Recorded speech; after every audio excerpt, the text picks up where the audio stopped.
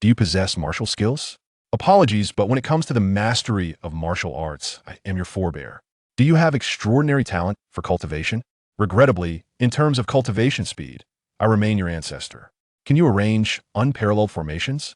Alas, when it comes to deploying arrays, I still stand as your progenitor. I possess a system the world lies within my grasp. Chapter 1. My system is unrivaled. When I, the young master, rise from the depths of servitude to sing my triumphant song, I shall certainly flay you alive, you scoundrel. Chu Fan furiously cast aside the hoe in his hands and plopped down onto the ground. 2 years had elapsed since he transmigrated from Earth to this realm, which, much like the novels he had read, was suffused with spiritual energy, martial arts, and monstrous beasts. Yet while others arrived as prodigies, why was he relegated to the status of a mere waste? With a cultivation talent classified as inferior among humans, he was indeed the dregs of the refuse where others achieved in a day. He toiled for 3 months. His dismal aptitude confined him to the lowest rank of a menial disciple at the Liang sect, tasked with mining spiritual stones to sustain the training of those with greater gifts. Recently, having offended the menial disciple Iguan, he was sentenced to a month of doubled labor, required to extract 10 spiritual stones each day to fulfill his obligations. With a sigh, Chu Fan braced himself to resume his labor. Ding! The Supreme Card System has detected the host and is initiating binding. Ding! A novice gift package has been dispatched. Package details. Unlock the ability to use the duplication card, grant a level 1 duplication card, and award 100 energy points. Host, Chu Fan. Level, 1 star of spirit condensation. Unlocked cards. Level 1 duplication card. Skills, none. Talent. Inferior, human level cultivation talent. Energy points, 100. Note. The level 1 duplication card can extract any talent or skill from the spirit condensation realm and will automatically enhance its level. Energy points can be acquired by absorbing spiritual power. Simultaneously, a card materialized in his mind, roughly the size of a palm, emanating concentric waves of black ripples, exuding an aura of mystery. Encountering a system? Having grown up on Earth, Chu Fan was not unfamiliar with such concepts. He had read numerous stories where protagonists defied fate upon acquiring a system, reaching unparalleled heights. With a hearty laugh, the gloom that once shadowed his face dissipated. Hey, have you completed today's task, you trash? Hurry up and get to work, or I shall break your legs. A brazen voice rang from behind, causing Chu Fan's expression to darken. Zhao Feng, the favored disciple of the menial Iguan, often described less than favorably as a sycophant. He habitually wielded his mentor's authority to assist Chu Fan. Spitting disdainfully, Chu Fan let out a cold chuckle. Zhao Feng, you truly excel in your role as a dog. Empowered by the system, Chu Fan felt emboldened, eager to test the capabilities of his newfound powers.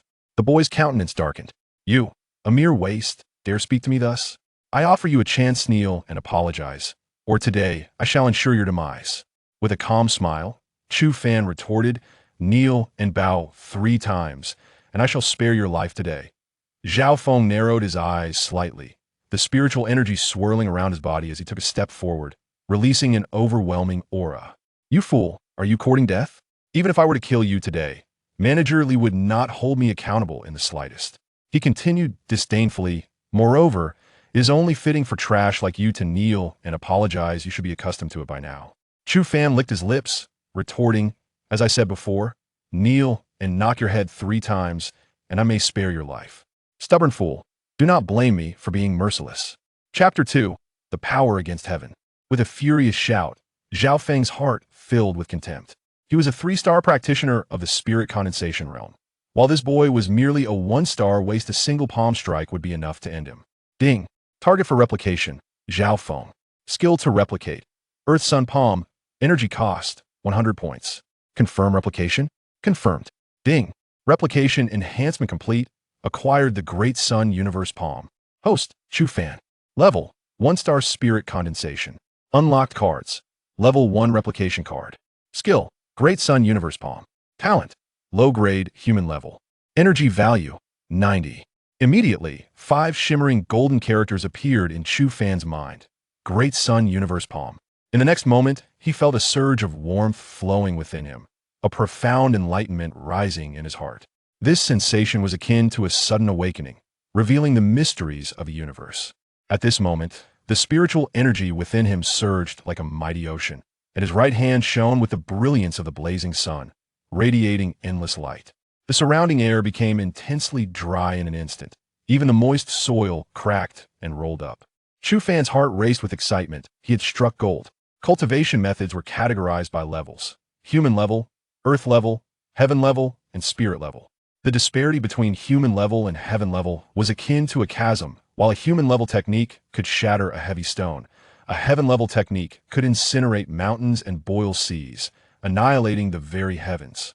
To elevate a human level technique to the heaven level was an unprecedented feat in the entire world, yet the system within him had accomplished it.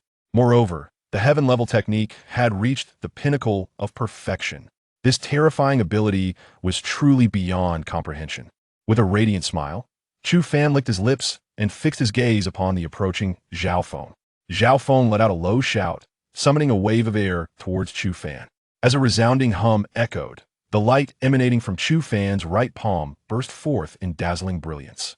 Upon sensing the familiar fluctuation of power, Zhao Feng quickly looked up, momentarily taken aback by the brilliance of Chu Fan's palm, his eyes filling with confusion. When did this waste learn the Earth's sun palm? He had no time for further contemplation as their palms collided with tremendous force. In that instant, it felt as though the air itself had solidified and the fierce energy surged forth from both of their bodies. Boom! Zhao Feng expelled the force from his palm, unleashing the power of the Earth's sun palm with great ferocity.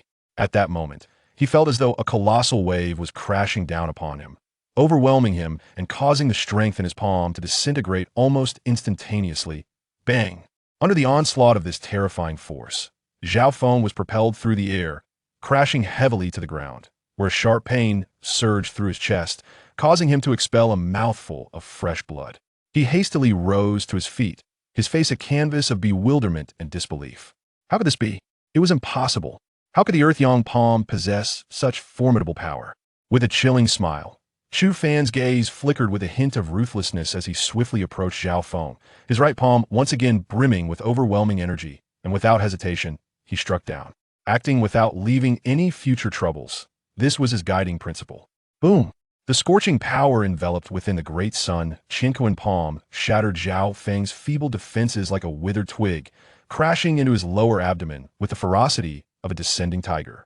With a soft sound, Zhao Feng coughed out another mouthful of blood, his vitality deflating like a punctured balloon. He lay there in a daze for some time, before glaring at Chu Fan with eyes brimming with rage and disbelief. You have ruined my dantian. Chapter 3. Rising amidst invincibility with a cold sneer, Chu Fan swung his right hand and delivered a resounding slap to Zhao Feng's face. The sound echoed through the air as Zhao Feng was sent sprawling to the ground, clutching his face, his eyes filled with disbelief. Even now, he struggled to accept the astonishing transformation of this once inconspicuous boy into someone so formidable. You wretch, Li the steward will not spare you. He will grind you into paste to feed the beasts. Zhao Feng shouted hoarsely, his gaze seething with malice. Chu Fan's eyes glinted with an icy ferocity, his face a mask of frost. Zhao Feng trembled, realizing that the Chu Fan before him was a stark contrast to the worthless boy he had known. What had transpired to bring about such a change? Drawing a deep breath, Chu Fan commanded, "Scram. Return to your master and tell him to prepare for his fate. I shall come for his life soon enough." Zhao Feng swallowed hard, casting a venomous glare before retreating like a chastised dog, tail between his legs, hastily leaving without a moment's pause. In that moment, he was utterly transformed from the arrogant Zhao Feng into a mere discarded cur, stripped of all bravado. Chu Fan exhaled deeply, a radiant smile illuminating his face, his heart brimming with exhilaration. "You scoundrels, I have meticulously noted your humiliations. It is time to reclaim some interest." He turned and returned to his resting quarters, which were little more than a straw hut with a simple mat spread upon the floor. As he opened the door and settled onto the mat, a tempest of emotions surged within him. This system is truly remarkable. Opponents of Zhao Feng's caliber would have easily bested him in the past, yet now, they were nothing but a chapter's worth of waste. His curiosity piqued. He pondered what other marvels this system might be capable of. According to the description, it could replicate any skill, having just copied a martial technique. He was eager to discover what other abilities it could emulate. "Brother Chu Fan, are you there?" A melodious voice called from outside, prompting him to respond. Moments later, A striking young woman clad in a flowing azure dress, with exquisite features and a graceful figure, entered. You've come. The girl, Han Yi, was an outer disciple with a formidable prowess, having reached the 7th star of the spirit condensation realm, a standout among her peers. Yet, despite her exceptional talents and beauty, she dismissed the advances of other prodigies, instead harboring a secret admiration for the seemingly inept Chu Fan. This admiration was a significant factor in the disdain he faced within the Liang sect. Han Yi nodded obediently, and at that moment, a thought struck Chu Fan. His own cultivation aptitude was dismally inferior. Among the 4 grades of mortal cultivation, he possessed the lowest tier of inferior mortal talent, relegating him to the role of a menial disciple. If only he could inherit Han Yi's aptitude, his potential would increase exponentially. With a gentle exhalation, he felt the system within him begin to activate. Target for replication, Han Yi. Skill to replicate, mid-level earth-grade cultivation aptitude, energy consumption, 30 points. Do you confirm the replication? Confirm. Ding. The replication enhancement has been completed, granting the host, Chu Fan, a superior grade earthly cultivation talent. Host, Chu Fan. Level, 1st star of the spirit condensation realm. Unlocked card, level 1 replication card. Skill, Great Sun Qian Kuan Palm. Talent, superior grade earthly. Energy value, 60. In the next moment, Chu Fan felt a surge of clarity in his mind, as the speed of the spiritual energy circulating within him escalated tenfold. Simultaneously, his comprehension of cultivation and spiritual energy experienced a profound elevation in that instant.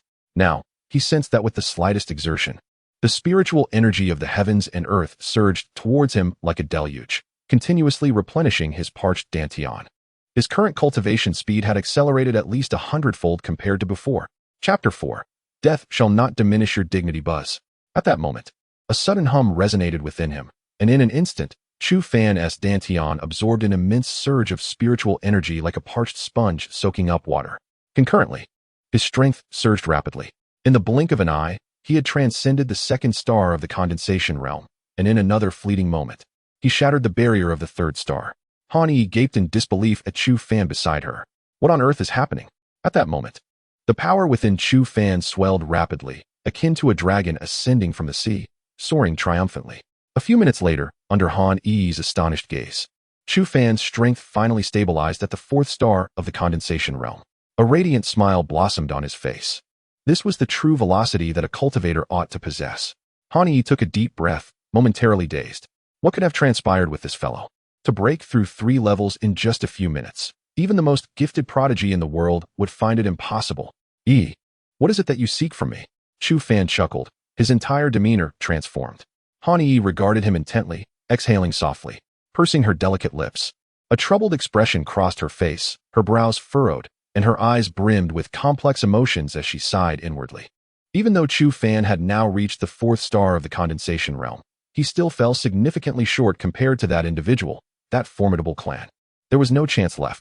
Brother Chu Fan, take these. You will find them useful for your cultivation in the future. As she spoke, she opened her satchel, revealing a dazzling azure glow. These were indeed spirit stones, and their quality was not to be underestimated. Chu Fan furrowed his brow in confusion at Han Yi's sudden declaration. Why was she bringing this up? Han Yi bit her lip. I'm sorry, Brother Chu Fan. I cannot wait for you any longer. Chu Fan's expression shifted, yet after a moment's contemplation, he sighed. It was only natural, after all. She was merely 17 or 18, a beautiful age that should not be squandered on him. Had it not been for Han Yi's protection over the past 2 years, he would have likely been beaten and discarded by his peers to feed the demonic beasts by now. Han Yi lifted her head, her eyes glistening with unshed tears. I am to marry Shui Yutian. Chu Fan's countenance darkened. How could that scoundrel possibly be worthy of you? You know who he is. Han Yi forced a bitter smile. You are aware, Shui Yutian's father is the Lord of Mu City. The Shui family values my cultivation talent, and has claimed that if I marry Shui Yutian, Mu City will offer a tribute of 10,000 high-grade spirit stones, 50,000 mid-grade spirit stones, and 100,000 low-grade spirit stones to the Liang sect each year from this year onward. Additionally, the Shui family is willing to provide 3 volumes of heavenly-grade cultivation methods as my dowry. Our family is but a small clan in Mu City, so the clan elders have already agreed. Gazing at Han Yi's reddened eyes, Chu Fan's expression turned grim. What kind of family is this? Willing to sell off their kin for profit? Yet, the Shui family indeed invested heavily. Even a formidable force like the Liang sect only mined a little over 20,000 high-grade spirit stones each year. The 3 celestial-level techniques are indeed exceedingly alluring, with the Liang sect possessing only 2 such techniques of note. Under these circumstances, the temptation is undeniably profound. Chu Fan, gritting his teeth, spoke solemnly, "Let us seek your master. Elder Ziyun has always held you in high regard. She must possess a solution. You must be out of your mind. My master has never liked you." Han Yi exclaimed, hastily restraining him. "Even if it costs me my life, I shall not allow you to suffer indignities." Chu Fan turned to her, his expression grave and frosty. If it had not been for Han Yi's assistance over the past 2 years, he would have long since been reduced to mere gastric fluid within a beast's belly. "I am aware of everything you have done during these 2 years. To provide me, a useless wretch, with spirit stones, you have saved your own cultivation stones and offered them to me, incurring the wrath of Elder Ziyun in the process. You even sacrificed your opportunity to receive enlightenment from the outer sect elders, relinquishing it to others, solely to prevent them from bullying me. I remember all of these deeds. I cannot stand idly by and watch you leap into the wolf's den." Chu Fan declared earnestly, gripping Han Yi's hand with determination. Han Yi bit her lip, her eyes brimming with sweetness. How could this fellow be so perceptive? Chapter 5. Li arrives. Chu Fan turned to Han Yi and gently said, "As long as you do not wish to marry, I assure you that while I am here, even the Shui family will not be able to do anything to you." Han Yi bit her lip, her eyes reddening, tightly grasping his hand without uttering a word. A barely perceptible smile graced Chu Fan's face as he led Han Yi directly towards the residence of Elder Ziyun. Before long, they arrived at Ziyun Peak, where the sect leader resided. The peak stood tall and steep, seemingly reaching up to the stars. Upon entering the courtyard adorned with blooming peach blossoms, a formidable pressure descended upon Chu Fan. Seated cross-legged upon a slab of green stone was a stunning woman in a purple palace gown. Han Yi's master, the Ziyun Fairy, one of the top 5 powers within the sect. Disciple Chu Fan pays his respects to Elder Ziyun. Under the immense pressure, Chu Fan slightly bowed, and even Han Yi could hear the creaking of his bones. Realizing Chu Fan's predicament, Han Yi quickly knelt and pleaded, "Master, please do not make things difficult for brother Chu Fan." With a wave of her sleeve, the Ziyun Fairy helped Han Yi to her feet, rendering her speechless, as she could only watch Chu Fan confront her master. Disciple Chu Fan pays his respects to Elder Ziyun. Seeing the elder's silence, Chu Fan repeated his greeting. At last, the Ziyun Fairy moved, rising to her feet and regarding Chu Fan with a frigid gaze. "You are able to withstand my pressure, which has surprised me. However, you are merely a lowly servant disciple, a burden to Yi. If you truly care for her, you should leave. Elder Ziyun, you are Yi's master. Do you not understand what she desires? Are you unaware of what kind of person Shui Yutian is?" Chu Fan struggled under the immense pressure, blood seeping from his teeth. Yet he did not yield. The Ziyun Fairy was slightly taken aback that such a lowly servant could still speak under her overwhelming pressure, though her surprise was only slight. The Shui family can provide resources for Yi, and Shui Yutian possesses Earth-level cultivation talent. What can your inferior human-level talent offer her? There was a hint of mockery in the Ziyun Fairy's tone. Her disciple had delayed for far too long for the sake of this waste. The reason she had not opposed the Shui family's proposal was to allow Yi to completely break free from Chu Fan. "He can offer what I can." With a surge of energy from the great Sun Qi, Chu Fan suddenly straightened his back, and in that moment, the scorching aura shattered the Ziyun Fairy's pressure. The intensity of his energy caused the Ziyun Fairy to inwardly gasp. Had this young man perfected the Earth Yang Palm? No, something felt amiss.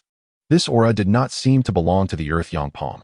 "Very well, I shall grant you one opportunity. 3 months hence, during the 7 Veins competition, if you can secure a place within the top 10, you will earn the right to enter the trials of the 5 major sections. At that time, you may pass your spot to Yi, and even the Shui family will not dare to act against her." The celestial maiden of purple clouds gracefully swept her sleeve as she entered the modest abode, inadvertently bringing Han Yi along, leaving the courtyard desolate, with only Chu Fan remaining. Was it merely the 7 Veins grand competition? 3 months would suffice. With unwavering determination, Chu Fan reflected on the fact that now equipped with a system, if he could not secure the first place in the competition after 3 months, it would be an utter failure. A brilliant glimmer sparkled in his eyes, suffused with an indescribable chill. He was certain he would encounter Shui Yutian in the competition. To defeat him, Chu Fan would require a mightier strength. Presently, Shui Yutian had attained the status of a 2nd-star Earth Spirit Realm cultivator, a level beyond Chu Fan's current capabilities. Strength and spirit stones were the resources he desperately lacked. Unwilling to linger any longer, Chu Fan promptly returned to his abode to gather his belongings, intent on enhancing his power. Just then, an indignant shout echoed from outside. Chu Fan, your arrogance knows no bounds. How dare you injure my personally trained disciple? Such insubordination cannot be tolerated. I shall purge you from the sect today. A smirk played upon Chu Fan's lips. Li Sheng, you have finally arrived. Chapter 6. A resounding victory. The intricate flow of the day sun and universe palm coursed through Chu Fan's mind with astonishing speed. His hands swiftly formed intricate seals, channeling a formidable energy that coalesced with the ferocity of a tempest. A resplendent golden hand, shimmering with brilliance, gradually hovered between heaven and earth. Sensing the surging power within him, a sly smile crept across Chu Fan's lips. Simultaneously, a massive gray finger, approximately 10 zhong in size, streaked towards him with a blinding flash. This was the Great Wilderness Finger. Gasps of astonishment erupted from the surrounding disciples, their eyes filled with wonder and envy.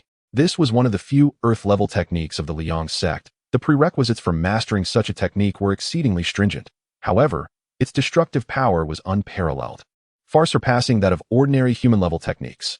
That boy is doomed. Manager Li will undoubtedly crush him with a single finger. Laughter and scorn rippled through the crowd, their gazes towards Chu Fan laden with disdain and mockery. Chu Fan abruptly turned, his hair billowing as if stirred by an unseen wind. Old fool. Today I shall demonstrate how Earth-level techniques falter before me. The blazing sun in his hand erupted into a dazzling radiance, powerful waves of energy ascending around him. Those standing nearby were overtaken by sheer astonishment. Heavens! This is a celestial-level martial art. How could he possibly have mastered it? The intensity of the fluctuations suggested he had cultivated the technique to its ultimate perfection. What kind of monster is this? Was he not a mere waste? Or has he been concealing his true abilities all along? A cacophony of disbelief filled the air, as none could fathom the unfolding spectacle. A disciple of the lowest aptitude had somehow acquired a formidable martial art reserved for only the most elite disciples, and had cultivated it to the pinnacle of perfection.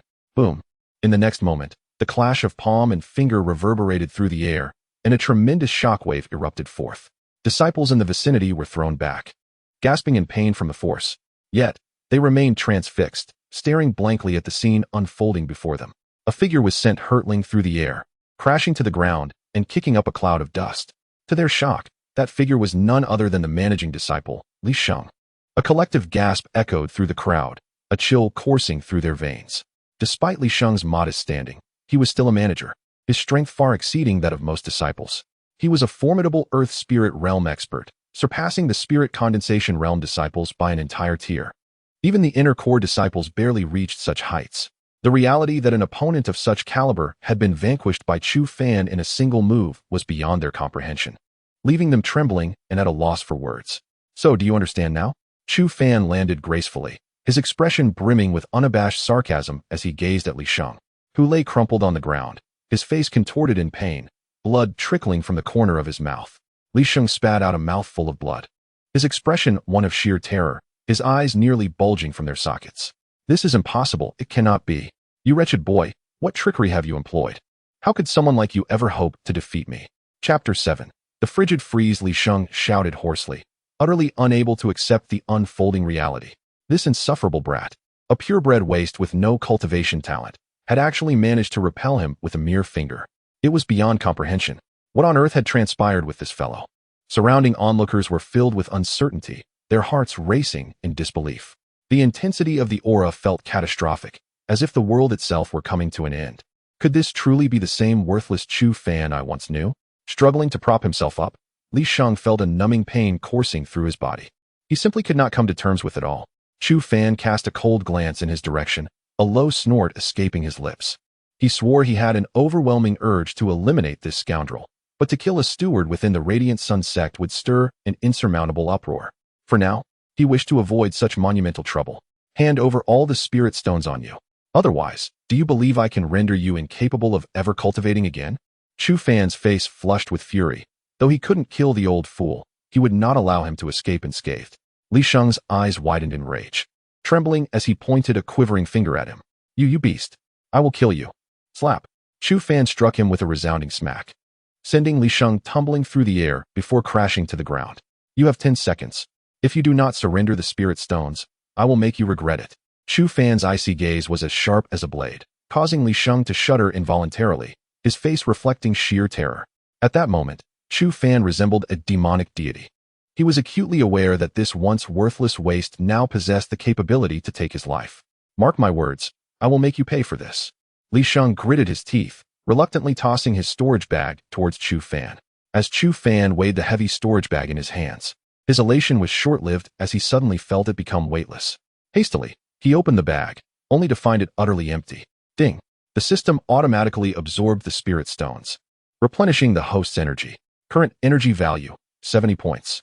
Chu Fan's lips twitched in frustration. Damn it, this system is utterly unreliable.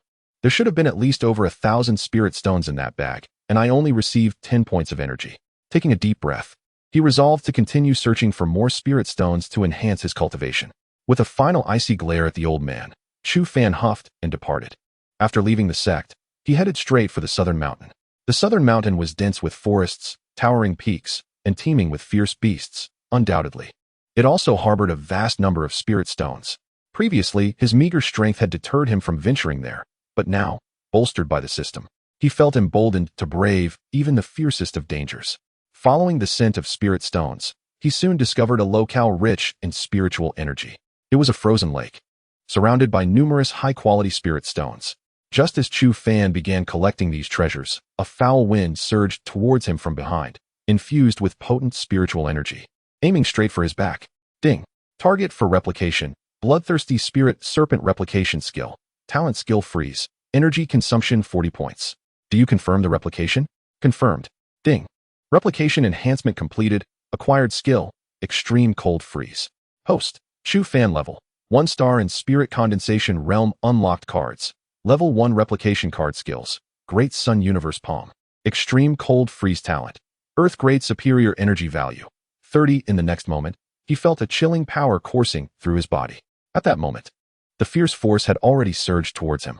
Without a moment's hesitation, Chu Fan activated the Great Sun Universe Palm with all his might, unleashing a colossal palm approximately 10 zhang in size with a resounding crash. Chapter 8. The Terrifying Speed of Cultivation Boom. With a thunderous sound, a surge of spiritual energy erupted instantaneously. Before Chu Fan, a 10-meter-long ice-blue serpent wailed as it was propelled into the air. This second-tier demon beast, the bloodthirsty spirit serpent, possessed strength comparable to that of a peak-condensing spirit realm cultivator. Hiss! In the next moment, the serpent darted back, indicating that the previous strike had not vanquished it entirely. Simultaneously, countless snow vines sprouted from beneath Chu Fan's feet, rendering him motionless in an instant. A realization dawned upon Chu Fan. This must be the freezing skill. A smile crept upon his lips as a chilling aura permeated the surroundings. He then exhaled a blast of frigid air, causing the vegetation to wither as if plunged into the depths of winter. Extreme frost. As the icy breath swept through, the serpent seemed to be pinned to the ground, transforming into a magnificent ice sculpture. This innate skill was indeed formidable, nearly draining half of my spiritual energy. Chu Fan, unwilling to be careless, leaped into the air and struck the ice sculpture with a palm. Crack!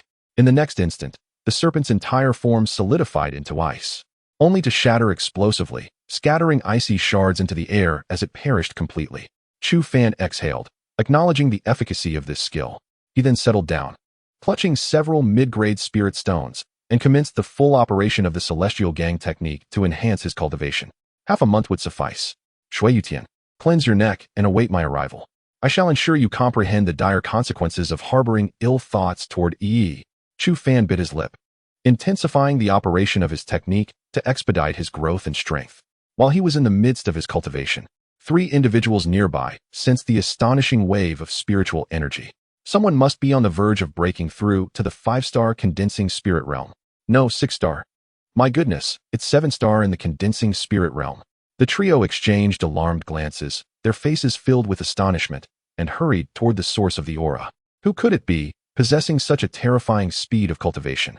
Shortly thereafter, Chu Fan took a deep breath, opened his eyes, and a cold smile graced his lips. He stroked his chin. Shui Yutian, cleanse your neck, for I shall personally take your life. Roar! At that moment, a furious and murderous roar from a beast echoed swiftly, accompanied by the screams of humans and the sounds of battle explosions.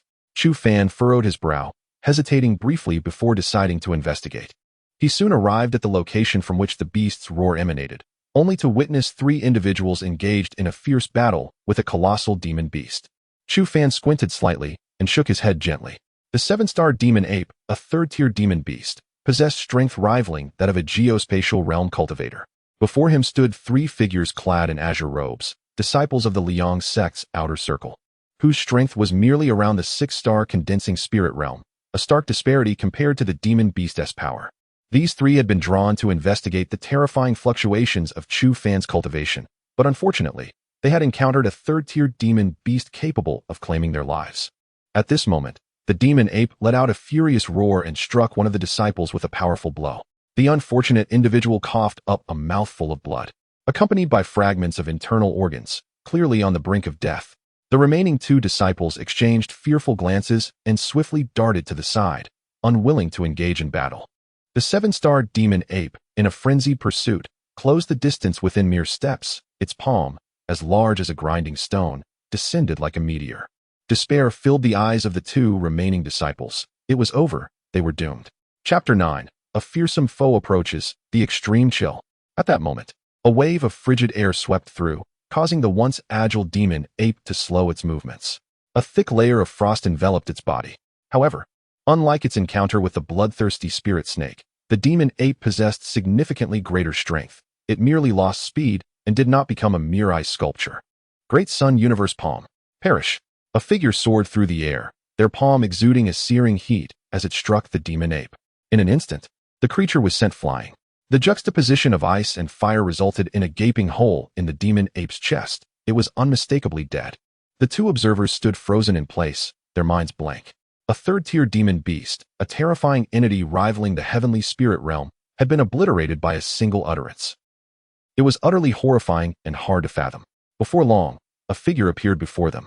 Cold indifference etched on their face as they picked up a circular crystal stone shimmering with a black light from the ground. This was the core of the demon beast, brimming with abundant spiritual energy. As reality returned to them, they gazed at the figure in front of them, furrowing their brows slightly. The person seemed somewhat familiar, yet they could not recall who it was. "Thank you for your timely rescue, my friend," one of the lean young men said earnestly, as the figure slowly turned around. It was none other than Chu Fan. Chu Fan casually nodded, preparing to depart when suddenly another person, astonished, exclaimed, "You are Chu Fan? The one who just defeated Manager Li?" The companion's eyes widened in disbelief, mouth agape. They had just heard rumors that a formerly useless individual from the sect had risen to defeat Manager Li, creating quite a stir, with everyone discussing the matter. To encounter the actual person was truly incredible. Chu Fan chose to disregard them and turned to leave. He had already gained considerable rewards and needed to return to the sect to process them.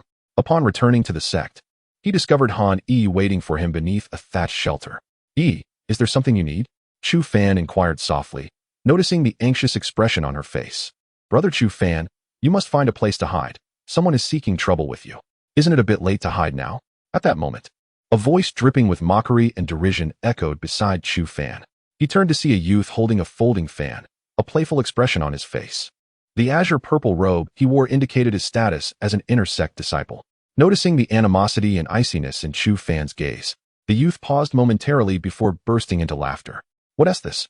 You, the most useless disciple of the Sunfire sect, still wish to make a move against me? Oh, I am truly terrified." Seeing this, Han Yi quickly stepped in front of Chu Fan, frowning at the individual before them. "Wan Bing, what brings you here?" The person standing before them was named Wan Bing, undoubtedly one of the strongest among the inner sect disciples, possessing martial skills granted by the Shui family, his prowess rivaling that of core disciples. What made Han Yi particularly wary was that Wan Bing was a subordinate of the talented Shui Yutian from the Sunfire sect. Han Yi's cultivation talent can be deemed exceptional. However, when compared to Shui Yutian, she is merely an ordinary individual. Wan Bing's cultivation aptitude and strength are also commendable, and due to Shui Yutian's influence, no one within the Liang sect dares to provoke him. Chu Fan, Missy is not someone you can triflingly approach. Now, relinquish your self-funded cultivation and exit the Liang sect. I may spare your life." Wan Bing stated coldly, his expression frosty. Han Yi's countenance changed abruptly, her delicate brows knitting together. "Do not be excessively tyrannical." Chapter 10. Shui Yutian's dog Wan Bing's face was filled with disdain. A true man should stand up for himself. Hiding behind a woman is nothing but cowardice. Might as well castrate yourself, for you are nothing but a waste, too afraid to face me directly." At that moment, Chu Fan took a deep breath, gently released Han Yi's hand, and stepped forward. "I offer you one chance. Kneel and apologize. Otherwise, this place shall become your grave." His gaze was imbued with an icy chill. He was willing to confront Wan Bing, but he would not tolerate any insult directed at Han Yi.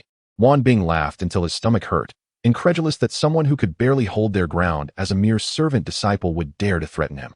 "Are you threatening me?" "I am truly terrified." Han Yi's expression shifted as she tightly grasped Chu Fan's sleeve.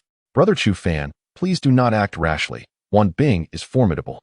Observing her anxious expression, Chu Fan smiled. From this day forth, I shall reveal a new side of myself to you. I will show you what a true genius is like." Taken aback by the sudden aura radiating from him, Han Yi found herself at a loss for words. "Foolish and obstinate, you dare to meddle with Miss Yi? If you seek death, I shall grant it." Wan Bing's expression was still one of disdain as he coldly chuckled and licked his lips. With a resonant hum, a long sword materialized in his hand, and he immediately channeled his spirit energy, causing the sword to emanate a brilliant golden light.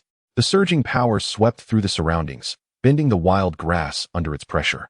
Chu Fan narrowed his eyes slightly, recognizing the ninth star of the spirit condensation realm. Though Wan Bing was unbearable, his strength was not to be underestimated. "Chu Fan, I give you one last chance. Release Miss Yi, and today I shall only cripple one of your arms and expel you from the Li Wying sect. Should you remain obstinate, today shall mark your demise." As Wan Bing's blatant threat hung in the air, Han Yi stepped in front of Chu Fan. "Wan Bing, you dare? Miss Yi, if you insist on standing in front of this boy, then I shall have no choice but to summon Brother Shui." Wan Bing's expression turned cold, and Han Yi's face paled. If Shui Yutian were to handle this matter today, Chu Fan would certainly perish. Anxiousness filled her heart as panic flickered in her eyes. "It's all right, this scum poses no threat to me. I have promised to let you see a different side of me." Chu Fan smiled faintly and gently pulled her behind him. "Enough with the chatter, let us begin. I am eager to see just how much prowess Shui Yutian's dog possesses." With a cold glare, Chu Fan stood resolute, while Wan Bing, no longer hesitating, unleashed his spirit energy with a shout, sweeping forward like autumn winds scattering fallen leaves. The sword's light gathered and shot out in all directions, creating numerous small holes in the ground. Han Yi bit her lip tightly, her face filled with panic. A top-tier earth-level technique, the Zhan Yang sword technique. Chu Fan stood calmly, doing nothing, while Wan Bing's eyes glinted with cold determination. "Young man, prepare to pay the price for your foolish deeds." His sword, razor-sharp, lunged mercilessly towards Chu Fan's throat with the swiftness of lightning. "In my eyes, you are utterly defenseless now." Chu Fan spoke calmly, and in the next moment, a resplendent golden light erupted from his right palm, resembling a true blazing sun, emanating boundless divine energy. As the spiritual power surged, even Han Yi beside him felt a sense of suffocation. At this moment, Han Yi's expression changed. Her face filled with astonishment. This fellow has actually cultivated to the 7th star of the spirit condensation realm. How is that possible? Boom. Chu Fan struck out with his palm, the golden radiance sweeping forth with immense spiritual power, fiercely crashing down upon the long sword. In that instant, the arrogance and pride that adorned Wan Bing's face vanished almost instantaneously, replaced by fear and disbelief. Chapter 11. Shui Yutian arrives. He felt an overwhelmingly fierce force rushing towards him from across the way, shattering the attack upon his longsword like a wild dragon. Bang! The sharp and piercing sword light disintegrated into countless sparkling points as their attacks collided.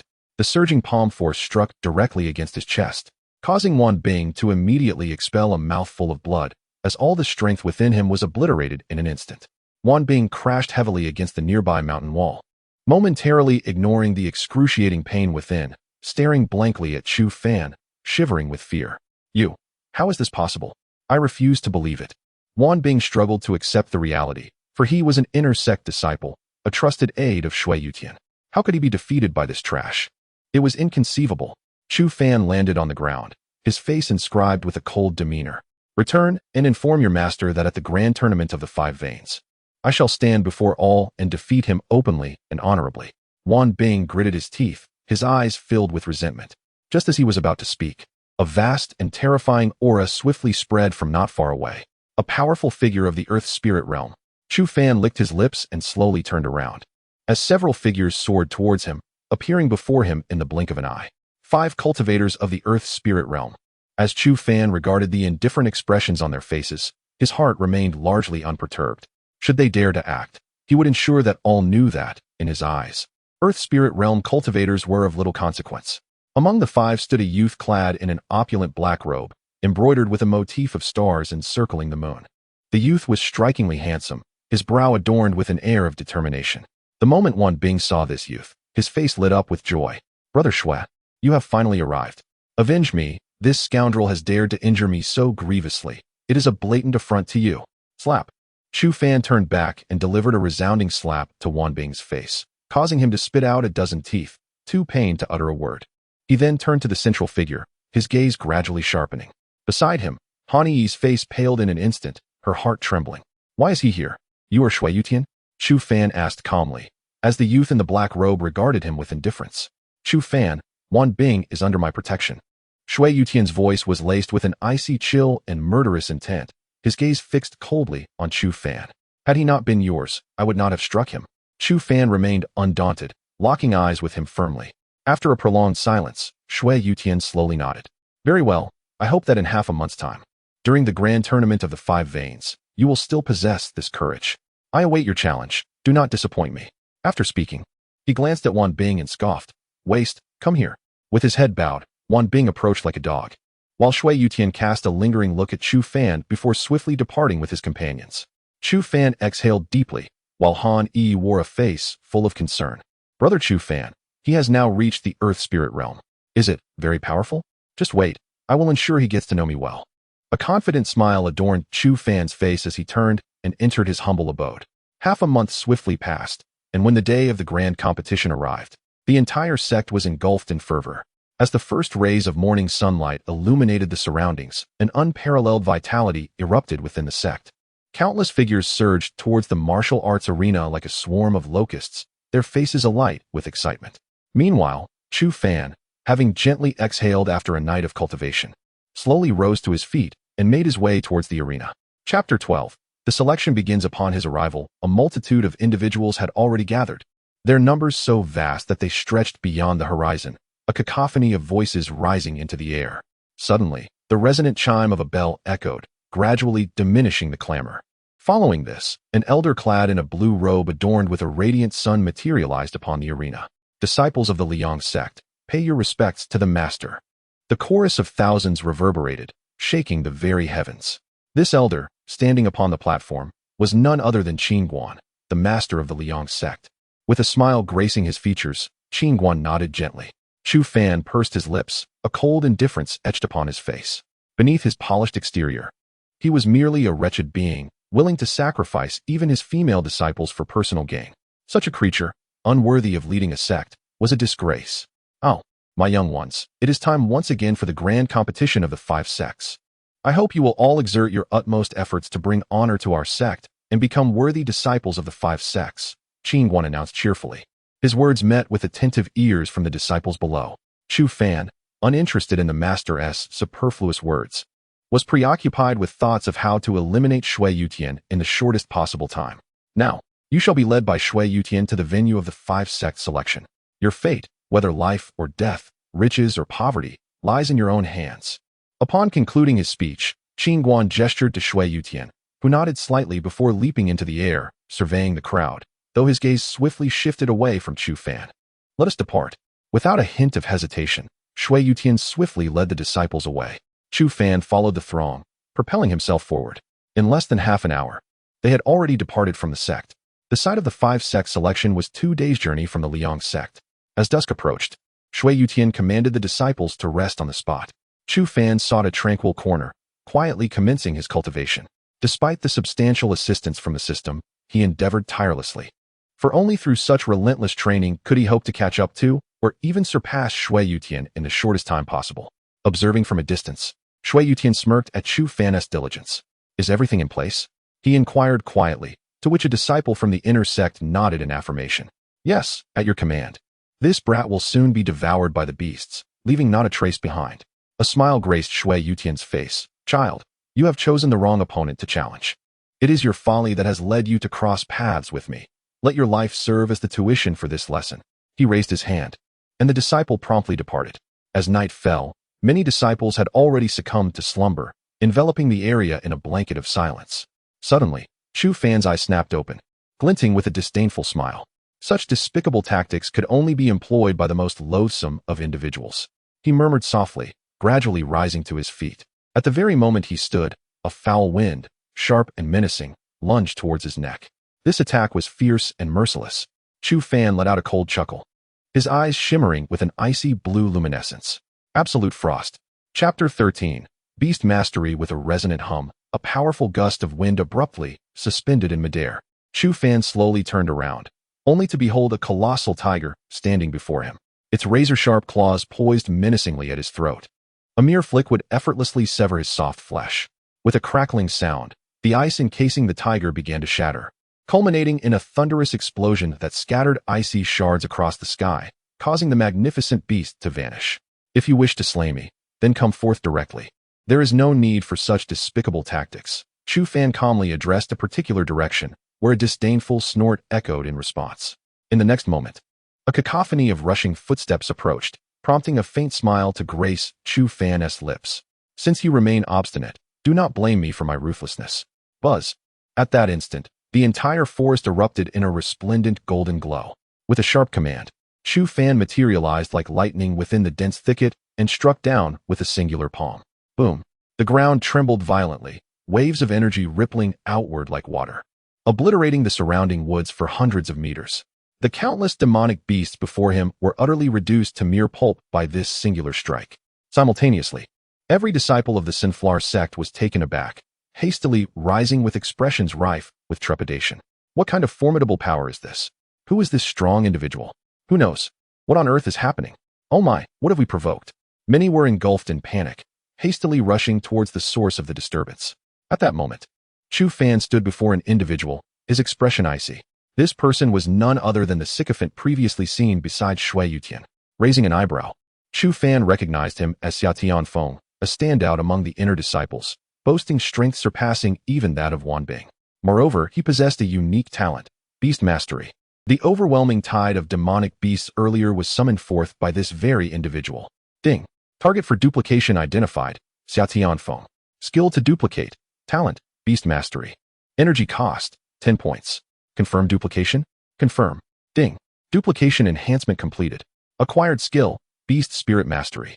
Host, Chu Fan level, spirit condensation, 7 stars, unlocked cards. Level 1 duplication card skills, Great Sun Chinquan Palm, extreme cold freeze. Beast spirit mastery talent, earth grade, superior energy value, 30 yes. Immediately, Chu Fan felt a surge of information flooding his mind, as if it had been ingrained within him since birth, effortlessly accessible. Ding. Basic talent. Beast mastery has automatically upgraded to the highest level, beast spirit mastery. A cold smile crept across Chu Fan's lips as he gazed at the panicked Xia Tianfeng, taking a deep breath. Beast mastery, huh? Heh. I shall show you what it truly means to be a powerful beast master. Under Xia Tianfeng's horrified gaze, Chu Fan swiftly formed intricate hand seals, and a profound aura began to rise from him. Impossible. Impossible. How can you possess such a high-level talent as beast spirit mastery? Xia Tianfeng stood there, dumbfounded and unable to comprehend the scene unfolding before him. His innate talent is a family legacy, allowing him to summon beasts to combat for him since childhood. Yet, he is acutely aware that his beast-taming ability is not of the highest caliber. It is only the founding ancestor of their lineage who possesses the supreme gift of beast mastery, the spirit of beast tamers. Now, this extraordinary talent has seemingly manifested in Chu Fan, which leaves him in disbelief. At this moment, a thunderous roar reverberates through the dense forest, emanating from all directions, omnipresent. The cacophony of sounds shakes the entirety of the woodland, instilling fear in all who dwell within. A terrifying roar erupts, and a powerful aura suddenly expands. Shui Yutian furrows his brow sharply, his gaze shifting. A level 4 beast. This creature is formidable enough to rival a 5-star earth spirit, and should it breach their encampment, not a single disciple of the Liang sect would survive, himself included. Yet, a smile curves at the corners of his mouth. Chu Fan, you have invited trouble upon yourself. Chapter 14. Chu Fan's Beast Mastery. Bold Chu Fan, how dare you collude with demonic beasts to disrupt the disciples of my Liang sect? Today, you shall not escape, for I shall cleanse this sect on behalf of the esteemed elders. Shui Yutian's voice, laced with fury, echoed through the air. immediately followed by the explosive aura of a 2-star Earth Spirit realm. Many gasped in astonishment. What? This is the handiwork of the worthless Chu Fan? It is utterly inconceivable. How could he possess the capability to collude with a level 4 demonic beast? Humph. One can discern a person's face, but not their heart. We have long been averse to this trash, and today his ambitions are finally revealed. Brother Shui, eliminate this scoundrel and restore peace to our Liang sect. Angry voices surged around. While standing before Chu Fan, Xia Tianfeng wore a sinister grin. Boy, you had best release me. Otherwise, when Brother Shui arrives, you will find no place to bury your remains. Chu Fan scoffed, his gaze dripping with disdain. Do not speak of Shui Yutian. Even if the sect master were to come, I would still be determined to slay you today. With that, he altered his hand seals, summoning the aura of a level 4 demonic beast that surged toward them like a lightning bolt. Xia Tianfeng's expression shifted, fear flickering in his eyes. Chu Fan, what are you planning? I am an inner disciple. I am your senior. Senior? You dare claim such a title? When you sought my life moments ago, did you stop to consider that you were my senior? Chu Fan laughed coldly, raising his right hand and bringing it down with force. With an earth-shattering roar, a massive shadow loomed over them. Xia Tianfeng's face turned pale with terror. He screamed and turned to flee desperately. Chu Fan snorted in disdain. How could he let him escape so easily? The enormous shadow surged forward, eliciting cries of panic from those nearby. This is a 3-patterned scorpion. Oh heavens! It's a level 4 demonic beast. It's over. We are doomed. We shall be devoured. Chu Fan, we shall not coexist. Listening to the cacophony of despair, Chu Fan merely chuckled derisively, turning his gaze forward. Before him was a colossal purple scorpion, towering at 2 meters high and 1 meter long, its legs pulsating with swift movements. 3 black patterns adorned its body, shimmering with potent spiritual energy. Boom! The massive pincers struck the ground with tremendous force, causing the earth to ripple like waves, obliterating trees within a radius of hundreds of meters.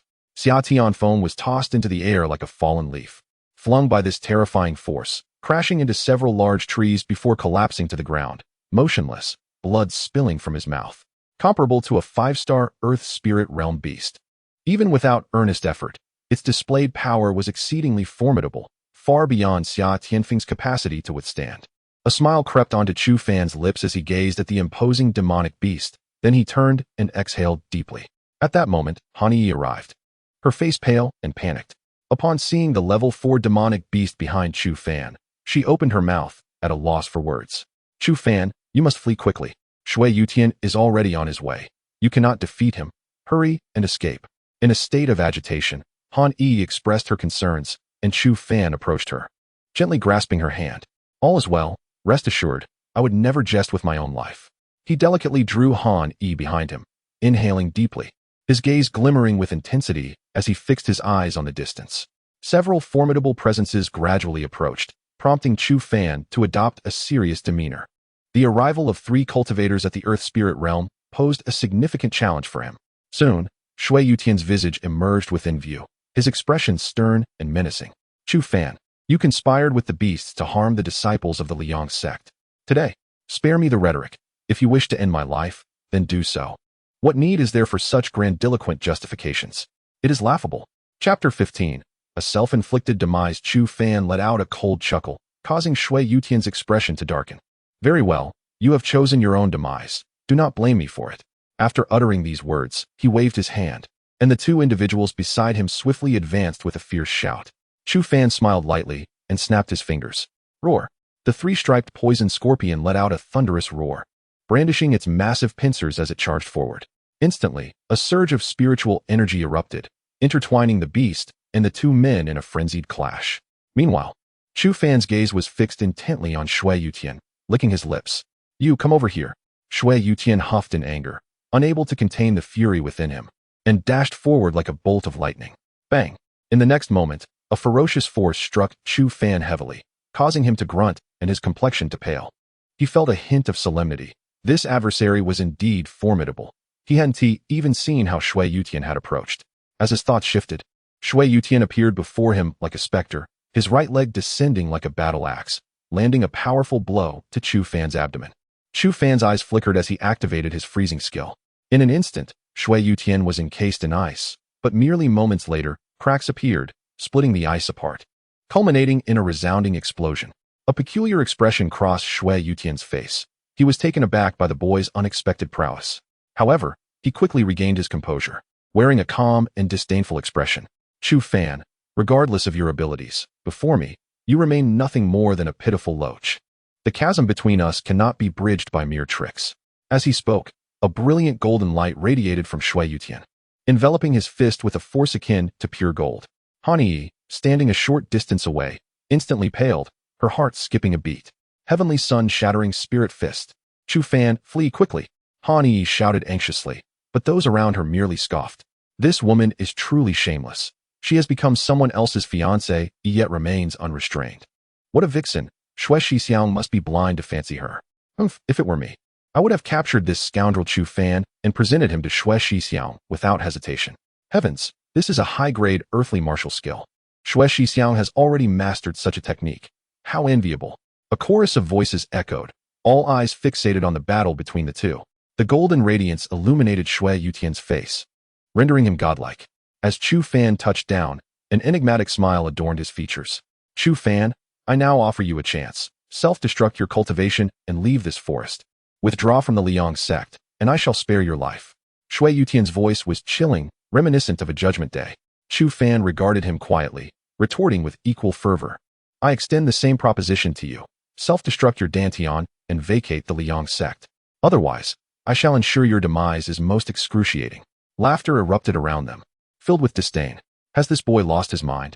How dare he speak to Shui Shixiang in such a manner? Shui Shixiang could crush this fool with merely a fingertip. How arrogant, Shui Shixiang. Eliminate this scoundrel. Voices echoed incessantly, yet Chu Fan remained unperturbed. Shui Yutian nodded, and in an instant, he clenched his fist, transforming into a streak of light that swiftly appeared before Chu Fan.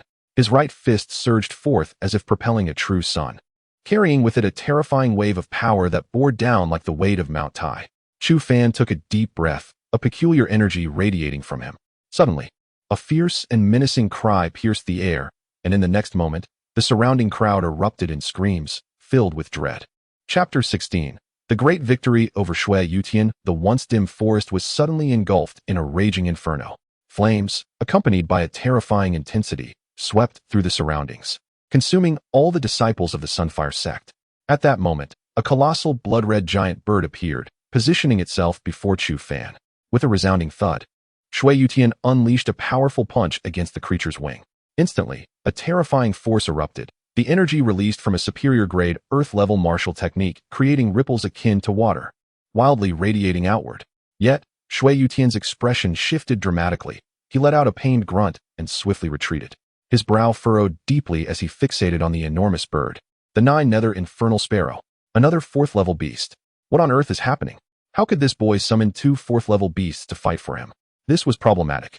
The nine-nether infernal sparrow's command over fire-based power was exceedingly formidable, and this conflagration that spanned half the forest was its handiwork. Shui Yutian gritted his teeth, his gaze toward Chu Fan brimming with malice and rage. I warned you. I will ensure your demise is most gruesome. A radiant smile blossomed on Chu Fan's face as he casually waved his right hand. The nine-nether infernal sparrow emitted a piercing cry, unfurling its expansive wings and appearing before Shui Yutian in an instant. A column of fire enveloped Shui Yutian's head, the terrifying heat distorting the very air around him. Shui Yutian's complexion darkened. He could hardly comprehend how this seemingly worthless individual could wield such overwhelming power. Unbelievable. Man and beast became entwined in a fierce struggle, waves of terrifying energy radiating in all directions.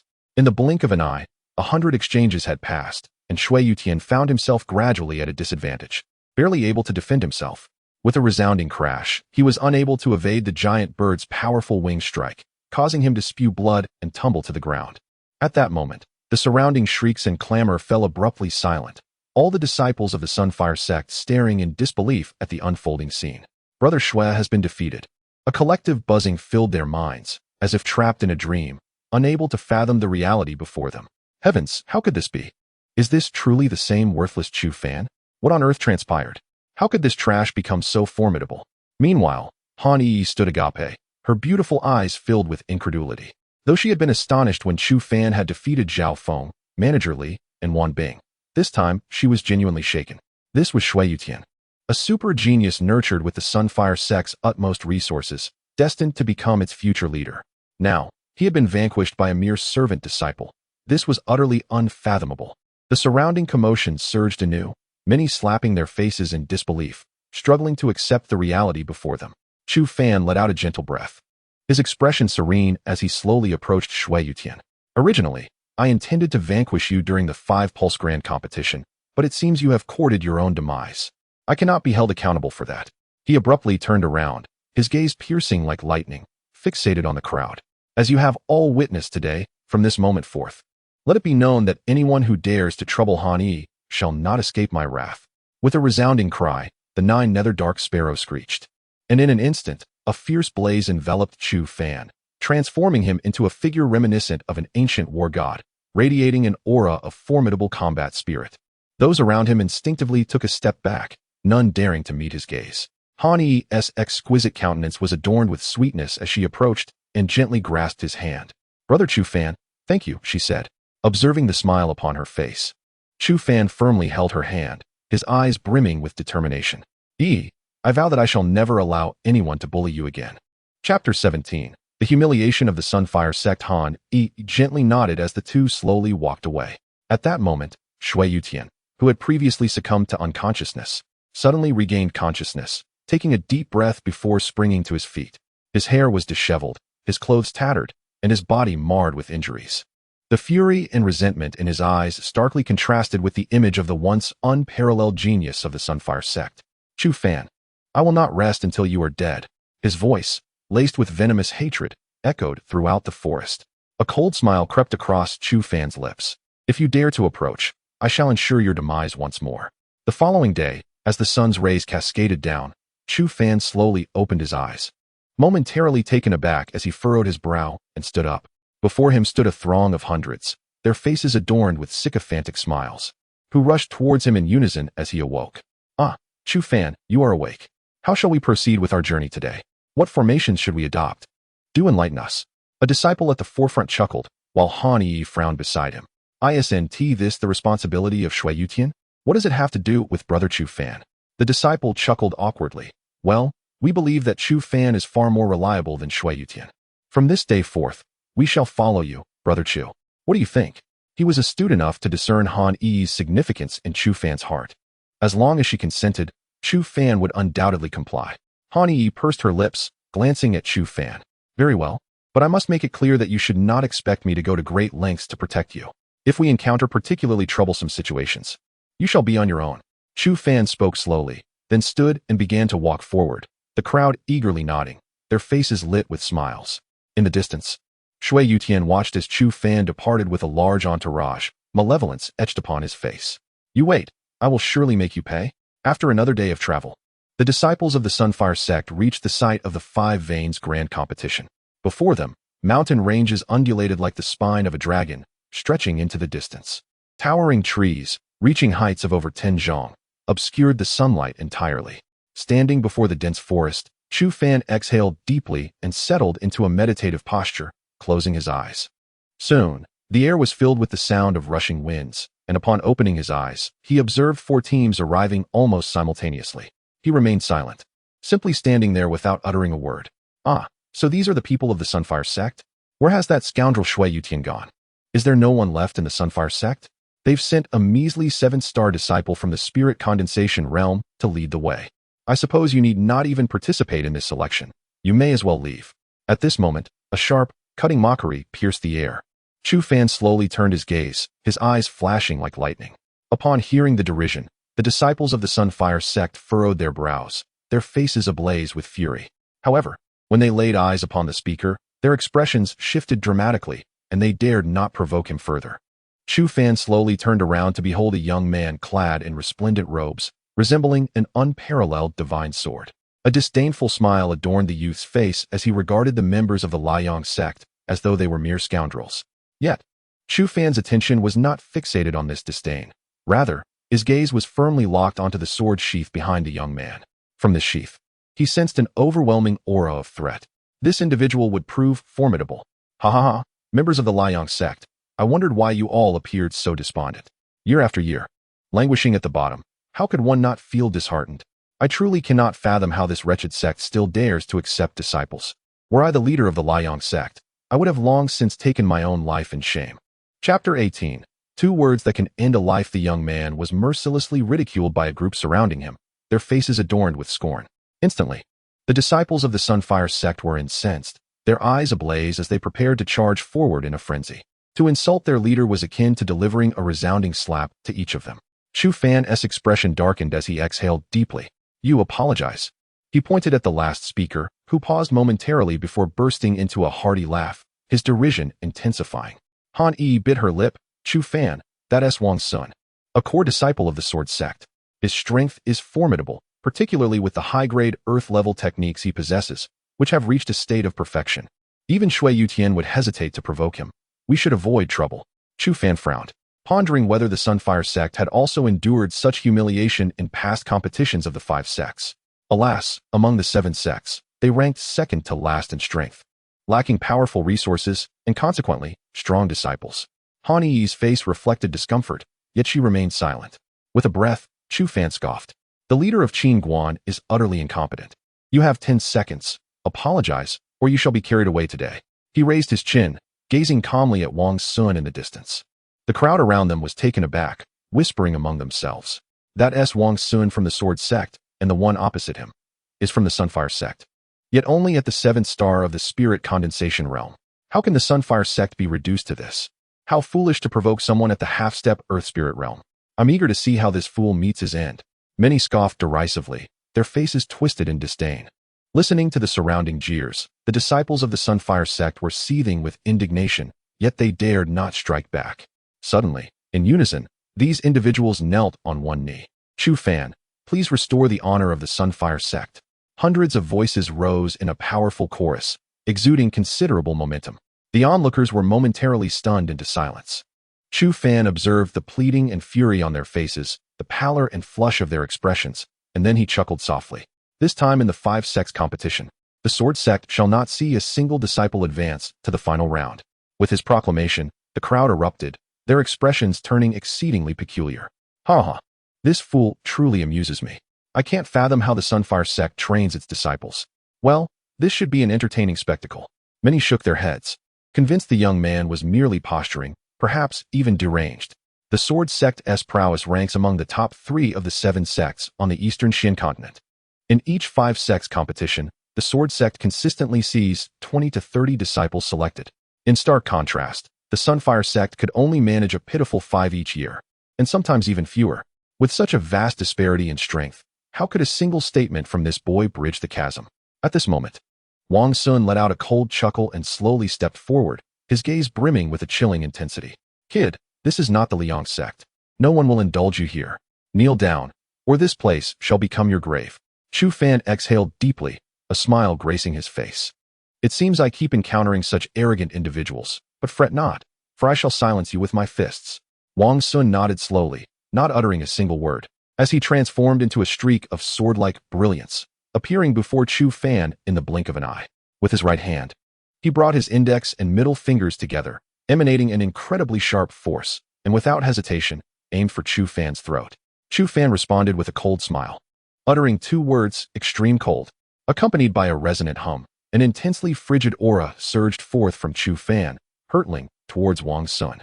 Wang Sun's lightning-fast figure abruptly halted, suspended in midair. He found himself encased within a colossal block of ice, a fearsome power tearing at his body. In the blink of an eye, the blue ice was stained with crimson blood. Then, amidst the horrified and astonished gazes of all present, it shattered with a resounding bang. Red ice shards shot out in all directions, and the arena fell silent, many shivering from an overwhelming chill. 2 mere words had led to the demise of a practitioner at the half-step spirit realm. How terrifying. Chapter 19. An opportunity bestowed upon you. Chu Fan exhaled deeply, flicking his fingers, causing the myriad of icy shards to vanish into oblivion. Surveying his surroundings, his countenance was as frigid as ice. Who else dares to challenge me? Come forth, all of you. To be frank, I have come here today with the intent to kill.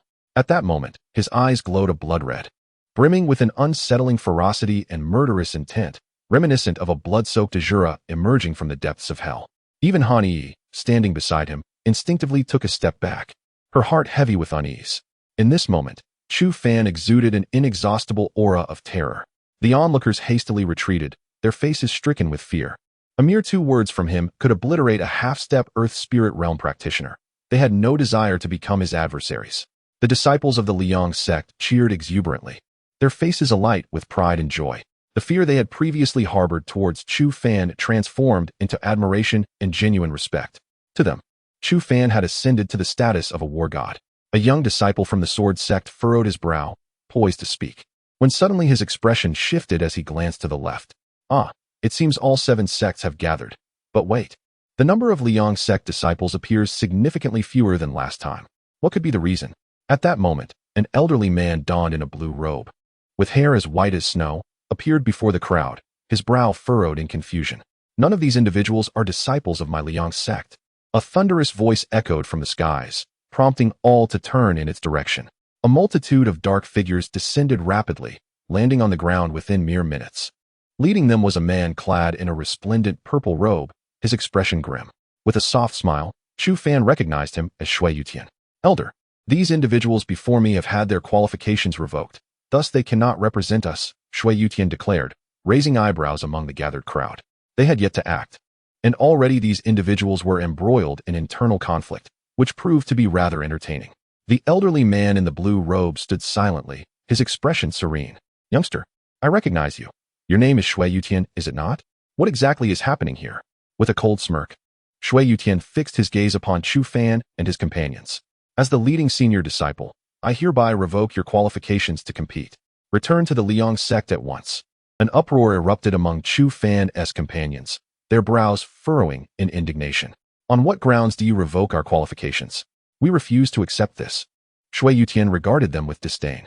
I am the leading senior disciple. I possess the authority to do so. His gaze shifted to Chu Fan, his face brimming with arrogance. You are but a trifling opponent. You are far too inexperienced to contend with me. Chu Fan massaged his temples. You truly are tenacious. Is it that my failure to eliminate you last time has inflated your ego? Shui Yutian's expression darkened ominously. Trifling fool, await your demise. I shall make you wish you were never born. Chu Fan merely smiled lightly, turning to face the elderly man in the blue robe. Esteemed elder, I wish to apply for this selection as a solitary cultivator. Many were momentarily taken aback, their eyes glimmering with intrigue. The elder in the azure robe raised an eyebrow, addressing the young one. As an independent cultivator, you shall receive no assistance from any sect and may not forge alliances with others. You must rely solely on your own strength. Have you considered this carefully? Chu Fan smiled and nodded resolutely. Elder, I too wish to participate as a solitary cultivator. At that moment, Han Yi stepped forward, her voice steady and resolute. Shui Yutian furrowed his brows, clenching his fists tightly. That wretched person. The elder in the azure robe chuckled. Very well, I shall grant you both an opportunity.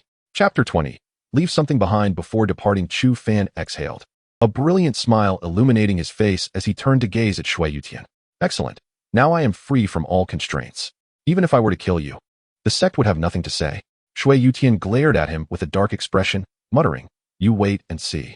Chu Fan shrugged, choosing silence as he turned away. Now that everyone is present, I shall announce the selection rules. The great competition of the 5 veins is divided into 3 rounds, with the first contest taking place in this very forest before you. A total of 23,000 participants have arrived, but we only require 3,000.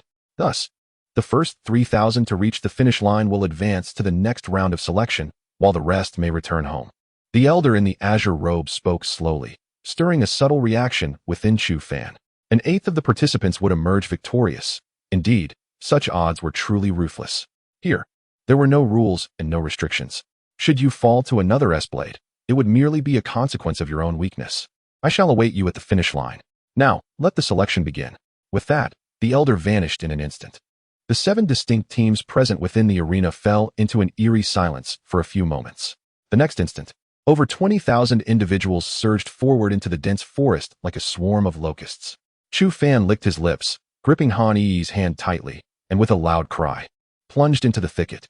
From the moment the selection commenced, an intensely brutal competition erupted. Within half an hour, over 1,000 had been gravely injured or outright slain.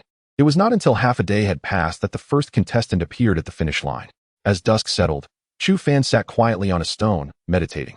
Han Yi observed him, her gaze filled with complexity. Chu Fan, what secrets do you harbor?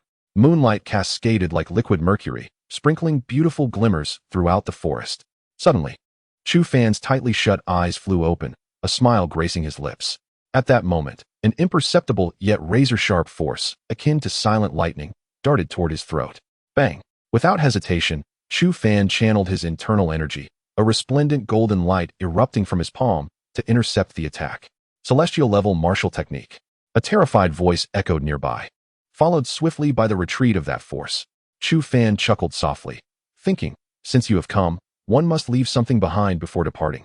Chapter 21. The Premium Spirit Stone Minding. Copy target. Unknown copy skill. Nether sword technique. Energy consumption. 30 points. Confirm copy? Confirmed. Ding. Copy enhancement complete. Acquired skill. Perfected nether sword technique. Host. Chu Fan level. Spirit Condensation Realm 1-star unlocked card. Level 1 copy card skills. Great Sun Universe Palm. Extreme Cold Freeze. Beast Mastery. Nether sword technique talent. Superior Earth grade energy value. 0 immediately. A stream of information surged within Chu Fan's mind, flowing like water. His hands involuntarily formed intricate seals. In the next moment, a golden short sword materialized in his grasp.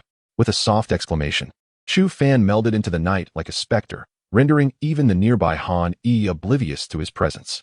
At this moment, Chu Fan comprehended that the nether sword technique was intended for assassination. This was not merely a sword technique. It incorporated body techniques that rendered one undetectable in the shadows. Now perfected to the highest realm, the nether sword technique was immensely powerful, and he felt as if he had become one with the night sky, invisible to all. Swiftly, he closed the distance to the individual ahead, a smile curling at the corners of his mouth. Unfortunately, you have not escaped. Not far off. A figure clad in dark attire was silently dashing forward. Yet, his speed was utterly trivial compared to Chu Fan's. Whoosh. In the next instant, the golden short sword in Chu Fan's hand traced a sharp, lethal arc, like a bolt of lightning aimed at the man's neck.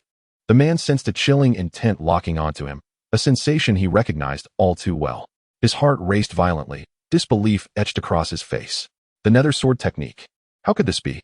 In that moment, he had no time for further contemplation, desperately executing the same martial technique, his obsidian dagger instinctively raised to defend his throat. Ding! The tip of the blade, infused with tremendous power, struck his dagger like a flash of lightning. Instantly, the man's complexion drained of color as a destructive force shattered his defenses with relentless ferocity. Reacting swiftly, he discarded the dagger, but even so, he sustained severe injuries. Spitting blood onto the ground, his expression one of horror. What? A voice of astonishment echoed around him, seemingly incredulous that he was still alive. Who are you? How do you possess the nether sword technique?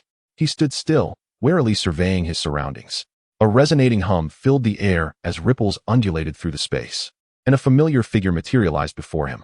His pupils constricted, and his heart rate surged. Chu Fan, how could it possibly be you? The night sky was clear, scattered moonlight cascading down, illuminating a figure standing tall and proud, resembling a spear, radiating an ethereal elegance. Indeed, it was Chu Fan. His expression was cold, and in his right hand glimmered with golden light, pulsating with an overwhelming aura of formidable power.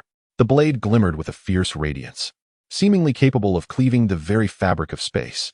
The ground around was scarred with deep, furrowed marks, a testament to its formidable power. Speak, who is your master? Chu Fan uttered softly, his voice laced with a chilling intent to kill. The man standing before him was gravely injured. The prospect of a desperate counterattack was utterly beyond him, and even a hasty retreat seemed an impossible endeavor. The man grimaced, biting down hard, refusing to utter a single word. Chu Fan nodded slightly, bending his legs, and in a flicker, he appeared abruptly before the man. The golden dagger in his hand traced a stunning arc, aimed directly at the throat. The man let out a strangled cry, desperately attempting to retreat. Yet Chu Fan's assault clung to him like a parasite, offering no respite. With a swift motion, the icy tip of the blade pierced the man's throat. I will speak, he cried out, his eyes wide with uncontainable terror. Chu Fan halted, standing before him, the dagger shimmering ominously in his grip. Should this man dare to make any sudden movements, his throat would be severed in an instant. The man stood frozen, drenched in sweat, panting heavily. In that fleeting moment, he truly felt the specter of death looming. I am a disciple of the Sword Sect's Dark Division, the eldest brother. But just as he began to divulge, his upper body suddenly collapsed to the ground, blood gushing forth as his intestines and organs lay exposed in a gruesome display. Chu Fan abruptly looked up, spotting a tiny black dot vanish into the horizon. He inhaled deeply, his gaze icy with resolve. It appears that the refuse of the sword sect have grown tired of living. With a scoff, he turned and departed. Upon returning to his prior training ground, he had scarcely settled into a meditative position when a cold electronic voice echoed in the air. Ding. Host energy levels have been fully depleted. Please replenish energy promptly. Chu Fan pursed his lips, pondering how one could replenish such energy. Ding. The host may absorb the spiritual energy of heaven and earth, or utilize spiritual stones to condense system spirit crystals for energy replenishment. 1 point of energy equals 1 spirit crystal. 1 spirit crystal can be exchanged for 10 inferior spiritual stones or the accumulated power of a 7th-tier cultivator's training for a day. Upon absorbing this information, Chu Fan was momentarily taken aback. What the? This is utterly ridiculous. To condense a mere point of energy would require a full day of cultivation. How long would it take to extract skills again? His lips twitched violently, his face contorting with frustration. Chu Fan was acutely aware that his rapid ascent from a mere waist to his current stature within a few days was fundamentally due to the system. Without its capabilities, he would still be a useless individual. Damn it. Spiritual stones, rare treasures, all must come to me. Whoever dares to compete with me shall face obliteration. Chu Fan, are you all right? At that moment, Han Yi regarded Chu Fan's contorted face with concern, gently nudging him. As Chu Fan slowly opened his eyes and beheld her presence, a bitter smile graced his lips. I'm fine, don't worry, he reassured her. Han Yi nodded, her lips pressing together in silent concern. At that moment, several figures swiftly darted past them. Upon noticing the duo, they hesitated for merely an instant before vanishing from sight. Before Chu Fan could utter a word, another group of individuals surged by. Gradually, a throng of over 1,000 people rushed past, hurrying forward. Chu Fan's perceptive instincts sensed something amiss, prompting him and Han Yi to rise and depart from the location. Who would have imagined that such an immense high-grade spirit stone mine would be discovered here? Indeed, it is said that the spirit stones stored within this mine could sustain a sect for 3 years. Good heavens, we are indeed fortunate. Chapter 22. The unsavory affairs of the sword sect. Upon hearing the astonished gasps of those around him, Chu Fan's eyes immediately flushed with indignation. This mine is mine. Let anyone dare to seize it, and they shall face dire consequences. As they descended, they discovered a throng of individuals amassed. Nearly a third of the participating disciples had already arrived. In an instant, Chu Fan sensed the extraordinarily abundant spiritual energy in the air, which even seemed to be taking on a misty form. The richness of the spiritual aura is remarkable, Han Yi exclaimed, while Chu Fan took a deep breath, slowly nodding, his expression laden with gravity. With the system now inactive, although the talisman in his possession was sufficient to defend against ordinary disciples, one could not be certain that an unexpected contender would not emerge from the shadows. The sword sect addresses all fellow practitioners. This spiritual stone mine was discovered by us first, thus we claim 80% of the resources. At that moment, a young disciple from the sword sect soared into the air, surveying the crowd with an icy demeanor. Instantly, an uproar erupted among the others. How dare you? This mine was not found within the territory of your sword sect. Indeed, we shall not acquiesce. This is a blatant disregard for the other sects, and far too arrogant. The crowd was incensed, and the young man smirked coldly. With a resonant sound of a sword song, a silver beam of sword light, towering 10 zhang in length, swept across the sky in an instant. In the next moment, the clamor ceased abruptly. Everyone involuntarily took a step back, a chill creeping up their spines, their legs trembling slightly. Those standing at the forefront had been reduced to a gruesome mass of flesh upon the ground, the air thick with the stench of blood. Blood stained the earth, mingling with entrails and remnants of bodies, covering the vacant space.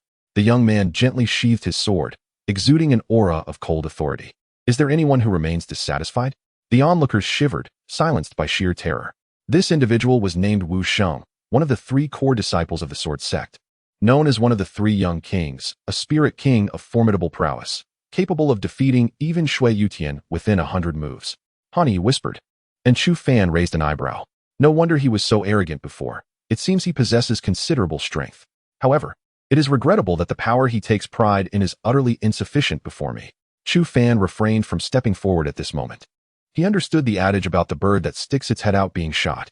After a hushed discussion among the sword sect disciples, Wu Sheng turned to address the assembled crowd. You lot, step down. The individuals indicated were overjoyed, fervently expressing their gratitude before hastily rushing forward. Reaching the site of the mine in the blink of an eye, Chu Fan smiled faintly, shaking his head. A bunch of fools. This spiritual stone mine must harbor some hidden danger. Otherwise, given these individuals' nature, they would never allow others to take the lead. As expected, after several minutes, there was no movement from below, nor did anyone return. Many began to sense that something was amiss and quietly retreated. Another batch of individuals descended.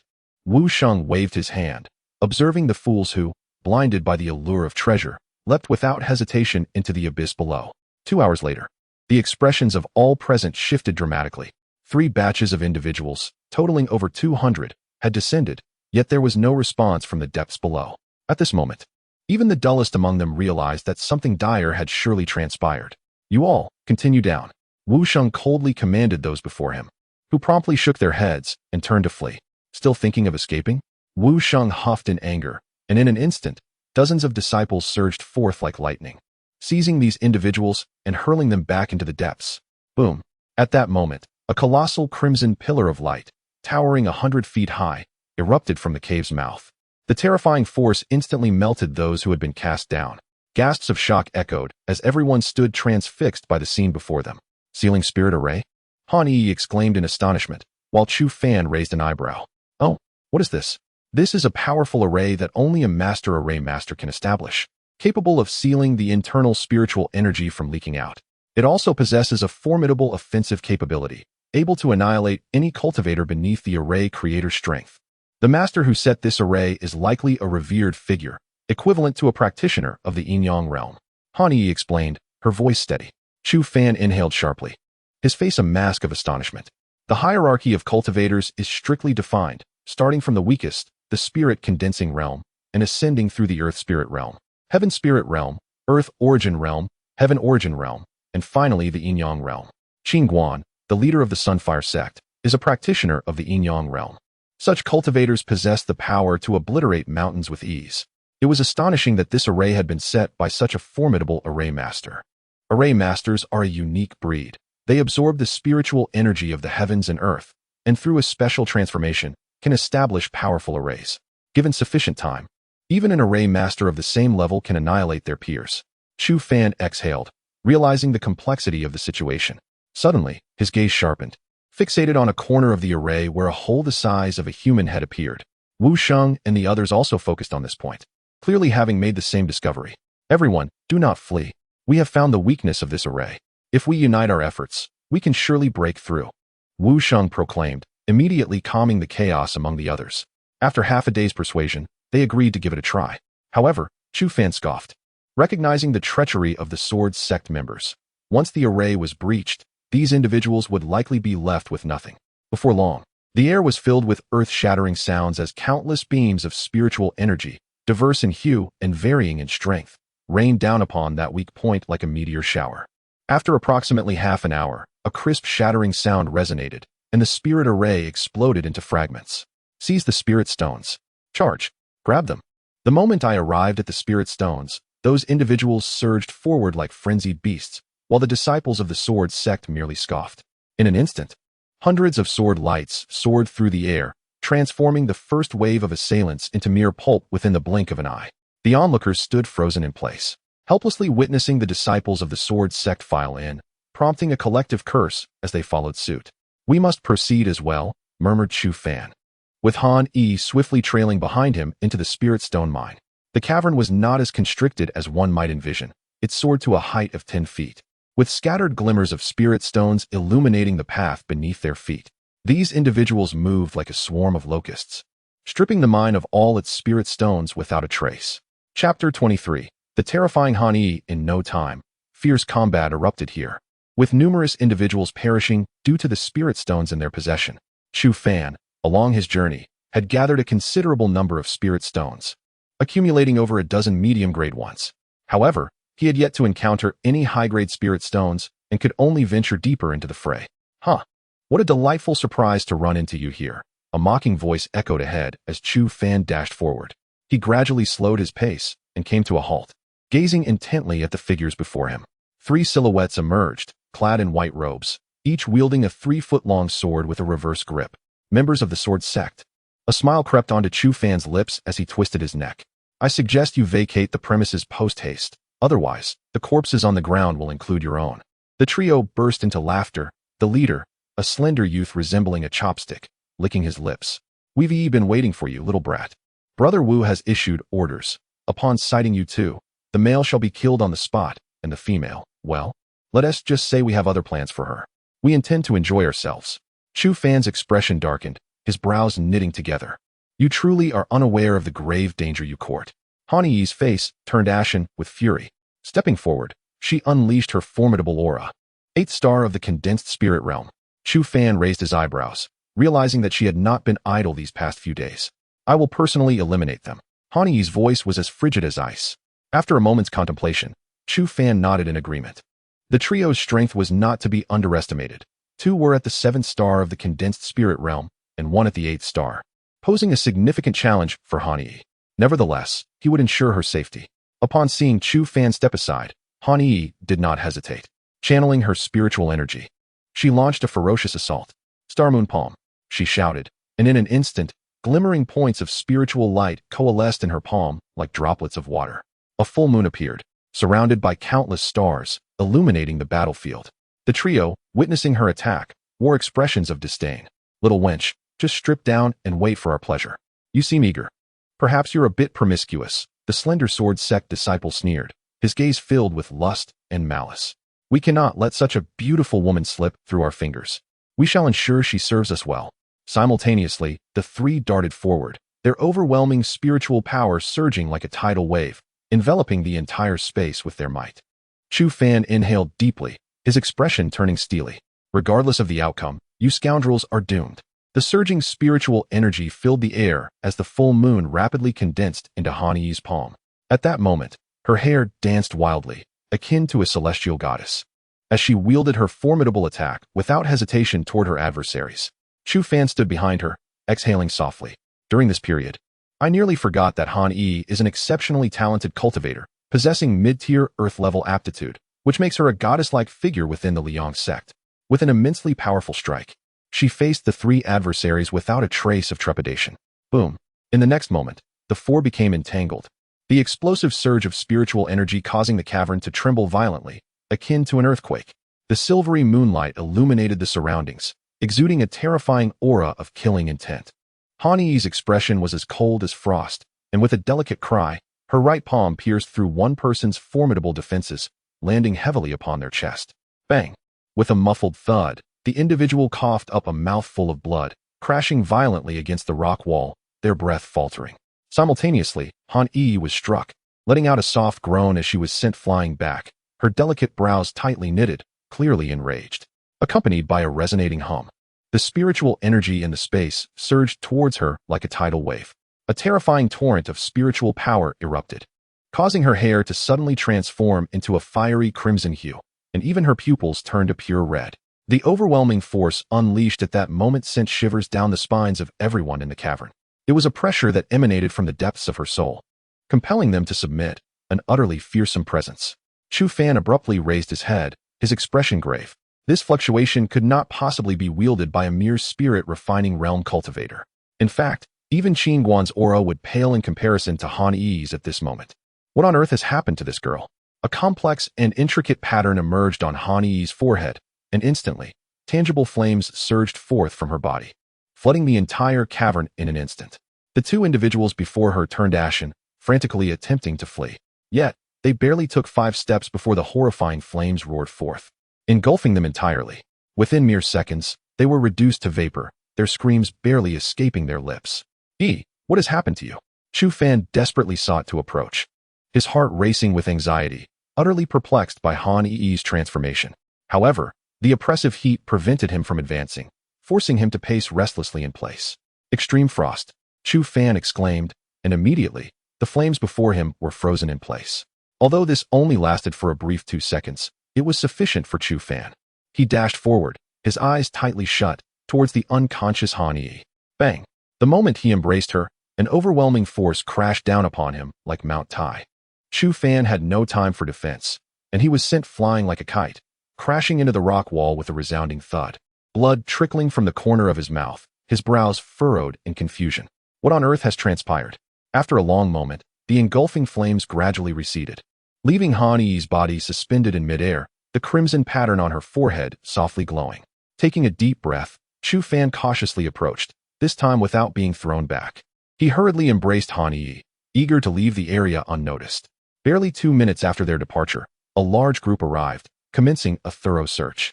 Meanwhile, Chu Fan led Han Yi to an exceedingly secluded path, where he took a deep breath, finally allowing himself a moment of respite. He gazed at the intricate patterns on Han Yi's forehead, momentarily lost in thought. This mark resembled a bird. Could it be the vermilion bird? A flicker of realization surged within him. Why would the mark of the vermilion bird, one of the 4 symbols, manifest on Han Yi's forehead? Exhaustion washed over him. At that moment, Han Yi opened her eyes, prompting Chu Fan to set aside his other thoughts and gently assist her to sit up.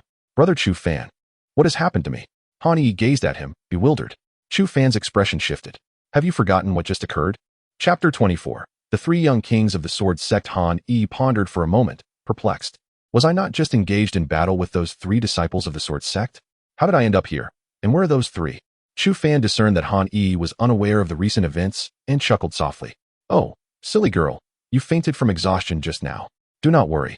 Those rascals have been driven away by me. A blush crept onto Han Yi's cheeks. It was the first time she had been addressed in such a manner by Chu Fan, and it filled her heart with sweetness. Hey, what's that? Suddenly, she pointed towards a streak of azure light around the corner. Chu Fan followed her gaze, momentarily taken aback. Could it be the glow of a spirit stone? Their eyes met, and joy surged within them as they hurried toward the source. Soon, they found themselves at the corner, taking a deep breath. Heavens! This is a spirit source, Han Yi murmured, her eyes brimming with ecstasy. Chu Fan nodded vigorously, a radiant smile illuminating his face. By the heavens! We shall not want for spirit stones anymore. Before them lay a mass the size of a human head, enveloped in a translucent shell of spirit stone, resembling a semi-liquid form. Waves of astonishing spiritual energy emanated from it, pure spiritual mist, even coalescing into a basin-sized puddle at their feet. Chu Fan approached the puddle, gently inhaling, and a droplet of spirit liquid rose into the air, which he eagerly consumed. At that moment, a torrent of spiritual energy erupted within him, surging through his limbs and bones. The power of this single droplet was likely equivalent to an entire day of arduous training. His eyes sparkled with fervor. This puddle contained perhaps tens of thousands, if not hundreds of thousands, of droplets of spirit liquid. Brother Chu Fan, this one is for you. I only need the ones below. Han Yi smiled sweetly, pointing at the liquid suspended in midair. The purity and power of this liquid far surpassed that of the puddle at their feet. However, without hesitation, Han Yi offered it to him, clearly valuing Chu Fan far more than the spirit liquid. Silly girl, there's no way I could use so much spirit liquid. We shall split it evenly. How could I shortchange you? Chu Fan chuckled. Han Yi stuck out her tongue playfully, her laughter ringing out. All right, I shall heed you this once. This one belongs to you. Brother Chu Fan, you must grow stronger swiftly so that you can protect me. Chu Fan felt warmth surge within him. But before he could respond, a mechanical voice resonated once more. Ding! A massive energy source detected. Would you like to activate the synthesis card function? Chu Fan paused, pondering. Synthesis card? What is that? Ding! The synthesis card allows for the fusion of martial skills, techniques, and talents of the same attributes, creating powerful attacks and extraordinary attributes beyond the comprehension of ordinary individuals. Do you confirm the activation of the synthesis card function? Chu Fan licked his lips, his eyes sparkling with anticipation. Activate. With a resonant hum, an invisible wave of power emanated from Chu Fan's body, illuminating the mass of spirit liquid before them. In the next moment, the ethereal liquid vanished without a trace, leaving Han Yi momentarily stunned, her delicate features turning icy cold. Who? A surge of fury filled her heart, and her eyes flickered with a crimson glow once more. Ahem, it's me. Chu Fan chuckled awkwardly at that moment, causing Han Yi to gaze at him with a peculiar expression. What is going on? Faced with Han Yi's strange look, Chu Fan racked his brain for various explanations, managing to deceive her in the end. Ding! The synthesis card function has been activated, and a level 1 synthesis card has been acquired. Host, Chu Fan level, 7 stars of spirit condensation unlocked cards, level 1 copy card. Level 1 synthesis card skills, Great Sun Universe Palm, Freezing Talent, Beast Mastery, Nether Sword Technique Talent. High quality Earth grade energy value, 0 at this moment. A black golden light flickered in Chu Fan's mind, and beside the original level 1 copy card, another card slowly materialized. Is this the synthesis card? A thought struck him. Does this mean his martial skills can now merge? As this thought crossed his mind, a powerful force coursed through his limbs and bones. In the blink of an eye, His cultivation rapidly ascended, breaking through to the 8 stars of spirit condensation in mere breaths, and soon reached the 9 stars of spirit condensation. Ultimately, Chu Fan's cultivation stabilized at 1 star of earth spirit. Feeling the abundant power flowing through his fists and fingers, a radiant smile graced Chu Fan's face. Ding! The host's energy value begins to replenish. Current energy value, 30 points, 40 points. After a few minutes, the energy value plateaued at 200 points. Chu Fan took a deep breath, eager to test the power of the synthesis card. Ding! The host can choose any 2 martial arts of the same attribute for fusion. Note: fusion attributes specifically refer to techniques such as palm techniques, sword techniques, etc. Chu Fan understood. This meant that 2 palm techniques could merge, as could 2 sword techniques. A thought struck him. He was still missing a palm technique, and his gaze locked on Han Yi. Ding! Detecting a replicable target. Minor completion level Earth grade martial skill, Star Moon Palm. Energy cost, 40 points. Would you like to begin replication? Yes. Ding! Replication enhancement completed. Acquiring heaven grade martial skill Mountain River, Star Moon Palm. Host: Chu Fan level. 1 star of Earth Spirit unlocked cards. Level 1 copy card. Level 1 synthesis card skills. Great Sun Universe Palm. Extreme Cold Freeze. Mountain River Star Moon Palm talent. High quality Earth grade energy value. 160 without a moment's hesitation. Chu Fan took a deep breath and began to synthesize the 2 palm techniques. Ding! The host has activated the synthesis card function. Synthesis target skills. Great Sun Universe Palm. Mountain River Star Moon Palm. Energy cost, 100 points. Would you like to confirm synthesis? Yes. Ding! The synthesis is complete, granting the skill of the ethereal martial art. Qian Kuan Ryu Zhang. Host: Chu Fan level. Earth Spirit Realm 1 star skills. Qian Kuan Ryu Zhang. Extreme Cold Freeze. Nether Sword Technique talent. Superior Earth grade energy value. 60 in this moment. A mysterious force coursed through Chu Fan's being, an indescribable sensation radiating like ripples upon water. At that instant, Chu Fan transformed entirely, resembling a deity standing above the 9 heavens, gazing down upon the mortal realm. Huh! I never anticipated you possessed such strength. To the extent of eliminating even my disciples from the sword sect. A voice, imbued with an icy chill, resonated through the air, prompting the 2 to hastily turn around. They beheld a youth clad in a black long robe, akin to a divine sword cleaving through the heavens, his countenance marked by an extreme indifference.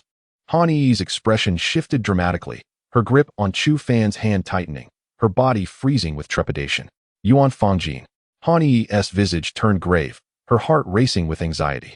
Is this fellow truly formidable? Chu Fan inquired softly, to which Han Yi nodded in affirmation.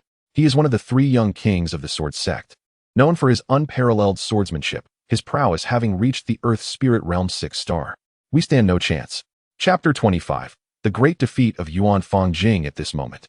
Yuan Fangjing smiled, surprised to discover that his reputation was so illustrious that even the beauties of the Liang sect had heard of him. How embarrassing. Han Yi's delicate face turned pale as a throng of individuals surged into the vicinity, sensing a remarkable fluctuation of spiritual energy. Good heavens! It seems a spiritual source is about to emerge here. It must have been seized by these 2. We cannot allow them to escape. Leave the spiritual source behind, and I shall spare your lives. Amidst the shouts, Chu Fan smiled, his expression transforming into one of icy coldness. The spiritual source lies within me.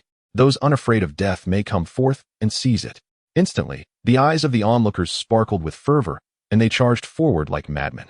Boom! In the next moment, an overwhelmingly terrifying force erupted. Following that, a streak of golden lightning flashed across the sky, accompanied by a subtle sound, and suddenly, dozens of blood pillars erupted, splattering the walls with gore. The others stood frozen in place, their faces filled with terror, paralyzed by uncertainty. Before them lay several headless corpses, their necks still gushing blood, creating a scene of unspeakable brutality. Chu Fan reappeared at the scene, his body and face drenched in thick blood, resembling a vengeful spirit risen from the depths of hell. So, does anyone else wish to step forward and test their luck? His voice was chillingly cold, causing the crowd to shudder and retreat hastily, as if a venomous serpent had coiled behind them, instilling an indescribable fear. Han Yi gently bit her lip, standing resolutely behind him without retreating. Yuan Fangjing's gaze flickered, and he chuckled. I never expected such a small fish to possess some flesh. Alas, the chasm between us is as vast as the heavens. Now, kneel and offer the spiritual source with both hands, and I may spare your life. As for this woman, She shall accompany me back as my servant. Fear not. If I am in a good mood, I might even bestow upon you my precious bloodline." His expression was entirely natural, as though such a demand was self-evident. Looking down upon the two with condescension, Chu Fan chuckled softly, bemused by the arrogance of this fool. Yuan Fangjing's countenance gradually darkened, and with a snort of anger, he declared, "You, a lowly servant, dare to speak to me in such a manner? You seek death." In an instant, the spiritual power within him surged forth, swirling like a river in the air. The next moment, it coalesced into a colossal, terrifying sword light, crashing down towards Chu Fan. A dreadful gust of wind erupted, sending those nearby flying, their faces painted with horror.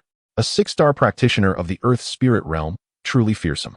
A cold smile lifted the corners of Chu Fan's mouth as he swiftly formed a series of hand seals. "Before me, you are but a wretched fool who can only rely on empty words. Prepare to meet your demise," he bellowed, his right palm radiating a dazzling brilliance. The golden-hued palm print, forged as if from true gold, resonated with the harmony of stars and moons, encircled by a great sun amidst the celestial bodies. In that moment, a staggering wave of energy surged forth with ferocity. Heaven and earth, sun and moon palm. With a fierce shout, Chu Fan unleashed a torrent of celestial energy that roared forth. A resplendent golden hand manifested, emanating indescribable waves of power, meeting the vast sword light in that very instant. Boom. In the next moment, the two attacks collided with a thunderous crash, the explosive force obliterating everything in their vicinity, causing even the cavern to collapse with a resounding rumble. Simultaneously, the smile on Yuan Fangjing's face was abruptly extinguished as he felt an overwhelming force, akin to the shattering of the heavens and the earth, rushing toward him, violently crashing into his form. He vaguely recalled the layers of spiritual defenses he had erected, yet this force swept through them with the ease of autumn leaves falling before a gust of wind, shattering his defenses in the blink of an eye. With a spurt of blood, Yuan Fangjing turned pale, his eyes filled with an icy rage. "How dare you injure me? I shall not let you live today." Instantly, a black luminescence flickered around him, and a short sword appeared in his grasp. In the next heartbeat, he melded into the shadows, transforming into a silent bolt of lightning, wielding an unparalleled sharpness of energy as he aimed to stab at Chu Fan's neck. The nether sword technique. Chu Fan licked his lips. "I'm afraid I am far more acquainted with this technique than you." At that moment, he gently clenched his palm, and a dark golden radiance flared to life. A golden short sword manifested within his grasp, and with a subtle motion, Chu Fan became a flash of golden lightning, leaving behind a trail of afterimages as he surged toward Yuan Fangjing at an untraceable speed. The expressions of several disciples from the sword sect shifted dramatically, their eyes brimming with astonishment and murderous intent. "That's the nether sword technique. Good heavens, how did he learn it? Damn it, that scoundrel has stolen our secrets. Brother Yuan, slay this thief." The sword sect members erupted in indignation, seething with rage, wishing they could devour Chu Fan whole. Though this sword technique was not of the highest rank, it held significant prestige within the sword sect.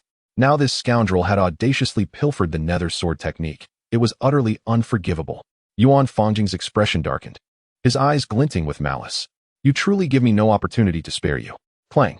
In the next moment, their blades collided fiercely, the tremendous force surging forth like a tidal wave. Yet, in that fleeting instant, Yuan Fangjing's countenance shifted entirely. Crack.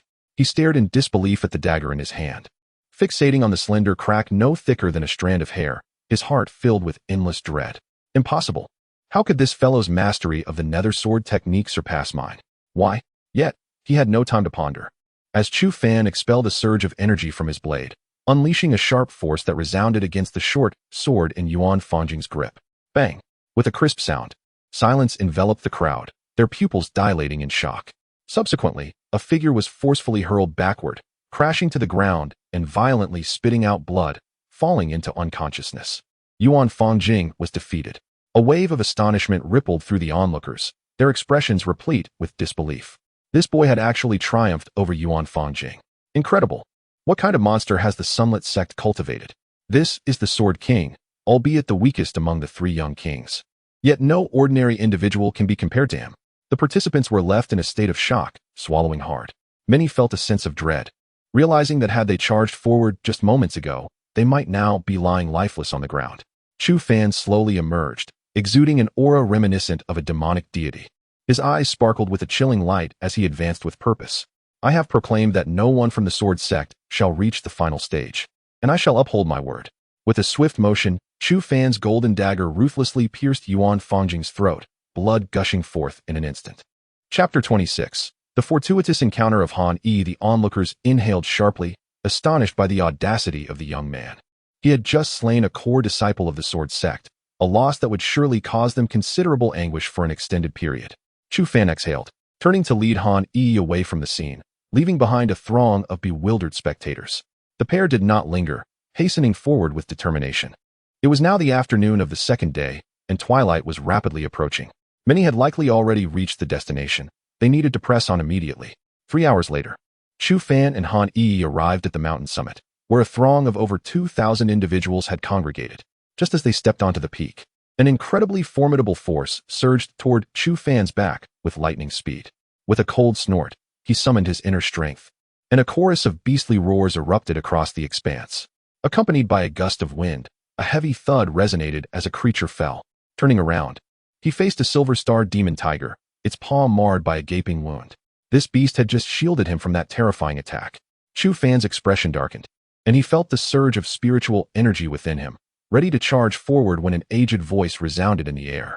Fighting is prohibited in this gathering. Simultaneously, an immense pressure descended upon Chu Fan, akin to the weight of Mount Tai, compelling him to dissipate the energy in his hands. He raised his gaze to confront his adversary, who was none other than Wu Sheng. The Sword Sect's Spirit King wore a countenance marked by fury and resentment. His eyes locked onto Chu Fan with venomous intent. "Chu Fan, I shall see to your demise. I await the day, and I suggest you prepare your neck for the noose," Chu Fan retorted defiantly. The two stood in stark opposition, neither willing to yield. Wu Sheng huffed in frustration and turned away, feeling a profound sense of indignation. In merely an elimination round, the Sword Sect had lost both an inner disciple and a core disciple, a loss that would undoubtedly sting deeply. The faces of many around them bore expressions of delight, for it seemed that from this moment onward, the Sword Sect and these two individuals would be embroiled in an unending conflict. This selection process had become quite the spectacle. Chu Fan pressed his lips together, drawing a deep breath and clenching his fists. No matter who it was, he vowed he would no longer be the coward he once was. "Brother Chu Fan, we have seriously offended the Sword Sect this time. Our days may not be easy ahead." Han Yi expressed her concern, but Chu Fan merely smiled in response. An elder clad in a blue robe appeared before Chu Fan, his expression reflecting a hint of approval. "Indeed, young one, you have exceeded my expectations. I had anticipated your elimination in the first round, yet here you are, demonstrating remarkable growth." Chu Fan offered a gentle smile and cupped his hands in gratitude. "Thank you, senior, for this opportunity." The elder laughed heartily. "I have faith in you.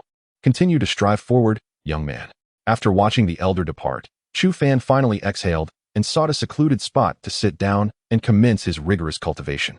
At the break of dawn the following day, a resonant voice echoed through the heavens and the earth, awakening Chu Fan as he slowly opened his eyes. The selection for the first trial had concluded, leaving 3,185 individuals in the arena. "I will now eliminate the last 185, announced an elder clad in a green robe, hovering in midair. With a swift motion of his hand, a torrent of azure light cascaded down like a torrential rain, enveloping several individuals. They gasped in surprise as the azure light lifted them away, sending them down the mountain. "Very well. The remaining 3,000 will now enter the selection for the second trial." The elder's gaze swept over the crowd, a cryptic smile gracing his lips. "The rules for the second trial are simple yet ruthless. Each of you will receive a token, but only those who acquire more than 3 tokens will pass the selection. You have 3 days. I shall await you at the peak of the mountain across from here," he declared with a chuckle, his sleeves swirling, casting a shadow of azure brilliance. In that instant, a bronze token materialized in Chu Fan's hand, cold and weighty. A smile crept upon his lips, for the dross had been eliminated. From this moment onward, it was a selection of the finest talents among the gifted. As the elder vanished, chaos erupted atop the mountain. Chaotic surges of spiritual energy exploded in an instant. Yet, several small circles inexplicably cleared around Chu Fan, his companions instinctively retreating, unwilling to provoke the harbinger of death. "Let us proceed to search for other treasures. I am not concerned about the tokens," Chu Fan spoke slowly, to which Han Yi nodded in agreement. Given their current strength, acquiring 4 tokens would be effortless. Once the two departed, a sigh of relief swept through the remaining contestants. Half a day later, the duo arrived at a peculiar ravine. The stones of this mountain were a striking crimson, and stepping upon them sent a sharp pain through their souls. There must be something extraordinary here. Han Yi's state was somewhat unstable, her eyes flickering with red hues, the runes upon her forehead pulsating erratically. Brother Chu Fan, I feel something strange, as if something is summoning me. This sensation is overwhelming and impossible to suppress, she said, her lips pursed, a strange expression on her face. Chu Fan had already noticed her transformation and nodded gently. Do not worry. Whatever we encounter, I shall remain by your side. Han Yi nodded lightly, and together they ventured forth. 2 hours later, they reached a dead end, a secluded valley with a towering stone wall rising 100 fathoms before them. The moment they beheld the wall, both shuddered simultaneously. Etched upon the enormous stone was a colossal rune, glowing in a deep crimson hue. The crimson radiance flickered, even igniting tangible flames that danced around. If this rune were to be diminished 100-fold, it would unmistakably resemble the intricate pattern upon Han Yi's forehead. As Chu Fan pondered, he licked his lips. Could there be a connection between this place and the vermilion bird? Brother Chu Fan, something here is calling to me. I must enter, Han Yi declared earnestly. After a moment's silence, Chu Fan nodded. Do not worry. As long as you do not emerge, no one can intrude upon you. Observing his unwavering determination, Han Yi smiled. Then I shall proceed. This opportunity is not one that a wretched servant like you can seize. Leave at once, or I shall not hesitate to show no mercy. At that very instant, as Han Yi turned, a voice laden with mockery and malice echoed forth. Chapter 27. The great Zhou dynasty. Chu Fan squinted his eyes and said, "Yi, you go in first. I will handle things here." Han Yi bit her lip and ultimately plunged into the stone wall, disappearing from sight. You insolent wretch, daring to ignore this princess, you seek death. Chu Fan raised his head to behold a strikingly beautiful woman clad in a fiery red gown, her figure voluptuous and alluring, her face adorned with anger. Accompanying her were 4 individuals, all donned in black and red armor, wielding heavy weaponry, their gazes coldly fixated on Chu Fan. Upon observing the insignias on their armor, Chu Fan's expression shifted. People from the great Zhou dynasty? He was somewhat astonished, not expecting to encounter them here. The Eastern Su incontinent spanned an immense territory. If equated to Earth size, it would be comparable to half the globe. This land was home to 5 veins and 7 sects, as well as hundreds of dynasties, boasting a population in the billions.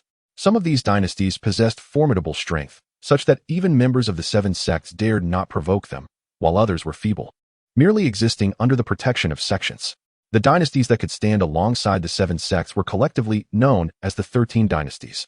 The Great Zhou dynasty was one of these, displaying considerable power and even hinting at a potential to surpass one of the 7 sects, the Blazing Sun sect. The force behind Shui Yutian was none other than the Great Xia dynasty. Chu Fan exhaled, gazing at the beautiful woman before him, who stood there silently. You are wise to recognize your place. I am the first princess of the Great Zhou dynasty, Zhou Wanqing. Step aside swiftly, and that wretched maid within. Come out at once. Such an opportunity is not something lowly beings like yourselves can covet. Zhou Wanqing's face bore an expression of disdain, her contempt and mockery palpable. Chu Fan smiled gently, straightening his posture. My apologies, princess, but I have given her my word. As long as I stand here alive today, no one shall disturb her. Zhou Wanqing's expression darkened immediately, a cold laugh escaping her lips. You insolent dogs, daring to obstruct this princess's inheritance, seize them. Now, the 4 companions shouted in unison, their aura surging, overwhelming in its intensity. Capture this despicable creature. With a swift motion of her sleeve, Zhou Wanqing sent the 4 forth like arrows released from their bowstrings. Their weapons, imbued with terrifying power, aimed directly at Chu Fan. Individuals like you are a commonality in any world. Alas, it is unfortunate that your princess's grandeur does not intimidate me. Chu Fan regarded the rapidly approaching 4 with an expression of calm indifference. The Earth Spirit Realm's 5th star, while a formidable force elsewhere, bore little weight before him. As he reversed his palm, waves of potent energy surged forth. An icy blue radiance illuminated the surroundings. A chilling aura sweeping out from Chu Fan, enveloping the approaching 4 in an instant. Extreme cold freezing. Buzz. The figures of the 4, charging forward, abruptly froze mid-air. Massive ice blocks gradually manifesting around them.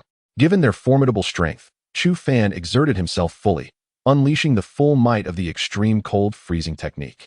In an instant, deep blue ice blocks hovered in midair, emanating powerful freezing energy that spread continuously from their surfaces. Zhou Wanqing furrowed her brows. This servant appeared to possess considerable skill. However, It seemed he greatly underestimated the prowess of a 5-star Earth Spirit Realm cultivator. Soon, the 4 enormous ice chunks began to shake violently, prompting Chu Fan to gently frown. It appeared that as his opponent's strength grew, the innate skill of extreme cold frost was gradually losing its efficacy. Crack! In the next moment, deep fissures swiftly appeared on the ice blocks, and Chu Fan exhaled deeply, his expression turning grave. Today, it seemed, would herald a fierce battle. No matter how formidable his innate talent or strength, there remained inherent limitations. Confronted by 4 experienced 5-star Earth Spirit Realm cultivators, he could not rely on past victories with ease. The challenge would be daunting. Nevertheless, it was impossible for these 4 to force him into retreat. Bang! The 4 ice blocks suddenly shattered, exploding into a flurry of icy shards. A smile crept onto Chu Fan's lips as he stomped his foot, transforming into a streak of light that vanished in an instant. Bang, bang, bang. Almost immediately, figures flickered in midair, and the chilling sounds of fists and feet colliding echoed through the ravine. Seizing the opportunity, Chu Fan delivered a powerful punch to one of his assailants. Instantly, his spiritual energy surged forth, striking the individual with great force. The man let out a muffled groan as he was propelled backward, and Chu Fan's eyes gleamed with determination. Now was the moment. Channeling all his spiritual energy, his right palm, shimmering as if forged from pure gold, swirled with celestial bodies, unleashing an unhesitating strike. The man's expression shifted dramatically, a look of sheer horror dawning upon him. A heavenly grade technique. How could this be? Just as he gasped in disbelief, Chu Fan's palm had already pressed against his chest. In that instant, the might of the heavenly grade technique erupted like a volcano. The guard let out a cry, hastily erecting layers of defense. Yet, Chu Fan's hand, akin to a sharp sword, effortlessly shattered those defenses, unleashing a torrent of golden palm energy. Bang! The man was sent flying by the force of the strike, deeply embedding himself into the adjacent mountainside. The remaining 3 exchanged worried glances. This fellow seemed quite formidable. 3 flames formation. One of them called out, and immediately, the 3 figures intertwined swiftly, like butterflies flitting through flowers, creating a series of illusions. In the next moment, their spiritual energy surged, intertwining crimson rays of power. A vast formation swiftly enveloped Chu Fan from above, the surrounding energy becoming increasingly violent.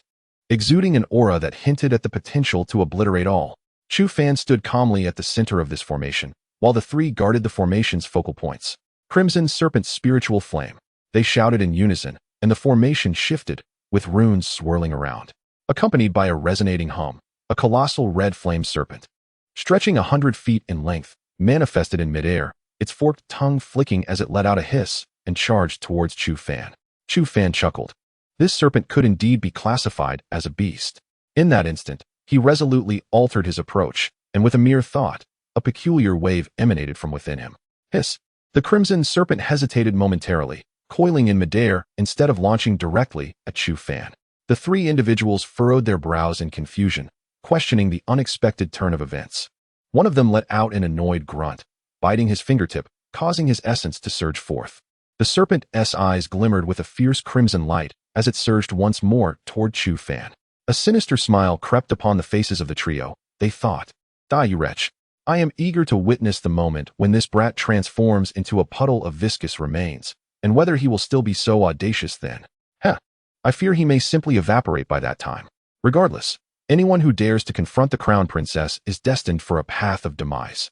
Chapter 28. The inheritance of the 9 nether sparrow. The voices of the 3 individuals were filled with ferocity as they exerted their spiritual energy with increased fervor. In the next moment, the massive serpent crashed heavily against Chu Fan, yet in that instant, the smiles on their faces abruptly froze. How could this be? The serpent, formed of molten lava, was affectionately rubbing against Chu Fan's face, exhibiting no sign of aggression whatsoever. The trio was bewildered, utterly perplexed by the situation. Chu Fan smiled, tilting his head to gaze at the 3 of them. "Allow me to enlighten you on how to utilize this formation." With that, he snapped his fingers, and the crimson serpent's eyes gleamed with savagery as it unleashed a deafening roar and lunged toward the trio like a bolt of lightning. The expressions of the 3 shifted dramatically, and they hastily withdrew their spiritual energy. If they were struck by this backfire, they would not only face death, but also suffer immensely. However, it was unfortunate. They no longer had the opportunity to evade it. At that moment, the red serpent broke through the formation and collided violently with one of them. The individual spat forth a mouthful of blood, his chest charred black, engulfed in excruciating pain. The other two gritted their teeth, utterly confounded. How could this be? How was this formation manipulated by this insignificant brat? You three useless fools. You cannot even manage to eliminate him. If you fail to kill him today, you shall all take your own lives to atone for your failure. Zhou Wanqing shouted in exasperation, her voice echoing with fury. The corners of their mouths twitched violently, their faces contorted with distress. Desperately, they endeavored to stabilize the formation, channeling their spiritual energy to resume its operation. Dragon flame. They collectively bellowed, and with a resounding dragon's roar, an immense scarlet dragon, stretching 1,000 feet in length, materialized within the formation. The enormous dragon filled the entire space, its tremendous power causing the ground to fracture beneath it. Chu Fan shook her head, bemused by their lack of memory.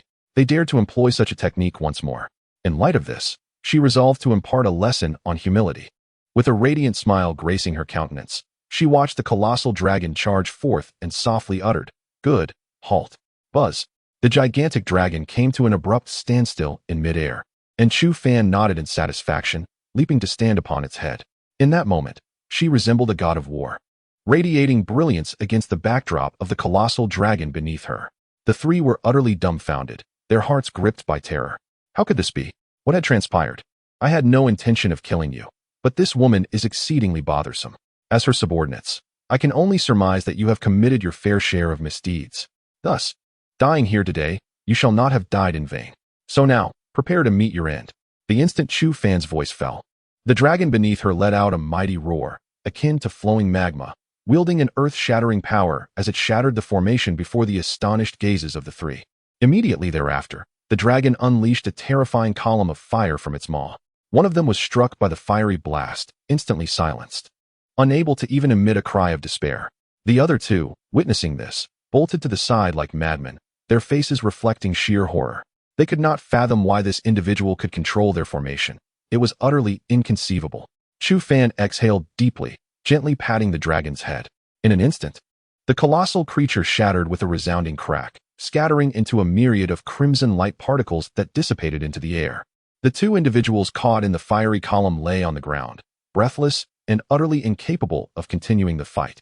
At that moment, Zhou Wanqing stood frozen, her face a mask of terror as she gazed at Chu Fan. Are you a human or a ghost? Fear gripped her heart, leaving her feeling icy all over.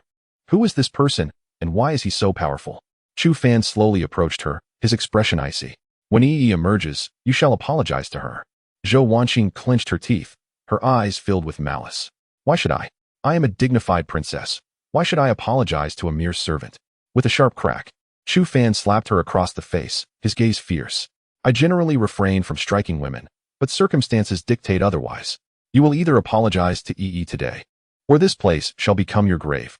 Zhou Wanqing glared at him in fury. Do you dare? I am the princess of the great Zhou dynasty.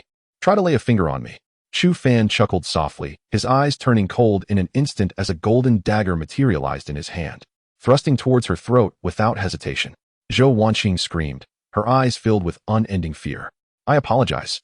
At the moment the dagger grazed her skin, she let out a piercing scream, the blade halting at her throat. Chu Fan smiled. See, a mutually agreeable solution, is it not? Zhou Wanqing bit her lip hard, her large eyes brimming with tears, on the verge of weeping. In my entire life, no one has dared to treat me this way. You are doomed. I will report this to my father, and you shall be torn to pieces. Chu Fan shrugged. Suit yourself. As long as you possess the ability, I welcome it any time. Zhou Wanqing gritted her teeth in frustration, turning away from him. Hey, are you done staring? I am far more beautiful than that woman. You need not gaze at me so intently. After a long pause, unable to endure Chu Fan's scrutiny any longer, she exclaimed in irritation. Chu Fan scoffed. As if I wish to look at you. He turned his attention to the rock wall, which remained still, likely needing more time. What lies beyond that wall? He inquired softly, and Zhou Wanqing looked at him with a peculiar expression. You know nothing, and yet meddle. It seems that woman does not trust you at all, not even sharing this little detail. Why not follow me? I assure you, in terms of martial arts, techniques, and spirit stones, there is plenty to spare. Zhou Wanqing said with a charming smile, but Chu Fan merely rolled his eyes. Stop with the nonsense. Answer my questions directly. Zhou Wanqing sighed dramatically, perched on a large stone. Kiss me, and I shall tell you.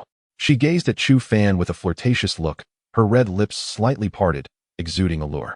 Yet, Chu Fan, disinterested, continued to fixate on the rock wall. Zhou Wanqing, gritting her teeth in frustration, took a deep breath. In that place, a legacy left by the 9 Nether Sparrow exists, manifesting as a single thread of essence blood.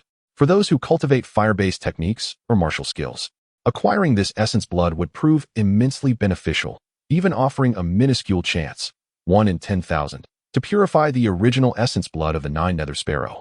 Zhou Wanqing spoke coldly, her heart laden with frustration. Was she truly so unappealing that this scoundrel would not even spare her a glance? Chu Fan nodded slowly, though his mind was preoccupied with other schemes. The 9 Nether Sparrow is a Dominion-level entity within this world, a divine beast perched at the pinnacle of the food chain. Over thousands of years, this lineage has produced fewer than 10 scattered members, yet each 9 Nether Sparrow is exceedingly powerful and fearsome. They reign over the world of demonic beasts, renowned across this realm, inciting fear in all who dare to provoke them. The thread of essence blood left by such a divine beast represents a tremendous opportunity for Han Yi. Moreover, the 9 Nether Sparrow, being a fire-based divine beast, harmonizes splendidly with the Zhuke legacy residing within Han Yi, likely bestowing remarkable enhancements. They waited here for an entire day, during which Zhou Wanqing exhausted every method, every condition, even offering herself to Chu Fan, yet this rogue remained obstinately silent. Ultimately, Zhou Wanqing's face turned a deep shade of anger. Had it not been for her guards restraining her, she would have charged at this wretched man. On the following day, as the sunlight streamed down, the mountainside suddenly began to tremble violently, culminating in a resounding explosion as it split apart. A crimson beam of light shot skyward, within which a young girl slowly ascended, resembling a celestial fairy, stirring the hearts of onlookers. Chu Fan recognized her instantly. It was indeed Han Yi. At that moment, intricate patterns flickered on her forehead, and she emanated an aura of noble coldness, reminiscent of a divine bird from the heavens, untouched by the mortal realm. The fluctuations surrounding Han Yi were immensely powerful, indicating that she had already attained the 2nd star of the Earth Spirit realm. A radiant smile spread across Chu Fan's face. This girl had finally secured her legacy. Soon, the beam of light vanished, and Han Yi gracefully descended, a light laugh escaping her lips as she darted toward Chu Fan. Brother Chu Fan, I have obtained the legacy. Who is this woman? What is your relationship with her? Han Yi immediately perceived Zhou Wanqing's presence, her eyes narrowing, her voice laced with a tone of danger. Chu Fan shrugged. The crown princess of the great Zhou dynasty, Zhou Wanqing. Oh yes, she is the one who attempted to seize your legacy upon entering. Han Yi snorted softly, casting a glare at him. Chu Fan, perplexed, felt somewhat aggrieved. What have I done to deserve your glare? Ignoring him, Han Yi approached Zhou Wanqing, her face adorned with a serene and gentle smile, radiating a powerful aura of spiritual energy. Hello, Han Yi. Zhou Wanqing, sensing the air of rivalry, regained her regal composure and nodded lightly. As their delicate hands clasped together, a fierce surge of spiritual energy erupted between them. Caught off guard, Chu Fan was flung away by this force, landing face first in the dirt. Hey, what are you two doing? Shut your mouth. The two individuals simultaneously turned their heads, glaring at him with intense fury. Chu Fan instinctively recoiled, pursing his lips at this moment, realizing just how formidable women can be. Chapter 29. Unyielding dominance. The two women glared at each other with predatory intensity, each sensing an exceptionally formidable threat emanating from the other. Chu Fan sighed, feeling utterly helpless. What could he possibly do? After a prolonged silence, Han Yi huffed softly, turning to him and linking her arm with his. Chu Fan Gidge, let us depart, she said. Chu Fan's expression was somewhat peculiar, having never witnessed Han Yi display such initiative before. Zhou Wanqing raised an eyebrow slightly, her face betraying a hint of annoyance. Are you called Chu Fan? Where do you intend to go? I shall escort you there. If you wish, I can directly take you to any sect within the 5 veins, she declared, holding her head high and giving a dismissive snort. Chu Fan arched an eyebrow, perplexed by the unfolding situation between the two women. All right, enough squabbling. We should focus on acquiring some tokens, he interjected, waving his hand to quell their ongoing dispute before swiftly departing with Han Yi. Zhou Wanqing stamped her foot, rallying the remaining guards to follow suit. Before long, Chu Fan and his companions returned to the thicket, discreetly concealing themselves in an unnoticed corner, observing the two factions before them. One group consisted of Chu Fan's old acquaintance, Shui Yutian, while the other remained unfamiliar yet appeared equally unscrupulous. When you encounter that scoundrel, take care of him, and I can assure you all will be promoted. Shui Yutian spoke calmly. The burly man across from him chuckled, stroking his chin, his eyes gleaming with cunning. Clearly, he was one to mask his true strength.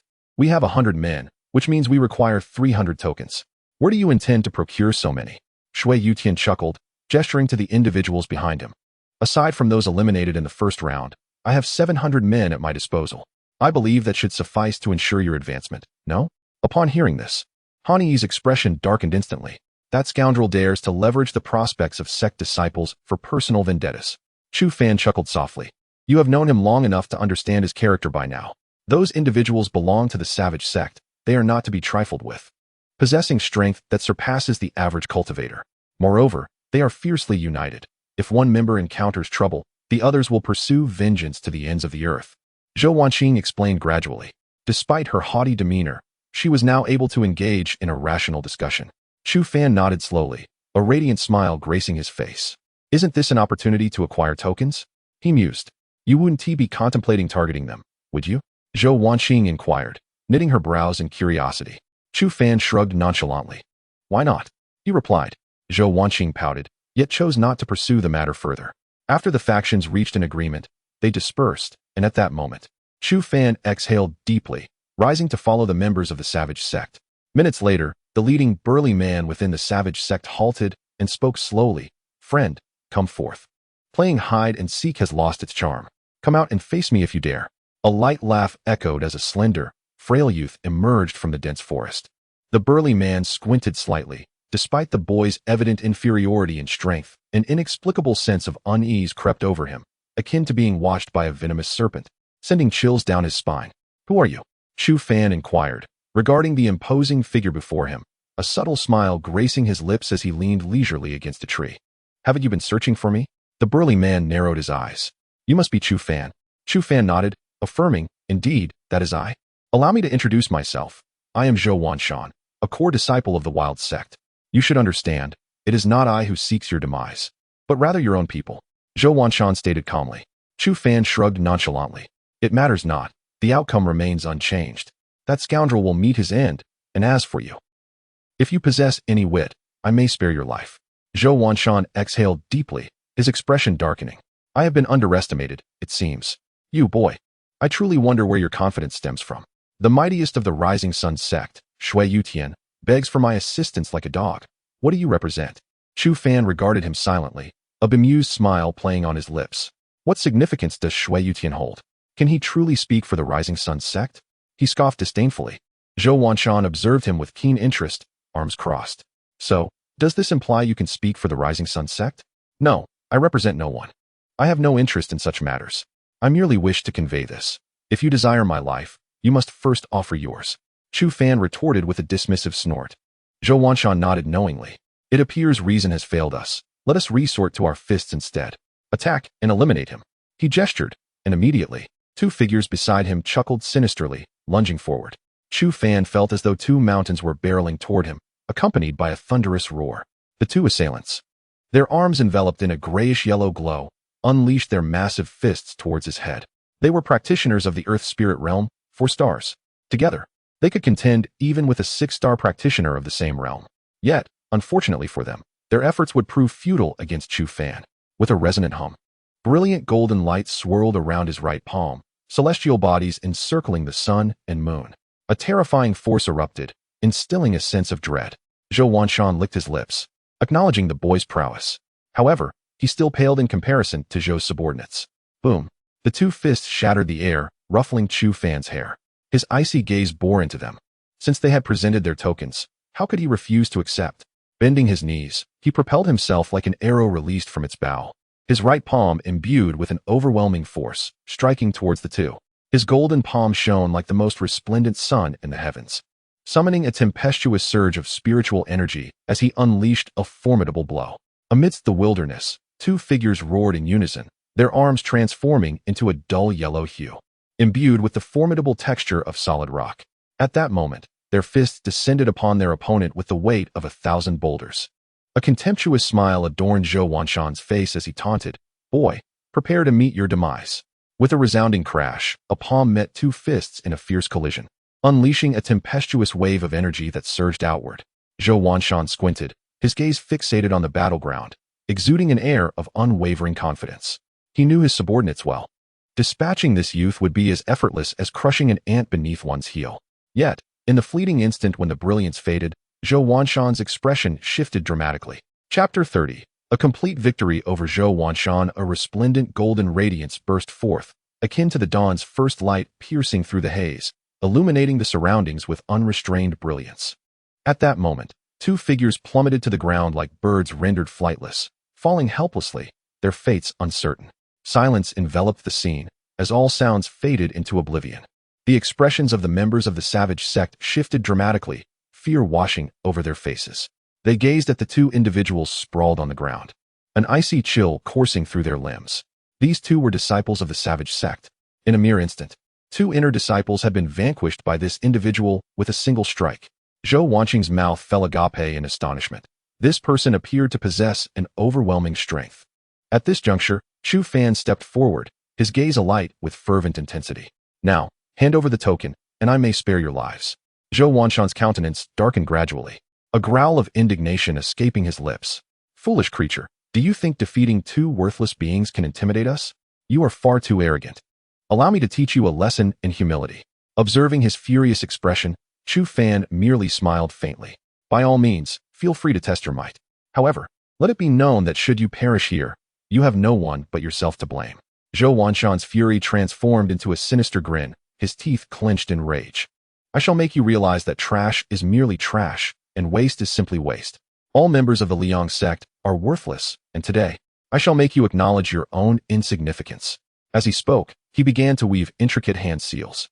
An ashen glow enveloped his entire being, his skin rapidly hardening to resemble rock, exuding an aura of formidable strength. A palpable, oppressive force emanated from him, causing Chu Fan to narrow his eyes slightly. This adversary was undeniably powerful, a practitioner at the 7th star of the Earth Spirit realm. This presented a significant challenge for Chu Fan, who was merely at the 1st star of the same realm. The disparity was immense. He bit his lip, a peculiar smile gracing his features. Soon, this individual would discover that his strength would far exceed prior expectations. Two spirit stones materialized silently in his palm, and waves of azure light began to radiate from his body. Heavenly gang-shattering fist. Zhou Wanshan bellowed, his spiritual power surging mightily. Boom, boom, boom. With every heavy step, Zhou Wanshan left behind colossal craters in the ground. The earth trembled as if an ancient dragon were awakening. A smirk played upon Chu Fan's lips as he softly uttered 4 words. Extreme cold freeze. Buzz. Accompanied by a resonant hum, a frigid force, shimmering with an icy blue luminescence, surged forth like a lightning bolt towards Zhou Wanshan. Enveloped by a massive block of ice, Zhou Wanshan found himself immobilized, unable to move.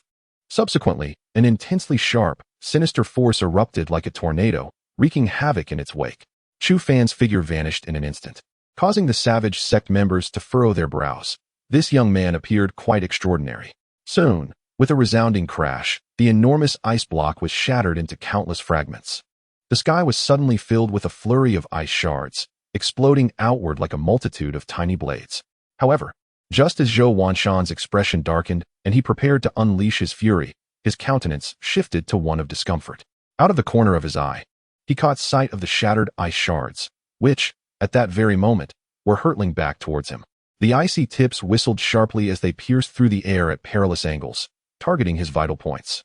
Concealed in midair, Chu Fan's face blossomed with a smile. This was the latest achievement derived from his extensive research into extreme cold. With a hum, as the ice shards made contact with Zhou Wanshan's body, they rapidly fused together, coalescing into a grand ice coffin that ensnared him within. Zhou Wanshan struck desperately against the confines, his furious punches repeatedly crashing against the icy prison. Yet, what could be easily shattered with a single blow moments ago now stood impervious, showing no signs of damage. Zhou Wanshan's expression darkened considerably, his brows knitted tightly, and a hint of panic flickered in his eyes. If things continued this way, he feared he might be the one to suffer defeat today. Just as his thoughts shifted, the sunlight dimmed before a loathsome smile appeared before him. Chu Fan. A sinking feeling enveloped Zhou Wanshan as he exerted all his strength to strike the ice coffin with a heavy blow. At that same moment, a flash of golden light surged forth, unleashing a razor-sharp force. Blood gushed forth, staining the ice coffin a deep crimson, while Zhou Wanshan, trapped within, struggled violently before ultimately succumbing to stillness. Zhou Wanqing's eyes widened in disbelief. Could it be that a practitioner of the seventh star of the Earth spirit realm had perished so easily? Beside her, Hanyi shook her head, remarking that one should never underestimate the capabilities of such high-level practitioners. As Chu Fan descended to the ground, his expression grave, he gently waved his hand, causing the ice coffin to gradually melt away into a pool of water. Boom. In the next instant, an overwhelming force erupted from a nearby location. A colossal fist appeared before him in the blink of an eye, the surging waves of energy nearly suffocating him.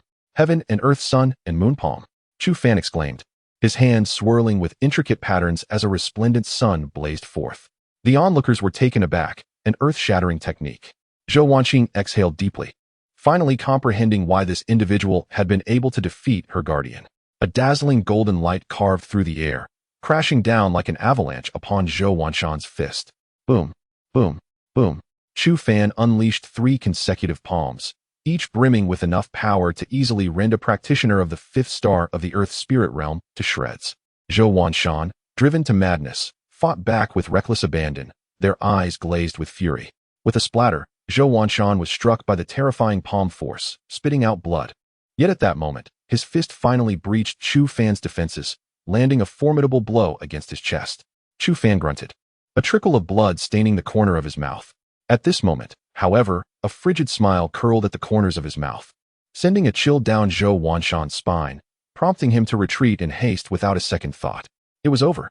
Chu Fan chuckled softly, his hand gestures shifting with precision. A barely perceptible golden light streaked through the air, transforming into a bolt of golden lightning that, with a soft thud, pierced through Zhou Wanshang's throat from behind. In that instant, the massive figure abruptly froze mid-air before collapsing to the ground with a thud, utterly devoid of life.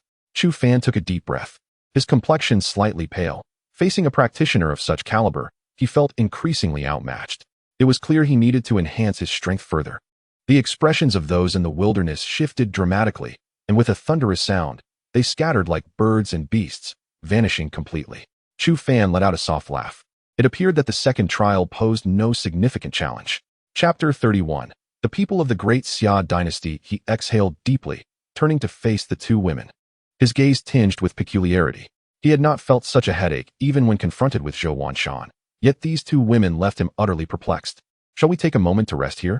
Chu Fan inquired tentatively, to which both women merely huffed in response.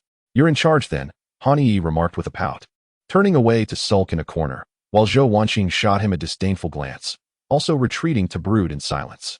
Chu Fan shrugged, seizing the spirit stones he had scavenged from Zhou Wanshang, and commenced his cultivation with fervor. The quantity of spirit stones he required was immense, and he had already depleted the mid-grade spirit stones that Hanyi had previously gifted him. Observing Chu Fan meditating, Hanyi pursed her lips and glared at the scoundrel, yet ultimately drew nearer to him, standing guard. The following morning, as Chu Fan opened his eyes, a glimmer of brilliance sparkled within them. A faint smile graced his lips as he clenched his fist, feeling a surge of formidable power coursing through him. Earth Spirit Realm, 3rd star. Chu Fan nodded in satisfaction, leading the 2 women towards the mountain peak before them. Shortly after their departure, a figure cloaked in a dark robe emerged beside a tree, delivering a powerful punch to its trunk. Damn it, consider yourself fortunate, Chu Fan. I will surely kill you, without fail. If any members of the Liang sect were present, they would instantly recognize this individual as Shui Yutian.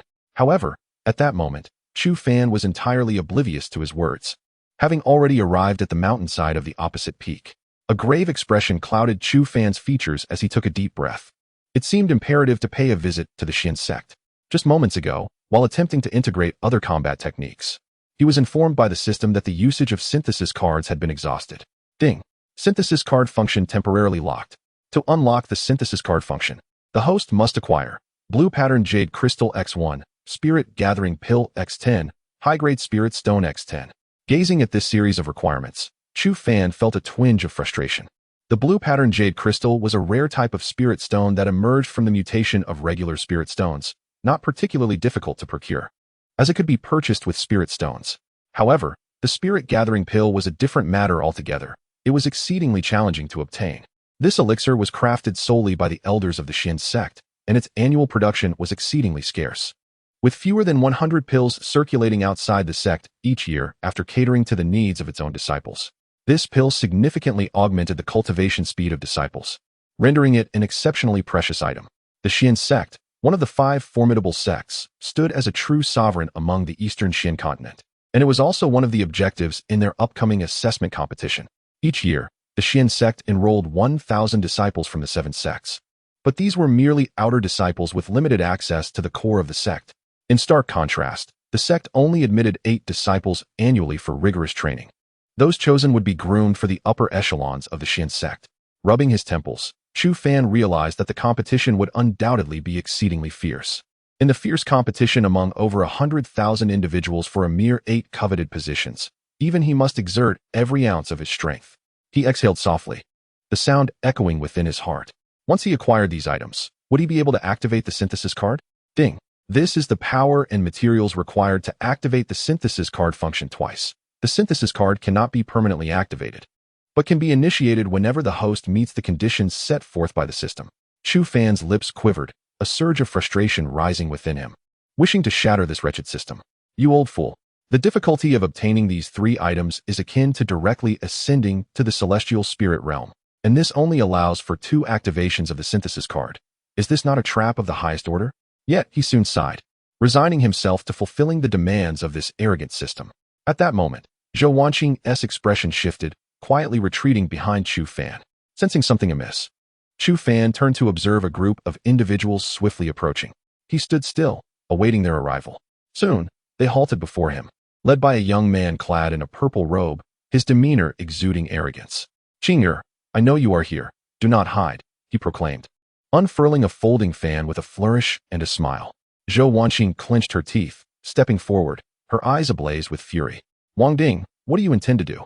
The young man chuckled lightly. "Nothing much. It's quite lively here, so I thought I would join in the fun." "Qing'er, come with me. Your father is quite anxious. Just let him know you are safe." Zhou Wanqing scoffed. "I refuse to go back. I have no such father, and furthermore, I am not familiar with you. Please address me as the princess." Wang Ding regarded her silently, then waved his hand dismissively. Instantly, his subordinates surged toward Zhou Wanqing. Boom! Chu Fan struck out, sending 2 of them flying. Wang Ding's expression darkened, his gaze like cold stars, his aura erupting like a volcano. "You dare harm my people? Do you seek death?" Chu Fan licked his lips, assessing Wang Ding's strength at 6 stars in the Earth Spirit realm. Quite formidable indeed. "My friend, is it truly appropriate to coerce a noble princess in such a manner?" he remarked softly. At that moment, Han Yi furrowed her brows and pinched Chu Fan sharply at his waist. Instantly, his face turned green from the pain. Zhou Wanqing bit her lip, ultimately lowering her head. "Chu Fan, you must leave. You cannot contend with him. He is the 2nd prince of the Great Xia dynasty, the future consort appointed by my father." "I." Upon hearing the name of the Great Xia dynasty, a smile unexpectedly broke across Chu Fan's face. "What a coincidence. I happen to know someone from your dynasty. You must be acquainted with Shui Yutian, correct?" Wang Ding glared coldly at him. "That worthless sycophant? Huh. He is among the most inept of the royal family. So, it appears you are associated with the Liang sect. Truly, you share the same shortcomings as that fool," Chu Fan observed, raising an eyebrow, noting the evident animosity between the 2. "Forget it. After all, they are of royal lineage. I shall grant that scoundrel a modicum of respect. Now, take your entourage and swiftly depart. I will consider this incident as though it never transpired," Wang Ding remarked coldly, waving his hand dismissively as one would shoo away a fly. Chu Fan exhaled softly and stepped forward gently. "I regret to inform you that Zhou Wanqing cannot accompany you today." Wang Ding's expression immediately darkened, revealing his disdain for those who lack self-awareness. "If that is the case, there is nothing more to discuss. Come forth and meet your end." Chu Fan smiled, a glimmer of brilliance flashing in his eyes. Who meets their demise is still uncertain. Zhou Wanqing bit her lip, her heart filled with an inscrutable complexity. "Chu Fan, I understand that you do not wish to involve yourself in this matter. Nor do I require your intervention. You may leave now." Chapter 32. It was quite perplexing for Chu Fan to behold the expression on Zhou Wanqing's face. This woman, could she not utter a single kind word? It was truly irksome, despite his desire to simply walk away from her incessant annoyance. The flicker of sorrow in Zhou Wanqing's eyes prompted him to sigh inwardly. Perhaps it was best to remain a good person to the end. Just as he was about to speak, Han Yi interjected coldly. "Using women as tools for marriage alliances is quite repugnant, isn't it?" Chu Fan raised an eyebrow in surprise. He had not expected Han Yi to side with Zhou Wanqing. Wang Ding chuckled lightly. "It seems both of you are courting death. Do not blame me for what ensues." Buzz. As soon as his words fell, a terrifying force erupted, unleashing an astonishing wave of power. Chu Fan narrowed his eyes slightly, sensing that this man must possess some hidden strength, for such an overwhelming aura could not be conjured without reason. Trash from the Sunlight sect, come at me together. So I need not deal with you one by one, Wang Ding declared disdainfully from a short distance, his tone condescending, as he deemed them unworthy of further dialogue. Chu Fan smiled and glanced at Han Yi beside him. Go ahead. Han Yi nodded, her expression grave as she summoned her internal strength, swiftly launching herself towards Wang Ding. To let a woman take the lead, you truly are a waste, Wang Ding scoffed, his body emanating layers of dark light as formidable power began to coalesce rapidly. Mountain and River Star Moonpalm, Rising Dragon Sky Kick. The two shouted simultaneously, unleashing a tempest of raw energy that howled through the air. Han Yi's palm was enveloped in starlight and moonbeams, striking forward without hesitation. Simultaneously, a terrifying force surged from Wang Ding's right leg, vaguely resembling a dragon's limb, brimming with explosive power. Whoosh! In the blink of an eye, they closed the distance, and the next moment, a palm and a leg clashed with a thunderous boom. A shock wave erupted, the tremendous force instantly obliterating trees and stones for hundreds of meters around. Han Yi's expression shifted dramatically as she felt an insurmountable force collide with her arm. She let out a muffled groan, blood seeping from the corner of her mouth, her body akin to a bird with broken wings, softly falling backward. In no time, she landed against a sturdy, reassuring chest, a flush of color filling her cheeks.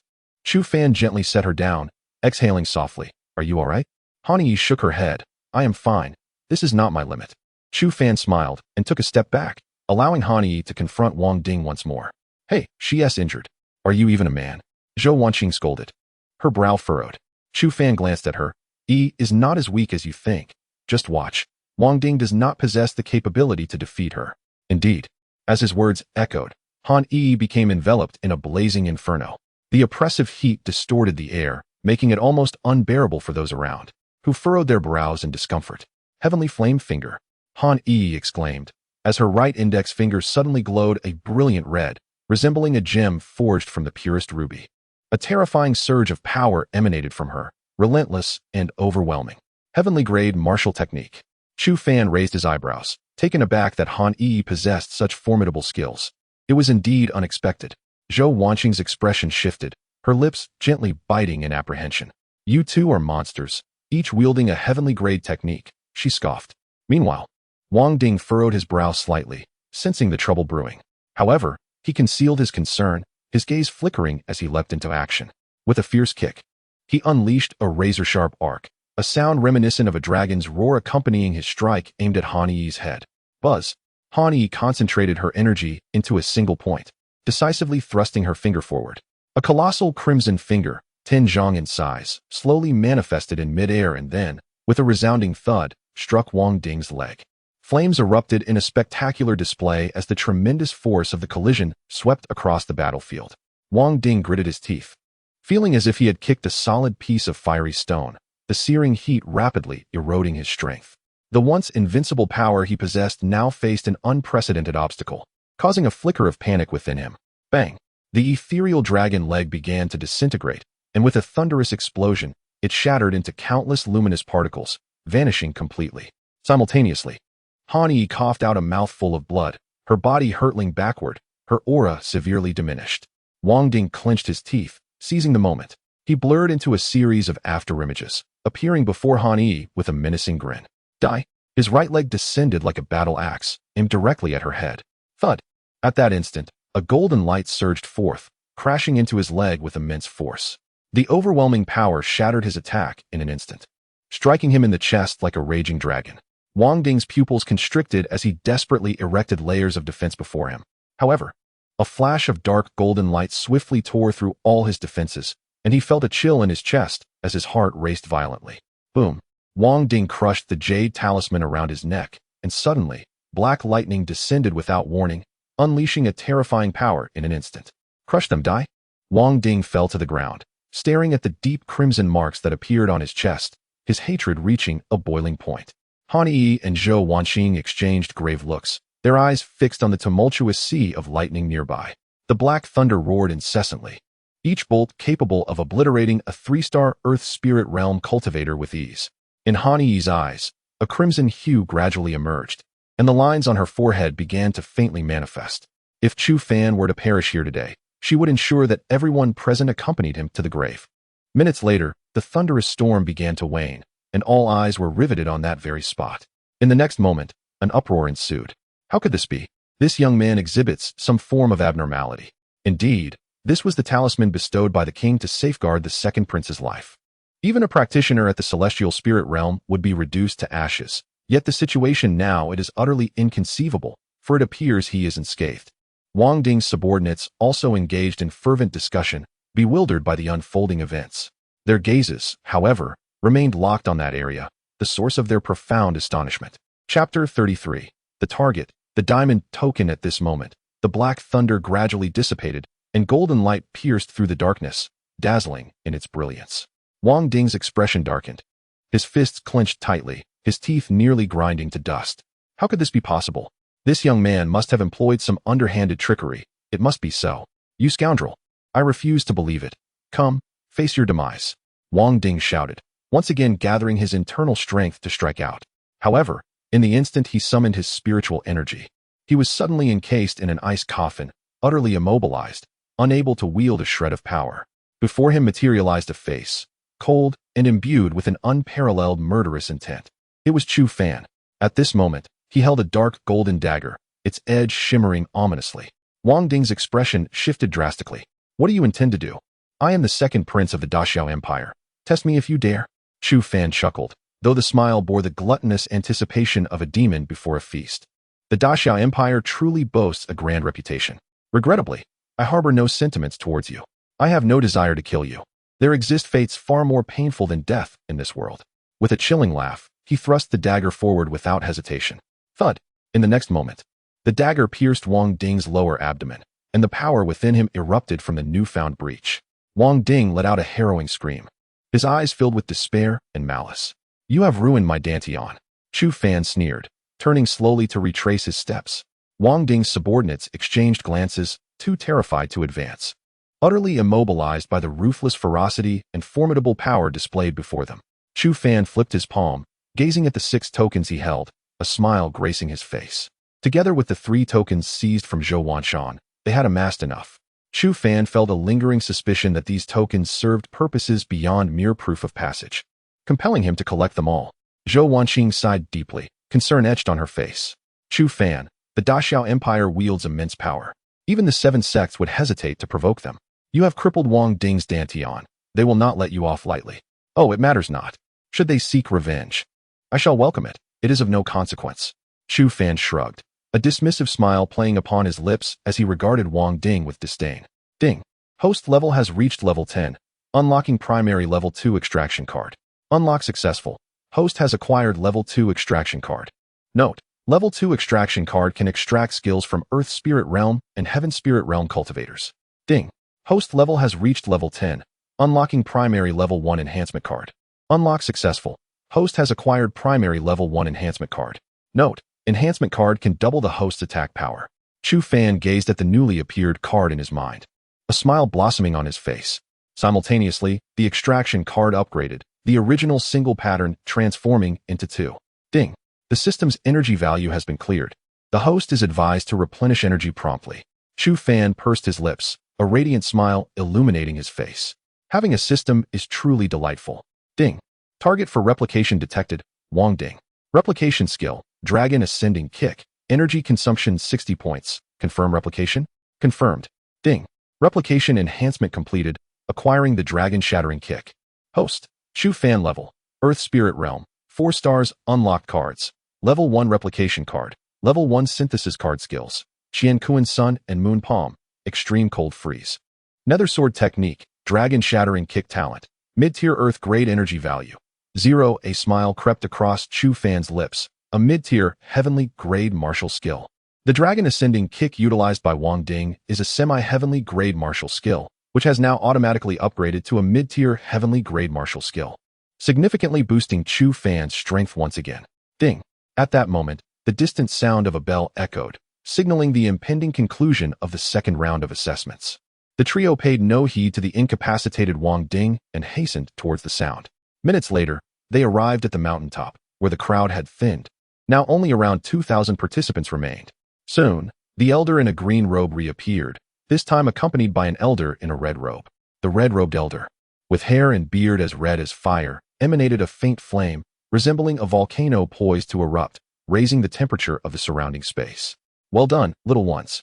The red-robed elder chuckled, eliciting silence from the gathered crowd. "The third elder of the Vermilion Bird Divine sect possesses formidable strength," Zhou Wanqing whispered discreetly. Chu Fan felt a stir within, glancing at Han Yi. She too pursed her lips and looked over. Their eyes met in a shared understanding, both smiling knowingly. Undoubtedly, should Han Yi enter the Vermilion Bird Divine sect, she would receive unparalleled support. Next, you shall enter the third round, which will adopt a point system. The tokens in your possession are bronze tokens, each worth 10 points. 3 bronze tokens can be fused into a silver token, worth 50 points. 5 silver tokens can be combined into a gold token, worth 100 points. 3 gold tokens may be fused into a diamond token, worth 500 points. These tokens can only be acquired through your own efforts. Tokens given by others do not count towards your score. Upon concluding his remarks, the red-robed elder stirred a commotion among the participants, who began chattering excitedly. Since the inception of the Five Veins Grand Competition, only 7 individuals have ever obtained a diamond token. I hope to see the 8th diamond token emerge among you. His words caused many hearts to tremble. It appeared that acquiring a diamond token was indeed a formidable challenge. To obtain a diamond token, one must defeat 45 opponents, a seemingly unrealistic task. While the competitors' strengths varied, it was implausible to amass such a considerable number. Yet, Chu Fan felt a surge of determination, a smile gracing his lips. It was not impossible. If he bided his time and targeted a plump prey in the end, wouldn't everything fall into place? Yet these unsuspecting sheep may bite. However, to him, everyone is merely a lamb awaiting slaughter. Those disciples who acquire the silver token and those of higher rank shall compete for the coveted spots among the inner disciples of the 5 sections. Those who lose their tokens will be relegated to the outer disciples of the 5 sections. After 3 time intervals, the third trial shall commence, entering the labyrinth of assessment, signifying a matter of life and death. The elder in the azure robe proclaimed loudly, and with a flourish of his sleeves, an immense labyrinth materialized in the distance. Its towering walls insurmountable. Chu Fan inhaled deeply, estimating that this labyrinth surpassed the entire domain of the Liang sect in its expanse. This time, it would be a true test of strength. He licked his lips, his eyes shimmering with determination. The Xian sect, no matter who stands in his way. This sect he is destined to conquer. Brother Chu Fan, shall we take a moment to rest? Gazing at Han Yi's smile, Chu Fan shook his head. For now, enhancing his strength is of utmost importance. Chapter 34. Yan Huang. Chu Fan did not rest. Instead, he sat quietly in meditation, drawing the ethereal energies of the universe towards him, continually replenishing his dantian. Not far away, Zhou Wanqing observed him with a furrowed brow. Is this individual's life so monotonous? Han Yi bit her lip, reflecting on how diligently her brother Chu Fan worked, never relinquishing his training even in the direst of circumstances. I believe in him. He will undoubtedly become the most radiant star in the sky. Zhou Wanqing nodded, having witnessed Chu Fan's resilience and tenacity over the past few days. This young man indeed possesses qualities that are rare among his peers. However, her expression shifted as she glanced at Han Yi. I sense a familiar aura emanating from you, a presence not commonly found among ordinary folk. Moreover, I am acquainted with the prodigies of the Eastern Xian continent's imperial courts, yet I have never encountered someone like you. Zhou Wanqing spoke earnestly, her previous arrogance dissipating somewhat. Han Yi looked at her with suspicion. What are you implying? Zhou Wanqing's gaze flickered as she murmured to herself. So, you hail from that place. No wonder such terrifying talent has been sealed away, even your memories. Yet, your fate seems rather unfortunate. This pair of star-crossed lovers may not find their way to a happy ending. After uttering these cryptic words, she walked away with a faint smile. Han Yi shook her head, perplexed by the woman's eccentricity. 3 hours later, everyone stood up briskly, their faces etched with seriousness. If the previous 2 rounds were eliminations, the third round marked the true commencement of elite selection. Each individual felt the weight of pressure, for none knew when a dark horse might emerge to completely disrupt their plans. At that moment, Chu Fan opened his eyes, his mind racing with thoughts. He now possessed 3 tokens, indicating that he had already entered the fray for the inner sect disciple slots. However, he bit his lip and handed all 3 tokens to Han Yi, a smile gracing his face. Take these. If it becomes too overwhelming, use them as your trump card. Han Yi bit her lip, her eyes sparkling with determination as she smiled. Brother Chu Fan, do you not trust me? Not at all. I merely wish for you to advance smoothly. If you believe in me, keep these. I will prove to you that I am not merely a decorative vase. How about this? We will part ways for this round and reconvene to assess the results, all right? Han Yi's smile was pure and earnest. Chu Fan bit his lip, realizing he had inadvertently hurt her pride. I'm sorry, It's fine. I hold no grudges. I shall take my leave, so take care of yourself. Han Yi waved her hand and swiftly vanished from his sight. Chu Fan took a deep breath, recognizing that he needed to strive even harder to amass sufficient strength to protect Han Yi. He strode forward, plunging into the labyrinth. The maze branched into 10 corridors, allowing for the freedom to choose any path. Upon entering, the light dimmed, the flickering illumination casting elongated shadows. Ever since his arrival, his nerves had remained taut, devoid of any relaxation. He found himself in a vast hall, spacious and empty, supported only by 8 sturdy pillars that held aloft the dome, accompanied by a few dimly lit oil lamps. After taking a few steps, he paused, a glimmer igniting in his eyes. In that very instant, a dark beam of light surged silently towards the nape of his neck, chillingly cold. A frigid voice echoed within the expansive hall as blue mist rapidly coiled forward.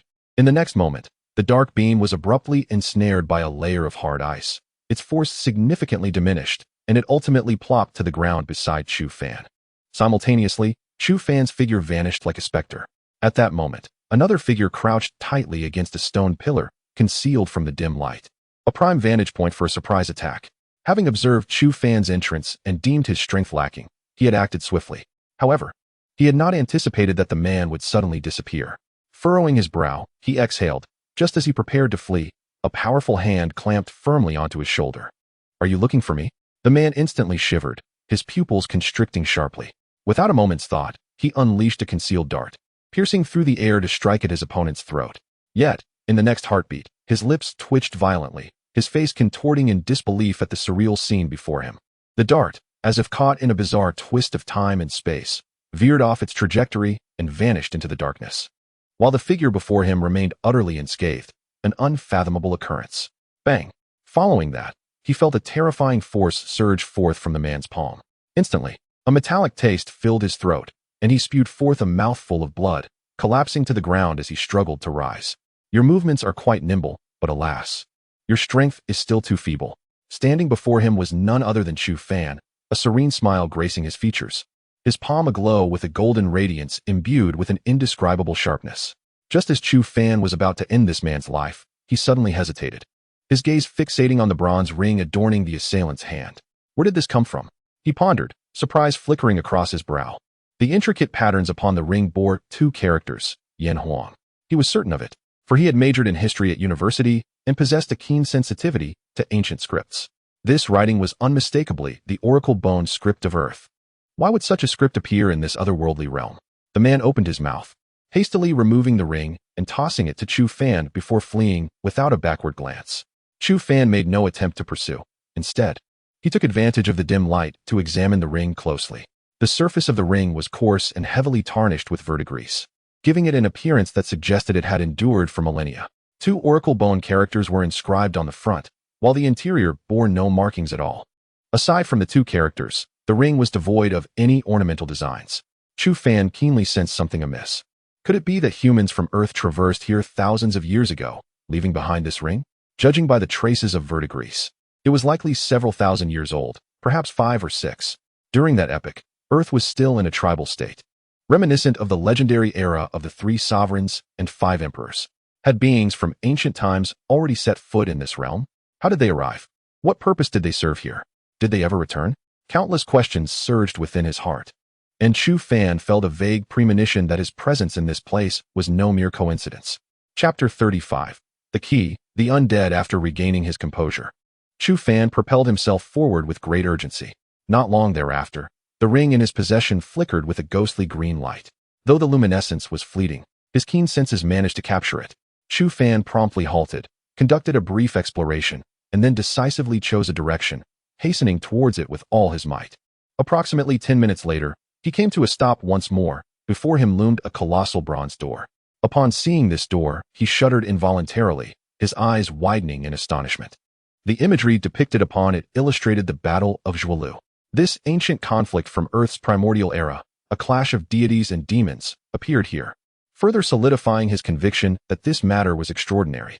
With a gentle push of his hand, to his surprise, this massive bronze door, standing 3 yards high and a foot thick, swung open effortlessly. Before him lay a lengthy corridor, flanked by murals that seemed strikingly familiar. He was certain that these were unequivocally the masterpieces of ancient earthlings. Though he could not decipher the narratives illustrated on the murals, he pressed onward. After another 10 minutes, he reached the end of the corridor. Suddenly, a dazzling light erupted before him, prompting Chu Fan to squint as he gazed ahead. There stood a stone pedestal, approximately his height, upon which lay a black iron rod, 3 feet in length and the thickness of an egg. Intricate patterns adorned the rod, the meaning of which eluded him. Ding! The host has discovered the first key. The system has automatically entered a dormant state. The host machine will awaken once the necessary materials for synthesizing the card are obtained. Before Chu Fan could pose any questions, the system fell into a slumber, and he sensed a sudden void in his mind. Frowning, he pondered a key. What key? His gaze finally settled on the iron rod, noticing that both ends were encased in golden bands, which appeared remarkably familiar. The golden cudgel. Indeed, if this iron rod were gilded, it would resemble the legendary weapon wielded by the Monkey King, Sun Wukong. As this thought surged within him, a wave of trepidation washed over Chu Fan. By the heavens, this situation was becoming increasingly terrifying. How could even the fictional Sun Wukong be intertwined in this tale? Rubbing his temples, his right hand instinctively brushed against the black iron rod. In that instant, he felt a weight in his hand, and upon glancing down, the rod had mysteriously materialized in his grasp. Chu Fan was momentarily taken aback, bewildered by the phenomenon. Yet, soon a realization struck him. From the black iron rod emanated a power reminiscent of a vast ocean of stars.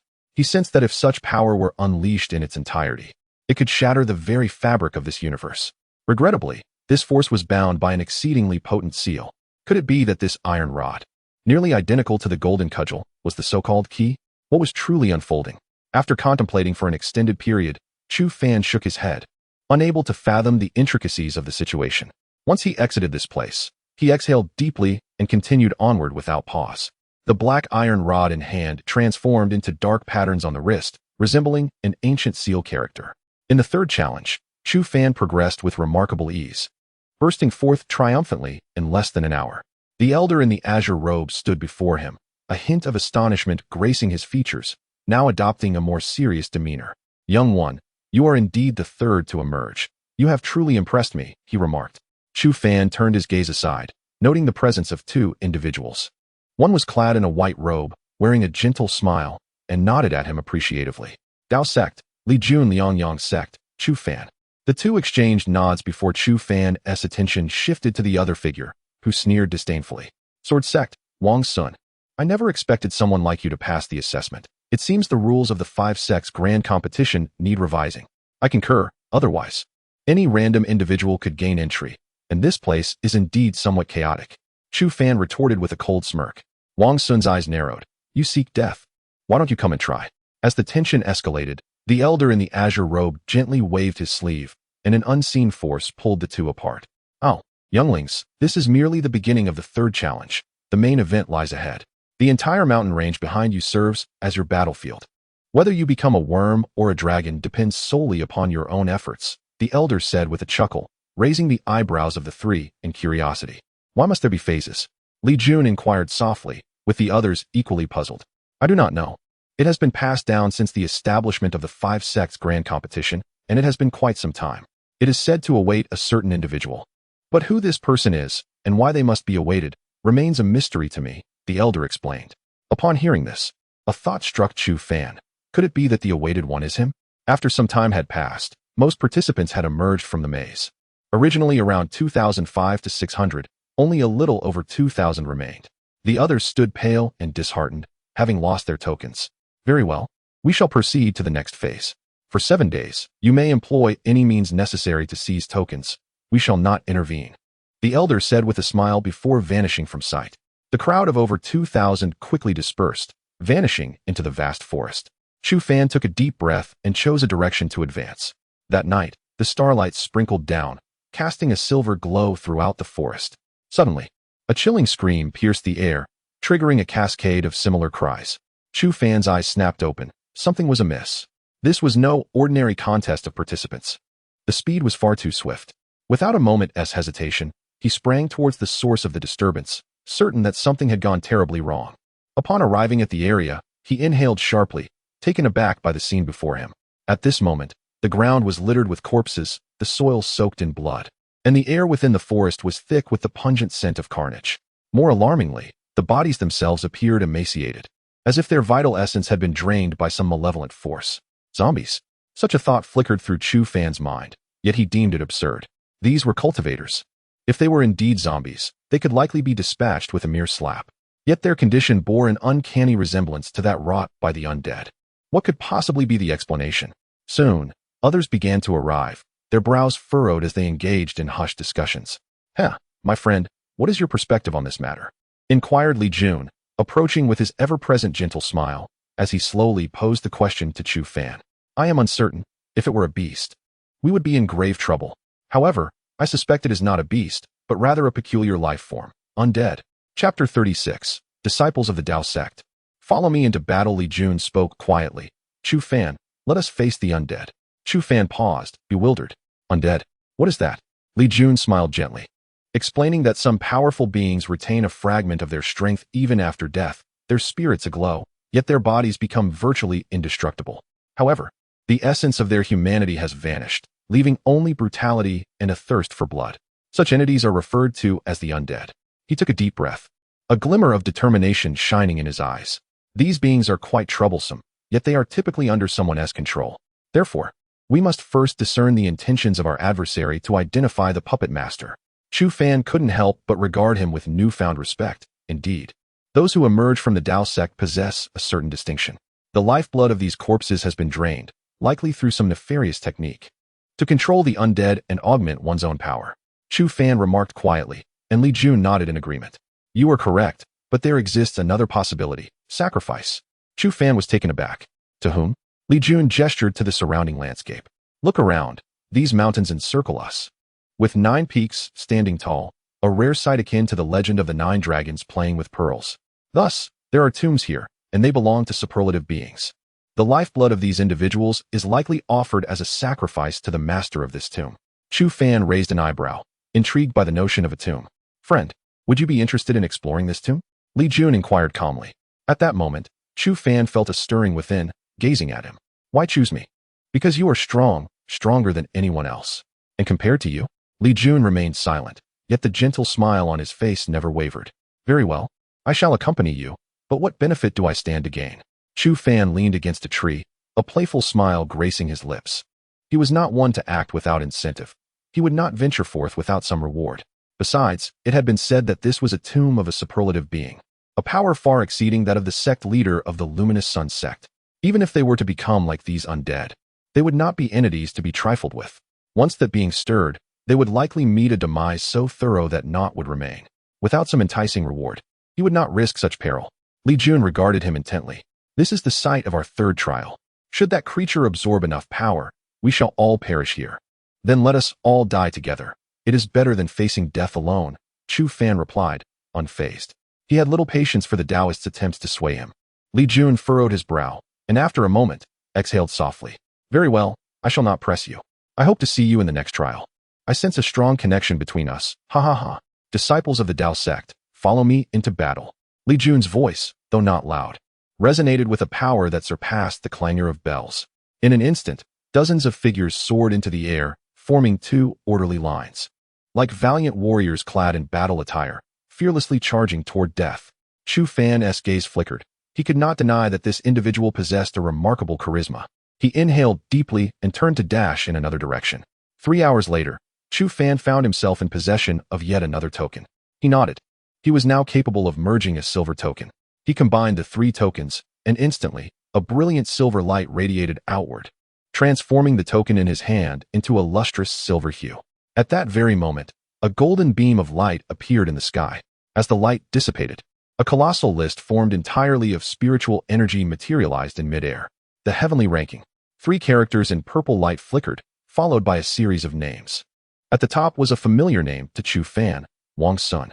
A glimmer of gold and silver shimmered behind his name, indicating that he possessed 1 golden token and 1 silver token.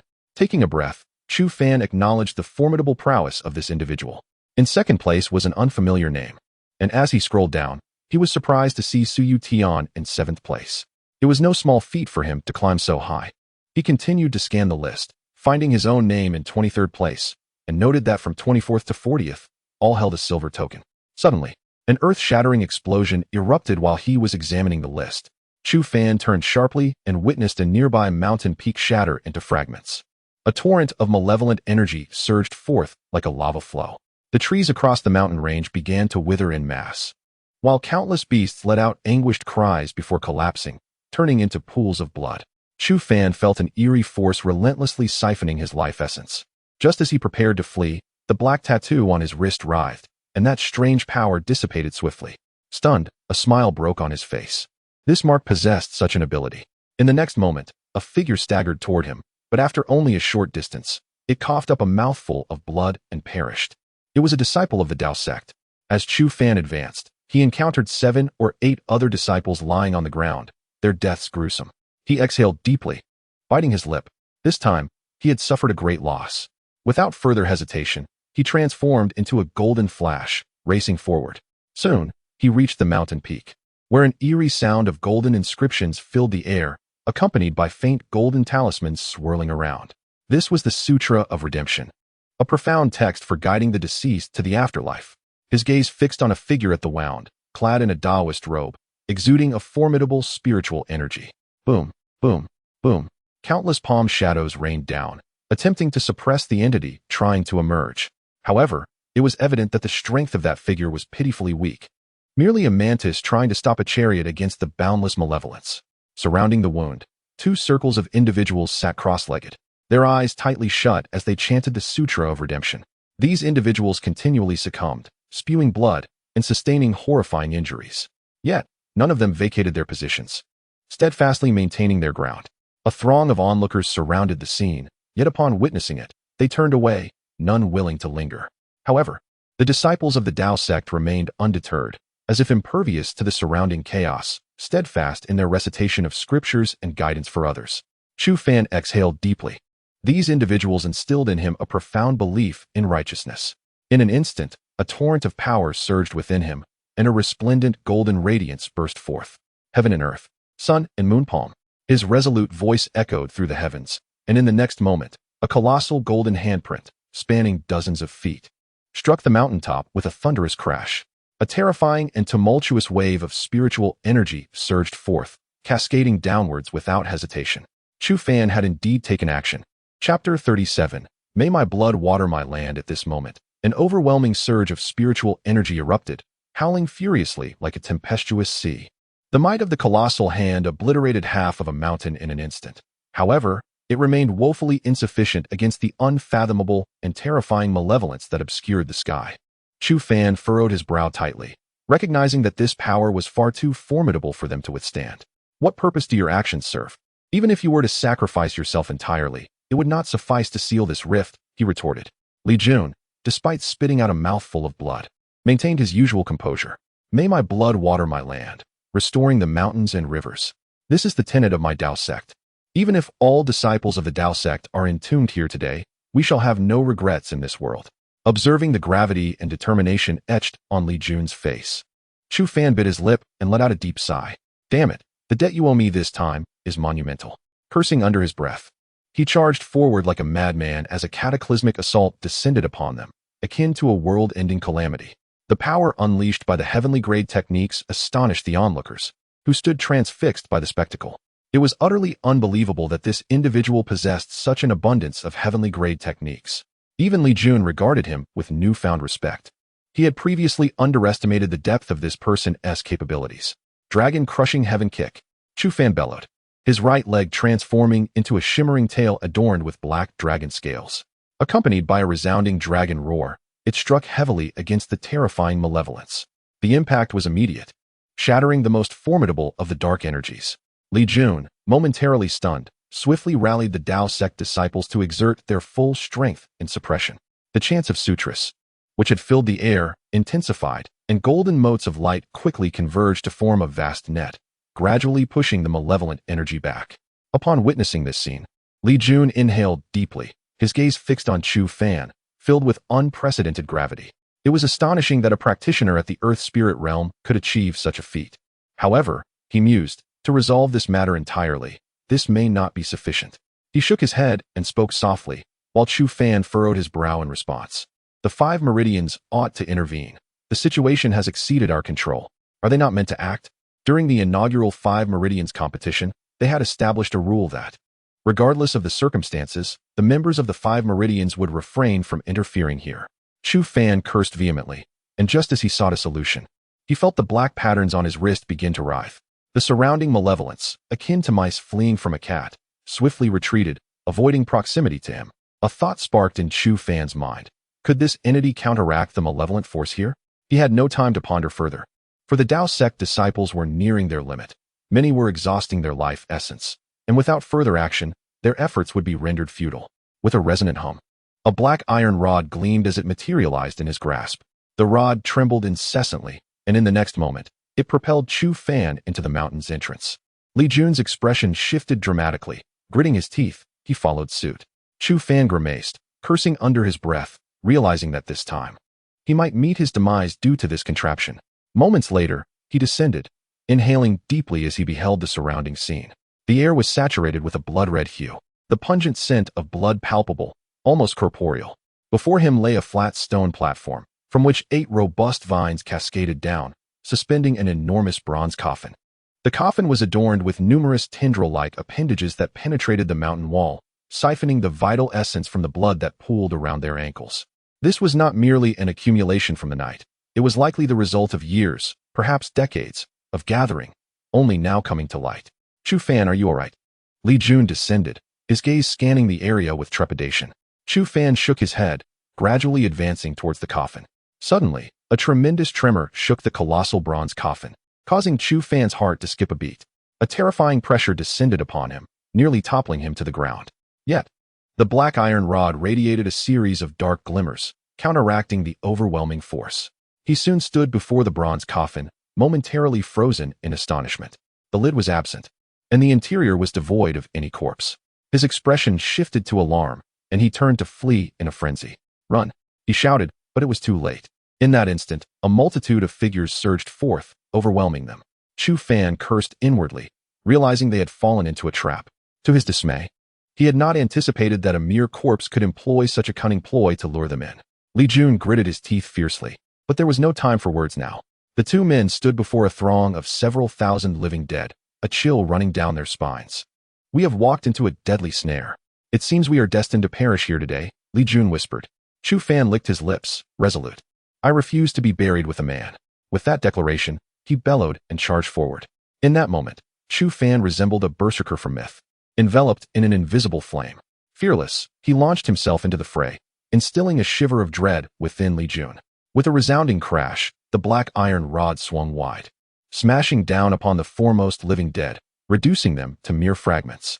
Chu Fan plunged into the throng of the undead, the air filled with the sound of shattering bones, as the living dead crumbled under the might of the iron rod. In another direction, a brilliant light burst forth, pure and untainted, as the power of the Tao was unleashed. The 2 men, facing thousands of living dead, displayed no fear, no hesitation, for they understood that if these undead did not perish, their own lives would be forfeit.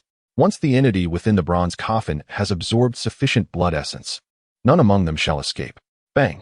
The black iron rod in Chu Fan's hand smashed another living dead creature, filling his heart with profound astonishment. Although these undead beings were not particularly formidable, possessing strength at the pinnacle of the spirit condensation realm, they exhibited no capacity for resistance beneath the weight of this black iron rod, effortlessly crushed like mere soil. What, then, is the origin of this iron rod? He took a deep breath, his gaze flickering. This was a key, but what lay behind the lock?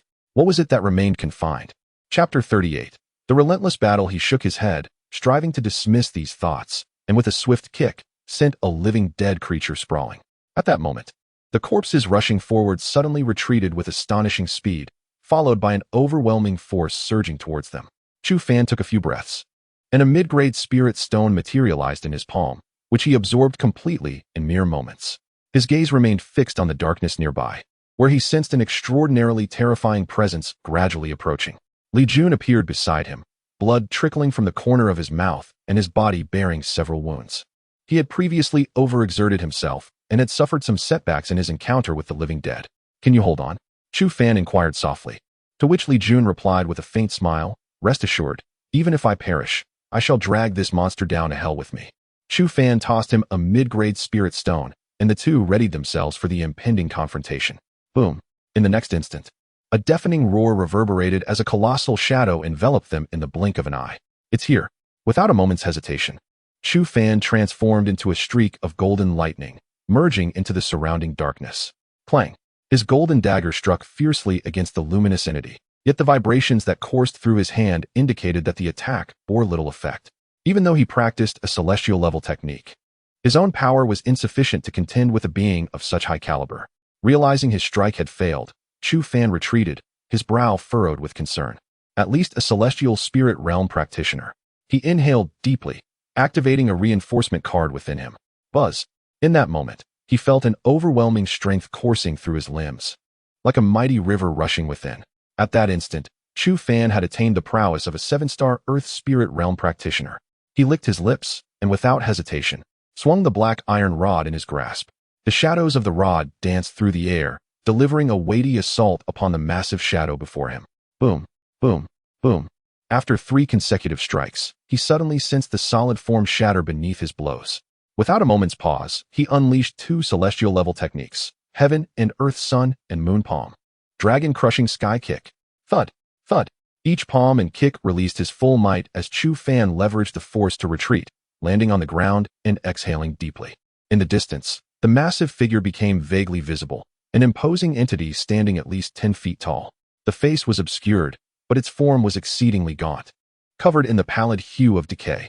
As it took 2 steps forward, its full appearance was finally revealed. Chu Fan exhaled deeply.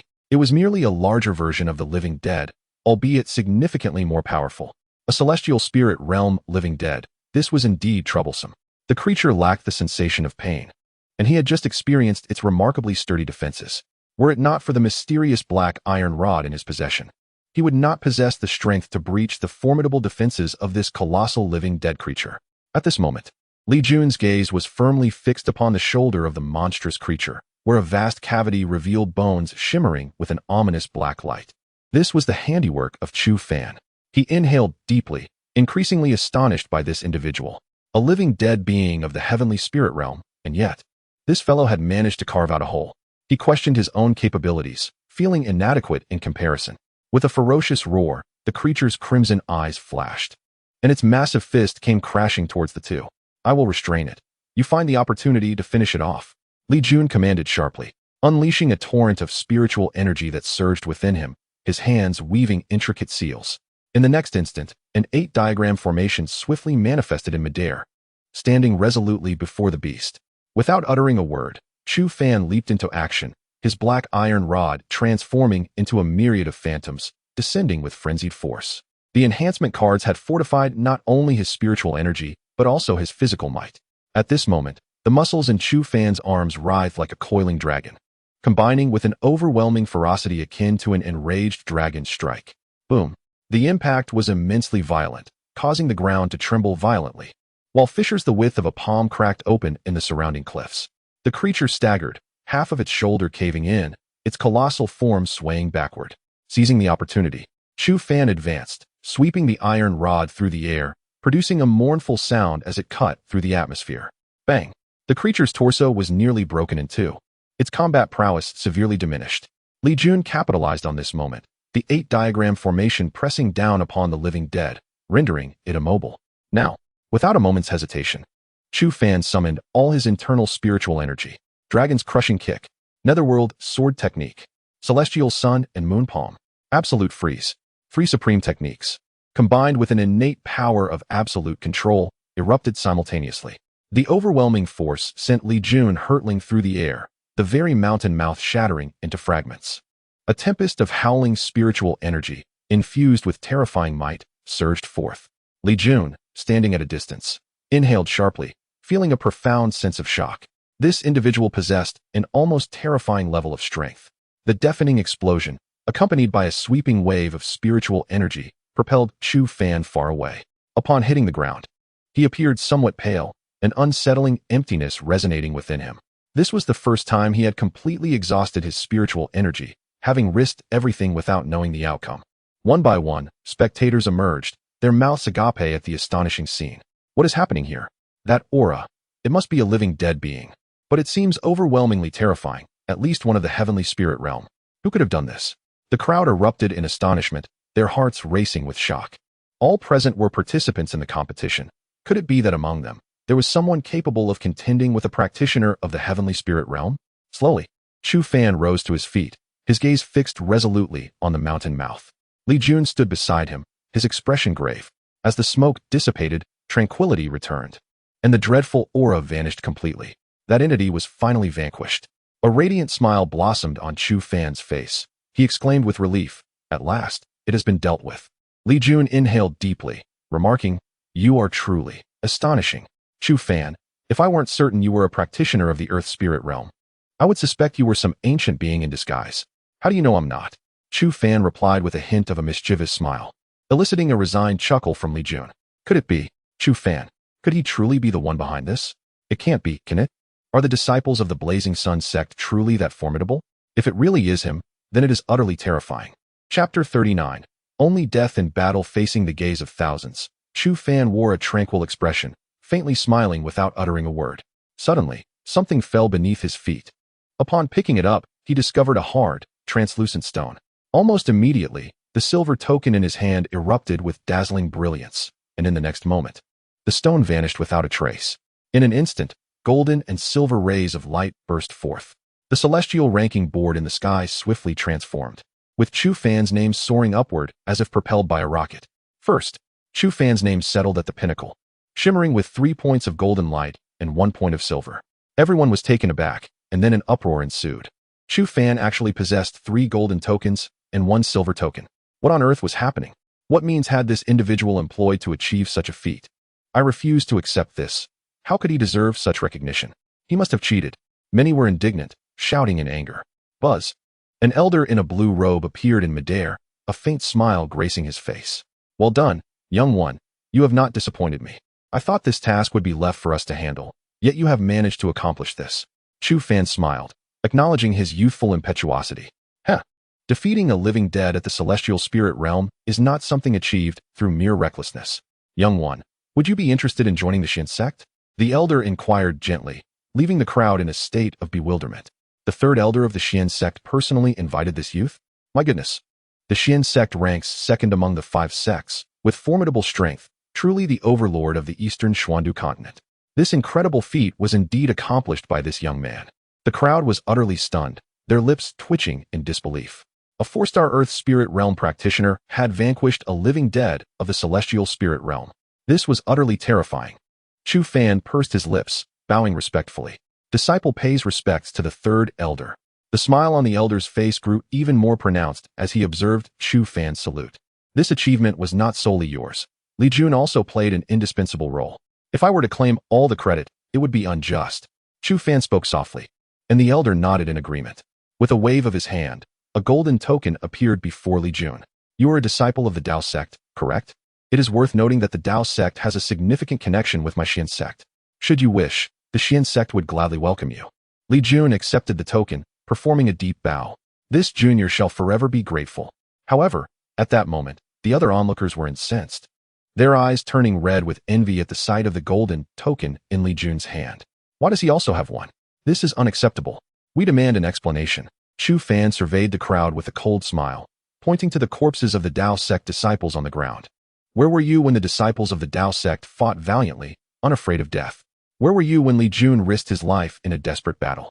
When the disciples of the Dao sect stained the earth with their blood and affirmed their resolve with their lives? Where were you? Now you dare to express discontent? For those who are dissatisfied, step forward for a duel. He stood aloft, like a celestial deity, casting his wrath upon the mortal realm. His voice thundered, instantly silencing the clamor of the crowd. No one dared to speak. They all understood that a being capable of vanquishing an undead at the heavenly spirit realm was far beyond their capacity to provoke. While his strength might be lacking, his demeanor was quite imposing. Accompanied by a soft chuckle, a figure descended gracefully. Wang Sun. Chu Fan's expression remained tranquil as he regarded him with indifference.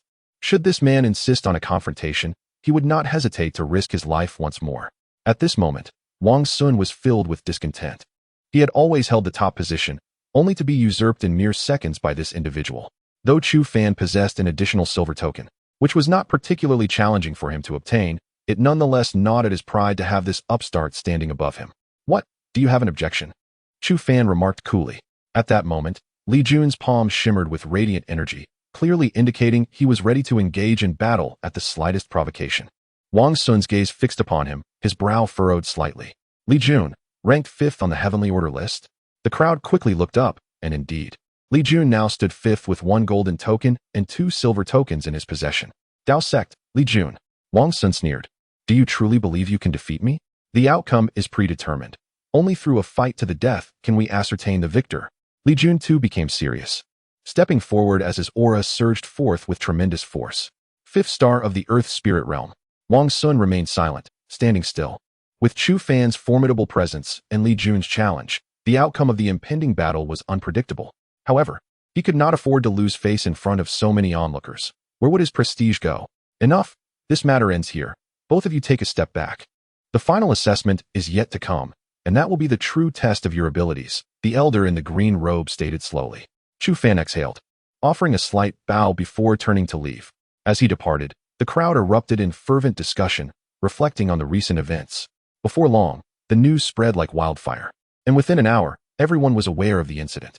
The Radiant Sun sect's Chu Fan, with the strength of a 4-star Earth spirit, had defeated the undead at the heavenly spirit realm, preserving the lives of all. Although many scoffed at him, their jealousy morphing into disdain, there remained a significant number who admired him and sincerely expressed their gratitude. In a secluded corner, the battle-scarred Han Yi, upon hearing the news, beamed with a radiant smile. I knew it. You are indeed the brightest star. At that moment, Chu Fan gazed at the newly risen sun, tiredly closing his eyes as he began to mend his wounds. He felt a surge of excitement within. That black iron rod was truly extraordinary. Despite relying on the system during this time and enjoying an undefeated streak against formidable foes, every battle had felt like child's play. However, he was acutely aware that he lacked the strength to defeat practitioners of the celestial realm. His remarkable achievements were solely attributable to the enhancement card and the black iron staff. This staff served as a safeguard, ensuring a degree of security for his life in the future. When Chu Fan opened his eyes again, the sky had completely darkened. He exhaled softly and stretched his body. After an entire day, he had fully healed his injuries and made significant progress in his strength.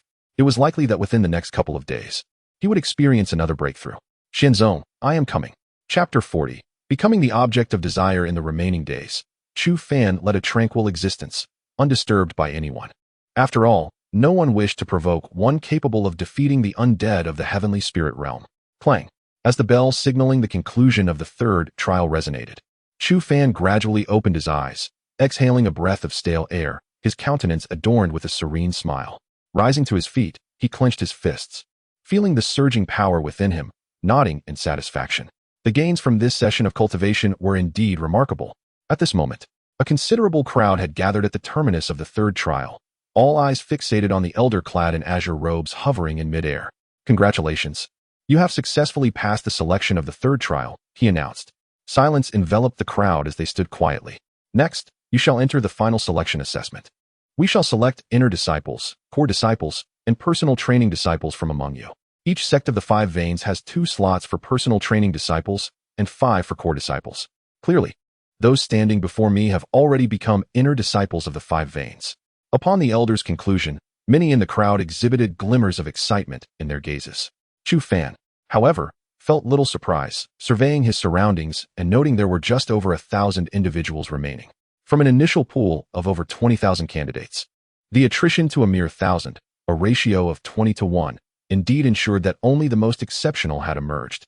Now, those possessing the golden tokens, please step forward to contend for the positions of core and personal training disciples.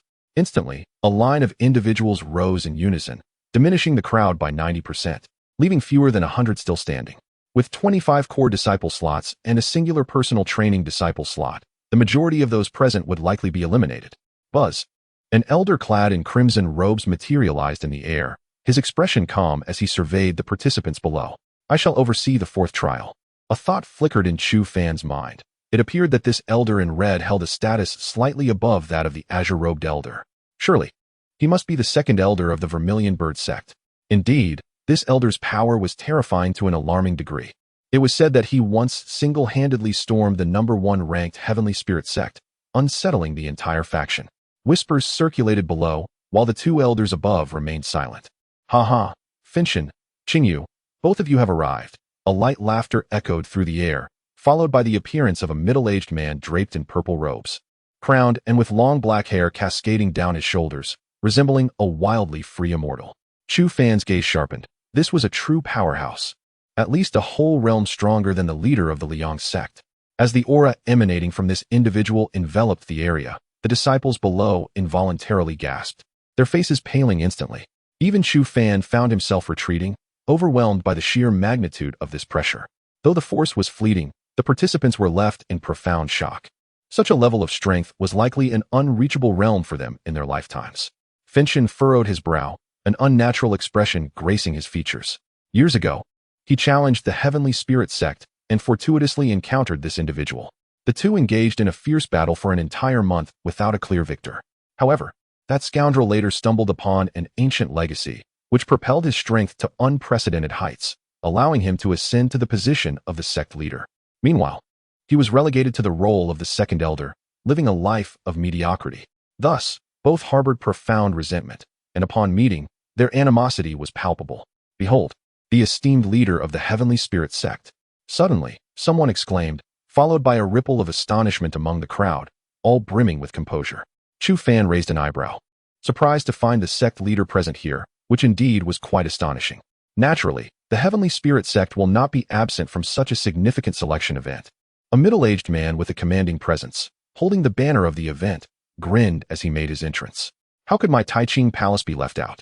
A voice, crisp and clear, announced the arrival of a regal-looking middle-aged woman, gracefully stepping into the air. Chu Fan took a deep breath, channeling his energy. The disciples below collectively gasped. For the true rulers of the Eastern Xin continent had all gathered here. Chu Fan felt little shock. After all, this event pertained to the selection of personal disciples and core disciples, which was foundational for the sect's development. It was only fitting that the higher-ups were present to oversee the proceedings. Well, since everyone is here, I shall refrain from further ado. The final selection will take place tomorrow, the leader of the Heavenly Spirit sect said with a smile, prompting the disciples below to nod in acknowledgement and depart respectfully. "Young man named Chu Fan, please wait a moment," the sect leader suddenly called out, causing Chu Fan to pause and turn. He found 5 pairs of eyes fixed upon him, gleaming as if he were a rare treasure. He couldn't help but twitch his mouth and clear his throat. "Greetings to the 5 esteemed elders," he said. The elder in the azure robe frowned, evidently sensing their intent to recruit him. The sect leader chuckled warmly, stepping closer with a gentle smile.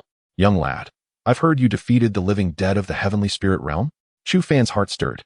It was not solely his achievement, but a joint effort with Dao Sect's Li Jun, who fought valiantly, enabling him to slay that formidable foe. "Oh, the Dao Sect? Indeed. They are noble heroes. I once shared a connection with their leader," the sect leader remarked. Chu Fan remained silent, standing there quietly. "Would you be interested in joining the Heavenly Spirit sect? I assure you, the resources you shall possess will far exceed those of anyone else, even surpassing those of personal disciples. What do you say? Consider it," he proposed. At these words, the expressions of the other 4 shifted dramatically. Undoubtedly, the Heavenly Spirit sect was the strongest among the 5, possessing the most resources, which allowed them to attract superior disciples.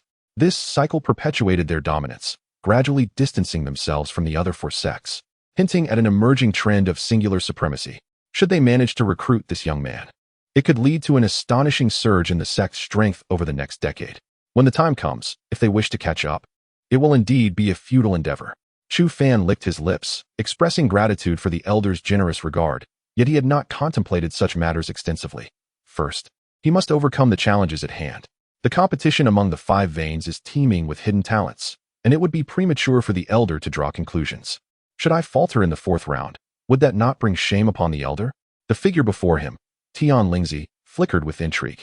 Although Chu Fan's words were ostensibly concerned for him, they subtly conveyed a refusal. This young lad indeed possesses a certain charm. Very well, as long as you are willing. The gates of the Tianling sect shall always be open to you. Keep striving, young one. Chapter 41. The Decisive Battle After Bowing. Chu Fan swiftly departed from the area. Brother Chu Fan. Soon, Han Yi found him, her face adorned with a serene smile. Well done, little girl. 1 golden token and 2 silver tokens. Impressive. Chu Fan chuckled, ruffling her hair. Han Yi pursed her lips, her face radiant with satisfaction and joy. Gaining Chu Fan's approval was of immense significance to her. The 4th challenge will be quite arduous, but I believe in you. You will undoubtedly shine brilliantly. Chu Fan said earnestly, and Han Yi nodded in agreement. The elder of the Vermilion Bird sect has already contacted me. I should be heading there soon, Han Yi said. Her head slightly lowered, revealing a hint of sorrow. Chu Fan grasped her hand. Silly girl, is there any banquet in this world that does not come to an end? Once you grow and become a powerful cultivator, you can rush to the Xuan Zone to find me and proclaim to everyone that I am your little lover. Han Yi's face flushed, and she shot him a glance. Humph. Who said you are my little lover? How conceited. Whoever engages in conversation with me is my little lover. Chu Fan teased, grinning cheekily, causing Han Yi to blush deeply in embarrassment. You. Humph. Han Yi huffed, storming ahead, while Chu Fan followed with a smile. The campfire flickered in the dark night, casting shadows that held an unspoken sadness. Brother Chu Fan, after this parting. It may be many years before we see each other again. Han Yi gently leaned against Chu Fan's shoulder, his gaze filled with determination. Rest assured, no matter if the path ahead is fraught with peril or leads through the 18 hells, I will surely find you. Just give me 2 years. I will come for you. Han Yi quietly nodded, softly clutching his hand. I believe in you. You will undoubtedly become the most brilliant star in the sky. The two exchanged a smile and embraced as they drifted into slumber. The next day, the resounding chime of the bell awakened the sleeping disciples. Chu Fan rose, stretching his body, his face brimming with spirited resolve. In the coming days, everyone would pour their utmost effort into the competition, and he was no exception. Brother Chu Fan, do your best. Don't let me defeat you. Han Yi playfully stuck out her tongue, prompting a hearty laugh from Chu Fan as he playfully slapped her round shoulder. Instantly, Han Yi's face turned as red as a ripe tomato, and she vanished in a flash. Chu Fan clicked his tongue, rubbing his fingers together, enjoying the sensation. When they reconvened at the mountain peak, 10 platforms had been erected. The senior members of the 5 veins had gathered, their expressions calm as they focused on the disciples below. The platforms before you are the final assessment. There can be no pretense. It is a true test of strength. You will determine your capability to enter the 5 veins based solely on your own prowess, Tian Lingzi said slowly. Many nodded in understanding, likely having anticipated this format. With a wave of his sleeve, Tian Lingzi unleashed a cascade of golden light, and each person received a jade token in their hand. Chu Fan received a red jade token inscribed with the prominent number 15. The jade tablets of red and blue signified a contest among academies bearing the same numeral. Tiansu spoke quietly, and Chu Fan exhaled deeply, uncertain of who his opponent would be. Presently, the first platform was designated for the red team, the second for the blue, and so forth. With a gentle wave of his hand, Tiansu summoned 20 figures who swiftly ascended to their respective arenas. Chu Fan's gaze fixated on the third platform, where he recognized a familiar face, Shui Yutian. His adversary, however, was an obscure contender. To triumph over your opponent is to claim the token they possess. Each participant can exchange their tokens for martial techniques, skills, spiritual stones, and any conceivable treasures from the sect. The top 3 victors will receive the enlightenment of our 5 esteemed elders. The second place will earn a volume of heavenly techniques, while the first shall receive a mysterious gift, the details of which are to remain undisclosed for now. At this moment, Feng Tian spoke slowly, causing the audience's eyes to gleam with envy. The enlightenment from the elders of the 5 veins is a coveted aspiration for many. Chu Fan inhaled, his eyes ablaze with fervor. Enlightenment involves drawing upon the caster's innate power to infuse spiritual energy into the recipient, enhancing their strength without jeopardizing their foundational skills. This method allows gifted disciples to surmount significant barriers with relative ease, and the effects of enlightenment persist for an entire year, with many disciples achieving considerable advancement during this period. Such blatant temptation is irresistible to any cultivator. Chu Fan pressed his lips together, determined to secure a place among the top 3. Now, let the assessment commence. The moment the words were spoken, fierce battles erupted across the 10 platforms. Chu Fan focused intently on the third platform, showing no sign of relaxation. Clearly, Shui Yutian's prowess was undeniable. Being the strongest disciple of his sect, lacking strength would be laughable. Shui Yutian had reached the 8th star of the Earth Spirit Realm, making him a formidable contender among the participants. His opponent was merely a 5-star practitioner of the same realm, rendering their battle devoid of suspense. With a resounding crash, Shui Yutian struck his opponent back with a single palm. With a sinister grin, he seized the neck of his adversary, swiftly snapping it with a crack.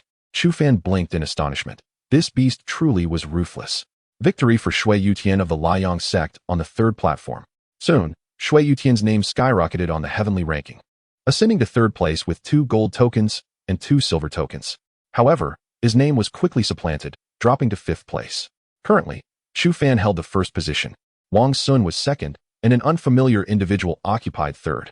As the battles concluded across all 10 platforms, a command was issued, and the second batch of contestants surged forward. As Chu Fan descended upon platform number 5, the moment he appeared, the individual opposite him turned pale with trepidation. A smirk curled at the corners of his lips. Members of the sword sect, were they? The other person grimaced and said, Chu Fan, can we settle this peacefully? Certainly. Relinquish the token and concede defeat. Chu Fan replied calmly. The individual clenched his teeth in frustration, ultimately casting aside the silver token in his hand, thus acknowledging his defeat. A gasp rippled through the crowd, their faces awash with astonishment. Had Chu Fan truly ascended to such heights? Indeed, were it me, I would have surrendered as well. TCH, merely a fortunate opportunist, nothing more. If it were me, I would never concede so easily. Oh really? Then why don't you step up and give it a try? Why should I? I am no match for him. Chapter 42. Total annihilation. With an expression of calmness, Chu Fan surveyed the surroundings. I have proclaimed that no disciple of the sword sect shall enter the 5 veins alive, and that decree remains in effect. Those who dare to contest may step forward for battle at any moment. He glared coldly at the crowd below, inciting immediate fury among the sword sect members.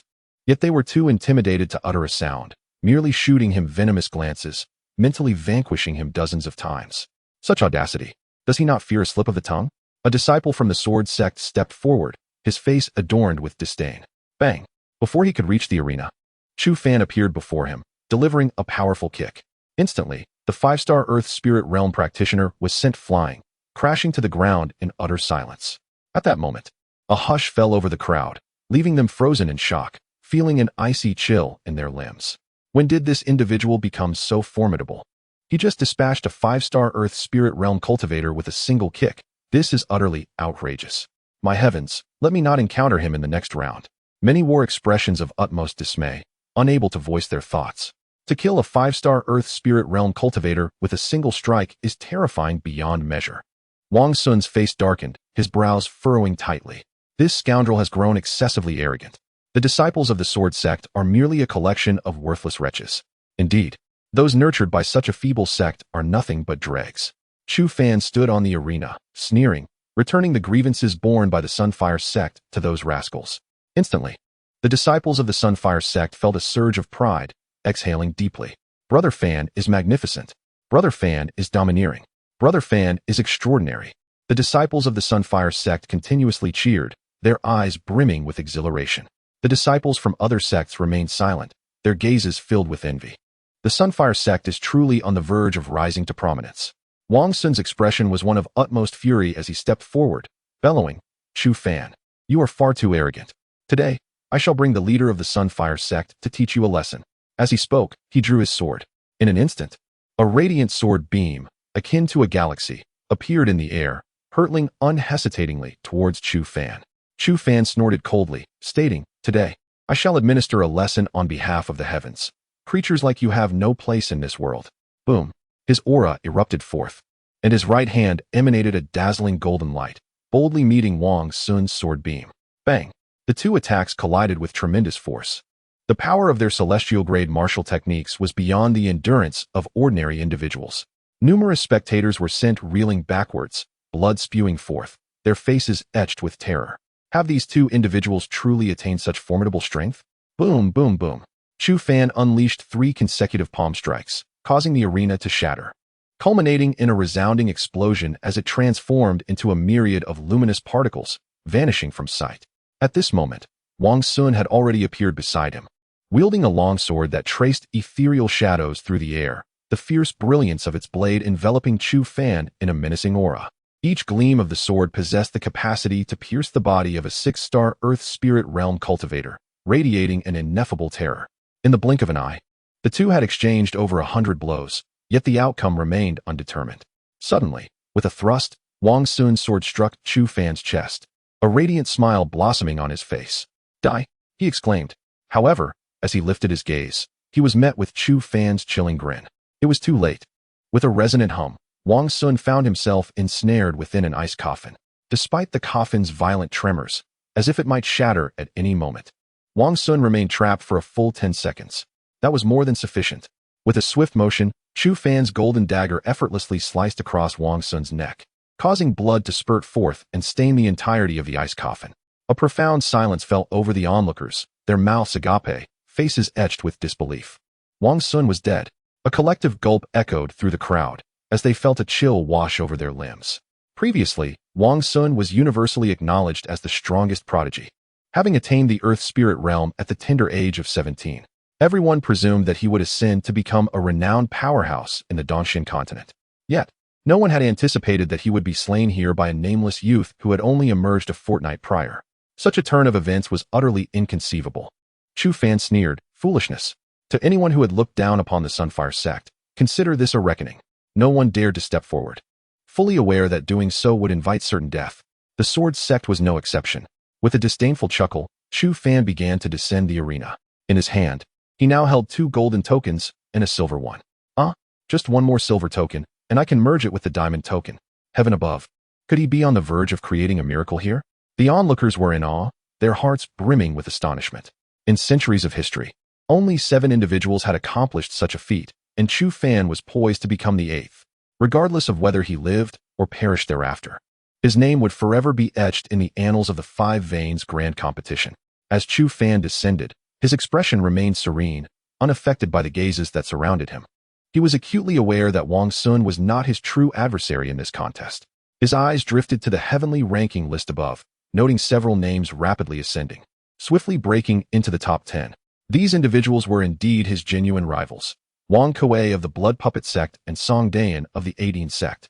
Prior to this, they had not been mentioned, and their sects ranked similarly to the Sunfire sect. However, following 2 rounds of arena assessments, they had already secured the 7th and 8th positions, and all eyes were fixed upon how far they could ascend. Chu Fan took a deep breath. These 2 were indeed their true rivals. In the 3rd round of the competition, Han Yi took the stage, facing a disciple from the Sword sect. Han Yi exhibited a formidable power that instilled fear in everyone present, causing the Sword sect disciple to fall silent. With a single strike, she eliminated a 4-star disciple of the Earth Spirit realm. The 3 members of the Liang sect were nothing short of monstrous, it seemed. Now, only 1 disciple from the Sword sect remained. Over 1,000 pairs of eyes were fixed upon him, and he grimaced, his expression darkening to the utmost degree. "Now, I offer you a chance. Kneel and concede. Otherwise, what awaits you is certain death," Chu Fan declared coldly, as the disciple clenched his teeth in defiance. With a thud, he finally relented. "I concede." A gasp swept through the crowd. The Sword sect, ranked first among the 7 sects, had thus suffered complete annihilation. Chapter 43. The Shadow of Song Dayan. At this moment, the crowd below fixated their gaze on Chu Fan, rendered speechless. In just half a month, this individual had transformed from a derided, inconsequential sect into the greatest victor of the 5 Veins Grand Competition, alongside the members of the Rising Sun sect. Such a stark metamorphosis felt surreal to them. The assessments continued, with this round presenting a formidable challenge. Only those who triumphed in at least 3 matches would advance to the finals. As dusk approached, Chu Fan stepped onto the stage once more. He inhaled deeply, his gaze settling upon a man before him, pale, ghostly, and surrounded by an aura of sinister energy. He was Song Dayan of the 18 sect. The pallid man spoke in a soft, almost effeminate tone, and Chu Fan nodded in acknowledgement. "Rising Sun sect, Chu Fan."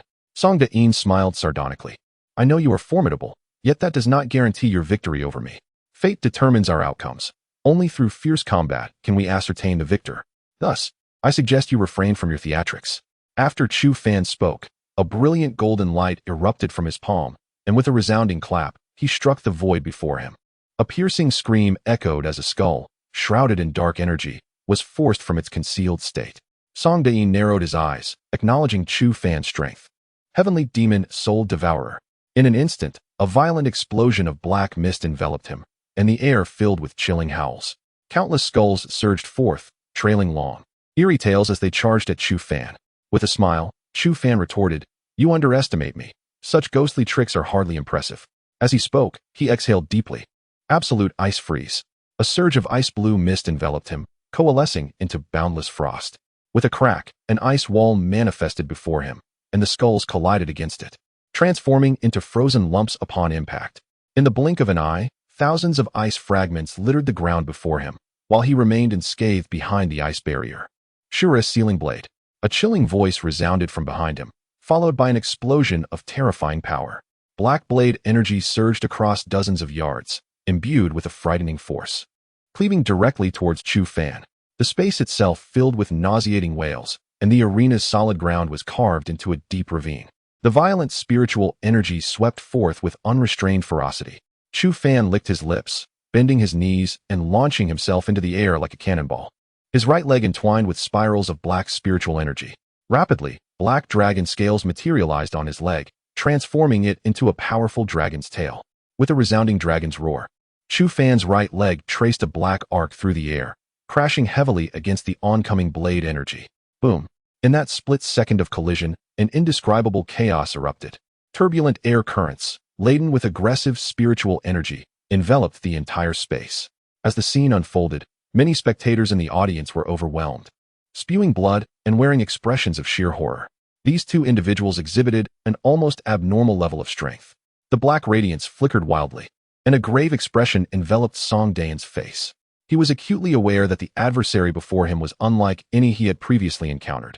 Consequently, he unleashed his most formidable techniques, hoping this time they would yield success. Boom! At that moment, a tremendous force surged forth from the hilt of his blade, causing his body to be forcibly repelled, blood staining his entire palm. Gritting his teeth, Song Daen desperately channeled the power within him. A sinister smile crept across his face as he taunted, "Chu Fan, relinquish your efforts. You must realize that in a battle of attrition, you stand no chance against me." Chu Fan merely smiled faintly, stating, "Until the final moment, who can truly ascertain the outcome?" Crack! Suddenly, a fine fissure, slender as a hair, appeared on the immense blade. Song Daen's pupils constricted in shock, his heart racing. How could this be? This fellow, clearly weaker than him, was exhibiting such prowess. Bang! In the next instant, the blade's energy shattered explosively, causing Song Daen to grunt in pain, blood trickling from the corner of his mouth. Yet, the astonishment within him eclipsed the agony he felt. He could hardly fathom the reality before him. This individual was merely at the 4-star Earth spirit realm. How could he possess such formidable strength? As he fell to the ground, Song Daen retreated, leaving behind a series of deep footprints on the arena. Eventually, he halted at the edge, struggling to stabilize himself. This person, he mused, was likely from the 8 sect, possessing an astonishing level of strength. Even Chu Fan had failed to defeat him in a single strike. I know, he thought. Song Daen is a direct disciple of the 8 sect's leader, with exceptional talent. It is said that he has already been designated as the next head of the sect at the tender age of 18. Indeed, this individual was formidable. Previously, when Wang Sun sought to provoke him, he was thoroughly bested. Yet, a troubling thought crossed his mind. He had encountered Song Daen before, at which point he had already been an 8-star Earth Spirit Realm practitioner. How could he appear so feeble now? Alas, Chu Fan's strength was evidently too overwhelming. It seemed a pursuit of such might would be futile for the rest of their lives. Many spectators sighed, their faces etched with a mixture of disbelief and admiration. Meanwhile, Chu Fan, standing atop the arena, did not share in their elation. Such a degree of assault would undoubtedly not suffice to deter a powerhouse like Song Daen. Indeed, Song Daen swiftly regained his footing, wiping the blood from his lips, his irises gradually transforming into an ominous shade of pure black. "Chu Fan, you are indeed formidable. Initially, I wished to conceal my true capabilities from others, but now I must make an exception." With that, Song Daen formed intricate seals with his hands, and the surrounding black mist surged violently, enveloping the sky and casting an ominous shadow, a terrifying force unleashed. A disquieting power swelled, rampaging uncontrollably at that moment. Taking a deep breath, Chu Fan recognized this as Song Daen's genuine strength. Without hesitation, he too revealed his prowess, summoning a golden energy that coalesced into a resplendent sun above, surrounded by swirling stars and accompanied by a luminous moon. The expressions of those below shifted dramatically. Could it be a mid-tier celestial battle technique? How could this individual possess such a terrifying skill? Moreover, that kick just now seemed to exhibit a similar mid-tier celestial technique. My heavens, who exactly is this person? Many felt their lips twitch, their hearts trembling with trepidation. Jinquan's sun and moonpalm. Chu Fan's icy declaration reverberated throughout the expanse, and in that moment, a golden radiance erupted like the blazing sun, illuminating the entire space. The golden and black hues each dominated half of the sky, emanating an awe-inspiring power. A colossal hand, 10 zhang in size, appeared as if forged from pure gold, unleashing an overwhelming surge of force. Chapter 44. The eighth diamond token on the other side. A tendril of black mist coalesced into a pitch-black finger. It bore the weight of an ancient curse, imbued with a force that made one's heart palpitate as it pointed forward without hesitation. Chu Fan's gaze hardened, and with resolute determination, he swung his right palm outward. Boom! The clash between the palm and the finger erupted in an instant, creating a shockwave that obliterated the arena beneath their feet. Countless shards of stone erupted, whistling through the air like a mournful wail, scattering in all directions. The surrounding disciples turned pale, hastily retreating, their faces etched with dread. Should they be caught in the crossfire, the outcome would surely be fatal or grievous. The two combatants were indeed astonishingly powerful. Boom! The golden palm descended with unyielding force, while the black titanic finger could only meet it passively. Bang! The intertwining radiance of black and gold unleashed a terrifying force that rebounded, causing both opponents to grunt in pain, blood spewing forth from their mouths. Chu Fan's pupils instantaneously transformed into a vivid crimson, and at that moment, the energy within him surged forth like a released torrent, rampaging uncontrollably. Crash! The two attacks simultaneously vanished, resulting in a draw. Yet, none were preoccupied with the outcome. All eyes were riveted upon Chu Fan. What is happening? What is wrong with this fellow? My heavens, has he concealed his true power? Was he suppressing his strength during the fight? This is utterly against the rules. At this moment, Chu Fan was enveloped in a dazzling aura, his spiritual energy swelling to more than double its previous might in the blink of an eye. His strength surged rapidly, ascending from the 4th star of the Earth Spirit realm to the 6th star within mere seconds. Chu Fan inhaled deeply, a radiant smile gracing his face. I have not been idle these past few days. Now let us see how far I can go. With a slight curl of his lips, his figure abruptly vanished from sight, leaving no trace behind. The 6th star of the Earth Spirit realm. This was the culmination of Chu Fan's arduous 5-day training. Song Dayan furrowed his brows tightly, astonished that Chu Fan's strength had amplified so significantly in such a brief span. This had become troublesome. Boom!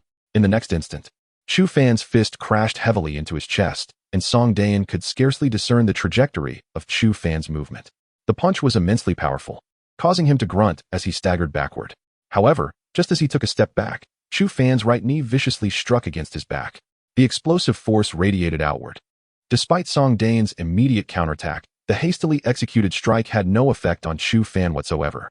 In that moment, Chu Fan transformed into a relentless combat machine, employing fists, feet, elbows, and knees. Every part of his body capable of inflicting lethal blows became his weapon of choice.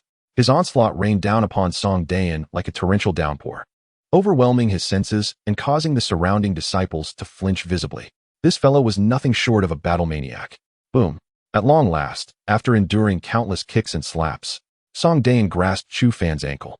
The dark spiritual energy surged wildly, and his right hand transformed into a claw, striking towards Chu Fan's heart with lightning speed. In a fleeting moment, Chu Fan's gaze flickered, and a golden dagger materialized in his hand.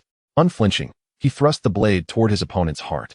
Both combatants, blinded by fury, began a desperate struggle for their lives.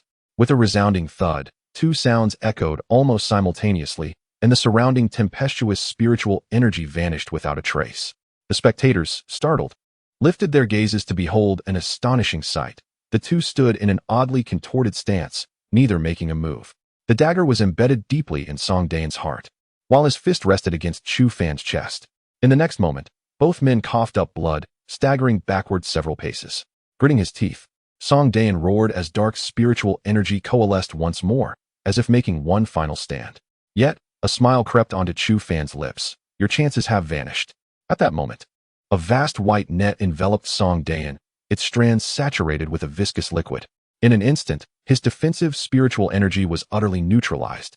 A pained scream escaped him as he collapsed onto the ground, writhing in agony, his spiritual power reduced to a mere whisper of its former strength, leaving him without the will to fight.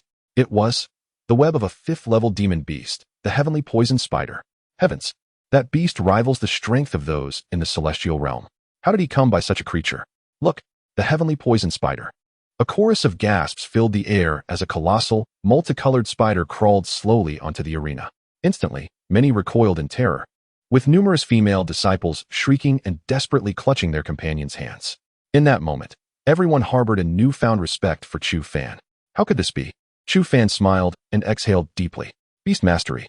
This skill had rarely been employed since he entered the selection process, yet today, as a hidden trump card, it had yielded remarkable results.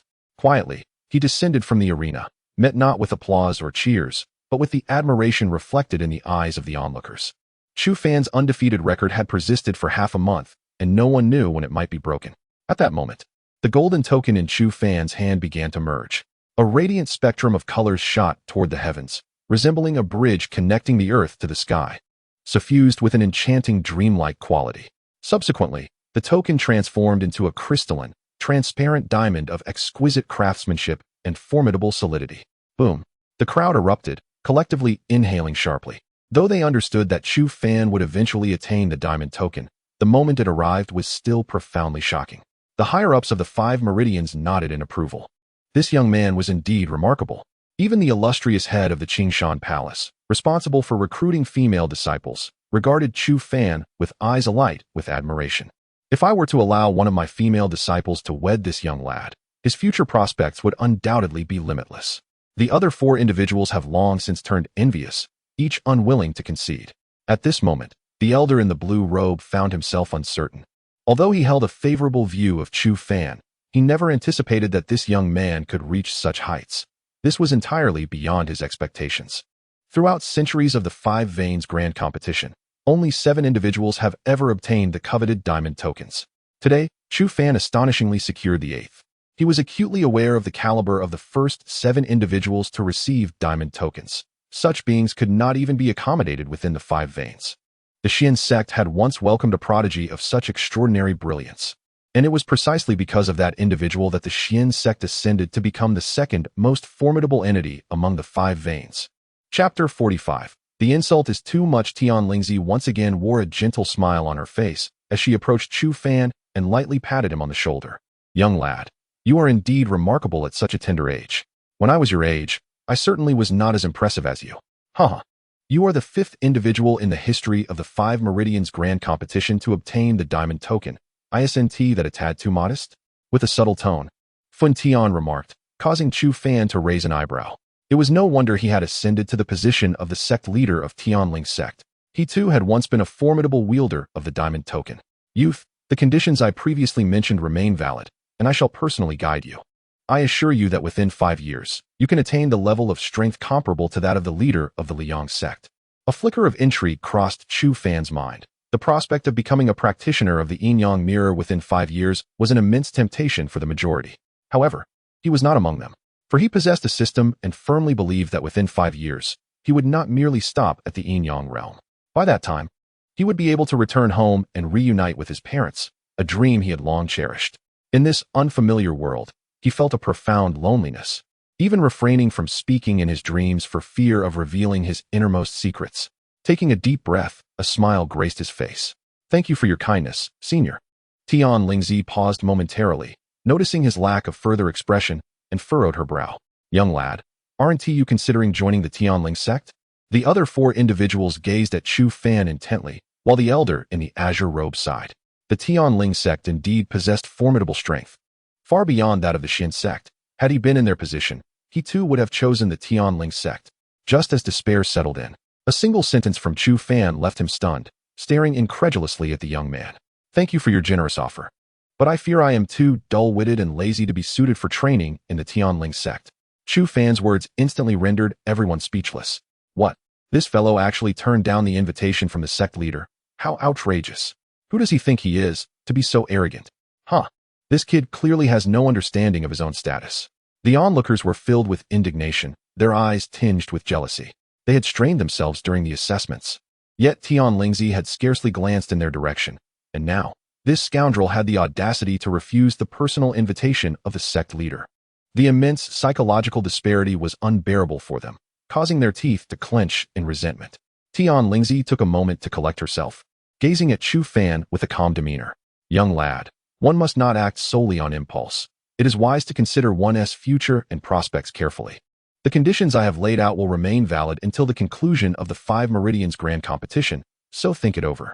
Having spoken, she turned and departed, feeling somewhat humiliated. The absolute sovereign of Dongxian continent, the leader of a sect commanding billions of beings, had been unhesitatingly rejected by a mere boy of no distinction. To claim she was not angered would be false, yet what perplexed Tian Lingzi even more was the underlying reason behind this youth's dismissal of the Tianling sect.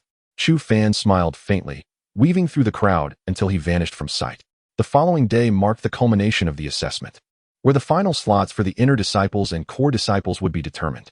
Chu Fan's performance the previous day had captivated everyone. He had ascended to be regarded as the most outstanding disciple in the eyes of the upper echelons of all 5 sections. No matter which sect he chose, he would undoubtedly become an inner disciple. Look, here comes Chu Fan. Damn it, I just want to go up and give him a good beating. His face annoys me.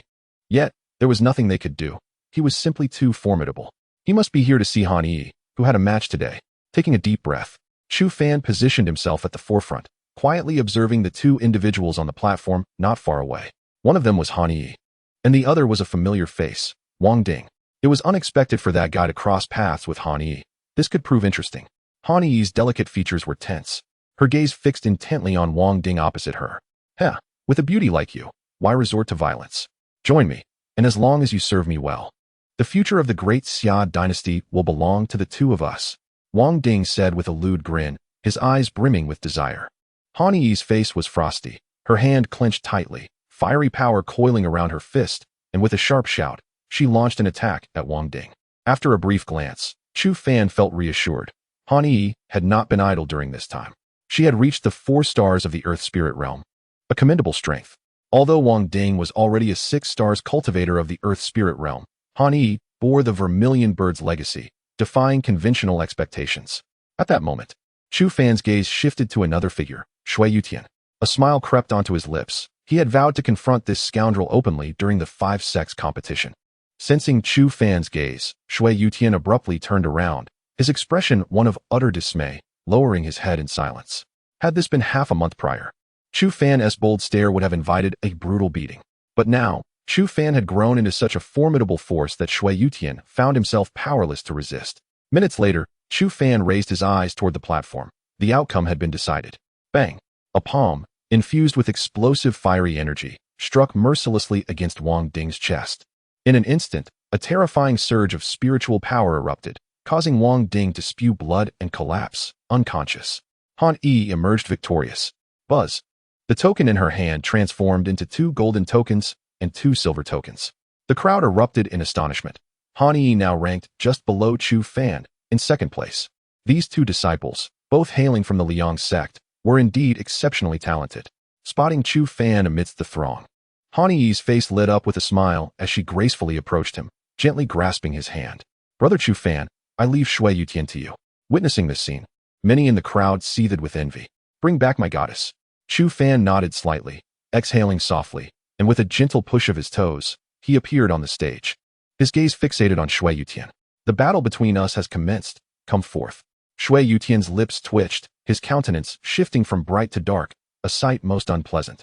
Amidst the mocking laughter of the onlookers, Shui Yutian ascended the platform, his eyes ablaze with fury. Chu Fan, should you take my life, the people of the great Xia dynasty will not spare you. Upon hearing these words, Chu Fan chuckled lightly. Fear not, your kin have long since sought my demise. I have declared my intent to eliminate you here. Do not overstep your bounds. And if I do, what then? Chu Fan scoffed, unleashing the formidable aura of his 6-star earthly spirit realm. Chapter 46. The turmoil of the Xian sect. Shui Yutian's lips twitched violently as he bellowed, Chu Fan, we shall not rest until one of us is dead. The energy within him surged forth, revealing his cultivation at the 6th star of the earth spirit realm. Chu Fan regarded him with disdain. At that moment, Shui Yutian was nothing more than a pitiful wretch. Qianquan Sun and Moonpalm. Fulong shattering sky kick. Without a moment's hesitation, Chu Fan unleashed 2 celestial-level techniques, releasing a terrifying force that swept through the air. Sky Sun shattering spirit fist. Shui Yutian shouted, his palm enveloped in resplendent golden light as he mustered the courage to strike back. With a thunderous sound, Chu Fan's techniques, like a rampaging dragon, effortlessly crushed Shui Yutian's attack. In the next instant, Chu Fan's right leg struck heavily against Shui Yutian's chest, causing the latter to spew forth a mouthful of blood. Realizing the dire situation, he attempted to retreat. "Where do you think you're going?" Chu Fan roared, moving like lightning and closing the distance in the blink of an eye. A golden dagger sliced through the air and plunged into the back of Shui Yutian's heart. Blood gushed forth as Shui Yutian's body hung motionless in the air before crashing to the ground, foam mingling with blood at the corners of his mouth, the light in his eyes fading. Withdrawing the dagger, Chu Fan's icy demeanor began to thaw. He looked at the stunned disciples of the Liang sect before scoffing. "Go back and inform Qingguan that I am keeping a detailed account of his offenses. Tell that old fool that I shall claim his head." Taking a deep breath, he turned to Han Yi, a radiant smile illuminating his face. "Yi, from this day forth, no one shall force you again." Han Yi bit her lip, a blissful smile gracing her features as she shyly nodded in agreement. 3 hours later, all assessments had concluded.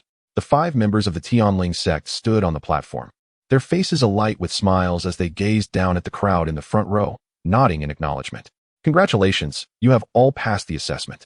We will speak with each of you individually to determine which sect you will join." The 1,000 participants beamed with joy, nodding vigorously. Most among them would become inner disciples of the 5 veins, while a select few would rise to the status of core disciples, trained personally. Their lives would undergo a profound transformation from this moment onward. 2 days later, Chu Fan stood before 5 individuals, his expression remaining calm. "I wish to join the Xian sect." Upon hearing this, disappointment washed over the faces of the others present. Tian Lingzi frowned. "Little one, have you truly considered this?" "I have." Chu Fan took a deep breath, his expression growing indifferent. "Very well, do your best." Tian Lingzi soon departed, leaving the remaining 3 to fix their gazes intently upon the elder in the green robe. "Qingyu, you have struck gold with this selection. Indeed, the one who has obtained the diamond token has truly hit the jackpot." Qingyu wore a broad smile. "Finchen, you are quite impressive as well. That young girl is no ordinary talent. The future development of your Zhuke divine sect is boundless." With a shrug, Fun Tian expressed his awareness of the close relationship between that young girl and Chu Fan. He feared that soon, with just a word, the disciple he had nurtured for many years would be whisked away by that little rascal. Qingyu chuckled heartily, feeling a wave of exhilaration within. At last, their Xian sect had an opportunity to hold its head high. "Little one, do visit us at the Shangqing Palace more often. Our female disciples are all exceptionally talented," remarked a middle-aged beauty with a light laugh, to which Chu Fan humbly acknowledged with a gesture of respect befitting a junior. After a while, only Chu Fan and Qingyu remained. "Young one, let me accompany you to tidy up the sect before we head straight to the Xian sect," Qingyu suggested. Chu Fan nodded, taking a deep breath. "Qingguan, your time to be dealt with is drawing near." That evening, Li Jun appeared, exhaling softly. "You have chosen the Tianling sect, haven't you?" Chu Fan stated quietly, to which Li Jun nodded. "I am not like you, and I apologize for that. Each has their own ambitions. One cannot impose their will upon another. Should you encounter any difficulties in the future, feel free to seek me out." Chu Fan, wearing a sincere smile, patted his shoulder. Li Jun smiled back, and they fell into silence. The next morning, Han Yi came to bid farewell with but a single phrase. 2 years, I shall await your return." After saying this, she vanished. Chu Fan sighed and, in the blink of an eye, departed from that place. Qingyu, who was beside him, said nothing as they swiftly made their way to the Xian sect. 3 days later, the entire Xian sect was in an uproar. That useless Chu Fan had astonishingly secured first place in the 5 veins competition, earning the coveted diamond token. This news exploded like a bomb, leaving everyone incredulous, their hearts racing. Soon after, news of Shui Yutian's demise at the hands of Chu Fan spread like wildfire. Additionally, the revelation of Han Yi joining the Zhuke divine sect also circulated. The sect was in chaos, under the bombardment of these 3 shocking announcements. The members lost their capacity for rational thought. Qingguan sat quietly in a chair, her expression shadowed, as 2 men with formidable auras sat before her, instilling a sense of trepidation within her. "The people of the great Xia dynasty have arrived," said the middle-aged man in black, his eyes gleaming coldly. "Qin Sectmaster, should this matter not be explained to the great Xia dynasty? My ancestral sovereign perished at the hands of your disciples. This cannot simply be brushed aside." The man seated directly across from her, emanating a powerful presence, was a strong practitioner of the yin-yang mirror. The might of the great Xia dynasty surpassed that of the Liang sect, which left Qingguan feeling somewhat apprehensive. Should the great Xia dynasty become enraged, It was likely that the disciples of the Liang sect would suffer dire consequences. I have already stated that I am unaware of the details. In the Five Veins competition, life and death are determined by fate, she replied. Are you implying that the death of my royal kin was deserved?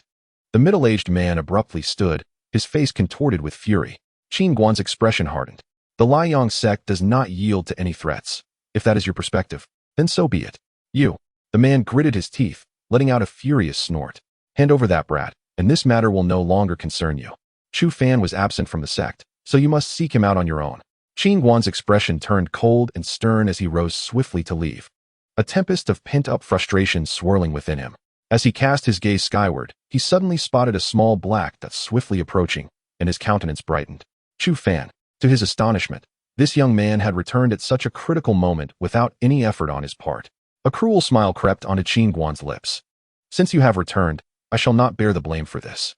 The instant Chu Fan touched down, Qin Guan's overwhelming aura of spiritual power descended upon him. Chu Fan, you have harmed the disciples of our sect and tarnished the reputation of the Liang sect.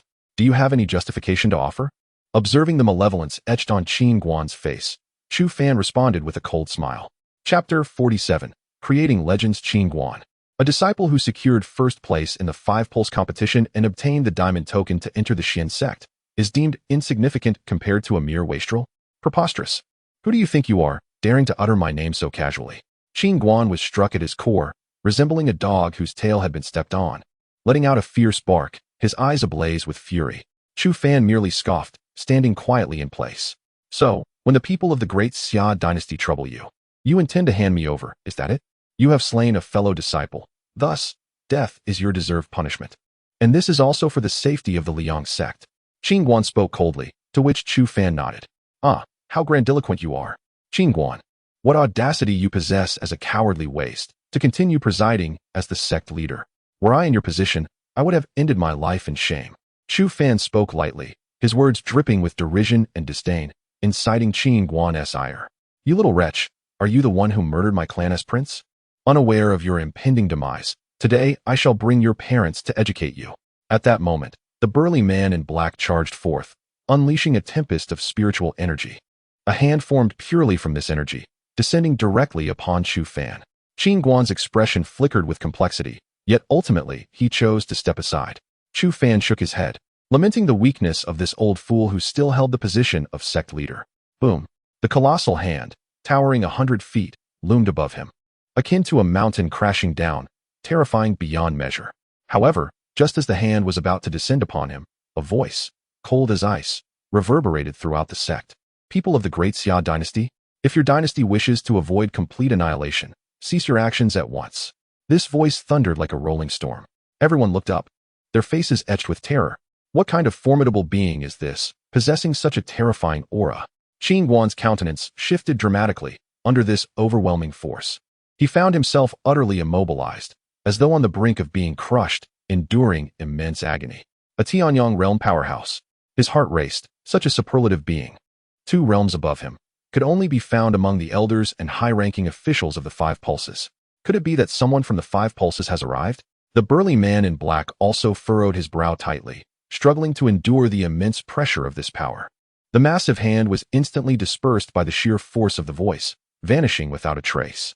A smile graced Chu Fan's face as he regarded the black-clad man from a distance. I apologize, but you shall not take me today. Furthermore, I can assure you that from this day forth, there will be no peace between me and the great Xia dynasty. Within 5 years, I shall claim your head. Chu Fan huffed in anger, his eyes ablaze with fury. The people of the great Xia dynasty have truly overstepped their bounds.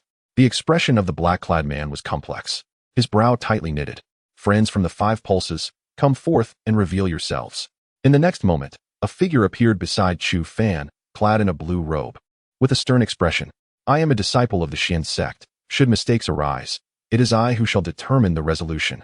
Moreover, in the grand competition of the Five Veins, life and death are dictated by fate. To speak frankly, should he perish, it would be in vain. Qin Yu retorted with an imposing demeanor, standing there with an icy expression. The dark-clad man ground his steel teeth, clenching his fists so tightly that his face turned pale with rage. And you, as the master of a sect, display such despicable cowardice. Chu Fan has been utterly wasted within the Liang sect, and a person like you is unworthy of occupying this position. Qin Guan's lips twitched violently. Yet he dared not utter a word, his heart overwhelmed with shock. Elder of the Xian sect, Qin Yu. How could such a remarkable figure appear due to a mere disciple's presence at the Liang sect? The dark-clad man took a deep breath, addressing Qin Yu. My prince has died, and this matter must be thoroughly investigated. Must we tear apart relations with the great Xia dynasty over an ordinary disciple? Qin Yu cast him a disdainful glance, retorting, what does the great Xia dynasty amount to? It dares to confront my Xian sect? Humph. Let me inform you that Chu Fan is a personal disciple of my Xian sect, to be guided by the sect master and myself along with the other two elders in the future. Therefore, for his sake, not only the great Xia dynasty, but even the Tianling sect shall find my Xian sect unyielding. Upon hearing Qin Yu's resolute declaration, both Qin Guan and his companion's expressions darkened considerably. At that moment, regret consumed Qin Guan. He had never anticipated that Chu Fan would become a personal disciple of the Xian sect. The status of such a disciple surpassed that of his position as the master of the Liang sect by a considerable margin. Qin Guan took a deep breath, forcing a faint smile. Chu Fan, that was all a misunderstanding. The Liang sect is your home. As your elder, Master Qin Guan, I have my own parents. And you are unworthy to be my guardian. This place is not my home. I return solely to humiliate you. I have not forgotten a single transgression you committed against me and Han Yi. Chu Fan remarked coldly, his eyes filled with frost. Qin Guan clenched his fists tightly, yet found himself at a loss for words. After a moment, he sighed deeply, slowly turning away, his back exuding an aura of desolation. Chu Fan, I wronged you. From this day forth, I shall abdicate my position. You may choose the new master of the Liang sect. I hope you can show mercy to the disciples under your command, remembering our past. Chu Fan remained silent for a moment before responding with a faint acknowledgement. The following day, the Xian sect underwent a change in leadership, a transition that propelled Chu Fan, already in the limelight, to unprecedented heights. By the recommendation of our esteemed disciple, Chu Fan, the Xian sect's personal disciple, Qin Guan shall resign from his position as master effective immediately. The new master shall be assumed by the former inner sect elder, Wu Tong. Everyone was left in a daze, and after some time, they felt as though they were in a dream. Chu Fan had replaced the master of the Liang sect. This was utterly astonishing. Such an event had never transpired across the continent. A disciple had usurped the master of his own sect, a feat deemed impossible. Yet, Chu Fan achieved it.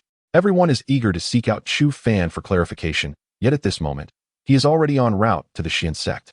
Little one, the Xian sect is unlike the Liang sect. Even if you become a personally trained disciple, you must maintain a low profile. There are many hidden talents among the disciples of Xian sect, and numerous individuals who surpass you, Qin Yu remarked slowly. Chu Fan smiled in response. Rest assured, elder, I bear no ill will towards others unless provoked. Should anyone offend me, I will eradicate them completely. Qin Yu nodded gently, letting out a sigh. He was well aware of this young man's character, but in a place like the Xian sect, where prodigies gather, it is impossible for Chu Fan to avoid trouble. Nonetheless, he is curious to see how long this young one's legend can continue and endure. Chapter 48. Entering the Xian sect a few days later. Chu Fan arrived at the Xian sect. As he gazed upon the vast and formidable formation, resembling an inverted bowl hovering over the entire sect, he could not help but exhale deeply. What kind of mastery must a formation master possess to create such a terrifying array? Standing atop a mountain peak, he surveyed the sprawling sect below, overwhelmed by a sense of awe. The Xian sect sprawled across an immense expanse, surpassing even the blazing sun sect, with an unending array of structures stretching to the horizon. From his vantage point, he could see the throngs of people below, moving about like ants, engaged in various activities, radiating vitality.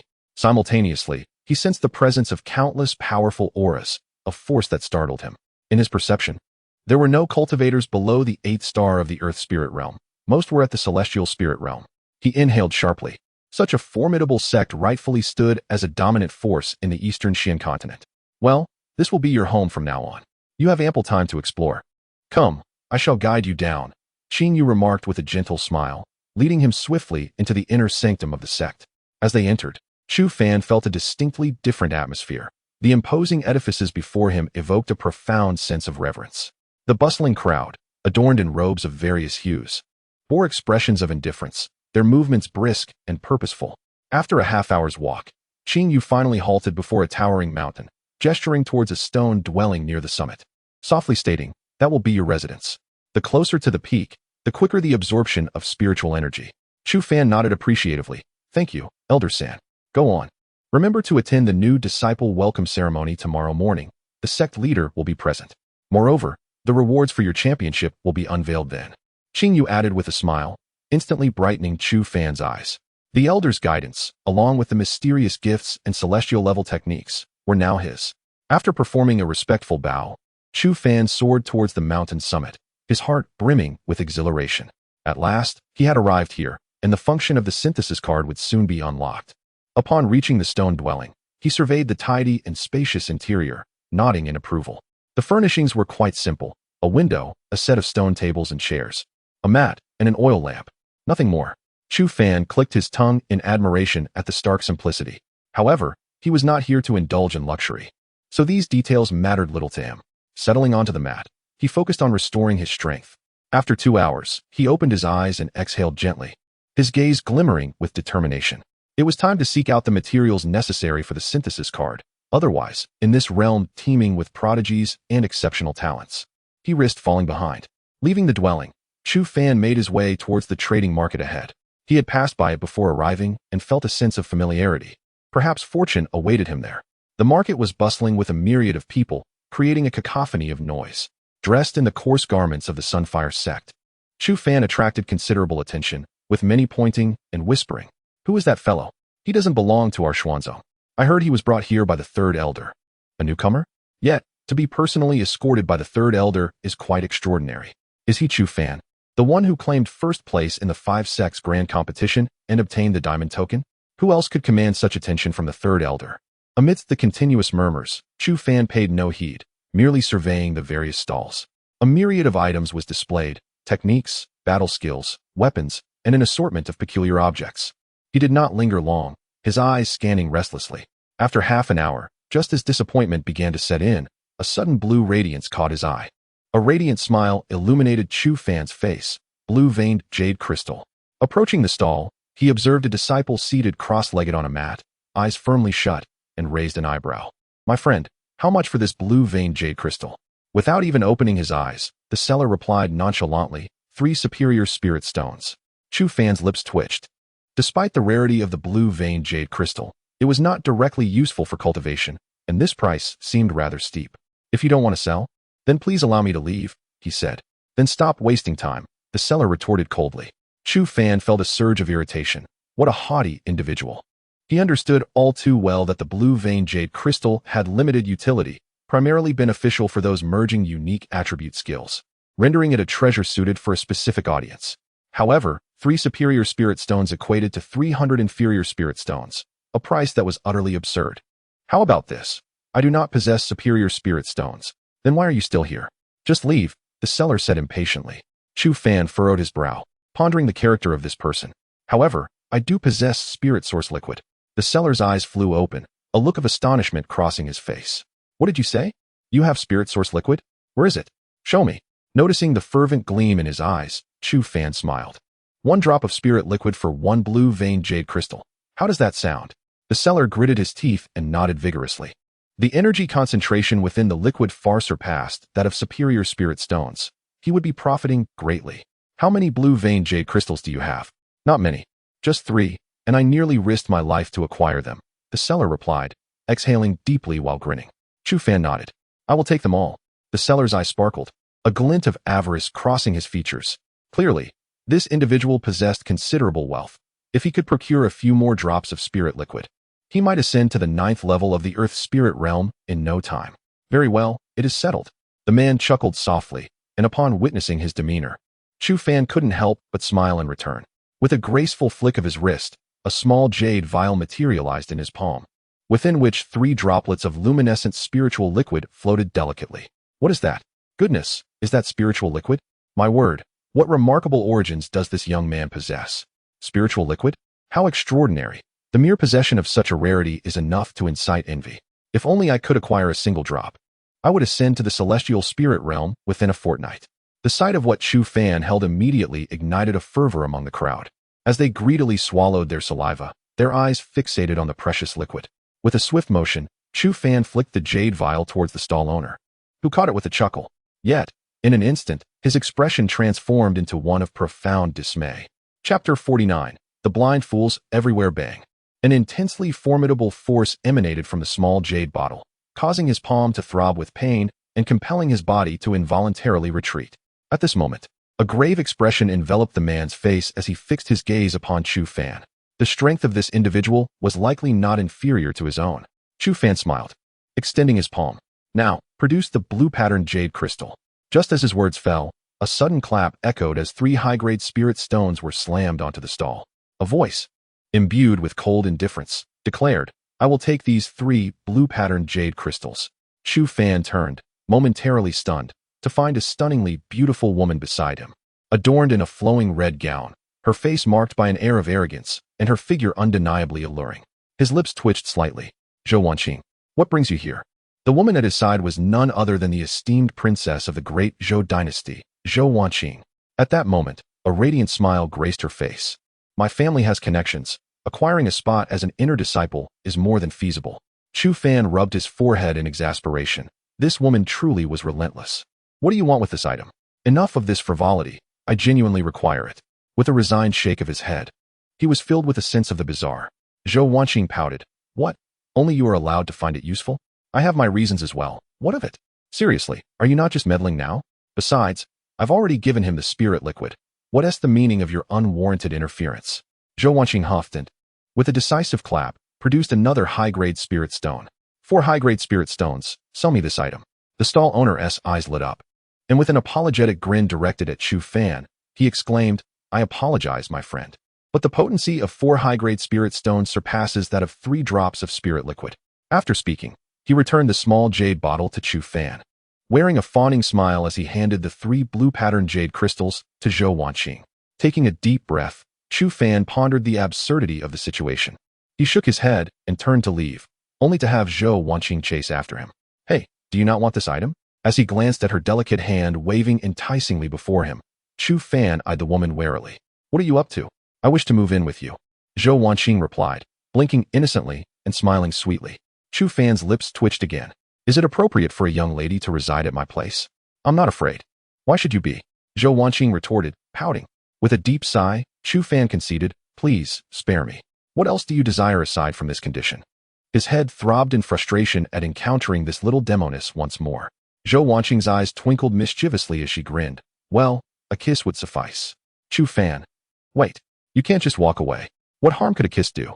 You'll suffer no loss," Zhou Wanqing insisted, doggedly pursuing the retreating Chu Fan. Instantly, onlookers around them were filled with envy and resentment, their teeth grinding in frustration. The audacity of this scoundrel is truly infuriating. It is utterly shameless that such a beautiful woman would wish to associate with him, yet he remains indifferent. How detestable. Chu Fan never anticipated that on his very first day, he would draw the ire of many due to this little enchantress. Upon returning to his stone abode, he found Zhou Wanqing persistently clinging to him.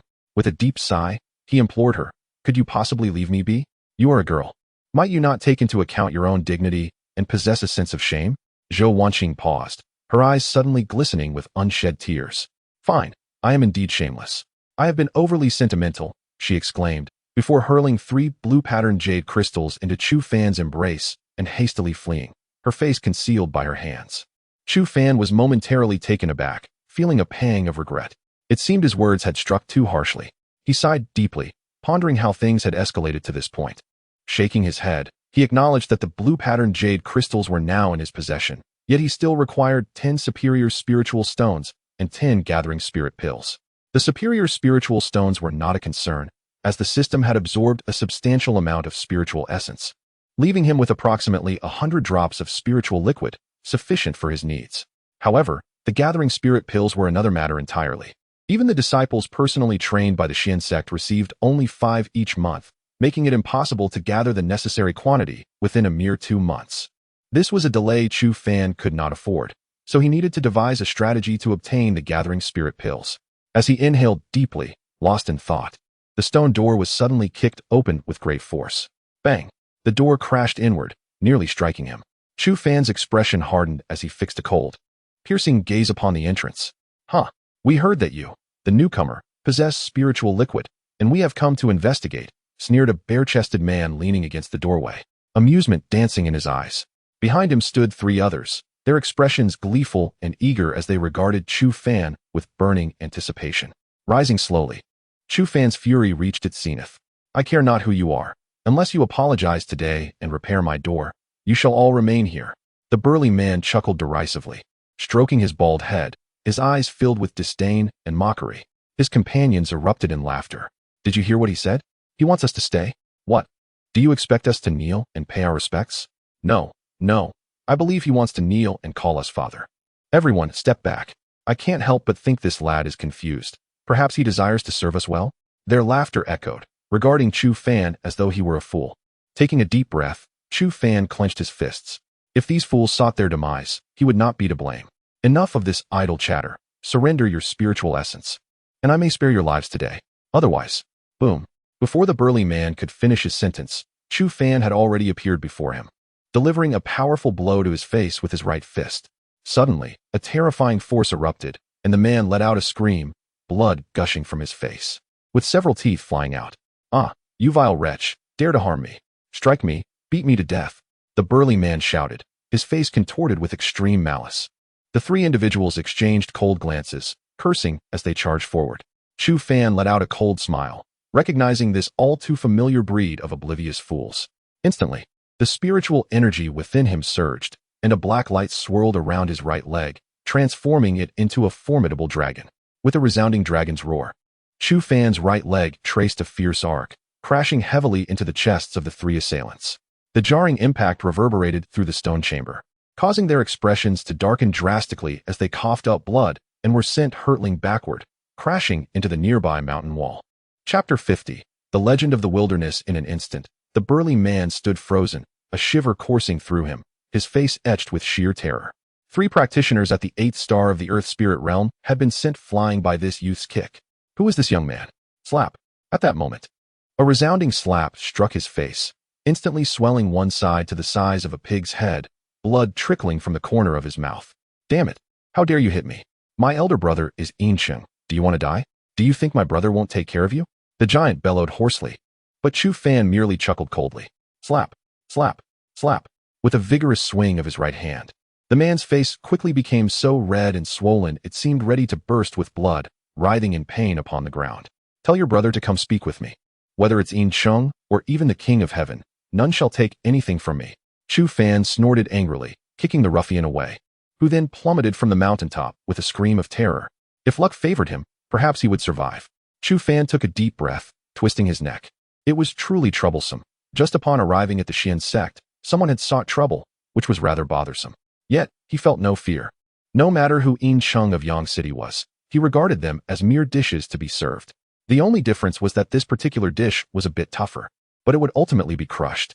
After another deep breath, Chu Fan returned to his mat and sat cross-legged once more. A night passed without incident, and when he opened his eyes the next morning, the Xian sect was already brimming with vibrant energy. Countless disciples arose swiftly, racing towards the martial arts arena. Today was the welcoming ceremony, and their excitement was palpable. Chu Fan wasted no time. Upon exiting, he headed straight for the arena. Soon, he beheld a sea of people gathered at the martial arts grounds, the clamor rising to the heavens. Taking a deep breath, he acknowledged that this grand assembly was indeed beyond the comparison of the Liang sect. As he descended, he was quickly recognized. Look, that's the guy from yesterday. The one who dared to challenge Incheng's subordinate. His strength seems lacking. Is he merely posturing in the wrong place? I think he's finished. After the welcoming ceremony, there will be the new disciple assessment, followed by division. During the assessment, a life and death arena will be established. If Incheng calls his name, he probably won't last 10 moves. Indeed, Incheng is a 4-star practitioner of the celestial spirit realm. He is not someone of this caliber can compare to. After hearing these remarks, Chu Fan smiled faintly, standing silently without a word. Whoever approached him could do so freely, but retreating was an impossibility. Chu Fan, come here. Qing Yu called out with a chuckle from a distance, and Chu Fan nodded, swiftly making his way over. The third elder led him to the central platform of the arena, instantly drawing the gaze of thousands. Chu Fan stood there calmly and composed, facing the multitude with a confident smile gracing his face. Beside him stood several individuals, one of whom, a striking figure, momentarily caught him off guard, followed by an expression of bewilderment. Zhou Wanqing. To his astonishment, this woman seemed to haunt him relentlessly. Upon noticing him, Zhou Wanqing huffed. her gaze brimming with indignation and a desire to sink her teeth into this fellow. Shortly thereafter, thousands of disciples swiftly materialized behind them, forming a well-organized square formation. Chu Fan cast a glance, recognizing some as his peers while others were unfamiliar to him. It appeared that apart from the grand competition of the 5 sects, the Xian sect also had alternative means of recruiting disciples. Within minutes, all had arrived at the martial arts arena, where a sea of dark figures filled the space. Buzz. At that moment, accompanied by a radiant light, an elder with hair as white as snow yet possessing the smooth complexion of a newborn appeared. The instant the elder emerged, the clamor of the arena fell silent. The third elder's expression turned solemn as he offered a respectful bow. Chu Fan felt a stirring in his heart. This individual must surely be the head of the Xian sect. Ha! It seems everyone is present, Tian Xuanzi stated, standing serenely in midair, his gaze sweeping over the assembly, ultimately resting upon Chu Fan. Ah, young one, you have finally arrived. Your renowned name has echoed throughout the Xian sect, and you have not disappointed me. Chu Fan humbly returned the greeting without uttering a word. Today marks the Newcomers' Conference. The Xian sect warmly welcomes all new disciples to join our ranks. While I cannot guarantee that each of you will become a formidable powerhouse, I assure you that here, you will have ample opportunity to enhance your strength to the fullest extent. Tian Xuanzi's voice, though not loud, resonated with profound charisma. The thousands of disciples responded with fervent enthusiasm, nodding vigorously. After a few more minutes of discourse, Tian Xuanzi paused to exhale lightly. Now, we shall proceed to the newcomer assessments. The various elders are prepared. Your path for the next 5 years of cultivation will be determined solely by your own capabilities. With a flourish of his sleeve, an unnamed elder soared through the air, appearing behind him. The Xian sect is divided into the Xian division, Tian division, Di division, Hong division, and Huang division, each possessing its unique treasures and characteristics. Thus, if you wish to join a particular division, stand behind the respective elder. Upon hearing this, the eyes of the newcomers sparkled with excitement, and nearly 70% eagerly positioned themselves behind the elder of the Xian division. Only a few hundred gathered behind the elder of the Tian division, while the Di division attracted merely over 200, and fewer than 100 stood with the Hong division. Meanwhile, the Huang division remained utterly deserted. Chu Fan furrowed his brow in confusion. How could this be? Alas, it seemed the Huang division might once again end up empty-handed. There was little to be done, as the cultivation methods of the Huang division were notoriously challenging, with exceedingly stringent requirements. Decades ago, the Huang division had thrived, its prowess rivaling that of an entire sect. Unfortunately, since the passing of its esteemed predecessor, the Huang division had fallen into decline, marking the 5th consecutive year without a disciple. As Chu Fan absorbed this information, his expression shifted. What peculiarities lay within the Huang division? Hey, you cannot possibly be considering joining the Huang division, can you? At this moment, Zhou Wanqing lowered her voice and spoke, stirring a thought within Chu Fan. Why not? Let us not create discomfort. The Wild division is utterly bereft of resources, even under the tutelage of elders. Disciples receive merely 3 gathering spirit pills and 3 high-grade spirit stones each month. Furthermore, the techniques of the Wild division are not suited for the average practitioner. What purpose would it serve for you to pursue them? Chu Fan raised an eyebrow, intrigued by the secrets concealed within the Wild division's techniques. It is said that when the Xuanzong sect was established, it was solely represented by the Wild division, which houses a wild tower containing an abundance of primal energy, as vast as the starry cosmos. This formidable power is essential for cultivating the Wild division's unique technique, the Great Wild Decision. This technique is of an exceptionally high caliber, possessing immense strength, far superior to most spirit-level techniques. The Wild division has nurtured many powerful cultivators. However, all of this changed 70 years ago. Chapter 51. The mysterious gift. Zhou Wanqing exhaled, her face reflecting a sense of regret. 70 years ago, Elder Huang passed away, leading to significant transformations within the Huang Tower. The chaotic energy within dissipated overnight, vanishing without a trace.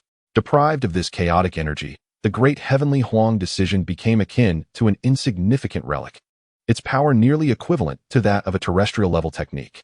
After years of relentless attempts, the Xian sect ultimately relinquished their hold on the Huang division.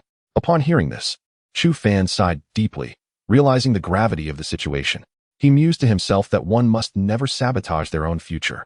Although he found Zhou Wanqing quite disagreeable, he could not deny that her talent was the most formidable he had ever encountered. If she were to join the Xian division, it was likely that she would mature in just 2 or 3 years. Zhou Wanqing let out a soft huff, expressing her dissatisfaction. Chu Fan pursed his lips, yet his mind was occupied with another matter. Where had all the chaotic energy in the Huang Tower gone? Suddenly, a vibration coursed through the black patterns on his wrist. Startled, he realized this was no mere coincidence. The artifact had stirred. After a prolonged moment of silence, he clenched his teeth resolutely. Damn it. I'll give it my all. He lifted his head abruptly, determination igniting in his gaze, and strode forward with purpose. Elder Xian, who was preparing to greet her, paused as Chu Fan unexpectedly turned and headed towards the Huang division. Both the third elder and Zhou Wanqing furrowed their brows in confusion. What did this fellow intend to do? Elder Huang was momentarily taken aback, his eyes filled with a peculiar expression as he gazed at Chu Fan standing before him. Letting out a soft sigh. Young one, the Huang division is not suited for you. Chu Fan smiled lightly. How can one know if it is unsuitable without trying? The elder scrutinized him for a long while before nodding faintly. Very well, if you wish to come, then come. You may leave at any time if you desire. A chorus of astonished gasps erupted from everyone present, their faces painted with disbelief, struggling to comprehend why Chu Fan would make such a choice. Zhou Wanqing stomped her foot in frustration, exclaiming, "This brat." The third elder shook his head gently, lamenting that the young man was still too impulsive. Even the sect leader looked at Chu Fan in surprise, yet chose to remain silent. After all, their cultivation was personally guided by a select few. The specific division mattered little. Soon, everyone selected their desired divisions, and the sect leader nodded approvingly. Since you have made your choices, we shall commence the new student assessment.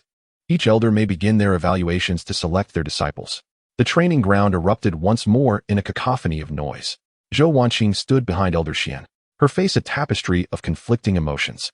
After casting a quiet glance at Chu Fan, she sighed and fell silent. The third elder approached Chu Fan, gently patting his shoulder. Young one, I have faith in you, strive on. Chu Fan smiled back, then respectfully bowed to Elder Huang, who had turned to face him. Disciple Chu Fan, greetings, elder. Hee, I am Qing Xian, and for the past 5 years, you have been the first disciple I have accepted. However, an assessment must still take place. It also serves as an opportunity for you to choose. If you feel it is unsuitable, you may opt for another path. Qing Xian spoke calmly, his slender face radiating tranquility, as if nothing in this world could affect him. Chu Fan nodded, and the two of them proceeded towards the desolate region. After approximately half an hour, a barren mountain appeared ahead, adorned with sporadic patches of green. The side of the mountain was composed entirely of rugged rocks, making survival nearly impossible for even the most resilient beings. Atop the mountain were several straw huts, and Qing Xian led her to one of them. This will be your dwelling from now on. Chu Fan felt indifferent, quietly nodding, though internally he lamented. The concentration of spiritual energy here was the lowest within the entire sect. If the perception regarding that black iron rod proved erroneous, he had truly been deceived. The assessment in the desolate region is quite simple. The Great Desolation technique can be found on the rock face of the back mountain.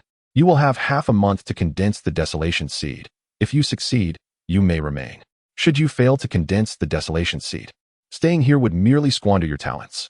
Qing Xian spoke slowly, showing no special treatment despite Chu Fan's remarkable feats and exceptional talents. The disciple understood. After confirming his comprehension, Qing Xian turned and entered the adjacent straw hut without uttering another word. Chu Fan exhaled, preparing to familiarize himself with the surroundings when the sect leader arrived. Accompanied by 2 elders, the disciple greeted the sect leader and the 2 elders with a bow. Little one, the sect leader chuckled, we have come to fulfill our promise. You may select any heavenly level technique or combat skill from the scripture pavilion, and our infusion of spiritual energy will take place today, along with your special gift. The sect leader smiled, flipping his palm to reveal a yellowish jade sphere. In that moment, Chu Fan felt the entire atmosphere grow somewhat arid, as if all vitality had been siphoned into this jade sphere. He inhaled deeply, fixating on the sphere with furrowed brows, pondering its true nature. This is the mysterious gift bestowed upon you, the sect leader stated calmly, while Chu Fan raised an eyebrow in confusion. This was left behind by the previous elder of the Desolation sect, containing a lifetime's worth of desolation energy within this seed. Chu Fan, I hope you can make the Desolation sect shine once more. The sect leader spoke earnestly, and Chu Fan pressed his lips together. I shall not disappoint.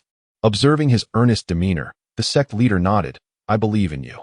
In the next moment, the desolation seed landed in her hands, and immediately, its abundant power surged through his meridians, filling him with an overwhelming aura. All right, there are no distractions here. It is the perfect place for the infusion. Come, I am eager to witness the limits of your potential.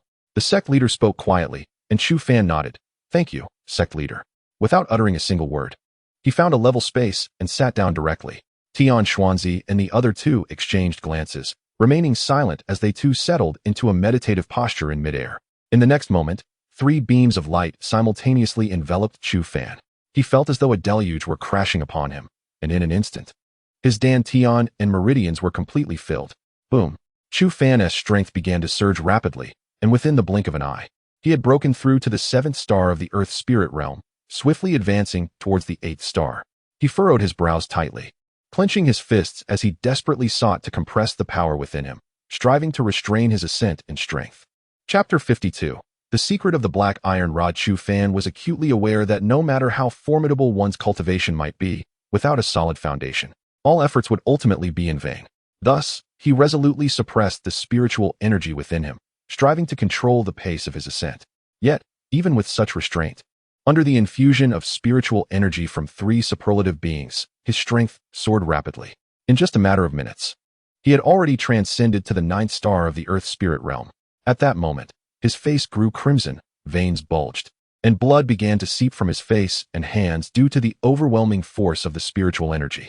He desperately contained the energy, endeavoring to solidify it further. Buzz! After roughly 20 minutes, Chu Fan felt an instantaneous elevation, as if the sky had become significantly brighter, and the entire world transformed before him. At that moment, his spiritual energy shattered the shackles of the Earth's spirit realm, gushing forth like a river breaching its dam. The heavenly Xuanzi's face reflected astonishment.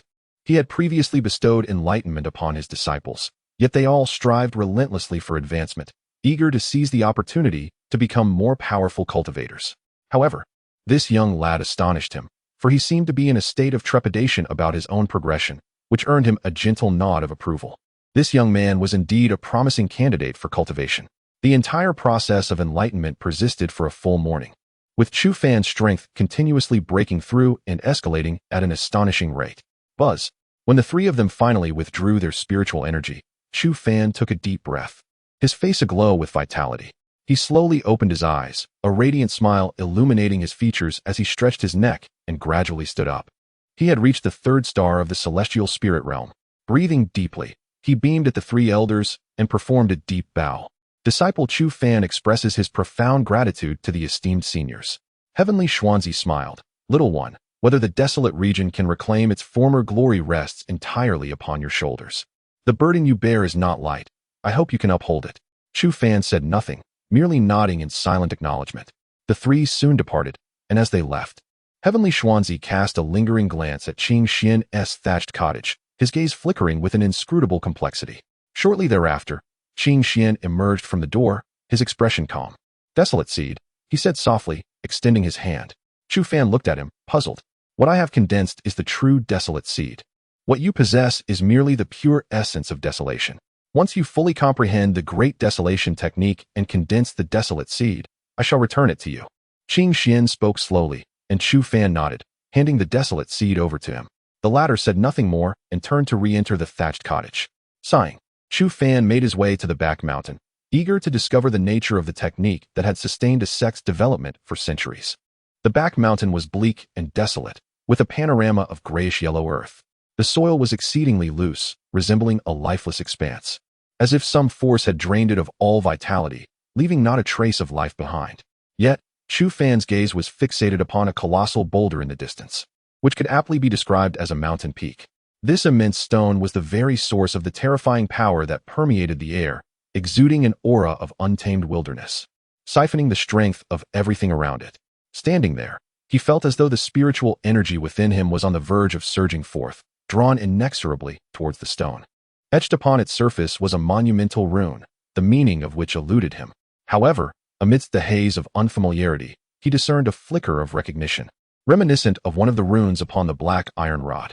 He hastily summoned forth his spiritual energy, calling upon the black iron rod. In that instant, the rod emitted a resonant clang, unleashing a torrent of black light that enveloped the entire space in an instant. Subsequently, the rune upon the rock began to writhe, and before Chu Fan's astonished eyes, it gradually transformed into an enormous 9-tiered tower.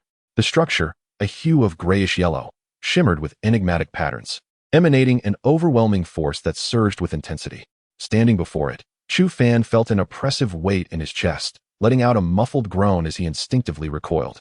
It was as if a primordial beast had slowly opened its eyes, radiating an aggressively potent aura that bore down upon him with formidable pressure. To his astonishment, a voice echoed from within the nine-tiered tower, a sound both desolate and mournful, as if it had remained unspoken for countless lifetimes. Chu Fan shuddered, questioning the identity of the speaker and to whom they were addressing. At that moment, the black iron rod began to levitate, its dark radiance pulsating in waves, seemingly responding to the ancient tower. "Is it possible?" came the voice again from within the tower, as the black iron rod slowly acquiesced. Chu Fan was oblivious to the nature of their exchange, yet he sensed a profound connection to the unfolding events. "My time is limited." He is close to uncovering the truth. "This is our final opportunity. If we fail, all our efforts shall be in vain." The voice from the tower continued, and Chu Fan bit his lip, pondering the nature of the matter at hand. As he did so, tendrils of black silk descended from the iron rod, enveloping him like the regal drapes of an emperor. After a prolonged silence, the tower stirred once more. "I hope this time, we have chosen wisely." With that, their communication was severed entirely.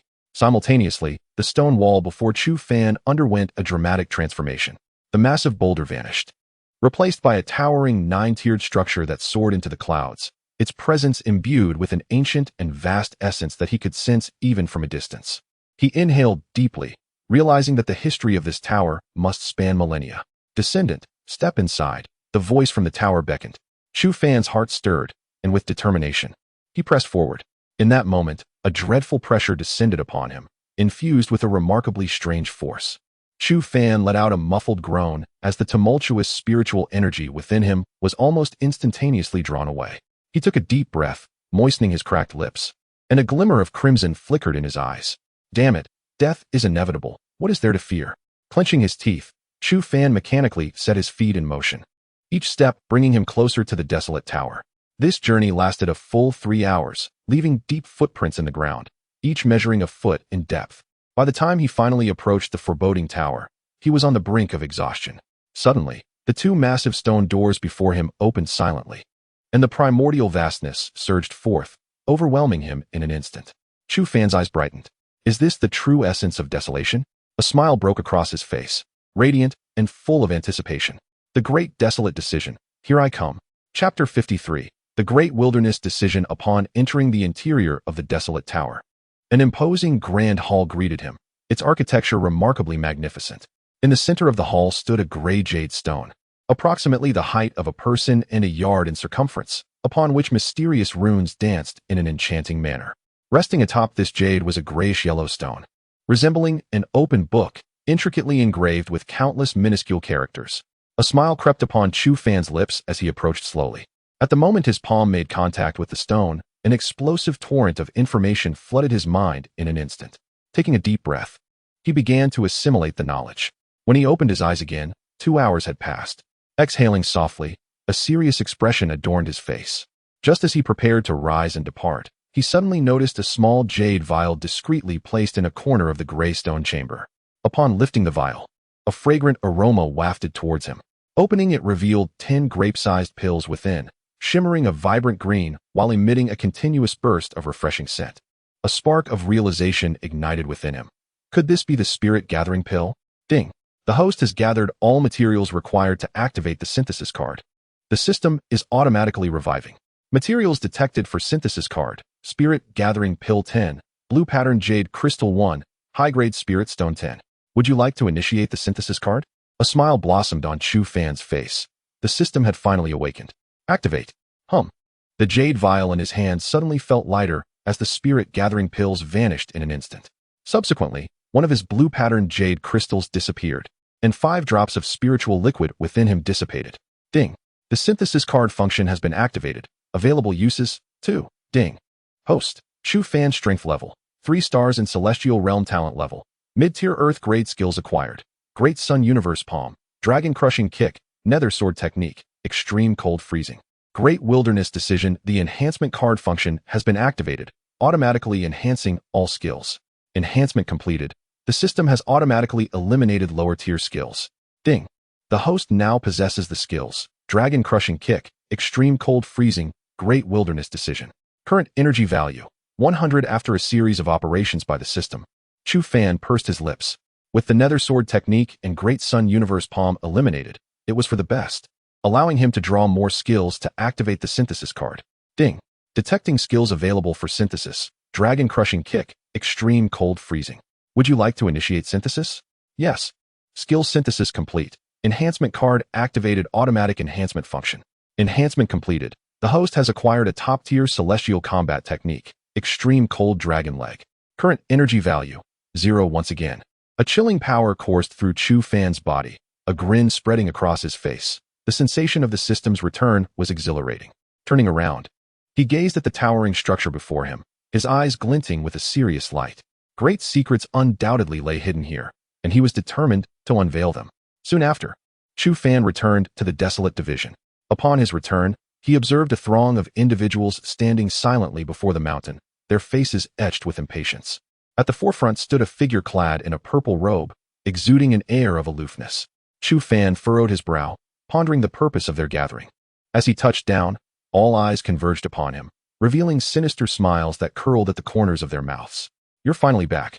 I thought you would scurry away upon learning that Brother Yin Chung was coming," one taunted. "You shall pay for your previous bravado." The mocking voices echoed, their arms crossed.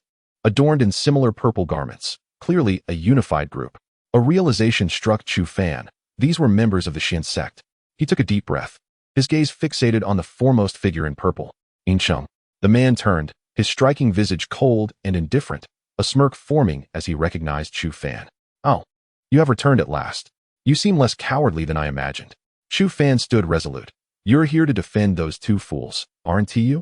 That is fine. I shall deal with it." Despite their recklessness, those two were still under his command. Now they lay incapacitated, unable to recover for at least half a year. "You must provide me with an explanation for this," Yin Chung stated coldly, to which Chu Fan nodded. At that moment, his inner energy surged forth, a fierce power radiating from within. "This is my explanation," he declared, vanishing from sight in an instant. The next moment, a brilliant ice-blue energy surged forth, reminiscent of an enraged dragon, hurtling towards Yin Chung. Extreme Cold Dragon Strike. At this juncture, the expressions of those present shifted dramatically, their brows furrowing in disbelief. "This is a top-tier celestial combat technique. Good heavens, what is happening? No wonder he dared to be so arrogant. He possesses such formidable skills. But even with a top-tier celestial technique, what of it? Brother Yin is a core disciple of the Xin sect. Dispatching him will be child's play." The murmurs continued. Yet Chu Fan remained unfazed, his leg enveloped by the phantom of a true dragon, launching an unhesitating assault towards Yin Chung's head. Yin Chung's countenance darkened, a low growl escaping his lips. "You seek your demise. If you are so obstinate, allow me to demonstrate the vast chasm that separates us." With that, he swiftly altered his hand seals, conjuring an ethereal autumn water sword that shimmered with chilling radiance. Hua Tian sword technique, accompanied by a frigid command. The long sword in his grasp began to dance with speed. In the blink of an eye, a deluge of sword light surged forth, coalescing into a resplendent lotus. The lotus sword formation spun gracefully, carving deep furrows into the ground beneath him, brimming with terrifying offensive power. Even the very fabric of space trembled under the onslaught of such force. A shadowy gaze flickered, and with a forceful stamp of his foot, he propelled himself forward like a bolt of lightning. The lotus sword formation loomed before him, akin to a celestial blade descending upon Chu Fan. With a resounding clash, leg met sword, unleashing a terrifying shockwave that sent the nearby crowd tumbling. Chu Fan's eyes glinted with intensity, his expression imbued with an icy resolve. At this moment, sharp sword auras relentlessly sliced through him, revealing a multitude of wounds that erupted upon his skin. Yet, he paid them no heed. His inner spiritual energy surged forth with a deafening roar. Boom! The strength in his legs surged dramatically, shattering the outer defenses of the lotus sword formation in an instant, striking down with immense force. Bang! Bang! Bang! Accompanied by a series of explosive sounds, Yin Chung coughed up a mouthful of blood, his face a canvas of sheer terror. How could this be possible? Chapter 54. The defeat of Yin Chung. The profound shock within Yin Chung lingered long after the encounter, his visage adorned with sheer terror. How could this youth possibly possess such formidable martial prowess? Every offensive maneuver he attempted was effortlessly dismantled before his very eyes, leaving him in disbelief. Chu Fan exhaled deeply, denying him even a moment to gather his wits. Like a specter, he materialized before Yin Cheng, delivering a powerful strike to his throat with his right fist. Yin Cheng emitted a muffled groan, retaliating with a fierce knee strike to Chu Fan's torso. It was common knowledge that trading a punch for a knee was an unwise choice. The force of a knee far surpassed that of a fist by a significant margin. Yet, in this instance, the outcome was unexpectedly altered. With a resounding thud, both impacts echoed simultaneously. In that instant, a gash appeared on Yin Cheng's left jaw, causing him to stagger backward, his gaze growing unfocused. Conversely, Chu Fan, having absorbed the blow, transformed into a veritable leviathan, resolutely advancing forward. In a breathtaking display of martial artistry, Chu Fan became a terrifying instrument of combat. His fists, palms, and feet unleashed an overwhelming barrage of might, showcasing the aesthetic beauty of power as the battle morphed into a brutal dance of violence. With a swift pivot, Chu Fan executed a powerful kick that collided with Yin Cheng's head, the motion fluid and expansive. Struck by the force of the blow, Yin Cheng buckled, one knee succumbing to the ground. A glint of ferocity ignited in Chu Fan's eyes. Your demise is imminent. He surged forward, his right hand forming a fist, slicing through the air with lethal intent, unhesitatingly unleashing his full strength. Yet, in that fleeting moment, as Yin Cheng knelt, he abruptly lifted his gaze. A serpentine grin curling upon his lips. A chill raced through Chu Fan's heart. He had fallen into a trap. Indeed, the ground erupted with a torrent of shimmering sword light, a blinding silver radiance that enveloped Chu Fan in an instant. Countless blades of light descended upon him, saturating the space around him with their lethal sharpness. The relentless onslaught of this deadly energy mercilessly carved into his flesh, and in the blink of an eye, he was left bloodied and battered. Ha! I told you. How could Brother Ian possibly lose to such trash? My predictions hold true, ha. Go on, Brother Ian, finish him off. Still acting tough, are we? Laughter erupted from the crowd, a wave of exhilaration washing over them as the shadows of fear that Chu Fan had once cast dissipated entirely. Spitting a mouthful of blood, Yin Cheng wore a disdainful smile, his earlier confidence restored. He had once believed this adversary to be formidable, but now it was evident that he was merely a hollow figure, impressive in appearance, yet utterly ineffective. No wonder he had sought refuge in the wilderness. It seemed he feared the consequences of failure. The current state of the Five Meridians tournament was indeed disheartening. To think that such mediocrity could claim the top spot was a disgrace to the Xian sect. Yin Cheng mercilessly mocked, silently crossing his arms as he awaited Chu Fan's demise. He had utilized this sword technique to eliminate countless foes, and undoubtedly, this insignificant wretch would be no exception. There could be no doubt. At this moment, Chu Fan appeared exceedingly disheveled, his body marred with wounds, blood gushing forth rapidly. Yet, he did not hasten to retaliate. Instead, he concentrated all his inner strength on replenishing the system's spiritual crystal. He watched helplessly as the spiritual liquid in his hand dwindled drop by drop, acutely aware of the excruciating pain coursing through him, yet he maintained an unwavering calm. For Chu Fan understood that once he seized the opportunity to counterattack, Yin Cheng would be devoid of any strength to resist.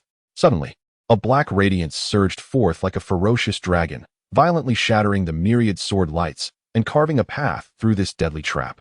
At the same time, Yin Cheng's brows furrowed sharply. What was happening with this insignificant being?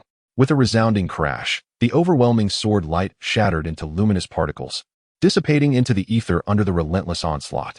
The black light flickered and appeared abruptly above Yin Cheng's head. He felt as though a mountain had collapsed upon him, and his expression turned exceedingly grim. Without a moment's hesitation, the sword in his hand erupted into a brilliant radiance. Spirit-severing sword technique, Yin Cheng shouted, as the air around him crackled with deep resonances pierced by the brilliance of his sword. He transformed into a radiant sun, the sword light embodying his luminosity, and with a mighty roar, surged upward. The clashing sounds of impact resounded once more as the black light, imbued with immense force, descended with overwhelming power. Chu Fan's countenance was cold, his eyes glinting with intense murderous intent. If this insignificant wretch wished to bring about his death, then he must face the consequences of his actions. Instantly, the force in his hand surged, accompanied by a reverberating hum, as the golden bands at both ends of his black iron rod radiated a dazzling golden light. In that moment, the black iron rod became astonishingly heavy. The ferocious sword light rained down upon him like mere raindrops upon a giant, failing to inflict any damage whatsoever. Insignificant fool, perish, Chu Fan growled, as he violently brought the black iron rod crashing down. With a series of crisp cracking sounds, Yincheng's pupils constricted to the size of pinpricks, and at that instant, the sword in his grasp shattered with a resounding bang. The black iron rod struck his chest with unimpeded force, delivering a brutal blow akin to a massive boulder crashing down. Yincheng was utterly unable to withstand it, spewing blood as he staggered backward. Just as he attempted to regain his footing, a wailing sound filled the air. In the next heartbeat, the black iron rod swept horizontally, striking fiercely at his waist. Crack! The sound of splintering bones echoed from his back, and he vomited a mouthful of blood, which even contained fragments of his internal organs. He collapsed limply to the ground, unconscious, utterly stripped of any fighting strength. Chu Fan appeared before him, his gaze as cold as the stars, embodying an unparalleled warrior cloaked in a translucent radiance. In this moment, Chu Fan exuded an infinite charm, thoroughly showcasing his prowess before all. The onlookers were rendered speechless, their legs trembling in disbelief. They could hardly fathom that a newcomer, having just joined the sect, could so decisively eliminate an inner disciple who had been entrenched in the sect for 4 years. It was utterly terrifying. Chu Fan's gaze slowly fixated on them, causing a collective shiver among the crowd as they instinctively took a few steps back. Yet, at that precise moment, a voice imbued with fury erupted in the air. Chapter 55. Who dares to harm my disciple? How dare you lay a hand on my disciple? You insolent wretch! Today, I shall cleanse the house of the Huang clan. This voice thundered through the air like a rolling storm, shattering the stillness. Chu Fan let out a muffled groan, his face paling, a trickle of blood escaping from the corner of his mouth. Fear gripped his heart. Merely a shout had inflicted severe internal injuries upon him, indicating the terrifying strength of the invader. Staggering a few steps, he barely managed to steady himself, his countenance darkening as he fixed his gaze upon the distant black dot in the sky. Simultaneously, a flicker of crimson ignited in his eyes. Damn it! If it comes to that, I shall fight to the death. Ding! The system detected the presence of an adversary far exceeding the host's limits, preparing to seize control of the host's body and concentrate all power to confront the enemy. Chu Fan licked his lips, brimming with defiance. Bring it on. In that moment, the blood-red glint in his eyes was as alarming as fresh blood. Soon, he discerned the identity of his foe, Yin Gang, the esteemed elder of the heavenly profound sect. What a wretched surprise. This was the first time since entering this world that Chu Fan let loose a string of curses. Hatred gnawed at him, his fists clenched tight. This old fool was utterly shameless. At such an advanced age, had he truly sunk to such depths? You scoundrel, disregarding the sect's regulations and harming your fellow disciples. Today, you shall not escape my wrath. I will enforce the sect's rules and cleanse the house. Yin Gang's face darkened, his teeth grinding together as he spoke with barely contained fury. Chu Fan laughed derisively. How could someone who had lived for centuries lose all sense of shame? If it were I lying on the ground today, what would you say? Would you declare that I deserve to die for my inferiority? You show utter disrespect towards your elders and speak insolently. You deserve nothing less than death. Yin Gang's face turned ashen with rage, and with a roar, he unleashed his spiritual power, striking down with a mighty palm. Chu Fan cursed vehemently, his entire being suddenly engulfed in a chilling sensation. It was as though a venomous serpent had locked onto him, leaving him with no avenue for escape. Ding! The system automatically took control of the host's body, activating the ultimate battle mode. In an instant, Chu Fan's primary consciousness relinquished control, and he abruptly raised his head, his eyes gleaming with a mechanical coldness. Boom! At that moment, the black iron staff in his hand erupted in a tempest of dark radiance, its power unfurling like an ocean in an instant. The once clear blue sky was swallowed by ominous clouds, thunder roared, and fierce winds howled. Chu Fan swiftly formed intricate seals with his hands, and the next moment, he stomped the ground. Instantly, the earth began to wither at a visible pace. It felt as though all the vitality of the land was being siphoned away. An indescribable sea of spiritual energy surged within him, and his strength soared hundreds of times in an instant. In a hazy realm, indistinct whispers echoed in the air. The next moment, the inscriptions on the black iron staff seemed to come alive, flashing wildly. An unfathomable and extreme power swept forth at that instant. Die! With a furious roar, Chu Fan stomped his foot, instantly propelling himself into the air. Simultaneously, a hand formed entirely from spiritual energy descended upon him. He raised the black iron rod high, swinging it with tremendous force as it crashed downward. The two attacks collided fiercely, causing the very fabric of space to seem to freeze in that moment.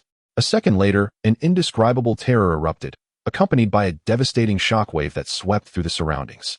The mountain itself bore a crack from their clash, and from the center of their confrontation, a massive wave of earth surged up to Tianzhong high, rapidly expanding outward. The overwhelming force nearly shattered Chu Fan's arm, yet he remained oblivious to the pain. With a deafening roar, he unleashed the metallic essence of his inner spiritual power. A black light erupted, showcasing an unyielding strength. Yin Gang watched in disbelief as Chu Fan hovered in midair, his heart racing with confusion. How could this be? What is happening with this boy? The onlookers stood frozen, dazed and bewildered, gazing at the battle unfolding above them. Surely, this must be a dream. Elder Yin Gang was a formidable powerhouse of the celestial shadow realm, while Chu Fan appeared as insignificant as an ant before him. This strike should have effortlessly crushed Chu Fan, yet against all odds, he had managed to withstand the Elder's attack, a blow from a master of the celestial shadow realm. This was utterly impossible. With a sudden cough, Chu Fan was sent spiraling backward, tumbling through the air before crashing to the ground, losing consciousness completely. Nevertheless, he had succeeded in dispersing that colossal hand with a single blow of his rod. Yin Gang, you have gone too far. At that moment, a chilling voice resonated, filled with an overwhelming intent to kill. Instantly, those standing on the ground felt their breath catch in their throats. The next instant, the very space around them seemed to shatter, accompanied by a crack. The area where Yin Gang stood fractured dramatically, the immense destructive force causing him to grunt in pain as he staggered backward. Subsequently, the world around them appeared desolate and barren. Even the air carried an eerie stillness, a suffocating silence that spread throughout the entire sect in an instant. Everyone raised their heads in horror, their eyes reflecting sheer terror as they gazed in that direction. What was happening? What had transpired? The elders of the sect exchanged glances, their expressions shifting as they furrowed their brows. Why had their usually indifferent junior brother experienced such an intense emotional upheaval? Standing before the desolate mountains, Yin Gang's expression darkened. He suddenly recalled that Qing Xian's strength had long surpassed his 200 years ago, were it not for Qing Xian's carefree nature. He would likely be the current sect leader. Contemplating this, Yin Gang's lips twitched involuntarily. Just as he was about to speak, a hand materialized from the air above, imbued with cataclysmic power, and struck fiercely against his chest. Bang! Yin Gang felt as though he were a kite severed from its string, soaring far into the distance, letting out a muffled groan as his complexion turned pale. Yet, before he could regain his composure, he found himself ensnared within an invisible cage. Soon after, the power within him seemed to discover an outlet, surging wildly outward. This time, Yin Gang was genuinely alarmed. He understood that Qing Xian was utterly enraged, and a sense of dread washed over him. In the recesses of his memory, he recalled only 3 instances of such unbridled fury from Qing Xian. The first occurred when the previous elder of the Wilderness sect passed away, and the Heavenly Spirit sect launched an aggressive campaign. Qing Xian single-handedly battled against 3 leaders of the Heavenly Spirit sect, ultimately resulting in a stalemate. This confrontation solidified Qing Xian's unassailable position within the Xian sect. Chapter 56. The cost of cultivating the Great Wilderness Technique for the second time. A dispute erupted between the Xian sect and the Tianling sect over the Spirit Stone mine, culminating in a fierce confrontation. This marked the 3rd occurrence, and Qing Xian was seething with rage. Yin Gang barely had time to plead for mercy, and in the blink of an eye, he was reduced to a desiccated corpse, on the verge of losing all his primordial power. Bang! Yin Gang's head was struck with a powerful kick, sending him tumbling to the ground in a pitiable heap, as if he had been thrown into the mud by a dog. This was the first time, and it would also be the last. Had it been Yin Cheng who had acted today, and if Chu Fan had fallen at his hands, it could have been deemed a lesson in inadequacy. But you, an ancient being over 300 years old, stooping to bully a junior, what a disgrace. Qing Xian hovered in the air, coldly gazing down at Yin Gang, whose eyes were now filled with murderous intent and icy fury. He drew a deep breath, flicked his fingers, and a radiant orb of light entered Yin Gang's body. This was the very essence of power that Qing Xian had just extracted from him, now returned in full. After a moment, Yin Gang managed to compose himself. Though his face resembled that of someone who had just consumed a dead fly, his gaze fixed on Qing Xian with palpable hatred. You have gone too far. Qing Xian responded with a cold laugh. The fact that you can still stand here is a testament to my mercy. Now, I implore you to leave. The Wilderness sect does not welcome you. Yin Gang's lips twitched angrily as he glared at Qing Xian, ultimately storming off in a fit of rage. This was an utter humiliation, a disgrace beyond measure. As a senior elder of the Xian sect, he was supposed to be among the most powerful, second only to the sect master and the 3 esteemed elders. Yet now, he had been so publicly humiliated by an elder of the Wilderness sect. Gang could not swallow this indignity. However, in terms of strength, he was no match for Qing Xian. Even Tian Xuanzi might not stand a chance against him. This resentment would have to fester within him. For one day, he would seize the opportunity to ensure that both this old curmudgeon and that young rascal would pay dearly. After watching Gang depart, Qing Xian exhaled and gently waved his hand, channeling a torrent of spiritual energy into Chu Fan. As Chu Fan slowly opened his eyes, he felt as though his lungs were parched and his body utterly devoid of spiritual power. This sensation was profoundly uncomfortable, causing his entire body to convulse uncontrollably. The remaining disciples of the Xian sect trembled in fear, their faces displaying sheer terror. This was truly frightening. Little one, you certainly harbor numerous secrets, Qing Xian remarked with a smile as he helped Chu Fan to his feet. Chu Fan took a deep breath, his expression frosted with resolve as he surveyed the onlookers. Yin Cheng has already been sent flying by me. If any of you wish to avenge him, feel free to step forward. The disciples hurriedly shook their heads, retreating in haste, regarding him as if he were a fearsome beast. They had no desire to provoke someone capable of withstanding a strike from a formidable opponent in the Tianyin realm. Chu Fan took a deep breath and slowly walked back to his humble abode, remaining unperturbed. The others gulped nervously and hurriedly fled, stumbling as if pursued by a ferocious beast. Sitting cross-legged within the thatched cottage, Chu Fan's mind was flooded with countless minute characters. Following a system upgrade, the Da Tian Huangju had ascended to the Da Huangju, now evolving into a mid-grade spiritual technique. Above the heavenly techniques lies the spiritual level, a caliber of martial arts accessible only to extraordinary beings, such as the grandmaster of Xian sect and esteemed elders. Even within the formidable sects like Xian sect and Tianling sect, the disciples capable of cultivating spiritual techniques are exceedingly rare. A critical factor in this rarity is the terrifying spiritual pressure exerted during the cultivation of these techniques, which is insurmountable for the average practitioner. Those at the Tianling realm, and even those at the Di Yuan realm, cannot bear the immense influx of power. As Chu Fan's strength burgeoned, more information about practitioners gradually unveiled itself before him. Above the Tianling realm practitioners are the Di Yuan realm, then the Tian Yuan realm, Yinyang realm, Tianyin realm, Tianyang realm, and so forth. The leaders of the 7 sects are generally practitioners of the Yinyang realm, while the heads of the 5 veins are peak practitioners of the Tianyin realm. Legends even suggest that 2 of the 3 leaders of the Tianling sect have already stepped into the Tianyang realm.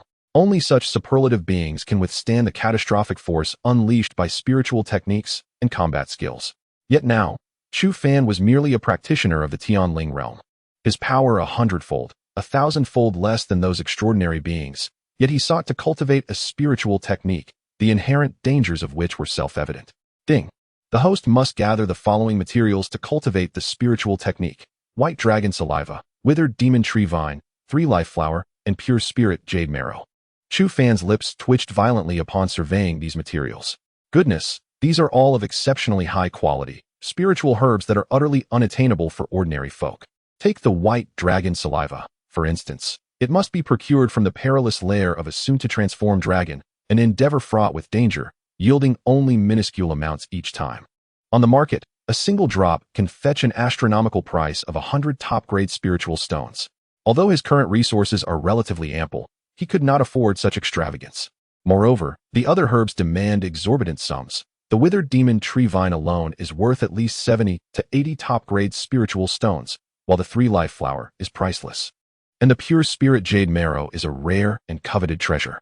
Each of these 4 items alone could incite envy among many. Yet he was tasked with gathering all 4. Was this not a fool's errand? With a deep sigh, Chu Fan reflected on the necessity of such extraordinary materials. How else could a mere practitioner of the Tianling realm endure the shock of a spiritual technique's power? He resolved to contemplate how to procure these items. Calming his mind, he swiftly absorbed the spiritual energy from the heavens and earth to replenish his own. After 2 hours, Chu Fan gradually opened his eyes, realizing that night had fully descended. Upon opening the door, he was surprised to find Qing Xian standing at the threshold. Chu Fan paused for a moment. "Master, do you require my assistance?" Qing Xian shook his head, saying nothing as he turned and walked back inside. Chu Fan felt a sense of perplexity regarding the peculiar elder's actions. At that moment, he abruptly turned his head, his hands shimmering with surging spiritual energy, fixating intently on a certain direction. "Who dares to reveal themselves?" he called out. Gradually, a figure emerged, a smile etched upon their face, hands raised in a gesture of openness as they leisurely approached. Do not misconstrue my intentions. I harbor no malice. Merely curiosity compelled me to come and observe. Chu Fan furrowed his brows, his gaze drawn to the individual's attire, which prompted a quizzical raise of his eyebrows. A coarse white garment? Such attire does not seem to belong to the 5 sects of the mystical path. Who exactly is this person? You need not regard me with such suspicion. I assure you, my intentions are entirely benign. Chapter 57. The Emperor's Tomb. A figure approached with a chuckle, and as Chu Fan discerned his features, he recognized a plump young man, perhaps only 2 or 3 years his senior. The man's face was adorned with a smile, yet the glint in his eyes betrayed a cunning nature. Who are you, and what brings you here? Chu Fan inquired, furrowing his brows. The man chuckled in response. I am Li Chong, a disciple of the Xian sect. I am merely curious about the remarkable individuals who obtained the diamond tokens during the grand competition of the 5 meridians. Chu Fan narrowed his eyes slightly. Oh, a member of the Xian sect? I trust you do not harbor ill intentions? Li Chong hastily waved his hands. No, I am not like those others. I genuinely wish to engage in conversation and perhaps forge a friendship. After scrutinizing him for an extended moment and confirming his lack of malice, Chu Fan exhaled a sigh of relief. Now that you've observed, shouldn't you be on your way? With a resigned smile, Li Chong replied, Come on, don't be so cold. I'm not a bad person. I approached you because there is a matter I wish to discuss. Chu Fan remained vigilant. What is it? Li Chong leaned in conspiratorially. Are you aware of a significant family near the Xian sect? Chu Fan nodded. Yes, the Guan family. They possess formidable strength and are a subsidiary of the Xian sect, rumored to rival the might of an ordinary dynasty.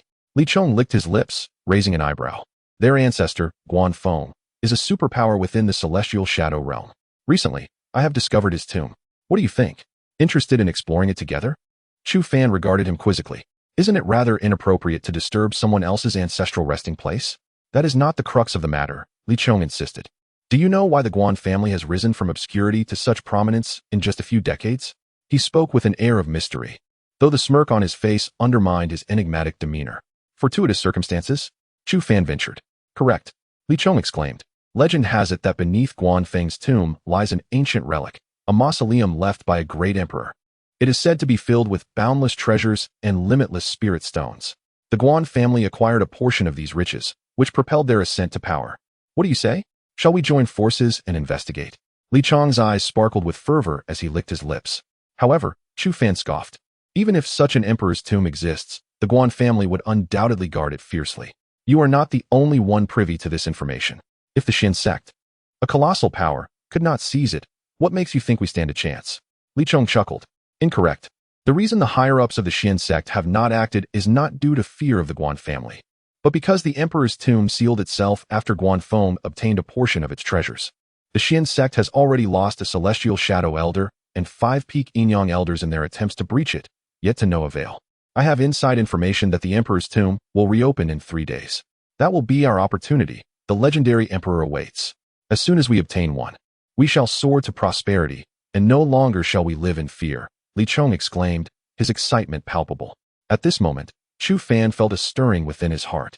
The emperor, a legendary superpower, the sovereign of the universe, stands as the mightiest ruler, capable of obliterating worlds with a mere gesture, yet also creating life with a flick of the wrist.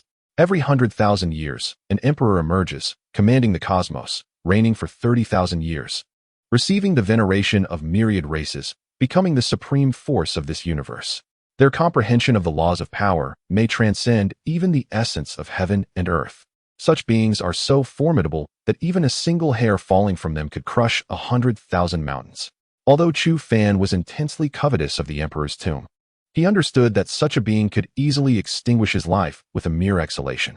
With the reopening of the emperor's tomb, the superpowers of the eastern Su continent, as well as several other continents, would undoubtedly swarm to it. In that eventuality, we, mere minnows, might not even be able to sip a drop of broth before being eliminated. Chu Fan gazed at him, remaining unclouded by greed. Li Chong gritted his teeth, urging him not to speak of this matter to anyone else. With a flick of his hand, a small black iron rod, roughly the thickness of a finger and inscribed with runes, manifested in his palm. The moment it appeared, Chu Fan's eyes widened. Could it be? This was but a miniature version of the black iron rod he held. Indeed, the patterns on his wrist stirred slightly, clearly sensing the familiar essence. This is the key to the emperor's tomb. Hundreds of years ago, 5 keys were left after the tomb was sealed, and one of them is in my possession. Upon hearing this, Chu Fan's heart quaked with astonishment. A key, this is indeed a key. Suddenly, he recalled the system's prompt when he first acquired the black iron rod, which had mentioned it being a key. Could it be that this black iron rod is somehow connected to the Emperor? The thought sent a shiver through him. If that were the case, then Earth, Yin Huang, the black iron rod, and he himself were subtly intertwined. Could it be that this great being truly traversed from Earth to here? The more he pondered, the more exhilarated he became. Recalling the ancient myths of the 3 sovereigns and 5 emperors, the 72 kings, those enigmatic and transformative eras, could they genuinely exist in this alternate realm? I believe you should go. Such an opportunity is rare, and missing it would mean no second chance. Li Chong continued to encourage him. After some contemplation, Chu Fan finally nodded. Very well, I shall accompany you. However, let it be known that if we encounter insurmountable danger, I will not act recklessly. A radiant smile spread across Li Chong's face. Absolutely no problem. I have one more question. Why did you choose me to accompany you? Chu Fan fixed his gaze upon him, scrutinizing his expression for any sign of change. Li Chong leaned in mysteriously, whispering, because I have seen your black iron rod. And if I am not mistaken, you possess the authentic original artifact. A flicker of realization passed through Chu Fan's mind, yet he refrained from uttering a word. It was evident that Li Chong was an astute individual, fully aware that he was no match for Chu Fan and that no cunning ruse would enable him to seize anything from him in the presence of Elder Qing Xian. Thus, he opted for a more circuitous approach, extending an invitation to accompany him to the imperial tomb. Upon grasping this insight, Chu Fan exhaled deeply. Indeed, this fellow was not as simple-minded and honest as he initially appeared. It was settled then. I shall seek you out tomorrow morning. Chu Fan, whether we soar to great heights hinges on this moment. Trust me, our fortunes are bound to align splendidly. Chapter 58. The Legend of the Emperor. Once Li Chong departed, Chu Fan remained in silence for a considerable time. He was uncertain about what lay ahead and whether he would return alive. The title of Emperor, which had crushed the ages, resonated profoundly. It was not merely the legacy left by the emperors that held immense power. Even the places they had visited and the words they had uttered were imbued with extraordinary might. They had transformed into symbols, embodiments of spirit. They represented the supreme existence within this universe, governing its very operation. No one could conquer them. Not even the universe itself could prevail against them. Since the dawn of this world, 12 emperors had left their unparalleled legacies here. Their names would forever be etched in the annals of history, eternally shining as the brightest stars. Taking a deep breath, Chu Fan reflected on his nearly 2-year stay in this realm. However, there were not many ancient texts documenting the emperors, let alone the opportunity to approach their tombs or encounter them personally. He was unaware of the circumstances he would face. Perhaps he would confront unimaginable hardships and terrifyingly powerful beings. Yet, Chu Fan was undeterred by such fears. Beyond his desire to obtain the emperor's legacy, there was a more pressing reason. He sought to unravel the connection between the iron rod and the emperor's tomb. Or more explicitly, he wished to comprehend his relationship with the emperor's tomb. Turning about, Chu Fan approached Qing Xian's thatched cottage. Before he could utter a word, a voice emerged from within. If you wish to go, then go. If you return alive, I shall bestow upon you all the legacies of the wilderness. Should you perish, I will avenge you. Regardless of whether it is the Tianling sect or Tianlingzi that dares to harm you, I shall ensure they pay in blood. Qing Xian's voice, though not loud, was filled with an unparalleled dominance and an unwavering protectiveness.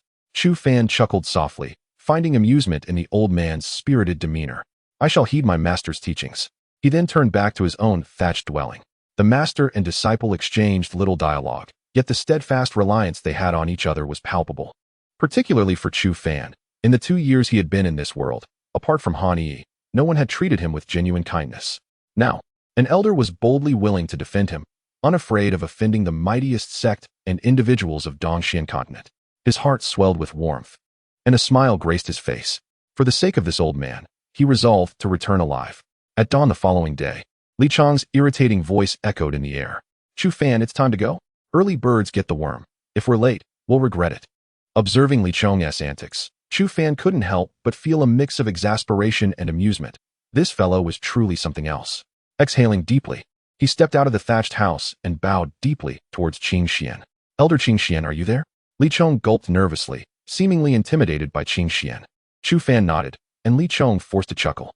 Disciple Li Chong pays his respects to Elder Qing Xian. Observing Li Chong's demeanor, Chu Fan raised an eyebrow, pondering what misdeed this fellow had committed to be so apprehensive. After they departed from the vicinity, Li Chong wiped the cold sweat from his brow, exclaiming, "Thank goodness I finally made it out." Chu Fan cast a sidelong glance at him, questioning, "Why are you so cowardly?" Clearing his throat, Li Chong confessed, "A year ago, I pilfered a spirit fruit from Elder Qing Xian. I swear, I had no idea it belonged to him. It was just sitting there, so I took it. As a result, Elder Qing Xian nearly broke my legs, though fortunately, he refrained from doing so. Ha ha ha." Li Chong burst into laughter, his demeanor rather shameless.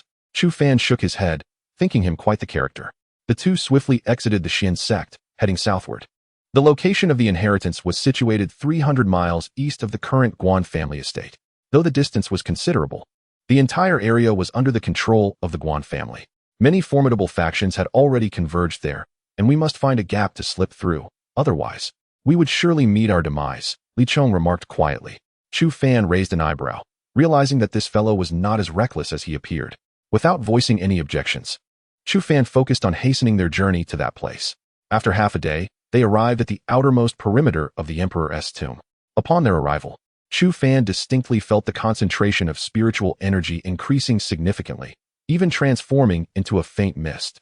Just as he intended to proceed, Li Chong halted him, squinting slightly. "Don't move. There is a large formation here," he cautioned. Chu Fan paused, looking at him curiously. "How do you know?" Li Chong chuckled. "Well, my friend, I am a formation master." Chu Fan's eyes widened in surprise. Who would have thought this seemingly lecherous fellow was a master of formations? Li Chong swiftly intertwined his hands, and beams of light materialized within his grasp, forming what appeared to be a bagua formation. He gently pressed his right hand against the space ahead, causing ripples to dance across it. In the next moment, a massive semicircular formation gradually materialized before them. Li Chong pursed his lips. "This is a detection formation. Its offensive capabilities are weak, but its sensitivity is quite high. The moment we step inside, the creator of this formation will immediately be alerted. A multitude of powerful beings must be gathering nearby. If we are discovered, we will undoubtedly meet a gruesome fate." Chu Fan nodded in comprehension. "After all this, do you possess a means to break it?" Li Chong smiled smugly. "Who do you think I am? Just wait." His internal spiritual energy rapidly intertwined, and delicate strands of light wove together to form a refined miniature formation, which began to rotate slowly in his palm. Li Chong gradually pressed his hand against it, causing the formation to ripple gently. To Chu Fan's astonishment, a passage large enough for a single person to pass through was indeed formed in the massive formation. Li Chong exhaled, chuckling. "Let us hurry. This can only hold for a few minutes. If we don't leave now, we'll be discovered." With that, he was the first to slip through, and Chu Fan quickly followed suit. Before them lay a vast expanse of grassland, completely unobstructed, devoid of any concealed spots. Li Chong exhibited no hesitation whatsoever. With a swift motion of his hand, his entire visage transformed dramatically. Chu Fan's lips twitched slightly, realizing that this scoundrel had evidently made preparations well in advance. He paused for a moment, contemplating the necessity of maintaining a faade, for encountering some of his former adversaries could prove rather unpleasant. "Goodness, you wouldn't have neglected these preparations, would you?" Li Chong rolled his eyes in response, while Chu Fan helplessly shrugged. "Oh well, I truly have summoned a master here." As Li Chong muttered this, he waved his hand before Chu Fan, and in an instant, Chu Fan felt his own features beginning to alter. Chapter 59. Caught in the act of spying at this moment, Chu Fan's visage underwent a remarkable transformation, morphing into an utterly ordinary countenance. His aura was suppressed, rendering him a mere first-tier Earth Spirit Realm cultivator. "How about that, my friend? Not too shabby, eh?" Li Chong chuckled with pride, and Chu Fan nodded, acknowledging the man's undeniable prowess. The duo swiftly traversed the grassland, and shortly after their departure, a figure appeared, almost spectral in nature. Surveying the desolate expanse, a look of confusion crossed his face. "This is odd. I distinctly sensed someone had entered. Su Ming, what is the matter?" A second individual arrived soon after, questioning the first.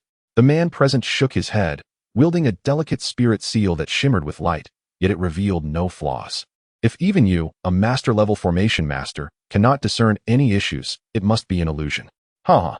The later arrival burst into laughter, while Su Ming shrugged, hoping that was indeed the case.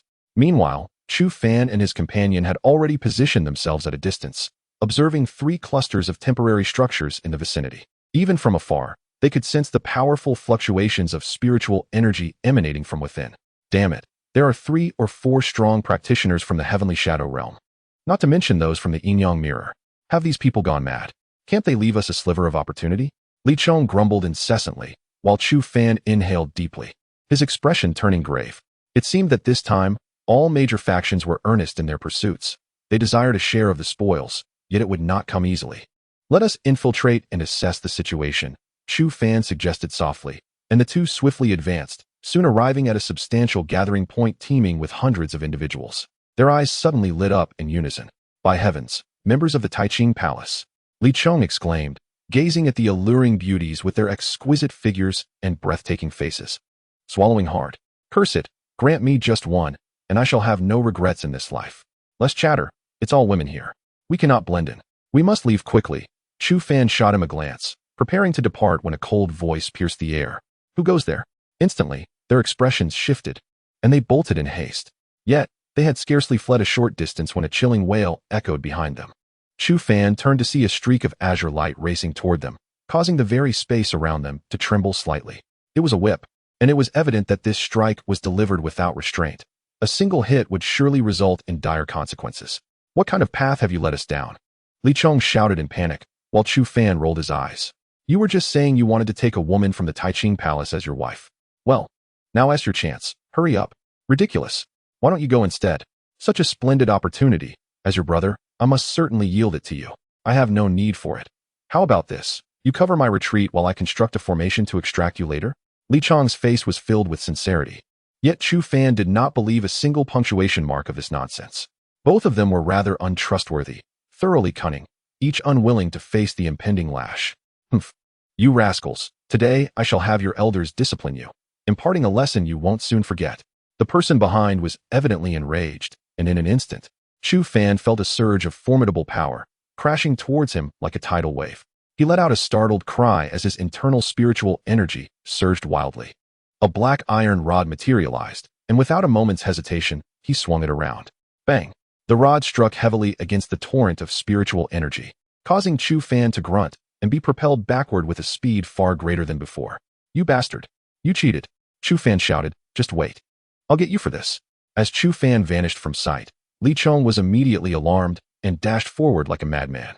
At that very moment, the whip struck, its whistling sound carrying an incredibly terrifying force, closing in on his back. Li Chong shouted, and a brilliant golden light erupted from his palm, which he hurled backward as he raced ahead once more. Buzz! The instant the golden light touched the ground, it transformed into a colossal array, forming a wall as solid as rock. Crack!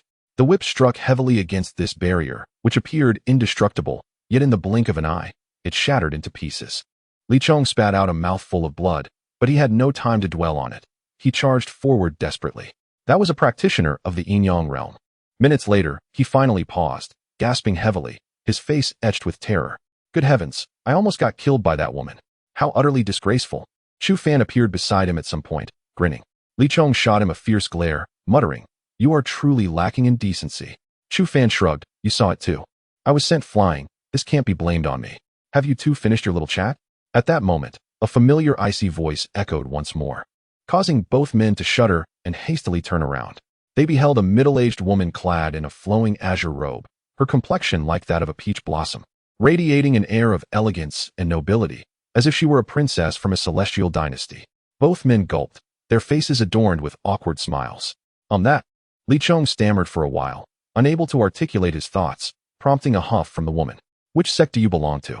A shiver ran down Chu Fan's spine. If he revealed the Xuanzong, he would likely return home with broken limbs. We are loose cultivators, just wandering practitioners, he quickly asserted, with Li Chong nodding in agreement. Offering a sycophantic smile, the middle-aged beauty's expression shifted as she suddenly fixed her gaze upon Chu Fan. You are Chu Fan. Both individuals were momentarily taken aback, a chill coursing through their hearts. Alas, had they inadvertently encountered an acquaintance? It turned out to be a disciple of the Xian sect. Humph. Truly, as the saying goes, an unprincipled master begets unprincipled disciples. Tian Xuanzai was indeed no paragon of virtue, and his followers were equally licentious. The middle-aged beauty spoke with a frosty tone, prompting Chu Fan's eyes to gleam with intrigue. It appeared there was some underlying connection between the sect leader and this woman. The disciples of the Xian sect had yet to arrive. What were the two of you clandestinely doing here? Who permitted your presence? The regal beauty's expression softened slightly as she coldly inquired. We merely ventured out on our own accord, unrelated to our sect. Haha. Chapter 60. Shang Li the elegant matron inhaled deeply, casting a languid gaze upon the two of them. Those from the Xian sect truly possess an insatiable restlessness. Here, amidst the convergence of various esteemed sects, you must comprehend what is at stake in this contest. You two insignificant beings, caught in the midst of such formidable powers, will likely leave no trace behind. Come with me. For the sake of the ancient Tian Xuanzi, I can spare your lives. Upon her turning, Chu Fan and his companion were elated, silently expressing their gratitude to the sect leader. Had the sect leader not had some past entanglement with this woman, their survival would have been in jeopardy. They eagerly followed her, swiftly returning to the residence of Taiching Palace. Once they arrived, an elder woman descended, her brow furrowing as she regarded the two men. Ling Yun, why have you brought back two men? The matron pursed her lips, explaining, these two little ones are merely here to join the fray from the Xian sect. Let them stay, for venturing outside would mean certain death. The elder woman furrowed her brow once more, ultimately nodding in silence, though she cast a lingering glance at Ling Yun as she departed. You two should remain here and abandon any grand dreams of the Emperor's tomb. You must have noticed the overwhelming presence of Tian-Yin realm and Yin-Yang mirror practitioners. Count them, and you shall find they number beyond your reckoning. Do not court death. Ling Yun spoke with a calm demeanor, prompting the two to eagerly nod, their faces adorned with ingratiating smiles. After watching Ling Yun exit, Chu Fan bit his lip.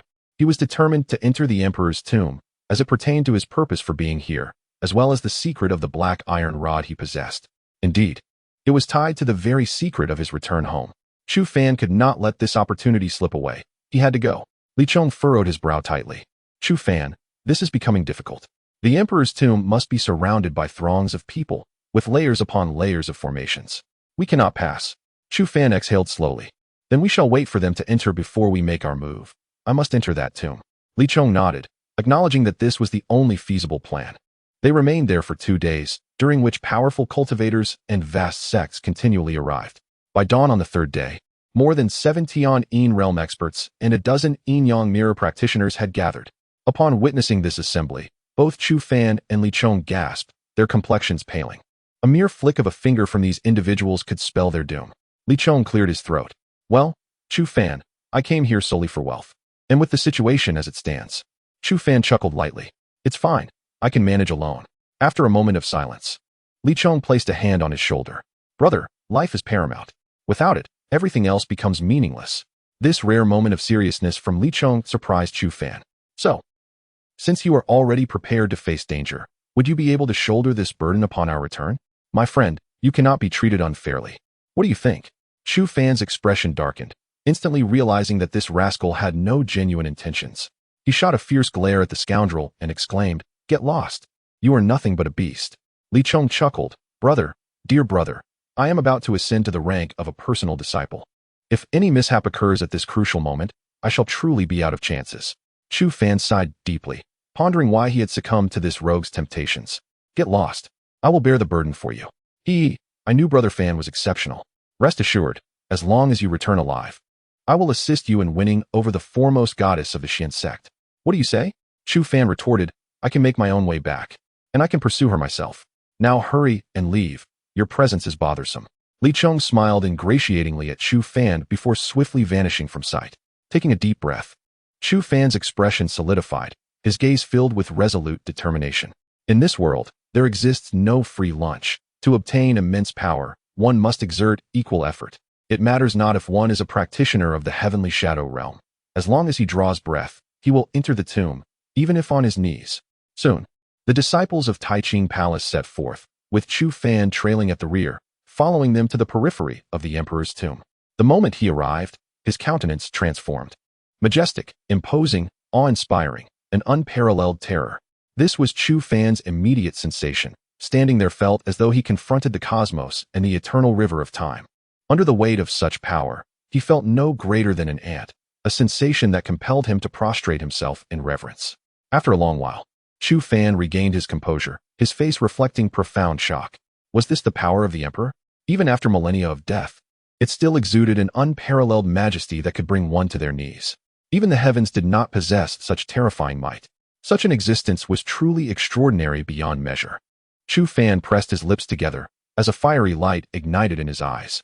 He believed that one day, he too would ascend to such strength, dominating the heavens and earth, wielding absolute authority over realms unknown. Now you understand what it means to be an emperor, do you not? A cool voice echoed behind him. Turning, Chu Fan beheld Ling Yun standing there, accompanied by a stunning maiden clad in white, her beauty ethereal, with a dot of vermilion on her forehead. She resembled a celestial being descended from the jade pool, radiating an essence of perfection and chill that felt otherworldly. With her lips slightly pursed and her gaze as icy as crystal, she stood there like a spirit flower, exuding an indescribable brilliance. Chu Fan found himself momentarily entranced, marveling at the existence of such exquisite beauty in the world. Little lecher, your saliva is drooling, Ling Yun remarked lightly. Flustered, Chu Fan quickly cleared his throat. I pay my respects to the palace master of Ling Yun. In these 2 days, he had learned that Ling Yun was one of the vice masters of Taiching Palace. A peak practitioner of the heavenly shadow realm, her strength immensely formidable. Lear, during this time, accompany him. If he can gain something, that would be splendid. If not, at least ensure this little lecher preserves his life. Ling Yun softly spoke, while the young maiden beside her nodded gently, her gaze towards Chu Fan remaining unaltered. This is my disciple, the cherished student of the Shanqing Palace, Shangli. You must treat her with utmost care, for she is a treasure of our Shanqing Palace. Not only must you survive, but should you dare allow a single hair from my precious disciple to fall, I will sever one of your fingers as a gift for Tian Xuanzi, Ling Yun declared ominously, causing the corners of Chu Fan's mouth to twitch. Who, one might ponder, is truly the protector in this scenario? All right, I have matters to attend to, so I shall take my leave. You two should not act recklessly. What you perceive is merely a hint of the aura emanating from the Emperor's tomb. The true terror of the Emperor's tomb is beyond your wildest imagination. Chapter 61. Encounter with the Undead. As Ling Yun departed, Chu Fan exhaled deeply, gazing at the exceptionally beautiful young woman before him, and could not help but click his tongue. It seemed that this journey to the tomb would not be as tedious as he had anticipated.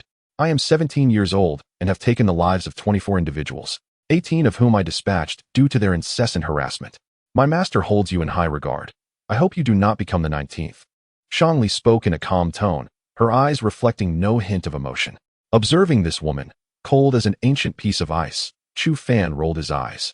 It seemed all the women from the Qing Palace possessed expressions capable of freezing one to death. Once the Emperor's tomb is opened, we can exploit the ensuing chaos to slip inside. However, do not provoke any trouble, otherwise, we both shall perish. You are well aware of the caliber of individuals present today, Shangli warned icily.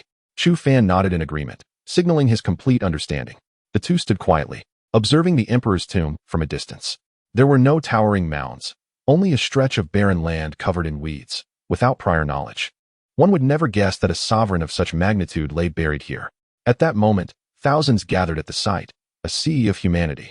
The overwhelming spiritual energy causing Chu Fan, even from hundreds of feet away, to feel a sense of suffocation. In the foreground, a group of over a dozen individuals stood, all formidable figures of the Yinyang realm and above, their unleashed power causing the very air to tremble. After several hours, the ground suddenly erupted with an unfathomable force, as if it sought to shatter the fabric of existence itself. Chu Fan and his companion involuntarily gasped, their faces paling as they retreated. Those standing at the front fared no better. The slightly stronger among them managed to resist somewhat, while those of lesser strength were struck down, blood spewing from their mouths as they fell silent forever. Of the 5,000 to 6,000 present, at least 1/10 perished in this cataclysmic surge of energy. Chu Fan's expression grew grave. Only now did he grasp a fragment of the tomb's dreadful power. This aura enveloped the entire realm in an instant, emanating an unapproachable majesty akin to Mount Tai looming over all creation. Simultaneously, practitioners in every corner of the world looked up in terror, drawn to the source of this overwhelming force, which could only signify one thing. The Emperor. What is happening? Is a new Emperor being born? Or has the Emperor descended? The world was engulfed in a wave of dread and speculation. After what felt like an eternity, the oppressive aura gradually receded, allowing those at the forefront to cautiously approach. Buzz. A blue light flickered, revealing a blue jade bracelet transforming into a semicircular protective dome, encasing a group of individuals as it moved slowly toward the central pit of the barren land, the entrance to the Emperor's tomb. The various super sects invoked their unique abilities to shield their core disciples as they descended into the depths. An hour later, the crowd had dwindled significantly, leaving only a handful on the empty ground. Shangli pursed her lips and said, "Let us proceed." Chu Fan nodded and dashed forward with lightning speed. The Imperial tomb must be guarded by a formidable array. We cannot force our way in. As they soared through the air, Shangli remarked nonchalantly, "If that scoundrel Li Chong is present, perhaps there is a way." Soon, they arrived at the enormous pit, where Chu Fan felt his breath constricting. Even the slightest hint of the released aura caused excruciating pain, as if his very being were on the verge of disintegration. Just as he was about to succumb, the black patterns on his arm writhed slightly, and a refreshing power coursed through him, alleviating some of the immense pain. This further solidified Chu Fan's conviction that this iron rod was intricately linked to the Imperial tomb. He was astonished that Shangli seemed entirely unaffected by this oppressive aura. They descended into the pit and moved forward cautiously. Before long, they beheld blood splattered on the walls and corpses strewn across the ground. A rough count revealed there were at least 200 to 300 bodies. Each bore a small hole in the forehead, a swift death. Taking a deep breath, Chu Fan assessed the residual auras of these individuals and concluded they were all cultivators of the celestial spirit realm. Damn, this place is terrifying, he thought. Corpses left behind by those who recklessly attempted to breach the array. Had these people lost their minds, sacrificing their lives to forcefully unravel the defenses? Shangli frowned, and Chu Fan remained silent. The treasures left by the emperor had driven men to madness. Surely those who had perished had been blinded by greed. As they continued, a series of piercing screams echoed ahead. The continuous roar of spiritual energy filled the air, and Chu Fan's gaze sharpened. Trouble was brewing.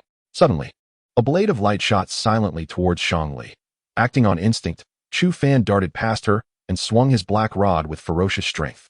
Bang! The force of his strike shattered the sword light completely. Shangli was momentarily taken aback, her eyes reflecting a complex mix of emotions. "Thank you," she said.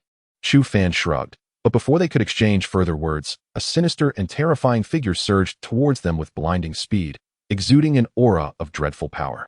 That presence felt eerily familiar. Chu Fan's heart raced. Another undead creature. A peak celestial spirit realm undead.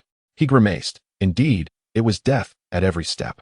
Without a moment's hesitation, he furiously summoned his internal spiritual energy. His legs transformed into a true dragon, and he launched into the air like a streak of blue light, delivering a fierce kick imbued with the ferocity of a dragon. Bang! The power of his kick was immense, sending the peak celestial spirit realm undead staggering backward, its dark mist dissipating in the wake of his blow. "You hold it off. I'll find a way to deliver a fatal strike," Shangli urged as she swiftly maneuvered, her hands weaving intricate patterns that unleashed waves of radiant light. Chu Fan remained silent, fully immersed in the chaotic battle. In that instant, he transformed into a 1,000-handed demon, a multitude of shadowy palms enveloping the wretched corpse before him, as a formidable power surged forth relentlessly. Yet, the disparity in strength between him and this undead creature was insurmountable. Merely moments later, he was sent staggering back by a single punch, spitting forth a mouthful of blood. The corpse morphed into a spectral entity, lunging towards Shangli with the swiftness of lightning. Shangli furrowed her brow, astonished at the creature's apparent frailty. Just as she contemplated dispatching this lifeless being, a sudden flicker of black light emerged before her, followed by an explosive surge of power. Bang! The obsidian iron rod struck the undead with the force of a boulder, sending it crashing to the ground, its dark aura dissipating by half upon impact. Chapter 62. The blood battle continues unabated. Shangli focused her gaze and was taken aback to find it was Chu Fan. "You must act swiftly. I will keep him occupied until you devise a plan." Chu Fan spoke with a remarkable calmness, his presence resembling an immovable mountain, shielding Shangli from any tempest. Unbeknownst to her, a flicker of trust ignited within Shangli's heart. Without waiting for her response, Chu Fan charged forward, wielding a black iron rod that unleashed a flurry of strikes upon the head of the undead creature. Shangli cast aside all distractions, her hands expertly forming intricate seals as her eyes transformed into a pure silver hue, a terrifying power gradually emanating from within her. Boom! Chu Fan's rod struck the undead creature's throat, but simultaneously he was met with a powerful blow to his chest, eliciting a muffled groan as searing pain coursed through him. Ding! Detected replicable skill, Heavenly Flame Finger. Would you like to begin replication? Yes. The skill has been successfully replicated, and the enhancement card is activated. Skill enhancement successful. The host acquires the skill, Superior Heavenly Level Combat Technique, Great Heavenly Flame Finger, consuming 150 energy points. Ding. Host, Chu Fan Strength. 3 stars of the Celestial Spirit Realm Talent. Medium Grade Earth Acquired Skills. Extreme Cold Dragon Leg, Great Wilderness Giant. Great Heavenly Flame Finger Activated System Skills. Replication card, enhancement card, synthesis card, current energy points, 200 at this moment. A glimmer of determination sparkled in Chu Fan's eyes as he clenched his fist, torrents of formidable power swirling within his grasp. With a resonating hum, a crimson light began to swirl around the fingertip of his right hand, the dreadful force gradually ascending. He inhaled deeply, realizing that this was likely a skill from the undead's former life. To his astonishment, after upgrading the replication card to level 2, he could absorb the skills of the undead. Rumble. The entire space was engulfed in a crimson haze, a scorching wave of heat spreading wildly. Even the surrounding rocks began to melt, transforming into pools of molten lava. Chu Fan let out a muffled groan as his fingertip exploded, blood gushing forth. The manifestation of this combat skill proved somewhat taxing, leaving him pale. Yet, he had witnessed its tremendous might and would not relent. Roar. The undead sensed the threat and charged forward with a furious howl. Chu Fan narrowed his eyes. Now, let us see what you can do. Without a moment's hesitation, he soared into the air like a beam of light, his finger darting toward the undead creature's forehead with lightning speed. The black mist enveloping the creature's body coalesced violently, forming a shield in an instant. Bang!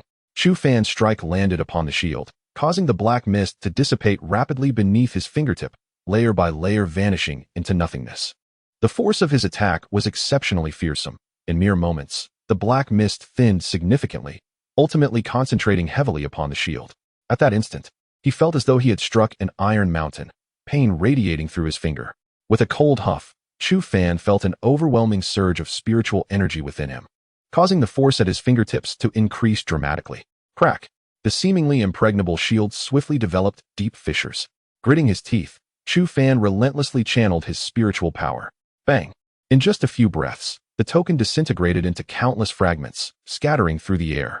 Chu Fan's right finger, undeterred, unleashed a formidable force and boldly jabbed at the undead before him. Bang! At this moment, the power within Chu Fan erupted without restraint, exuding an unimaginable terror. Enraged, the undead, shrouded in black mist, recklessly struck towards Chu Fan's chest. With a snarl, Chu Fan's eyes ignited with a burgeoning crimson glow. How could he possibly succumb to a desperate fight? He made no attempt to defend himself, instead unleashing an icy blue energy that surged from his legs. With a forceful stomp, the blue mist spread like lightning. In the blink of an eye, the mist coalesced on the ground into an ice coffin, sealing the undead within. The force from Chu Fan's fingertips detonated, sending the undead hurtling away, leaving drops of black blood on the ground. Roar! The undead, in a frenzy, transformed into a streak of black lightning, lunging at Chu Fan, its right hand enveloped in swirling black mist, heedless of the danger. Chu Fan furrowed his brow. If he engaged in a direct confrontation, he would undoubtedly be no match for this undead being, as the power disparity between levels in the celestial spirit realm was immense. The fact that he could repel a peak-level undead was largely due to the system's assistance. Engaging in a hard clash would surely lead to his defeat. However, with Shang Li's attack yet to be prepared, failure on his part would surely endanger her. Contemplating this, Chu Fan took a deep breath and resolved to avoid a head-on clash. He formed intricate seals with his hands, forcibly activating the Great Wilderness technique. Ding! If the host forcibly activates a spiritual level technique, irreversible damage may ensue, potentially resulting in lifelong consequences that hinder further progress. Chu Fan chuckled softly, thinking to himself that as a man, he could not abandon a woman to such a ruthless beast. Rest assured, even if I possess nothing, I will not lack the courage to start anew. With that, he recklessly activated the Great Wilderness technique. The moment it began to operate, he coughed up blood, his face contorting in agony as if knives were shredding his flesh. This torment felt like 1,000 cuts, unbearable in its intensity. An unfathomable madness and ferocity radiated from his eyes as he descended into a state of indescribable frenzy. Congeal, he bellowed, and a grayish-yellow light erupted from his skin. A peculiar force emanated from his palms, creating a gray-yellow vortex, drawing all the energy in this space toward him in that singular moment. The undead being stood frozen in place, the dark aura surrounding its body dissipating at a visibly rapid pace, while its presence waned with alarming speed. Crack! Chu Fan's hand shattered under the immense strain of such intense spiritual energy influx, yet madness consumed him, his crimson gaze set with unwavering determination. No one shall pass as long as I stand here. His voice resonated with a chilling intensity akin to that of a vengeful deity, imbued with an indescribable frost. A formidable force of spiritual power coalesced within him, nearly overwhelming his very being. Great flame finger, Chu Fan bellowed, as crimson flames surged forth, engulfing everything in their path. An aura of terror sweeping through the air. His fingers transformed into what resembled red gemstones, radiating an indomitable strength. Chapter 63. Shang Li's heart stirred. The power that rippled forth caused the expressions of everyone nearby to shift dramatically. This young man had actually unleashed a superior heavenly-grade combat technique. Who exactly was he? Uncertain of his background, they were quick to suggest, "Let us depart swiftly. He has entangled himself in this predicament. If he perishes, we shall find ourselves unable to escape. But are we truly not to assist him?" One hesitated. "Should you wish to help, go ahead. It is rare to find a fool willing to bear the brunt of the storm for us. And you would throw yourself into the fray? That is madness." Without a moment's hesitation, the group vanished, not even casting a glance at the struggling Chu Fan. At this moment, Chu Fan was consumed by rage, disregarding any aftereffects or bodily harm. Before him stood only his enemy, his singular focus on the objective, on slaughter. "Die!" Chu Fan roared, and in that instant, all his fury, resentment, and murderous intent coalesced into a poignant and valiant requiem for the impending peril. Facing a 3-star Celestial Spirit Realm opponent with a peak Celestial Spirit Realm adversary, the odds were nearly insurmountable. Yet, Chu Fan did not waver, for he understood that failing to act would certainly lead to their demise. Boom. In the next moment, his fingers struck heavily upon his opponent. An unfathomable power erupted instantaneously, causing the cave walls to crack ominously. Then, with a thunderous collapse, the ceiling descended, burying both Chu Fan and the lifeless being beneath its weight, their fates uncertain. Boom. Mere moments later, the force of the explosion erupted, tearing open the cave, as two figures were flung out simultaneously. One figure fell limply, like a marionette with severed strings, scraping across the ground and leaving a long trail. The other, upon landing, morphed into a shadow that lunged towards the unconscious Chu Fan. In an instant, the shadow loomed over him, its right hand balled into a fist, ready to strike Chu Fan's head. Supreme Spirit Seal. Suddenly, a cold voice rang out, followed by a dazzling burst of spiritual light. An enormous spiritual talisman materialized in midair, its undulating energy inducing trepidation. A superior heavenly-grade combat technique. The lifeless being sensed danger. Abruptly turning its head, panic evident in its eyes. It let out a desperate roar, desperately channeling its internal power to unleash its own combat technique. Boom, boom, boom. In the blink of an eye, the massive spiritual talisman was bombarded by hundreds of strikes. It appeared to be merely a thin veil, easily dispersed by a gust of wind, yet at that moment, it radiated an overwhelming force. Despite the relentless barrage, not a single mark was left upon the formidable talisman. The lifeless creature howled in terror, slowly retreating, clearly recognizing the peril of the impending attack. As she gazed at the battered and bloodied Chu Fan lying on the ground, Shang Li's expression turned icy, her eyes filled with a chilling, murderous intent. "Seal." At this moment, Shang Li let out a soft command, and the enormous spiritual talisman emitted a resonant hum. In the next instant, it silently appeared beside the undead being, enveloping it tightly. The overwhelming force immediately suppressed all of the undead's spiritual energy within its body, preventing any movement. The undead let out continuous roars, struggling desperately. But the talisman gradually tightened its grip, and the cries of the undead dwindled until they ultimately faded into silence. Soon, the talisman transformed into a sphere the size of a thumb. Shang Li's complexion turned pale as she gasped for breath. Employing this combat technique had taken a significant toll on her. She gently touched the sphere with her fingertip, and it burst into a flurry of petals, disappearing completely. Taking a deep breath, Shang Li approached, her gaze settling on the injured Chu Fan lying on the ground. She pursed her lips, and in her otherwise tranquil eyes, ripples of emotion began to spread. Shang Li was acutely aware that this was not her victory, but rather Chu Fan's. Just moments ago, he had engaged in a fierce battle against the 4 undead, exhausting the majority of its power, which allowed her attack to succeed so effortlessly. Without Chu Fan's all-out struggle, even she would have found it impossible. That talisman would not have been able to vanquish the undead. Her beautiful eyes were filled with intrigue as she intently observed Chu Fan, eager to discern the secrets concealed within this miraculous young man. A clash between a 3-star practitioner of the Celestial Spirit Realm and a peak-level adversary of the same realm was a seemingly fatal endeavor. Yet this individual managed to gradually tilt the scales of victory in their favor. As a 6-star practitioner of the Celestial Spirit Realm, Shang Li fully understood the disparity between Chu Fan and the undead. Even she would have faced inevitable defeat had she fought the undead in its prime. Yet, Chu Fan had fought to a standstill. This was utterly astonishing. For the first time, Shangli found herself intrigued by a man, yearning to unveil the mysteries hidden within this boy who had created such a miracle. When Chu Fan finally opened his eyes, he was overwhelmed by an excruciating pain radiating throughout his body. Gritting his teeth, he propped himself up, panting as he surveyed his surroundings. All was engulfed in darkness, with only the sound of his own breathing breaking the silence.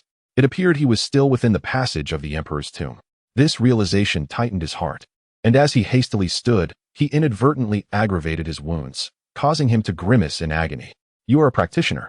You should understand that moving at this moment could jeopardize your future as a cultivator. A cool voice resonated beside him. Chu Fan turned to see Shangli, her hair still glistening with dew, and he managed a wry smile. You are gravely injured. This is a healing elixir. It will aid in your swift recovery, Shangli said, producing a small jade vial and offering it to him. Chu Fan nodded and accepted it without hesitation. If any other disciples of the Upper Clear Palace were to witness this scene, they would surely be left in stunned disbelief. The revitalizing elixir is a unique healing remedy of the Supreme Purity Palace, extraordinarily precious. Even the most favored disciples carry no more than 3, as they are vital for survival. Yet, astonishingly, Shangli has bestowed one of these rare elixirs upon Chu Fan, an act tantamount to offering a life itself.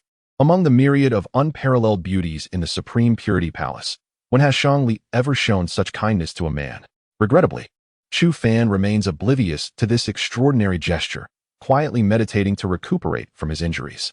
After a considerable period, he is nearly fully healed. He opens his eyes, exhales deeply, and rises to his feet, testing his strength, which has now returned to 70%. Should he encounter others again, he would be ready for battle. Ding. Detection has identified the presence of required materials, the essence of white dragon saliva. Shall extraction commence? Chapter 64. The 9 Dragons Spitting Pearls. Ding. The presence of the required material, the breath of the white dragon saliva, has been detected. Shall we commence extraction? Chu Fan's eyes gleamed with excitement. Encountering such treasures here truly befits the Emperor's tomb. Yes, extraction of the heaven-grade mid-tier spiritual herb, white dragon saliva, was successful, and the enhancement card has been activated. The enhancement of the spiritual herb was successful, granting the host a heaven-grade superior spiritual herb, golden dragon saliva, at the cost of 100 energy points. Ding. Host. Chu Fan strength, heaven spirit realm, 3 stars talent, earth-grade mid-tier acquired skills, extreme cold dragon leg, great desolation decision, great heaven flame finger acquired enhancement items, golden dragon saliva, blue pattern jade crystal current energy points, 150 soon. A golden pearl silently appeared in Chu Fan's hand.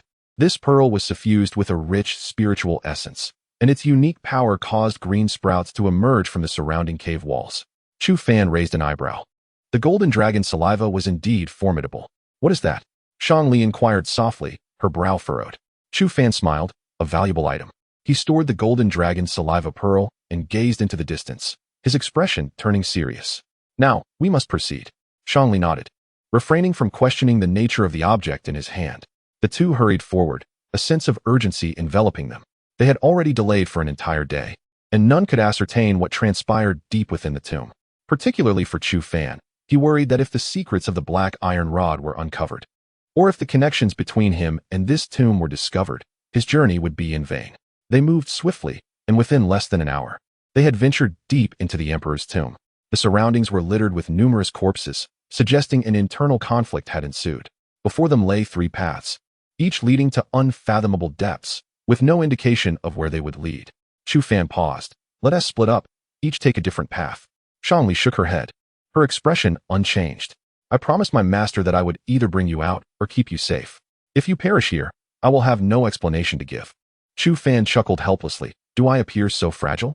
Shangli remained resolute, shaking her head once more. Chu Fan could only shrug in acceptance.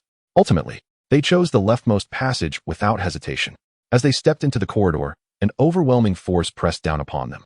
Simultaneously, they were alarmed to discover their spiritual power was dissipating, as if in fear of something.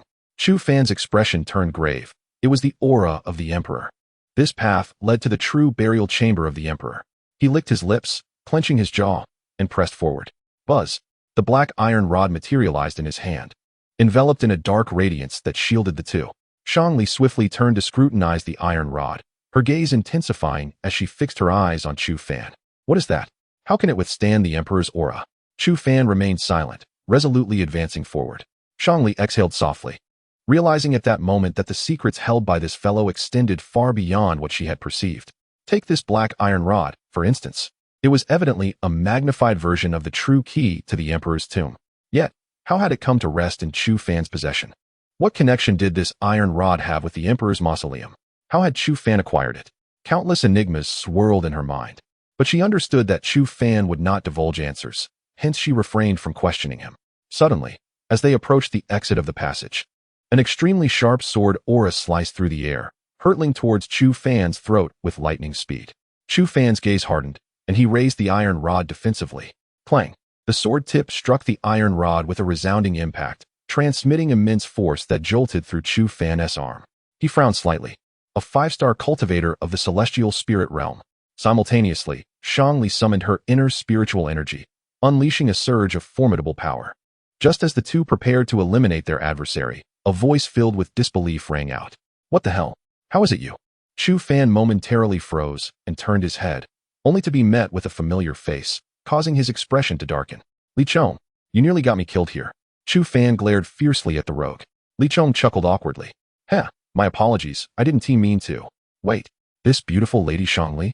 The direct disciple of Ling Yun, the vice master of the Qingqing Palace, and the third most beautiful woman on the eastern Xin continent? Li Chong's eyes widened in astonishment, his voice almost a shriek as if something had gripped him by the throat. Shangli frowned, glancing at Chu Fan. Do you know him? Chu Fan shrugged. Not really. Then I shall kill him. That works. As the two began to discuss how to divide Li Chong's belongings post-mortem, he shivered and hurried over to Chu Fan's side. Hey, what do you think you're doing? I must remind you, harming a fellow disciple is a grave sin, punishable by the loss of cultivation and expulsion from the sect. Look at you, so young, accomplished, and handsome. Surely you wouldn't want to die just yet. Li Chong added with a smirk. Chu Fan replied coldly. Weren't you supposed to stay away? At this, Li Chong's expression fell. Don't even mention it. The entrance we used to come in was set up by those brats from the Celestial Spirit sect. When I reached there, they wouldn't let me through, so I had no choice but to come back. Upon returning, I found you were missing. What was I supposed to do? Rather than wait for punishment from the sect, I thought it wiser to come here and take a gamble. Who knows, I might stumble upon some treasure, right? Chu Fan couldn't help but chuckle at Li Chong's unfortunate predicament. Hey, how did you get involved with this super beauty? Let me tell you. Even the direct disciple of that old coot Tian Lingzi, Xian Lingzi, was rejected by Shangli. So, how did you manage to win her over? Li Chong winked, smiling mischievously, while Chu Fan rolled his eyes at him. With no words left to say, one might as well conserve their breath. Li Chong muttered softly, exhaling deeply. Before them lay a mountain, a site of unparalleled geomantic significance, where the dragon bestows its pearls. If all goes as anticipated, the tomb of the Emperor is nestled within that very mountain, yet we find ourselves unable to enter. Chu Fan furrowed his brow, questioning, why? Are you foolish? That is the Emperor's tomb. Setting aside the numerous traps and mechanisms, the extraordinary geomancy alone renders it inaccessible to us. The dragon bestowing pearls may be a boon for those interred within, but for outsiders, it constitutes a formidable lethal array. One misstep into the treacherous grounds of geomantic death spells doom not just for us, but even for someone of the sect leader's caliber. Li Chong sighed, his face clouded with melancholy. If only there were someone knowledgeable in geomantic energies. While we may not traverse it safely, we would at least stand a chance of surviving within. After a moment of silence, Chu Fan suddenly smiled. Who says there is no one skilled in geomancy? Is that not the arrival we seek? Chapter 65. The Treasures of the Great Emperor Chu Fan, we meet again. A gentle voice resonated from behind them as Chu Fan turned slowly, a smile gracing his face.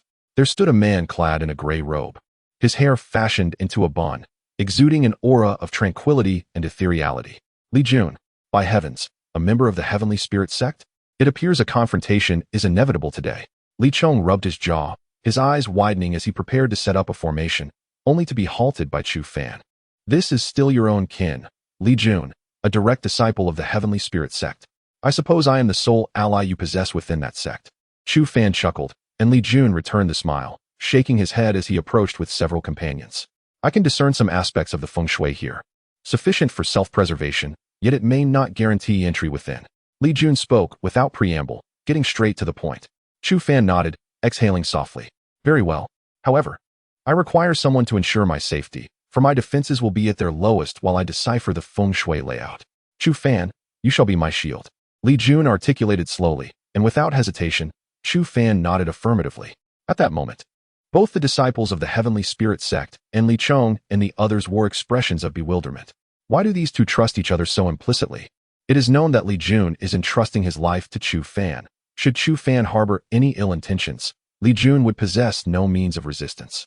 Conversely, should Li Jun utilize the feng shui to launch a sudden offensive against them, even their greatest abilities would avail them not an escape. Moreover, given the historical enmity between the Heavenly Spirit sect and the Xuanzong, it is indeed peculiar to witness such camaraderie between these two. They exchanged knowing smiles, both bearing grave expressions. This was not a mere living dead of the Heavenly Spirit realm. This was the tomb of the universe's sovereign, the great emperor. The slightest hint of malevolence could reduce them to mere dust. Without hesitation, they advanced. Li Jun pressed his lips together, and suddenly, a brilliant light ignited in his gaze. At that moment, the ground before him transformed into a labyrinth of intricate, interwoven patterns. These intersecting points represented the essence of life and death. To the left 1, to the right 3, retreat 1. Soon, Li Jun spoke in a hushed tone before stepping forward. Observing his safety, the others swiftly followed his lead. To the front left 2, retreat 1, right 1, left 3. Li Jun continuously issued commands, yet as time progressed, his brow furrowed increasingly tight. And Chu Fan sensed an unease. Halt! They both called out simultaneously, and Shang Li's gaze flickered, her expression shifting. We have entered an illusionary formation. Chu Fan nodded. It had been too smooth from the very beginning. Even though Li Jun exhibited extraordinary brilliance in the art of geomancy, possessing an unparalleled talent, it was implausible to effortlessly unravel such a formidable feng shui arrangement. From the very outset, they had not made a single misstep. This was undeniably impossible. I had underestimated the situation, failing to anticipate the intricate layers of setup present here. Taking a deep breath, Li Jun remained undeterred. Flipping his palm to reveal a jade platform suspended in midair, he swiftly began inscribing runes upon it, attempting to deduce a path through the array. The divinatory jade platform. Such an artifact is not something a mere junior like you can possess. Hand it over. Suddenly, a voice brimming with surprise and arrogance resonated nearby, accompanied by a terrifying surge of spiritual energy that crashed towards them. The overwhelming pressure rendered Chu Fan and the others somewhat breathless. The peak of the Heavenly Spirit realm. Chu Fan licked his lips, cursing inwardly at the sheer abundance of such repugnant forces. Li Chong, hold him with the formation. I and Shang Li will take him down. Chu Fan commanded. Li Chong nodded vigorously, his hands swiftly weaving intricate lines as a small spiritual seal hovered in the air, emanating peculiar waves of energy. Buzz. Soon, a grand array began to materialize before them, as countless vines rapidly sprouted, filling the entire passage within moments. In the next instant, these numerous vines surged forth like lightning. The onlookers witnessed a shadow dart into the formation, only to be met with a ferocious onslaught that relentlessly destroyed the vines. Come on, you all hurry up. I can't hold on for much longer. Li Chong bellowed. Chu Fan nodded, glancing at Shang Li before taking the initiative to leap forward. The black iron rod carved through the air, accompanied by a cataclysmic force, striking down upon the shadow with a resounding thud. Activating his enhancement card, Chu Fan felt a sudden surge in strength, his muscles hardening like marble. Bang, bang, bang. The shadow was forcefully slammed to the ground by the rod, letting out a pained cry. Yet, in the next moment, Chu Fan sensed a vicious power emanating from it, crashing heavily against his chest. He let out a muffled groan. His body sent flying against the wall, his complexion paling. Just as he was hurled away, a graceful figure rushed forward, her delicate hand raising a torrent of potent spiritual energy that enveloped the shadow. Tai Xian Spirit Palm, Shang Li exclaimed, as the ethereal glow coalesced into form, unleashing a terrifying power. The oppressive force filled the space, causing Li Chong and several disciples of the Heavenly Spirit sect to stifle groans, desperately channeling their internal energy to withstand the overwhelming aura. A superior grade heavenly combat skill? This woman is Shang Li. My heavens, to encounter Shang Li here. No wonder she can wield superior grade heavenly combat skills. She is astonishingly powerful, a 6-star cultivator of the Heavenly Spirit realm. The disciples of the Heavenly Spirit sect gasped in admiration and envy, their expressions reflecting their awe. At this moment, Shang Li's gaze was clear yet filled with an icy intensity. His right hand emanated a nebulous light, reminiscent of chaos, imbued with an awe-inspiring aura that seemed to have existed since the dawn of creation itself. This presence appeared capable of dissolving all, subduing all and sealing all. Even Chu Fan raised an eyebrow, a look of astonishment gracing his features as he beheld this formidable attack. It seemed that the inaugural master of the Upper Qing Palace was indeed an extraordinary figure. With a sharp exhalation, Shangli deftly propelled himself through the air, appearing before the shadow in an instant, his right palm charged with overwhelming power as he struck down with unyielding force. The people of the Upper Qing Palace? Humph. I had no intention of crossing paths with you, but if you seek your own demise, then you shall have no one but yourself to blame. Chapter 66. Your chance has passed. The shadow spoke coldly, and in an instant, a chilling light erupted, transforming into a swift arc that vanished in the blink of an eye. Chu Fan's pupils constricted sharply as he sensed an overwhelming aura of danger emanating from this icy gleam. Without a moment's hesitation, he became a flash of lightning, appearing beside Shangli in an instant. The next moment, Shangli felt a pair of searing hands tightly encircle her waist. Almost instinctively, she struck at this intruder's chest with a palm, causing Chu Fan to grunt, a trickle of blood escaping from the corner of his mouth. However, there was no time for words, as a layer of ice-blue chill erupted from his body. In the blink of an eye, this chill coalesced before them, forming a formidable ice wall. Boom! With a thunderous explosion, that seemingly indestructible ice wall shattered into fragments. Enduring the excruciating pain from 2 consecutive blows to his chest, Chu Fan flicked his right hand lightly, sending Shangli hurtling like a streak of light towards the shadow. He himself braced to confront the icy gleam head-on.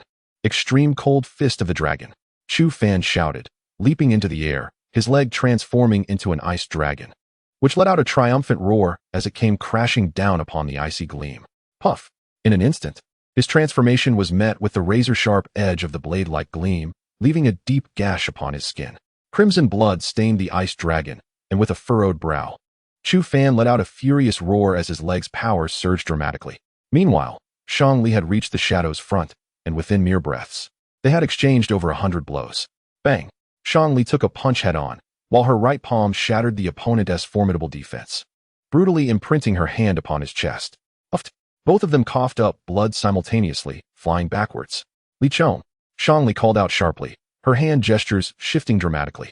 At that moment, as the shadow descended, the ground erupted with a brilliant red light, enveloping him entirely in the blink of an eye.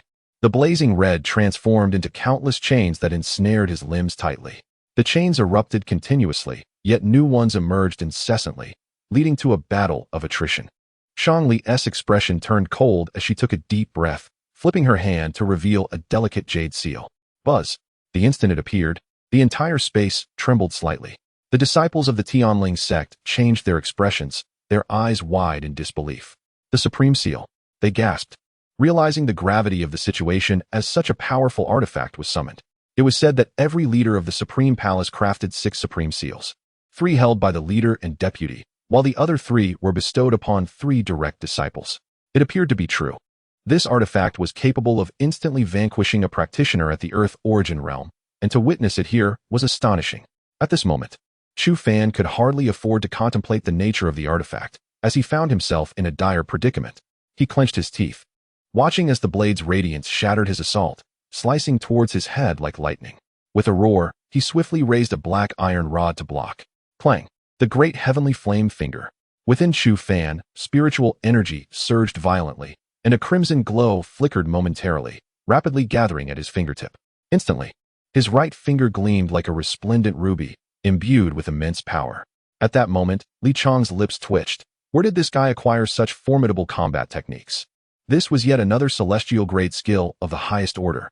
A wave of heat enveloped the surroundings, causing the cavern walls to silently melt, transforming into pools of viscous magma that dripped to the ground.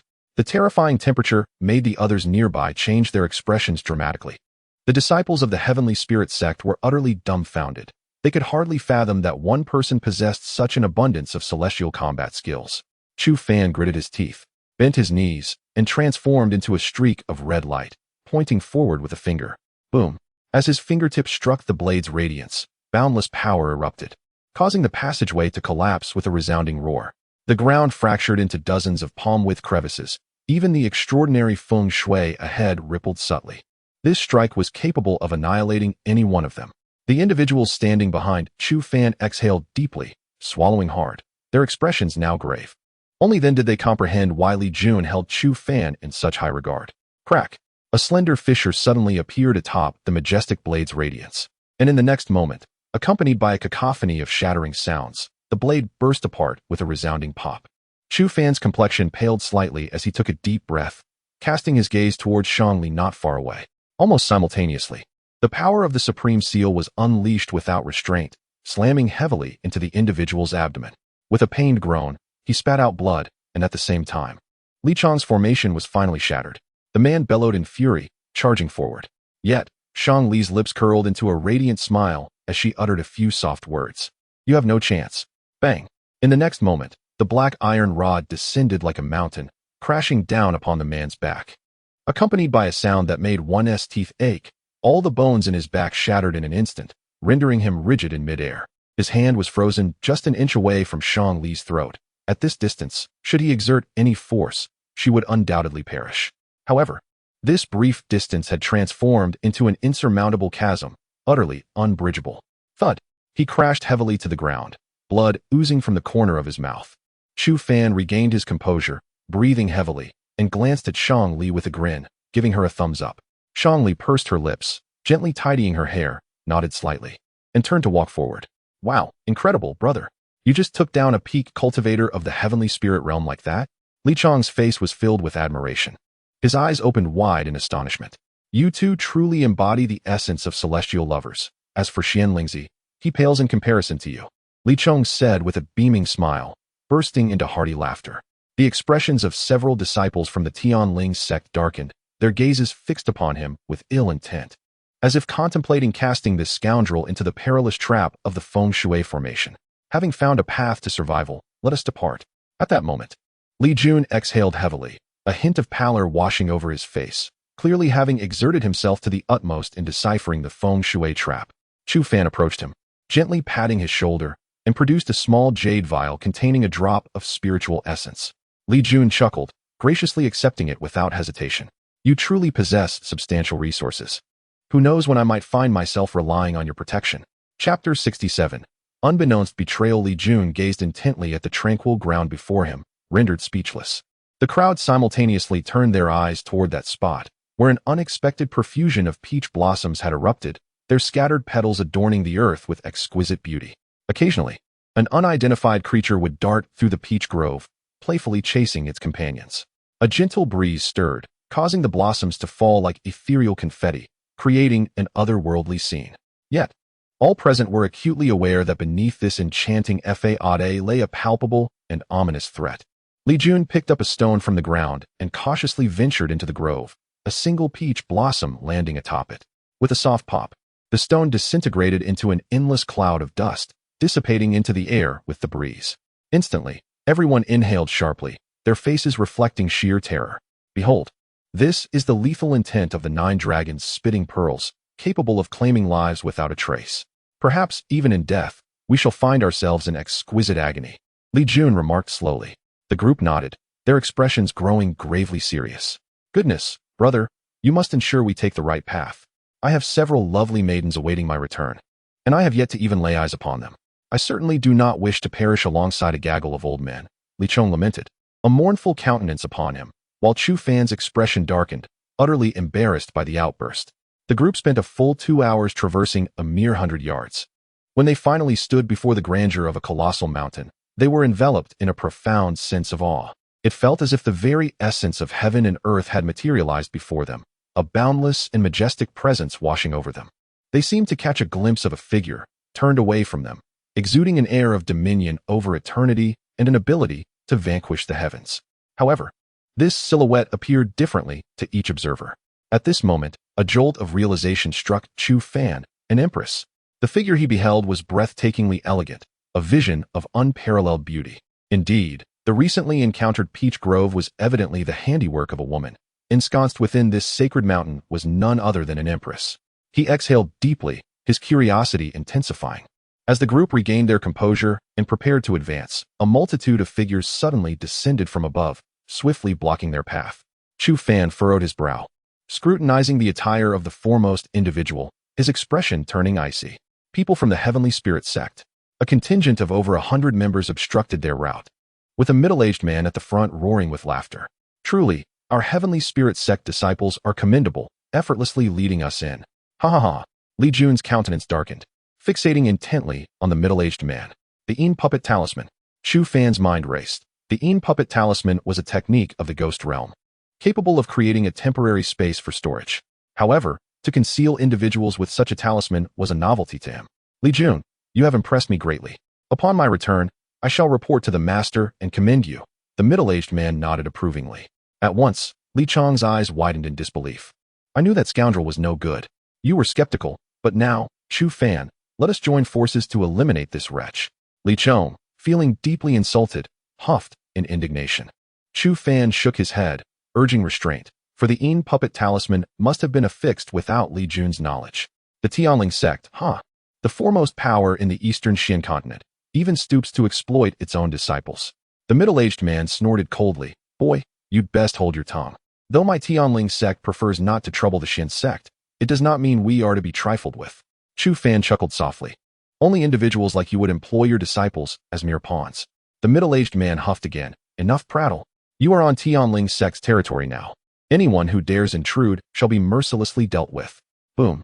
Instantly, over 100 disciples behind him unleashed their formidable auras, a tempest of spiritual energy sweeping forth, exuding an extraordinary presence. Shang Li snorted, her delicate hand poised to crush a jade talisman she carried, summoning aid from the Qinggong Palace. Chu Fan grasped her wrist, casting a significant glance. Her face flushed as she gently extricated herself from his grasp. Li Jun, I trust you. We share a bond that transcends mere friendship. Had you wished me harm, you could have done so long ago. He smiled, inhaling deeply, his gaze fixated on the middle-aged man, his expression imbued with a chilling resolve. There is ample time ahead. I shall remember this debt to Tianling's sect. After speaking, Chu Fan swiftly departed with his companions, leaving Li Jun to ponder in silence before following suit. The middle-aged man's face darkened, his expression revealing discomfort as he snorted in disdain. Unappreciative wretches, humph. Come, we shall head into the mountains. At that moment, Chu Fan and his group appeared around the corner, quietly observing the movements of the Tianling sect disciples against the wall. Chu Fan, what exactly do you intend to do? If we do not enter soon, we may lose our opportunity, Li Chong urged anxiously. Chu Fan cast him a sidelong glance. Inside lies an ancient emperor, a being unrivaled throughout the ages. Do you truly believe such treasures are easily obtained? Li Chong paused, puzzled. What do you mean? It implies that these individuals will likely return empty-handed today, Shang Li stated coolly. Chu Fan chuckled lightly. I recall that 5 keys are required to unlock the emperor's tomb. Even the formidable Tianling sect can safeguard but one. Moreover, this man is certainly not leading this expedition, so the key cannot be in his possession. As he spoke slowly, Li Chong's eyes brightened. Indeed, we can wait for them to enter and then quietly circumvent from another direction. After all, we possess a key. Chu Fan smiled. Thus, there is no need for direct confrontation. Let them enter and rummage as they please. But do not forget, this is the emperor's tomb. Their survival depends solely on luck. Seeing the sly grin on his face, Li Jun exhaled, rubbing his temples. I suddenly feel a pang of sympathy for those poor souls, oblivious to your cunning. Chu Fan laughed heartily, then swiftly moved to circumvent from another direction. Soon, they arrived at the rear of the mountain. A stark contrast to the scene they had just encountered, saturated with a gruesome aura of bloodshed and ferocity. A terrifying force loomed, capable of crushing them into a mere pulp. Had it not been for the black iron rod in Chu Fan's grasp, they would likely have succumbed long ago. The group cautiously advanced, tracing the passage that led into the mountain's depths. What on earth is this? Li Chong exclaimed suddenly, prompting the others to rush to his side. As Chu Fan beheld the object before him, a flicker of intrigue ignited within him, and he pressed his lips together. Is this a bronze cauldron? Li Jun queried, furrowing his brow in confusion.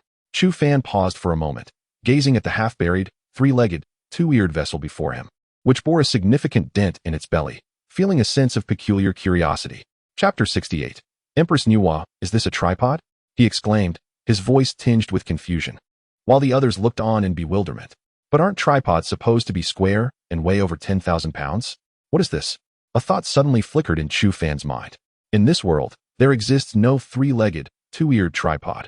Thus, this bronze vessel must surely belong to another realm. The peculiar engravings upon it depicted a deity with a serpent's body and a human hand, lifting a stone toward the heavens. Upon hearing Li Jun's words, A thunderous realization struck Chu Fan, as if he had been struck by lightning. He rushed forward and bent down, fixating intently on the image. Indeed, it was the illustration of Nuwa mending the sky. Tears brimmed in his eyes as he opened his mouth, his mind a blank slate. After millennia, in a distant world, he had witnessed the depiction of his ancestral heritage, the legendary Nuwa. The sensation was indescribable, leaving him at a loss for words. Chu Fan, do you recognize this item? Shangli keenly sensed something amiss. Chu Fan, who had been suppressing his emotions, rose with a radiant smile. I do indeed. You claim this is a tripod. Yet I have never encountered such an unusual one. Li Jun frowned, while Chu Fan regarded him silently. The Tao transforms into Qi, giving birth to duality. Duality births Trinity, and Trinity births all things. This three-legged, two-eared tripod embodies the essence of simplicity, encompassing all existence and embracing the universe. After hearing this, Li Jun stood frozen in astonishment. How do you know the Tao scriptures? Chu Fan smiled softly, now convinced that the principles of the Tao in this world originated from Earth. However, these individuals had yet to grasp the essence of the Tao. Follow me. With newfound confidence upon uncovering the tomb owner's identity, Chu Fan took the lead. Before long, they encountered a massive bagua formation, intricate and complex to the point of inducing dizziness upon mere glance. I have never seen such a bagua formation, Li Jun remarked. His expression grave, feeling a shock within. Chu Fan nodded. Indeed, even on Earth, few had beheld the 64 hexagrams of Fuxi. The sage Fuxi created the 64 hexagrams to calculate celestial mysteries, which were later transformed by Wen Wang into 36 hexagrams, and subsequently evolved into the bagua by Zhuge. The formation before them was the very diagram of Fuxi's 64 hexagrams. This diagram will require extensive calculation. What are you doing, Chu Fan? Before Li Jun could finish, Chu Fan stepped forward and firmly planted his foot upon the diagram. Boom! An onslaught of heavenly thunder erupted, engulfing the entire space in a tempest of lightning, unleashing an unfathomable force. Li Jun's expression shifted dramatically, letting out a sigh of resignation. Chu Fan, it seems you are destined to perish here. Shangli furrowed her brow, questioning what this man was truly attempting. The endless and terrifying thunder rained down like a mad tempest, each bolt capable of reducing a powerful practitioner of the Yin-Yang realm to mere ashes. Within this heart-wrenching sea of lightning, even those of the Tianyin realm would find it impossible to emerge unscathed. As for Chu Fan, his chances were utterly non-existent. Gradually, the storm of thunder dissipated, and all eyes converged upon the scene. Yet, they understood that under such cataclysmic force, Chu Fan would likely leave nothing behind. Soon, the metallic glimmers of lightning faded, and with a collective sigh, the crowd began to turn away, preparing to depart. Suddenly, Li Chong exclaimed, "Hey, what is that?" The two quickly turned back, their pupils narrowing in shock. There, upon the vast formation, a flicker of black light shimmered gently, an aura they recognized all too well. It was Chu Fan. Li Jun's eyes widened in disbelief. It was astonishing that Chu Fan could survive such devastating power. Shangli, too, bit her lip, her beautiful eyes sparkling with surprise. She had not expected Chu Fan to endure such an onslaught. It was truly remarkable. By heavens, I told you this kid has a great fate. He simply won't die. Ha ha.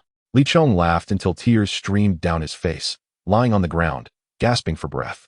Though they had known each other for a short time, the life and death experiences they had shared were profound. If Chu Fan had perished, it would have pained him deeply. The sound of footsteps gradually approached, prompting the group to look up and behold a figure cloaked in darkness standing before them. Unable to contain himself, Li Chong burst into laughter, his expression a mix of bewilderment and amusement. You've got to be kidding. Ha ha ha. You truly are a survivor of the thunder. At that moment, Chu Fan appeared quite wretched, his entire body charred, the skin on his hands burned to a texture resembling carbon. He resembled someone who had narrowly escaped a conflagration, emanating a peculiar scent of scorched flesh that sent chills down one's spine. Get lost. Damn it, I nearly died, and you still have the energy to laugh. Li Chong laughed even harder, while Chu Fan simply shook his head. At that instant, a radiant glow began to surge from him, and the layer of blackened skin gradually shed away. Chu Fan, you. Shangli hesitated, seemingly wanting to say something, but Chu Fan smiled gently. Are you curious how I survived? Shangli nodded, and Chu Fan exhaled deeply.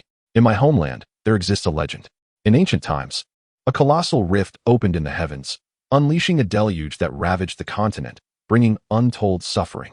The creator goddess, Enwa, gathered 5 divine stones to forge the heavenly stone, using her own essence to mend the sky. In time, The leftover scraps of this stone birthed a spiritual monkey, who acquired the East Sea's calming needle, known as the Golden Cudgel, ultimately becoming the supreme Buddha of battle. Upon hearing this, a glimmer of intelligence flashed in Shang Li's eyes, and her lips parted slightly. Are you saying that the iron rod in your hand is the same as the calming needle wielded by that spiritual monkey? Not entirely. If it were truly the Golden Cudgel, my meager skills would render me incapable of lifting it, Chu Fan replied, shaking his head. Li Jun slowly nodded. The spirit monkey was akin to a descendant of the goddess of creation, and the weapons he had wielded, even if only a fraction, were imbued with the essence of that spirit monkey. Thus, by this line of reasoning, what lay buried here was indeed an empress. Chu Fan smiled, clenching his fist tightly. The name of the goddess Enwa, a figure from ancient legends, was one he was finally about to behold. He had heard of the 12 emperors of antiquity, yet there was no mention of an emperor named Enwa. Li Jun found this somewhat perplexing, while Chu Fan shrugged. This was beyond his knowledge. He understood that even in this world, the brilliance of Enwa would undoubtedly illuminate all directions, becoming an immortal legend and forging an eternal myth. The reason was simple. She was Enwa, and that was more than sufficient. Chapter 69. The Majesty of the Emperor. Suddenly, Shangli recalled something and fixed his gaze intently on Chu Fan. The black iron rod in your hand possesses such immense significance, which means you must have been privy to a certain amount of information before entering here, correct? Chu Fan did not refute this. He merely smiled. That is indeed one of the reasons for my visit. Damn it, he muttered. I only knew that the iron rod you possess was closely related to the key here. But I didn't expect you to have this up your sleeve. Li Chong clicked his tongue, a peculiar expression adorning his face. Chu Fan shrugged. Let us proceed and discover what lies within. The group nodded in agreement and hastily moved forward. As they stepped onto the formation diagram, terrifying thunder once again descended upon them.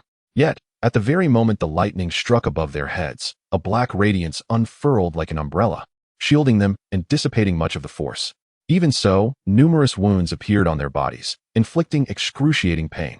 When Chu Fan stood before the enormous bronze doors, he felt an indescribable grandeur and magnificence. It was a reverence and respect that emanated from the depths of his soul, as if he were confronting an entire world. Feeling as minuscule as a wretched insect, gently, he pushed open the massive bronze doors, revealing a hard rock wall with a circular hole at chest height, shimmering with an unusual glow. Without hesitation, he inserted the black iron rod into the circular opening. Crack! As the rod reached its end, Chu Fan felt a tremor, followed by the entire rock wall rumbling and shifting apart. Everyone took a deep breath, their hearts brimming with excitement. They had finally arrived at the Emperor's tomb.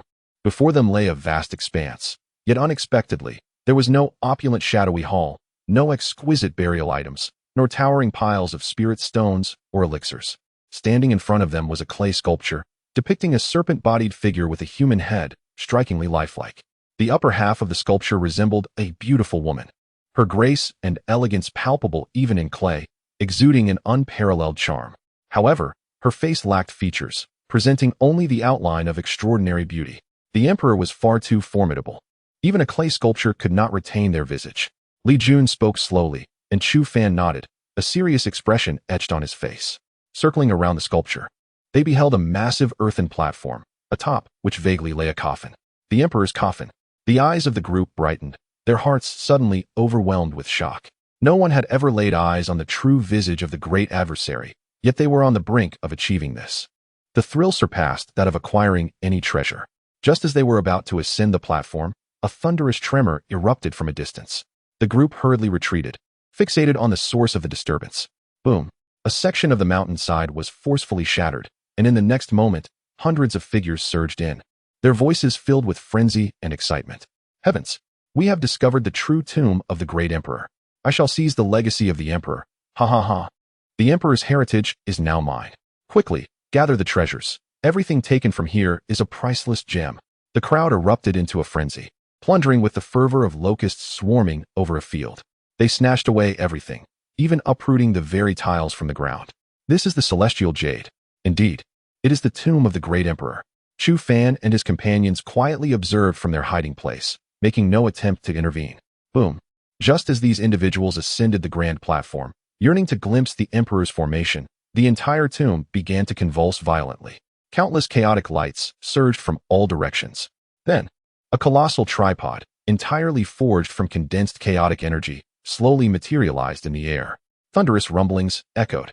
The great cauldron trembled slightly, unleashing a terrifying torrent of chaotic light that engulfed the ascending individuals, reducing them to mere pulp in the blink of an eye.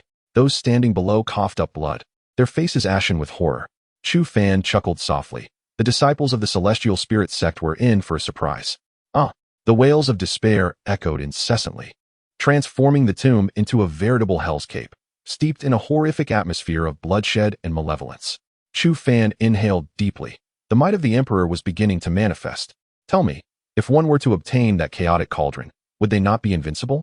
Li Chong licked his lips, swallowing hard, his gaze fervent. Not at all. For before you could claim that cauldron, you would already be crushed by its power, replied Chu Fan nonchalantly. Li Chong pouted, choosing to remain silent thereafter. After a while, the tumult of the tomb gradually subsided, and silence enveloped the scene. As Chu Fan and his companions emerged, they beheld the ground strewn with viscous, crimson remains.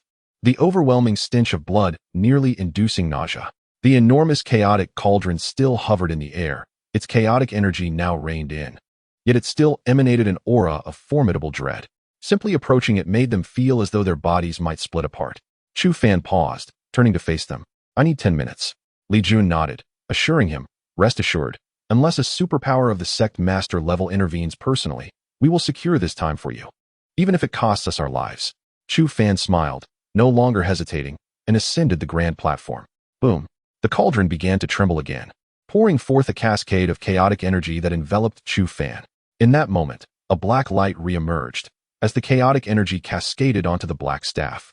Golden hues began to intertwine within the darkness, infused with an extraordinarily profound and mysterious power. Buzz. The earthen sculpture at the entrance stirred slightly, and in the next instant, to the astonishment of all, it began to move toward Chu Fan. Chu Fan, run! Li Jun shouted urgently. Chu Fan abruptly turned, his brow furrowed tightly as he beheld the sculpture, gritting his teeth resolutely. You all must leave. I promise, my master. Silence, Li Chong, carry this woman away. Just as Shang Li was about to speak, she was rudely interrupted by Chu Fan. At that moment, Shang Li was momentarily taken aback, her almond-shaped eyes brimming with anger. When had she ever endured such humiliation? Come on, Chu Fan will not perish so easily. You must believe in him. Li Chong, now anxious, tugged at Shang Li and they fled. Chu Fan gritted his teeth, unleashing all the spiritual energy within him into the ebony iron rod. Buzz. The rod seemed to come alive, resonating with a sharp clang as Chu Fan swung it down with tremendous force, propelling himself sideways like a cannonball. Yet, in that fleeting instant, his expression shifted as he caught a glimpse of a figure appearing behind him. Chapter 70. The Emperor's Gift. Chu Fan's heart contracted sharply, leaving him no time to mount any defense. With a fierce roar, an icy blue mist erupted, swiftly coalescing behind him into a thick wall of ice. Just as the wall formed, he heard a faint sound, and in an instant, his body collided violently against the icy barrier. The once impenetrable ice wall shattered with a thunderous crack, sending Chu Fan crashing to the ground, a surge of pain radiating from his back. Yet, he could scarcely dwell on this agony. The moment he hit the ground, a delicate and smooth hand, sculpted from earth, appeared before him, darting towards his throat with lightning speed. A chill ran down Chu Fan's spine. If that hand made contact, he would undoubtedly perish. In a desperate attempt, he rolled aside, but the hand remained steadfastly poised at his throat, showing no sign of relenting. Cornered with no escape, Chu Fan, in sheer desperation, raised the iron rod in his hand to shield himself, praying fervently that this black iron staff was indeed the legendary weapon of the great sage. Clang! The hand lightly brushed against the iron rod, producing a crisp sound that reverberated through the air. In that instant, Chu Fan felt the entire tomb awaken, an indescribable force enveloping him from all directions, infused with an overwhelming majesty. Radiant hues of 7 colors filled every corner of the space. When he raised his head, he was astonished to see that the clay figure's face was veiled in a mist. Through the haze, glimpses of its features emerged, breathtakingly beautiful and astonishing. To his surprise, he could behold his descendants here. A melodious voice, akin to silver bells chiming or petals unfurling, gently resonated in Chu Fan's ears, carrying the weight of solitude and desolation from countless years ago. A wave of dread washed over Chu Fan. Could this be the voice of the Emperor? Junior, from whence did you acquire that object you possess? The voice emanated from the clay figure, prompting Chu Fan to kneel, his expression one of utmost reverence. The item in my possession was obtained by chance. A profound silence followed, as the emperor's voice seemed to dissolve into mere illusion, as if it had never existed. You must relinquish that object.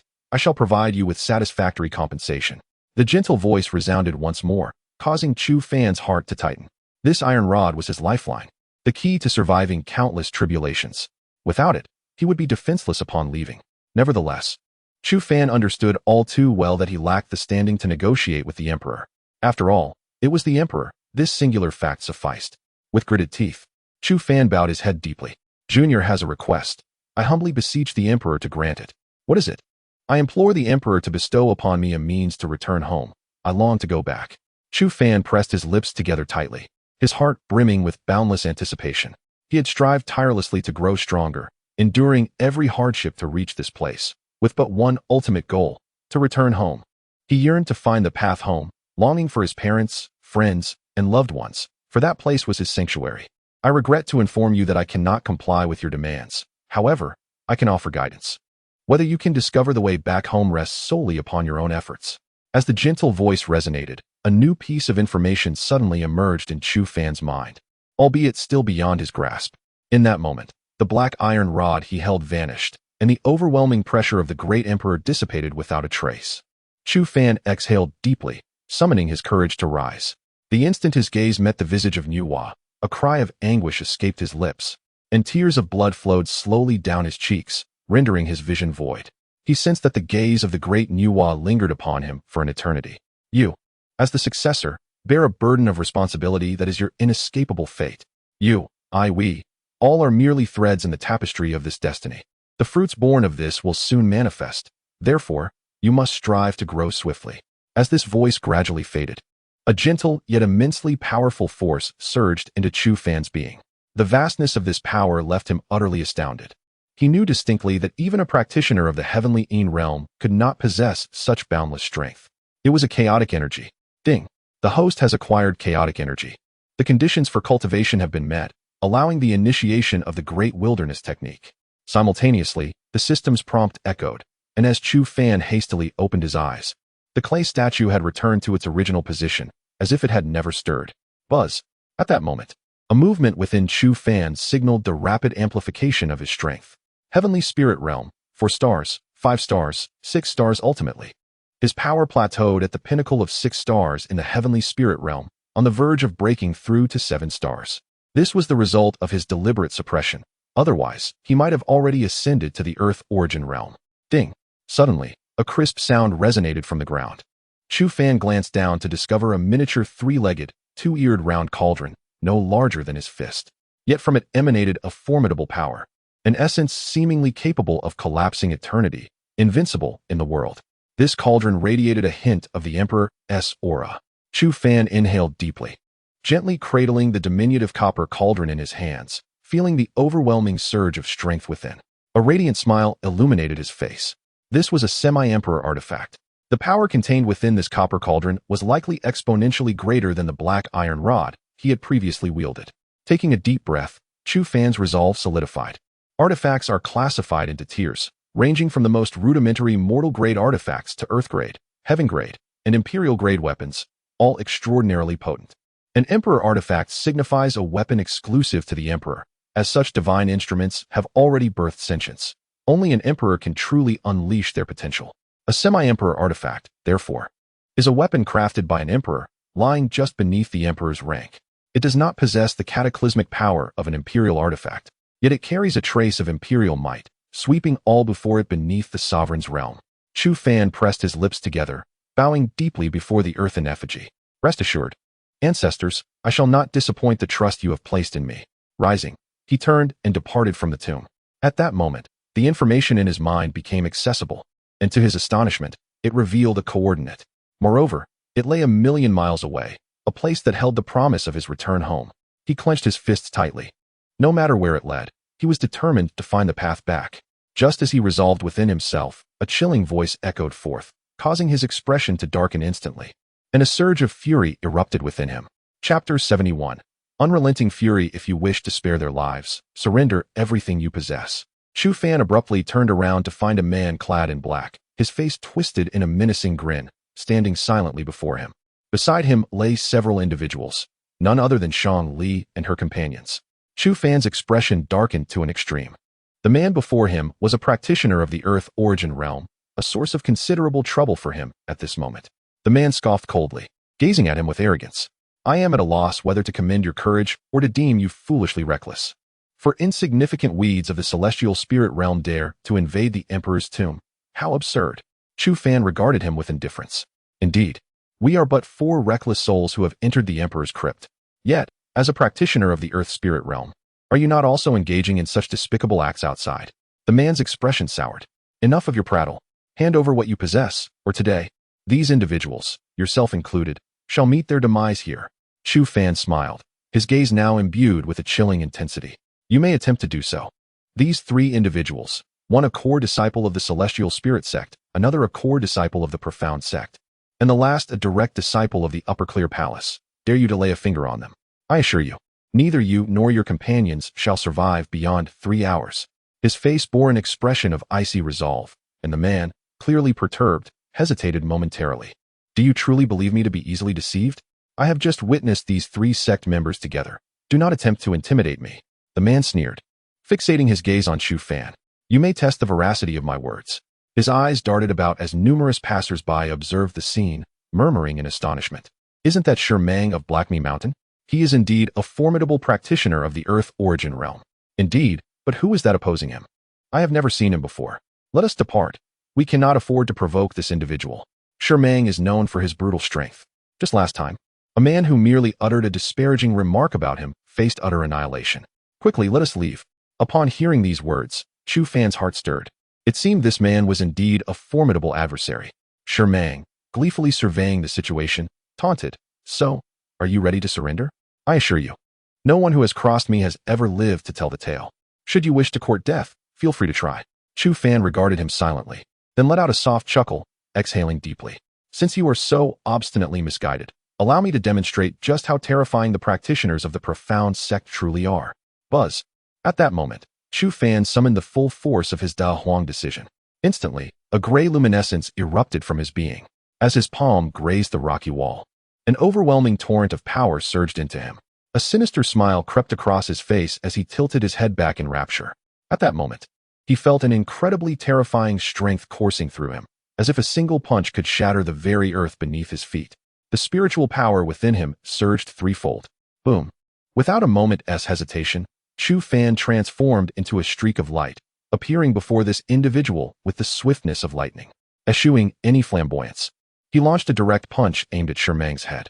The force behind this blow was utterly terrifying, even producing a wailing sound as it sliced through the air. Shermang's expression shifted, clearly unprepared for such monstrous strength and speed. In a moment of panic, he could only raise his hand to block. Bang! Chu Fan's punch, imbued with immense weight, struck fiercely against Shermang's arm. In that instant, Shermang's face flushed crimson. He felt an overwhelming force akin to a raging dragon barreling toward him. His defenses crumbled effortlessly, like withered branches. Uffed! Shermang coughed up blood, his body hurtling backward, crashing violently against the rocky wall. Just as he collided with the stone surface, Chu Fan's figure materialized before him once more, his right leg leaving behind layers of afterimages as it struck with a thunderous impact against Shermang's waist. Shermang let out a pained groan, blood staining the corner of his mouth, as he crumpled to the ground like a ragged cloth. Yet, the excruciating pain he felt could not diminish the shock resonating within him. This boy, possessing merely the strength of a 7th star in the celestial realm. How could he wield such terrifying power? It was simply inconceivable. He retreated hastily, gritting his teeth, his eyes ablaze with fury. You wretch, I will surely annihilate you. Shermang bellowed, swiftly forming intricate seals with his hands. In the next moment, a dense aura of spiritual energy coiled around his fist, and he unleashed a fierce punch forward. The two fists collided instantaneously, a terrifying force erupting as deep fissures rapidly spread from beneath their feet. Bang! Chu Fan was sent flying, crashing against the rock wall, a trickle of blood escaping from the corner of his mouth, pain radiating through his body. Shermang cried out, filled with rage and resentment. You dare to injure me so grievously. I shall slay you. A torrent of spiritual energy surged into Shermang's body. Chu Fan snorted in anger, taking a deep breath. Great heavenly flame finger. Chu Fan's fingertips became translucent, glowing a fiery red, akin to serpents of flame entwining around them. Activated by the Great Wilderness Decision, the great heavenly flame finger had become extraordinarily formidable. Even the cave quaked violently, unable to withstand such oppressive force. A sinister smile curled upon his lips. "You wretch, I shall see you dead." In the next moment, countless beams of sword light appeared before him, sharp enough to pierce through even a peak practitioner of the celestial realm, descending upon Shurmang like an overwhelming tide. Chu Fan smirked, stomping his foot with great force, becoming a phantom that appeared in midair, ghostly and elusive. Bang, bang, bang.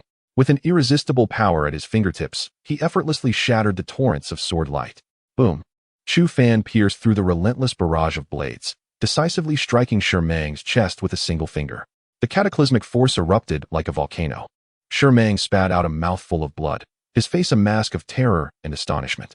Why are you able to defeat me? I cannot believe it." Chu Fan responded coldly with a smile. "There are many things you find hard to believe. Now, you can either release those people, or I shall take your life."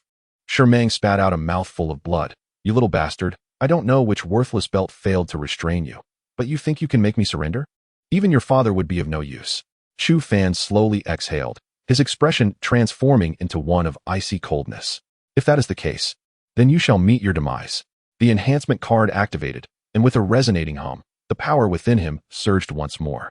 At that moment, Chu Fan's strength had already reached the level of a practitioner on the brink of the Earth origin realm. Chapter 72. Laozi is emotionally aroused. He licked his lips, challenging. "Now give it another try?" The extreme cold Fulong leg. A resounding dragon's roar echoed as an ice-blue giant dragon surged forth, imbued with overwhelming force, crashing towards Shurmang. Gritting his teeth, Shurmang marveled at the audacity of this little rascal. How could he be so formidable? With nowhere left to retreat, he summoned every ounce of strength to unleash his martial technique. Vajra shattering heaven palm, he shouted, as radiant golden light flickered before him, culminating in a magnificent golden hand that slowly materialized. Heavenly grade superior martial technique. Upon sensing the aura of this technique, Chu Fan's expression shifted slightly. However, in comparison to him, this technique was utterly trivial. "Little rascal, today I shall teach you a lesson on humility and ensure your parents raise you properly." Shurmang scoffed, channeling his spiritual power as he aimed to strike at Chu Fan. Chu Fan regarded him coldly, recognizing the futility of the confrontation. He launched himself into the air, his right leg transforming into a streak of blue light, forcefully striking Shurmang's palm. Boom. Chu Fan's right leg struck down heavily, and the dazzling golden light shattered like fragile parchment. The blue dragon surged forth, crashing into the golden palm. Shurmang gritted his teeth, his eyes brimming with murderous intent. "Rascal, perish!" he roared as the power within him surged towards his hand, igniting a fierce confidence. Just as a smile began to spread across Shurmang's face, a sudden cracking sound sent his heart racing. His expression shifted dramatically as he fixated on a hairline crack that appeared on the golden palm, dread flooding his mind. How could this boy possess such strength? He was a practitioner at the first star of the Earth origin realm, wielding a heavenly grade superior martial technique. Even a second star practitioner could contend against him. Yet now, this boy had effortlessly shattered his palm, an unfathomable reality that left him questioning the boy's identity. Boom. In the next moment, the golden palm was forcefully reduced to fragments, and Chu Fan's right leg struck him squarely in the face. Shurmang was sent sprawling, blood pouring from his mouth, his eyes gradually losing their light as he succumbed. Chu Fan landed heavily, gasping for breath, his complexion pale, devoid of any spiritual power. He gritted his teeth, vowing that if he had even a modicum of strength left, he would obliterate this scoundrel. However, battling a formidable opponent from the Earth origin realm was an immense drain on his energy, and he found himself unable to even lift a hand. After a prolonged moment, Chu Fan regained his composure and approached Shang Li and the others, shattering the jade belts that bound them. This was a ghostly domain spell. The jade belts imbued with sealing power, yet easily broken from the outside. The moment Shang Li awoke, she instinctively summoned her inner strength, prepared to fight. However, upon seeing Chu Fan's face, she paused, gently biting her lip as she rose. "Thank you." Chu Fan managed a faint smile before collapsing to the ground, desperately seeking to restore his inner strength. After others awoke, Shurmang had already made his escape, leaving the group to vent their frustrations with a few expletives, ultimately directing their gaze towards Chu Fan. It was then they realized that this fellow had inexplicably broken through to the 6th star of the heavenly spirit realm. Damn it! It felt as though his ascension was as effortless as a game. A mere day apart, and he had surged through several ranks. Li Chong expressed his annoyance, quite dissatisfied with the situation. Initially, Chu Fan's strength was slightly inferior to his, but now he had completely surpassed him, leaving him far behind, which was naturally irksome. Shang Li exhaled softly, her beautiful eyes shimmering with brilliance. 3 days prior, Chu Fan was merely a third-star practitioner in the heavenly spirit realm. Though his combat prowess was already formidable then, his overall strength remained relatively low.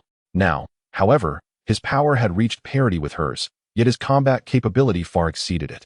Shang Li was acutely aware that she stood no chance against a practitioner at the first level of the Earth origin realm. This fellow's combat strength was utterly terrifying. 2 hours later, Chu Fan gradually opened his eyes, and his surroundings became distinctly clearer. Ding! Host level has reached 11, unlocking the secondary synthesis card. The secondary synthesis card can create an image of the host, possessing 70% of the host's strength.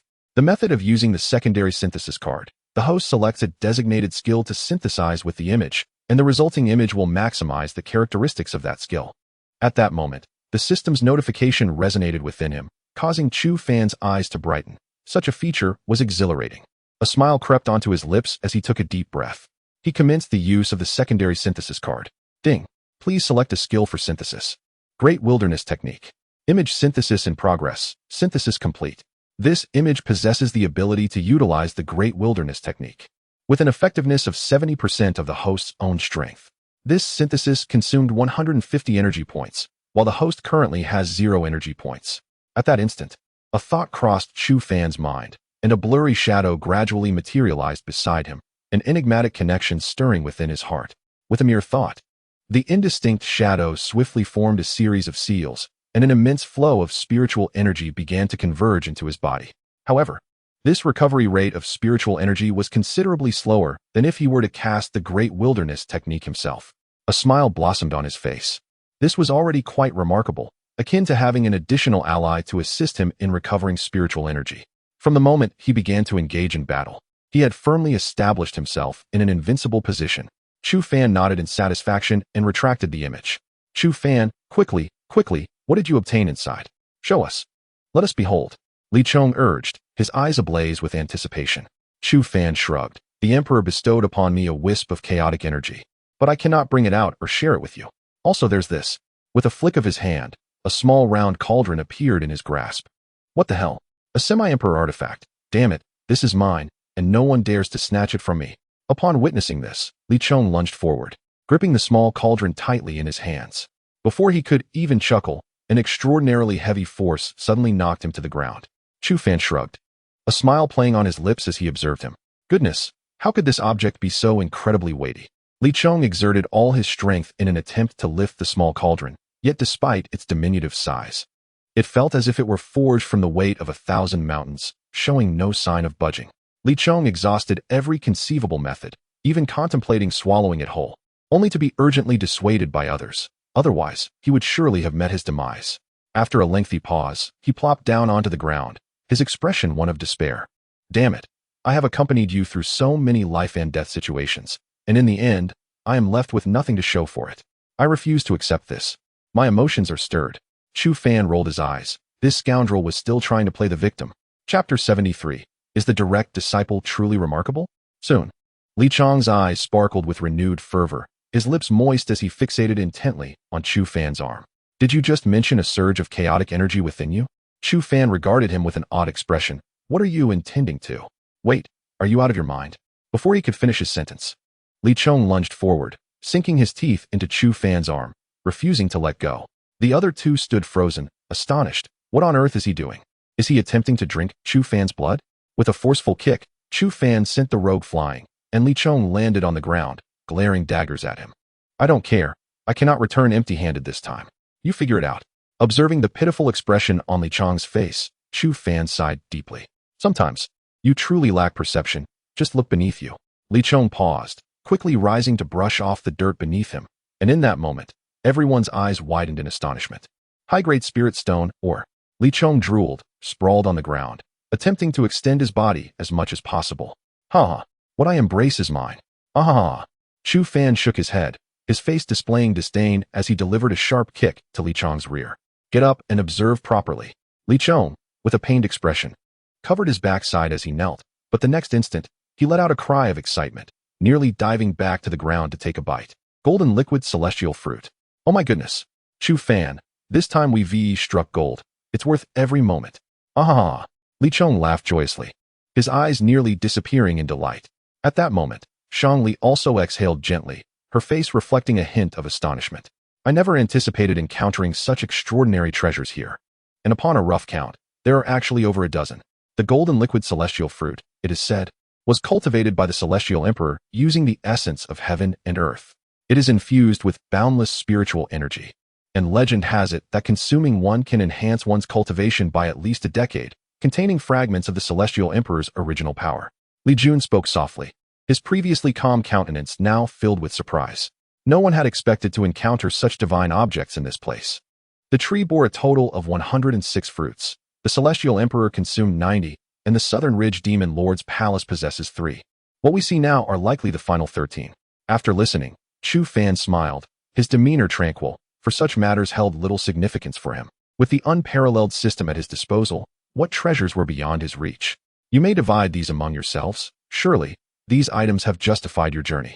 Seeing the smile on his face, Li Chong leaped up and embraced him with a kiss. Ah, you are truly my brother. This is absolutely exhilarating. With these treasures, I will undoubtedly cultivate to the realm of Tianyin. No, to Tianyang. Ah, then I shall decisively defeat Tianshu and stomp on Tianling. Li Chongla appeared rather foolish, and Chu Fan shook his head, tugging at the scoundrel's hair to drag him away. Under the astonished gazes of the crowd, he effortlessly lifted the small cauldron and shrugged at them. There was nothing to be done. This object recognized its master, and that was that. Get lost. The 3 exclaimed in unison. Chu Fan chuckled softly, exhaling a breath, his eyes sparkling with brilliance. Though he remained uncertain as to why the black iron rod had found its way into his possession or why Nuwa was present, he at least had received a message of return home. This was, for him, a matter of great excitement. The group turned to cast a lingering glance at the emperor's tomb before departing. They understood well that this time, the emperor's burial site had been thoroughly sealed. Unless opened from within, no one could disturb the emperor's peace. When Chu Fan and the others emerged above ground, the sky was shrouded in darkness, with starlight cascading down, creating a scene of serene beauty. Yet beneath this tranquility lay a realm rife with bloodshed and strife. No one could have anticipated that all the dominant forces of the eastern Xin continent had mobilized, sparing no effort or expense to penetrate within. Yet they had unwittingly provided an opportunity for us. Shangli pursed her lips, speaking softly. Chu Fan shrugged. Some places could not be accessed merely through brute strength.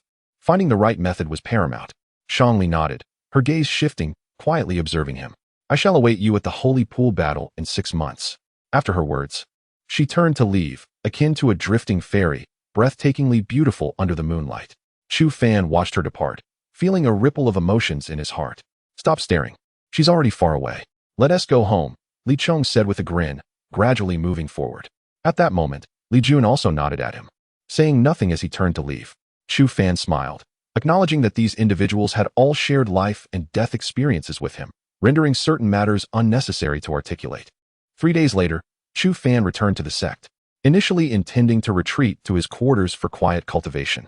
He was instead pulled by Li Chong to the center of the training ground. Before him stood a massive stone tablet, and a peculiar expression crossed Chu Fan's face.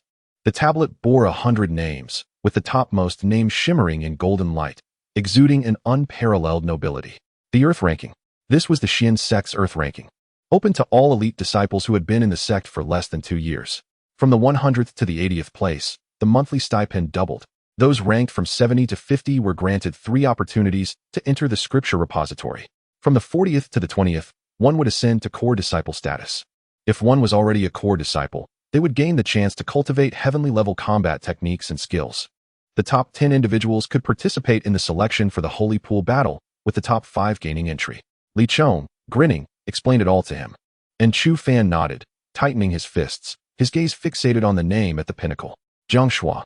He is quite the formidable individual. Having been in the sect for 1 year and 7 months, a direct disciple of the Xian department, a 2-star practitioner at the Earth Origin realm. Even when compared to the twisted individuals on the celestial rankings, one does not fall short. Li Chong's face was filled with envy as he softly exclaimed. Chu Fan nodded, resolving that if he were to embark on this journey, he would strive for excellence. In 6 months, My name shall grace this place, without fail. Li Chong chuckled, remarking that had anyone else uttered such words, he would have spat in their face. Yet you are different. I have faith in you. Chu Fan, you are unlike me. Unlike any of us. Keep pushing forward. I consider myself fortunate to witness the ascent of a brilliant star before my very eyes. He patted Chu Fan on the shoulder and departed from the scene. Chu Fan twisted his neck, pondering, is being a direct disciple truly that impressive? Chapter 74. The assault on the rankings. Chu Fan returned to his residence, embarking on a period of intense cultivation. During this time, he amassed considerable insights and sought to fortify his strength. For an entire week, he remained secluded, diligently consolidating his power without venturing outside. On the 8th day, as the first rays of dawn illuminated the world, Chu Fan slowly opened his eyes, a serene expression gracing his face. Rising to his feet, he gazed distantly at the towering stone monument and exhaled softly, declaring, "Let us commence from here." In the past few days, he had also taken the opportunity to learn about the Holy Pool battle. It was said that over 100,000 years ago, an extraordinarily talented emperor, upon his demise, separated the essence of his imperial realm into numerous fragments, scattering them across the cosmos. This was the origin of the Holy Pool. As time flowed on, when humanity rediscovered the Holy Pool, 90% of the essence's power had already dissipated. However, even the remaining 10% harbored unfathomable strength. Not even the mightiest of the Tianyang realm could stir the waters of the Holy Pool. After its discovery, the 5 veins dispatched disciples every 3 years to immerse themselves in the Holy Pool, augmenting their abilities. The power within the Holy Pool was immensely potent. Even after several centuries, it remained as awe-inspiring as the ocean. Only 8 spots were available for immersion, with the Tianling sect arrogantly claiming 3, the Xian sect securing 2, and the remaining sects each possessing 1. Historically, a peak Tianling realm cultivator who bathed in the Holy Pool would ascend to the Earth origin realm within a month. More importantly, the waters of the Holy Pool could refine the body, bestowing those who soaked in it with physical prowess at least 5 times that of ordinary cultivators. This was an irresistible temptation for practitioners. Such remarkable benefits were simply too alluring to deny. Thus, each competition for the Holy Pool's quota attracted immense attention within the Xian sect, drawing together a congregation of formidable individuals. Every immersion in the Holy Pool ignited skirmishes among the 5 sects, as the power released was finite. The cake was of limited size, naturally favoring the stronger contenders. For Chu Fan, securing victory would undoubtedly be a formidable challenge. Nevertheless, he was resolute in his pursuit of this opportunity. Only by enhancing his strength could he navigate to the coordinates marked for his journey home. With a distance of hundreds of thousands of miles to traverse, a feeble power would make him vulnerable to being vanquished along the way, leaving him bereft of treasures. As he stepped outside, he observed numerous individuals hastily making their way to the arena. "Hurry, hurry! This spectacle must be witnessed," they exclaimed. Indeed, the battle between Liao Sheng, ranked 71st, and Li Mingyong, ranked 50th, promises to be thrilling. Rumors suggested that Liao Sheng had recently ascended to the 8th star of the Earth Spirit realm, raising expectations for this encounter. True, but with Liao Sheng's flamboyant demeanor, he may not last long before facing defeat. Many conversed animatedly as they advanced, and Chu Fan exhaled, a smile illuminating his face. Indeed, it seems that what one contemplates often materializes. Just as I was pondering which avenue to pursue in locating these individuals, they unexpectedly appeared before me. Without hesitation, Chu Fan followed closely behind them, swiftly arriving at the arena. At that moment, a multitude had gathered in a circle, the air filled with a cacophony of noise. Upon the elevated platform, 2 figures stood opposed to one another, their expressions icy and resolute. One clad in black, the other in white. They resembled the embodiment of yin and yang. "Li Mingyong, you have been rendered ineffective. It is time for you to relinquish your position. I advise you to concede voluntarily, lest you find your dignity shattered," Liao Sheng, garbed in black, declared coldly, a sneer of disdain etched upon his face. In contrast, Li Mingyong merely cast a fleeting glance at him, and with a sudden surge of power, he unleashed his energy without uttering a word, directing it fiercely towards Liao Sheng. "Foolish creature, do you still harbor delusions of your former status as a favored disciple? Humph, you are but a discarded wretch, crippled by a mere blow. Do you not find it laughable to flaunt your feeble prowess before me?" Liao Sheng scoffed, showing no signs of restraint as he clenched his fist, summoning a glimmering ebony claw into existence. The 2 combatants engaged in a fierce confrontation, the air thick with the sound of muffled grunts as their formidable energies collided. Prompting the onlookers to retreat, their expressions awash with astonishment. Liao Sheng's prowess was indeed formidable. It appears that this time, Li Mingyong is truly destined for defeat. Alas, he was once a cherished disciple of the Hong sect, but tragically, he fell victim to the treachery of those scoundrels from the Tianling sect, suffering irreversible consequences. His strength has stagnated, and it is a lamentable fate for such a once great talent. Boom. As the spectators exchanged their thoughts, the outcome of the duel became clear. Li Mingyong was sent hurtling backward, blood trickling from the corner of his mouth, his complexion ashen. Liao Sheng let out a triumphant laugh, relentlessly pursuing him. His claw poised perilously close to Li Mingyong's throat, merely a breath away from certain death. Clang! Just as Liao Sheng's claw was about to pierce Li Mingyong's windpipe, an overwhelming force struck against it, producing a resounding clash of metal. Liao Sheng felt as though his claw had collided with an unyielding stone, the impact causing pain to reverberate through his bones. Li Mingyong stumbled to the ground, momentarily disregarding the faint trickle of blood at his neck. Staring in astonishment at the figure before him, he had already lost. There was no need for such relentless brutality, was there? The disciples below erupted in a chorus of astonishment, their faces etched with shock. Who is this individual that can withstand Liao Sheng's assault? I am uncertain. His face is unfamiliar. Isn't that Chu Fan, the one who chose the wilderness sect during the freshman ceremony? Have you forgotten? Upon hearing this revelation, the crowd awakened from their stupor. So it is that fellow. With his meager strength, does he truly believe he can contend with Liao Sheng? Is he courting death? Indeed. The grand tournament must have inflated his confidence to the point where he dismisses even Liao Sheng. They all shook their heads, their faces reflecting scorn and disdain. This young man is nothing more than a fool blinded by vanity. Liao Sheng will make him confront the harshness of reality. At this moment, Liao Sheng paused, his narrow eyes narrowing slightly. Are you seeking death, boy? Chu Fan stood silently before him, his face devoid of any expression. According to the rules, he had already lost. Wasn't it a bit excessive to be so relentless? Liao Sheng let out a cold laugh. What are you, daring to gesticulate in my presence? Chu Fan smiled gently. You will soon discover what I am. Liao Sheng raised an eyebrow, crossing his arms as he stood there, a mocking smile gracing his lips. Chapter 75, Semi-Spiritual Combat Techniques. Oh, so you intend to spar with me? Heh, young one, do not blame me for the severity of my strikes. Observing the arrogance and pride etched on Liao Sheng's face, Chu Fan merely shrugged nonchalantly. Before anything else, you should elevate your ranking. Otherwise, defeating you would serve no purpose. Liao Sheng's expression darkened as he retorted, You are courting death. The crowd below erupted in laughter, their faces painted with scorn. Oh, this lad wishes to contend for a spot in the top 50 of the Earth rankings. Ha ha ha, how foolish. With his meager skills, he's liable to be sent flying with a mere kick. Truly a disappointment, devoid of wit. Hearing these remarks, Liao Sheng chuckled sinisterly. Did you hear that? You are no match for me, yet you have dared to offend me. Therefore, kneel and call me grandfather 3 times, and I may spare you. Otherwise, prepare to spend the rest of your life in bed. Chu Fan twisted his neck, replying, You strike me as unworthy of manhood, as you prattle like a woman. Boom. Upon finishing his words, he flashed forward, appearing before Liao Sheng in an instant. His right fist, imbued with formidable power, struck toward Liao Sheng's face with unadorned ferocity. Foolish enough to seek death? Then allow me to oblige. Liao Sheng snorted coldly, his body radiating brilliant light, as his black iron claws traced ethereal arcs in the air, striking at Chu Fan's throat from an exceptionally cunning angle. The two attacks collided in a heartbeat. Bang! Chu Fan's fist struck heavily against Liao Sheng's chest, causing Liao Sheng to stagger violently, the impact surpassing his limits. With a muffled grunt, he fell to the ground, sliding backward. Liao Sheng's eyes bore into Chu Fan with intense fury. You wretch, I will see you dead. Clang! Just as his iron claws grazed Chu Fan's throat, a hazy, chaotic light materialized, blocking the strike. The claws collided with the luminous barrier, producing a sharp sound. Chu Fan was pushed backward by the force, his complexion slightly pale, yet he eventually steadied himself. Remarkably, he emerged unscathed.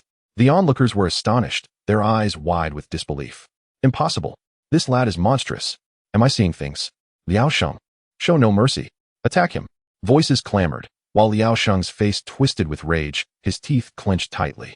How could this young man withstand his attack? Why was it that his assault had been thwarted? Chu Fan offered a faint smile, clearing his throat to ease the discomfort. Gradually, he approached Liao Sheng. Liao Sheng, I had no intention of making this difficult for you, but your arrogance is insufferable. I have a penchant for punishing those who are excessively boastful. Gazing at the smile upon his face, Liao clenched his teeth in frustration. You are far too complacent. Do you truly believe I am merely this capable? Chu Fan. Today I shall impart a lesson to you. Those who are arrogant meet their demise swiftly. Abruptly, a radiant smile illuminated Liao's face as he concentrated fiercely on the hand seal. Buzz. A brilliant light erupted beneath Chu Fan's feet, and the sky darkened ominously. A colossal fist, forged from solid rock, descended with a thunderous roar, akin to a meteorite crashing down. He found himself immobilized, firmly anchored to the ground. Chu Fan exhaled gently, a brilliant smile gracing his features. Ding. Detecting extractable skill, celestial grade mid-tier combat technique, 3 Tribulations Annihilation Fist. Would you like to proceed with extraction? Yes. The skill extraction concluded, unlocking the enhancement card.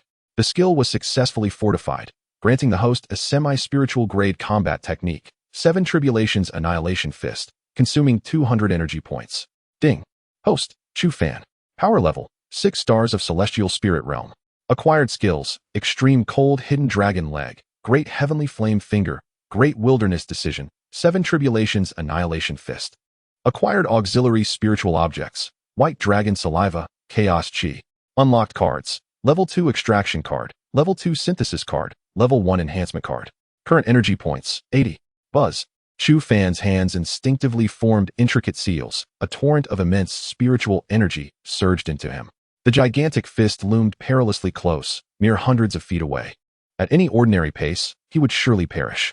Not far off, Liao wore a triumphant smile. I shall relish the moment you meet your end.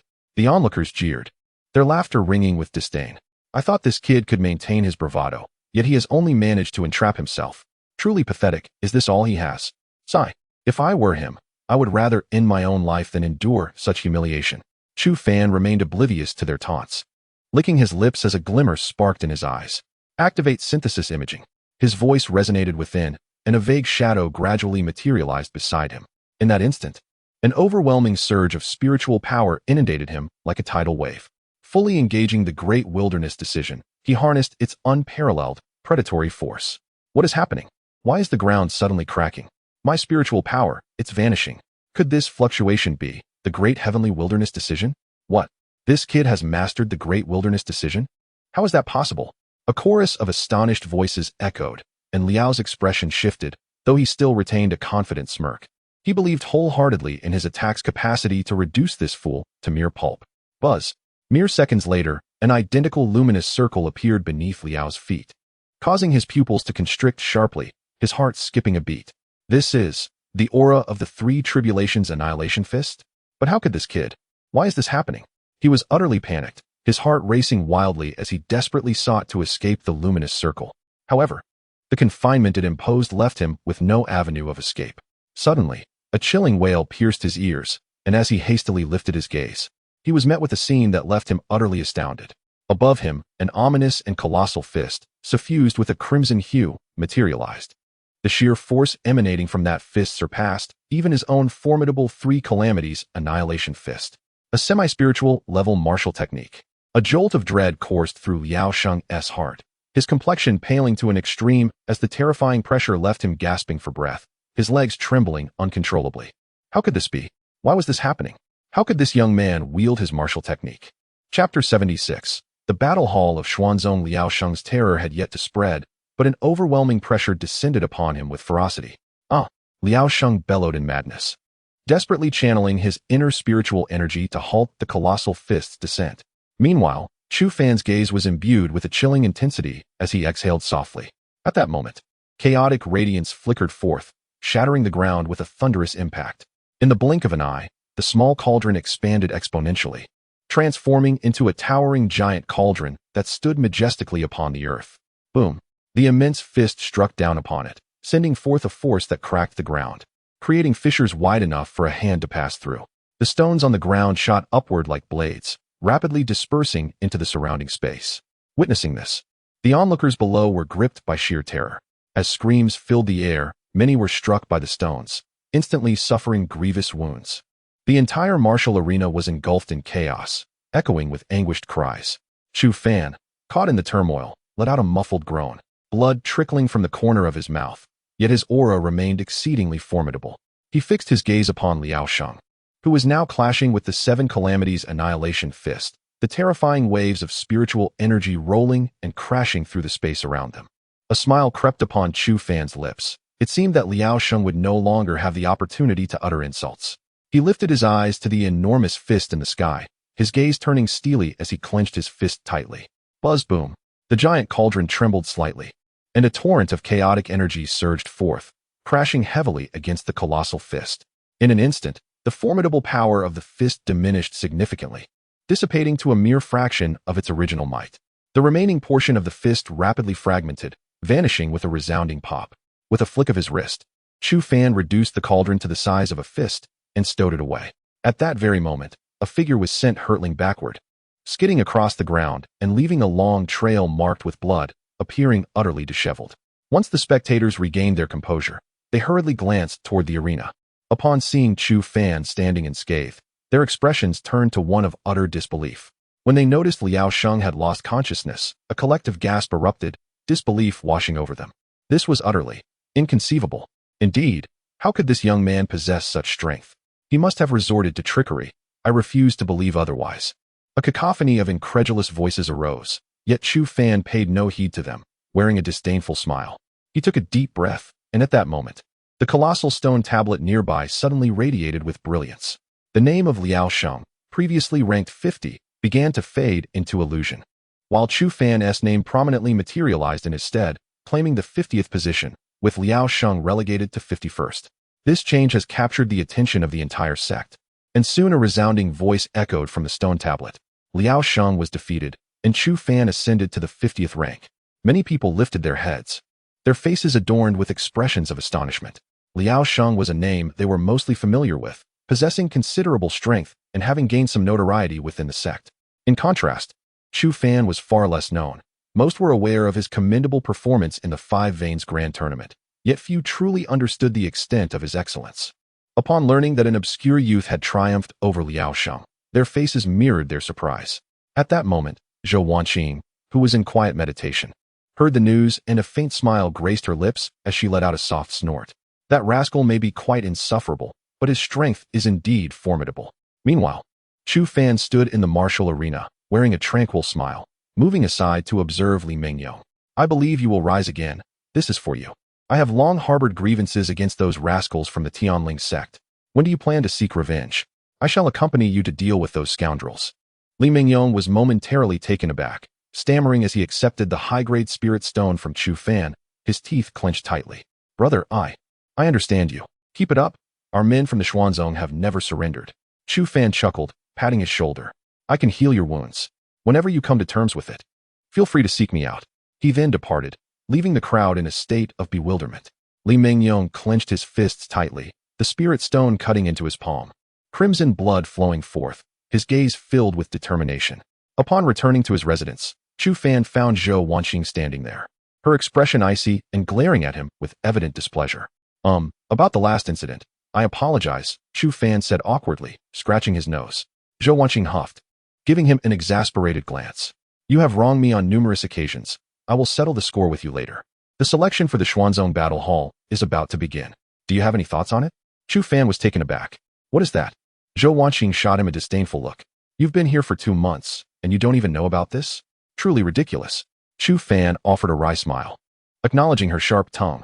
The Xuanzong is divided into 5 divisions, as you know, but there is also a hall, the Battle Hall. The disciples within the Battle Hall are the elite of the Xuanzong, with all the names on the heavenly rankings being from there. They possess the best resources, the finest martial arts techniques, and the most powerful elders to guide their cultivation. Do you know why? Chu Fan shook his head.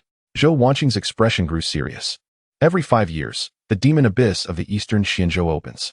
It is inhabited by countless demons, and if they are not completely destroyed, the entire eastern Xianzhou will plunge into calamity. The existence of the 5 veins was established from the very beginning to restrain these demons. Every sect possesses an establishment akin to a battle hall, designed to amass sufficient strength in 5 years to vanquish those malevolent beings and safeguard the realm's purity. Upon hearing this, Chu Fan inhaled deeply, his countenance reflecting profound astonishment. This was the first time he had encountered such revelations, leaving him momentarily at a loss. The individuals within the battle hall are primarily recruited from the core disciples, and direct apprentices of various factions, with most being seasoned disciples who have dedicated 5 years to their sect. Naturally, there are exceptions, such as individuals like yourself. Zhou Wanqing pursed her lips, her gaze shimmering with intrigue. Chu Fan raised an eyebrow, realizing that the disciples in the battle hall possessed strength at least at the Earth origin stage. Zhou Wanqing nodded in affirmation, confirming that one must be adequately prepared. Chapter 77. The Demon Tower. Chu Fan paused slightly. He was not a savior, and to be frank, he held little interest in such matters. However, the prospect of swiftly enhancing his strength was of paramount importance, and he could not afford to let this opportunity slip away. Moreover, Han Yi was still awaiting him. 2 months had already elapsed from their 2-year pact, leaving him with scant time. How is the selection conducted? Chu Fan inquired softly. Zhou Wanqing pressed her lips together. The selection was exceedingly brutal, tantamount to mutual slaughter among disciples. At Xianzong's Nanshan, the contest would unfold over 7 days without restrictions. Only those who emerged from the ordeal would be deemed victors, with a mere 7 slots available. Upon hearing this, Chu Fan furrowed his brow. The rules were indeed akin to having none at all. When does it commence? In 3 months, Zhou Wanqing replied. Chu Fan nodded, which meant he needed to attain at least the Earth origin realm. Zhou Wanqing affirmed his understanding, and suddenly her expression shifted, a smile gracing her features. Do you wish to elevate your strength dramatically in a short span? Observing the smile on her face, Chu Fan felt a twinge of wariness. What are you scheming? Zhou Wanqing licked her lips. I know of a splendid place where you can swiftly enhance your abilities. What do you say? Shall we take a look? Chu Fan cast her a sidelong glance, sensing her ill intentions. Oh, come now, you big man. Why are you so timid? Can you handle this? Zhou Wanqing shot him an exasperated look. Chu Fan merely shrugged. All right then, where is it? Seeing him acquiesce, Zhou Wanqing chuckled mischievously. Follow me. After saying this, she stepped ahead, and Chu Fan shook his head. This woman was truly enchanting. Not long after, they arrived before a towering edifice. Zhou Wanqing gazed solemnly at the massive structure. This is the Demon Tower of Xianzong, wherein thousands of demons are imprisoned, intended for the disciples' trials. These demons possess formidable strength, each surpassing the Earth origin realm, rendering it exceedingly perilous. Chu Fan raised an eyebrow. His knowledge of Xianzong was woefully inadequate, as he had never been aware of this place. Within these demons lies immense power. Particularly, their demon crystals can significantly augment a cultivator's strength. This is the fastest method to enhance your abilities. Would you care to try? Zhou Wanqing remarked with a beaming smile. After contemplating seriously, Chu Fan ultimately nodded. Sounds promising. I shall give it a try. Zhou Wanqing smiled satisfactorily before breaking into hearty laughter. Did you see? I told you he would agree. You all have lost. Chu Fan blinked, wondering to whom this woman was speaking. Soon, he discerned the answer as several beautiful girls emerged from behind the tower, their expressions displeased, gazing at him with a hint of playful reproach. One striking woman, clad in a form-fitting black gown, approached with a frown, her lips pursed in dissatisfaction. You are indeed Chu Fan, though I cannot fathom what qualities you possess that cause our dear sister Zhou to yearn for you day and night. Humph. At that moment, Zhou Wanqing's face flushed crimson, and she shot a fierce glare at the woman. Get to the point. The woman pouted. All right, a bet is a bet. Here, a high-grade spirit stone for you. With that, she produced a spirit stone from her hand and tossed it towards Zhou Wanqing. The others, though somewhat reluctant, had no choice but to hand their spirit stones over to Zhou Wanqing as well. Chu Fan, bemused, thought to himself why this girl was so generous. It turned out she had been running her own little gambling den. He chuckled and turned to Zhou Wanqing, extending his hand towards her. Zhou Wanqing swiftly retreated, clutching her purse and regarding him warily. What are you doing? These spirit stones were earned through my efforts. If you don't share some with me, I won't go in today, and you'll have to return all those stones. Zhou Wanqing's mouth fell open in disbelief. Seriously? How shameless can you be? Mutual understanding. Chu Fan replied, his face beaming with a smile. Meanwhile, the woman beside him cast a sly glance, her delicate hand gliding gently across his chest. Brother, if you choose not to enter today, I shall be yours. You may do as you wish. Her breath was sweet as she spoke, her enchanting demeanor and supple skin pressing against him. Chu Fan grinned, feeling triumphant as he looked at Zhou Wanqing. If I don't go in, I have such a lovely beauty accompanying me. You must understand, I am not in need of spirit stones. Consider them a gift. Farewell. With that, he wrapped his arms around the woman and turned to leave. Zhou Wanqing, fuming, stamped her foot. You scoundrel, how outrageous. Stop right there, she finally shouted, prompting Chu Fan to pause and turn back, a radiant smile on his face. Speak quickly, Don't interrupt my delightful time with this lovely lady. Zhou Wanqing's face turned red with anger as she hurled a spirit stone at him. Take it and leave. Chu Fan laughed, pocketing the spirit stone. All right, then I shall enter. As he walked away with an air of triumph, Zhou Wanqing swore she wished to flay him alive. Little Zhou, are you feeling jealous? The woman teased with a grin. I must confess, I am truly smitten with this brother of ours, so do be cautious. She said this as she sauntered away, swaying her hips. Zhou Wanqing puffed her cheeks and shook her small fist at her. At that moment, Chu Fan entered the demon tower. As he opened the stone door, an oppressive aura enveloped him, causing a momentary sense of suffocation. A figure clad in a green robe appeared before him, and upon recognizing who it was, Chu Fan was taken aback. Disciple pays respects to Elder San. To his surprise, it was the very elder who had brought him to the Xin sect. Elder Qingyu smiled. It seems you have grown quite rapidly in the past 2 months. Do you wish to test your mettle? Chu Fan nodded. I wish to participate in the selection for the battle hall. Qingyu fell into a moment of silence, his expression revealing a complexity of emotions. The selection for the battle hall was markedly different from the grand competition of the 5 veins. It was merciless and sanguinary. Moreover, most of the participants were seasoned elite disciples poised to leave this place, their prowess and cunning far beyond what one could compare. Chu Fan pressed his lips together, acknowledging the third elder's words. Fortune favors the bold, and there is no such thing as a free lunch. This truth was well understood by the disciple. Qingyu regarded him with approval, stating, Very well, since you wish to pursue this, I shall not hinder you. Best of luck, I have great confidence in you. Chu Fan smiled in response, expressing his gratitude. Thank you for your kind support, Elder. Chapter 78. The initial battle with the devil. Qingyu patted his shoulder, ushering him inside. As darkness enveloped the 2 figures, a thick, foul stench filled the air, replete with an eerie and immensely ferocious power that struck them head-on. It was akin to the gaze of a beast, fixated upon them, impossible to escape. Fierce, bloody, malevolent. This was Chu Fan's immediate impression. He inhaled deeply. A grave expression etched upon his face. This tower comprises 9 levels. The first level confines 200 devils, most of whom possess strength at the initial stage of the Earth origin realm. You may take a moment to sense it, Qingyu stated quietly, raising an eyebrow. Chu Fan inquired, what about the devils on the 9th level? The Demon King, a super devil comparable to the sect leader, Qingyu replied. The upper 7 levels are accessible to disciples, while the lower 2 are sealed off. Besides the sect leader and us 3 elders, no one else may enter. After Qingyu spoke, Chu Fan exhaled deeply, realizing there was indeed a Demon King imprisoned underground, a super demon at the pinnacle of the celestial shadow realm. Remember, this place is genuinely life-threatening. If circumstances become dire, retreat immediately. Do you understand? Qingyu gazed at him earnestly. Chu Fan nodded, his face imbued with gravity. Go forth. I have faith in you. If you emerge alive, I shall personally reward you with a bountiful prize. Chu Fan chuckled softly, nodding as he entered the passage to the 1st level. Not long after he had walked, a silhouette gradually materialized in midair. If anything happens to him, I will not let this go.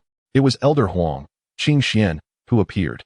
At this moment, Qingyu sighed with a bitter smile, his face reflecting helplessness.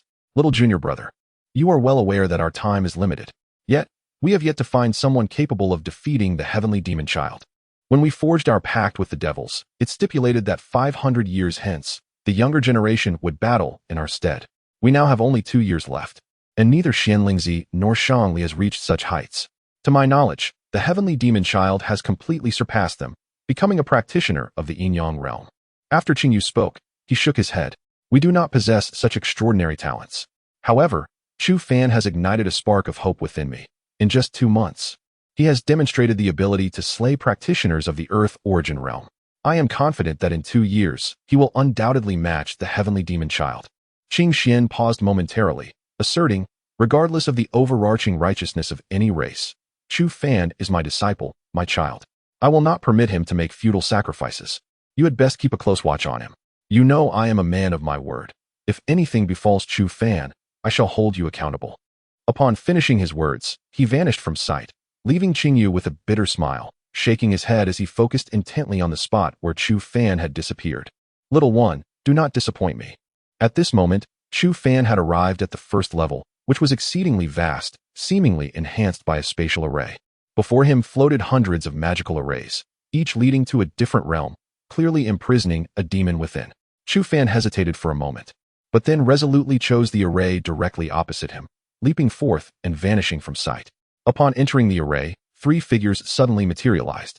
The central figure was Tian Xuanzi, who gazed intently at the array. Master, do you not think this is somewhat excessive? After all, this little one is still quite young. To bear such burdens at this stage may be too much for him. Qing Yu expressed his concerns, to which Tian Xuanzi shook his head. We have no choice. If something were to happen to him, it would indicate a flaw in our judgment. Yet, I believe this young one will not let us down.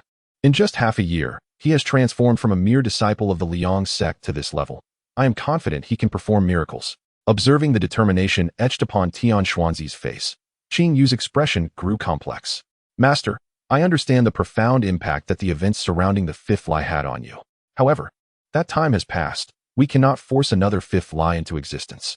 Tian Xuanzi fell silent for a moment, his right hand clenching gently. Qing Yu, was my choice wrong? Had I declared war on the Tianling sect, would the fifth have had a chance to survive? Perhaps Qing Xian would not harbor such hatred for me, would he? Seeing his master in such distress, Qing Yu felt a pang of sorrow. The fifth lie had been ensnared by Tianling's machinations, resulting in his rampage against the Tianling sect, where he was ultimately slain by the combined forces of 3 sect leaders. Qing Xian, in his fury, had battled the 3 leaders, gravely injuring 2 before returning wounded himself. These events were etched in their memories, each detail seared into their hearts. Back then, Qing Xian had severed ties with them, even relinquishing his position as sect leader. Every single incident remained vividly imprinted in Qing Yu's mind. Tian Xuanzi raised a hand to silence him, letting out a deep sigh. The fifth was the most exceptional disciple of my sect. He had already begun to push against the threshold of the Tianyin realm, yet he met such a tragic fate. In the realm of the heavens, he likely would not forgive me. Sorrow filled Tian Xuanzi's face as Qing Yu stood silently, contemplative. Master, Chu Fan possesses even greater talent than the fifth lie. We cannot continue down this path. We must grant him some time. I believe he will rise to the occasion. Qing Yu continued to plead earnestly, but Tian Xuanzi offered a bitter smile. Qing Yu, only 2 years remain until our agreed-upon deadline. If we cannot present a prodigious talent to face the challenge, it will not only be our demise, but the death of countless beings across the Dongxian continent. We have no choice. This is our fate, as well as his. After hearing this, Qing Yu fell silent, sorrow welling in his heart. Little one, I hope you can withstand all of this. At that moment, Chu Fan remained blissfully unaware of these concerns, having already stepped into the world within the array. Molten lava flowed ceaselessly, demonic energy surged through the air, and the nauseating stench permeated every corner of the space. The entire expanse was permeated with chaotic turbulence, the ground continuously torn asunder and reformed. An overwhelming aura of malevolence and ferocity pervaded the air, leaving Chu Fan with a sense of suffocation. After steadying his mind, he began to scan every inch of his surroundings, his muscles tensing in anticipation. In this realm, an attack could occur at any moment, and Chu Fan was fully alert. He refrained from further movement, his internal energy surging, poised to unleash an assault at any instant. After a prolonged period, he suddenly perceived an unusual fluctuation, and without a moment's hesitation, his energy surged violently, a crimson radiance erupting forth. Great heavenly flame finger, Chu Fan shouted, as the scarlet power surged wildly around him. Chapter 79. The most powerful system. Chu Fan's expression was extremely grave, his lips tightly pressed together as explosive power coursed through his limbs. Without hesitation, he turned and unleashed a punch. Bang! The force of his fist crashed heavily against an object as solid as iron and as weighty as a mountain. He let out a muffled grunt, the impact sending him flying, his face etched with profound seriousness. In midair, he barely managed to turn around, only to behold a creature entirely cloaked in black, its palms and eyes of vivid crimson, dripping saliva from its maw as it fixated on him. As Chu Fan landed, he exhaled softly and began to scrutinize the monster before him. It resembled a wild dog with 6 legs, its elongated fangs brimming with an ominous tearing power. The creature emanated an overwhelming aura of strength that left Chu Fan momentarily breathless. Is this the manifestation of a devil? Roar! The devil bellowed, transforming into a streak of black light, hurtling towards him with lightning speed. Chu Fan's expression hardened, and he dared not hold back. The spiritual energy within him surged wildly. Great heavenly flame finger. With a light chant, a crimson glow soared skyward, astonishing waves of energy radiating from him. The formidable force of a top-tier heavenly combat technique surged forth, a tidal wave of spiritual power rampaging uncontrollably. The surrounding black mist retreated in fear, unwilling to be tainted by such might. Clenching his teeth, Chufan endured the excruciating pain of the tumultuous spiritual energy clashing within him. The devil sensed the threat and lunged with greater urgency, its long fangs aimed directly at Chufan's throat. With a cold snort, Chufan declared, "Beast, perish." He altered his hand gesture sharply, and a gigantic finger, 100 feet in size, materialized in midair, its intricate patterns resembling those of a divine being. Chufan, emanating an ethereal aura, his eyes glowing with a fierce red light, commanded, "Go." The colossal finger, imbued with searing power, transformed into a streak of red light. Darting forward with blinding speed, the devil continued to roar, the black mist swirling violently around its body, rapidly coalescing into a black spear aimed at the red giant finger. Shooting forth with ferocity. Boom. The two assaults collided fiercely, the explosive force radiating outward. Chufan felt the backlash, letting out a muffled groan as he staggered backward. Yet the brilliance in his gaze remained undiminished. On the other side, the devil roared again, the black mist around its form churning violently, though it appeared to suffer only minor injuries. Clearly, in a contest of sheer spiritual power, Chufan was no match for it. However, for Chufan, the true strength did not lie solely in spiritual energy. It resided in his system. Enhancement card activated. Synthesis image initiated. Soon, a shadow began to materialize beside Chufan. Instantly, a torrent of spiritual energy surged towards the shadow, filling Chufan's body with an overwhelming force. He twisted his neck, licked his lips, and let out a chuckle. His fists clenched tightly. "This time, let's see what you can do," he exclaimed, transforming into a streak of gray light, appearing ghost-like before the demon. Bang, bang, bang. In that moment, Chufan unleashed a relentless barrage, releasing an astonishingly terrifying force. The black mist enveloping the demon surged violently, showing signs of dissipating under the onslaught. Just as Chufan was engrossed in battle, the demon's claws struck with a fierce arc, darting toward his face like lightning. Rather than being alarmed, Chufan welcomed the attack, anticipating this very move.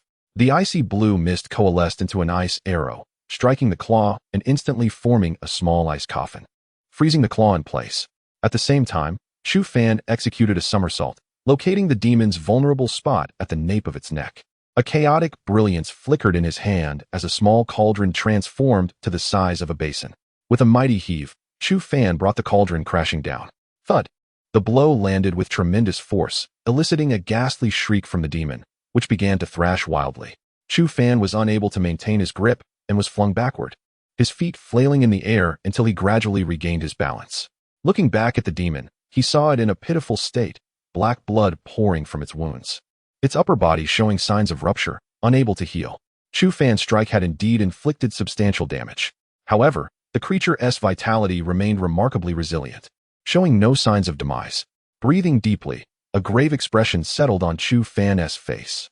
Indeed, these demons were not so easily vanquished. The demon turned to him, letting out a frenzied roar. In the next instant, Chufan's pupils constricted as he realized he was rendered immobile. This sensation was not due to a skill blockage, but rather a spatial confinement. Alarm surged in his heart. Could this demon wield spatial abilities as well? Bang! Desperately, Chufan fought against the confines of space, but it was already too late. A shadow dashed toward him with lightning speed, a tremendous force striking his chest with brutal impact. The ferocity of the force sent Chufan flying, blood spilling from his mouth as excruciating pain coursed through his body. Thud! He crashed to the ground, feeling as if his entire being had been shattered. Damn it, he had underestimated this beast. There was no time for further contemplation as the demon charged at him again, its black claws entwined with razor-sharp power, unhesitatingly aimed at his head. Chufan's lips twitched at the corners, realizing this beast was relentless, offering him no respite. Clang! The chaotic cauldron once more stood before him, absorbing the blow. Chufan rolled to his feet, his hands swiftly forming intricate seals, powerful waves radiating outward. 7 Calamities Destruction Fist. He proclaimed. Buzz! A radiant circle of light appeared beneath the devil's feet, ensnaring it firmly in place. Chufan licked his lips, feeling that this was insufficient. At that moment, the ice-blue coffin also encased the devil tightly within, preventing it from making even the slightest movement. Simultaneously, a colossal fist descended from the heavens, akin to a meteorite crashing down, bearing an overwhelming force that was suffocating in its impact. Chufan took a deep breath, his expression grave. If this were merely an ordinary devil, then the burden they bore was indeed extraordinary. Even within the 5 veins, The number of cultivators at or above the earthly origin realm would not surpass 10,000. However, when it comes to the devil race, the figure would undoubtedly exceed that. Now, he began to comprehend why humanity found itself at such a disadvantage. Chapter 80. In pursuit of home, a colossal fist, drenched in sanguine hue, surged through the air, creating a sharp arc of turbulent energy, crashing down with ferocity. Chu Fan's gaze remained fixated on the demon, his expression a portrait of gravity. With a thunderous roar, the demon unleashed a primal scream, shattering the icy coffin encasing it. An overwhelming surge of demonic energy spiraled upward, coalescing into a formation in the sky, etched with images of countless demons devouring their prey. The moment this tableau materialized, an astonishing wave of magical power rippled through the air, causing Chu Fan, not far away, to furrow his brow in concern. The demon's strength had clearly surpassed that of the foe he encountered in the Emperor's tomb. This time, the threat was palpable. Boom! The immense fist struck the formation with a resounding force, unleashing a torrent of black and crimson light that erupted like a tidal wave. The sweeping gust of energy obliterated the surrounding space in the blink of an eye, dispersing the dark demonic essence that lingered in the sky. Even the ground succumbed to this power, shattering into dust. Not far off, columns of lava erupted violently, engulfing the space in an atmosphere reminiscent of apocalyptic wrath, terrifying beyond measure. Thud, thud, thud. The massive fist continued its relentless assault, the formation flickering with light as it absorbed the ferocious onslaught. Chu Fan clenched his fists tightly. It was evident that such an attack was insufficient to vanquish the demon. Taking a deep breath, he concentrated, and the shadowy figure in his grasp shifted its seal. Buzz. Chu Fan's palm morphed into a shade of grayish-black, a smile gracing his lips as he transformed into a streak of light, appearing behind the demon. Crash! He struck the demon forcefully, the repulsive sensation of the unknown liquid that enveloped the creature sending a shiver down his spine. Yet, he had no time to dwell on it. An overwhelming suction emanated from his palm. The great wilderness technique not only absorbed the essence of the world, but also siphoned the strength from living beings. The demon let out a desperate roar, eyes wide with terror as it sensed its own power rapidly dwindling, inducing a frantic panic within. It turned to retaliate against Chu Fan, but in that fleeting moment, the chaotic giant cauldron materialized behind it, crashing down with tremendous force upon the demon's back. A piercing scream erupted from the demon as a deep, bloody cavity formed in its once impenetrable armor, black blood gushing forth. It thrashed wildly, yet Chu Fan clung to it with unwavering tenacity, fervently draining the demon's strength. The demon was gripped by sheer terror. If it did not act swiftly, its power would be utterly depleted. Buzz! The paper formation reappeared before it, attempting to engulf Chu Fan entirely. In that instant, he experienced the agonizing torment of being devoured by myriad demons, his face paling from the pain. Yet, he gritted his teeth, fully aware that should the demon break free, his demise would be inevitable. Soon, deep crimson lacerations marred his body, transforming him into a figure of pure terror. Die, you wretched creature! Chu Fan bellowed, channeling the full force of the great wilderness technique. With a thunderous roar, a vortex materialized upon his palm, unleashing a torrent of predatory power. The demon writhed in a frenzy, its cries echoing with palpable fear. Yet, no matter how fiercely it struggled, Chu Fan's hand remained firmly pressed against its form. Gradually, the demon's thrashing subsided, culminating in a pitiful whimper as it collapsed to the ground, utterly devoid of resistance. Breathing heavily, Chu Fan felt arcane markings creep across his visage, rendering him an ominous sight. Upon absorbing the demon's power, he noted that his own spiritual energy had become tainted with a similar essence. Yet this did not portend any detriment. Rather, it fortified his spiritual assaults. Regaining his composure, he fixated on the lifeless body of the demon, channeling his spiritual energy into his palm before delivering a decisive strike to its corpse.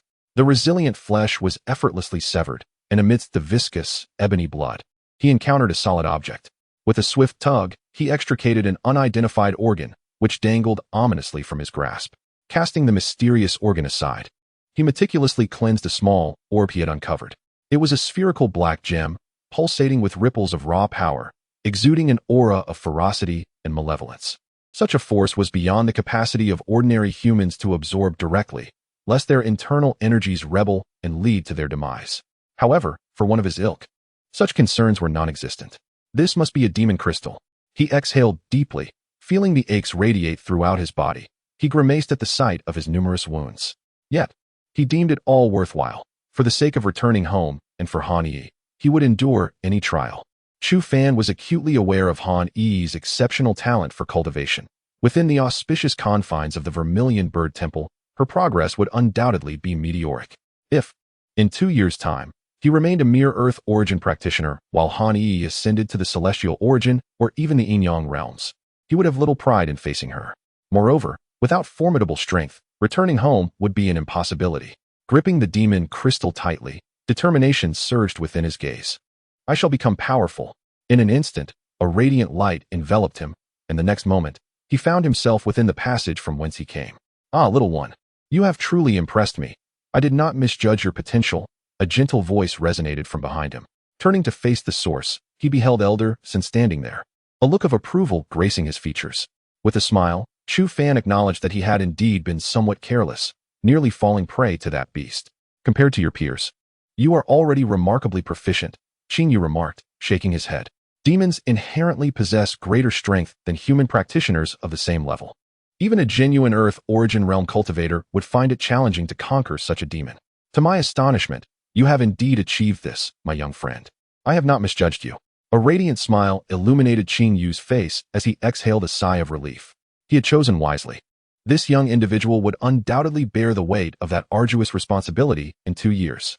You have already begun your ascent on the Earth rankings, have you not? Qing Yu inquired slowly, to which Chu Fan nodded affirmatively.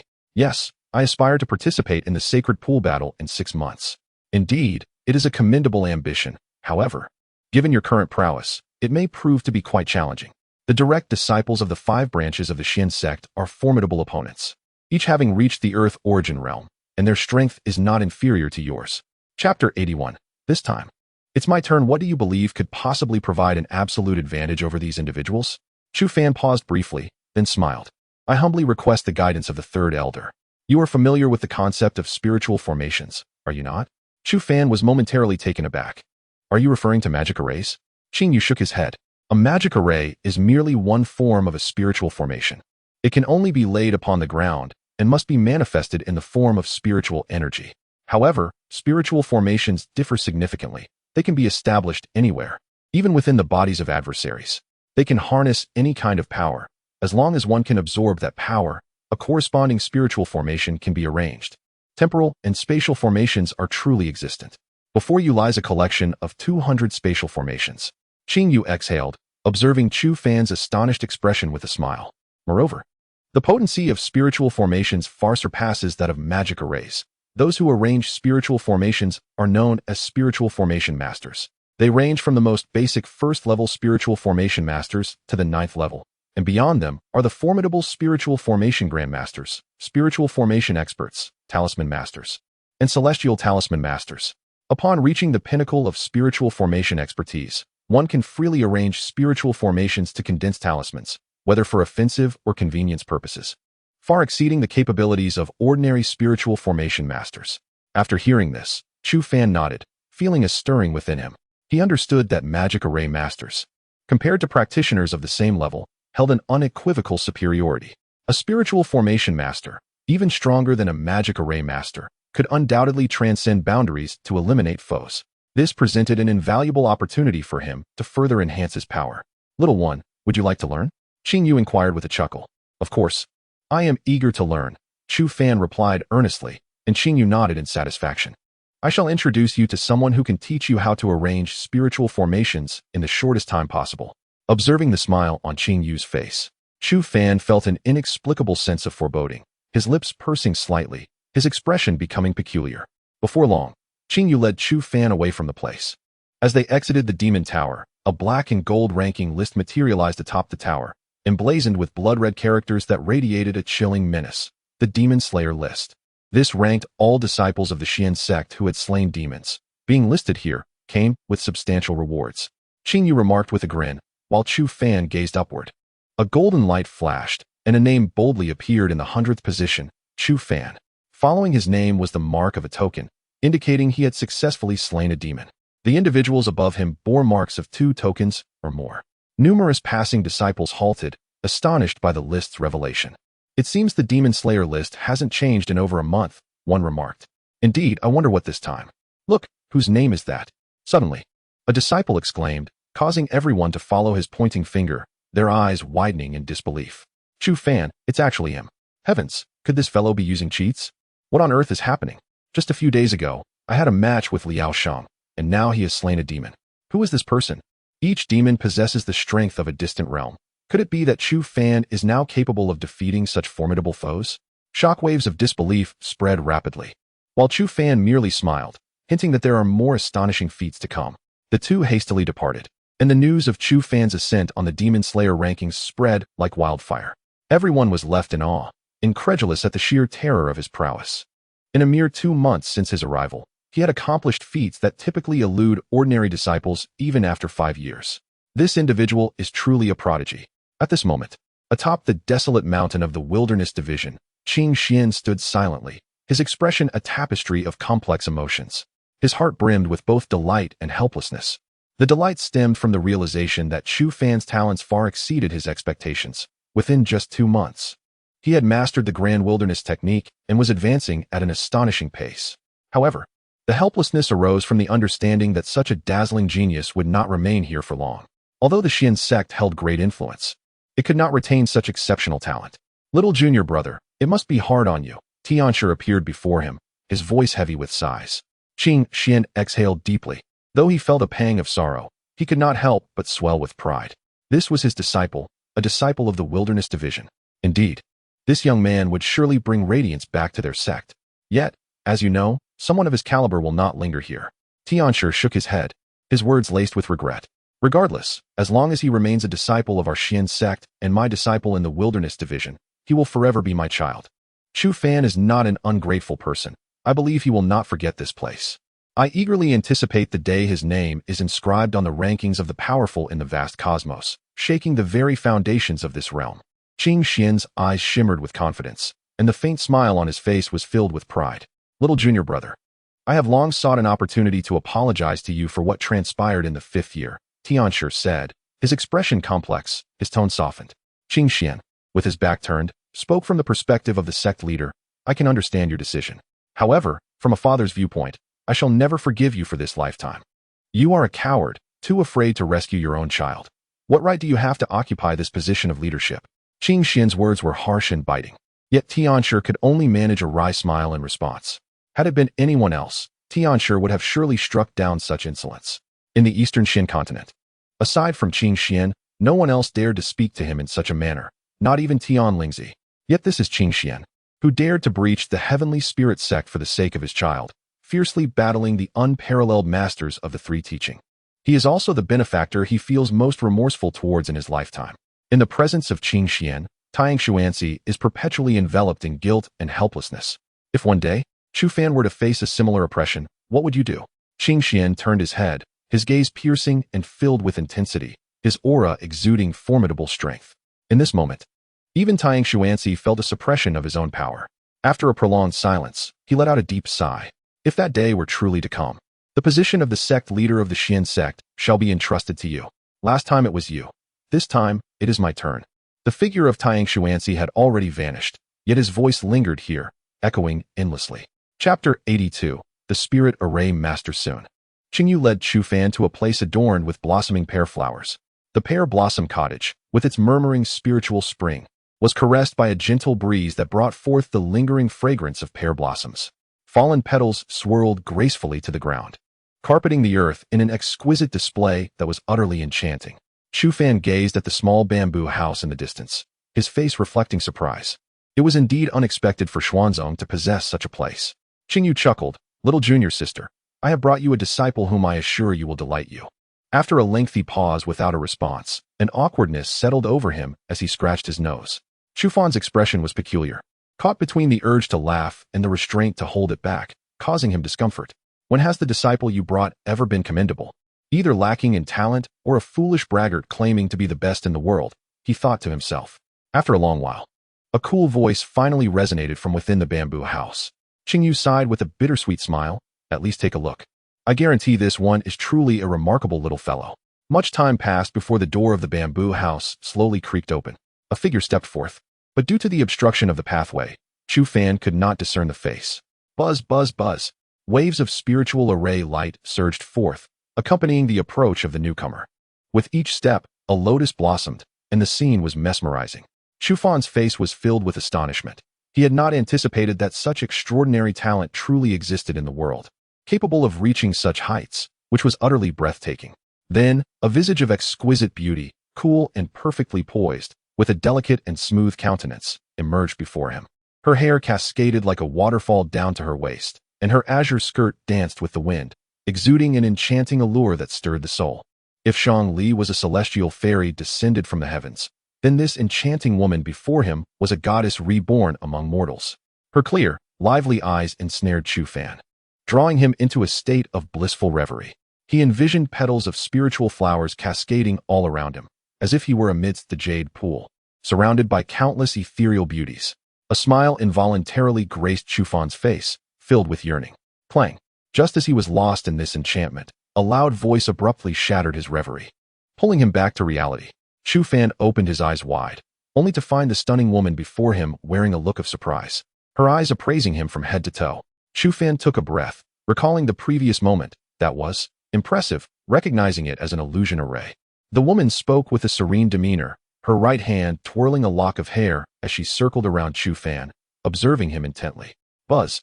At that instant, a spiritual array materialized beneath Chu Fan's feet without warning, an endless torrent of energy swirling towards him. Instinctively, Chu Fan considered using his spiritual power to shatter it. But then he recalled that this was a spirit array master, and the criteria for selecting disciples must be based on talent in the realm of spirit arrays. With a shift in mindset, he calmed himself, dispersing his spiritual energy, and slowly closed his eyes, directing his full attention to the array beneath him. Ding! Detected an extractable target, celestial grade lower tier spiritual formation talent. Shall replication commence? Yes. Ding! Skill has been replicated. Enhancement card activated. Skill enhancement completed. Acquired celestial grade mid-tier spiritual formation talent. The replication consumed 300 energy points. Ding! Host, Chu Fan. Cultivation talent, earthly grade mid-tier. Spiritual formation talent, celestial grade mid-tier. Acquired skills, extreme cold hidden dragon leg, great wilderness decision. Great heavenly flame finger, 7 calamities annihilation fist. Acquired auxiliary items, blue patterned jade crystal, white dragon saliva, chaotic chi. Current energy points, 0. In the next moment, Chu Fan felt a wave of clarity wash over him. The intricate and profound spiritual formation inscriptions transformed before his eyes into easily comprehensible characters. He exhaled gently, opened his eyes, and beamed with a radiant smile. Extending his right finger, he made a subtle gesture in the air, and a flash of spiritual light appeared. Instantly, the woman halted abruptly, her face filled with disbelief, fixated on the rapidly disintegrating spiritual formation, her heart brimming with astonishment. This is impossible. Although this spiritual formation was of a low tier, merely a test specimen for assessing disciples' talents. One who had never interacted with spiritual formations could not possibly identify the formation's core, let alone dismantle it in such a brief span of time. This individual seems rather extraordinary. More astonishing events were yet to unfold. At that moment, Chu Fan swiftly executed a series of hand seals, and soon, a spiritual seal, approximately the size of a thumb and radiating a verdant glow, danced like a sprite above his palm. Qing Lian, I did not deceive you. This little fellow's talent is truly terrifying beyond measure. Qing Yu, too, was taken aback, murmuring in astonishment. He had never witnessed anyone possess such exceptional talent for spiritual formations. It was utterly inconceivable. Even though I lack understanding of spiritual formations, I know that a highly gifted formation master requires at least 6 months of diligent practice to condense a spiritual seal from nothingness. This little one accomplished it in less than a minute. Qing Lian, should we overlook this genius, you will regret it for a lifetime. Qing Yu spoke slowly, while Qing Lian exhaled, her astonishment still palpable. You are Chu Fan, correct? She inquired softly. Chu Fan nodded, bowing respectfully. Disciple Chu Fan, greetings to Elder Qing Lian. To earn the title of junior sister from Qing Yu and belong to the Qing lineage, she must be a figure of the Xian sect at the elder level. Moreover, the aura she exuded when she first manifested the spiritual formation indicated that this woman was at least a peak superpower of the heavenly Yin realm. In other words, she was assuredly a master of spiritual formations. Qing Lian nodded gently. Very well, from this day forth, you shall study under my guidance. Chu Fan's face lit up with joy, but before his elation could fully manifest, the smile froze upon his visage. There is a rule in my teachings. one must work. The area here requires cleaning 3 times a day, but you must not disturb my pear blossoms. Should I discover any alteration in my pear blossoms?" Her lips suddenly curled into a radiant smile, enchanting and reminiscent of sunlight infused with a spectrum of colors. Yet, at that moment, a tremor coursed through Chu Fan's heart as he swallowed hard, his lips twitching uncontrollably. "You are doomed. Trust me, my methods of mischief are varied and imaginative, and you will relish every moment." Qing Lian snorted softly, gently toying with her tresses as she gracefully entered the bamboo dwelling. "This is the pear blossom wine I brewed myself. Imbibe sparingly, lest you perish before this little one has a chance to mature." No sooner had she spoken than a bamboo tube materialized silently before Qing Yu, emanating a faint silver glow beneath it. Chu Fan's gaze sharpened, a spatial spirit array. Chapter 83. Astonishing talent. Qing Yu offered a faint smile as she approached Chu Fan, clutching a bamboo tube. "Little one, do not take offense. She is merely a complex individual, cold on the outside, yet warm within. It is all due to a certain matter."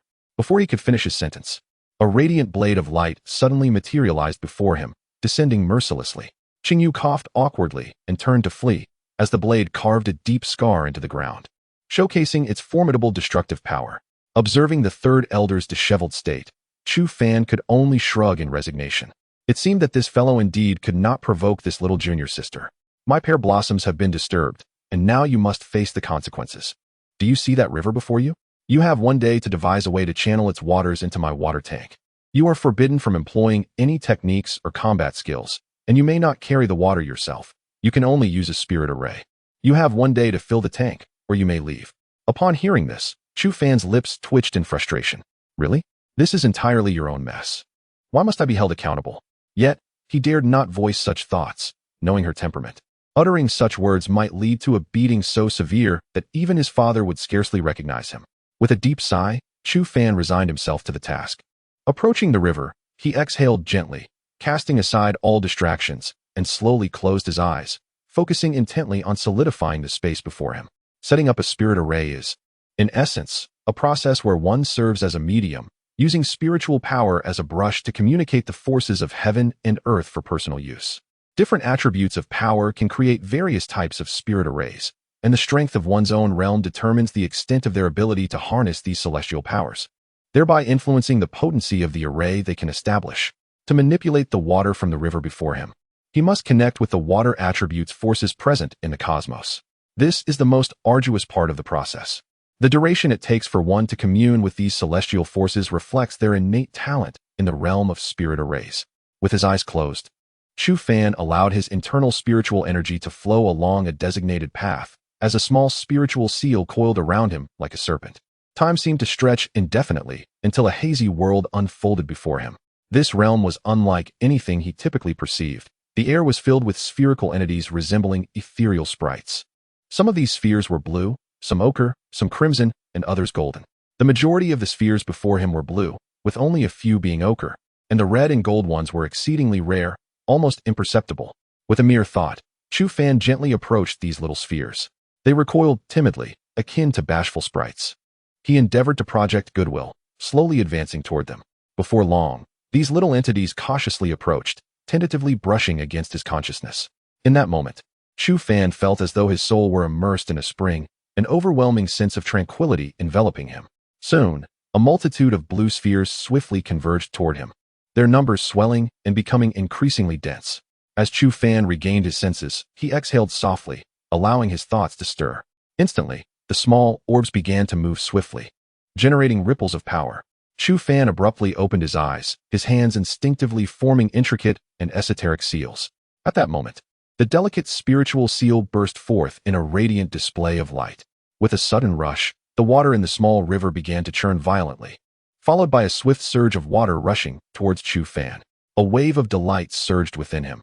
He relaxed the taut thread he had been holding, and the torrent cascaded down, drenching him completely. With a wry smile, Chu Fan realized that orchestrating a spiritual formation was far from a simple endeavor. Unbeknownst to him, Qing Lian, observing from within the bamboo cottage, was filled with astonishment. As a skilled spiritual formation master, she comprehended the arduous nature of connecting with the forces of heaven and earth. It had taken her 2 grueling days to reach this stage, and even then she was hailed as a prodigy of spiritual formations, a talent not seen in 100 millennia. Yet here was Chu Fan, accomplishing the same feat in less than 3 hours. Just how formidable was this young man's innate aptitude for spiritual formations? Qing Lian pressed her cherry lips together, her beautiful eyes sparkling with brilliance. It seemed this young man indeed possessed extraordinary gifts. The sect had finally brought forth someone remarkable. A sudden thought crossed her mind, conjuring an image of a figure before her, similar in exceptional talent and youthful exuberance, yet tragically marked by a woeful fate. Fifth Lie, I shall never forgive you in this lifetime. Taking a deep breath, Qing Lian's expression hardened. Years ago, Fifth Lie had become her apprentice, displaying exceptional talent in spiritual formations.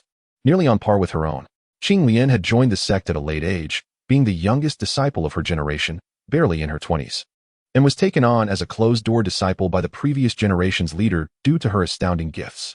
Fifth Lie, too, was spirited and powerful, unmatched within the sect. Their acquaintance blossomed into love, and everyone regarded them as a celestial couple. However, their bliss was short-lived. Merely 3 years later, during an expedition, Qing Lian was ambushed by the Tianling sect. Her elite disciples suffered heavy casualties, and she herself was humiliated by the scoundrels of the Tianling sect. Although she managed to slay 3 formidable elders, her honor could never be restored.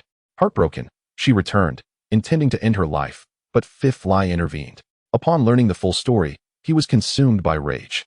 Single-handedly, he stormed the Tianling sect, waging a bloody battle for 3 days, slaying 7 elders and annihilating the sacred spirit pool that bolstered their strength. This act of vengeance incited the wrath of the 3 leaders of the Tianling sect, who ultimately executed Fifth Lie. Subsequently, Qing Xian infiltrated the Tianling sect, resulting in the death of one of the leaders, a catastrophic incident. Although the Tianling sect paid a heavy price, Qing Lian never forgave any of the individuals from the Xuanzhou. Yet now, with the arrival of Chu Fan, she found herself ensnared once again in those painful memories. How strikingly similar these 2 individuals were. Qing Lian bit her lips slightly. If anything were to befall this little one, she would undoubtedly sacrifice her own blood and life to protect him. Such an incident would never occur again. Qing Lian clenched her fists tightly, droplets of vivid crimson blood falling onto the floor, a sight both shocking and heart-wrenching. As she reminisced about the past, a sudden hum resonated, and a brilliant light emanated from outside, followed by a tumultuous rush of water. Qing Lian hurriedly turned her gaze outward, her mouth agape and her face filled with astonishment. This little one had achieved such incredible feats in such a short span of time. It was utterly astonishing. Chapter 84. You have served me well. I shall grant you anything at that moment. A swirling water vortex rose, twisting and winding through the air, ultimately cascading into the water tank before the bamboo house. In the blink of an eye, the tank was filled to the brim, and Qing Lian pursed her lips, her face displaying a look of astonishment. Although she was aware of Chu Fan's remarkable talent, she had not anticipated it to be to such an extraordinary degree. It was truly unbelievable.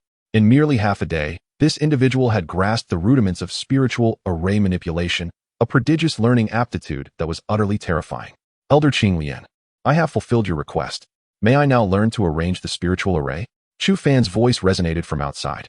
Qing Lian exhaled deeply and stepped out, her gaze towards Chu Fan laden with complex emotions. Can you tell me how you accomplished this? Chu Fan scratched his nose and uttered a statement that left her exasperated. This might just be talent. Qing Lian shot him a glare, unwilling to converse further, and sighed deeply. Come back tomorrow. Now leave. Chu Fan chuckled softly, bowing in respect. After watching him depart swiftly, Qing Lian shook her head and turned back into the bamboo house. Upon returning to his own quarters, Chu Fan began a period of quiet meditation, remaining indoors throughout the afternoon. In the dead of night, he suddenly opened his eyes, a chilling smile gracing his lips. In the next instant, his figure vanished from the room like a specter. Soon after, a rustling sound came from the window as a petite figure tumbled inside. Bathed in the moonlight, a face as smooth as jade, adorned with curiosity, was visible as it scanned the surroundings, wearing an expression of intrigue. Suddenly, a gust of wind, imbued with a fierce aura, darted towards her forehead like lightning. The beautiful woman gasped, and a blue light flickered before her, desperately attempting to shield against the oncoming attack. With a resounding thud, the forceful strike shattered all her spiritual defenses, halting just before her brow amidst her cries. Speak. What brings you here, and who sent you? A voice, cold and foreboding, echoed through the air. The woman slowly opened her eyes, terror reflecting in her gaze. I mean no harm. Why are you being so fierce? At this moment, Chu Fan took a deep breath, furrowing his brow slightly, and snapped his fingers. Instantly, the oil lamp in the room flared to life, illuminating the strikingly beautiful, voluptuous woman before him. Wan Jiao Jiao. Chu Fan's expression turned peculiar as he gradually loosened his grip on her collar. The girl standing before him was one of the two brought by Zhou Wanqing, someone he had scarcely spoken to before. He had not expected her to appear in his room tonight. Chu Fan's gaze flickered as he pondered silently, observing her. What do you want? Wan Jiao Jiao pouted, shooting him a fierce glare, still feeling the lingering pain from his earlier grip. Is it not permissible for me to come see you? Chu Fan stood quietly before her. They had only met once, without exchanging a word. You came to see me. Do you truly believe in this reason? Wan Jiao Jiao bit her lip, her face flushing crimson. I am here to seek your assistance. Seeking my help at such a late hour? Chu Fan pressed on relentlessly, causing Wan Jiao Jiao's expression to darken, tears welling in her eyes. I have been threatened. They said if I cannot present 10 top-quality spirit stones by tomorrow, they will strip me of my clothes before all the disciples of the sect. Wan Jiao Jiao wept bitterly as she spoke. Chu Fan furrowed his brow. Who? Zhou Yang. He is the ringleader. I wish to resist, but he is a core disciple of the Heaven Department, remarkably powerful. I stand no chance against him. Chu Fan, please help me, I beg you. Wan Jiao Jiao gazed at him with pitiful eyes, her gaze brimming with tears. If you assist me, I can offer myself to you. She bit her lip tightly, her face aflame. Chu Fan's eyes sparkled with mischief, a wicked smile curling at the corners of his mouth. Very well, as long as you serve me well tonight, I shall assist you in your revenge tomorrow. Wan Jiao Jiao was momentarily taken aback, her mouth agape, rendered speechless. What? Regretting it? Then seek another. Chu Fan spoke indifferently. Wan Jiao Jiao gritted her teeth, gradually loosening her belt and shedding her garments. In a heartbeat, a figure as smooth and radiant as mutton-fat jade, adorned with alluring curves, stood before Chu Fan, unveiled. Wan Jiao Jiao wept silently, eyes closed, lying there as if awaiting plucking. Throughout the entire ordeal, Chu Fan's gaze remained fixed upon her face, not revealing the slightest hint of other emotions. Suddenly, Wan Jiao Jiao felt a gentle touch upon her body, causing her to tremble violently. She quickly opened her eyes to find her clothes thrown back upon her. Dress yourself and wait for me outside tomorrow morning. Chu Fan's indifferent voice echoed within the stone chamber. Wan Jiao Jiao stood frozen, unable to utter a single word. After a moment, she donned her attire, casting a complex glance at Chu Fan before swiftly departing. Chu Fan inhaled deeply, a gentle smile gracing his lips. I am quite curious about your schemes. To send such a beautiful woman as bait, one truly spares no expense. He was certain that Wan Jiao Jiao did not seek him out for this reason alone, as she had no need to approach a stranger. Therefore, it was evident that someone was orchestrating events from behind the scenes. Zhou Yang. He had heard of this individual, a notable figure within the Xin sect, who had lingered here for 5 years and was soon to depart. This man was formidable, a practitioner of the Earth origin realm, renowned for his flirtatious nature. During his 5 years at the Xin sect, he had entangled with hundreds of female disciples. It was unexpected that he would actively seek trouble with him. Yet Chu Fan felt no fear. He would confront whatever came his way. Not to mention Zhou Yang. Even if the perverts from the battle hall were to arrive, he would remain undaunted. Chu Fan exhaled softly, gathering his thoughts as he sat quietly on the stone bed to commence his cultivation. When he opened his eyes the following day, the sky outside was already bright. He tidied himself briefly before stepping outside, where he immediately spotted the anxious Wan Jiao Jiao waiting in front of the house. Let us depart, Chu Fan said calmly, and Wan Jiao Jiao promptly nodded, turning to lead him away swiftly. After a brief walk of several minutes, they arrived at a secluded location where Wan Jiao Jiao halted.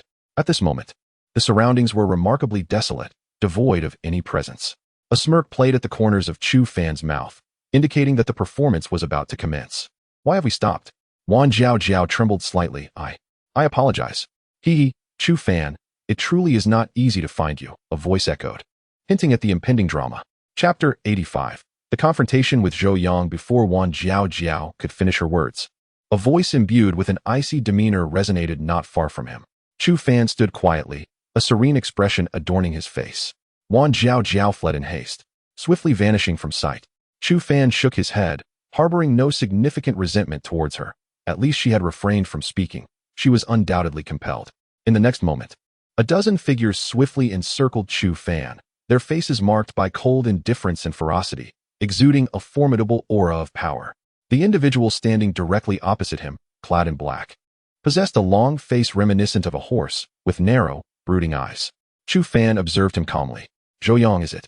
After exerting so much effort to seek me out, is it merely to court death? Zhou Yang's smile slowly faded, a snarl escaping his lips. Chu Fan, you are exceedingly arrogant, are you not? You still have a way to go before you can match me. Chu Fan offered a faint smile, unfazed as he dusted off his attire. Exuding an air of nonchalance akin to a leisurely stroll, Zhou Yang furrowed his brow tightly. This rascal had seen through his scheme and remained so composed, leaving him with a sense of uncertainty. Chu Fan, you wretch, do you still remember the injuries I inflicted upon you? At that moment, a sinister voice echoed beside Zhou Yang, followed by the gradual emergence of a familiar figure. Chu Fan raised an eyebrow, a knowing smile gracing his lips as he finally comprehended why Zhou Yang sought him out without provocation. Liao Sheng, it is this scoundrel. No wonder the challenge has turned so despicable. With arms crossed, Chu Fan regarded him with a mocking expression. What is it? Did you not receive enough of a beating last time? Now you come to present your face again. I find myself rather weary of this. Liao Sheng's face twitched violently. His teeth clenched, his countenance brimming with resentment and fury. Chu Fan, I shall end your life today. Instantly, Chu Fan's demeanor hardened. Let us see who meets their demise. His aura erupted forth, a fierce glint illuminating his gaze. Feeling the ferocity in his eyes, Liao Sheng involuntarily shuddered, instinctively retreating a step. Yet, he soon felt ashamed for being intimidated and, with a huff, his face turned ashen. Brother Zhou, did you witness this? This brat is unbearably arrogant, daring to act so defiantly in your presence. I simply cannot tolerate this. Liao Sheng leapt about, incessantly inciting the two. Zhou Yang's expression grew stern, his gaze fixed intently upon Chu Fan. Do not delude yourself into believing that after making a name for yourself in the Xian sect, you are invincible. When I was making my own mark, you were still playing in the dirt. Chu Fan chuckled softly, regarding him with indifference. I concede that there are many stronger than I within the Xian sect. However, you wretches do not belong among them. Is it that by striking fear with your fierce expressions, you believe yourselves formidable? Are the vicious dogs raised by mortals not your forebears? Upon hearing this, the expressions of those present shifted dramatically, their eyes ignited with fury. Wretch, you seek death. Who seeks death shall soon find out. With a furious snort, Chu Fan immediately noticed the ominous demeanor of Zhou Yang, who, with a fierce wave of his hand, summoned his restless subordinates. 5 practitioners at the pinnacle of the celestial spirit realm surged forward with a roar. Chu Fan exhaled softly, a chilling smile curling at the corners of his mouth. Since you wish to engage in battle, I shall enlighten you on the true nature of the entity you have provoked. Without a moment's hesitation, Chu Fan unleashed a series of celestial-grade combat techniques, conjuring ethereal images beside him that continuously provided a torrent of spiritual energy. The extreme cold dragon leg, the great heavenly flame finger, and the 7 calamities annihilation fist. As he executed these 3 formidable techniques in succession, a whirlwind of energy erupted, sweeping through the space with a terrifying force that sent shivers down the spines of all present. The entire area was filled with an overwhelmingly potent martial energy, and the released waves of power caused expressions of shock to sweep across the faces of onlookers. Zhou Yang's heart sank, his face paling in horror. 3 celestial-grade techniques? This boy is far more formidable than anticipated. He abruptly turned to Liao Sheng, whose expression was equally grim, and slapped the scoundrel hard across the face. You wretch, double the price you offered me. Liao Sheng's face darkened to an unprecedented extent, but he dared not retort, redirecting his resentment towards Chu Fan. It's all this wretch's fault. Why is he still alive? Why? Boom, boom, boom. The 3 terrifying celestial-grade techniques descended without restraint, causing the 5 adversaries to spew blood and be violently hurled backward, their faces etched with sheer astonishment. This guy is utterly monstrous. Chaotic energies interwove rapidly in the air, as the 3 celestial-grade techniques swirled around Chu Fan, rendering him a godlike figure, exuding an unparalleled might. Who else wishes to challenge me? Chu Fan's expression was frigid as he fixed his gaze on the remaining opponents. They recoiled, visibly shaken. Zhou Yang scoffed, useless. You can't even defeat a mere 6-star celestial spirit realm trash. Truly pathetic. Despite his words, his heart raced with trepidation. This young man's prowess exceeded his expectations. Yet with so many witnesses, retreat was not an option. Gritting his teeth, he charged forward with a furious roar. Chu Fan, cease your arrogance. Zhou Yang bellowed as he summoned his spiritual energy and launched an assault on Chu Fan. The latter chuckled coldly, lightly flicking his right finger, unleashing 3 ferocious strikes. Boom. The great heavenly flame finger collided heavily with Zhou Yang, and 2 torrents of violent energy erupted. In the next moment, a massive ice-blue dragon crashed into Zhou Yang's chest. He managed to withstand it with his formidable spiritual power, but soon, terror crept onto his face. A colossal fist, laden with overwhelming force, descended from the heavens. Zhou Yang cried out, desperately channeling his inner energy, and with a resonant hum, a long spear slowly materialized in the air. The obsidian spear radiated an unparalleled aura of potency, humming as it transformed into a streak of black light, darting towards the colossal fist with the speed of lightning. Chu Fan narrowed his eyes slightly. A celestial-grade spiritual weapon, it seemed this ruffian possessed quite a few treasures. However, it was a pity that this spear would now belong to him. Bang! The spear clashed heavily against the fist, unleashing a tempestuous shockwave that surged forth violently. The surrounding crowd was swept away by this force, groaning in pain with blood trickling from the corners of their mouths. Chu Fan too was affected by the backlash, sent reeling backward, landing on the ground in a rather disheveled manner.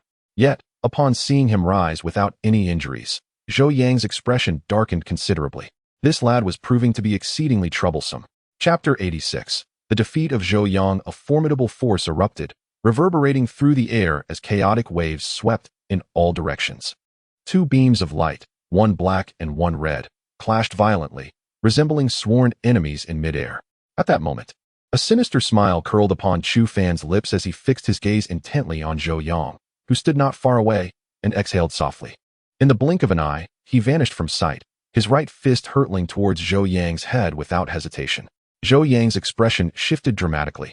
He barely raised his left arm to shield himself, yet an overwhelming force pierced through his limb, surging forward with relentless intensity. With a pained cry, Zhou Yang's left arm drooped helplessly, leaving his head exposed before Chu Fan. He could distinctly see the malevolent grin on Chu Fan's face, causing his heart to clench tightly. I am a core disciple of the heavenly sect. You dare to harm me? The elders will not spare you, Zhou Yang shouted, invoking the authority of the sect's elders in desperation. Chu Fan's fist halted momentarily before him, his eyes glinting with icy resolve. Zhou Yang's face tensed, but soon, as he did not sense any pain, he hurriedly opened his eyes to find Chu Fan standing calmly before him. A radiant smile broke out on Zhou Yang's face, though a flicker of malice danced in his eyes. Trash, you are finished. I will annihilate you. Buzz. Just as he prepared to strike, an icy blue mist coiled around him like a serpent. In the next instant, a thick ice coffin enveloped him entirely, suppressing all his spiritual energy, rendering him utterly powerless. Chu Fan exhaled softly, a look of disdain gracing his features. I spared you earlier out of respect for the elders, but my patience has run out. You might as well enjoy your time bedridden for the next 2 years. His expression hardened as he gathered a dark, gray energy into his fist and unleashed it without restraint. Bang! The ice coffin shattered, and a figure was violently hurled from within. Blood trickling from the corner of his mouth, his aura diminished and despondent. Thud! The figure crashed to the ground, unconscious and devoid of any sign of life. Chu Fan sighed, his face still bearing an expression of contempt. With such feeble abilities, how dare he attempt to make a name for himself? Truly pathetic. He approached Zhou Yang, retrieving a small token from the fallen man, an insignia denoting his rank on the earthly leaderboard, boldly inscribed with the number 32. Chu Fan nodded in satisfaction. This fool had practically delivered his own head on a platter. He crushed the token with a sudden force, and a golden light shot up into the sky from the distance. In the next moment, the token at Chu Fan's waist radiated a brilliant glow, the numbers rapidly changing. 32. As he beheld the newly displayed number, a grin spread across Chu Fan's face, and he shrugged at the pitiful figure of Zhou Yang lying on the ground. This is no fault of mine. You brought this upon yourself. He lifted his gaze, surveying the surrounding onlookers, who hastily recoiled, their faces etched with terror. Is there anyone else who wishes to come forward and give it a try? Chu Fan remarked nonchalantly. The onlookers hurriedly shook their heads, swallowing nervously. If you do not wish to step up, then be gone, Chu Fan bellowed, causing the crowd to tremble in fear, their legs turning to jelly as they scurried away in a panic. Once they had retreated, Chu Fan let out a sigh and turned to face the astonished Wan Jiao. Come forth. After a moment's hesitation, she emerged from the shadows, her head bowed and her fingers gripping her garment tightly, remaining silent. What did you witness today? Chu Fan inquired gently. Wan Jiao paused, stammering, I saw nothing at all. She hastily waved her hands. Chu Fan chuckled softly. You did see something. You must have. Wan Jiao stood frozen, her eyes filled with confusion, uncertain of his intentions. You witnessed Zhou Yang's attempt to frame me and humiliate my master, only to be vanquished by my single strike. Do you comprehend? As she gazed at his smiling face, Wan Jiao felt even more bewildered. Very well, simply follow my instructions, Chu Fan said, waving his hand as he turned to leave. Wan Jiao regarded him with a peculiar expression, utterly perplexed by his motives. Nonetheless, she resolved to comply with his wishes. For the fate of Zhou Yang on the ground served as a stark warning. In less than half a day's time, the sect was once again thrown into turmoil. The core disciple of the Heavenly Division, Zhou Yang, had been defeated in one blow by Chu Fan, a direct disciple of the Wilderness Division. The news spread like wildfire, leaving all in a state of shock. Though Zhou Yang was not a direct disciple, he was a seasoned powerhouse with 5 years of experience. Personally tutored by an elder of the Heavenly Division, the fact that he had been dispatched so effortlessly by Chu Fan was simply astounding. Whispers filled the air, each face reflecting disbelief. Have you heard? Chu Fan defeated Zhou Yang with just one strike. Indeed, is the Wilderness Division truly that formidable now? Perhaps we should visit them. Who knows, we might also acquire such immense power. Indeed, the Great Wilderness Technique was once the treasured legacy of our sect. A multitude gathered to discuss the matter, their expressions filled with astonishment. Although Chu Fan had already made quite a name for himself within the sect, the actual defeat of a high-ranking powerhouse brought an entirely different level of impact. Zhou Yang was a celebrated figure in the Xin sect, an idol in the hearts of many. Now, their revered idol had fallen, leaving them grappling with disbelief. Upon hearing the news, Chu Fan merely smiled softly. This was the reaction he had sought, a means to restore the reputation of the Wilderness Division. Such ostentation will not serve you well. Qing Xian appeared beside him unexpectedly. Chu Fan smiled lightly, yet it is beneficial for the Wilderness Division. He then revealed a jade tablet that materialized in his palm.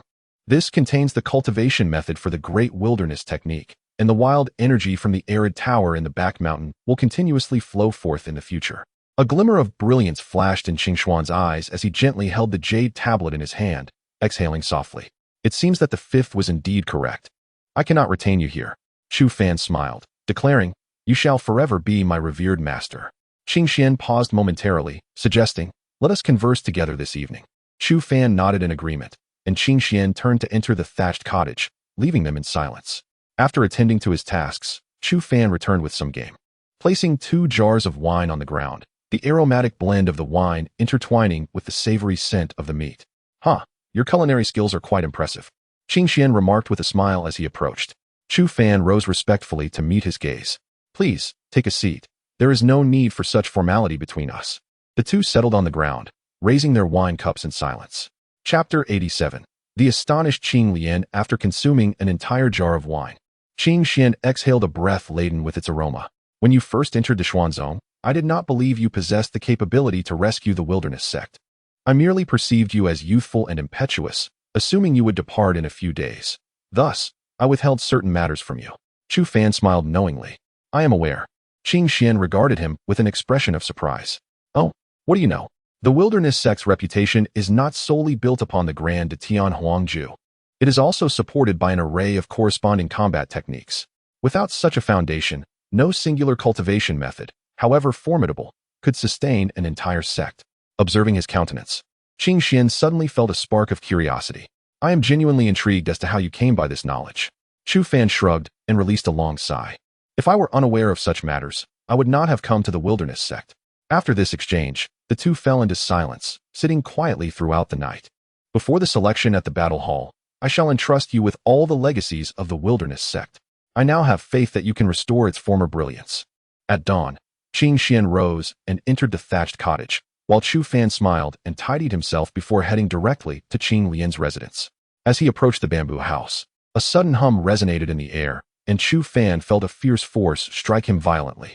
Instantly, he was propelled backward, crashing to the ground in a most undignified manner. You did not come yesterday. This is your punishment. I hope this is a one-time occurrence. If there is a next time, you may as well leave. Qing Lian's icy voice echoed. Chu Fan's lips twitched, a look of helplessness etched upon his face.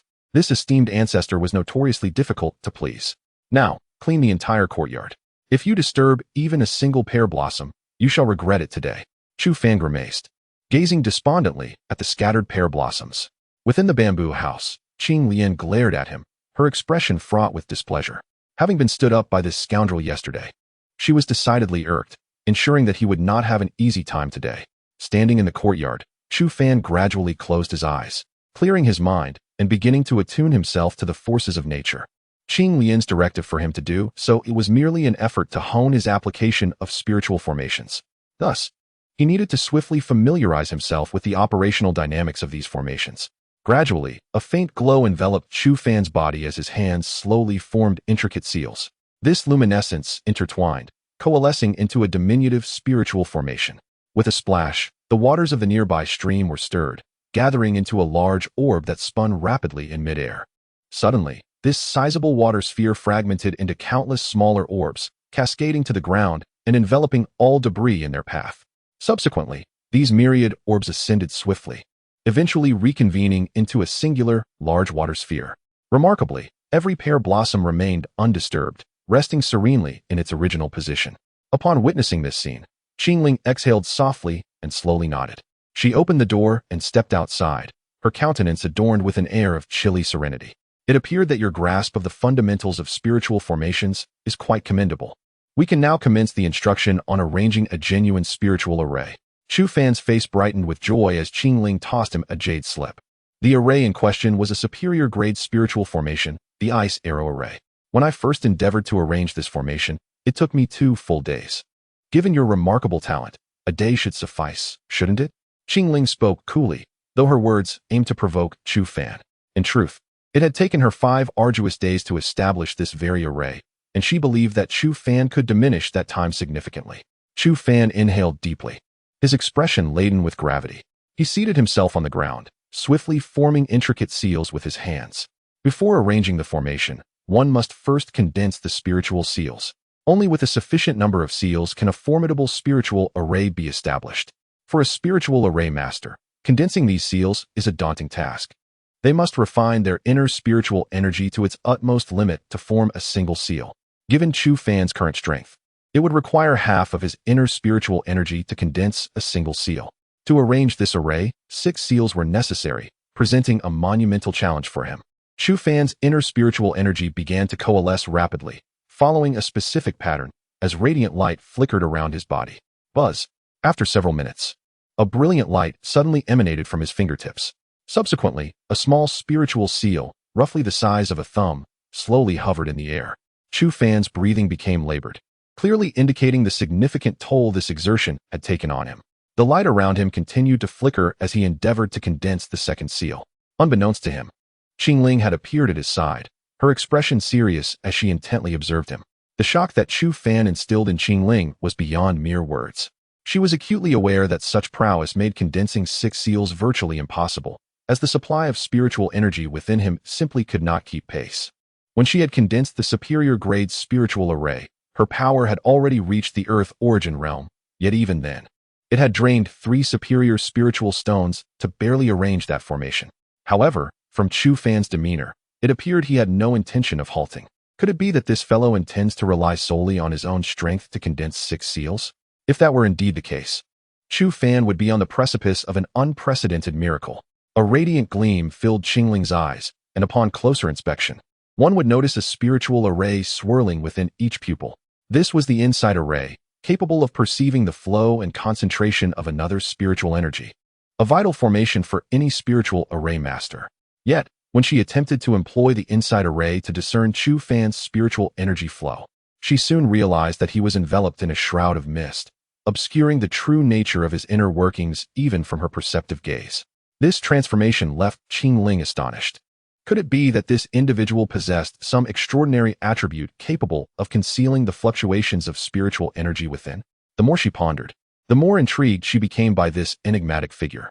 After a duration of half an hour, Chu Fan successfully manifested his second spiritual seal, which danced lightly at his fingertips.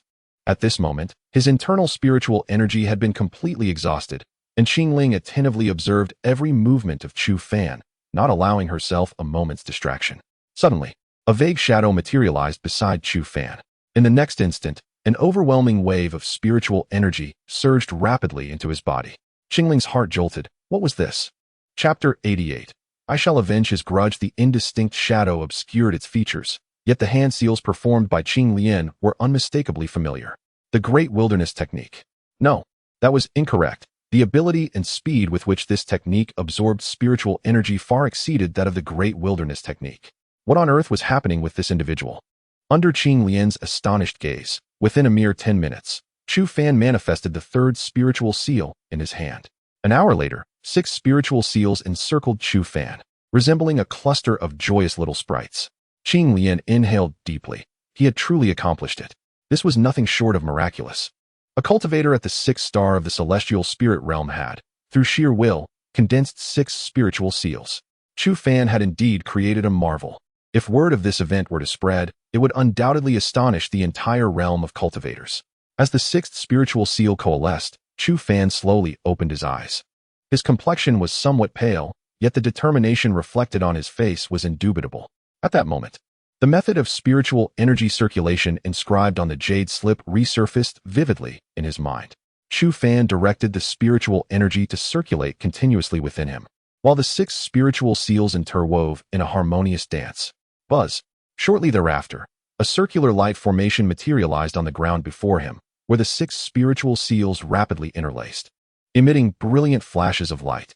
Chu Fan had commenced the arrangement of the spiritual array, a process that was arduous and protracted. Should any line be laid incorrectly, or if the timing faltered by even a fraction, the entire array would collapse, necessitating a complete restart. After several minutes, Chu Fan's breath became slightly erratic. At that moment, the light formation before him trembled violently, ultimately dissipating into luminous points with a soft pop. A trace of regret flickered across Chu Fan's face, yet he remained composed. After steadying his mind, he began to condense the spiritual energy anew. Observing his demeanor, Qing Lian nodded approvingly. The most fundamental qualities required of an array master are steadiness and tranquility, in stark contrast to the fervor and tenacity demanded of ordinary cultivators. Thus, throughout history, few have mastered both array and spirit cultivation, for one's character typically embodies a singular nature. Yet now, Chu Fan exhibited an alternate possibility. This individual had the potential to become an exceptional array master. 2 hours later, Chu Fan once again approached the completion of the ice arrow array. An azure radiance surged forth, releasing waves of frigid power. Gradually, countless densely packed luminous points emerged within the circular spiritual array. These points exuded an intensely sharp force, seemingly capable of penetrating even the fabric of space itself. By now, the afternoon sun cast its rays directly upon the ice arrows, refracting a dazzling array of colors. Buzz. At that moment, Chu Fan's hand seals suddenly solidified, and an immense power erupted from the spiritual array. He abruptly opened his eyes, a smile gracing his features. At that instant, he felt as though he had become one with the array. Any who dared to enter would surely meet their demise. The target lay ahead, a small hillock 200 yards distant. The voice of Qing Lian echoed in his ears, prompting Chu Fan to take a deep breath and gently snap his fingers. Buzz. The spirit array swiftly commenced its operation, with a myriad of runes swirling upon the array plate, shimmering with radiant hues, extraordinarily resplendent. Hiss, hiss, hiss. Countless ice arrows surged forth, blanketing the sky and casting a formidable shadow, their might truly terrifying. In the span of merely 2 breaths, the ice arrows had already manifested over the small hill. Immediately thereafter, a tempestuous wave of spiritual energy erupted, wreaking havoc in its wake. The relentless sounds of explosions, imbued with overwhelming penetrating force, violently struck the hilltop. The ice-blue aura of spiritual energy surged dramatically at that moment. Sensing this astonishing surge of power, Chu Fan inhaled deeply, his expression filled with awe. Such strength likely equated to the assault unleashed by a top-tier earthly combat technique. This elucidated why spirit array masters of the same rank could utterly dominate practitioners of equivalent level. Qing Lian spoke slowly, her gaze fixed intently on the small hill. As the brilliance gradually dissipated, it unveiled a scene of devastation, revealing nothing but ruins and shattered remnants of the hill. Half of the hill had been obliterated, while the other sections were riddled with gaping wounds, as if a mere breath could send it crumbling down. This exemplified the absolute assault unleashed by a top-tier earthly spirit array.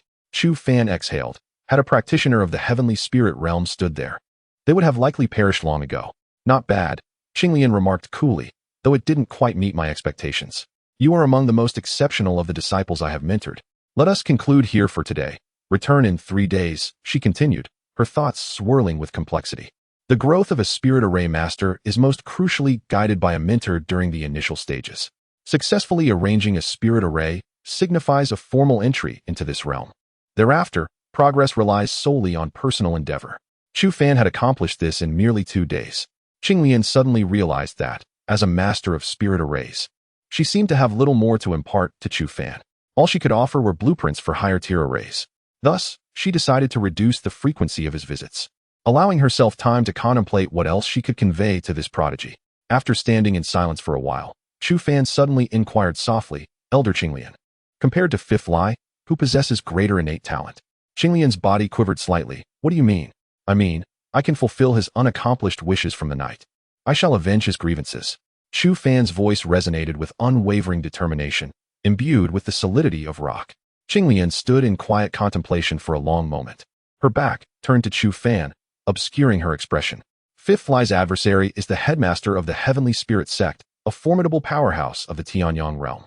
Your words are reckless. You cannot compare yourself to him. A brilliant smile blossomed on Chu Fan's face. From the condensing spirit realm to the heavenly spirit realm, I have achieved this in less than half a year.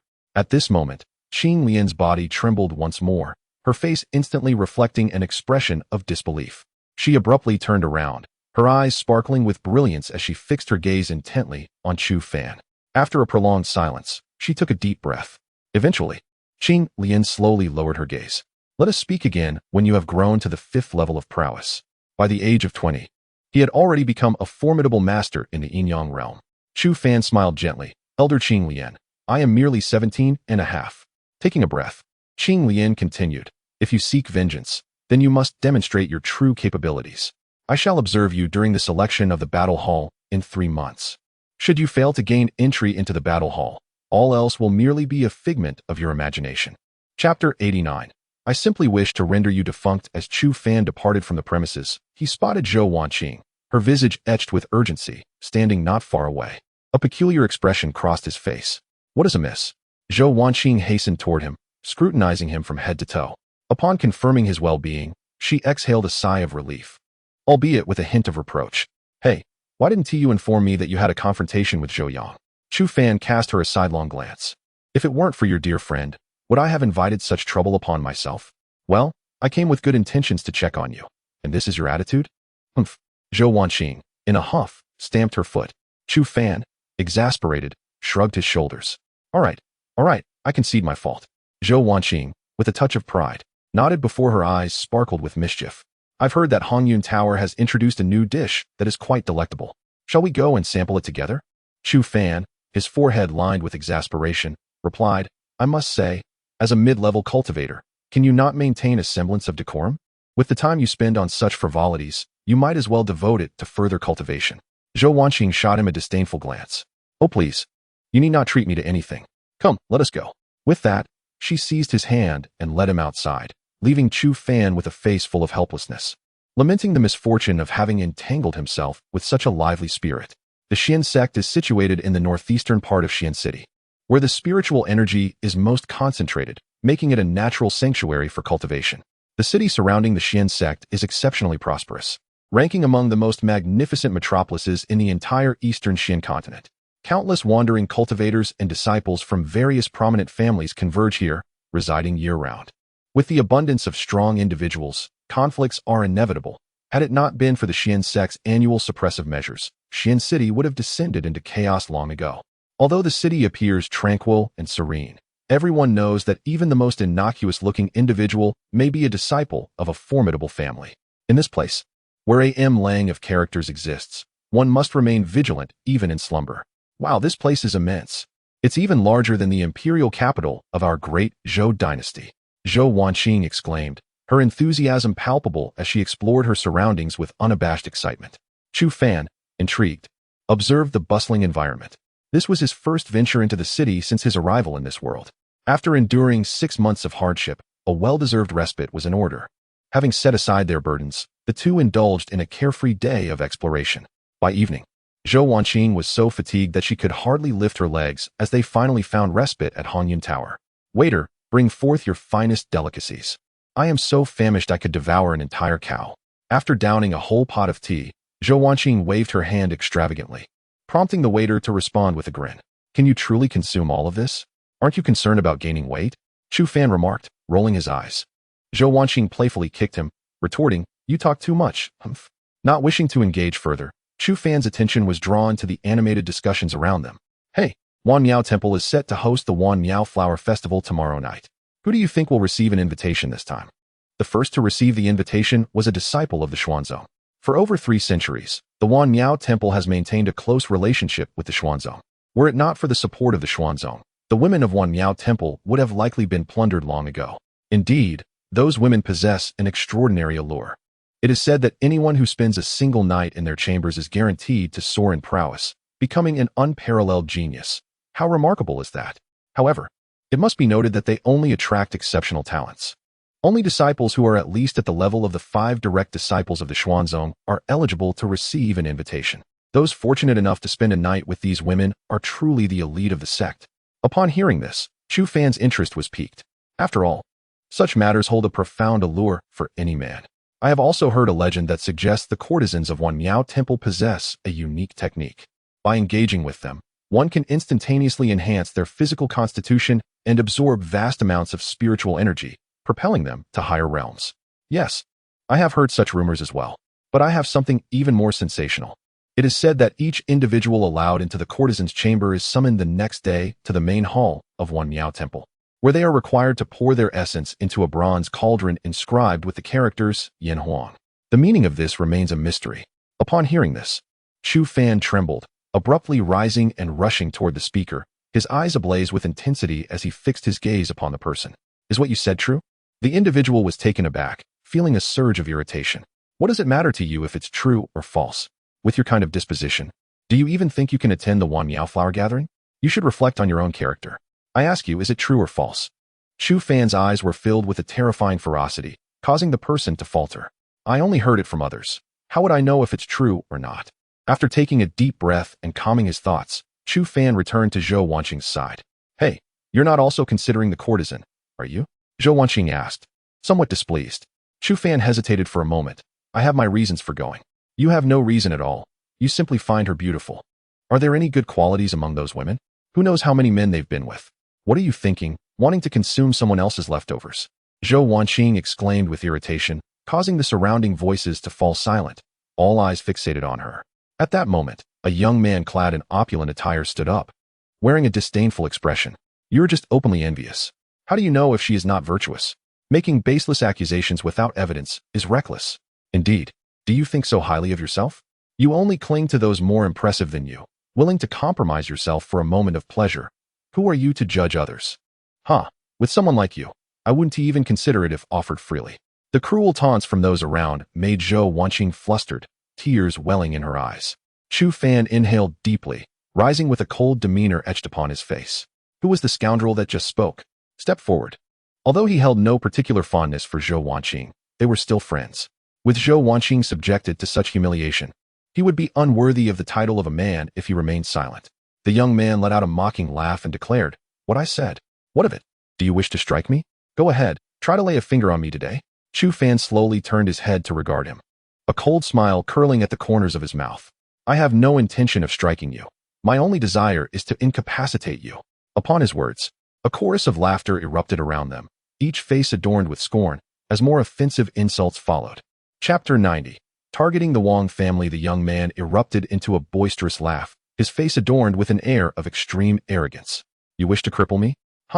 That is undoubtedly the most amusing jest I have ever heard in my lifetime." Alas, this lad seems utterly oblivious to the enormity of his situation. Judging by his demeanor, he must be a cultivator, yet he remains blissfully unaware of the peril he invites. Indeed, he stands against the 3rd young master of the Wang family, a lineage that has yet to encounter any who dare provoke them within this city, except for the Xian sect. If this boy meets his demise today for daring to challenge a member of the Wang family, he truly must be seeking an early end. Many onlookers wore expressions of disdain, their scoffs punctuating the air as they shook their heads. Chu Fan stood there in silence, exhaling softly. "You truly are insufferably arrogant. Yet it is a pity that those who exhibit such hubris towards me often meet with a gruesome fate." He turned to the tearful Zhou Wanqing, inquiring, "How would you prefer him to perish?" Wiping her tears, Zhou Wanqing gently bit her lip. "Never mind. He is of the Wang family. We cannot afford to provoke them." Chu Fan regarded her with surprise. When has this lady not been combative? What has caused this shift in her demeanor? Rest assured, Even if it is merely a scion of the Wang family, I would deliver a few slaps to their patriarch if he were to appear. With a cold expression, Chu Fan spoke truthfully. If he so desired, he could break through to the Earth origin realm at any moment. Furthermore, with the formidable backing of Qing Xian, Qing Yu, and Qing Lian, he could stride across the entire eastern Xian continent, provided he does not slay the son of the Tianling sect's leader. Chu Fan has never aspired to bully the weak. However, should the situation escalate, he would not hesitate to wield his influence. Zhou Wanqing bit her lip again. Perhaps. Just a few strikes would suffice. Chu Fan nodded. Very well, let him rest for half a year. Across from him, Wang Shunqing laughed derisively, his face a mask of scorn. You, young man, are perhaps overestimating your prowess. I can understand the bravado in front of a woman, but whether you possess the ability to sustain such pretense is another matter entirely. Chu Fan regarded him quietly, swiftly forming seals with his hands. Buzz. 2 spirit seals whirled rapidly around him, immense spiritual energy surging forth. An image materialized beside him, swiftly siphoning spiritual power to provide him with formidable support. With a smile, Chu Fan's expression turned icy in an instant. In the next moment, he appeared before Wang Shunqing like a wraith. His right leg shimmered with an icy blue radiance. A resplendent ice dragon roaring melodiously, coiling around his leg. With a ferocious kick, he struck Wang Shunqing's waist. A pain scream erupted from Wang Shunqing as he crashed through a dozen tables, landing heavily against a crimson pillar, the agony nearly unbearable. To flaunt such strength is merely foolishness. It is utterly laughable. Chu Fan remarked contemptuously, and soon, Wang Shunqing's voice filled with resentment and fury echoed through the air. You scoundrel, I shall have your head. Accompanied by his vengeful shout, an overwhelming wave of power surged forth. A cultivator of the Earth origin realm. With a faint smile, Chu Fan remarked, I have encountered more Yuan-level cultivators than you have ever seen. He swiftly formed intricate seals with his hands, and at that moment, the 3rd spiritual seal coalesced. That fellow is. Oh my goodness, he is setting up a spiritual array. Good heavens. To establish a spiritual array amidst combat is utterly outrageous. This lad is rather peculiar. Gasps of astonishment erupted from everyone, their faces painted with shock. Zhou Wanqing, too, had her mouth agape, her eyes filled with disbelief. When did this fellow become a master of spiritual arrays? Star River Body Refinement Technique. Wang Shunqing roared, unleashing a wave of dark energy from his body as his muscles began to swell uncontrollably, transforming him in mere moments. Chu Fan raised an eyebrow, intrigued by the body refining technique. It is indeed rare to encounter such a thing. Thus, this combat technique shall belong to me. A smirk graced his lips as he activated the system within him. Ding. System energy value insufficient. System card has been locked. Chu Fan's lips twitched in frustration. What a time for the system to malfunction. Exhaling deeply, he resolved to seize the moment with brute force. A flicker of a smile appeared on his lips as crimson energy surged forth. His fingers became translucent, resembling the hardest rubies, pulsating with formidable power. With a gentle breath, Chu Fan maintained a serene expression, while across from him, Wang Shunqing had undergone a complete transformation. He seemed magnified, his muscles bulging, reflecting the sheen of polished marble. Today, I shall teach you who holds the authority in this mystic city. Yet, the price for such knowledge will be your life. Wang Shunqing bellowed, swinging his colossal fist toward Chu Fan's head, generating ripples in the air solely from his raw physical might. Without uttering a word, Chu Fan moved like lightning, his right finger enveloped in a tempest of power, boldly aiming at the massive fist. Heavens, this is a top-tier celestial combat technique. Damn, this lad's background is unfathomable. Could these two possibly be disciples of the mystic sect? Otherwise, how could they be so formidable? If that were the case, Wang Shunqing would be in deep trouble today. Many exchanged glances, their expressions shifting as they speculated. As neither Chu Fan nor Zhou Wanqing donned the garments issued by the mystic sect, others failed to consider that they might actually be disciples of that esteemed order. To cultivate a celestial combat technique suggests that this individual holds a rank above that of a direct disciple within the mystic sect. This is disastrous for the Wang family. We should leave quickly, lest we become embroiled in this mess. Many rose hastily, eager to escape the scene. Boom. Before these individuals could flee, a clash of finger and fist erupted, unleashing a cataclysmic explosion that reverberated throughout the surroundings. Just as the tempest was poised to obliterate everything in its path, an ethereal barrier materialized, containing the explosive force within a defined perimeter, preventing its escape. A collective sigh of relief escaped many lips, their faces etched with astonishment. Had the proprietor behind Hongyan Tower intervened? Indeed, for he is rumored to be an exceptionally enigmatic powerhouse, immeasurably formidable. It is said that a practitioner of the heavenly shadow realm once caused a ruckus here, only to have their limbs severed and be unceremoniously cast out. Since that day, no one has dared to disturb the peace again. Whispers of speculation filled the air, eyes brimming with wonder and curiosity. Boom. At this juncture, Chu Fan had engaged in a fierce exchange with Wang Shunqing, executing dozens of lethal maneuvers. A single misstep could result in fatal consequences. Swiftly, Chu Fan, seizing his chance, directed a finger towards Wang Shunqing's throat, while Wang Shunqing retaliated with a powerful punch aimed squarely at his head. Chapter 91. The extraordinary Wu Qingfeng. Chu Fan's gaze was imbued with an icy demeanor, as the power within his fingertips surged once more. Wang Shunqing wore a brilliant smile on his face, relishing the fierce contest, precisely the spectacle he desired. At this moment, Wang Shunqing had transformed into his most formidable state, his physical prowess incomparable to that of an ordinary individual. Even if this young man's strikes landed upon him, he would emerge with mere injuries at most. Yet, he held confidence that this punch would shatter the young man's skull. Bang! In the next instant, both combatant strikes found their marks, unleashing a torrent of raw energy. Wang Shunqing let out a muffled grunt, a drop of blood emerging at his throat, yet the blow did not inflict fatal harm. Conversely, his fist landed solidly upon Chu Fan's head, and he was convinced that this punch possessed sufficient force to obliterate that insignificant wretch. Boom! Chu Fan's head was struck with substantial force, sending him hurtling backward like a marionette with severed strings, blood trickling from the corner of his mouth. Wang Shunqing laughed heartily. You realize my might now, don't you, you little scoundrel? Thud! Chu Fan crashed to the ground, rendered silent. Zhou Wanqing panicked, hastily kneeling beside him, tears welling in her eyes. Chu Fan, are you all right? Please don't frighten me. Wang Shunqing scoffed, advancing slowly, each step causing the building to tremble. You wretched girl, return with me. If you serve me well, I may spare your pitiful life. Otherwise, I shall cast you into the filthiest of places, allowing the beggars to have their way with you. Zhou Wanqing was truly alarmed, scrambling backward on all fours, her face etched with terror. Wang Shunqing quickly closed the distance, his palm, as large as a millstone, reaching out to seize her. Zhou Wanqing let out a piercing scream, desperately shielding her head with her hands. As that oppressive hand descended swiftly, just as the colossal palm was about to make contact, an astonishing burst of azure brilliance erupted. The entire floor was enveloped in resplendent blue light, with endless runes swirling through the air.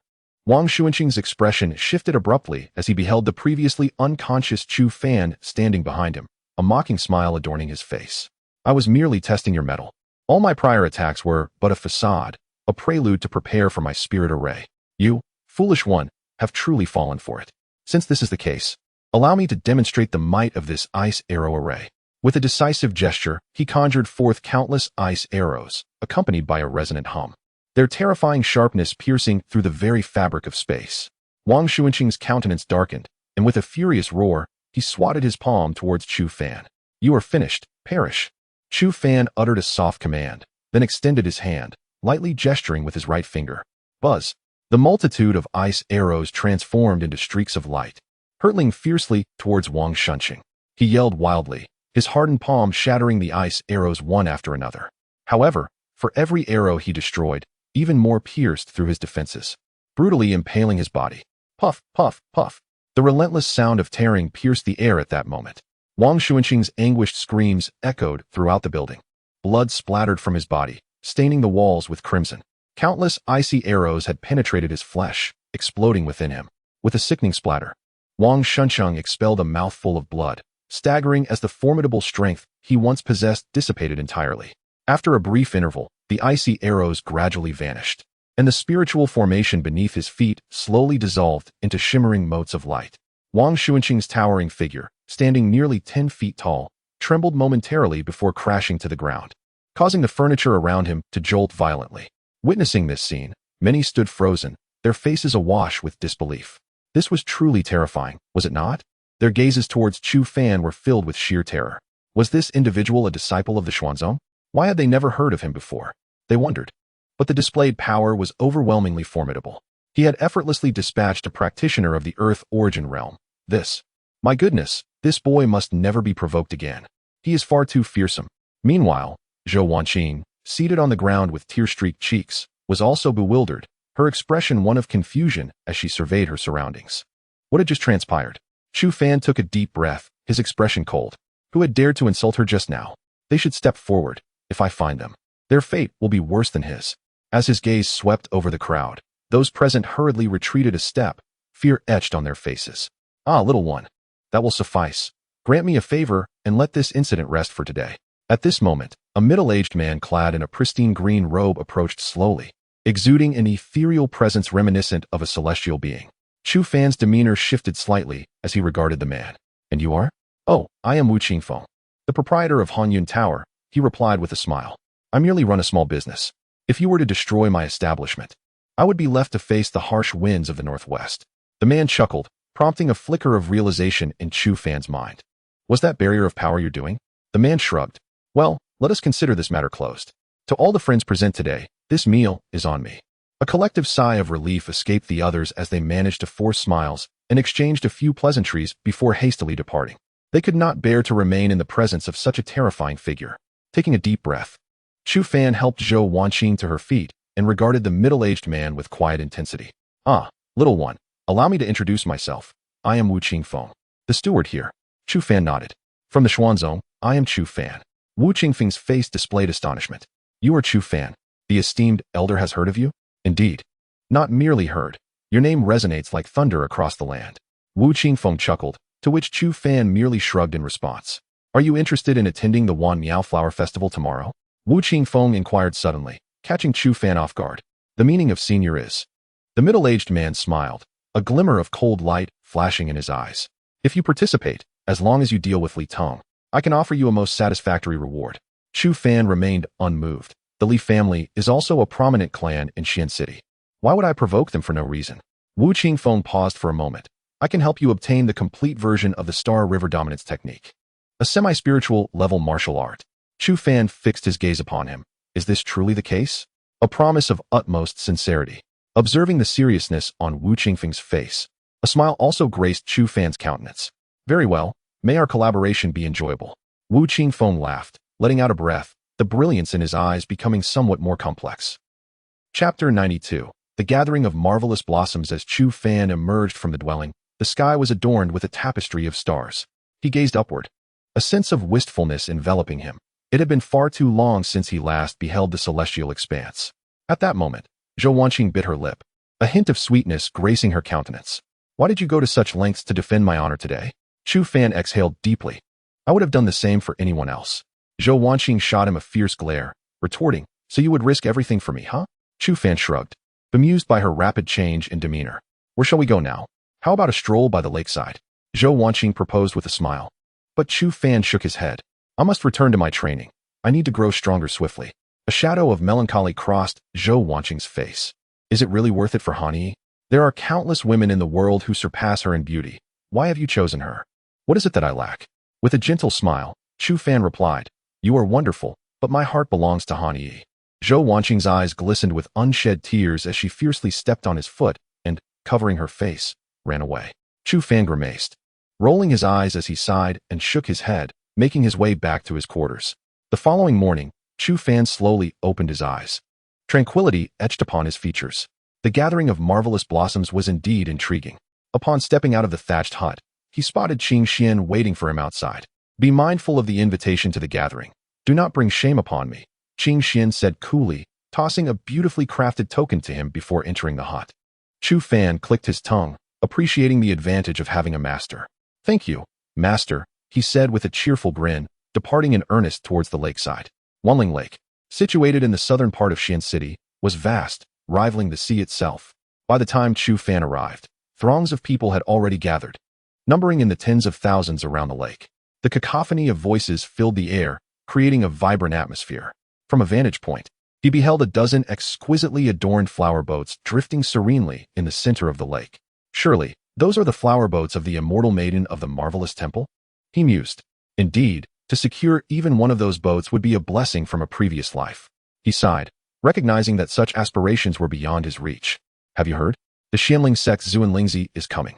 Shi Yuanzai from the Zhuke Divine Sect and Huang Tian from the Great Wilderness Sect will also be attending this gathering of marvelous blossoms. Truly, a convergence of heroes. Someone remarked.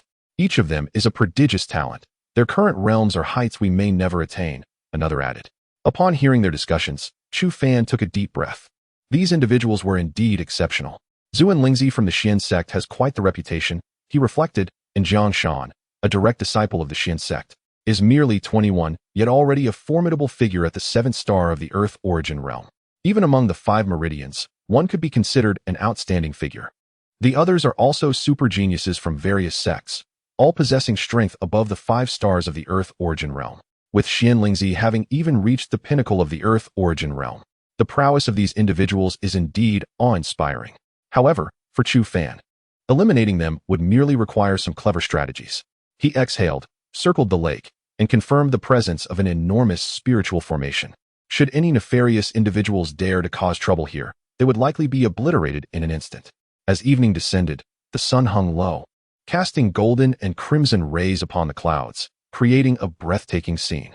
At that moment, the space at the center of the lake suddenly trembled, and a transparent crystal palace gradually emerged, resting atop the water's surface. The sunlight struck the palace, refracting into a spectrum of colors that illuminated the heavens, an incredibly enchanting sight that left onlookers in awe. "Look, the fairies of the Wan Miao Temple have arrived," a voice exclaimed, prompting Chu Fan to look up. He beheld over 100 fairies clad in white gowns, their beauty ethereal and their expression serene, descending from the sky and alighting before the crystal palace, captivating all with their stunning allure. Leading them was a fairy who appeared slightly older, exuding a mature charm, yet still breathtaking enough to quicken one's heart. Delicate white ribbons swirled gracefully around her, enhancing her exquisite beauty. "Greetings, I am Qin Huan, the master of the Wan Miao Temple, and I welcome you all." The more mature fairy spoke softly, her voice melodious and soothing, akin to the gentle trickle of a spring, igniting boundless imagination merely through sound. "The Wan Miao Flower Festival shall now commence." As Qin Huan spoke, she gently raised her hand, and the sky darkened at that moment. In the next instant, a radiant 9-colored light descended from afar. As the light dissipated, a 9-colored lotus slowly blossomed at the center of the lake, revealing a fairy clad in a flowing gown, her face shrouded in mist, even obscured. Her graceful and exquisite figure resembled the most perfect creation of a divine artisan, driving countless men to madness. Suddenly, alongside this lotus, another 9-colored sacred lotus unfurled, presenting a second fairy with a distinctly different allure, standing vivaciously. Following this, a continuous chorus of soft melodies filled the air, reflecting a dazzling brilliance upon the lake's surface. 11 9-colored lotuses formed a circular array, floating gracefully. At that moment, a milky white light ascended, reminiscent of jade, emanating an intoxicating power that gently rippled outward. Within this luminous aura, a graceful silhouette emerged, akin to a fairy descending from the jade pool. As this radiance appeared, all surrounding fairies dimmed in comparison, as if all the light in the world had converged upon this white jade glow. It was the courtesan. Heavens, I have finally seen the courtesan. I truly wish to behold her visage. Do not dwell on it. How could such ethereal beings ever be within our reach? Chu Fan exhaled deeply, his gaze fixed intently upon the radiant white light, his lips moistening in anticipation. "Tonight, I am determined to win the favor of the courtesan." The rules of the flower festival are well known to all. Those fortunate enough to possess an invitation, the young and gifted, are invited to the Wan Miao flower boat. Behind me, the celestial maidens will select their preferred suitors to share a delightful evening.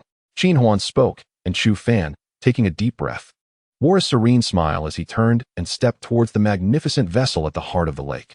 Simultaneously, figures emerged from the crowd, hastening towards the grand boat.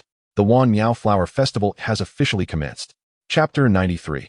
The Four Prodigies. With a gentle chuckle, Chu Fan ascended gracefully amidst the awestruck gazes of the crowd. Soaring towards the lofty ship, upon landing, he discovered that a considerable number of individuals had already gathered, each maintaining a deliberate distance, clearly on guard against one another.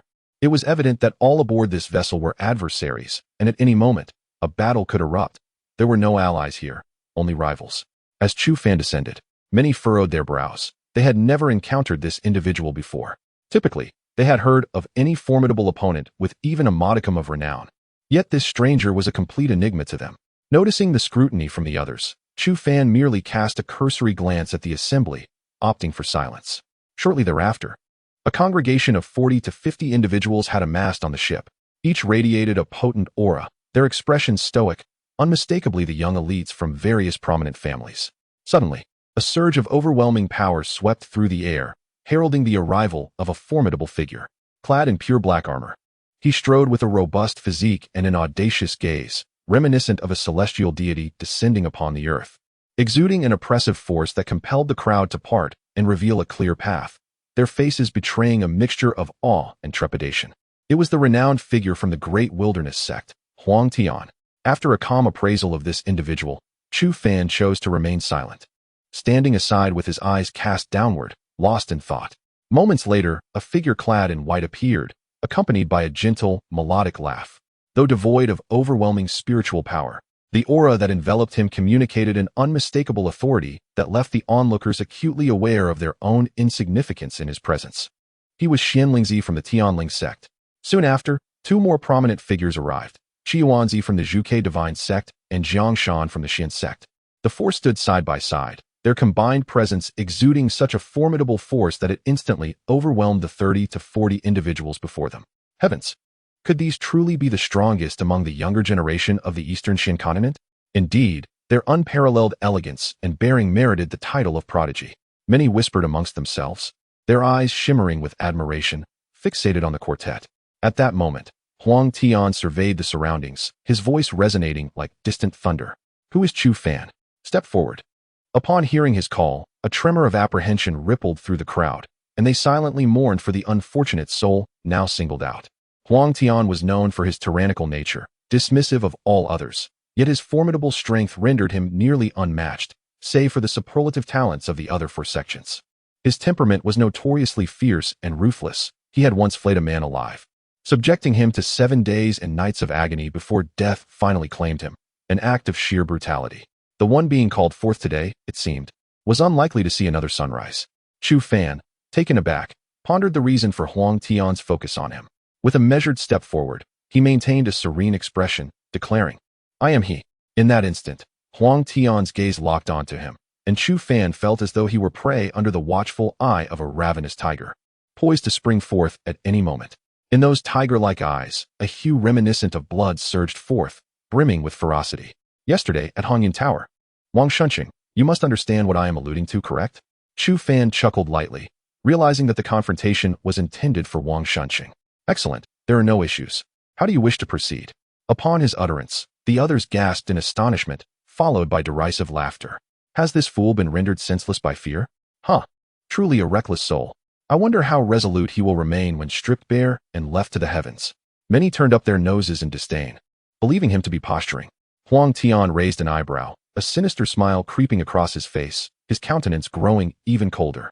Boom. The overwhelming power within him erupted instantaneously, sending shockwaves that caused the vessel to sway precariously. My heavens, this is the aura of the Tianyuan realm. Huang Tian has actually transcended to the Tianyuan realm. How terrifying. Such a rapid cultivation speed is indeed astonishing. This is the hallmark of a prodigy, the epitome of true genius. Everyone marveled, their faces etched with reverence and admiration. Chu Fan also let out a muffled grunt, staggered 2 steps backward by the force of that aura. In the next moment, he stomped his foot fiercely, anchoring himself in place, and a fervent battle spirit ignited within his eyes. Just as he prepared to unleash his full potential, a detached voice interjected. "This is a disciple of my Xin sect. It is not your place to meddle." The crowd momentarily froze, their gazes darting towards another individual. Jiangshan, the most esteemed direct disciple of the Xin sect, aside from the battle hall, he epitomizes the pinnacle of Xin sect's combat prowess. Huang Tian's expression turned frigid. "What do you mean by that?" "Exactly what I mean," Jiangshan replied, his tone devoid of warmth. Huang Tian slowly turned to face him. "The Wang family is an auxiliary clan of the Great Wilderness sect. Xin City belongs to the Xin sect." Jiangshan remained as indifferent as ever, yet his words brimmed with an arrogant defiance, refusing to yield an inch. Huang Tian fixed a cold glare upon him. "Are you intending to shield him?" "What I choose to do is none of your concern," came the reply. The two men faced off, their combat prowess rapidly escalating, causing the entire ship to creak ominously, as if on the verge of shattering. "Ha! Both of you are the vanguards of the younger generation. For my sake, let us temporarily suspend this tempest of wrath." Just as they were poised to strike, a gentle voice resonated, an unseen force wafting through the air, quietly diffusing the malice surrounding them. Huang Tian inhaled deeply. his cold gaze fixated on Chu Fan. You had best hope we do not cross paths again. Otherwise, you shall meet a most tragic fate, regardless of who stands in your defense. With a disdainful snort, he turned away, while Jiang Shan exhaled softly, casting a scrutinizing glance at Chu Fan. I recall that the Xian sect only issued 2 invitations, one to the sect leader for his discretion and the other delivered to the Xian department, entrusted to me. How is it that you possess the invitation meant for the sect leader? Chu Fan nodded nonchalantly. Indeed. Jiang Shan furrowed his brow slightly, asserting that this was not a place for him, urging him to leave promptly. Beautiful beings are eternally the source of calamity, especially in the absence of absolute power. Chu Fan chuckled, thinking that being a dashing rogue was not such a bad thing after all. Jiang Shan cast him a sidelong glance, indifferent to his fate. Should he perish here, no one would bear the blame. Chu Fan shrugged, choosing not to speak further, yet tumult brewed within him. This individual represented the mightiest force outside the battle hall, which implied that Jiang Shan could very well be his greatest rival in the upcoming selection. It was an opportune moment to observe closely. It seems I still possess some influence. Servants, bring forth the tea. Chapter 94. The universe beneath the pen at this moment. A celestial maiden clad in a pale yellow gown, her face adorned with a serene smile, stood quietly at the stern of the boat. As her words fell, a procession of maidens in white gowns descended, each gracefully carrying fragrant tea towards the bow. Chu Fan received a cup of tea, its aroma delicate and imbued with a tranquility that calmed the spirit. He inhaled its fragrance gently, and a stirring sensation coursed through him, his lips pressed tightly together. This is the taste of Longjing tea. He was utterly convinced that if Longjing tea existed in this world, it must have been brought here by the predecessors from Earth. Indeed, Wan Miao Temple was inextricably linked to those who had ventured here from Earth. Why not venture a guess at the name of this tea? The maiden in the pale yellow gown smiled gently and spoke slowly. Instantly, the crowd raised their eyebrows and began to speculate. This tea should be called tranquil tea. No, it ought to be named spirit tea. You are all quite mistaken. This tea, bestowed upon us by the maidens of Wan Miao Temple, must be named Wan Miao tea. The surrounding individuals engaged in animated discussions, while the maiden maintained her smile, her gaze fixed upon the 4 individuals. Huang Tian shook his head, stating, I know nothing of tea. Xian Lingzi chuckled softly, saying, the name of the tea is of little importance. What truly matters is this water, these people, you and I. His words garnered enthusiastic applause, with many murmuring in admiration, noting the disparity in eloquence. The maiden's smile deepened, yet she refrained from uttering a single word. This tea is called Longjing. It is sweet in flavor, beautiful in form, and green in hue. It is harvested in early March, marking the first tea of the season, renowned for its exquisite elegance. At that moment, a calm voice resonated, drawing the attention of the crowd. They were astonished to see the previously unremarkable individual speaking so eloquently. The crowd erupted in derisive laughter, their expressions rife with disdain. Jiang Shan furrowed his brow. Though he said nothing, his countenance was filled with contempt. What does a mere being of the celestial spirit realm know? They failed to notice the maiden's expression shift, a glimmer of surprise flickering in her eyes. Longjing. Ha ha ha. What a mundane name. How dare one concoct such a trivial title? And to speak of it with such conviction, truly a source of embarrassment. I would rather have Feng Dong than Longjing. Many echoed their disdain, while Chu Fan merely smiled in silence. To him, these individuals were, at best, merely articulate corpses, devoid of any real value. The maiden smiled gently. I am called Cha-Cha. How about this? Let us use tea as our pen and the heavens as our canvas, to depict the worlds you envision in your hearts. What do you say? Many appeared troubled, for this request was exceedingly demanding for them. What I envision is the entirety of the world. How could I possibly depict it? Huang Tian remarked softly. Cha-Cha smiled again. What resides in your heart is the painting of your pen. If one cannot even illustrate the world within their own heart, how can they conquer this vast universe? This time, it was indeed the men who were truly astonished. They had not anticipated that such a petite woman could possess such grand aspirations, and they felt a twinge of shame. Huang Tian, having remained silent until now, was the first to act. With a gentle tremor of his teacup, the pale yellow tea transformed into a serpentine water creature that soared into the air. In the next moment, a soil-hued energy blossomed from his hand, swiftly tracing the contours of a world in the void. Gasps of astonishment escaped many lips, compelled to admire the vastness of his imagination. The world depicted by Huang Tian was teeming with life, humans, mythical beasts, and boundless beings. Mountains and rivers, plains and valleys, snow-capped peaks and marshy jungles. All the infinite landscapes coalesced within this scroll, which measured scarcely a foot in size, leaving the onlookers in awe. Jiang Shan, not to be outdone, painted a realm filled with grandeur. An overwhelming spirit of battle surged forth, as countless races vied for supremacy and empires clashed in rivalry. Even Chu Fan could not help but nod in acknowledgement. These two were indeed the paragons of their time. The worlds crafted by the four prodigies each possessed their own unique charm, yet all conveyed an undeniable confidence to the audience. Is there anyone else capable of painting a world? TT inquired softly, her gaze settling on Chu Fan. Upon feeling her eyes upon him, Chu Fan offered a faint smile. With a gentle flourish of his hand, the T danced like a dragon, leaping skyward. He extended his right finger and lightly prodded the T, which instantaneously transformed into a chaotic hue, coalescing into a small orb that hung serenely in midair. The crowd momentarily froze, before bursting into laughter. Ha ha ha, is this your world? It's merely an egg. Oh my, the pretense is overwhelming. This is hilarious. Many joined in the mirth, wearing expressions of playful mockery. Jiang Shan shook his head, finding it to be quite the embarrassing display. However, TT remained fixated on the chaotic orb, exhaling softly. Yuan? Chu Fan's expression shifted to one of surprise. Indeed, it could be referred to as the primordial, the chaos. Or perhaps, the Tao. TT's countenance grew serious. How could you create such a world? The Tao gives birth to the One.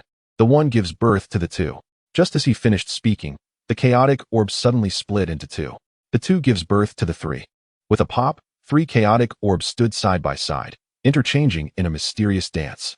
The Three gives birth to all things.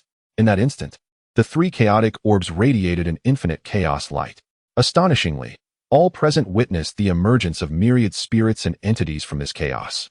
As an endless world was birthed from the chaotic essence. In the blink of an eye, these countless beings underwent profound transformations, witnessing the rise and fall of epochs. From decay to flourishing, the tides of existence unfolded before their very eyes, encapsulating the essence of the cosmos. All were left astounded, gazing in rapt attention at the chaotic scroll, even forgetting to breathe. With a smile gracing his face, Chu Fan stood before everyone like a founding deity, exuding an aura of absolute control over all. At this moment, Cha-Cha let out a soft breath, her eyes shimmering with a myriad of thoughts, lost in contemplation. After a while, as the vision dissipated, the crowd snapped back to reality, rendered speechless. It was evident that the world within Chu Fan's heart transcended this vast universe, placing him on a distinctly higher plane than the others. Indeed, the aspirations they pursued were not even on the same level. In that instant, the four prodigies began to regard Chu Fan with newfound seriousness. Although he currently lacked the qualifications to compete with them, the world he harbored within stirred an undeniable sense of awe. If they did not employ some strategies, they would inevitably confront an unprecedented adversary in the future. Jiang Shan, too, was intently focused on Chu Fan, sensing something amiss about this young man. Chapter 95. The Everlasting Flower. At this moment, Cha-Cha exhaled softly, her face adorned with a serene smile. All right, everyone, the moment we have all been eagerly awaiting has arrived. The 13 enchanting beings shall board the ship, hand in hand with their chosen paragons. Just as her words fell, a vibrant, multicolored lotus began to bloom gracefully around the grand vessel.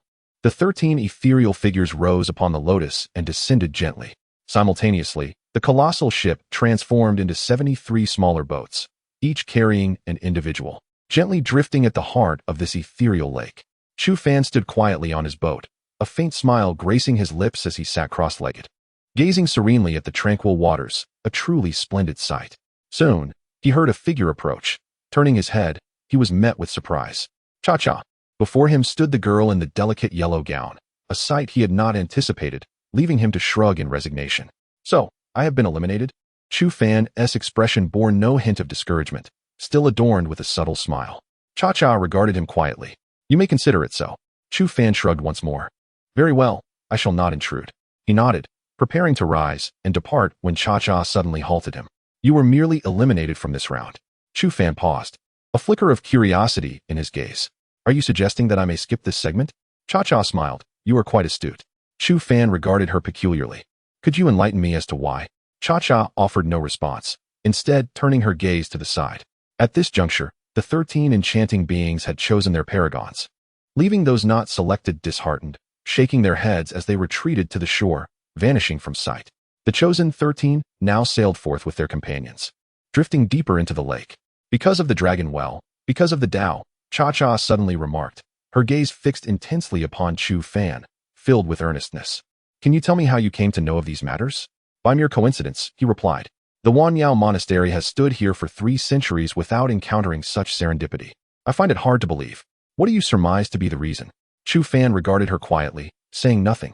Within the Wanyao Monastery, there exists a square cauldron inscribed with the characters Yanhuang. You are likely well aware of this, are you not?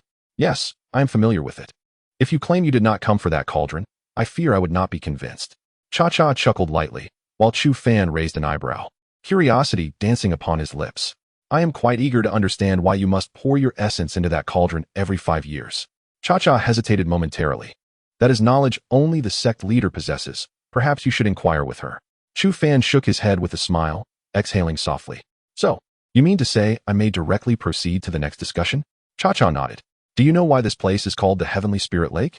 Why is that? It is said that in ancient times, the last great emperor, the Heavenly Spirit Emperor, once meditated here, absorbing the essence of imperial spirit. Every 5 years, a miraculous entity emerges from the depths of the lake, the Wanling Flower. Cha-Cha whispered softly, while Chu Fan listened intently. The Wanling Flower holds little significance for male cultivators. However, for female practitioners, it is an unparalleled elixir. This extraordinary flower consists of 9 petals, and when an ordinary person consumes a single petal, their innate talent is significantly enhanced. Thus, the original intention of the Wanyao Temple was to harvest this precious Wanling flower. Chu Fan's expression turned peculiar. If that were indeed the case, then the Wanyao Temple should be teeming with prodigies. Yet, the current situation did not seem to reflect such remarkable results. Cha-Cha sighed with a bitter smile, explaining that every benefit comes with a drawback. Although the Wanling flower blooms every 5 years, it is merely a common variant, providing only a limited enhancement of talent, and each individual is permitted to consume only one. For top-tier geniuses, such a slight increase in aptitude does not hold substantial value. Only the Tianling flower, which appears every 45 years, is truly beneficial for the elite. It had been 45 years since the last emergence of a top-tier Wanling flower. Chu Fan nodded slowly, seizing the opportunity to test who truly possesses the spirit of the dragon. The Wanyao Temple indeed employs cunning methods. A thought struck him. Do you mean to say that I can descend now to collect this flower? Cha-Cha smiled sweetly, affirming his query. So, do you wish to proceed? Chu Fan gazed at her thoughtfully, expressing his hope to attain what he desired. You will, she reassured him, her smile unwavering. Taking a deep breath, Chu Fan surveyed those around him, their faces adorned with expressions of triumph, finding the situation rather peculiar. They likely had not anticipated that he would bypass this phase. Of course, he could also be manipulated by the women of the Wanyao Temple. Yet, such concerns seemed trivial. He yearned to witness the legendary cauldron with his own eyes, to comprehend its true nature. According to ancient legends, in the time of the Great Yu, 9 cauldrons were forged to tame the waters, and after the floods receded, they symbolized the 9 provinces, becoming supreme artifacts. However, amidst the ensuing turmoil, all 9 cauldrons vanished without a trace. If this cauldron were indeed one of great use, it would be an exhilarating revelation for Chu Fan, for it would affirm that someone from ancient times had indeed visited this place, amplifying his hopes of returning home manifold. More importantly, he sought to uncover the purpose behind the ancient power's presence here, which might elucidate his own reasons for arriving. Silent as a whisper, Chu Fan vanished from the boat, unnoticed as he submerged into the lake, soon disappearing from view. Mere minutes later, a radiant white light appeared where his small vessel had once floated. How is it? A melodious voice resonated from within the white glow. Cha-Cha bit her lip, almost certain that he indeed shared a profound connection with that cauldron.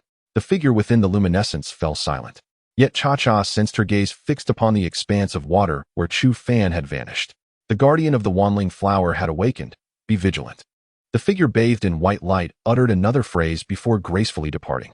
At that moment, Chu Fan had already submerged into the lake, and the dim visibility did not instill panic within him. The chaos cauldron expanded, enveloping his entire being within its embrace. Chu Fan was acutely aware that the celestial spirit flower would not be easily plucked.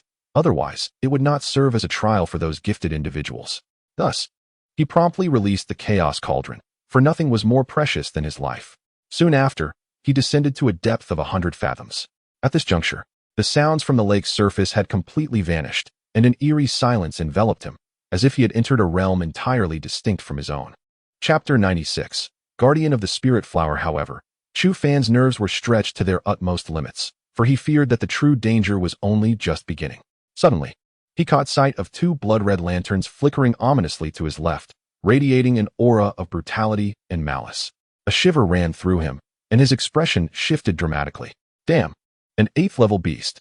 This was akin to a practitioner at the pinnacle of the Earth origin realm.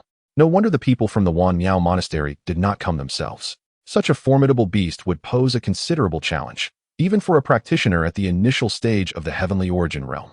For him, facing such a creature was exceedingly perilous. A single misstep could lead to his demise right here. Cursed be the scheming women of the Wan Miao Monastery. Yet, there was no remedy for the situation now. If he turned to flee at this moment, he would likely be devoured before he could even take a few steps. Steeling himself, Chu Fan took a deep breath, rooted to the spot without daring to make any sudden movements. A howl erupted from the depths of the lake, followed by the slow approach of the sanguine lanterns. Soon, Chu Fan's eyes widened in horror. He could vaguely discern a long, serpent-like body, adorned with 4 claws and crowned with a single horn, shimmering with a faint azure glow. It was a Jiaolong. Damn it, this was nothing short of a death sentence. Chu Fan felt a bitter pang in his heart. Though it was a Jiaolong, any creature associated with dragons in this world was unimaginably powerful. With his meager strength, attempting to slay a beast comparable to a practitioner in the initial phase of the heavenly origin realm was tantamount to courting death. A myriad of strategies whirled through his mind, yet he quickly shook his head. Such tactics were futile in the face of absolute power. Taking another deep breath, a fierce expression crossed his face. If it came to it, he would force his way through. With a surge of determination, he commanded the chaos cauldron to advance rapidly. The Jiaolong lunged forward with ferocity, and Chu Fan soon felt a paw, as large as a grinding wheel, strike down upon the cauldron with tremendous force. Bang! The overwhelming power sent the chaos cauldron flying, stirring up a vortex at the lake's bottom. Chu Fan was thrown about violently, his body battered and bruised. Yet he refused to concede. Surrender was not in his nature. Those words did not exist in his lexicon. Regaining his composure, Chu Fan urged the chaos cauldron forward once more. Bang! Bang! Bang! The Jiaolong's claws continued to rain down upon the cauldron. Although this imperial artifact showed no signs of damage, Chu Fan within it coughed up blood, his breath growing shallow. The force penetrating the copper cauldron and striking him was beyond what he could currently withstand. At this juncture, Chu Fan gritted his teeth resolutely. Damn it, I shall fight to the bitter end. He swiftly formed intricate seals with his hands, summoning an ice dragon that leaped forth. Chu Fan burst out of the cauldron, dragon scales manifesting upon his right leg, and delivered a powerful kick toward the Jiaolong. Bang! The impact of his strike landed squarely upon the Jiaolong's abdomen, unleashing a tremendous force that erupted forth. The dragon let out a piercing roar of pain, revealing a deep indentation where it had been struck, indicating it was severely injured. However, just as Chu Fan felt a surge of excitement, the dragon's tail lashed out violently, striking him with an indescribable force that sent him flying. At that moment, he felt as though all his bones were shattering, agony consuming him as blood poured from his mouth. Enclosed within the chaotic cauldron, Chu Fan found himself unable to muster the strength to stand. Boom! The dragon, in its agony, lashed its tail furiously against the bronze cauldron, causing blood to stream from Chu Fan's 7 orifices, rendering him a pitiful sight. Gritting his teeth, he realized he had only one last resort. In a reckless fervor, he summoned the chaotic energy within him, channeling it through his meridians. Even as he managed to draw forth a wisp of chaotic energy, thinner than a hair, he felt his entire being strained to the breaking point. This power was the domain of an emperor, and his feeble attempt to harness it could lead to his utter annihilation. Yet, Chu Fan could no longer afford to hesitate. He desperately propelled the chaotic energy, slowly tracing a finger in the water. With a hum, a thread of chaotic energy erupted from his fingertip, and simultaneously, his right finger shattered with a resounding crack. Blood splattering forth. Unable to withstand the influx of chaotic energy, his body began to disintegrate. The chaotic energy drifted through the water, gently making its way toward the dragon. The creature, sensing a lethal threat, roared in fury, and a surge of azure light erupted from its body. With a swift motion, a palm-sized azure scale sliced through the water, darting towards the chaotic light like a bolt of lightning. Chu Fan was seized by a chilling dread as he sensed an overwhelming force emanating from the scale, a feeling akin to being able to cleave the heavens themselves. This was the dragon's reverse scale. It was likely that even a practitioner at the heavenly origin realm would perish instantly if struck by this scale. Suddenly, As the azure scale made contact with the chaotic energy, it shattered into countless azure motes, dissipating into nothingness. The dragon writhed in agony, its body convulsing uncontrollably. Chu Fan exhaled, his face reflecting profound astonishment. The chaotic energy was indeed formidable, far beyond his expectations. Seizing the moment as the dragon thrashed about, Chu Fan urged the chaotic cauldron to speed toward the depths of the lake. The thousand spirits flower was within his grasp. Soon, he beheld a flash of blue radiance. Resembling a translucent blue crystal, exquisitely beautiful. 9 petals swayed gently with the current, and transparent blue dots ascended like tiny lanterns in the water. Chu Fan raised an eyebrow. The flower was indeed breathtaking. Just as he reached out to pluck the flower, a sharp force suddenly surged toward his wrist like lightning. Chu Fan's expression turned cold as he fully activated his innate ability to freeze. With a hum, the lake before him froze at a visible rate, forming a massive block of ice, encasing the 1,000 spirits flower within. Chu Fan took a deep breath to evade the oncoming attack, his gaze fixed intently on a figure slowly materializing not far away, the countenance shrouded in ominous shadows. A flicker of recognition crossed Chu Fan's face. This was one of the individuals eliminated earlier. What was he doing here? The man, too, scrutinized Chu Fan with an expression brimming with malevolence. You'd best get lost, kid, or I shall take your life today. Chu Fan chuckled, regarding the man, a mere insect lurking in the dark, only daring to emerge when others had dealt with the greater threats. What was there for him to fear? The man's face darkened to an extreme, declaring, You are courting death, do not blame me. Suddenly, a surge of pitch-black radiance erupted from him, reminiscent of hues drawn from the depths of hell.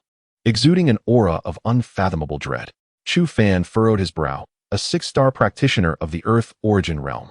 Such power was formidable enough to rival those 4. This fellow, it seemed, harbored some peculiarities. Chapter 97. The Great Battle of Ghosts. Chu Fan's gaze was fixated intently upon the individual before him. Acutely aware of the surging aura radiating from that person, a gravity settling upon his expression. Buzz. A flash of crimson light erupted, and gradually, a paper umbrella emerged from beneath the water's surface, adorned with intricate depictions of mountains and rivers, exuding an air of mystique. Chu Fan narrowed his eyes slightly. The celestial umbrella, a top-tier Earth-level spiritual artifact. This individual truly possessed remarkable resources. A top-tier Earth-level artifact, in the hands of a practitioner at the Earth origin stage, was capable of utterly decimating opponents of equal rank. With a soft exhalation, Chu Fan recognized that today would indeed require earnest effort. Without a moment's hesitation, he swiftly formed a series of hand seals. In the next instant, an extraordinarily terrifying force began to rise. Crimson light, accompanied by an intense heat, rapidly spread forth. The great heavenly flame finger, the scorching sea finger, Chu Fan called out, and immediately, all the spiritual energy within him surged forth like a river, rushing into his fingertips. In that moment, the entire lake erupted into a violent tumult. The water boiled, bubbles rising incessantly, and the lakebed heaved and rolled, saturated with an astonishing wave of spiritual energy. Even the vessels upon the lake's surface were caught in the turmoil, swaying perilously, with some unfortunate souls tumbling directly into the water. From the shore came cries of astonishment. None could fathom what had transpired beneath the surface, leaving them to speculate wildly. Standing upon a small boat, Cha-Cha pressed her lips together, her face a mask of astonishment. Was this the power of Chu Fan? Such strength was indeed sufficient to contend with those 4 individuals. Due to the chaos at the lake's bottom, the proceedings of the Myriad Marvels Flower Association were disrupted, and the 4 prodigies frowned, their expressions laden with gravity. Regardless of their unwavering confidence in victory, this power was now uncomfortably close to their own. Buzz. The crimson radiance before Chu Fan was blinding, pulsating with waves that sent shivers down the spine. A fierce expression adorned his face. This was the true might of a celestial-level battle technique. The attacks he had previously unleashed were mere superficial displays. Only those at the Earth origin stage could truly wield such techniques. Now, as he channeled his spiritual energy to its fullest, the terrifying essence of this battle technique began to reveal itself. Boom. Without the slightest hesitation, Chu Fan lightly tapped his fingers, and in an instant, his 100-foot-long giant finger transformed into a crimson beam, darting forward with lightning speed. The man opposite him snorted coldly, oblivious to the grave danger he had provoked, unaware of the entity he had dared to challenge. At that moment, the celestial umbrella whirled rapidly, the surrounding waters becoming tumultuously disordered. Even Chu Fan, a short distance away, felt the sharp force slicing against his body, inflicting excruciating pain. Thud! Vast quantities of lake water were displaced, and at the point of collision between the two attacks, a vacuum was created, causing all surrounding water to be expelled entirely, unable to penetrate even a fraction. Boom! After a few breaths, the void was once again filled by the lake's waters, the explosive force generating tangible ripples that struck Chu Fan with the swiftness of lightning. He let out a muffled groan, a trace of blood staining the corner of his mouth, as he was propelled backwards, leaving a trail of water in his wake. Simultaneously, he heard his opponent's pained grunt, a faint smile curling at the edges of his lips. Chu Fan twisted his neck, a crimson glint gradually illuminating his gaze. It had been a long time since he encountered such a formidable adversary. At last, he could unleash his full potential. In the next moment, a synthesized image appeared beside him.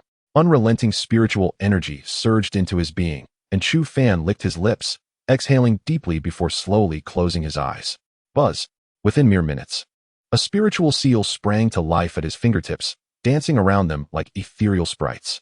His opponent furrowed his brow, a peculiar gleam gracing his countenance. This lad is actually a formation master? However, the greatest flaw of a formation master lies in the lengthy time required to set up their arrays. If this lad's trump card is indeed a formation, then victory is surely his. A smile crept onto the opponent's face as he summoned his spiritual power, tracing graceful arcs through the water, while the heavenly umbrella in his hand floated delicately towards Chu Fan. The heavenly umbrella began to spin rapidly, casting aside the surrounding lake waters. It carved a vacuum in the lake, cutting directly towards Chu Fan. With a frigid smile, the man declared, "You are doomed." Swish! The heavenly umbrella sliced through the lake's surface before striking Chu Fan's face. "Prepare to die?" He laughed, but the very next instant, his smile froze in disbelief, his pupils widening in shock. How could this be? He sensed that the attack of the heavenly umbrella had missed entirely, that fellow had evaded its onslaught in an instant, vanishing into the depths of the lake. How could this happen? You have underestimated him. A cold voice resonated from behind him, and in the next moment, a tremendous force crashed against his back. He spat out a mouthful of blood, sliding forward and sending ripples across the water. Frantically, he turned his head. Terror etched across his face. This lad was undeniably peculiar. With a frosty demeanor, Chu Fan remarked, "I was wondering who it could be. Turns out it's just a filthy insect." The 57th on the bounty list, the living ghost, a traitor from the Great Wilderness sect, once mutilated by a Qing palace elder. The living ghost's expression darkened, teeth clenched tightly, eyes brimming with malice. "Now that you know who I am, you'd best vacate, or I shall claim your life today." Chu Fan chuckled sinisterly. "By the way, I am quite intrigued by your heavenly umbrella. So, either hand it over and leave, or today I shall take your life." The living ghost spat out a mouthful of blood, his gaze sharpening with icy resolve. "It appears you are seeking your own demise. Sun Luo Ghost Seal." He refrained from further chatter. With a decisive shift, a formidable seal materialized before him, exuding an ominous aura and brimming with a tremulous power. Chu Fan inhaled deeply. This was the prowess of a practitioner at the Earth Origin realm. A 5-star practitioner at this level appeared nearly invincible to him. Even with several celestial-grade combat techniques at his disposal, the vast disparity in strength instilled a sense of despair in everyone present. Yet, Chu Fan did not waver, for he was resolute in his need to acquire the 10,000 spirits flower, a matter of utmost importance concerning his potential return home. Thus, retreat was not an option. Without a moment's hesitation, he summoned the spiritual energy within him and unleashed his combat techniques once more.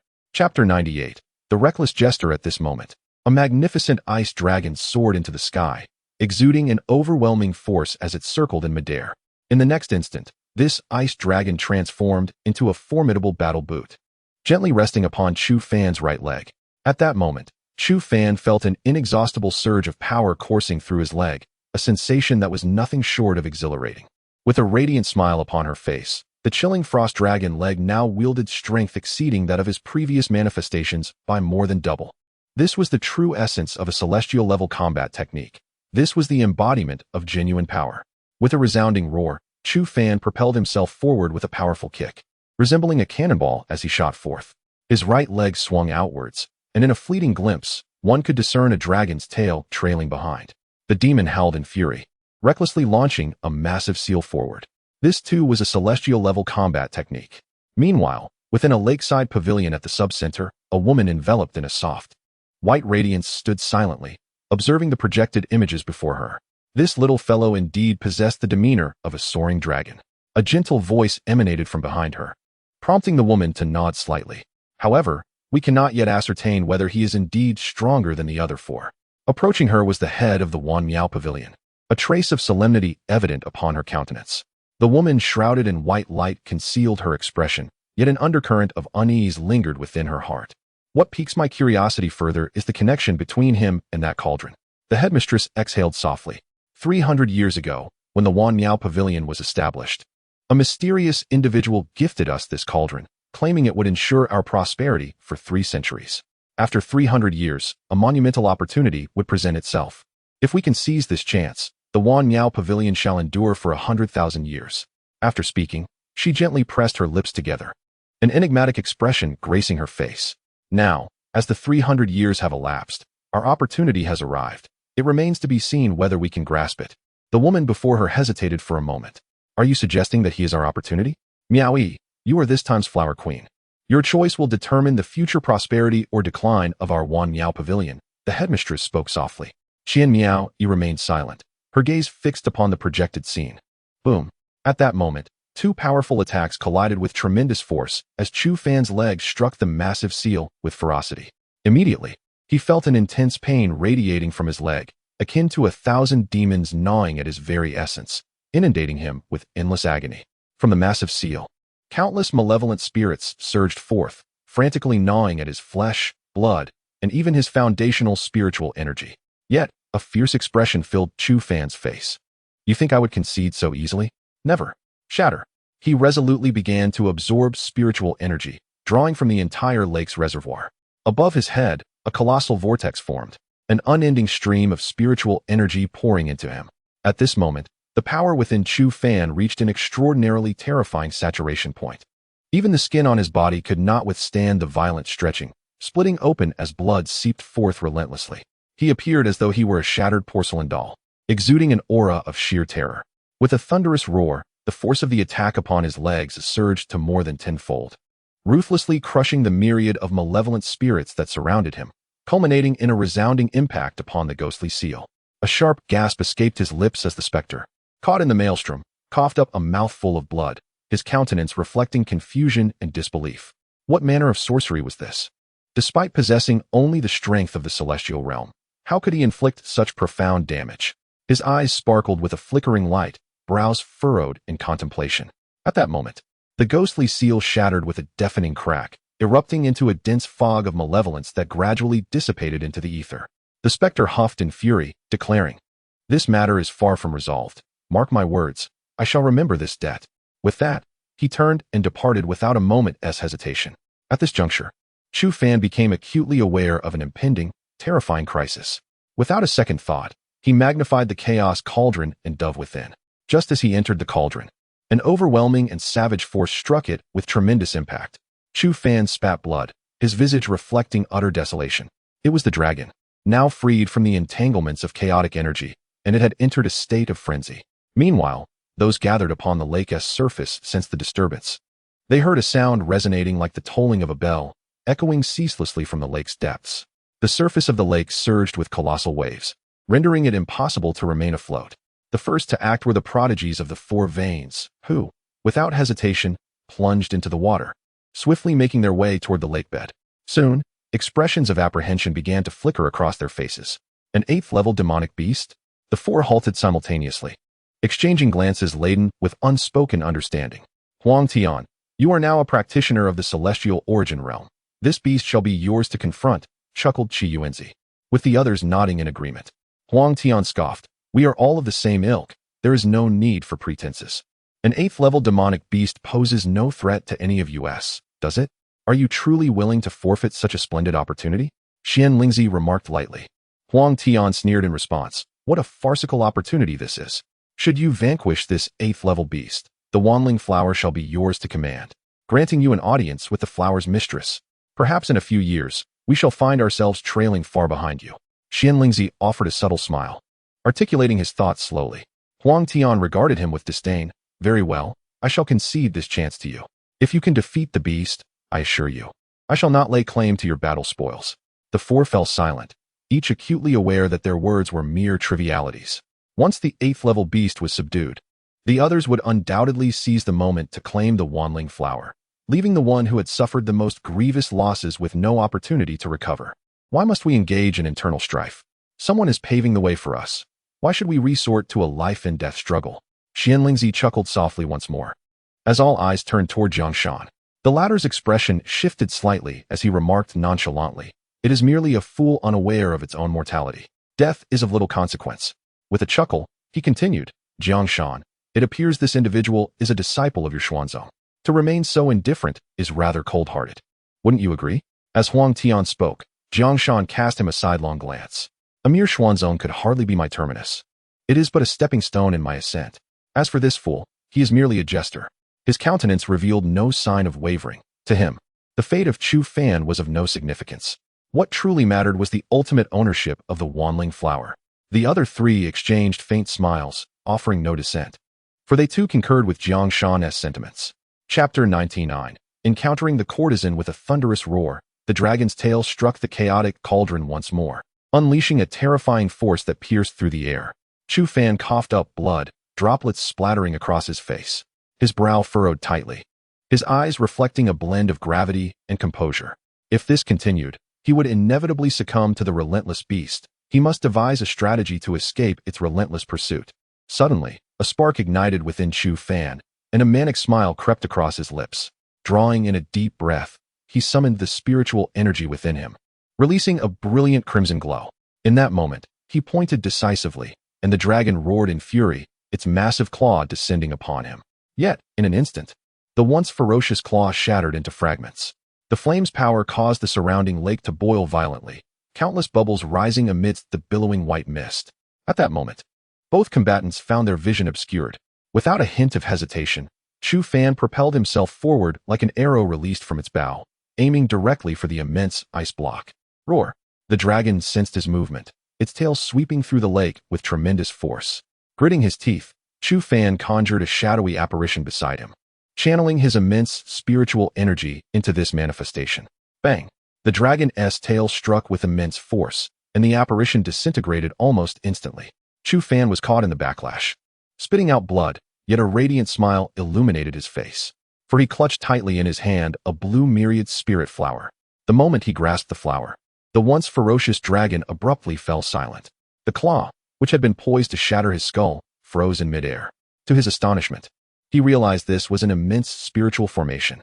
The dragon itself was merely a manifestation of the formation, while the myriad spirit flower he held was its core. Possessing the flower would halt the formation's operation. Exhaling deeply, he recognized the formation's terrifying nature. It was akin to a genuine dragon. The architect of this formation must be a master talisman maker. Taking a deep breath, he clutched the flower and swam desperately forward. Chu Fan did not retrace his path. He was acutely aware that such a significant formation at the lake's bottom could not have gone unnoticed by those above. Returning would be tantamount to seeking death. So he opted for an unfamiliar waterway. Before long, he perceived a glimmer of light above him and swam vigorously towards it. Splash! Chu Fan inhaled deeply, momentarily taken aback by the sight before him. A modest yet exquisitely crafted pavilion. When had such a structure emerged in this place? Creak! The pavilion door opened gently, and a luminous orb of white light drifted out, standing silently before him. "You are remarkable. Come forth," a melodious voice resonated. Chu Fan raised an eyebrow, suddenly reminded of the courtesan's entrance, particularly the central figure, the courtesan herself. His eyes widened in astonishment. Could it be that the courtesan stood before him? Chu Fan shook his head and ascended to the attic. After drying himself, he stepped inside. The attic was adorned with exquisite decorations, and upon entering, he was greeted by a silk-embroidered screen. Through the screen, he could faintly glimpse the lavish embellishments within.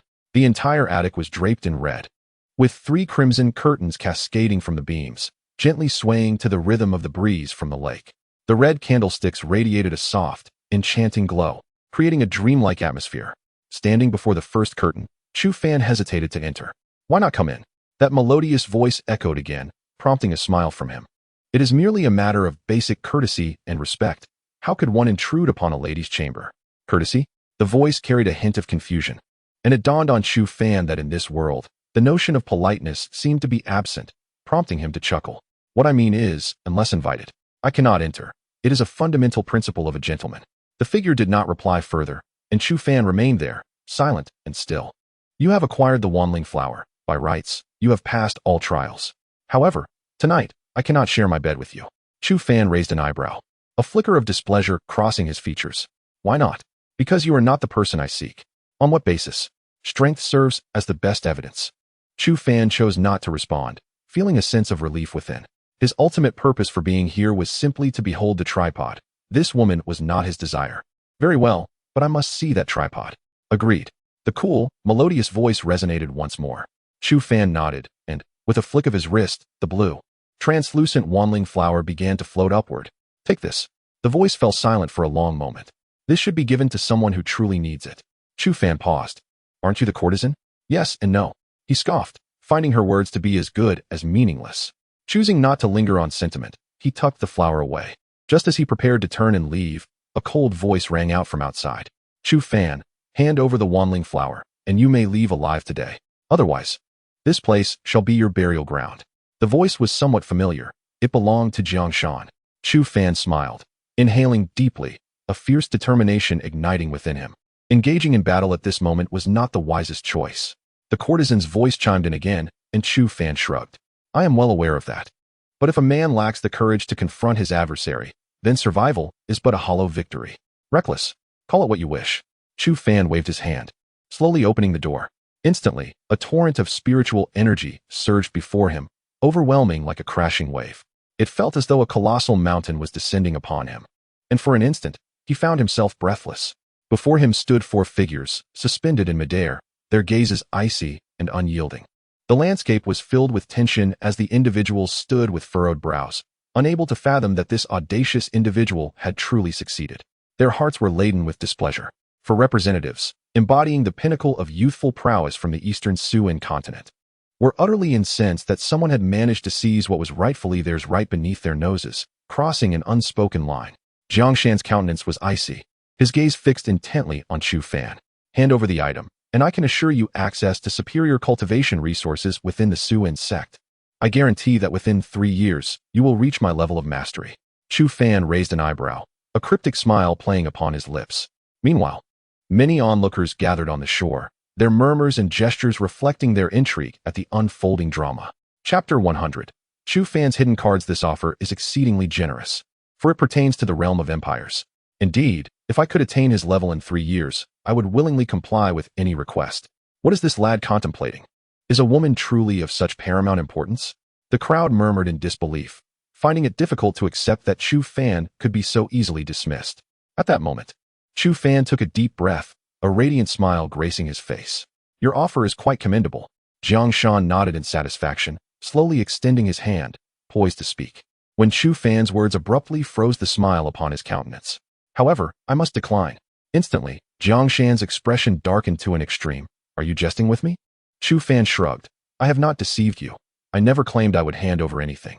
Jiang Shan, it seems your reputation fails to instill fear. Huang Tian interjected dismissively, with the other two sharing a knowing smile, clearly indicating Jiang Shan lacked the necessary authority. Jiang Shan exhaled, his demeanor shifting to one of indifference. Given our shared background, I had intended to support you. Yet, since you have squandered this opportunity, do not lay the blame at my feet. Following his words, he released a breath, and in the next moment, the lake behind him erupted with a thunderous roar, an overwhelming aura ascending swiftly. From his sides, 2 wings adorned with a violet luminescence unfurled, characteristic of a Tianyuan realm expert. Spirit wings. The other 3 individuals exchanged glances, their expressions shifting as they realized Jiang Shan had indeed advanced to the Tianyuan realm. Chu Fan licked his lips, his eyes now glowing with a chilling crimson hue. What of the Tianyuan realm? Are we not all mere mortals, bearing a head upon 2 shoulders? If one cannot fight, one can flee. If escape is impossible, self-detonation remains an option. With gritted teeth, Chu Fan hastily formed intricate hand seals, unleashing a formidable surge of power. Yet, under the immense pressure of Jiang Shan's presence, it offered no resistance whatsoever. He felt akin to a moth, poised to be torn to shreds by a ferocious tiger. Taking a deep breath, Chu Fan suddenly released a peculiar force, gradually manifesting around him. Jiang Shan, hovering in the air, coldly observed him. You shall never comprehend the magnitude of the adversary you have provoked. His expression remained impassive as he gently waved his hand. With a thunderous boom, a colossal hand coalesced in the sky, entirely forged from spiritual energy. It descended upon Chu Fan with an overwhelming force, akin to a tidal wave. A fierce grimace emerged on Chu Fan's face. To think you wish to end my life. You are not yet worthy. His hands swiftly solidified into a decisive stance, and in the next instant, a breathtaking force materialized before him. With a resounding crash, the enormous hand descended, its tremendous power sending the lake below into chaos. The surface erupted into towering waves as a water column, soaring 100 feet high, burst forth violently, resembling a dragon of water. The entire surface of the lake plunged dramatically by a palm's depth, unleashing an endless spray of water droplets that shot forth in every direction with formidable penetrative force. Many unfortunate onlookers standing by the shore were pierced by the tremendous jets, their anguished cries echoing in the air. As the giant spiritual hand gradually dissipated, the mist enveloping the surroundings slowly vanished as well. Yet, when the crowd beheld the scene before them, their expressions froze in disbelief, their eyes widening in astonishment. Jiang Shan furrowed his brow, a grimace forming on his face. Roar! In that instant, a brilliant azure light erupted, revealing a fierce and menacing dragon twisting through the air. On the dragon's belly, a massive indentation bore witness to Jiang Shan's recent handiwork. How could this be? How could this lad possibly summon a dragon? What on earth is happening? Who is this fellow? A wave of astonishment swept through the crowd, disbelief etched on their faces. Meanwhile, Chu Fan merely smiled faintly, wiping the blood from the corner of his mouth, his grin both fierce and radiant. He had just employed a long-dormant talent, the Beastmaster's spirit. Though this dragon was a manifestation of a spiritual formation, it was ultimately a beastly form, as long as it possessed the characteristics of a wild creature. Chu Fan could command it. This was his greatest trump card against Jiang Shan. He understood all too well that as long as the dragon remained intact and the spiritual formation held, Jiang Shan would be powerless against him. At that moment, the other three individuals furrowed their brows, their gazes flickering with uncertainty. This lad is indeed peculiar. Jiang Shan fixated on Chu Fan, his mind churning with rising anger. The fact that his previous strike had not slain this boy left him feeling exceedingly displeased. Chu Fan, how long do you think you can maintain this spiritual formation? Ultimately, there will come a time when you are isolated. Are you not afraid of meeting a fate with no burial place? Jiang Shan's voice grew colder. To which Chu Fan responded with a smile. At least before your demise, I shall ensure you do not achieve your desires. Jiang Shan nodded slowly, exhaling deeply, his gaze sharpening. Do you truly believe I am powerless against this beast? Chu Fan chuckled. You may attempt to find out just how many demonic beasts lurk beneath this lake and how long you can endure. Furthermore, if you exhaust all your strength here, the other three would likely relish the sight, wouldn't they? Jiang Shan remained silent for a long moment, a cold glint in his eyes. Let you live a little longer. But you must surrender the myriad spirits flower today. Chu Fan regarded him steadily, showing no inclination to retreat. Impossible. Upon uttering those words, many in the crowd furrowed their brows, their expressions akin to those witnessing madness. What on earth does this lad intend to do? He has lost his mind. He is undoubtedly deranged. I cannot help but feel a desire to thrash this rascal. Numerous voices buzzed with speculation, yet they found themselves at a loss for words. As Chu Fan appeared to them as a madman, Jiang Shan's gaze was piercing, fixed intently on Chu Fan. Very well. I am eager to witness just how resolute your willpower can be today. As Chu Fan was about to articulate further, the door of the fragrant pavilion slowly creaked open behind him. This time, the wailing flower would not serve as the ultimate criterion for evaluation. Once a melodious sound emerged, an air of astonishment enveloped the crowd. Traditionally, whoever possessed the wailing flower was deemed the ultimate victor, a rule steadfastly upheld. However, this time, the paradigm had shifted. Ha ha ha, that lad must be bewildered. Even if he secures the wailing flower, what does it matter? He is simply not worthy of their regard. Ha ha ha. Alas, what a futile endeavor, akin to drawing water with a bamboo basket. TSK, how foolish. Were I in his position, I would rather dash my head against a wall as a means of escape. What a disgrace. Many laughed heartily, their faces a canvas of derision. Chapter 101. I am merely a child yearning for home. Chu Fan remained silent, standing quietly. The four individuals before him paused, gradually suppressing their swirling energies.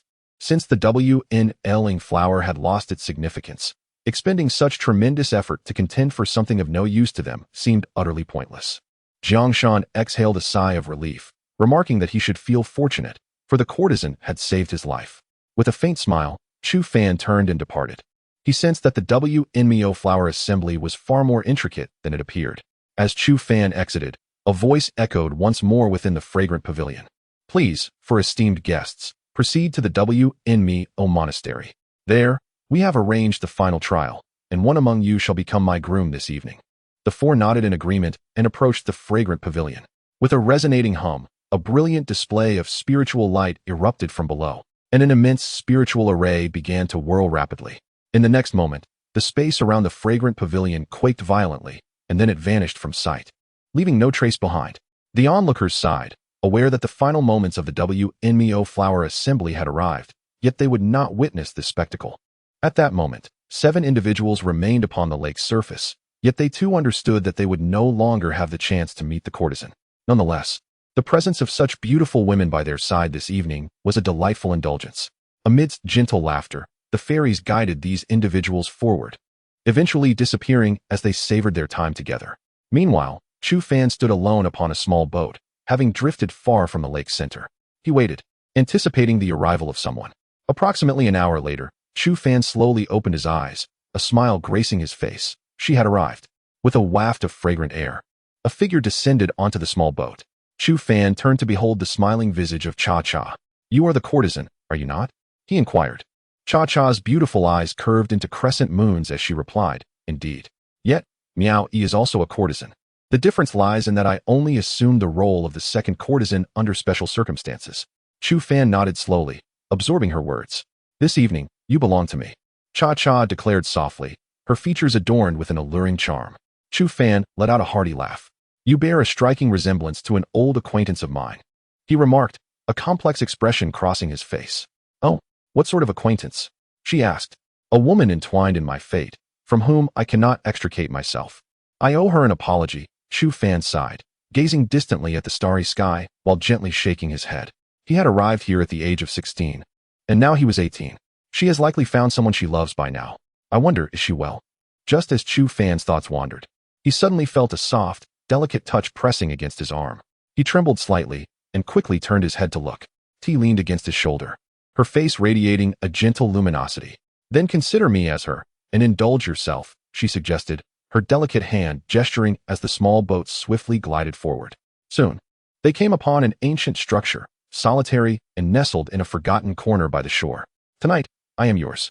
The warmth of her breath brushed against Chu Fan's ear, igniting a flicker of desire within him. Before long, they entered the ancient building, where T reclined silently on the bed, lightly biting her lip, her eyes brimming with allure. Her fair, smooth skin and curvaceous form lay before Chu Fan in tranquil display. My beloved, everything about me tonight is yours. Chu Fan inhaled deeply, his heart surging with tumultuous emotions. To claim he was indifferent would be a falsehood. A peerless beauty lay before him, inviting his every whim. If he harbored no intentions, it would undoubtedly be a matter of physiological concern. Yet he hesitated, held back by thoughts of Han Yi and Shang Li, though he understood their relationships were purely utilitarian. And that T was a hard-earned prize. He grappled with a profound barrier within, pure, innocent feelings. He smiled softly, seating himself at the edge of the bed, his right hand gently caressing T's cheek. In my homeland, a man may only possess one wife. While she may not be his truest love, she is, nonetheless, the one he believes will accompany him for a lifetime. Upon hearing this, T's expression shifted to one of surprise. Do you not wish to possess all of me? Without a moment's hesitation, Chu Fan nodded, thoughts racing. Of course he desired her. What man could refuse a woman of her caliber? However, he did not wish to seize a maideness purity out of mere impulse. He shook his head, acknowledging the foolishness it might seem to her. Yet it was a reflection of his character. In the next instant, a cool, moist sensation met his lips.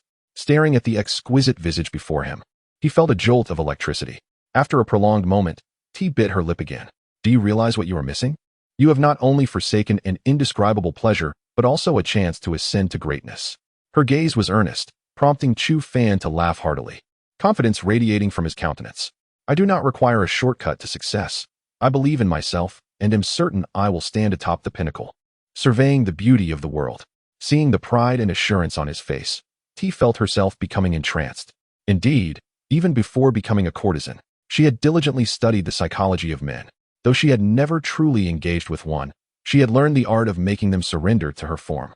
In her eyes, men were merely tools to be wielded. Yet now, she found herself genuinely captivated by the man before her. A man whose heart encompasses the vast universe. One who can surmount any arduous obstacle and face dire crises with equanimity would undoubtedly captivate any woman. TT, after all, is a woman, and at this moment, her eyes sparkled with brilliance. In her gaze, Chu Fan radiated an ethereal glow, akin to a celestial being descending from the heavens, suffused with a dazzling luminescence. I cannot deny that you have truly ensnared my heart. Chu Fan, I am deeply curious about the essence of your being. TT whispered softly, to which Chu Fan responded with a smile. I am merely a child yearning to return home, nothing more. After he spoke, he clenched his fist tightly. It had been over 2 years since he arrived here. Mom and Dad, how are you? You must be waiting for me, waiting for your son to come back. Chapter 102. Not Yin Huang. As dawn broke the following day, Chu Fan slowly opened his eyes, exhaling softly, a smile gracing his face. He could finally behold the legendary cauldron. Cha-Cha entered the room, her expression adorned with a gentle smile. I have brewed you a cup of Longjing tea. After we finish, let us proceed to the main hall of Wan Miao Temple. Chu Fan nodded, delicately accepting the cup. The tea was fragrant, and the company delightful. He savored the tea, and as their eyes met, they shared a knowing smile. Some individuals require no words. Their thoughts are understood in silence. Cha-Cha guided Chu Fan to the main hall of Wan Miao Temple, and to their astonishment, it was not the secluded manor they had imagined, but rather a collection of exquisitely decorated pavilions. Upon entering the foremost pavilion, Chu Fan sensed an astonishing wave of energy emanating from the back. As they traversed through 3 pavilions, the space before them opened up magnificently. A sprawling peach blossom grove unfolded, with delicate pink petals cascading down, blanketing the ground. The grove seemed boundless, and faintly, the sound of trickling springs could be heard. Navigating through the grove, they encountered a vast water pond, its surface gently rippling, producing melodious sounds. Chu Fan's gaze was instantly fixated on the bronze cauldron resting at the pond's edge. It was a square cauldron with 4 legs, adorned with thunder-patterned birds and beasts. Unable to contain his excitement, he longed to approach and examine it closely. Yet, as he took a step forward, an overwhelming pressure, akin to the heavens collapsing, suddenly descended upon him. Chu Fan stifled a groan, his face paling. This pressure, though not as formidable as that of an emperor, was distressingly close, as if it could shatter the very sky, imbued with an unfathomable force. His feet sank deeply into the earth, rendering him unable to advance even an inch. He gasped for breath, his inner energy rapidly depleting.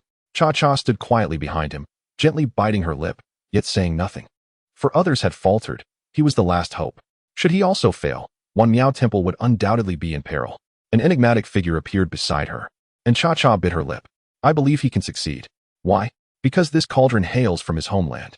If anyone in this world can soothe its spirit, it must be him, Cha-Cha asserted with unwavering conviction, her face radiating seriousness. 2 years prior, the cauldron had unleashed unparalleled pressure, one that even the pavilion master could not suppress. For a full 2 years, no one had dared to approach it. There was no guarantee he could endure until the end. The figure shrouded in white light, Qian Miao Yi, softly interjected, her voice tinged with a hint of resignation. If even the pavilion master is powerless, what harm is there in trusting him for a moment? Cha-Cha smiled, and Qian Miao Yi fell silent, watching Chu Fan intently. May this fellow truly bring fortune. Buzz. At that moment, a chaotic light suddenly emanated from Chu Fan, swiftly spreading like lightning. The overwhelming pressure was forcefully pushed back in the blink of an eye. A fist-sized round tripod, adorned with 3 legs and 2 ears, hovered above Chu Fan's head, exuding a powerful and majestic force.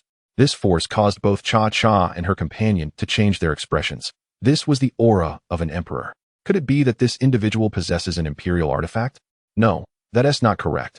This aura is not purely that of an imperial artifact, yet it undoubtedly originates from a great emperor. The two inhaled deeply, exchanging glances that reflected the gravity of the situation. This individual truly was full of surprises. Even if it were not an imperial artifact, anything associated with an emperor is exceedingly powerful and mysterious. It was astonishing that Chu Fan could wield such a lethal weapon. At this moment, Chu Fan took a deep breath, his face as pale as death. If the chaotic tripod had reacted even a moment later, he would have likely been crushed to pieces. Gritting his teeth, he stepped forward once more. The square tripod trembled violently, seemingly conveying a sense of panic and unease. As Chu Fan approached the tripod, it felt as though he was standing before Mount Tai, overwhelmed by an inexhaustible and terrifying power. as if he could never ascend this towering peak. He scrutinized the tripod, gazing at it for what felt like thousands of years. The bronze hue was nearly imperceptible, now mostly covered in verdigris. However, the intricate patterns on the tripod were still discernible to some extent. On the side facing him, two very ancient characters were engraved. The moment Chu Fan beheld these two characters, he was certain they were not Yin Huang. Having studied history in university and learned numerous methods of deciphering ancient Chinese characters from an elderly professor, he may have lacked knowledge in other areas. But he was unequivocally certain that Yin Huang was not inscribed in this manner. He focused intently on the characters, his mind racing through his studies. Jizhou. Finally, Chu Fan exhaled deeply, his expression heavy with concern. The characters on the tripod read Jizhou. In ancient times, during the reign of Diyu, the land was divided into 9 provinces, with Jizhou being the central region of modern-day Earth, the cradle of Huaxia civilization. Thus, this tripod must be the celestial guardian tripod of Jizhou. But why would the people of Wan Miao associate these two characters with Yin Huang? Chu Fan turned to face Cha Cha, gazing at Qian Miao Yi with astonishment. Cha Cha, who first informed you that the two characters on the tripod are called Yin Huang? Upon hearing this question, Cha Cha pondered carefully. 300 years ago, when Wan Miao was established, a mysterious figure delivered this tripod, claiming it could protect Wan Miao for 300 years of prosperity. It was from this person that we learned the name Yin Huang. The Longjing tea trees were also planted by him. That elder resided here for 30 years before suddenly vanishing, never to be heard from again. Upon hearing her words, Chu Fan's heart tightened. If this person lived 300 years ago, then he must still be alive. What else did he say? TT paused for a moment. I can take you to see where he resides. A look of delight spread across Chu Fan's face. That would indeed be splendid. The two departed from their current location, and after a short distance, they came upon a small courtyard standing quietly. TT halted before this modest abode, explaining that since the elder's departure, no one had been able to enter. It seemed as though a formidable barrier had been established here. Even the sect leader could not unlock its entrance, leaving it to languish in neglect. Chu Fan nodded in understanding and gently stepped forward. As soon as his palm made contact with the wooden door, a sudden sharp pain surged through him, followed by a drop of crimson blood that slowly hovered in the air. Creak.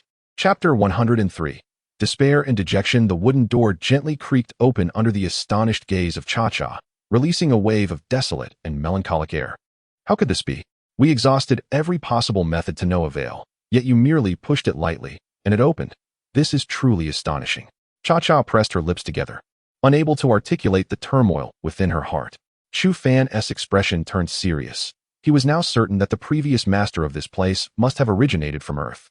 However, who exactly that was remained a mystery to him. Slowly, he stepped inside, quietly surveying the courtyard. The courtyard was not particularly large, featuring a solitary tea tree, a stone table, and a stone bench. These two items occupied half of the space, while the remaining ground was adorned with intricate and complex inscriptions, the meanings of which eluded him. Approaching the stone table, Chu Fan was astonished to discover it covered with a multitude of characters. He had an inkling that these characters contained a wealth of information, perhaps even the key to unraveling all his confusions. However, he soon furrowed his brows. The text was not entirely composed of ancient Huaxia script, but was interspersed with numerous mysterious symbols. These symbols caused a vertiginous sensation, overwhelming him with a sense of discomfort. A jolt coursed through Chu Fan. These were the characters of the great emperor. He had encountered similar runes within the tomb of Niuhua, leaving a lasting impression. Who could have resided here, and why were they able to wield the language of the great emperor? Chu Fan fixated on the text, beads of sweat forming on his forehead, his eyes nearly bulging from their sockets. He felt as though he were grasping something elusive, just within reach.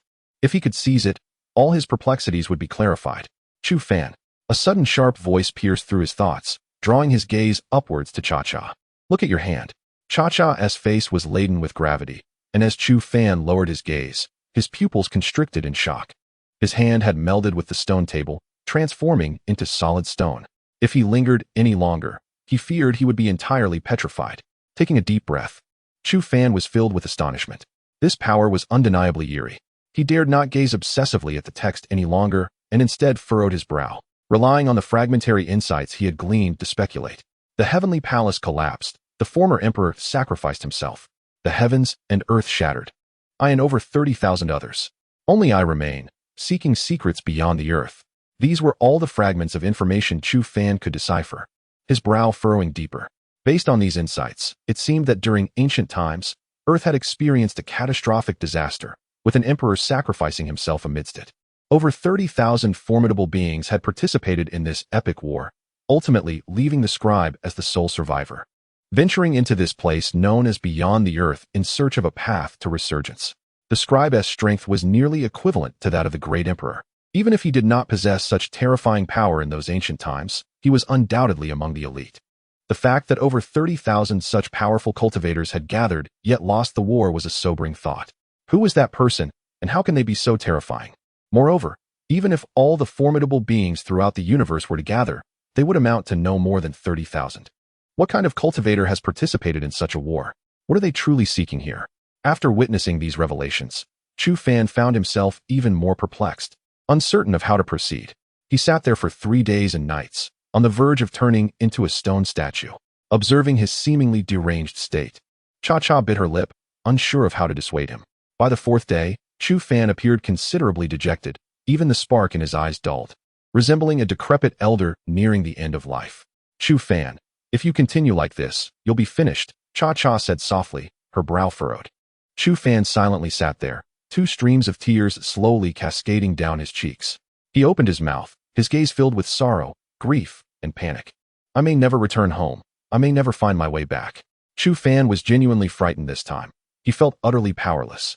During this period, he deduced the events that had transpired.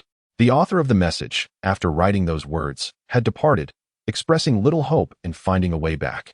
If such powerful beings had already succumbed to despair, how could someone like him ever hope to return? Chu Fan remained seated there for 7 days and nights, without sleep or speech. All he had fought for, all he had persevered through, vanished in an instant.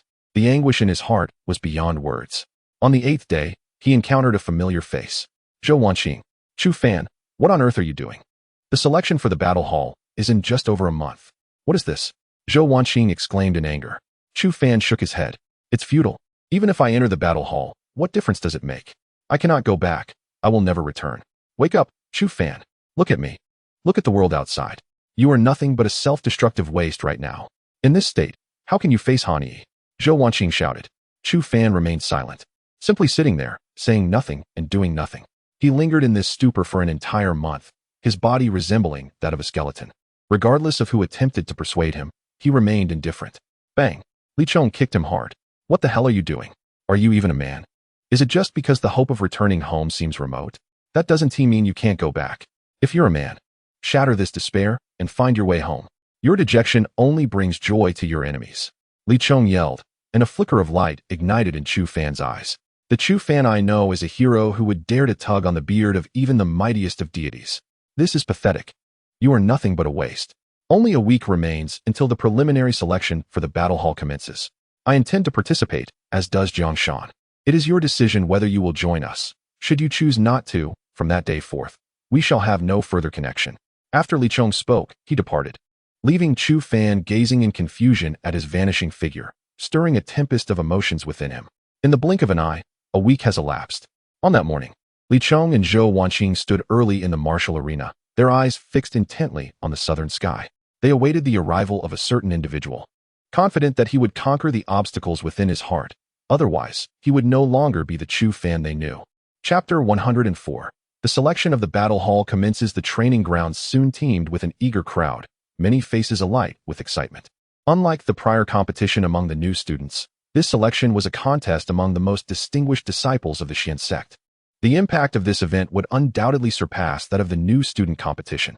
Consequently, nearly the entire sect had gathered, creating a cacophony of noise. Within just an hour, the throng had swelled to over 10,000. Zhou Wanqing and Li Chong remained quietly poised, their eyes fixed intently on the southern sky. Bang! As the resonant sound of a bell echoed, the clamor gradually subsided. Tian Xuanzai appeared slowly upon the arena, his countenance serene. Beside him stood a man clad in battle armor, exuding an aura of chilling menace. The golden spear he wielded radiated a terrifying brilliance that seemed to pierce the very flesh. Today, we shall embark on the selection of disciples for the battle hall. As you all are aware, the grim statistic is that among every 10 disciples within the battle hall, 2 meet their demise. This is a heart-wrenching reality. Yet, we are compelled to proceed. For the sake of the Xian sect and the Eastern Xian continent, we have no alternative.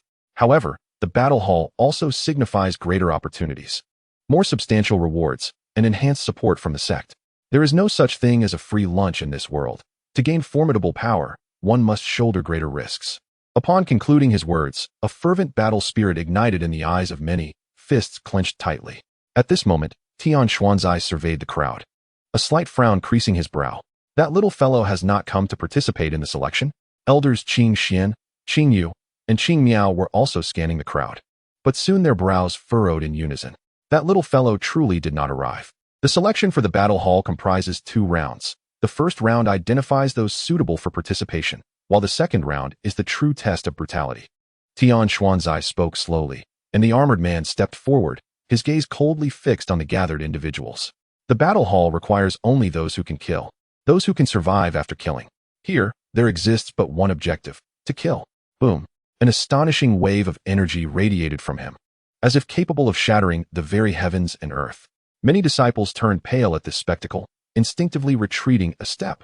Now, those participating in the selection for the battle hall stepped forth onto the arena. Tian Xuanzai spoke calmly, and instantly, figures rose from the ground, swiftly forming a line behind him. Li Chong inhaled deeply, casting a glance at the sky before soaring into the air, landing upon the arena. 44 individuals. Tian Xuanzai sighed inwardly. That little fellow ultimately did not come, did he? He shook his head gently and waved his sleeve, channeling a force that struck the copper bell, suspended in midair. Ding! The selection for the battle hall commences. Apologies, Sect Master, I have arrived late. At that moment, a voice rang out, and Li Chong abruptly lifted his head, his face brimming with exhilaration. He has come. Everyone turned their heads, their eyes fixed intently on that expanse of space. At that moment, a small black dot raced towards them, and in the blink of an eye, a figure materialized before them. It was none other than Chu Fan. A chorus of astonishment erupted among the crowd, their faces etched with surprise. I thought this fellow would surely not show up. But what difference does it make if he did? This is the selection for the battle hall, not a trivial affair that can be brushed aside. Indeed, this is a contest that must be fought with fists. The participants are all esteemed disciples and core students. If this lad doesn't end up battered and bruised, I'll change my surname. Perhaps not. Chu Fan possesses great strength. He even managed to slay a demon before. Many were engaged in fervent discussions, observing Chu Fan with keen interest. At this moment, numerous individuals on the stage wore smiles. Qing Xian nodded slowly. He had never doubted Chu Fan, knowing that this fellow would certainly appear. Chu Fan approached Tian Suzi, bowing deeply. Disciple has arrived late. Tian Suzi smiled gently. Well, since you are here, give it your all. The individuals vying for the same spot are the finest disciples from each division. If you lose to them, we shall have nothing to say. Chu Fan nodded earnestly, taking a deep breath. He glanced at Li Chong, chuckling softly, and playfully punched him. Damn it, that kick really hurt. Why didn't I kick you to death, you rascal? Li Chong burst into hearty laughter, his eyes filled with warmth. He had known all along that Chu Fan would return. As Chu Fan's gaze swept over Jiang Shan, his expression grew serious. This time, his greatest rival was indeed Jiang Shan, a practitioner of the Tian Yuan realm. Jiang Shan shot him a disdainful glance, sneering. Look at this lad. Even if he obtains that flower, it will be of no use. He remains as worthless as ever. Standing in front of Li Chong, Chu Fan noticed Zhou Wanqing in the distance and smiled, nodding at her. She haughtily huffed, though a smile she could not suppress lingered at the corners of her mouth. The preliminary selection begins now. A man clad in battle armor bellowed, then waved his hand, leading the group directly toward the demon tower. At that moment, Li Chong's mouth twitched. Damn it, we are really going to that cursed place. With my meager strength, I can't kill even a single demon. This is the end for me. What a coward. It's just a head on 2 shoulders, isn't it? Let us take him on, Chu Fan continually urged, prompting Li Chong to shoot him a sidelong glance. You're talking nonsense. Not everyone is as indestructible as you. 1 hit, and I'll be done for. You must help me. Observing Li Chong's cowardly demeanor, Chu Fan shook his head. Look at your character. You talk a big game. If I save you this time, I want to be able to assist you in the second round. As long as I can pass the first hurdle, it'll be enough for me to boast about those beauties when I return. I know my limitations. We want to reach the battle hall. It's not like we're accompanying the prince to school. Li Chong spoke with a grin, and Chu Fan felt a mix of emotion and amusement. Shaking his head helplessly, this fellow was truly remarkable. Before long, they entered the demon tower, where the man led them to the first level. All of you will enter a space containing 50 demons. Defeating 1 demon will earn you 10 points, and accumulating 30 points will allow you to advance to the next round. Many faces suddenly paled, Did this mean they would have to slay 3 demons, equating to 3 practitioners at the Earth origin realm? This was no jest. If we were to encounter life-threatening dangers. Upon hearing this, a chilling smile crept across the man's lips. Chapter 105. The battle against the demon's death is simply a part of the process. Each selection for the battle hall inevitably claims lives, a reality well acknowledged and tacitly accepted by the higher echelons of the sect. Entering the battle hall is no trivial matter, and those who choose to partake in the selection must be prepared to face the specter of death. If anyone wishes to withdraw, they should depart immediately. At once, 5 individuals stepped forward, promptly exiting. We are here to enhance our strength, not to serve as cannon fodder. Humph. One of them scoffed, and the 5 hastily left the premises. Chu Fan shook his head, realizing that these individuals were unlikely to make any significant progress in their lifetimes. If one desires greater power, they must also embrace greater risks, an immutable truth throughout the ages. Even with the aid of a system as formidable as his own, he still had to wager his life in every battle. Very well, for those remaining. Step into the spatial formation before you. There is no time limit. You will either perish within or emerge after defeating 3 demons. I am Xiang Hong, and from this moment forth, I shall be your nightmare. Enter. With a thunderous command, the remaining participants inhaled deeply and swiftly leapt into the formation. Chu Fan exhaled and, alongside Li Chong, followed suit. The instant they materialized within the spatial formation, a menacing aura surged forth, an overwhelming force crashing upon them. To the left, Chu Fan called out, his power coalescing instantly, a brilliant crimson light bursting forth as he pointed decisively. Boom! His fingers struck a black beam of light, and as the 2 forces collided, Chu Fan was jolted back several steps, a grave expression etched upon his face. Li Chong positioned himself protectively in front of him. Damn! This beast is incredibly powerful. How do we deal with this? Chu Fan took a breath, reassuringly stating, I can handle it, don't worry. As for you, consider the 3 demons carefully. Boom. At that moment, Chu Fan unleashed his aura, causing Li Chong's pupils to constrict. Holy crap. This bastard has actually advanced to the Earth origin realm. He gasped, realizing that the confidence exuded by Chu Fan was not mere bravado. In a flash, Chu Fan transformed into a streak of lightning, his fist imbued with formidable power, and he ferociously struck at the oncoming demon. Bang! Chu Fan's fist connected with the demon, unleashing an explosive force that reverberated through the air, scattering the black mist enveloping the creature in an instant. A sinister smile spread across Chu Fan's face. Dispersed, how will you continue to be so arrogant? He swiftly circled behind the demon, channeling his spiritual energy. A dark shimmer flickering across his skin. Star River Dominance Technique. This was a semi-spiritual level technique he had acquired from Wu Qing Feng, which he had diligently practiced over the past month, and he was finally beginning to see results. Strangely, since the incident of the energy depletion, the system had not appeared again, leaving Chu Fan perplexed about its mysterious absence. The Star River Dominance Technique is divided into 5 levels. It is said that upon mastering the 5th level, one can wield their physical prowess to deliver a single blow capable of vanquishing a half-emperor level adversary. At present, he has merely crossed the threshold of the 1st level, yet his physical strength has vastly surpassed what it once was. In this moment, the muscles on Chu Fan's arms glistened like polished marble, radiating a dazzling brilliance. With a single punch, he unleashed a mournful howl through the air as he struck down upon the demon's head. Bang! A deep thud echoed as the black mist enveloping the demon's cranium swayed violently. The force of this punch rivaled the full might of an ordinary Earth origin realm cultivator. Roaring in fury, the demon abruptly turned, its black claws darting towards Chu Fan's chest with lightning speed. Chu Fan deftly evaded, swiftly forming a series of intricate hand seals. 7 Catastrophes Annihilation Fist. Beneath the demon's feet, a colossal light array materialized, followed by an immense golden fist descending from the heavens, imbued with tremendous impact. The golden fist sparkled in midair, reflecting resplendent light. Chu Fan's gaze flickered with intensity. This was the 2nd calamity of the 7 Catastrophes Annihilation Fist, the Golden Calamity. The power of this strike would far exceed that of his previous execution of the technique. Only upon reaching the Earth origin realm could one truly harness the might of a heavenly-level martial art. At this moment, his dantian, once resembling an egg, had transformed into a vast lake. Above this lake, a brilliant golden orb hovered, serving as the reservoir for the spiritual energy of an Earth origin realm cultivator. The Yuan Dan. The spiritual energy contained within the Yuan Dan is tenfold that of a heavenly realm cultivator's dantian, endowing it with an unparalleled capacity for storage. This is the very foundation of Chu Fan's formidable strength. The Yuan Dan spun ceaselessly, releasing surges of immense power that filled the air with a staggering aura. Boom! The colossal golden fist came crashing down, carrying an unstoppable, destructive force as it struck the demon with tremendous weight. The black and gold light clashed violently, unleashing a terrifying tempest of energy. Under the might of the enormous golden fist, the demon appeared as diminutive as an infant, desperately thrashing against the encroaching power of the golden fist. Shatter! Chu Fan bellowed. And in response, the golden fist vibrated, its strength escalating dramatically. Crack! The demon's sturdy armor shattered under the assault, black blood gushing forth like a stream.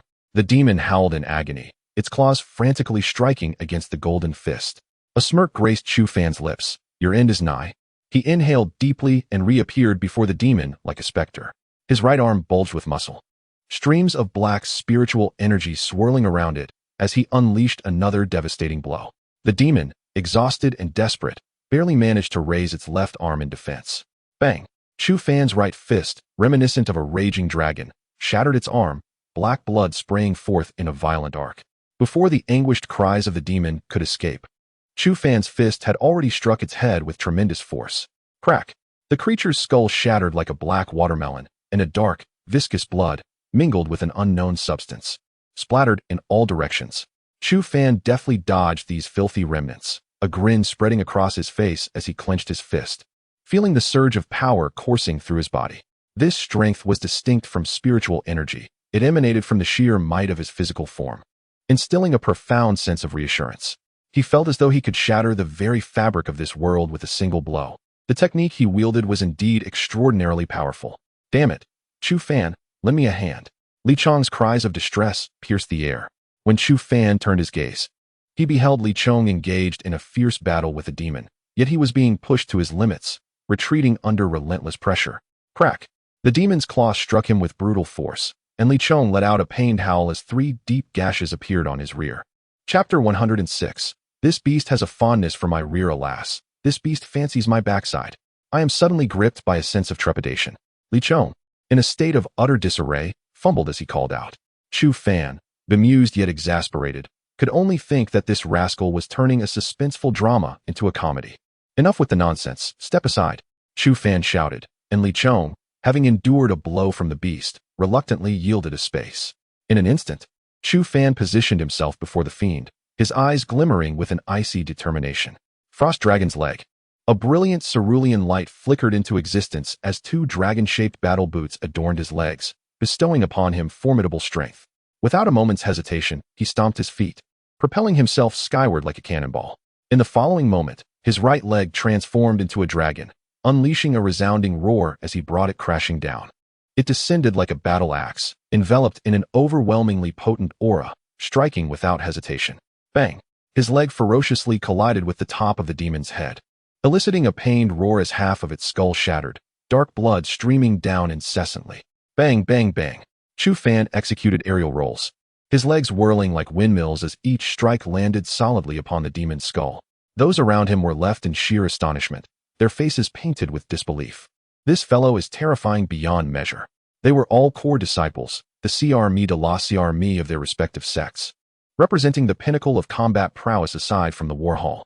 Yet, witnessing Chu Fan's onslaught, they felt as diminutive as infants. Goodness, this feels surreal. I concur. This individual is excessively formidable. It's utterly unfair. I had thought this lad would merely be my equal. Now, it remains uncertain whether I could withstand even one of his strikes. Many were left astounded, their lips twitching in disbelief.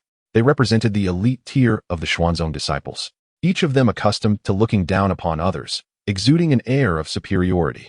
Many among them were ranked within the top 10 for formidable tasks, and anyone encountering them would bow respectfully and address them as senior brother. Yet now, before the monstrous Chu Fan, their brilliance was eclipsed.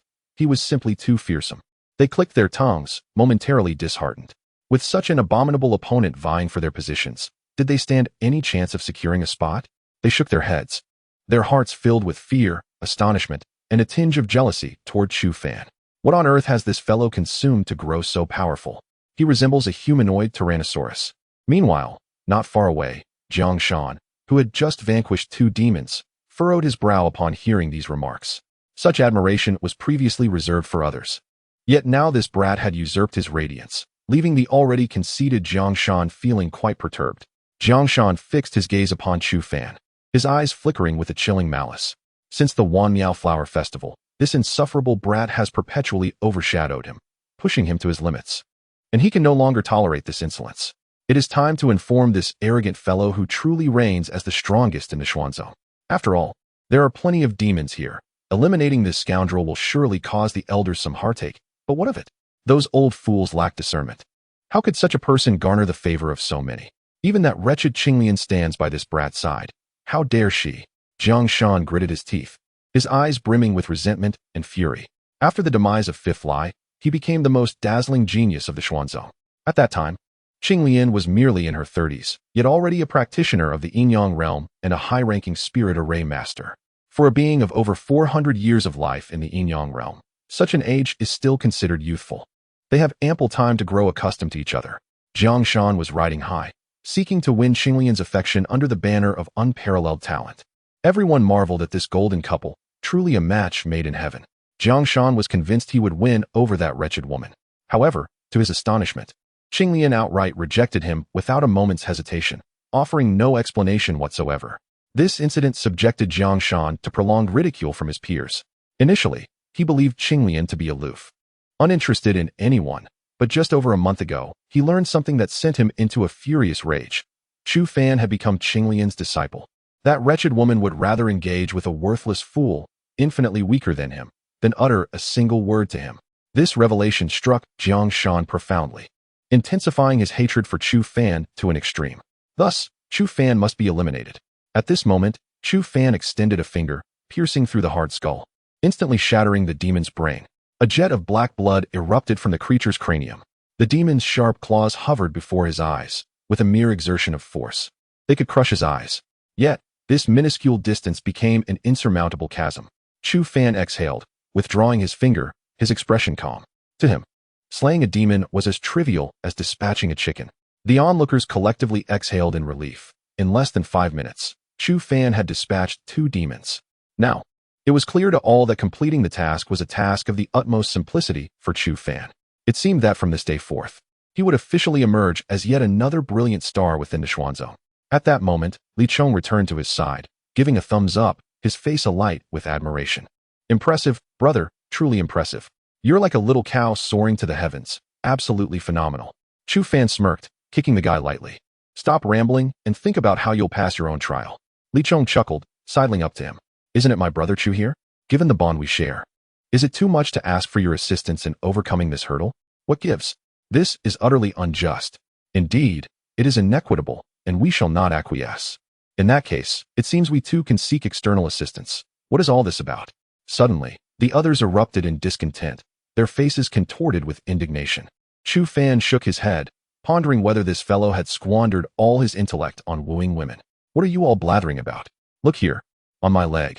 This is the wound I sustained while shielding him from harm. Observe my arm. I nearly sacrificed it for his sake. And this scar on my face. Had I not been quick-witted, my entire head would have been lost, all for him. Who do you think you are? Attempting to compare yourselves to me? Are you truly worthy? Chapter 107. The Battle Hall. Observing Li Chong's audacious demeanor, those present seethed with resentment, yet found themselves at a loss for words to counter him. The atmosphere became a cacophony of noise, with even the original purpose for gathering momentarily forgotten. Chu Fan shook his head, exclaiming, with your level of intellect, it is a mystery how you have survived this long. Li Chong, puzzled, inquired, what do you mean by intellect? Chu Fan retorted, I am referring to your brain. With an exasperated tone, Chu Fan continued. While Li Chong chuckled, everyone knows I lack a brain. I never take it with me when I step outside.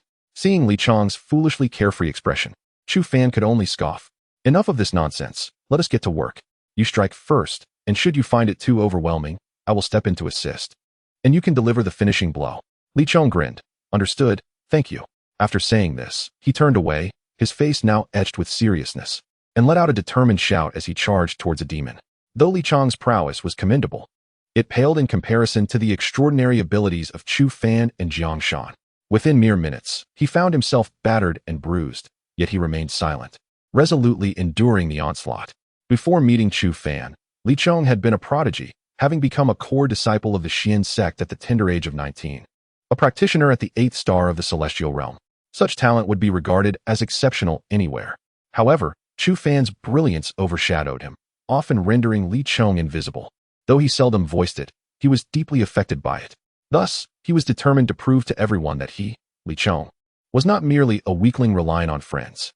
With a resounding thud, Li Chong delivered a powerful punch to the demon, which howled in response. Its sharp claws tearing 3 bloody gashes across Li Chong's abdomen, exposing glimpses of his innards. He groaned in pain but gritted his teeth, unleashing the full force of his fist. The black mist enveloping the demon trembled violently, and seizing the opportunity, Li Chong surged forward, conjuring a blue longsword that sliced downward like lightning. With a sickening sound, the blade cleaved through the demon's claw, sending a spray of dark blood splattering onto Li Chong. However, at that moment, he was struck violently in the chest.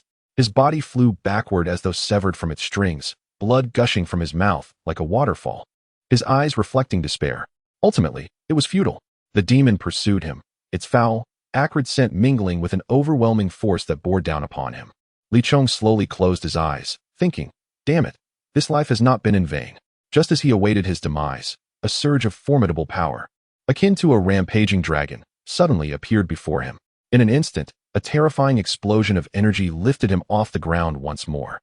Li Chong hastily opened his eyes to see a figure standing protectively in front of him, radiating an overwhelming wave of power. Once again, it is this fellow. He himself is unaware of the turmoil within, which is undeniably intricate. Alas, I now owe this individual yet another favor. Thud. Li Chong collapsed onto the ground, blood trickling from the corner of his mouth, and promptly lost consciousness. Meanwhile, Chu Fan swiftly and decisively dispatched the demon, shaking his head and letting out a sigh as he gazed at Li Chong. This fellow, it seems, will not advance to the second round. Buzz. A beam of light enveloped Chu Fan, and he soon felt a force attempting to expel him from this space. Many spectators sighed, their expressions a blend of envy and resignation. In merely 10 minutes, Chu Fan had accomplished his task, while the others had not managed to even remove a single hair from the demon. With a swift motion, Chu Fan grasped Li Chong by the collar, and the two vanished from sight. In the next moment, they reappeared outside the spatial spiritual array, where Xiang Hong regarded the person in Chu Fan's grasp with a slight furrow of his brow. You should be aware of the selection rules. You have violated them and must now face the consequences. Chu Fan took a deep breath, calmly nodding in acceptance of his punishment. Xiang Hong looked at him in surprise, initially anticipating some form of protest from the young man. However, he was taken aback by Chu Fan's forthright acknowledgement, and he cast an approving glance at him. This young man possesses a commendable temperament. Every year, the War Hall selection offers only 5 slots, originally intended for the top 5 contenders. However, due to your infraction, you must now secure a position within the top 2 to qualify for the War Hall. Otherwise, you shall be eliminated. I am aware that the sect master and several elders hold you in high regard, yet that does not imply I shall grant you any leniency. Should you achieve a top 2 finish, I assure you I will not obstruct your entry into the War Hall. With a smile, Chu Fan replied, I shall abide by the Hall Master's command. Xiang Hong nodded and then looked up towards the distance. At that moment, the spatial spiritual array flickered and a figure materialized. Jiang Shan. Chu Fan observed the individual quietly, his expression remaining unchanged. Xiang Hong nodded, stating, Let the others emerge. The wait has been rather prolonged. You may attend to your affairs, but ensure I can reach you at any time. Chu Fan took a breath and gently nodded. He found a spot to sit cross-legged and began his cultivation. Jiang Shan watched with a scornful gaze, filled with disdain. This young man is increasingly irksome. When Chu Fan opened his eyes again, he found himself surrounded by 7 or 8 individuals, their faces lit with curiosity as they huddled together, engaged in animated discussion. Who do you think will claim first place this time, Jiang Shan or Chu Fan? It must be Jiang Shan. Just considering his cultivation at the Celestial Origin realm is utterly formidable. I heard that Jiang Shan had previously participated in the War Hall selection, but was eliminated due to offending a prominent figure during the process. Is that so? No wonder he is yet to be selected despite reaching the Celestial Origin realm. He is likely in for a tough time this round. I place my bets on Chu Fan. A series of whispers drifted through the air as Jiang Shan, seated at a distance and seemingly immersed in his cultivation, clenched his fists tightly, his heart brimming with resentment. Wang Jian, you wretched scoundrel, I shall ensure your demise. He seethed inwardly, consumed by hatred. Xiang Hong gazed at him, shaking his head gently, his expression a tapestry of complexity. He was vaguely aware of the situation, yet he found himself unable to discern right from wrong. The origins lay in the incident involving Fifth Lai and Qing Lian, yet this time, the central figure was none other than Wang Jian. That man was, after all, a sworn brother of Fifth Lai. Chapter 108. The conclusion of the past. Wang Jian and Di Wu Lai were contemporaneous disciples of the Xuanzong. Their talents were nearly equal, and both were exceptionally diligent, thus becoming natural rivals. They faced each other countless times, yet their ultimate record remained a stalemate, with neither besting the other. During the battle at the Sacred Pool, Wang Jian was targeted by the disciples of the Tianling sect, prompting Di Wu Lai to intervene with righteous indignation. The two fought fiercely for 3 days and nights, ultimately slaying 3 of Tianling's direct disciples. From this fierce conflict, they forged a bond as brothers in life and death, both adversaries and allies. After Di Wu Lai was brutally killed by the leader of the Tianling sect, Wang Jian vanished for an entire year. During this year, every disciple dispatched by the Tianling sect faced a grim fate, resulting in the loss of 8 direct disciples and 12 core disciples, including 2 elders. At that time, Wang Jian had already ascended to the realm of Yinyang, inflicting severe damage upon the Tianling sect, leaving them in a state of decline for a full 5 years. Presently, a bounty of 10,000 high-grade spiritual stones was placed on Wang Jian's head in the sect's pursuit order. Thus, when Wang Jian learned of Jiang Shan's entanglement with Qing Ling, he declared that as long as Jiang Shan entered the battle hall, he would not survive even a single day. Although Jiang Shan was young and brimming with vigor, his prowess paled in comparison to Wang Jian's. Xiang Hong, not wanting to lose a promising disciple, had deliberately eliminated him in the previous selection. He understood Wang Jian well. Whatever he set out to accomplish, he would undoubtedly achieve. Moreover, Wang Jian's strength was not inferior to his own. After half a day, the last disciple, battered and bruised, barely crawled out, only to faint upon arrival. Chu Fan rose to his feet, counting 10 individuals present. He licked his lips, realizing that the prominent talents of the Xuanzong had congregated here. The final selection required only 5 participants, meaning that defeating just one would secure advancement. However, Chu Fan sensed that the rules could not be so simple, otherwise this selection would be exceedingly easy. At that moment, Xiang Hong nodded, observing the gathered individuals with an unwavering, stern expression. Congratulations. You have all passed the first round of assessment. However, I previously stated that this round merely eliminates those unfit for selection. The true competition begins now. The second round would take place at Nanshan, with no restrictions on the rules. Moreover, the number of participants would exceed just U10. Upon hearing this, Chu Fan felt a surge of realization. Indeed, observing the bewildered expressions on the faces around him, Xiang Hong continued, the battle hall conducts internal assessments every 3 years. Out of 500 disciples, the final 50 will face elimination. The sole way for you to remain is to eliminate a newcomer participating in the selection. A cruel smile crept across his lips, and a sinister glint flashed in his eyes. Instantly, an uproar erupted among the gathered disciples, their hearts racing and faces paling in shock. Thus, you must contend not only with the adversaries surrounding you, but also with formidable opponents from within the war hall. Those individuals have been in the war hall for no less than 3 years, and let us not forget that their selection process was equally rigorous, if not more so, than yours. Their innate talents may even surpass your own. After enduring 3 years of brutal trials within the war hall, I harbor doubts about your ability to match their prowess or withstand a single strike from them. Xiang Hong's voice resonated with a serene detachment, and at that moment, the assembled individuals began to swallow nervously. Chu Fan exhaled deeply, realizing he would have to face 59 opponents and secure a position among the top 2. Such a challenge loomed large before him. After all, the war hall is a realm teeming with prodigies and ruthless warriors. Even the most commonplace among them would likely eclipse the capabilities of those currently at his side. Securing a top 2 finish in a group of 60 is akin to scaling the heavens. Each of the 50 participants is at least a 5-star intellect practitioner of the Earth origin realm, armed with extensive battle experience and ruthless tactics, showing no mercy. In their eyes, they perceive him and his companions as mere lambs, stripped of any semblance of combat efficacy. It was only now that he comprehended the hesitance of the elders when he initially broached this idea. Nevertheless, having entered the selection process, retreat was not an option. That is not his character. He embodies relentless forward momentum, an unwavering spirit. By heavens, Chu Fan, you must enter the war hall, or else all the pain I have endured will be in vain. Li Chong, having regained consciousness, grinned broadly as he spoke. Chu Fan smiled back, feeling a wave of warmth within. He understood that it was entirely reasonable for Li Chong to participate in the selection 2 years hence. By then, he would undoubtedly be a practitioner of the Earth origin realm, an accomplished formation master. Li Chong's decision to enter this selection was inspired by Chu Fan, stemming from his own moments of despondency and frustration. Thus, this audacious act was Li Chong's way of conveying to Chu Fan that no matter the circumstances, nothing is insurmountable. Chu Fan took a deep breath and nodded gently. I will certainly enter the war hall. Rest assured, the despondent version of myself is no more. Li Chong smiled broadly, nodding with satisfaction. Chu Fan's heart swelled with fervor. Though he remained uncertain about the path ahead, he was no longer disheartened, for such feelings were futile. If even semi-emperor level warriors cannot find their way home, then he shall strive for the imperial realm.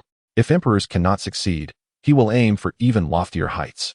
In any case, as long as he draws breath, he will exert every effort to seek the way back home.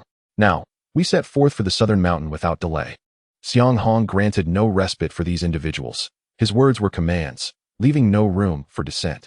Chu Fan marveled, recognizing that only a leader who speaks with such authority can forge a formidable and relentless army. The southern mountain, a great range located in the southwestern part of the Xian sect, spans tens of thousands of miles, traversing the eastern section of the eastern Xian continent. Beneath the southern mountain lies the Heavenly Spirit Lake, adjacent to the Wan Miao Monastery. As he passed by Tianling Lake, Chu Fan's face bore a hint of complexity. Here, he encountered Cha Cha, met Xian Miao Yi, and faced numerous events that utterly transformed his worldview. He had already gifted the Wanling flower to Cha Cha, who had since entered seclusion. One could surmise that when she emerges, she will have become a formidable cultivator. Chu Fan smiled, his gaze now imbued with unwavering determination. In 3 months, the sacred pool battle would commence. At that time, Shangli would attend, and he, too, must be present. What solidified this resolve was a chance discovery of a phrase in the courtyard of that elder. After the sacred pool battle, I shall suddenly. Chapter 109. Never underestimate your opponent from that moment onward. Chu Fan was acutely aware that there must be some other clues within the sacred pool. Otherwise, that person would not have written in such a manner. Therefore, he resolved to participate in the sacred pool battle. 3 months hence. The initial requirement for the internal selection of the Xian sect for the sacred pool battle was the selection within the battle hall. Upon learning this news, Chu Fan's conviction solidified. He must enter the designated site and undoubtedly partake in the sacred pool battle. Soon, the group arrived at Nanshan. The mountains soared high, densely shrouded in foliage, teeming with various monstrous beasts. Even if they managed to evade human pursuers, they could still fall prey to the ravenous jaws of these creatures. Thus, the dangers they faced were far beyond what was immediately visible. However, for Chu Fan, such a place was, paradoxically, an exceptional treasure trove. Xiang Hong led them to the entrance of the forest, silently observing the group with an inscrutable expression. The second round of selection would last for a week. During these 7 days, they would compete for the mere 5 available spots. Those eliminated from the battle hall would also exert themselves to vie for these positions. Based on past experiences, only 2 newcomers were admitted to the battle hall each year. A cold glimmer flashed in his eyes as he regarded the determined faces of the participants, each wearing a complex expression. Now, the second round of selection officially commenced. Xiang Hong raised his hand, and each individual was bestowed with a token. Should you defeat or eliminate an opponent, your token will automatically accumulate points. In the end, the top 5 in the points ranking will emerge victorious and enter the battle hall. After he spoke, the participants nodded in understanding. Xiang Hong said no more, transforming into a streak of light and vanishing from sight. Instantly, the atmosphere of the clearing shifted. Everyone became acutely aware of those around them, faces filled with murderous intent. From this moment on, each person would be an adversary to the other. To advance, one must first eliminate those nearby. The 10 individuals swiftly dispersed, each heading in a different direction. Without hesitation, Chu Fan plunged into the dense forest. The surroundings fell into an eerie silence, devoid of even the usual chirping of insects or the songs of birds. After walking for a while, he paused, licking his lips. A look of seriousness etched on his face. Something is amiss. In such a primitive forest, why was there not a single sound? As his thoughts shifted, suddenly, a hand seized his feet, yanking him violently into the muddy ground. Chu Fan's expression turned cold. Indeed, something was amiss. Boom. The power within him surged forth. Yet in the next moment, he was alarmed to discover that the flow of spiritual energy within his body had become exceedingly obstructed, nearly stagnant. Heh, you've fallen victim to my Wanfeng poison. Escaping is indeed a delusion. At that moment, a sinister voice echoed. Chu Fan composed himself, gazing coolly at the individual before him, cloaked in a dark green robe, shrouded in a miasma of the same hue. 5th level of the Earth Origin Realm. This individual possessed considerable strength and was highly skilled in the art of poison. Even he was not immune to its effects. Chu Fan remained unhurried, his countenance serene as he surveyed his surroundings. There was no need for further observation. In this place, I am the only beast of monstrosity. I await you, lambs. Utterly perplexed by your presence here, so feeble in strength, yet daring to partake in the selection, truly oblivious to the perils that lie ahead. The mocking voice echoed incessantly, prompting Chu Fan to lick his lips and regard the speaker with quiet intensity. The individual approached slowly, his triangular eyes gleaming with a venomous glint. You are Chu Fan, are you not? I have heard your name, yet I must confess, I am somewhat disappointed. Those outside have exalted you to a status far beyond your worth. Encountering you today is a profound letdown. He chuckled coldly, while Chu Fan continued to observe him silently. Has your master not imparted to you the wisdom of never underestimating your adversaries? At that moment, the man's pupils constricted, and he retreated abruptly. Yet, in that fleeting instant, a radiant circle materialized before him, followed by a cataclysmic force plummeting from the heavens. 7 Calamities Destruction Fist, Golden Calamity. Boom. The golden fist struck the ground with tremendous force, causing the surrounding earth to erupt in waves, reminiscent of a tempest. Trees within a Tinjong radius were obliterated, uprooted by the sheer ferocity of the impact. Chu Fan leapt into the air, evading the onslaught, while simultaneously his hand spun rapidly, conjuring waves of mysterious power that danced between his fingers. Spirit Array. At this juncture, Chu Fan's speed in condensing spirit shadows had reached an astonishing level. In mere moments, 3 spirit seals hovered around him, pulsating with majestic spiritual energy as beams of light began to intertwine. Bang!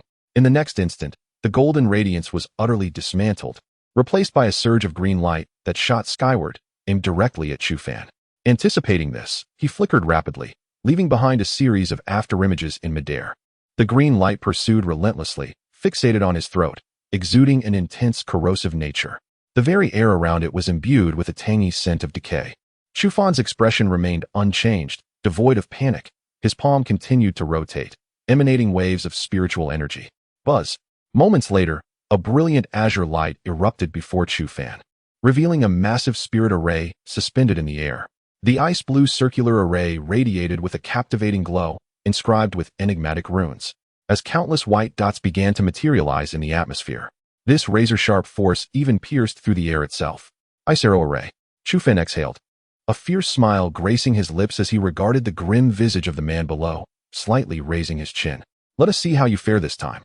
With a swift motion of his hand, the multitude of ice arrows whistled through the air, descending upon the man like a torrential storm. The man's face darkened with trepidation. This youth was far too cunning. He snorted, swiftly forming a hand seal, and a colossal green python, 10 zhang in girth, leapt into the air. Upon the surface of its body rested a viscous green liquid, which, upon contact with the ground, corroded the earth into fist-sized craters. Hiss! The massive python let out a menacing hiss, its tail whipping violently as it surged towards Chu Fan with alarming speed. It was akin to a green arrow, imbued with an extraordinarily potent corrosive force. As the serpent charged forth, Chu Fan's expression remained one of icy calmness. Such trivial tactics were hardly worthy of his attention. It was a testament to its own folly. Whoosh! An endless barrage of ice arrows rained down ferociously, yet the emerald serpent shattered them with relentless ferocity, the green liquid upon its skin eagerly absorbing the energy of the projectiles. In the blink of an eye, the colossal python had closed the distance to Chu Fan, roaring as it unhinged its jaws, poised to strike. Chapter 110. The smiling scorpion tiger. Chu Fan's countenance was as unyielding as stone, and at that moment, he emitted a cold snort as an ice arrow abruptly materialized before him. Just as the colossal python was about to engulf him, the ice arrow sliced through the air with a fierce arc, piercing deeply into the creature's eye. With a roar, the python writhed in agony, its serpentine tail thrashing wildly, shattering the surrounding trees under the force of its frenzied movements. The forest reverberated with a thunderous cacophony as violent power erupted around them. Chu Fan was struck hard by the thrashing tail, causing him to grunt and be hurled backward, landing heavily on the ground, his complexion pale. As the chaos unfolded, a figure standing not far away ultimately could not evade all the ice arrows. Countless projectiles pierced through his body, blood splattering in all directions. Chu Fan exhaled deeply, a chilling smile gracing his lips. To extinguish his life, they were still a step short, having ascended to the Earth origin realm. His mastery over the spiritual formations had become increasingly adept. The current array of ice arrows was formidable enough to rival typical heavenly-grade combat techniques, possessing immense lethality. Observing the lifeless figure before him, whose eyes still bore traces of horror and astonishment, Chu Fan shook his head. He scavenged a considerable number of spirit stones from the fallen foe, nodding in satisfaction. The haul was quite rewarding. Soon, the massive python succumbed to its injuries, lifeless after losing its master's control. Without a moment's hesitation, Chu Fan turned away and departed. The commotion would undoubtedly attract others' attention, and it was likely that company would soon arrive. He was already significantly drained. Encountering a formidable adversary could prove perilous. Just moments after Chu Fan's departure, a shadowy figure materialized in the clearing, frowning upon discovering the recently deceased individual. The poison ghost? How could he have been slain? It seems this year's newcomers possess some intrigue. Shrouded in a black cloak that exuded an aura of dread and bloodlust, the figure lifted their head to gaze in the direction Chu Fan had vanished, licking their lips. This fellow piques my interest. I must uncover their identity. With a swift motion, the figure vanished from sight. Meanwhile, Chu Fan had already entered the depths of a distant thicket, his gaze sharpened with vigilance. "Hey there, buddy." A light chuckle resonated from a tree behind him. Chu Fan turned to investigate the source of the sound. He beheld an individual clad in dark purple armor perched upon a branch, a carefree grin adorning his face. This person, though slender, radiated formidable strength, a presence that caused Chu Fan to furrow his brow. This individual would undoubtedly be a challenging opponent. A newcomer, perhaps? Let me tell you. I have a particular fondness for those who have just entered the selection. They are simply captivating. The individual laughed heartily, descending to the ground and approaching Chu Fan, aiming to pat him on the shoulder. However, the instant their right hand made contact with Chu Fan's shoulder, he swiftly extended his own hand, locking onto the stranger's wrist with lightning speed. The individual was entirely unperturbed. Simultaneously, with formidable force, his right foot landed a heavy kick against Chu Fan's abdomen. Chu Fan let out a muffled groan but remained steadfast, his right arm brimming with immense strength as he firmly grasped the man's wrist. With a resounding thud, he yanked both hands back, causing the man to lurch forward uncontrollably. Seizing the opportunity, Chu Fan's right leg shimmered with an icy blue luminescence and struck fiercely at the man's waist. The explosive power of his kick shattered several of the man's ribs, and they both instinctively released each other, retreating several steps. Chu Fan stood on the ground, gently gasping for breath, his abdomen searing with pain. The kick he had delivered had not come without its toll. His heart was filled with astonishment the moment the man hit the ground. Chu Fan had begun to channel the Star River Body technique, tripling his physical strength. Even so, waves of excruciating pain coursed through him. Had he relied solely on his inherent power, he would have likely sustained grave injuries from that kick. As Chu Fan's eyes reddened, ready to charge forward in desperation, the man hastily waved his hand. Wait. Chu Fan furrowed his brow, pausing in place, when suddenly the man's fist landed heavily upon his face. Blood trickled from the corner of Chu Fan's mouth as he endured a relentless barrage of blows to his chest. Had it not been for the protection of the Star River Body technique, he would have surely met his demise. With a thud, Chu Fan fell heavily to the ground, while the man wore a radiant smile. Do you know why I have such a fondness for newcomers? Because they are so weak and naive. You trash do not deserve to be on the battlefield. He chuckled as he approached, twisting his neck, a bloodthirsty grin stretching across his face. Chu Fan spat out a mouthful of blood and slowly rose to his feet, his gaze filled with a chilling intensity. Oh, you can still stand? It appears you are not the most useless among the refuse. But alas, encountering me is certainly your misfortune, the man remarked with a casual smile, while Chu Fan regarded him silently. Scorpion Tiger, ranked 472nd in the battle hall, eliminated in the internal assessment a month ago. Possesses a strength at the 6th star of the Earth origin realm, excelling in close combat with a treacherous disposition, particularly fond of ambushes. Chu Fan spoke slowly, causing Scorpion Tiger to pause, narrowing his eyes at him. This information should be classified. Where did you acquire it? Chu Fan smiled lightly. The battle hall belongs to the Xian sect. As long as I remain within the Xian sect, obtaining such information is not impossible. The grin on Scorpion Tiger's face remained vibrant. Ah, so you are indeed a prized possession of the Xian sect's upper echelons. However, it is a pity that this time they have chosen the wrong target. You, such trash, will soon meet your end. Chu Fan shrugged. When I die, you certainly won't be around to witness it, for you will undoubtedly perish before me. Scorpion Tiger erupted into hearty laughter. How amusing. It's been a long time since I've encountered someone so entertaining. Brother, how about we become friends? Chu Fan regarded him silently, a peculiar expression adorning his face. Do you perhaps have a misunderstanding regarding the term friend? Please don't be this way. I genuinely wish to befriend you, Scorpion Tiger said with a smile, while Chu Fan quietly regarded him in silence. You see, with your capabilities, it would be exceedingly difficult to navigate through this treacherous environment and emerge victorious. Instead, why not collaborate and strive for a position within the top 5? That would be beneficial for both of us, and indeed, for everyone involved. Chu Fan remained silent, prompting Scorpion Tiger to click his tongue. All right, I admit my earlier approach was misguided. Allow me, my brother, to extend my sincerest apologies. Here is my token of goodwill. I hope you will accept it.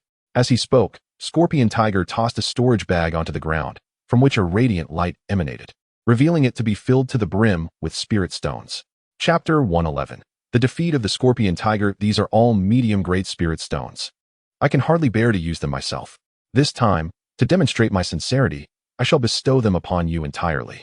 With a faint smile, Chu Fan bent down to retrieve the storage bag. Boom. At that very moment, a fierce force crashed toward his head. A smirk curled at the corner of Chu Fan's mouth as he swiftly unleashed the great heavenly flame finger. Bang! A crimson glow, infused with formidable power, struck the incoming leg with precision. Flame Sea Finger. Chu Fan shouted fiercely, and a terrifying heat radiated outward, concentrating on the Scorpion Tiger's leg. The two attacks collided violently, causing Chu Fan to grunt as he was sent flying by the kick. The Scorpion Tiger, too, let out a pained cry, its right leg bleeding profusely. The entire calf charred, agony etched across its face, mingled with rage. You dare to injure me. Chu Fan wiped the blood from his mouth, chuckling as he stood up. Did he truly believe everyone was a fool? The reason he had refrained from engaging earlier was merely to avoid inviting trouble at that moment. But if it came to a life-or-death struggle, would he not rise to the challenge? A sinister smile adorned his face, having already been outwitted once by this beast. He would not fall for the same trick again. With a thunderous shout, Chu Fan propelled himself into the air, leaving behind phantoms of his form. He swiftly activated the Star River Body technique, his muscles swelling with power. Ding. Host level has reached 13th, activating level 2 enhancement card. Ding. From this day forth, the system shall enter a state of semi-permanent slumber, allowing the host to utilize system cards only once every 3 days. The synthesis images may be employed at any time until the host ascends to the Yin-Yang realm. This directive shall not be repeated. It has been a pleasure to meet you. Farewell. A sigh escaped Chu Fan's lips as he contemplated the system's slumber. Fortunately, the cards could still be used. As he prepared to employ the enhancement card, he recalled the system's prior warning. Using it now against an opponent that was not the strongest would be unwise. Should he squander this opportunity, encountering a truly powerful adversary later could prove insurmountable. With gritted teeth, Chu Fan decided against utilizing the system card. At that moment, he summoned the synthesis image beside him. In that instant, a torrent of spirit energy surged within Chu Fan. Next to his essence core, a star shimmering with silver light gradually emerged. This was the manifestation of the power of the Star River Body technique, and when the star's brilliance became blinding, the first layer of the technique would be complete. At this juncture, the star radiated immense strength, coursing through Chu Fan's flesh, infusing him with overwhelming power. Star patterns appeared on his chest, and his strength surged threefold, his eyes glowing with a crimson light. Die! Chu Fan's presence darkened, brimming with a savage intent to kill. The Scorpion Tiger snorted disdainfully. How dare you be so presumptuous? If that is the case, then I shall eliminate you first. After he spoke, a blade suddenly sprang forth from his forearm, shimmering with a purple glow, slicing through the air like lightning as it aimed at Chu Fan. With clenched fists, Chu Fan retaliated with a fierce punch. Clang! His fist struck the blade with tremendous force, producing a resounding clang of metal against metal. Chu Fan felt a sharp pain coursing through his hand, as if it were splitting apart. Simultaneously, Scorpion Tiger furrowed his brow, sensing an incredibly ferocious power crashing against his arm, the intense pain rapidly spreading. Shatter! Chu Fan bellowed, as the power within him surged wildly. At that moment, his fist glowed brilliantly, and he struck out forcefully. Crack! Scorpion Tiger's pupils constricted in terror as he beheld a fissure forming on the edge of the handblade. How could this be possible? This was a top-grade, Earth-level spirit weapon, obtained through a harrowing struggle. Why was this lad so extraordinarily formidable? A savage grin spread across Chu Fan's face. He had never feared anyone in a life-or-death struggle. Boom! The star patterns on his chest erupted with resplendent light. And at this moment, his punch surged with overwhelming force, akin to a colossal mountain descending. The blade, radiating with a purple glow, shattered explosively. Chu Fan's fist descended like a tiger leaping down a mountain, imbued with the power to annihilate all, landing heavily on Scorpion Tiger's chest. The sheer force caused Scorpion Tiger to emit a muffled groan as he was sent flying, a trickle of blood at the corner of his mouth. Landing on the ground while fixating a piercing gaze on Chu Fan. This young man seemed rather unusual. How could someone who had just ascended to the Earth origin realm possess such immense strength? It was utterly inconceivable. Chu Fan also landed on the ground, a mischievous grin on his face as he provocatively regarded him. Come at me. Scorpion Tiger inhaled deeply, his expression growing serious. I am speaking to you earnestly now. Let us cooperate. Chu Fan merely smiled faintly, remaining silent. After a moment's contemplation, Scorpion Tiger's neck bore an intricate pattern that began to shimmer, slowly materializing before Chu Fan. Chu Fan raised an eyebrow. His life spirit pattern? Upon becoming an Earth origin practitioner, one would condense their own life spirit pattern, allowing them to escape destruction when faced with fatal attacks. With this pattern, a practitioner could flee to safety and eventually make a comeback. This artifact was equivalent to a practitioner's lifeline. A mere touch could shatter it, resulting in instant death for the practitioner. To his surprise, Scorpion Tiger was willing to entrust this to him, an unexpected turn of events for Chu Fan. You should know what this is. It represents my sincerity. If you trust me, we can cooperate. If you wish to kill me, then so be it, Scorpion Tiger stated calmly. Chu Fan's gaze flickered. This fellow was indeed a ruthless and decisive individual. He chuckled lightly, then flicked his fingers, sending the spirit pattern back. Cooperation is certainly agreeable. I am not so petty as to use such things to blackmail you. If you wish to betray me, feel free to try. I shall be ready. The Scorpion Tiger let out a hearty laugh, recalling how Wang Jian had previously remarked that you were quite a character, a claim he had been skeptical of until now. Upon meeting you, he was indeed impressed. Chu Fan raised an eyebrow, inquiring about Wang Jian. That man is quite formidable. He has been keeping an eye on you since the moment you entered the sect. You are the possessor of the 8th diamond token, Chu Fan. The Scorpion Tiger chuckled knowingly as Chu Fan nodded slowly. It seems that his assessment of you was not misplaced. You are indeed poised to become the future leader of the Xuanzong. Chu Fan smiled, expressing that he had never aspired to be a leader. His sole desire was to enhance his strength. The Scorpion Tiger laughed heartily and gave him a firm pat on the back. Come on, together. We shall determine the outcome of this selection process. Ha ha ha, those rascals, we are coming for them. The Scorpion Tiger's boisterous laughter echoed far and wide. Chapter 112. The Legacy of the Golden-Winged Rock deep within the dense forest. The symphony of chirping insects and singing birds filled the air with an essence of primordial wilderness. At that moment, two figures darted through the thicket like nimble weasels, advancing swiftly ahead. To the left, just as the two were about to touch the ground, a sudden sharp voice pierced the air. Accompanying it was a searing crimson light that shot forth like lightning into the space to the left. Concurrently, a shadow flashed by, moving with the swiftness of a tiger, carving a dark line across the sky as it surged forth. The dark demon Holy Staff. A voice filled with malevolence emanated from the shadow, and in an instant, spiritual energy surged towards him like a tidal wave, releasing a tempest of power. Boom! The crimson finger struck heavily upon the target's chest, erupting with the force of a volcanic explosion at that very moment. Chu Fan fixed his gaze upon the individual before him, his face etched with cold severity. The fiery sea finger, imbued with lethal force, pierced through the man's chest, causing blood to gush forth and anguished cries to echo. He watched as the man was propelled backward, and before he could even land, a staff shimmering with obsidian light, adorned with mysterious engravings, was viciously swung at him. With a dull thud, the man's back was utterly shattered, and he coughed up blood, collapsing to the ground, teetering on the brink of death. Thud! The slender tip of the staff mercilessly pierced the man's heart, blood splattering in an instant. At this juncture, Chu Fan licked his lips, his gaze fervently fixed upon the staff. The black staff pulsated with overwhelming power, its form reminiscent of a serpent, the top fashioned to resemble a python flicking its tongue. The energy emanating from the staff revealed to him that it was a heavenly-grade spirit artifact, capable of rending the bodies of Earth origin realm cultivators asunder. Hey, what do you intend to do? Let me tell you, anything else is fine, but not this one. The Scorpion Tiger also regarded him warily, and Chu Fan scoffed, displaying his dissatisfaction. All right, who would covet your worthless trinket?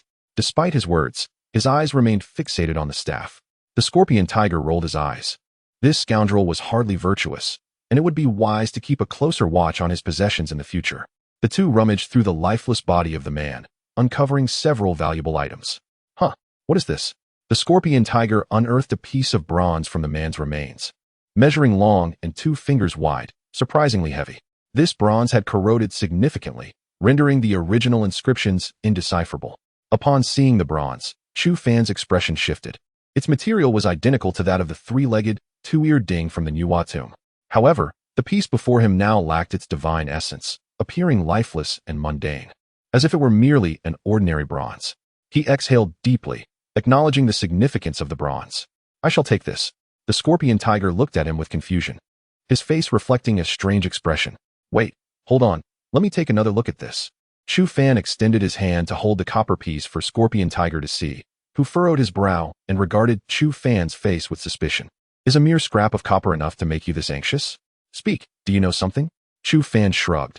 If you desire it, I shall grant it to you. But I shall take a significant portion of the other items. Scorpion tiger examined the copper intently for quite some time, but ultimately found nothing extraordinary about it. With a click of his tongue, he tossed the bronze back to Chu Fan. This belongs to you, the rest is mine. You jest. What if this is a divine artifact? I would miss a tremendous opportunity. This trinket isn't even sufficient to fill the gaps between my teeth. Then this piece is yours. The rest belongs to me. Well, how about a split of 70-30? Is that agreeable? The two continued to bicker as they advanced, and ultimately, under Chu Fan's shrewd negotiation, Scorpion Tiger conceded to a 40% share for Chu Fan. A smile crept into Chu Fan's heart. Although he acquired a considerable amount of spirit stones and techniques, he was far more intrigued by the bronze. That night, Chu Fan sat quietly behind a stone, meticulously studying the bronze piece. Suddenly, as he pressed on a particular spot, the broad surface of the bronze slid open silently, revealing a space no larger than the pad of a thumb. Chu Fan gazed in astonishment at what lay within the recess. A pill the size of a raisin, shimmering with a red hue and emanating a faint fragrance. He picked up the pill and scrutinized it closely. Under the moonlight, he could discern a tiny figure seemingly gliding within the pill. That figure, it was the golden-winged roc. A tremor coursed through Chu Fan, and his eyes widened in shock. Could this be the blood pill of the golden-winged roc? In the ancient times, when chaos first emerged and all things intertwined, the phoenix gave birth to both the peacock and the roc. This was the origin of the golden-winged roc. The true dragon and phoenix stand as the supreme overlords atop the pyramid of the divine beast world. The golden-winged roc is also of royal lineage, reigning supreme in the beast realm, possessing cosmic speed. Legend has it that the golden-winged roc can chase lightning, unmatched in swiftness. At this moment, Chu Fan felt a stirring in his heart. If he were to consume this blood pill, would he too acquire such terrifying speed? After a moment's contemplation, he resolved to act without hesitation and opened his mouth to swallow the blood pill whole. Boom! The instant the blood pill entered his mouth, an overwhelming force surged forth like a torrent, rapidly spreading through his body like roaring waves. At the same time, Chu Fan's expression contorted into a grimace. His fists clenched tightly, his face etched with agony. In that moment, it felt as though his entire being was being torn apart, as if caught between two grinding stones. Pulverized into a paste, utterly unbearable. He could not help but emit muffled groans, blood oozing from the corners of his mouth. At this moment, bolts of golden lightning rained down furiously within him. His meridians, flesh, and bones were all being shattered into countless fragments. The essence of the golden-winged roc's blood possesses an overwhelming power, far beyond what Chu Fan could endure. In an instant, a violent mist of blood erupted from his body, causing him to rapidly shrink, as if he had transformed into a puddle of blood. However, in the next moment, a brilliant golden light flashed, and his form began to swell as if inflated like a balloon, restoring him to his original state in the blink of an eye.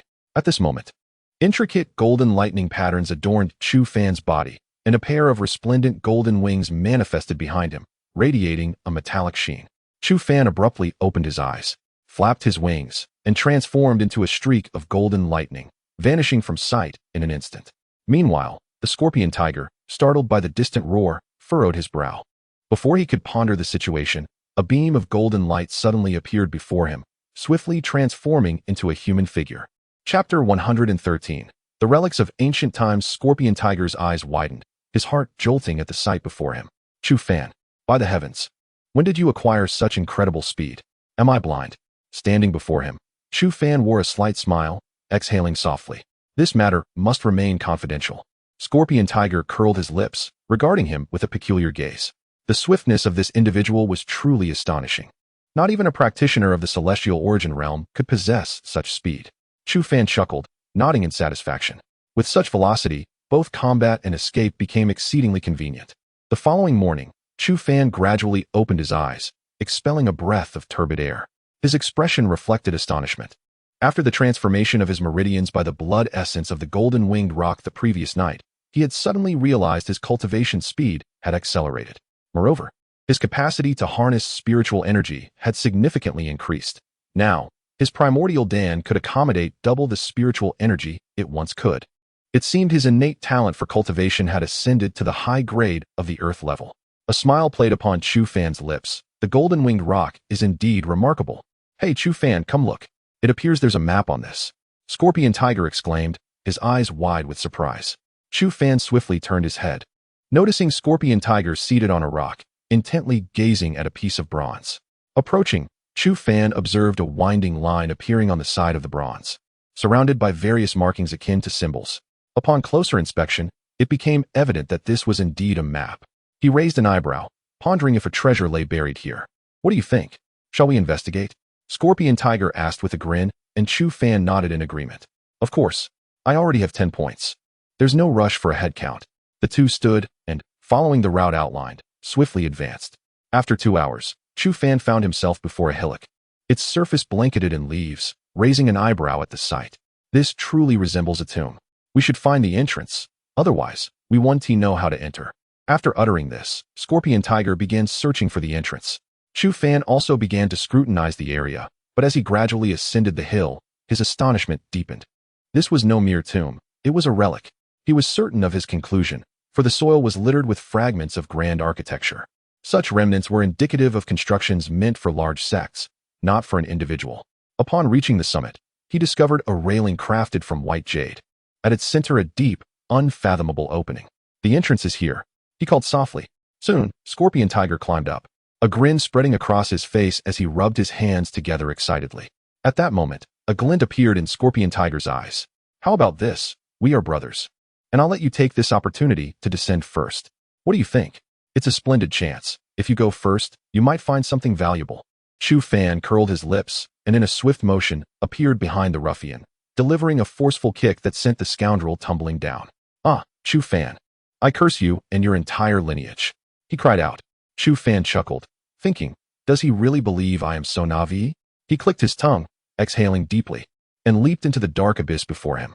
What greeted his eyes was a vast expanse of darkness, an ancient aura enveloping him, as if he had traversed back 10 millennia, suffused with a weighty atmosphere that was almost suffocating. Even after 100,000 years, Chu Fan could still faintly perceive the astonishing fluctuations of spiritual energy emanating from beneath this passageway. Such waves of power would, even in his current state, pose a formidable challenge. This place was not merely a treasure-laden relic, but also fraught with peril. Soon, the darkness gave way to a flicker of light, revealing the visage of the ruins. The site sprawled endlessly, diminishing into the horizon, with a cluster of structures stretching far into the distance. In the center stood a grand hall, now in a state of disrepair, resembling a colossal edifice that had been shattered by an immense hand descending from the heavens. Chu Fan felt a shiver run down his spine, pondering the strength of the being capable of such devastation. Upon landing, he beheld remnants of crumbled walls and desolation all around. Goodness, goodness! Exclaimed Scorpion Tiger, his voice steeped in astonishment. Chu Fan hurried over to find him crouched before a shattered sword, his eyes wide with disbelief. This was a spirit weapon forged from fallen star steel, a spirit-grade artifact. How could it be broken like this? What on earth transpired here? Chu Fan scanned the ground, where numerous fragments lay scattered, most of which originated from spirit-grade weapons. To his astonishment, he even spotted several shattered celestial artifacts. He gasped, realizing that the power of this sect likely surpassed that of any faction in the current Eastern Xian continent. The 5 major sects today would scarcely be able to muster the number of celestial artifacts that had already been destroyed here. They stood atop a high platform, and upon descending, discovered paths extending downward on either side, yet the ground before them was entirely sealed. Exchanging glances, they chose the path on the left to descend. With each step downward, Chu Fan's heartbeat quickened, as if he were being stalked by a malevolent force, a chill creeping up his spine. Drawing a deep breath, he wore a grave expression. Everything around him indicated that this sect had been forcibly shattered by an external power. There likely existed some mysterious entities they had never encountered before. Suddenly, the sound of crashing waves echoed in their ears, startling Chu Fan. In such a place, how could there possibly be an ocean? Chu Fan, do you hear the sound of the water swirling? Scorpion Tiger inquired, his voice tense. Chu Fan exhaled, acknowledging that he too could hear it. The two individuals reached the end of their journey, discovering a colossal warship marooned upon the ground. In the darkness, a solitary glimmer of green light pierced through, gently swaying. Creak, creak. The sound of that flickering light echoed ominously, reminiscent of a beast gnawing on bones. Exuding an aura of dread, Chu Fan clenched his fists tightly, his inner energies swirling rapidly, poised for confrontation at any moment. In such an eerie place, the emergence of anything was hardly surprising. Suddenly, Chu Fan cast his gaze upon the walls flanking him, noting the water-worn marks etched upon them, and his expression shifted dramatically. These were traces left by the sea. Run! Chu Fan shouted, pivoting on his heel to flee. Although Scorpion Tiger was bewildered by the unfolding events, he unhesitatingly turned and sprinted after Chu Fan, driven by unwavering trust. Chapter 114. Visitors from the mysterious realm. Suddenly, a terrifying surge of water surged forth, inundating the entire area in an instant, reaching up to the calves in the blink of an eye. Within mere breaths, Scorpion Tiger was completely submerged. He desperately swam upward, but inadvertently glanced back and was struck with terror, letting out a scream as water filled his mouth. His eyes widened like bronze bells, his face etched with sheer horror. Beside him, a figure appeared silently, radiating a serene golden light, yet adorned with an exceedingly bizarre and terrifying smile that could induce cardiac arrest. The moment that face emerged before him, Scorpion Tiger nearly succumbed to fright. Coughing violently, he clawed his way upward, sputtering and retching, his expression revealing lingering fear. What in the world is that? Even such a valiant individual trembled in fear, his limbs quaking uncontrollably. Chu Fan, furrowing his brow, inquired, what happened? Scorpion Tiger shook his head and, after a prolonged moment, managed to articulate the incident. Chu Fan paused, sensing the scent of a demon. Yet this aura was immensely more potent than that of ordinary demons. It was undoubtedly beyond the capabilities of present-day fiends. In ancient times, it was said that demons were referred to as devils. The might and strength of these malevolent beings were incomparable to the trivial entities of today. That race was extraordinarily powerful, once standing as equals to humanity. Later, the human emperors emerged, and after the reign of 10 sovereigns, they eradicated the demons, leaving only a few remnants to persist, which eventually evolved into the demons we now know. Breathing heavily, Scorpion Tiger spoke slowly. Chu Fan raised an eyebrow, intrigued by this revelation. Given the timeline, this sect had existed over 10,000 years ago, yet the last emperor had passed away nearly 99,000 years prior, by which time the demons had been largely exterminated. Shaking his head, he remarked, I also sense something amiss. This aura indeed resembles that of demons. If it is truly such a dreadful entity, we may be in grave danger today. The two continued onward until they reached the horizon Chu Fan had previously observed, only to find that much of the day had already passed. Despite their relentless pace, the vast expanse of this sect was overwhelming. Standing in a place reminiscent of a martial arts arena, Chu Fan surveyed the entirety of the sect. Suddenly, he froze. An altar. This entire sect served as an enormous altar meant to suppress certain entities. Chu Fan voiced his conjecture, and Scorpion Tiger's gaze sharpened as he peered into the distance. Indeed, the entire sect was arranged in the form of an altar, and the place they stood was at its very center. This implied that the downfall of this colossal sect was likely due to the awakening of whatever was being suppressed below, breaking free from its confines, and ultimately leading to such calamity. Scorpion Tiger spoke slowly, and Chu Fan nodded, nearly certain of this conclusion. Someone is coming, Chu Fan suddenly exclaimed, and the two hurriedly sought refuge in a secluded corner, exchanging glances filled with peculiarity. This place was unknown even to the higher echelons of the Xuanzong. Who could possibly discover it? It was a disciple of the Xuanzong. Furrowing his brow, Chu Fan wondered how they had found this location. Quickly, we must locate that object. Our time is limited, so let us hasten. The voice was familiar. If he was not mistaken, it belonged to Elder Gang. The situation grew increasingly enigmatic as Chu Fan quietly nestled in the shadowy corner, stealthily observing the outside. He beheld hundreds of disciples scouring the area like a plague of locusts, their faces etched with urgency and gravity as they meticulously searched inch by inch. Once the throng moved further away, the two finally emerged. We shall pursue our own objectives and avoid conflict with them for now. Our time is critically constrained. Chu Fan stated earnestly. Scorpion Tiger nodded in agreement, and they veered off in another direction to search. Before long, they entered a dilapidated palace, imbued with a rich aroma of medicinal herbs, which instantly brightened their expressions. This was the place where spiritual elixirs were stored. They rushed inside, only to find a series of rooms stretching straight to their line of sight. Each chose a direction to commence their search. The chamber that Chu Fan entered was suffused with the potent scent of spiritual herbs. Upon entering, he discovered small jade vials arranged upon a stone shelf. He opened these vials, only to find that most of the elixirs had immediately decayed into a pool of black ichor. Only 2 vials, the effects of which remained unknown, were still relatively intact. He quickly exited and continued his search. 2 hours later, Chu Fan emerged from the last stone chamber, his expression tinged with resignation. He had only found 10 vials of elixirs, totaling fewer than 50 pills. At that moment, Scorpion Tiger appeared from the opposite side, his face reflecting indignation. Damn it! I only found 8 vials. Chu Fan furrowed his brow. This time, the opportunity to collect was somewhat disappointing. Huh, what is this? Scorpion Tiger suddenly noticed a button on the wall and slapped it down with a resounding clap. Don't press it. Chu Fan's warning fell on deaf ears as Scorpion Tiger had already activated it. Immediately, a series of mechanisms whirred to life beneath them, causing Chu Fan's expression to shift as he grabbed Scorpion Tiger and darted to the side. Just as they sidestepped, a surge of black mist erupted forth, eroding the floor tiles to mere fragments in the blink of an eye. Damn it, didn't I say not to press it? Chu Fan gritted his teeth, while Scorpion Tiger stood there sheepishly, chuckling nervously. Roar! In the next moment, a terrifying howl resonated from below, followed by a violent rush of black fog that engulfed the two in an instant. Bang! Both were struck by an immense force, causing them to spew blood and be hurled far away. What in the world is this? The Scorpion Tiger emitted a chilling cry, its visage awash with sheer terror. Amidst the swirling black mist, a colossal figure writhed ominously. Chu Fan, gripped by an instinctive dread, paid no heed to the nature of the creature. From the potent force he had just encountered, he surmised that it was a being of at least celestial origin.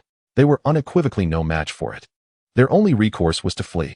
With a swift motion, his golden wings unfurled, transforming into a streak of golden lightning, vanishing in an instant. Roar! The creature quickly closed in, and with an acute sense of urgency, Chu Fan pressed forward, his teeth clenched in determination. Chapter 115. The devil subduing scripture. A streak of golden lightning traversed the sky, akin to a true golden-winged rock, vanishing in an instant.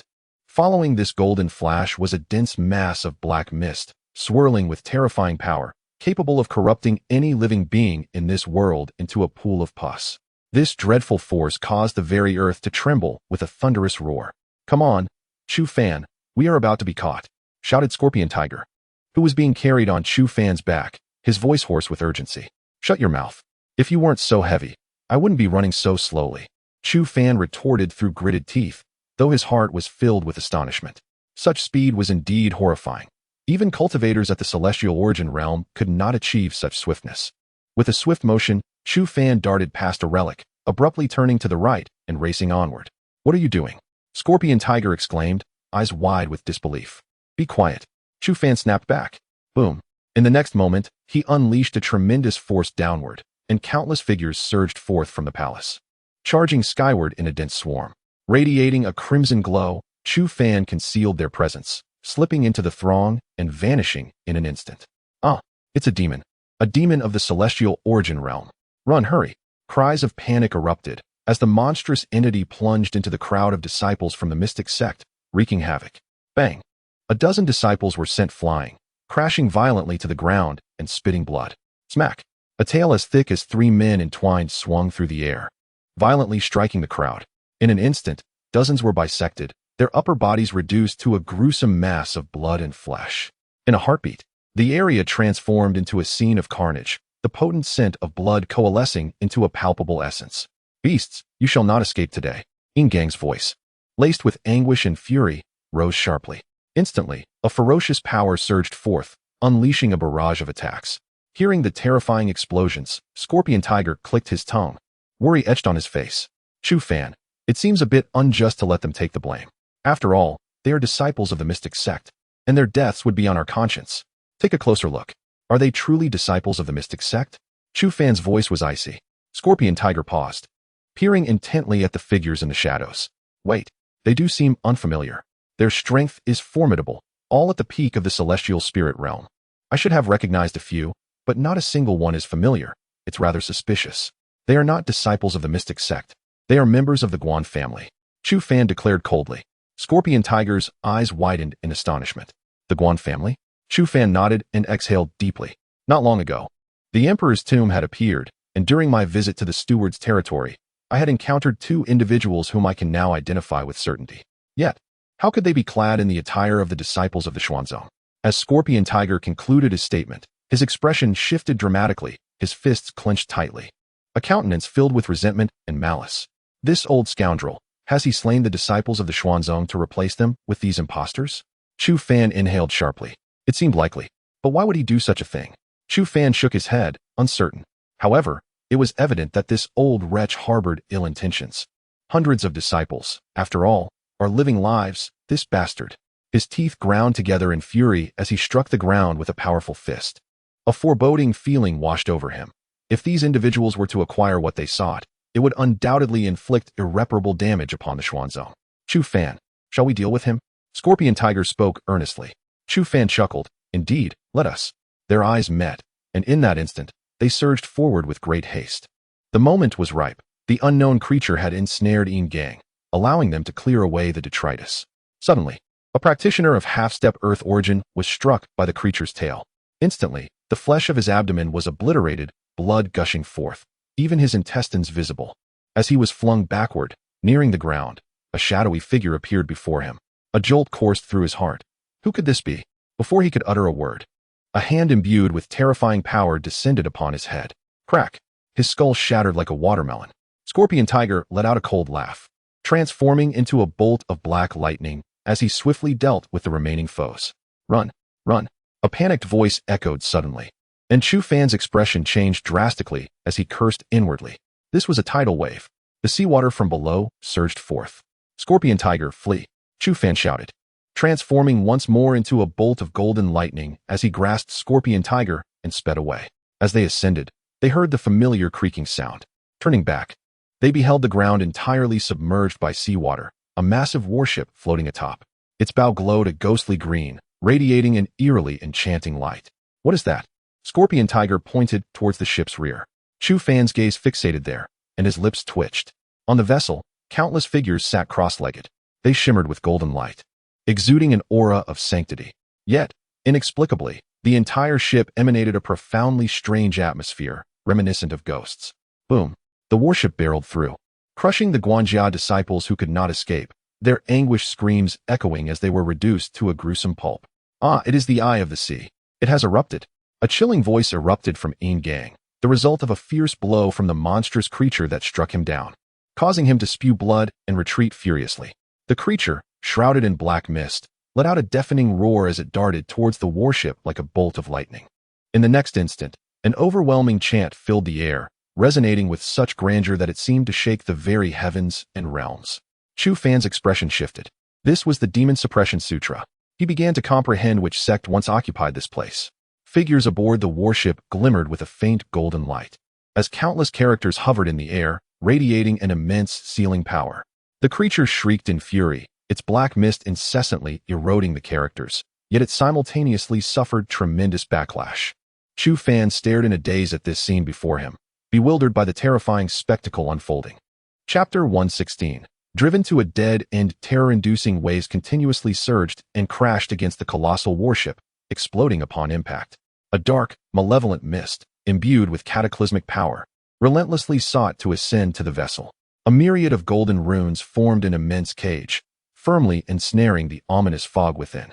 Gradually, the dark mist dissipated, revealing the true form of the beast. Suspended in midair, Chu Fan exhaled deeply, his expression a mixture of shock and awe.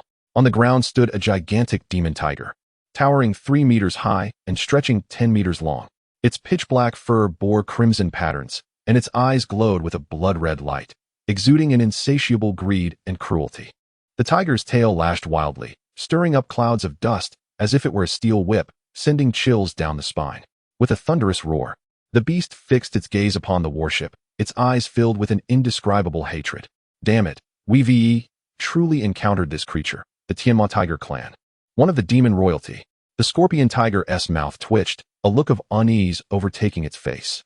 Chu Fan furrowed his brow tightly. This matter had become quite troublesome. Who permitted your presence here? Leave at once. Yin Gang's face was a mask of fury, his eyes locked onto the two individuals, his complexion ashen. A realization struck Chu Fan. Something was amiss. This old wretch must be plotting something sinister. Quickly, let us go, he urged, transforming into a streak of golden lightning, darting away into the distance. Where do you think you're going? You shall remain here today. Yin Gang's voice was filled with malice and ice, reverberating through the space as a transparent, colossal hand descended with a thunderous clap upon the two. The overwhelming force shattered their protective spiritual energy, causing them to spew blood and plummet to the ground like a bird with broken wings. As Yin Gang closed in, Chu Fan gritted his teeth and seized the scorpion tiger, desperately sprinting toward the demon tiger. You fool, Chu Fan. Are you trying to get me killed? The scorpion tiger cried out, its face stricken with terror. Faced with this beast, they were essentially courting death. Determined, Chu Fan gritted his teeth and darted to the side of the demon tiger, a glimmer of crimson light flashing in his eyes. I've got you now. But if you fall, I want to save you. With that, he concentrated all his strength and struck the beast with a resounding blow, then turned and fled toward the massive warship. The Tianma tiger roared in pain, its massive paw descending like a meteor, accompanied by a terrifying roar as it crashed down. Even with Chu Fan's speed pushed to the limit, he was caught in the aftermath, a dreadful force surging forth. It felt as though a colossal hammer had struck his back, and he immediately coughed up blood, sent flying through the air. The scorpion tiger on his back was now gasping for breath, devoid of the strength to even curse him. As Chu Fan and his companion found themselves upon the deck of the warship, they beheld the somber sight of thousands of lifeless souls chanting solemnly. Even someone as audacious as Chu Fan felt a tremor of fear. Countless runes materialized in the air, forcefully keeping the monstrous tiger at bay. At that moment, Yin Gang surged forward, his face contorted with a maniacal expression. You two little brats, if you come out today, I might allow you to remain whole. Otherwise, I shall reduce you to mere paste. Chu Fan spat out a mouthful of blood, his countenance dark and foreboding. You old cur, even if I must feed this beast, I will not let you succeed. Yin Gang chuckled. I do admire your spirit, but sadly, those with such defiance tend to meet an early demise. With a furious roar, Chu Fan unleashed all his strength, striking the massive warship with a thunderous crash. A golden radiance erupted instantaneously, and the ghostly green lantern at the ship's bow emitted a spectral glow. In that moment, those seated on the ship suddenly opened their eyes, their pupils glowing with an eerie green light, presenting a sight most unsettling. Chu Fan's expression shifted drastically. He quickly retreated, fearing these individuals might be on the verge of resurrection. Kill. Amidst the haze, Chu Fan discerned a garbled chant emanating from one throat, and in the next instant, the thousands of souls surged forth like a swarm of locusts, a terrifying force unleashed.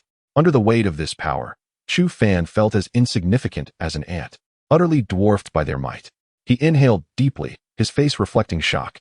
These individuals had presumably been disciples of this sect in life, all possessing strength above the Earth origin realm, with hundreds even at the celestial origin and yin-yang realms. Such a formidable foundation surpassed what any alliance of forces on the eastern Xuandi continent could hope to achieve. What manner of sect is this? It is utterly terrifying. At that moment, the scorpion tiger also felt an icy dread, terror etched across his features. Chu Fan took a deep breath, casting one last glance at the assembled souls before fleeing desperately forward. You little brats, I will not let you escape. Yin Gang's voice dripped with malice, echoing ominously. Chu Fan scoffed. Wait until I return to the sect. You shall be the one awaiting death. Their energies surged, and they could still hear the horrific sound of spiritual energy detonating in the distance. Upon returning to the platform where they had landed, they were horrified to discover that the entrance had been sealed. Their faces fell, teeth clenched tightly in anguish. Suddenly, a resounding cadence of footsteps echoed from behind them. As they turned, their pupils contracted in fear. Before them stood hundreds clad in battle armor, weapons in hand, marching in perfect formation. An overwhelming force emanating from them that left Chu Fan and his companion breathless. Damn it, we cannot escape this fate after all. The scorpion tiger took a deep breath, a fierce expression contorting his face.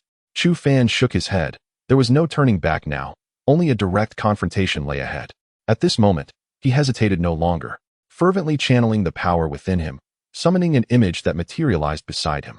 Instantly, a torrent of immense spiritual energy surged into his being. What on earth is this?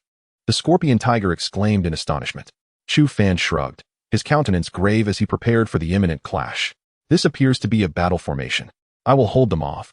You must locate the formation's core and eliminate it. After calmly articulating his plan, Chu Fan transformed into a golden streak of light, vanishing into the air in an instant. Following this, a terrifying explosion erupted, reverberating wildly through the crowd. Chapter 117. Beneath the ruins at this moment. A fierce and cold expression adorned Chu Fan's face. His immense, crimson fingers resembled the scepter of a celestial being as they swept through the air with a sudden force. Instantly, explosive sounds erupted from the crowd, and dozens of individuals were obliterated by that singular point of energy. Boom, boom, boom. At this time, Chu Fan had also endured multiple violent strikes, and despite activating the Starry River Dominance technique, he suffered serious internal injuries. With a trace of blood at the corner of his mouth and excruciating pain in his chest. With little regard for anything else, he wielded the Chaos Cauldron in his right hand, charging through the crowd like a rampaging dragon. Bang, bang, bang.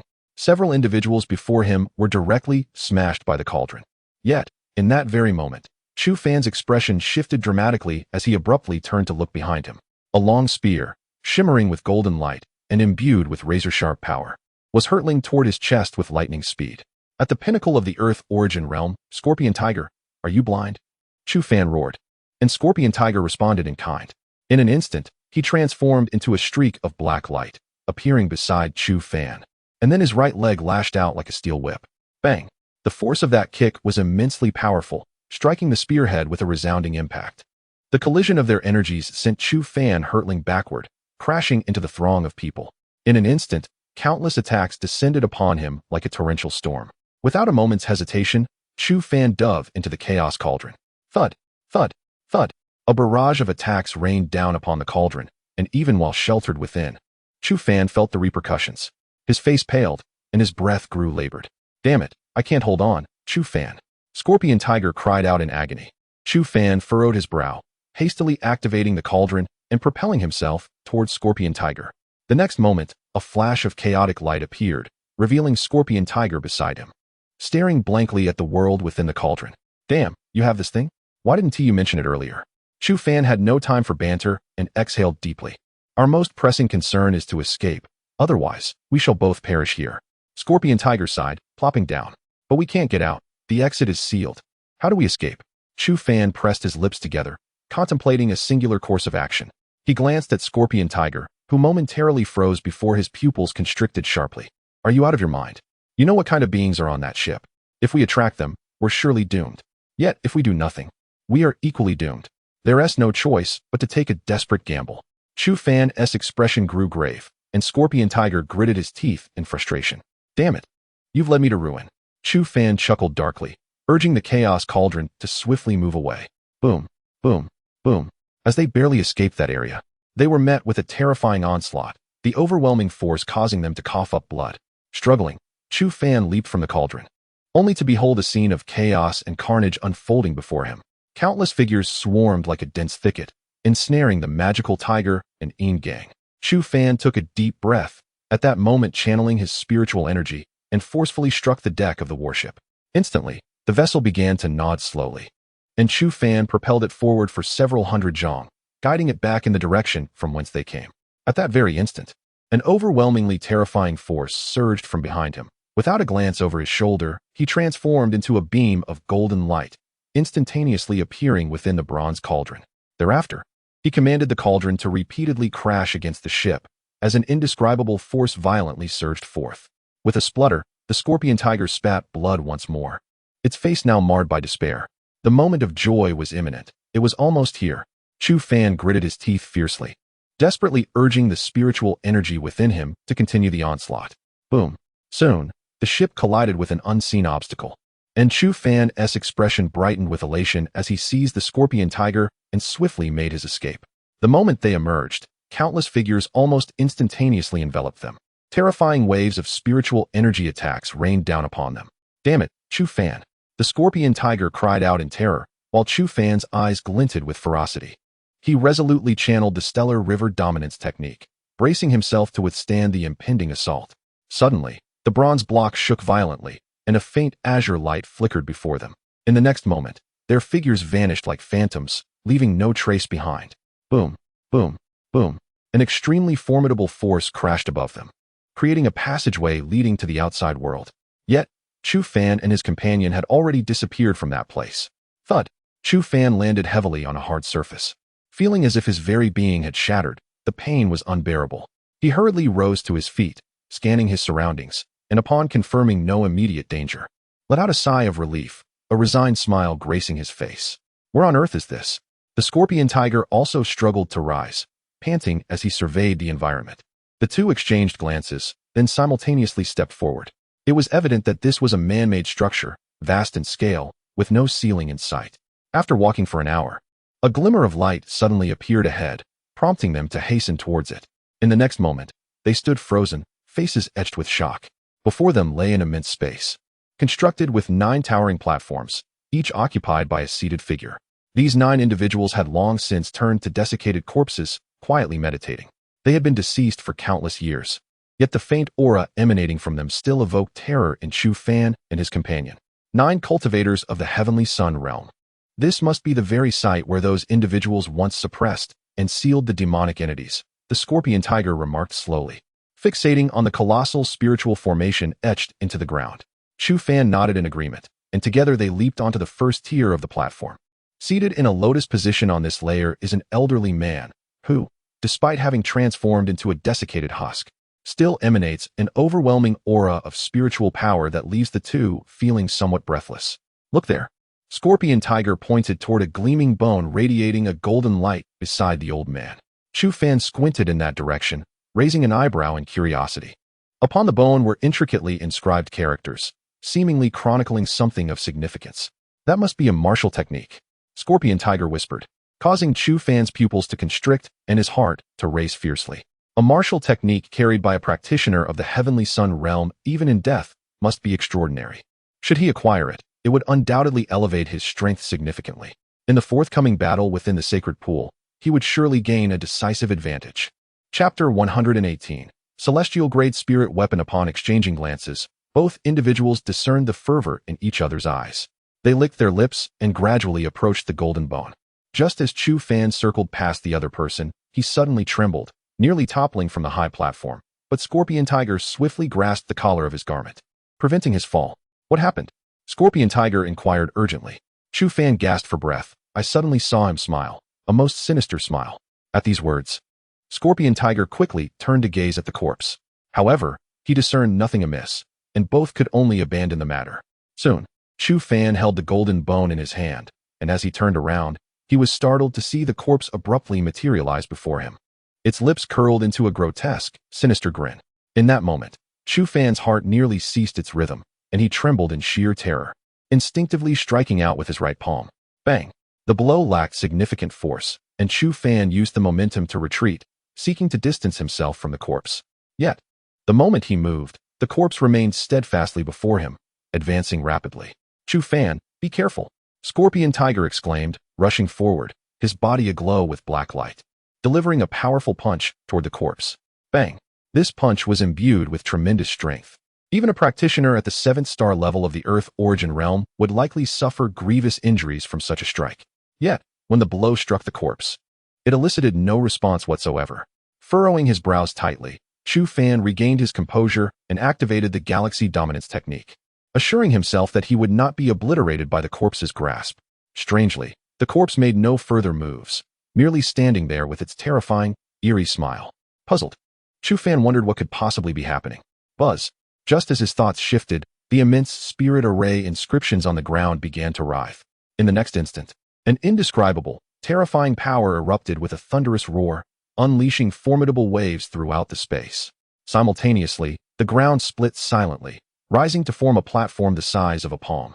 As Chu Fan and his companion approached, they discovered a depression atop it.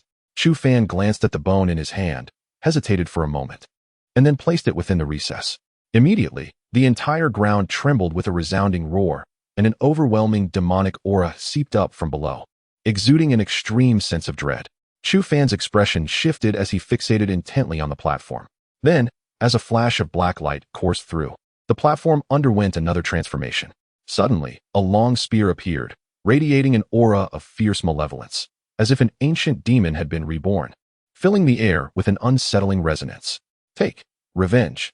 Chu Fan heard a vague voice, and he swiftly turned around, only to see the corpse behind him, its face contorted with a look of struggle as it laboriously uttered those words. Take revenge, it howled. After he finished speaking, he let out a piercing howl, clutching his head and sprinting away, visibly in great agony. Chu Fan understood his intent, to wield this formidable halberd and avenge them. At that moment, Scorpion Tiger's eyes glinted mischievously as he snatched the halberd with a grin plastered across his face. This task is better suited for me. I shall take up the mantle for my predecessors. But before he could complete his sentence, he crashed heavily to the ground, landing in an undignified manner. Scorpion Tiger groaned, rubbing his hands while frowning at the imposing black halberd beside him. Damn it, I refuse to be thwarted by this. This object, weighing over 1,000 pounds, was unexpectedly beyond even his robust strength, causing him to fall hard. Rising to his feet, Scorpion Tiger summoned all his strength to lift the massive halberd. Yet, after multiple attempts, he only succeeded in tumbling it to the ground, utterly unable to hoist it. What in the world is this? He cursed vehemently, his expression reflecting sheer frustration. Chu Fan chuckled softly as he approached, grasping the long halberd with his right hand. Instantly, the muscles in his arms swelled, and to Scorpion Tiger's astonishment, he effortlessly lifted the halberd. Even Chu Fan was taken aback. Had he not cultivated the stellar body technique, he would have struggled under its formidable weight.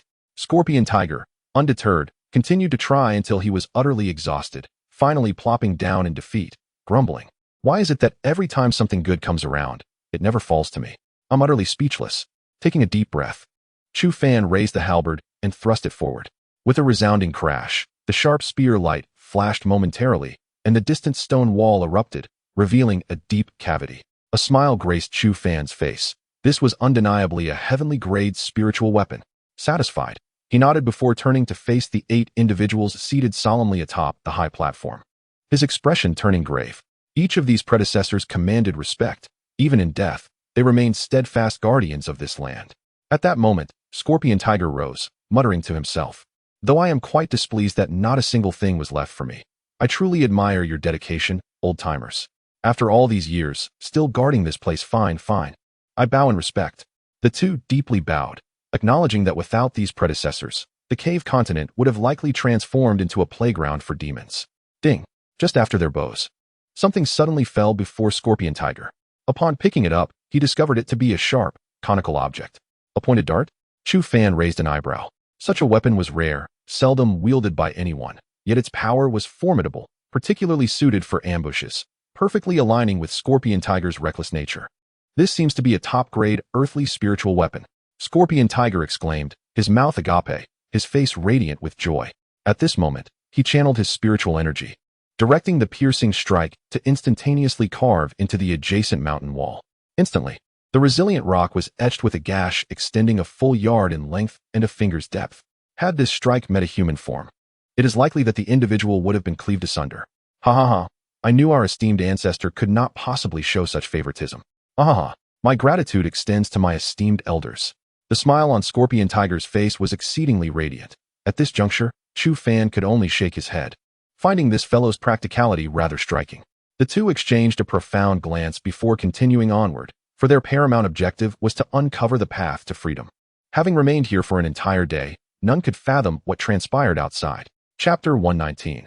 The might of celestial grade spirit artifacts following the passageway forward. The two soon heard the sound of cascading water.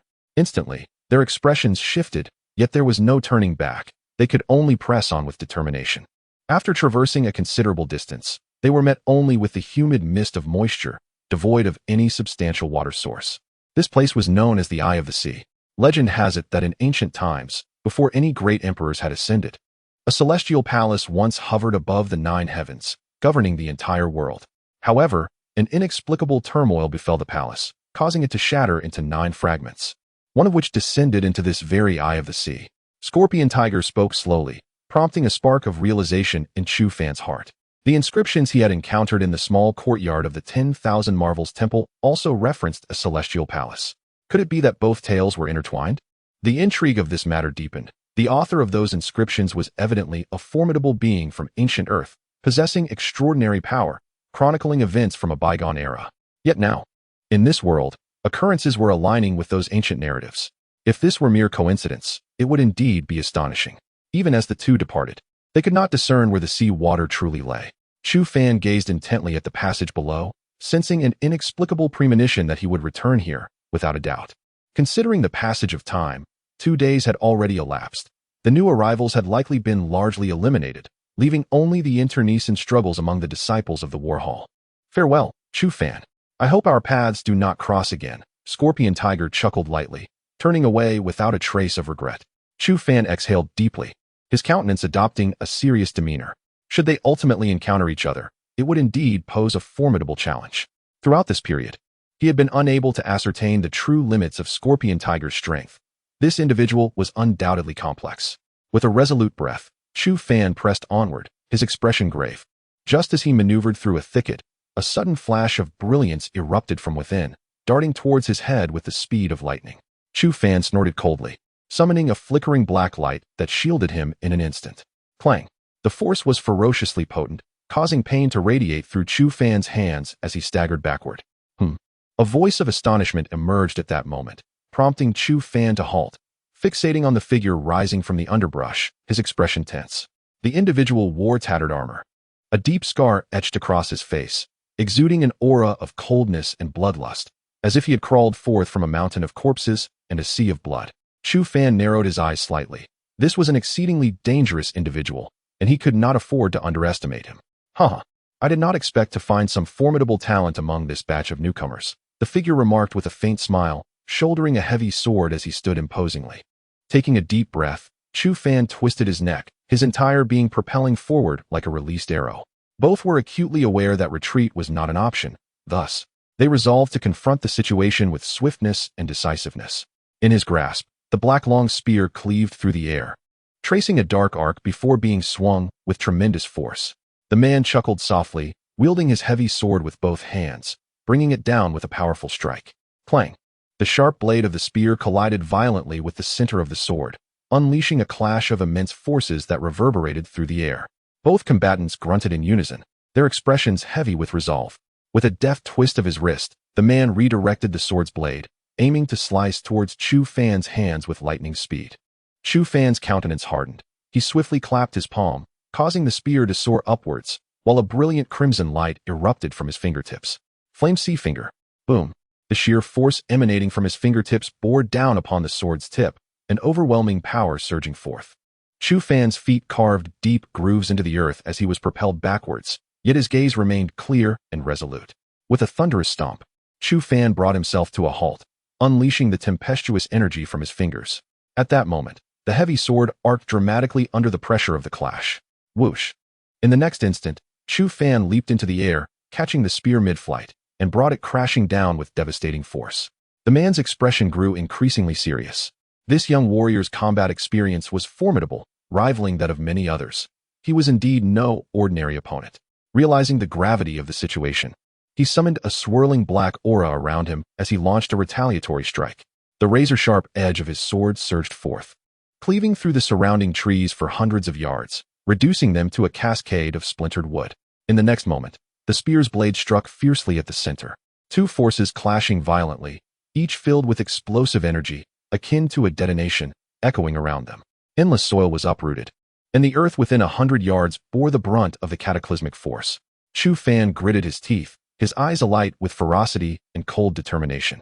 Meanwhile, the man beneath him roared, channeling his spiritual energy into the heavy sword. Boom, boom, boom. In the blink of an eye, they exchanged dozens of blows, neither gaining the upper hand. Chu Fan inhaled deeply, his hand forming a decisive seal, conjuring an icy blue spiritual array that shimmered in the air.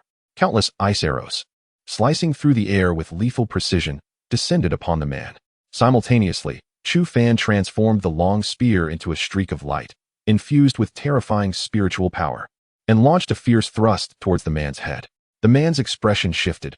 He realized this young warrior was also a master of spiritual arrays. He swung his sword, erecting a wall of defense before him, shattering the multitude of ice arrows. However, the sheer number was overwhelming. and he could not hope to block them all. Puff, puff, puff. Soon, several ice arrows pierced through his defenses, leaving deep, bloody wounds upon him. His brow furrowed, and his face turned pale. In the next moment, his pupils constricted, and he plunged his heavy sword into the ground, propelling himself forward with fierce momentum. Thud! Just as he had prepared himself, an overwhelming and ferocious force collided violently with his heavy sword.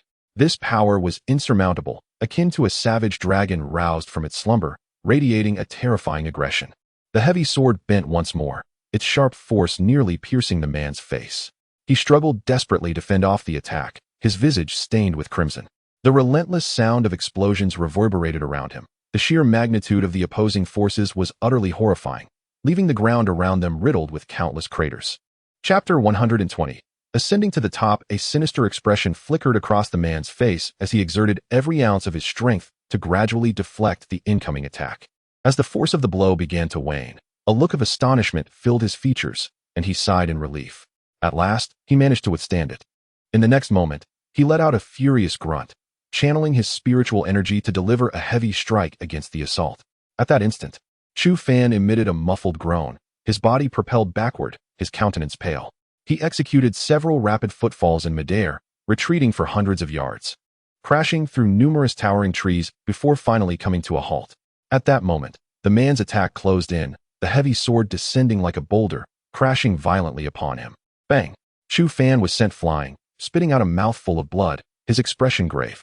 The man pursued relentlessly, dark energy enveloping all his vital points.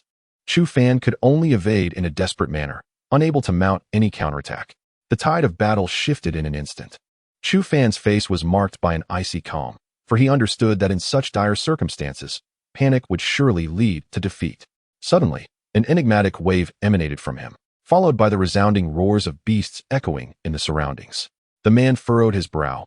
The commotion among the creatures compelled him to resolve the conflict swiftly. Yet, in that brief moment of hesitation, he was horrified to find that the young man before him had transformed into a streak of golden light, swiftly distancing himself from the range of his attack. Cursing inwardly, before he could launch another offensive, the golden light reappeared before him, the sharp tip of a halberd darting toward his chest with lightning speed. The man gritted his teeth. This young man was indeed a formidable adversary. Just as he prepared to defend himself, a sudden cry rang out from his side, followed by an overwhelming force crashing into him. Akin to being struck by a massive boulder. Caught completely off guard, he was sent sprawling far away, resembling a bird with broken wings. It was then that he spotted a colossal golden eagle, its body shimmering, charging towards him like a streak of light. That previous blow was indeed the handiwork of this beast. His heart trembled, and fear crept across his face. Could it be that this fellow was also a beastmaster? However, he had no time to ponder further. The eagle's wings surged with powerful gusts, ruthlessly slamming toward his chest. He could only barely raise his heavy sword to block. But in the next moment, two terrifying forces from different directions simultaneously struck him. A jolt of despair surged within him. It was over. Bang! He crashed heavily to the ground, a deep wound in his back oozing blood, while his chest throbbed with excruciating pain, with both front and back grievously injured. Blood poured from his mouth, and he collapsed onto the earth, utterly unable to move. Defeating you truly demands a considerable effort. At this moment, Chu Fan appeared before him, his face bearing a hint of pallor. The golden eagle stood in front of Chu Fan, affectionately rubbing against his clothing. With a smile, Chu Fan patted its head and tossed a mid-grade spirit stone. The eagle let out a cry, grasped the spirit stone in its beak, and soared away into the distance. Chu Fan sighed softly, leaning against the tree trunk as he gazed at the figure before him. "Shall we chat?" The man offered a bitter smile, struggling to sit up and spitting out a mouthful of blood. "You must be Chu Fan, right?" "Oh, am I so renowned now that even a random passerby knows my name?" Chu Fan replied with a cheerful grin, to which the man shook his head. "Su Jiming, a member of the 3rd squad of the 2nd team of the battle hall." Chu Fan nodded, observing him quietly. Su Jiming's face bore a melancholic expression as he sighed deeply. "When I first entered the battle hall, I despised that monotonous, tedious, and oppressive place. I longed to escape, to eliminate those wretched captains." As he spoke, he coughed up more blood, his spirit utterly depleted. Chu Fan wished to assist him in healing his wounds, but Su Jiming waved his hand in refusal. "Half a year after I joined the battle hall, I undertook my first mission, suppressing the chaos in the demon abyss. That battle was a river of blood, a tumultuous clash. We lost 5 captains at the celestial origin realm, and countless ordinary disciples perished. Tears streamed down Su Jiming's face as he leaned against a rock, his countenance suddenly illuminating with a radiant glow. The captain I had wished to kill countless times shielded me from a fatal blow and died right before my eyes. After uttering these words, he clenched his right hand, choking back a sob. It was then I realized that all the pressure and scolding were preparations for that day. He inhaled deeply, looking at Chu Fan. My talent is lacking. After 3 years of effort, I remain just a squad member. I know you are a genius, a true prodigy. Your presence in the battle hall holds far greater value than mine. Yet, I truly cannot bear to part with it. Su Jiming's complexion had grown increasingly grim, his speech becoming fragmented. You do not understand. Every single person inside, each one, is your brother. He suddenly grasped Chu Fan's hand tightly, tears spilling from his eyes. Please, you must ensure that those brothers suffer fewer losses. After Su Jiming spoke, he drew his last breath. Yet his grip on Chu Fan's hand remained firm, so tight that it left bruises on Chu Fan's right hand. After a long silence, Chu Fan took a deep breath. This is what it means to be a true man, a true warrior. This embodies the essence of the disciples of the mystic sect, the spirit of the mystic sect. Rest assured, I promise you, Chu Fan murmured softly. In that moment, Su Jiming's hands gradually loosened, eventually resting on the ground. Half an hour later, Chu Fan stood before his grave, bowing deeply. These individuals have safeguarded the mystic sect's peace for hundreds of years. Buzz. At this moment, the token in his hand shimmered with a radiant glow, transforming into 20 points. Chu Fan exhaled deeply, his face imbued with unwavering determination. For the next 4 days, he fought relentlessly, ceaselessly in pursuit of his targets. Concurrently, his name reverberated throughout the entire trial arena. The title of Chu Demon King was bestowed upon him, and many who heard it trembled in fear. During these 4 days, he vanquished 5 adversaries, causing his points to soar to 70. Meanwhile, standing outside Nanshan and gazing at the leaderboard suspended in midair, Xiang Hong nodded with a smile gracing his features. He fixated on the name at the top, Chu Fan. Chapter 121. Battling for the kingdom with a resounding thud, Chu Fan forcefully extracted the tip of his spear from the body of a 7th-tier beast, blood gushing forth in an instant. He exhaled gently, meticulously cleaning the long spear in his grasp, before taking a deep breath, a grave expression etched upon his face. It was already the 6th day, the final confrontation was inevitably approaching. Without a moment's hesitation, he soared into the air, transforming into a streak of golden light, vanishing from sight in an instant. At this moment, Chu Fan's speed had doubled compared to 4 days prior. Before long, he arrived at the highest peak of the dense forest, where 5 or 6 individuals stood, each on guard, their faces marked by coldness.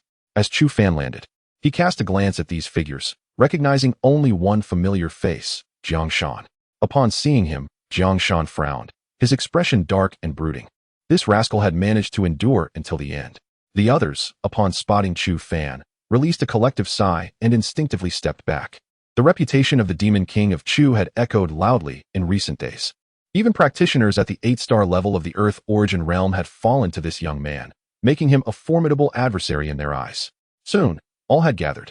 Haha, I knew you could last until the end, chuckled Scorpion Tiger, striding over to Chu Fan and delivering a playful punch to his shoulder. Chu Fan shrugged, surveying the remaining 20 individuals, inhaling deeply. Buzz.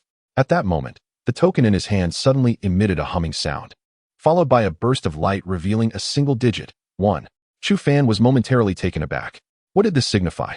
Others around him exchanged puzzled glances at the token, but the disciples of the battle hall concealed the glowing number with their spiritual energy.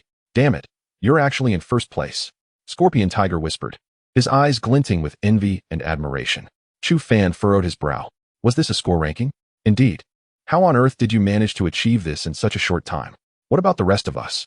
Scorpion Tiger sighed, pressing his lips together, a smile creeping onto his face.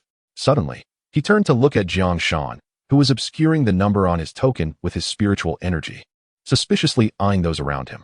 This individual was likely in second place.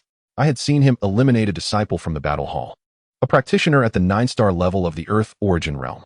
He was probably already a cultivator of the Origin Spirit realm. This time, it seemed no one could prevent him from entering the battle hall. Scorpion Tiger sighed softly, speaking slowly. Chu Fan stood silently, the atmosphere thick with an eerie stillness. No one daring to make the first move. Those who had managed to endure until this point were undoubtedly powerful, knowing that striking first would reveal their strength, potentially leading to a chaotic free-for-all. Ladies and gentlemen, I have a proposal that I wonder if you might be interested in hearing.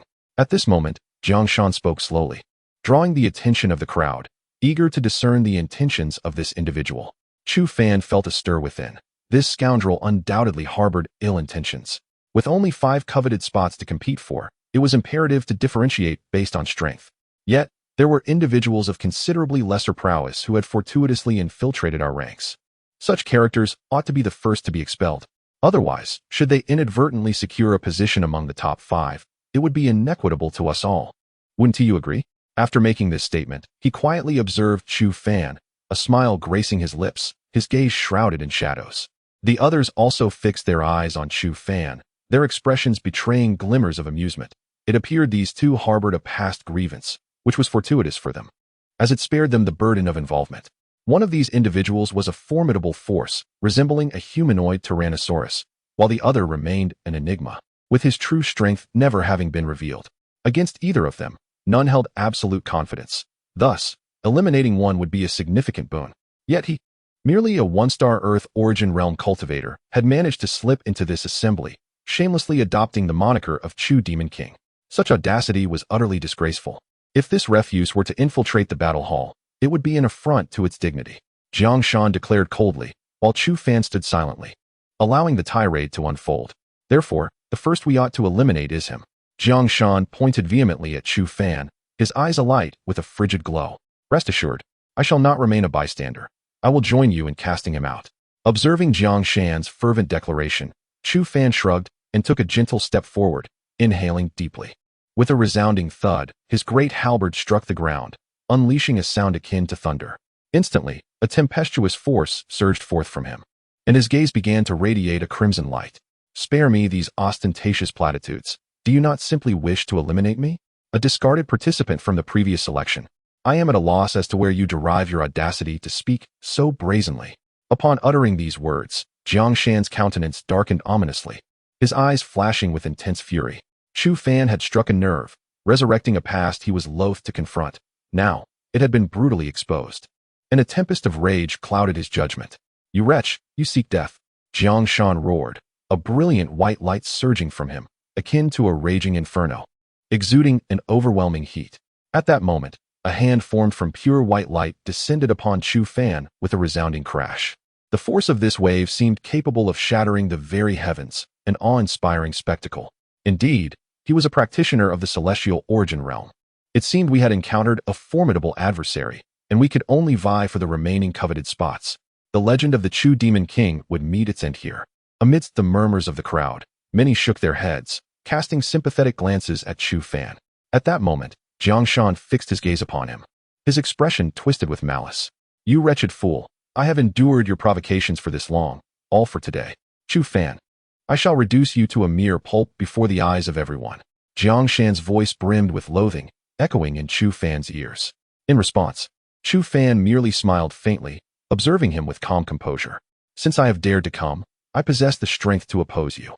Jiang Shan, I will ensure that you lose in a manner that compels even your heart to concede. Instantly, an enigmatic energy surged around him, and in the next moment, a roar reverberated throughout the entire forest, leaving all in astonishment. Chapter 122. The Soul of the Spirit Beast. Everyone's expression shifted dramatically. This was the power fluctuation of an 8th-level demon beast. A radiant smile adorned Chu Fan's face. Jiang Shan, you shrank back at one Miaoan before. How can you do so now? Jiang Shan snorted coldly. Do you truly think I fear this beast? Chu Fan, today your head will be mine. Even if the Heavenly King himself were to intervene, he could not save you. Boom. The hand enveloped in white flames struck heavily upon a colossal figure. A piercing wail, mingled with pain and fury, reverberated through the heavens and the earth. A chaotic black light flickered wildly, ultimately deflecting the blow. At this moment, all eyes were glued to the massive silhouette before them, their faces etched with astonishment. Standing tall was a black giant ape, towering at 10 zhang, its muscular form reminiscent of a small mountain. The creature bore a singed black mark on its abdomen, a testament to Jiang Shan's recent handiwork. This time, let us see you try again. Chu Fan smirked, lightly waving his hand. The giant ape let out a ferocious roar, its colossal fist descending like a meteor toward Jiang Shan. With an enraged bellow, Jiang Shan leaped into action, his body emanating countless points of white light. In the next moment, These lights coalesced into a massive hand that fell like a torrential downpour. The giant ape's fist, imbued with the power to shatter mountains, relentlessly smashed through the descending hands, creating a cataclysmic clash. At the same time, some seized this opportunity to launch surprise attacks on those around them, transforming the area into a chaotic battlefield. Frenzied spiritual energy surged through the air, an unending cacophony of explosions shattering the ground. Even the surrounding forest, stretching thousands of zhang, was obliterated in an instant. Endless chaotic forces collided, and everyone had succumbed to bloodlust, knowing only to attack and attack again. With a sharp cry, Chu Fan transformed into golden lightning, instantaneously appearing behind Jiang Shan, his spear sweeping out without hesitation. At this moment, the muscles in his arm bulged, brimming with explosive power. The might of this thrust was terrifying. Even if Jiang Shan were struck, he would likely suffer severe injuries. Humph, mere tricks, Jiang Shan scoffed derisively. At that moment, a pair of wings unfurled from his back, and he vanished like a specter. The next instant, a horrifying force crashed into Chu Fan. Chu Fan let out a muffled grunt, blood trickling from the corner of his mouth. He could hardly muster a defense. The rapid assault descended upon him like a meteor, mercilessly pummeling his body. Boom, boom, boom. Chu Fan swiftly took refuge within the chaos cauldron, yet the terrifying onslaught rained down upon its surface. Even within the cauldron, he sustained significant injuries. Soon, the external attacks ceased. Chu Fan narrowed his eyes slightly, a sinister smile creeping across his lips.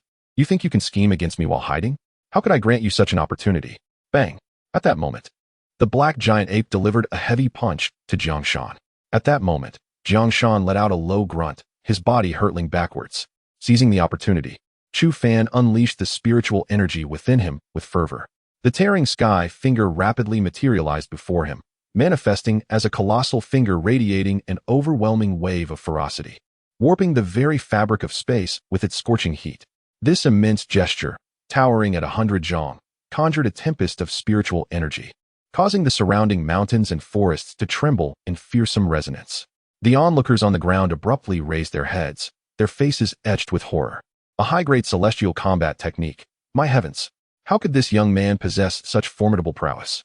Yet, even with this display, it failed to bridge the vast chasm of strength between the two combatants.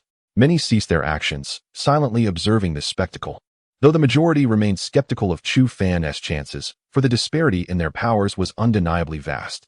At this juncture, Jiang Shan paused, gazing at the attack conjured by Chu Fan with a dismissive smirk.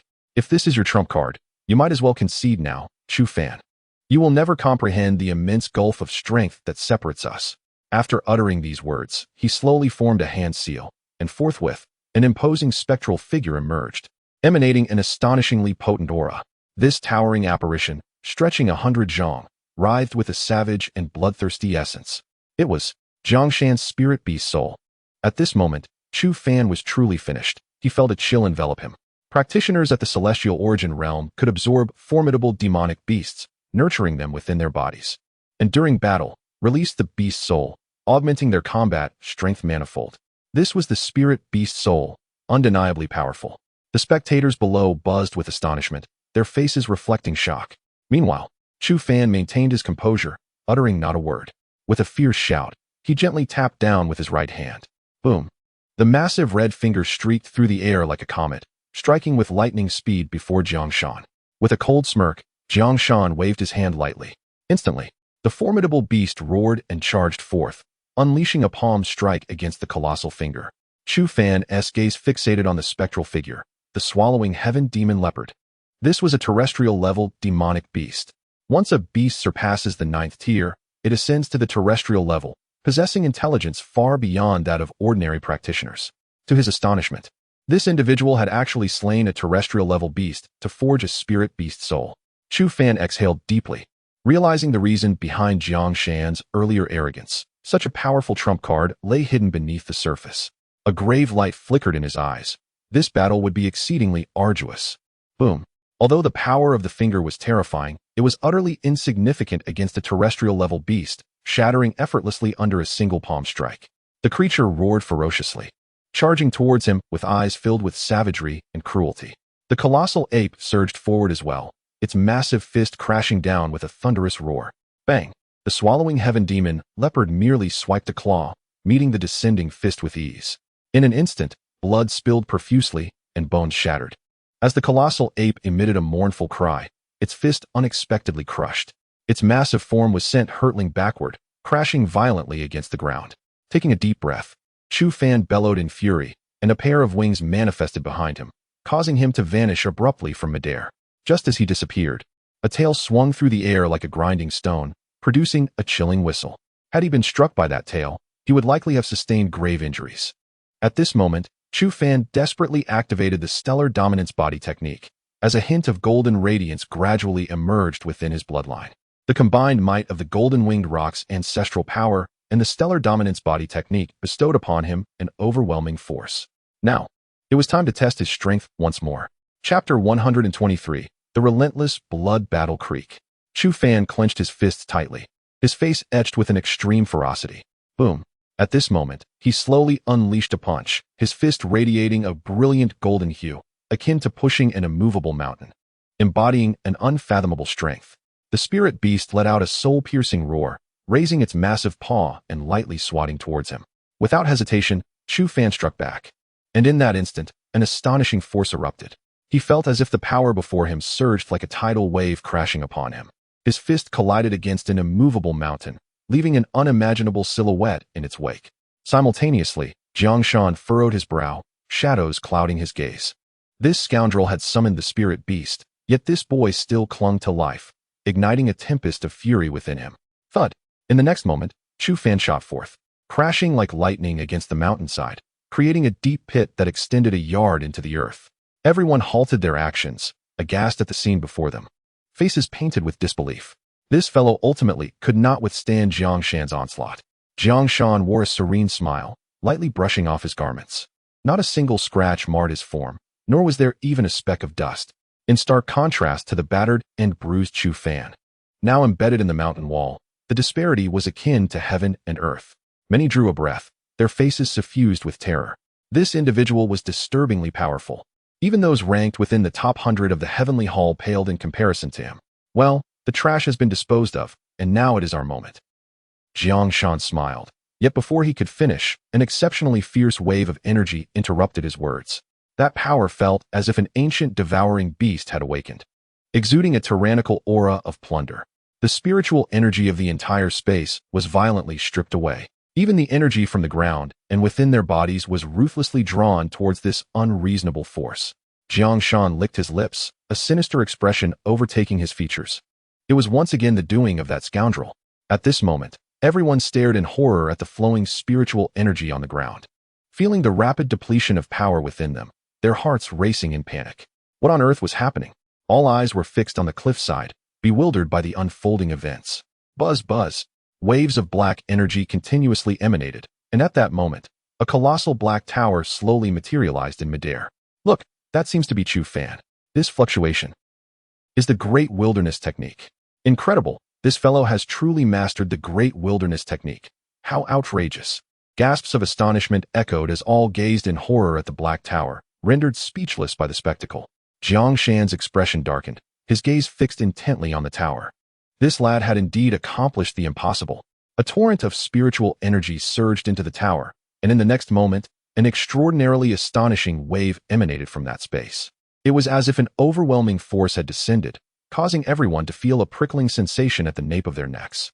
The Seven Calamities Destruction Fist, the earthly calamity. A voice, imbued with an icy coldness, slowly rose. Immediately, an endless wave of terrifying malevolence erupted from the ground. And a luminous circle swiftly materialized at the foot of Jiangshan. Boom.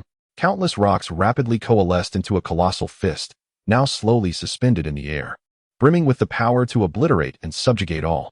This was a semi-spiritual grade combat technique. How on earth did this young man acquire such formidable skills? By heavens, this individual is truly astonishing. Indeed, he is the king of demons, Chu. If I were to stand before him, I would likely be struck down in an instant. Jiangshan let out a snort, and with a gentle wave of his hand, the towering beast spirit of the sky devouring demon leopard behind him roared and swiftly lunged forward. Regardless of the tricks one might employ, all tactics crumbled before absolute power. With a calm demeanor, Jiangshan was utterly confident that even if this young man were to ascend 9 levels today and become a practitioner of the celestial origin realm, he would still be no match for him. This was not merely confidence in his strength. It was the unwavering belief of a true sovereign. Roar! The beast's spirit lunged forward, its gaping maw ready to devour the immense black tower. Yet, in that very instant, its power began to rapidly dissipate. The sky-devouring demon leopard's eyes were filled with terror, and with a whimper, it attempted to retreat. Beast, return! A cold voice rang out from the air. The colossal stone fist, vibrating ominously, unleashed a force capable of rending the heavens and splitting the earth. Jiangshan's expression darkened. Hold your ground, do not retreat. The sky-devouring demon leopard let out a desperate roar, spewing forth a beam of black light.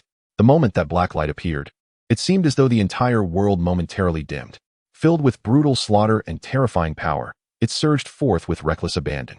The space traversed by the black light contorted violently, and the ground split open, creating a narrow fissure that rapidly extended in the direction of the black light.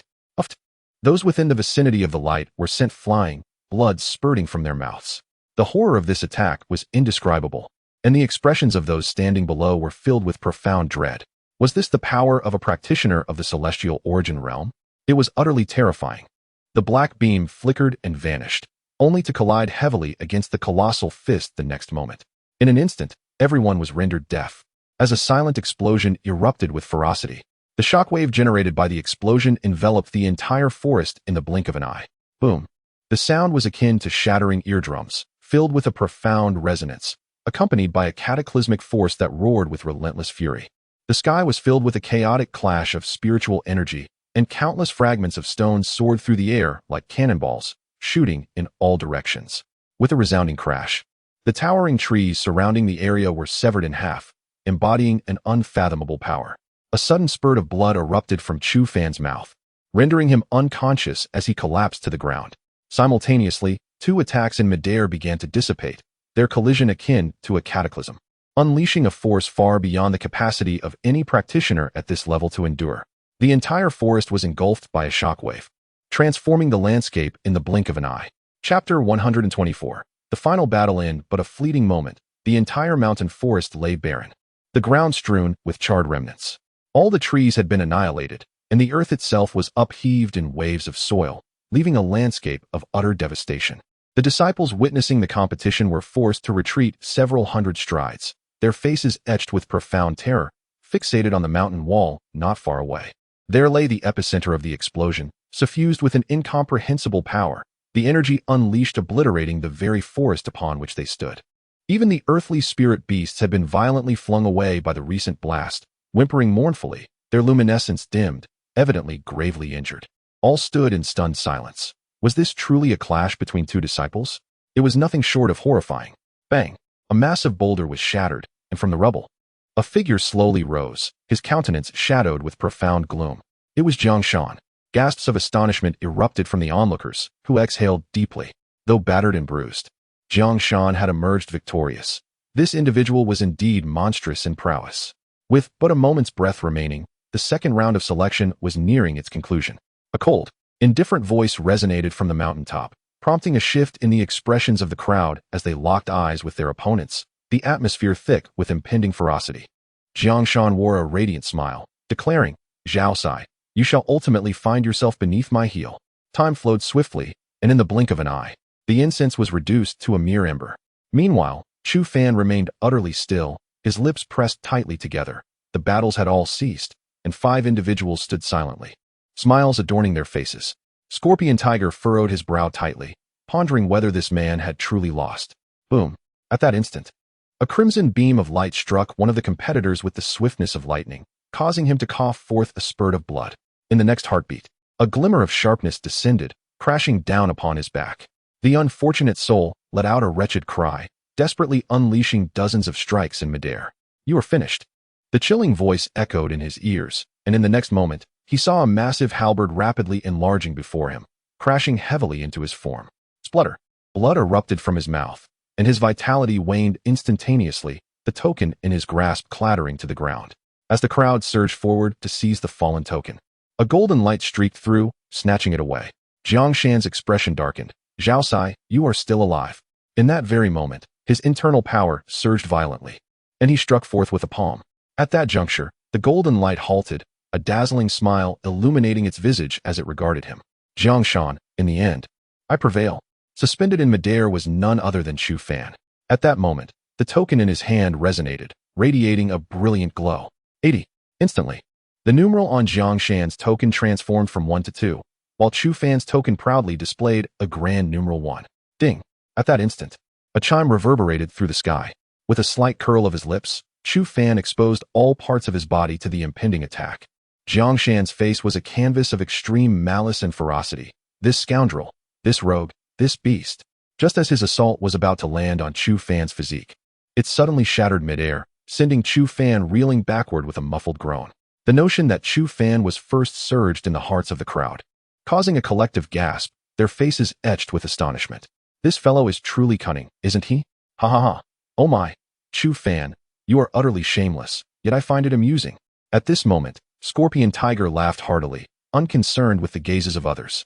His heart was filled with exhilaration as he exhaled deeply, a radiant smile illuminating his face. Humph. For such trash to claim the top spot is wholly unfair to everyone. I demand the disqualification of Chu Fan. He has violated the rules. Jiang Shan ground his teeth in frustration as Xiang Hong gradually materialized before him, his expression serene. Pray tell, what are the rules for the second round of selection? Jiang Shan found himself at a loss for words, unable to articulate a response. From the onset, Xiang Hong had emphasized that the second round imposed no constraints. Any means and methods could be employed. However, he had not anticipated that this lad would resort to such cunning tactics. At that moment, Chu Fan slowly rose to his feet, spitting out a mouthful of blood, his face filled with disdain. Are you furious? Do you wish to strike me? Yes, I concede. I am indeed shameless, but alas, I have emerged victorious. Observing the brilliant smile upon his face, Jiang Shan gritted his teeth, yet found himself unable to utter a word in retort. Scoundrel, your arrogance cannot last long. Ultimately, Jiang Shan could only release such a statement, which held no weight against Chu Fan. The 5 individuals allowed entry into the battle hall had been determined. Congratulations on passing the selection, but I also express my sympathy, for you shall enter a realm of torment, enduring exceedingly harsh training. Xiang Hong spoke in a calm, icy tone. Chu Fan chuckled, his eyes brimming with confidence. Meanwhile, those standing around him were either grievously wounded or unable to stand, with 7 or 8 bodies sprawled nearby, evidently the vanquished. Alas, they would no longer have the opportunity to return to the Xian sect. As Chu Fan surveyed the grim scene around him, he sighed deeply. This was the world of cultivators, rife with brutality and bloodshed. The outcome is decided. You have 1 week to recuperate. Return here in 7 days for assembly. Xiang Hong stated quietly, and the 5 individuals nodded gently, their faces alight with excitement. 7 days of arduous trials, their bodies marked by scars, had finally yielded this gratifying result. Furthermore, during this week, disciples of the battle hall are prohibited from provoking one another or engaging in sparring. Xiang Hong's gaze lingered on Chu Fan and Jiang Shan, evidently a deliberate reminder to them both. Jiang Shan clenched his fists tightly, his eyes brimming with fury. Master, since these 7 days are meant to be our time of freedom, don't you think your oversight is a tad excessive? Xiang Hong cast a fleeting glance in his direction, stating, this has always been the tradition of the battle hall. You may inquire with those around you. With that, Xiang Hong turned on his heel and departed without a trace of regret. Chu Fan exhaled softly, a faint smile gracing his lips as he observed Jiang Shan's lips move silently. Though no words were spoken, Jiang Shan comprehended the underlying message. Prepare your neck for the noose. Await my claim on your head. Jiang Shan licked his lips, his gaze imbued with an icy coldness. Fool, I fear not your arrival. Chapter 125. Farewell, little sorceress. The selection for the battle hall has concluded. This news spread throughout the entire sect, igniting fervor in the hearts of all, eager to learn the final results. The following dawn, the announcement of a list sent ripples of excitement across the sect. Chu Fan claimed the first position.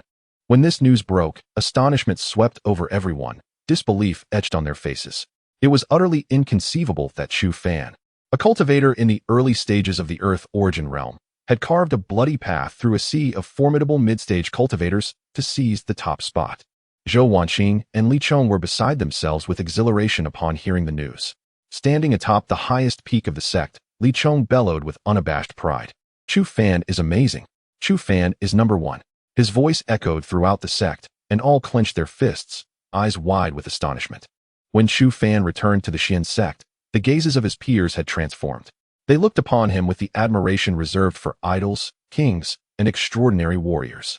Today, Chu Fan had become the new idol for all disciples of the Xin sect. He was indeed Chu Fan, undeniably handsome. Goodness, he was incredibly charming and powerful. Such a man was worthy of my affection. I can't help but fantasize about him. Upon hearing the last remark, Chu Fan stumbled slightly, a grin creeping across his face. Were the female disciples so open now? After returning to the sect, he made his way directly back to the desolate mountain. Upon his arrival, he found Qing Xian standing quietly before the thatched cottage, a long-awaited smile gracing her face. Disciple Chu Fan pays respect to master. Chu Fan greeted. Qing Xian nodded slowly, her smile softening further. Very well, young one, you have done exceptionally well. To receive such praise from Qing Xian was a rare honor indeed. Chu Fan chuckled, attributing his success to fortunate circumstances.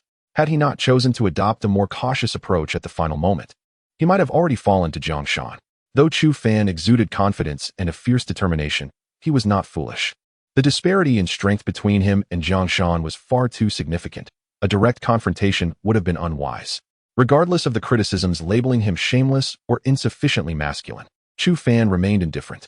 In this world, success and failure are dictated solely by victory or defeat. If one perishes, no matter how heroic, their legacy is forgotten. Thus, Chu Fan bore no burdens. His strategy was simple: fight if he could win, retreat if he could not. Qing Xian placed a hand on his shoulder, her eyes shimmering with unshed tears. I have lost count of how many years it has been. The desolate sect has never enjoyed such a moment of glory. Young one, you have truly excelled. A stirring within Chu Fan arose. Though the old master often appeared unconcerned, he was evidently attentive to the honor of the desolate sect. I vowed to restore the glory of the desolate sect, Chu Fan declared, determination etched on his face. Qing Xian smiled and nodded, suggesting they take a brief respite. In a couple of days, I shall transfer all the legacies of the Wild Division to you. You have certainly earned that privilege. Chu Fan nodded earnestly, exhaling softly as he stepped into his humble thatched cottage. The following day, Chu Fan devoted himself entirely to accompanying Zhou Wanqing on a leisurely outing, neglecting his cultivation. As night fell, Zhou Wanqing sat by the riverbank, her visage awash with an indescribable complexity. Chu Fan, in 6 days, you shall enter the battle hall, and we may rarely see each other again. Observing her melancholic demeanor, Chu Fan offered a faint smile and sighed gently. Such gatherings must inevitably disperse. I am truly grateful for your companionship during this time. Zhou Wanqing remained silent for a long while, but when she turned back to him, her face radiated a brilliant smile. Chu Fan, I shall remember you always. This is a secret edict from the great Zhou dynasty. With it, you can command 30,000 troops throughout the empire. Consider it a small talisman for your safety. Gazing at the exquisite token in her hand, Chu Fan smiled in return. Deep down, they both understood that at their current level of strength, the might of the great Zhou dynasty was no longer a concern. An adversary that even Chu Fan could not vanquish would spell disaster for the entire dynasty if brought into their realm. Yet, he recognized that this was Zhou Wanqing's heartfelt gesture. The budding feelings between them had yet to fully blossom, yet they were already destined to be severed. They both knew that once he entered the battle hall, the realm beyond was fraught with peril, and they would never meet again. The two remained seated together throughout the night, and come dawn, Zhou Wanqing's face was damp, whether from tears or dew, it was unclear. Standing up, she wore a beautiful smile. Chu Fan, I hope that one day, I will see your name atop the world's list of formidable warriors. After speaking, she turned away, departing with grace. In their hearts, both felt a delicate fracture. They understood that their affections for one another had begun to shatter at that very moment. Chu Fan took a deep breath, gazing at her vanishing figure, feeling a pang of sorrow. Zhou Wanqing was indeed a little enchantress, proud and headstrong. Yet, she had laid bare her genuine feelings for him. However, not every sincere sentiment bears fruit in the end. I didn't realize you were such a romantic soul. Are you reluctant to part? A melodious voice emerged from behind him. Turning, Chu Fan beheld a woman clad in a tea-green gown, her features exquisitely lovely, standing there quietly. Cha-cha. He sighed in resignation, a peculiar expression crossing his face. Do you think I might be considered a scoundrel? Perhaps, she replied playfully. Han-yi, Shangli, Zhou Wanqing, and that girl you reminisce about. How many entanglements have you accrued? Have you pondered how you might repay such romantic debts? Cha-cha smiled cheerfully, while Chu Fan felt a headache approaching. Indeed, with so many debts to settle, he pondered how he might ever repay them. Very well. The master wishes to speak with you. How about it? Come with me. The voice of TT rang like a silver bell, imbued with a crisp clarity. Chu Fan raised an eyebrow. The master? What could they possibly want with me? TT rolled her eyes. It is said that the master is seeking you. How should I know what the matter is?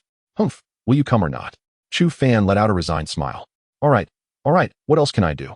TT nodded in satisfaction, turning away and lightly bouncing forward, her hair cascading elegantly with each step. Chu Fan raised an eyebrow. This woman was already a practitioner at the 9th star of the Earth Origin realm. Indeed, she was among the most exceptional disciples of the Wan Yao Monastery. Her strength not to be underestimated. He exhaled softly and strode forward, genuinely curious about the purpose of the Master's summons. Chapter 126. The sincere heart of Cha-Cha. The delicate aroma of tea wafted through the air, mingling with the specially crafted spiritual fragrance within the room, creating a sensation as if one were floating on clouds. Chu Fan took a sip of tea, feeling a sudden realization. This brew was not Longjing. Opposite him sat a strikingly beautiful woman in her 30s, adorned in a blue floral robe. Her skin gleamed like jade, and every smile and frown exuded an enchanting allure. Young one, it is somewhat inappropriate to gaze so intently at an elder, she chuckled lightly. Chu Fan shrugged. Your beauty and elegance are simply irresistible, esteemed elder. I beg your forgiveness. The woman stifled a giggle. She was none other than the master of the Wan Miao Temple, Yin Yu. Taking a deep breath, Chu Fan's expression turned serious. Might I inquire as to why you summoned me? Yin Yu smiled gently. I am aware that you have passed the selection of the battle hall. Thus I have a request to make of you. What is it? He asked. Within the battle hall's combat techniques pavilion, there exists a technique known as Thousand Rain Pear Blossoms. If you could procure it for me, I shall ensure that Cha-Cha will be your companion for life, she replied softly. Chu Fan chuckled, idly toying with his teacup, remaining silent. Cha-Cha possesses a remarkably unique constitution. She is a divine body. Chu Fan's pupils narrowed, and his expression grew grave. In this world, there exist a select few favored by the heavens, distinguished by their extraordinary cultivation physiques. The divine body was first recorded in the ancient era of the immortal age. Over 1,000,000 years ago, it is said that the first emperor of humanity was such a being. The cultivation speed of this physique surpasses that of ordinary individuals by 100-fold or more. Upon attaining a certain level of mastery, it unlocks the second stage of its abilities, the guardian spirit. This power ensures the host's survival against attacks exceeding their own limits by 10-fold. For anyone, this is an exceedingly vital means of self-preservation. Achieving 10 times one's own power at a certain level is nearly unattainable, rendering the individual almost immortal compared to their peers. More importantly, the divine body is capable of self-evolution. With sufficient materials, it can continuously evolve, enhancing both its limits and cultivation speed. Such a formidable physique has appeared only a handful of times over 1,000,000 years, each of its bearers being exceptionally gifted, leaving an indelible mark on the history of cultivators. Chu Fan was astonished to learn that Cha-Cha possessed a divine body. Noticing his expression, Yin Yu smiled again, exhaling softly. Your talent is commendable, and your diligence is evident. Once you both reach a high level of cultivation, you should be quite aware of the extraordinary gifts and advancements your offspring may possess. Chu Fan smiled quietly, gazing at her intently. I have always believed that human determination can triumph over destiny. Though the divine body is indeed powerful, were there not only one among the 12 ancient emperors who bore such a physique? Yin Yu's gaze sparkled as she chuckled softly, observing him with quiet amusement. The martial techniques preserved within the battle hall are meticulously maintained, and they undoubtedly encompass skills of at least celestial grade or higher. Given the esteemed regard of the elder, it stands to reason that the technique in question is at least of spiritual grade. Chu Fan shrugged, remarking that even within a powerful sect like the Xian sect, a spiritual grade martial technique could easily sustain half of a sect's existence. If your purpose for seeking me today revolves around this matter, then I must express my apologies and suggest that we consider this encounter as if it never transpired. His countenance retained a serene smile, devoid of anger or irritation. Ran Yu sighed, contemplating the implications if it were for Cha-Cha's use. Regardless of who utilized it, such an undertaking was simply untenable. The Xian sect has been the foundation of my growth and success. I could never engage in such actions. Chu Fan's refusal was resolute and decisive, leading to a profound silence from Ran Yu, who ceased further discussion. Chu Fan sat quietly, savoring his tea, and before long, half an hour had swiftly elapsed. 1 month hence, the Guan family would visit Wan Yao Monastery with intentions of proposing, and the focal point would be Cha-Cha. If you wish to prevent Cha-Cha from being taken by another, I hope you will make an appearance then, Ran Yu stated quietly. Chu Fan raised an eyebrow, a peculiar expression adorning his face. Surely, there must be other conditions? Indeed, The Guan family possesses a technique known as the 9 transformations of metamorphosis, a spiritual-grade practice suitable solely for women. If you can procure this technique, I can devise a way to retain Cha-Cha. Ran Yu spoke softly, while Chu Fan narrowed his eyes slightly. Thus, this technique serves as a form of betrothal gift. One could perceive it as such. Exchanging one's disciple for resources. Your leadership is indeed commendable, Chu Fan remarked with a sardonic smile. Ran Yu observed him in silence. The essence of the Wan Miao Flower Society is to exchange women for our future. This has always been the modus operandi of the Wan Miao Monastery. And you must be well aware of it. Ran Yu's expression remained composed as Chu Fan sighed, gently rubbing his temples. The Guan family is not to be trifled with. While they may not rival the Xian sect's formidable might, the Xian sect also refrains from provoking them due to the presence of 2 formidable experts dwelling within the Tianyin realm. Attempting to seize treasures from them, especially those of such extreme rarity, entails considerable risk. At that moment, Cha-Cha stood quietly outside the door, gently biting her lip. Undoubtedly, she exuded charm, beauty, and confidence capable of captivating any man's heart. However, a man like Chu Fan would not be ensnared by romantic entanglements, leaving her uncertain as to whether he would acquiesce. After a prolonged silence, Chu Fan exhaled deeply. I will assist you in acquiring this technique, but Cha-Cha must depart from here. Very well, that is acceptable, Ran Yu replied quietly, while Chu Fan massaged his brow. The Guan family is notoriously difficult to confront. As he opened the door, he beheld Cha-Cha standing there, a smile gracing her face. You heard everything? Cha-Cha nodded quietly, her expression a tapestry of complex emotions. Chu Fan sighed and slowly approached her. TT accompanied him, traversing great distances together. What shall I do if I fail to obtain that profound technique? TT exhaled softly, gently arranging her flowing hair. In this tumultuous world, I shall find myself lost. Yet, when the day arrives that I ascend to the pinnacle, I will erase all traces of my existence. Should you choose to depart from me, I shall not grieve, nor shall I harbor regrets. In silence, I will pray for you in my heart. If one day you ascend to the throne, I will stand behind you, gazing up at you in quiet admiration, even if throughout my entire life I can only behold your silhouette. After a long while, Chu Fan stared blankly at the lake before him, his heart tumultuous, a piercing pain akin to being stabbed. Chapter 127. The Heaven Wasteland Seal. This woman appears delicate and gentle, akin to a spring breeze. Yet, her inner resolve and sharpness are beyond what ordinary individuals can comprehend. Chu Fan let out a deep sigh, contemplating the uncertainties of the future. All he can do now is lay a solid foundation. When that pivotal moment arrives, he must possess the capability to partake in the ensuing turmoil. With a steady breath, Chu Fan slowly made his way back to the Wasteland sect. Qing Xian sat quietly upon a slab of azure stone, and upon noticing his return, exhaled softly. You're back. Chu Fan nodded, and Qing Xian gradually rose, gazing at him in silence. The legacy of the Wasteland sect is now entrusted to you. A radiant smile graced Chu Fan's face as Qing Xian turned and made his way towards the back mountain. Standing atop the mountain peak, Qing Xian surveyed the entire landscape. Do you discern anything? Chu Fan observed for a while, an expression of surprise appearing on his face.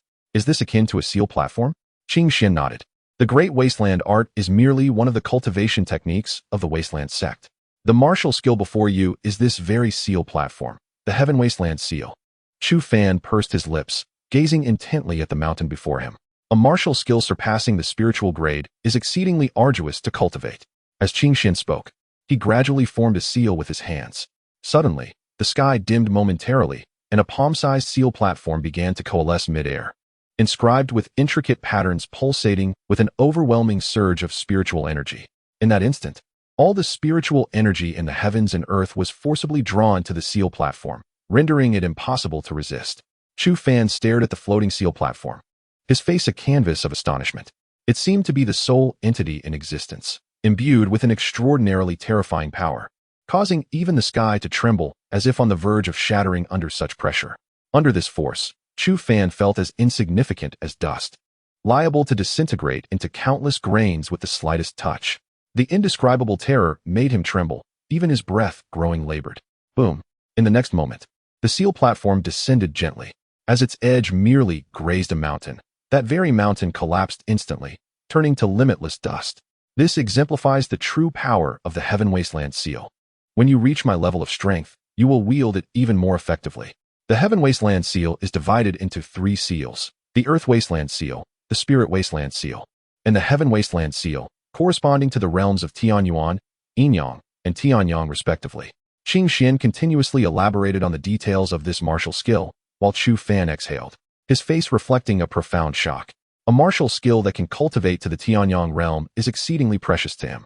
Qing Xian dissipated the seal platform in his hands, channeling his spiritual energy into a radiant light that pierced into Chu Fan's mind. Instantly, an abundance of information flooded his consciousness, and after a prolonged period of digestion, he gradually comprehended the entirety of it.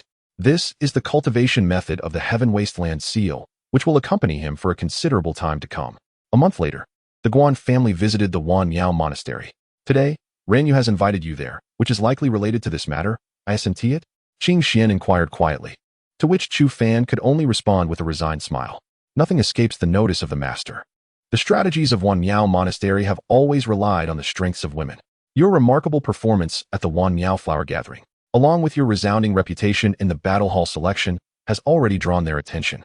As long as you maintain any connection with the people of Wan Miao Monastery, they will not let you off easily.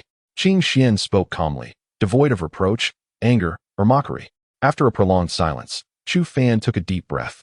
I understand, but if I become an exceedingly indifferent and ruthless person, that would contradict my original intention of becoming stronger. Moreover, I believe that when I ascend to a certain level of existence, the matters of Wan Miao Monastery will cease to be a burden for me. Qing Xian chuckled softly. Once you have a measure of yourself, everything will become manageable. Go ahead and take action. Although the Guan family is powerful, they have not yet reached the point where I feel unable to contend with them. With a radiant smile, Chu Fan replied, all right. The two exchanged smiles and turned to head back. The next day, Xiang Hong stood before Qing Xian, furrowing his brows tightly. A month? In just 3 days, the new students of the Battle Hall will be entering. All plans have already been set in motion. Do you want me to disrupt everything for the sake of one person? You know well what the Battle Hall represents. I cannot halt all plans just to wait for him. Qing Xian smiled confidently. I assure you, the Chu Fan who returns in a month will leave you utterly speechless. Honestly, the reason I wish for him to join the Battle Hall is that, as a disciple of the Xian sect, he should contribute to this sect. If it were solely for the exceedingly rigorous training requirements of the Battle Hall, I wouldn't need to go to such lengths. As an elder of the Wild Division, I could manage these matters myself. These words were quite blunt, even bordering on arrogance, and displayed a hint of disdain towards the other party. Yet, this was Qing Xian, calm and straightforward, built upon absolute strength. After a moment of silence, Xiang Hong stated, a month from now, I want to see his strength reach at least the 3rd star in the Di Yuan realm. Qing Xian smiled. That can be arranged. Xiang Hong nodded. I will personally assess him. If he does not meet the standards, the Battle Hall will not accept him. No problem. Observing Qing Xian's unwavering confidence, Xiang Hong couldn't help but frown. What kind of charm does this young man possess that instills such belief in you? Qing Xian sighed. I can assure you, since the establishment of the Xian sect, no one will surpass his future accomplishments. Xiang Hong's pupils constricted. He understood Qing Xian's character, which was typically indifferent to most matters. However, now he was praising a disciple to such an extent, indicating that this young man indeed possesses extraordinary qualities. Very well, I will grant him this month. In the end, Xiang Hong acquiesced, and Qing Xian smiled, his eyes brimming with certainty. Meanwhile, Chu Fan had already appeared less than 100 miles from the Guan family estate. He felt a slight headache. Acquiring a spirit-level cultivation technique was undoubtedly a formidable challenge, especially considering the meticulous guardianship of the Gu family's secrets. How could he possibly procure such a coveted technique amidst such stringent defenses? It was a daunting task indeed. Arriving at a quaint little town, he observed that the place was not particularly bustling. The townsfolk engaged in leisurely conversations, creating an ambience reminiscent of a serene retirement haven. He settled himself at a tea stall, appearing to sip tea while, in reality, he remained acutely aware of every subtle shift in his surroundings. Before long, he discerned that several individuals nearby, seemingly engrossed in casual chatter, were, in fact, vigilantly surveying their environment. A spark of realization ignited within him. These individuals were likely not residents of the town, rendering the situation intriguingly complex. Chapter 128. The shameless monk Chu Fan surveyed the group before him, a slight arch of his brow revealing his intrigue. Members of the Zhuke divine sect? A smile danced upon his lips as he pondered the peculiar circumstances that could compel these individuals to journey such a vast distance. Though the Zhuke divine sect did not command much attention among the 5 meridians, few dared to provoke them, for this sect boasted a history that produced a supreme being. Among the 5 meridians, the Zhuke divine sect was the first to emerge on the eastern Shin continent, preceding the rise of the other 4 superpowers, thus establishing itself as the singular dominant force of its time. Its existence likely spans over a millennium, with roots in the eastern Shin continent that far exceed those of the other 4 sections. Whatever matter had drawn their keen interest was undoubtedly significant. The individuals accompanying Chu Fan were all practitioners of the 5th rank or above in the Earth origin realm, representing the average strength of disciples from the Xuanzong Battle Hall. It appeared that the Zhuke divine sect had dispatched their elite as well. The presence of the Yin God Palace members added an intriguing dimension to the unfolding events. With a chuckle, Chu Fan followed these individuals throughout the day. That night, concealed in the shadows, he observed as 3 figures emerged from a nearby alley, cautiously surveying their surroundings before swiftly darting away. Such furtive behavior could only herald mischief. Keeping a safe distance, Chu Fan soon beheld the sprawling outline of the Guan family estate. Raising his brow in amusement, he realized the targets of these individuals were indeed the Guan family, which made the situation all the more entertaining. The trio settled in a discreet corner of the estate, whispering conspiratorially. As Chu Fan leaned in to eavesdrop, an unsettling sensation washed over him, prompting him to pivot sharply and thrust his right elbow backward with force. Thud! His arm collided with a hand, and he felt his strength dissipate as if striking a wall of cotton. Surprised, he turned to face a rotund monk, grinning amiably. Amitabha, benefactor. Standing outside someone's courtyard at such an hour is hardly the behavior of a gentleman, the monk chided lightly. Chu Fan scoffed. Who said I was a gentleman? The monk continued to smile. Amitabha, benefactor, your actions are misguided. Allow me to guide you towards enlightenment. With a peculiar expression, Chu Fan questioned the monk's motives.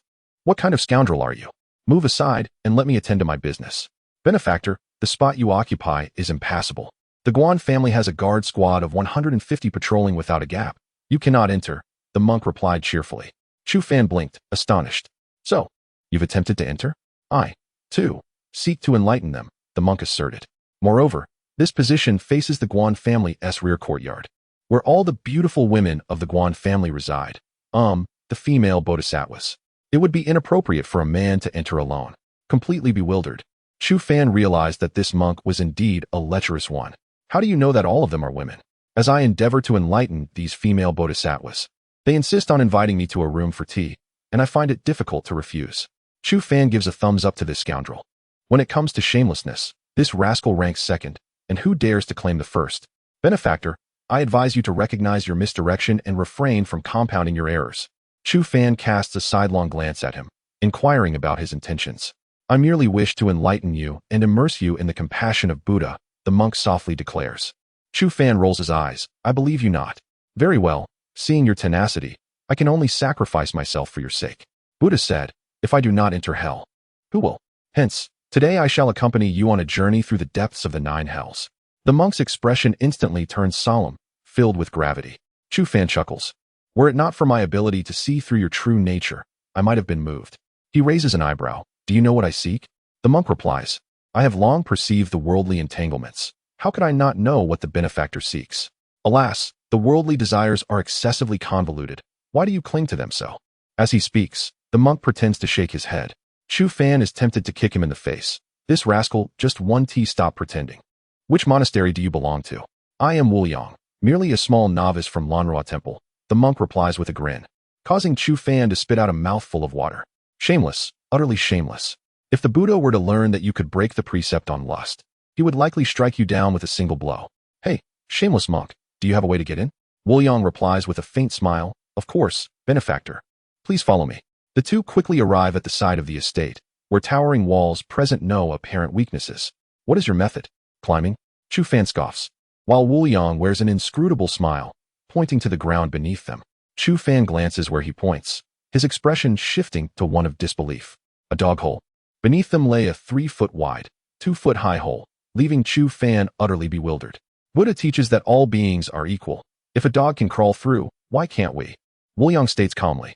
Chu Fan regards him with skepticism, scrutinizing his corpulent figure. You can fit through such a small hole. I wouldn't believe it even if you insisted. Please, benefactor, Wuliang continues. Buddha says one who does not attain bliss in this life cannot reap supreme karma. His slow speech leaves Chu Fan exasperated. If you want me to take the lead, Just say so instead of going around in circles. With a sigh, Chu Fan reflects on his status as a distinguished disciple of the Xuanzong sect, the top candidate in the battle hall selection, now reduced to crawling through a dog hole. Life is truly unpredictable. After much effort, Chu Fan finally manages to squeeze through, his hands and face covered in scratches. If it weren't for that shameless monk giving him a push, he might not have made it at all. He grimaced in pain, quickly scanning his surroundings, and only breathed a sigh of relief upon confirming the absence of any immediate threat. Just as Chu Fan contemplated how to deal with this scoundrel, the wall before him silently pivoted, resembling a door that swung open, and that shameless creature boldly stepped inside. Momentarily taken aback, Chu Fan was soon consumed by a deep-seated resentment. This wretched being was indeed an expert at leading him into traps. Why, you scoundrel, did you not inform me of the existence of a door? The unprincipled monk blinked innocently, a sheepish grin on his face. I just remembered it myself, he chuckled. Chu Fan's eyes nearly sparked with fury. This rascal was brimming with malice, and he would have to tread carefully from here on out. Chapter 129. This monk is not serious. Do you know what I am after? Chu Fan inquired for the second time, to which Wu Liang responded with a mysterious smile. The Buddha says, it cannot be spoken. However, this humble monk is aware that our goals align. Given this, it would not be unreasonable for us to assist one another. Chu Fan regarded him with a skeptical gaze, questioning the sincerity of this scoundrel's intentions. How could such a rogue monk genuinely offer help? It seemed utterly absurd. The two swiftly advanced, and as they passed through the courtyard, the melodious chirping of orioles and the fluttering of swallows caught their attention. Chu Fan raised his eyebrows in response to the sounds, noting that the women appeared to possess commendable figures. Ah, that is the second princess of the Guan family. And the one to the left is the second concubine of the third young master.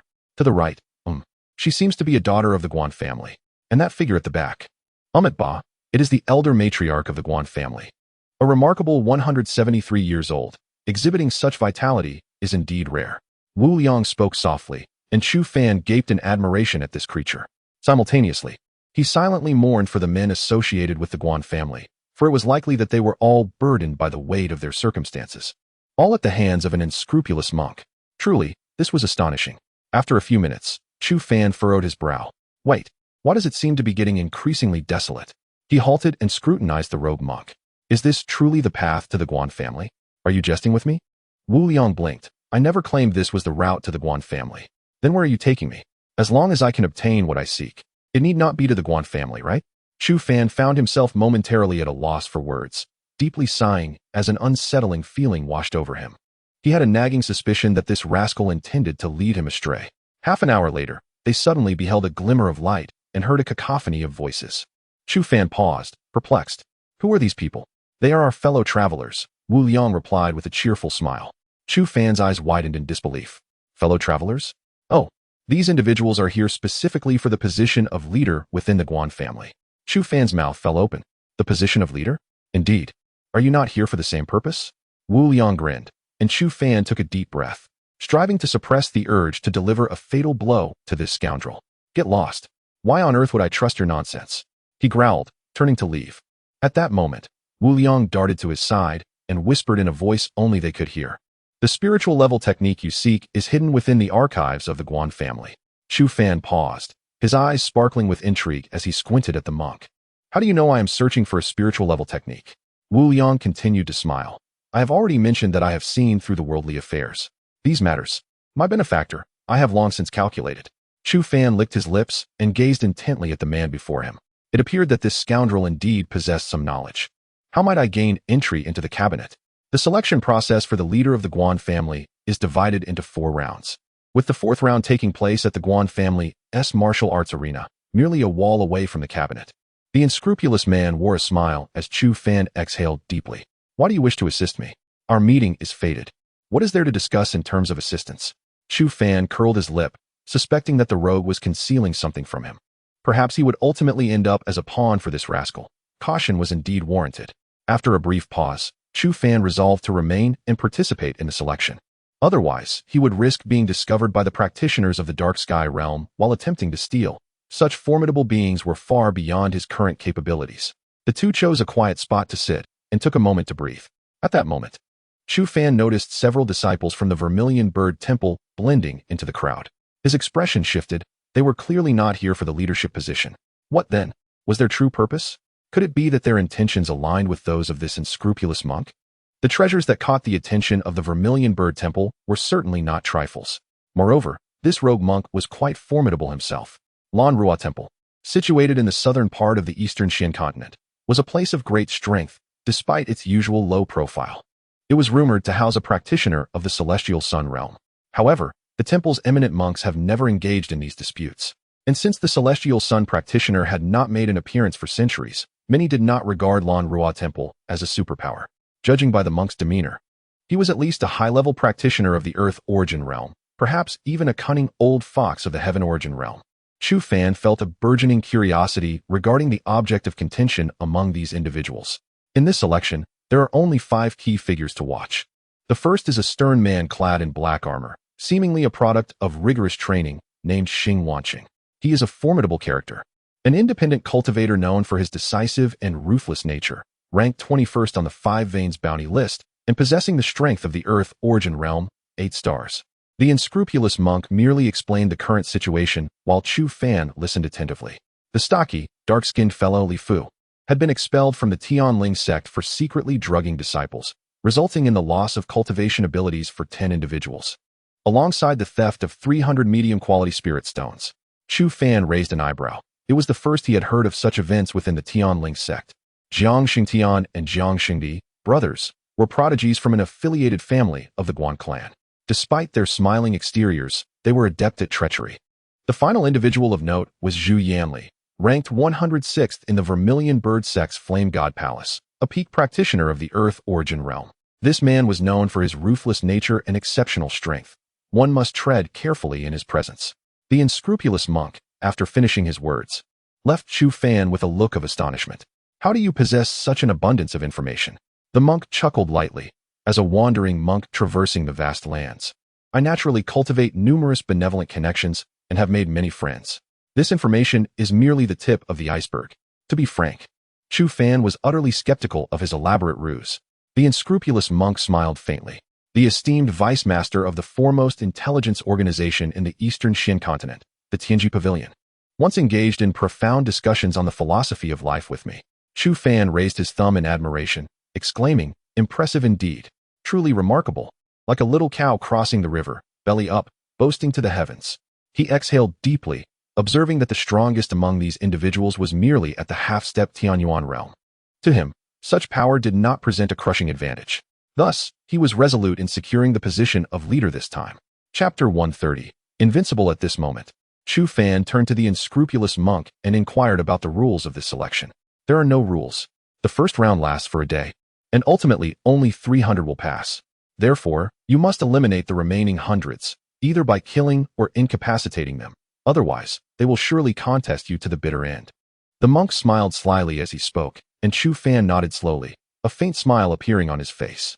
He could only hope that those individuals would not encounter him in unfortunate circumstances. Otherwise, he would certainly demonstrate to them the meaning of not judging a book by its cover.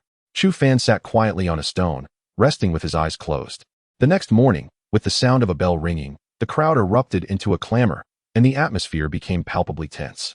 Chu Fan gradually opened his eyes, his expression reflecting a peculiar blend of bemusement and resignation as he gazed at the scene before him. Before him stood a dozen individuals, their spiritual energy surging, their eyes fixed on him with palpable hostility. It was evident that they intended to team up to eliminate him, perceiving him as weak and akin to a soft persimmon. Ba, as a monk, I cannot witness bloodshed. I shall pray for the souls of these individuals. After uttering this, the monk withdrew to the side. Chu Fan curled his lip in disdain. This scoundrel was shamelessly leveraging his monk status. Chu Fan slowly rose, observing the disparate group before him, each varying in identity, strength, physique, and even gender, and he let out a soft chuckle. Are you all certain you wish to take action against me? The first to respond was a burly man who sneered. Yes, we are targeting you. We see you as a soft persimmon. What are you going to do about it? Shrugging, Chu Fan exhaled softly. Most of these people were at the second or third star of the Earth origin realm. To him, such cultivators were as insubstantial as cotton. Very well, let us first dispose of the refuse, he remarked lightly. In the next instant, his hand formed a seal, and a terrifying force erupted forth. A massive light array materialized beneath the feet of these individuals, instantly halting all their movements. 7 Calamities Annihilation Fist, Earth Calamity. Chu Fan called out, as a yellowish glow surged forth, causing the very ground to tremble beneath him. Waves of astonishing power began to rise. All the surrounding debris began to rapidly coalesce, and in the blink of an eye, a colossal fist, towering 100 feet, was formed, radiating an overwhelming force that left everyone gasping for breath. The others looked on in horror, their faces filled with shock. What is happening? This is a semi-spiritual combat technique. Goodness, this lad has kept his strength hidden. I never expected him to be so formidable. A semi-spiritual combat technique. If I could acquire that, I could dominate the Eastern Shin continent. Many began to murmur among themselves, their eyes flickering with various emotions, each harboring their own intentions. Meanwhile, the dozen individuals targeted by Chu Fan were overwhelmed with sheer terror, their faces ashen, their legs trembling uncontrollably. Under the oppressive weight of this disconcerting force, the flow of spiritual energy within their bodies had stagnated to an appalling degree. Faced with such a crushing power, a dozen individuals found themselves momentarily dazed. How could this be? How could it possibly happen? This lad is merely an inconspicuous character at the Earth origin realm, yet he possesses such formidable strength? My sincerest apologies for your disappointment. But the cost of that disappointment is that you will all be eliminated. With a radiant smile adorning his face, Chu Fan suddenly solidified the hand seal in his grasp, and that colossal fist roared toward them like a rampaging dragon. Buzz! The group desperately conjured a protective shield above them, hoping it would withstand this onslaught. However, deep down, they were acutely aware that against such power, their defenses would shatter like glass. Surrounding spectators remained transfixed by the scene, their hearts brimming with profound trepidation. This young man had truly surpassed the limits of their comprehension. Bang! In the next instant, that enormous fist collided with the protective barrier, unleashing a terrifying shockwave that swept through the air. Many emitted muffled groans, their bodies involuntarily stumbling backward, their faces drained of color. Even the residual force from the clash was challenging for practitioners at the 5-star Earth origin realm to endure, leaving them with a painful sensation in their chests. Gasping for breath, when the crowd paused to observe, their pupils constricted in shock. Astonishingly, the shield had indeed managed to deflect the colossal fist. The expressions of those dozen individuals blossomed into radiant smiles, but before their joy could fully unfold, the sound of cracking resonated before them, freezing their smiles in place. Crack! At that moment, a hairline fracture appeared in the protective barrier, sending a chill coursing through their bodies. Almost immediately, a chain reaction ensued, as the entire shield echoed with a series of cracking sounds, reminiscent of a shattering glass orb, seeming as though it would completely disintegrate with the slightest touch. Boom! The colossal fist mercilessly shattered the barrier and crashed down upon them. In that instant, it felt as though a mountain had collided with them, propelling everyone backward, their bodies battered by the overwhelming force, blood spewing forth as they were sent flying. Silence enveloped the scene. No one dared to utter a word. Standing there in shock with mouths agape, their minds buzzing in disbelief, they gazed at Chu Fan as one would a monstrous entity, unable to perceive him with the eyes of an ordinary person. Thud, thud, thud. The dozen individuals crashed to the ground, rendered silent, their fates uncertain. These were not merely a handful of cabbages, but seasoned practitioners at the Earth origin realm, and this young man had incapacitated them all with a single strike. He was nothing short of a monstrous aberration. Those around Chu Fan instinctively retreated, casting wary glances at him, fearful that he might turn his aggression toward them. Observing the expressions on their faces, Chu Fan exhaled a sigh of relief. Is there anyone else who doubts my capabilities? The others remained mute, standing quietly in place. Even the 5 individuals previously mentioned by the unscrupulous monk now wore expressions of complexity, remaining noncommittal. Chu Fan strode to the side and seated himself upon a stone. Observing these figures, the unscrupulous monk approached with a beaming smile, unexpectedly impressed by the vigor and charisma emanating from the benefactor. Affirming that his judgment had not been in vain, Chu Fan curled his lip, remarking that the monk had kept a considerable distance, clearly apprehensive about associating with him. The monk retorted, insisting that his sole intention was to create a favorable environment for the benefactor's endeavors, and that such humiliation could not be tolerated. His demeanor turned grave, displaying a serious countenance. Chapter 131. Please yield to me. Benefactor Chu Fan chuckled softly. Had he not been previously aware of the true nature of this scoundrel, he might have been genuinely deceived by this rascal. At that moment, others were once again embroiled in fierce combat, fighting for their lives. The position of the guard commander of the Guan family was exceedingly tempting, offering unlimited spirit stones each month and the opportunity to cultivate superior heavenly martial techniques. Such a lure was a divine blessing for cultivators who had failed the Five Veins Grand Competition, compelling them to vie for it, even at the cost of their lives. This battle raged on for an entire day, with a massive group of 600 to 700 competitors dwindling down to a mere 300 by the end. Most of those remaining bore numerous injuries and wore expressions of exhaustion. Meanwhile, Chu Fan had quietly appeared near the Guan family's cabinet from a distance. He could not enter, for as he approached, he sensed the continuous surveillance of cultivators at the Yin-Yang and Heavenly Yin realms. There was no opportunity for him to gain entry. Adjacent to the practice arena, a passage led into the cabinet. At that moment, all attention was focused on the selection, rendering him unnoticed. The unscrupulous monk, whose arrival beside him was unannounced, whispered softly, prompting Chu Fan to grimace at the thought of using a dog hole again. The monk shrugged, suggesting that all beings are equal. As the two conversed, they suddenly heard a low sobbing sound accompanied by vile insults. What do you think you are? Just a wretched creature who sleeps with whoever possesses strength. Stop pretending to be pure. Your useless father is dead. What are you trying to feign? Come, serve me well tonight, or I swear I'll kill your pathetic brother. Do you believe me? The brazen taunts echoed relentlessly, causing both Chu Fan and the monk to exchange glances, their brows furrowed with indignation. This scoundrel incited a desire to strike him down. They hastened to a nearby corner, where they saw a young lady clad in a simple white garment, her delicate features marred by tears as she crouched in despair. Before her stood a man in a lavish purple robe, his face contorted in malice as he stared at her. Amitabha, benefactor, is it truly appropriate to insult a female devotee in such a manner? The monk spoke softly. The man abruptly turned, irritation etched across his face. Who are you two interlopers, daring to disturb my business? Do you know who I am? I am Guan Hong, the second son of the third master of the Guan family. The monk chuckled lightly, while Chu Fan raised an eyebrow, noting the man's clear awareness of the Guan family.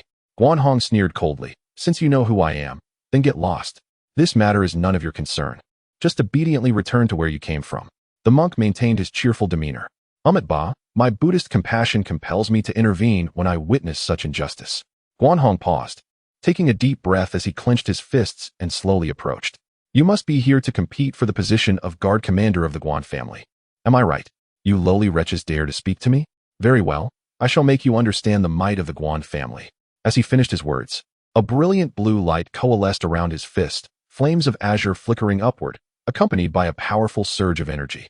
Chu Fan stood quietly in the background, recognizing that a practitioner of the fifth realm of the earth origin was indeed formidable. Alas, to them, such strength was akin to that of a mere waste. Seeking death, I shall grant your wish today, Guan Hong bellowed, stomping his foot and instantly appearing before Wu Yang, delivering a devastating punch. The blue flames surged violently, enveloping an immense force as they struck forward. Wu Yang's expression remained unchanged as he recited a Buddhist chant. Immediately, a golden light manifested before him, forming a protective barrier as he stood resolutely in place. Bang! The punch landed forcefully against the barrier, and the overwhelming power erupted. Chu Fan squinted slightly, clearly seeing that Guan Hong's strike was unable to penetrate the shield. All of its energy was absorbed by the barrier. Guan Hong staggered back several steps, his countenance darkening as he glared intently at the monk before him. You bald donkey, get out of my way at once. Otherwise, when the strong men of the Guan family arrive, your demise is assured. Guan Hong spat through gritted teeth, sensing that Wu Yang was not to be trifled with and refraining from recklessly advancing. Wu Yang took a gentle step forward, causing Guan Hong to instinctively retreat a step. Amitabha, do not become enmeshed in worldly matters. I have come to enlighten you. Guan Hong, feeling anxious, stammered. How do you intend to enlighten me?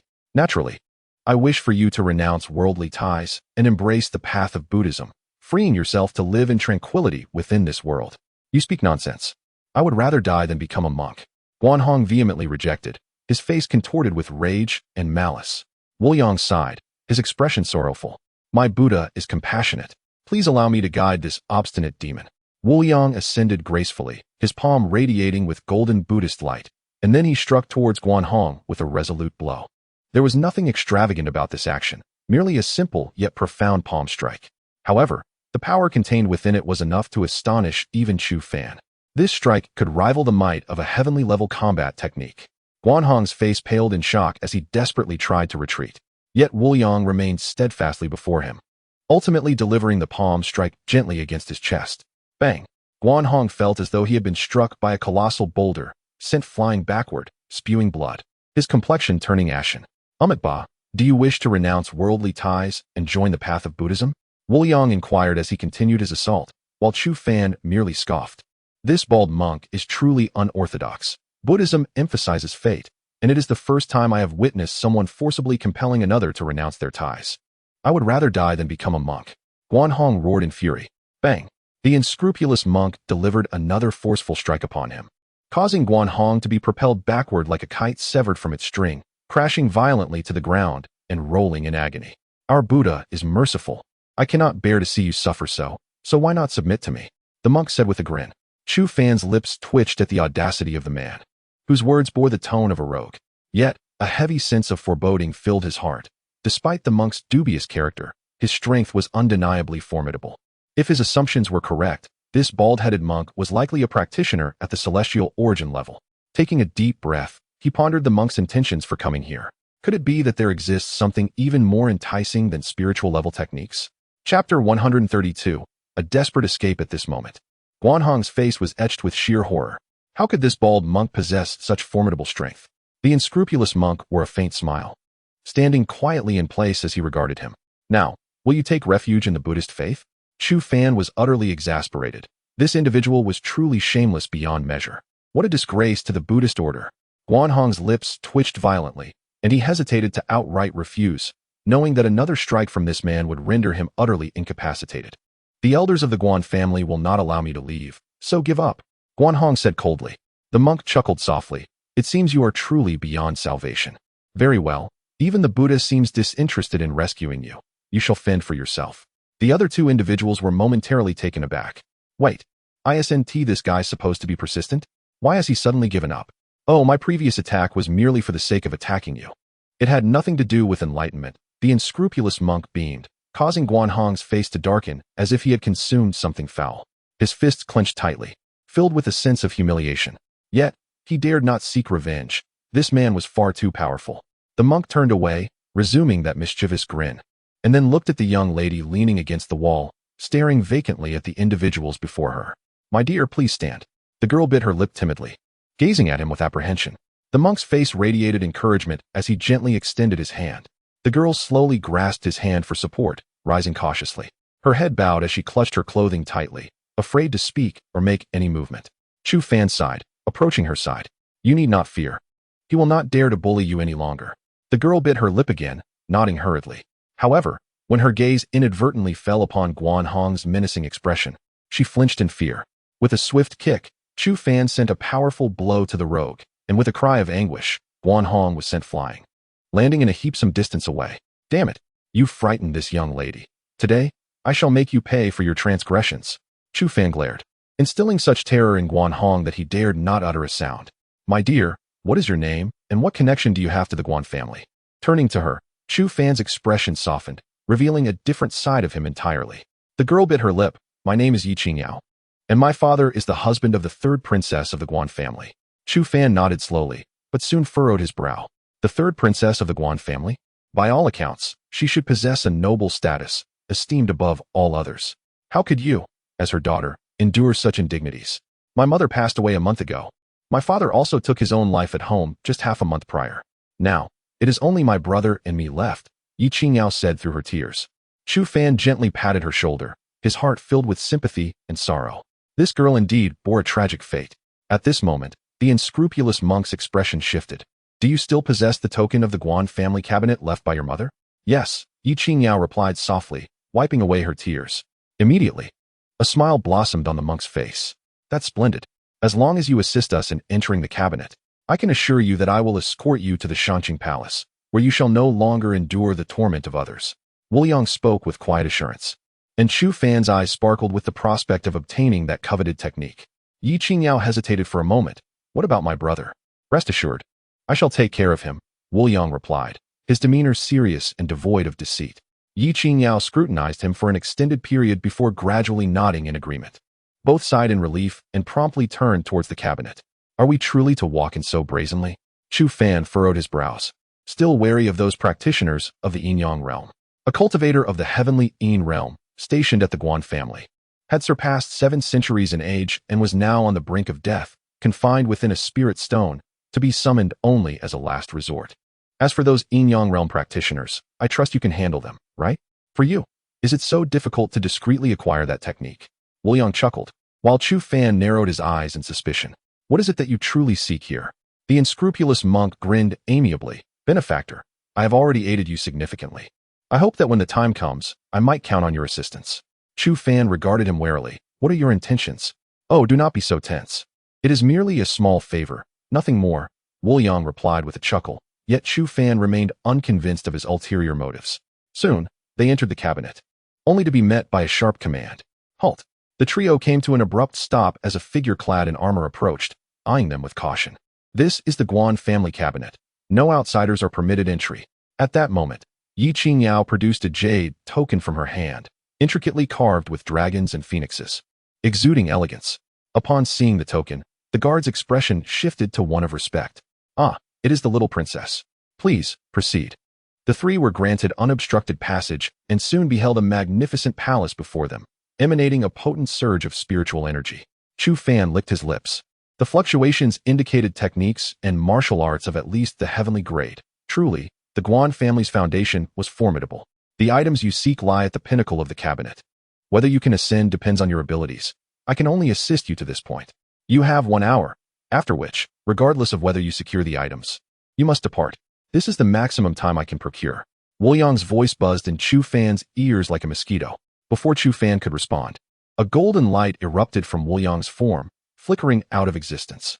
Nevertheless, Chu Fan remained acutely aware that their movements had rendered their responses to the outside world somewhat indistinct. This individual certainly possesses considerable skills. 1 hour appears to be the maximum duration for which he can employ such means. Upon entering the inner chamber, Chu Fan proceeded directly to the uppermost level. Before long, he came upon 2 tightly sealed stone doors, adjacent to which was a recess that seemed to be designed for the placement of a token. Yet, where could Chu Fan possibly find such a token? Furrowing his brow slightly, he felt a surge of inspiration as his eyes sparkled with insight. Suddenly, a thought struck him as he gazed at the recess. A smile spread across his face, and with a flick of his wrist, the bronze fragment he had obtained during the selection at the battle hall materialized in his hand. The dimensions of this bronze shard appeared to align perfectly with the recess. Could it be that the Guan family is indeed linked to that ancient relic? Chapter 133. 2 shameless beings. Chu Fan found himself devoid of time for contemplation. He promptly embedded the bronze piece into the recess, and the stone door ascended silently. Soon, he stepped into a stone chamber that could only accommodate a single individual turning around. Within stood a stone pedestal, upon which rested a jade slip, radiating a resplendent glow. As Chu Fan approached, he noticed several prominent characters shimmering on the surface of the jade slip. 9 transformations of the Luo transformation technique. He inhaled deeply, cautiously lifting the jade slip, which elicited no immediate response. However, Chu Fan's keen intuition sensed something amiss. How could a spiritual grade technique, crucial to a family like the Guan clan, lack even the slightest defensive measure? Just as he pondered this, an urgent alarm echoed through the inner sanctum. Ding, ding, ding. The rapid peal of the bell reverberated throughout the hall, and Chu Fan inwardly cursed as he prepared to flee, only to realize that no unusual disturbances surrounded him. The source of the commotion emanated from the lower level, the very place the unscrupulous monk had ventured to. Chu Fan licked his lips. Indeed, his instincts proved correct. The item that wretched man sought was of far greater significance than a mere spiritual grade technique. Without hesitation, his golden wings unfurled, propelling him downward in a flash. At this moment, the lower level had been entirely sealed off, and figures darted swiftly toward him, waves of overwhelming spiritual energy pulsing through the air. Shouts echoed incessantly as practitioners from the heavenly origin and yin-yang realms rapidly converged, the terrifying pressure of their spiritual power leaving Chu Fan somewhat breathless.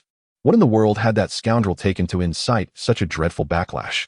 Over there, a voice, seemingly from nowhere, prompted everyone to surge leftward. Chu Fan followed closely behind, quickly arriving at the entrance of a stone chamber. In that instant, he felt an immensely terrifying force bearing down upon him, threatening to crush him into a pulp.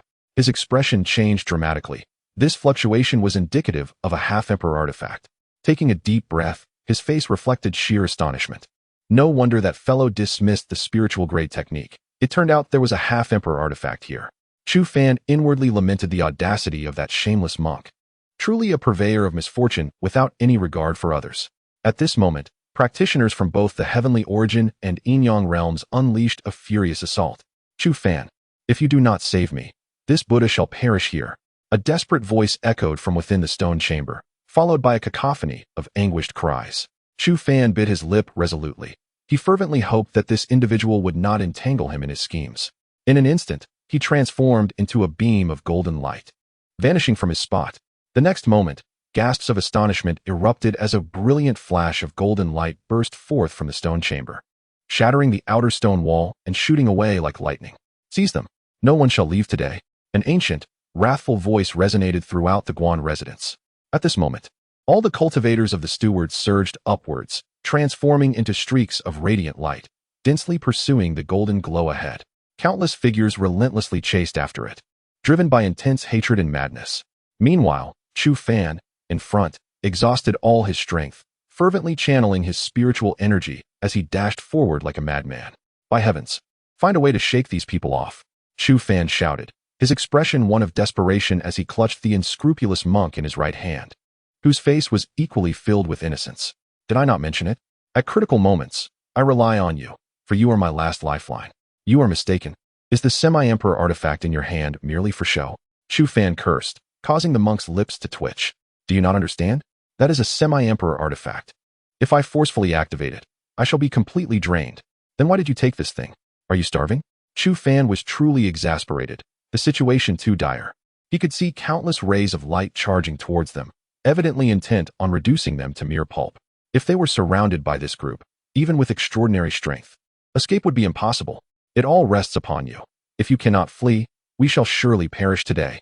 The unscrupulous monk maintained a smiling demeanor. Yet his words ignited Chu Fan's fury, who was tempted to kick that scoundrel in the face. What now? If we are encircled, we are undoubtedly doomed. Chu Fan gritted his teeth in frustration, while the monk's eyes glimmered mischievously. I know you possess a semi-emperor artifact as well. Why not reveal it? It might just save our lives.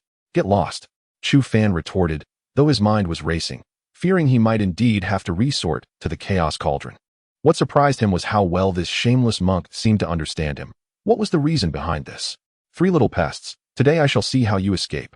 A furious voice echoed, followed by a violent disturbance in the space around them, which quickly coalesced into a prison of heaven and earth. The bodies of Chu Fan and his companions immediately froze in midair, unable to move an inch. Chu Fan's expression shifted dramatically. Damn it, a practitioner of the yin-yang realm. I am doomed this time, he shouted in despair, desperately attempting to channel his spiritual energy, yet the once vast reservoir of power within him now remained utterly unresponsive, causing him to feel an immense anxiety. Swiftly, an ancient figure appeared before them, his expression infused with rage, red eyes fixated intently upon the three. We are finished. It is the head of the Guan family, Guan Etienne. The unscrupulous monk grinned, while Chu Fan yearned to kick this rascal to oblivion, incredulous at his audacity to speak so brazenly. You wretched slave. As a disciple of the Guan family, to aid an outsider in stealing our sacred artifact, you deserve nothing less than death. The elder, with white hair billowing as if stirred by an invisible wind, flashed a cold glint in his eyes, suffused with an indescribable fury. Yi Qingyao bit her lip tightly, not daring to utter a single word at that moment. Ba, your words are misguided, esteemed benefactor. Qingyao has endured tremendous humiliation within your Guan family. Left without care, she sought refuge in the Buddhist realm solely for self-preservation. I, a humble monk, have roamed the world for 100,000 years and have never encountered such unmitigated shamelessness. Your remarks today truly bring me great embarrassment. If one were to discuss the deeds of beasts, your Guan family would undoubtedly hold the foremost position on the eastern Xian continent. The monk's unyielding words rendered Guan Etienne utterly speechless, his face flushed with suppressed anger. Chu Fan couldn't help but admire, raising his thumb in appreciation, utterly astonished at how a monk could possess such eloquence. Chapter 134. Yi Qingyao's extraordinary spiritual perception. Little beasts, regardless of what you utter today, I shall not allow you to leave this place. Come to your demise. Guan Yishan bellowed, unleashing his spiritual power into a formidable palm strike. Goodness, Chu Fan, if you do not act now, we shall surely perish. Wu Yang's face was etched with desperation and fear. Chu Fan merely scoffed. At that moment, a surge of thought caused the chaos cauldron to manifest inexplicably in midair. Boom. The next instant, the colossal hand descended heavily upon the chaos cauldron. With a resounding crash, the bronze vessel was sent flying, followed by a brilliant flash of light and a hearty laugh. Ha ha ha. Thank you, Elder Guans, for the generous gift. In an instant, the golden light vanished completely, leaving Guan Yishan's face ashen with fury, his entire body trembling with rage as he gritted his teeth. Find those 3 little beasts. Dig 3 feet into the ground. I shall scour both the underworld and the heavens to uncover them. Guan Yishan's furious roar echoed across the expanse, resonating like thunder, instilling a profound fear. Meanwhile, Chu Fan and his companions had already arrived at a secluded mountain range. As a golden light flickered, Chu Fan landed on the ground, violently expelling a mouthful of blood, his complexion paling to an alarming degree. The previous strike had inflicted significant backlash, leaving him gravely injured. However, he disregarded his own condition, fixated on the shameless monk before him. What exactly did you take? The unscrupulous monk chuckled, retrieving a pitch-black ceramic sword from his robes. The sword appeared pockmarked, with a crack running down its center, resembling a trinket a child had whimsically fashioned. Chu Fan gaped, pointing at the diminutive blade, his voice rising an octave. This is the treasure I risked my life to protect? A mere worthless clay sword? The monk grinned knowingly. Indeed, you disdain it, but unlike you, I do not possess numerous life-saving trump cards. It is simply my misfortune. All right, you've seen the item. Let us part ways here. We shall meet again in the distant mountains and flowing waters. With that, he turned to leave, but Chu Fan interjected with a dismissive scoff. Stay right there. The monk spun around, feigning innocence upon his face. What is it now? Let me try that clay sword. Ah, I've already mentioned it's utterly worthless. It was my oversight. This item holds no value. I must take my leave now. As he attempted to depart, Chu Fan swiftly positioned himself in front of him, reaching for his collar. Reacting instinctively, the unscrupulous monk raised his sword. Puff! In an instant, half of Chu Fan's arm was cleaved open. Had he not been prepared to evade, he would have lost the entirety of his limb. Staring at the deep wound on his arm, a grave expression finally crossed his face. This seemingly shabby, utterly unremarkable clay sword was indeed no ordinary item.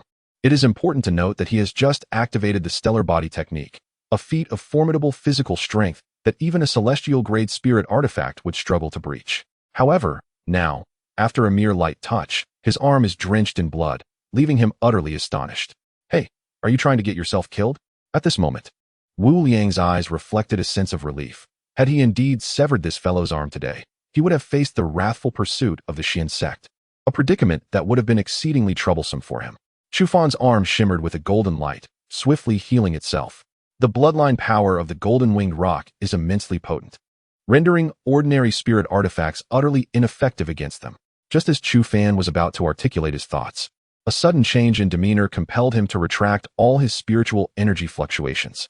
Wu Liang hastily took cover beside him. Just as they concealed themselves, several figures flashed overhead, exuding an overwhelming strength. Practitioners at the pinnacle of the Tianyuan realm. Wu Liang's lips twitched as he muttered softly. Was it really necessary to harbor such animosity over borrowing their things for a couple of days? Chu Fan delivered a fierce kick to him, exclaiming that this scoundrel had reached an unprecedented level of shamelessness. The outside world had undoubtedly been sealed off, and their only path lay along this mountain range. Traversing from west to east back to the Xian sect, Chu Fan exhaled deeply, his expression laden with grave concern. This route would be treacherous indeed. Known as the Death Mountain Range, countless practitioners perish here annually. Due to its geographical position, the spiritual energy within this range is exceptionally abundant, resulting in the presence of fearsome beasts, some rivaling even the Tianyin realm. Those who enter this mountain do so in pursuit of the treasures left behind by those who perished before them. Yet, often, they themselves become eternal offerings to the beasts. The area they must traverse lies perilously close to the territory of a celestial-grade beast, making it an exceedingly dangerous endeavor. Upon hearing this, the unscrupulous monk wore a mournful expression. Goodness, is this really viable? This route is fraught with peril, a veritable dance with death, especially with a young girl in tow. Are we not courting disaster? Just as he spoke, Yi Qingyao suddenly interjected. Enemies are approaching from the east. The two immediately fell silent, taking refuge behind a tree. However, after an extended wait without sight of anyone, a sense of doubt filled their hearts. Could it be that the girl misperceived? Just as they contemplated speaking, a shift in their expressions occurred. In their perception, beyond 1,000 feet to the east, a group of formidable individuals soared through the air. They exchanged glances, both startled by the astonishment reflected in each other's eyes. Based on the timeline, Yi Qingyao had sensed these individuals from a distance of at least several dozen miles. meaning she had detected them the moment the Guanjia team had set out. Both inhaled sharply, their faces awash with shock. This young girl possesses an astonishingly formidable spiritual sense. As a multitude of individuals passed by, Chu Fan licked his lips and gazed at Yi Qingyao. Qingyao, now tell me, where can I find Guan Yitian? Yi Qingyao bit her lip and, after a brief pause, pointed in a direction. Over there, 40 miles away from us. How many people from the Guan family are approaching us? There are 40, divided into 3 groups, coming from the east, south, and west. Once Yi Qingyao finished speaking, Chu Fan exhaled heavily. He was now certain that Yi Qingyao's spiritual perception surpassed that of ordinary individuals by far. This revelation was a momentous piece of news for him. With such an almost cheat-like ally, they could evade numerous dangers in this mountainous region teeming with ferocious beasts. Chu Fan took a deep breath, his eyes gleaming with determination. Guan Yitian, you shall find it exceedingly difficult to capture us. Chapter 135. Slaying the Celestial Realm Practitioners. Amidst the dense forest, 3 figures darted forward like phantoms, exuding an imposing aura. Enemies to the north, a chilling voice pierced the air, prompting an almost instantaneous pivot from the trio, veering towards another direction. Before long, they arrived at a secluded gorge, enveloped in an eerie silence, devoid of any sound. Chu Fan inhaled deeply, gritting his teeth in frustration. Damn it! Forced into this predicament by those scoundrels. The gorge before them served as the lair of a celestial-level beast. The unscrupulous monk grimaced, "Curse it! I do not wish to be fed to that creature." Yi Qingyao bit her lip lightly, her face etched with panic. After a brief hesitation, Chu Fan resolutely plunged into the gorge. "Ba, you shall be the death of me," muttered the unscrupulous monk, following closely behind with Yi Qingyao in tow. The gorge was eerily quiet, each breath of the 3 resonating clearly, heightening their anxiety. Soon, Chu Fan halted, fixating intently on the left ahead. There loomed a mountain, spiraling upward, towering to a height of over 100 feet. Upon realizing what the mountain was, Yi Qingyao's pupils constricted sharply, her hand flying to cover her mouth as she clutched the monk's arm, trembling in fear. Before them, the mountain was adorned with countless scales, rising and falling as if breathing. Looking higher, they beheld a colossal head suspended in midair, reeking of a pungent odor, resembling a small peak. It was none other than a serpent, a gigantic serpent stretching 1,000 feet long. At this moment, a pair of eerie green eyes fixated on the 3, radiating cruelty and savagery. Yet, Chu Fan remained surprisingly unfazed. Serpents did not rely on sight to assess their surroundings. As long as the beast refrained from flicking its tongue, they were momentarily safe. The trio held their breath, stealthily maneuvering around the base of the serpent mountain. The proximity intensified their awareness of the mountain's vastness and terror. It seemed that a single scale could crush them into a mere pulp. "Damn it! If that creature awakens, we shall meet our end here," whispered the unscrupulous monk. Chu Fan remained silent, striving to advance soundlessly. Suddenly, just as they were about to circumvent the serpent mountain, a cold, sharp voice echoed before them. "Those 3 little pests are here." Chu Fan's lips twitched in irritation. Damn it, those bastards have caught up. In that instant, without a moment's thought, a pair of golden wings unfurled from his back, transforming him into a streak of golden light, hurtling forward like lightning. As they took off, a piercing sound sliced through the air from behind, a terrifying force rushing towards them like an avalanche. Chu Fan's lips tightened as he fervently channeled his spiritual energy, his golden wings radiating an extraordinarily brilliant light, with hints of purple shimmering in the glow. At this moment, Chu Fan's speed surged once more, just as his figure vanished. An enormous serpent's tail, measuring 10 zhang in diameter, struck the ground with a resounding thud at the spot where they had just stood. The earth split open, leaving a deep scar that extended a full zhang, causing the ground to tremble violently. Without sparing a glance behind him, Chu Fan desperately sprinted forward. While the 2 individuals in his grasp gritted their teeth, their faces pale with fear. A terrifying roar, filled with brutality, echoed behind them. Accompanied by a tremendous surge of spiritual energy ahead, the members of the Guan family were in hot pursuit. It was a near dead end. Chu Fan took a deep breath, and a flicker of crimson light began to shimmer in his eyes. "Damn it, let us fight back." With a fierce shout, an overwhelming surge of power erupted from within him. He had reached the 3rd level of the Earth Origin Realm. The unscrupulous monk raised an eyebrow. This fellow's strength was indeed growing at an alarming rate. There was only one practitioner at the Celestial Origin Realm ahead, and they needed to eliminate him to break free. Chu Fan spoke gravely, then set the 2 individuals down and summoned a massive black halberd into his hands. He shot upwards abruptly, swinging the halberd in a wide arc, aiming to cleave down upon the enemy below. Simultaneously, Wu Liang let out an enraged roar, and golden Buddhist light emanated from his hands. With a Buddha bead hovering before his palm, he thrust forward with a powerful strike. This was a spirit-level combat technique. Chu Fan felt a surge of realization. Indeed, this rascal had a hidden card. Taking a deep breath, he concentrated his terrifying power and brought the halberd crashing down. The adversary below wore a disdainful expression, sneering coldly. "Little beast, you shall remain." The individual gathered his strength in his fist, meeting Chu Fan's strike head-on without flinching, delivering a heavy blow to the halberd's blade. Boom! A terrifying force erupted instantaneously, and Chu Fan felt an immense weight crash against the halberd, causing his hands to ache painfully. He let out a muffled groan, a pallor crossing his face. Meanwhile, the others on the ground changed expression, their feet sinking into the earth with a loud thud, their spiritual energy shimmering violently around them. The sharpness of the halberd sliced into the back of the opponent's hand, blood gushed forth, and waves of excruciating pain radiated through him. At that moment, a hand radiating golden light struck heavily against his chest. The man's face turned extreme with terror, and he spat out a mouthful of blood, sent flying backward. How could this be? His heart raced with disbelief. A practitioner of the Earth Origin realm had actually defeated him. Why? How could this happen? In Chu Fan's eyes, a fierce glint shone. Indeed, this foe was formidable. But now was not the time for contemplation. With a thunderous shout, he unleashed a torrent of power, transforming the halberd into a dragon of lightning that lunged toward the man's chest. Simultaneously, Wu Liang maneuvered to the side, the golden Buddha bead continuing to emit boundless power. Amitabha! The resounding chant of the Buddha reverberated through the heavens and earth, causing the entire forest to tremble violently.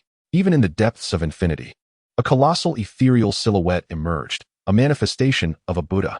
Chu Fan inhaled deeply, overwhelmed by the formidable essence of this being. With a thunderous hum, the apparition gently descended, delivering a palm strike that seemed capable of obliterating the very fabric of existence, aimed at the cultivator of the heavenly origin realm. Boom! Boom! The two assaults struck their target simultaneously, unleashing an unfathomable force that erupted in a cataclysmic explosion. The long spear in Chu Fan's grasp pierced through all of the adversary's defenses, mercilessly thrusting into his chest. A heart-rending scream, filled with disbelief and horror, erupted at that moment. In the next instant, a golden radiance surged forth, swelling like an ocean.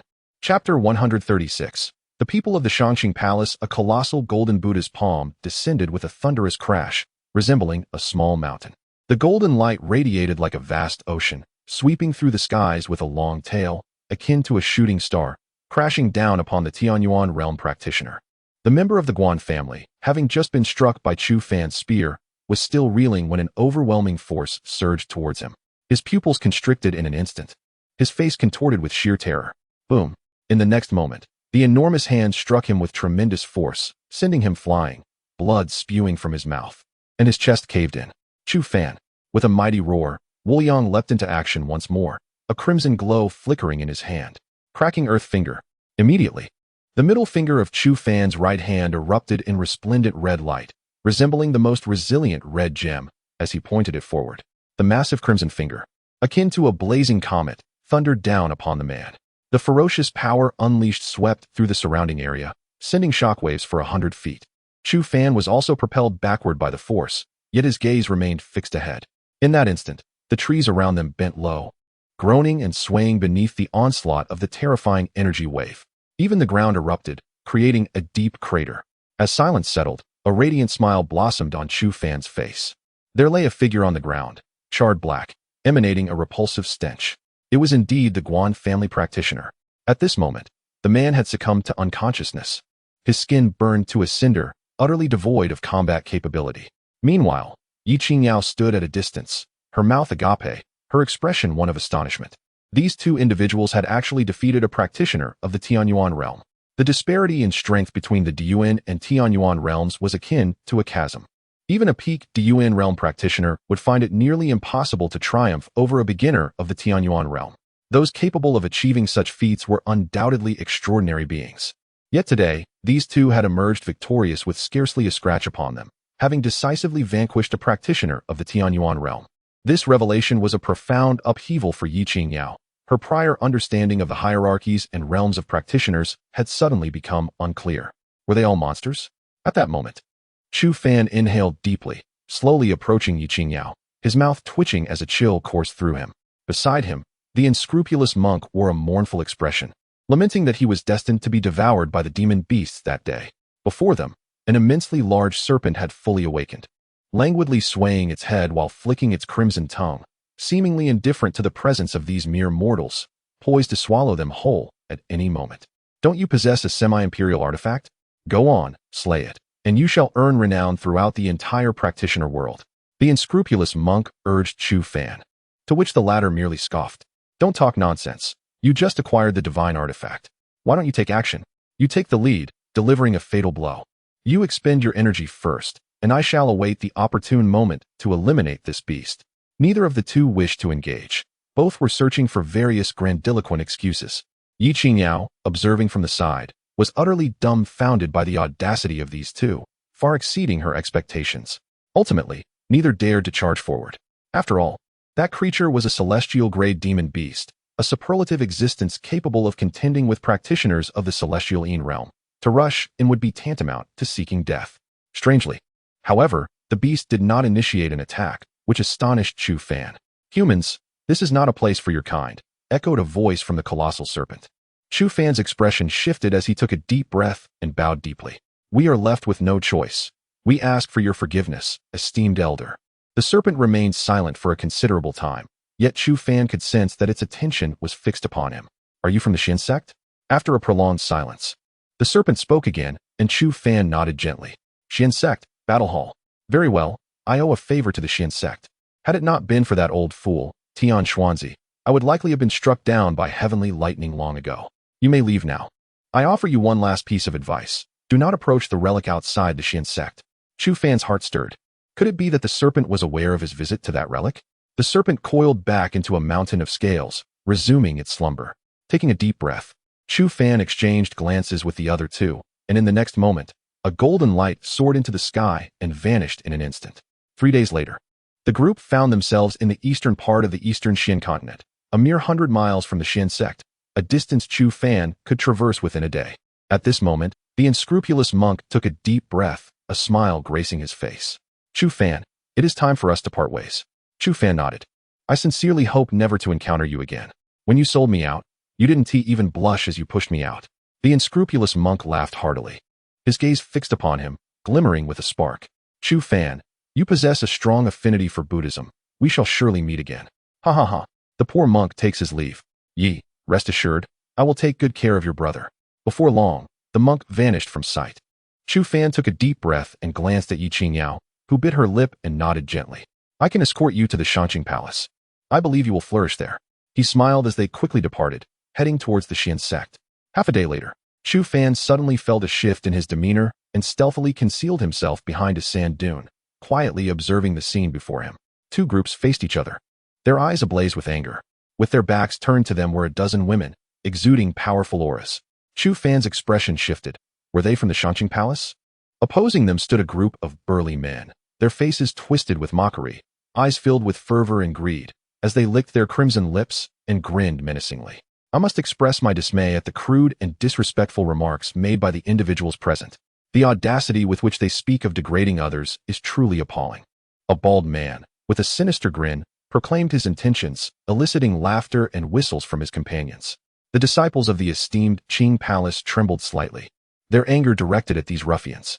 Concealed behind a sand dune, Chu Fan narrowed his eyes, recognizing that these miscreants were courting their own demise. Chapter 137, Royal-level combat techniques. Beside him, Yi Qingyao was also pouting, her face etched with anger. Why are these people so wicked?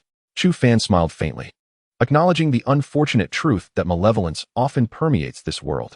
It was imperative to diligently enhance one's cultivation, not merely to vanquish others, but also to shield oneself from harm.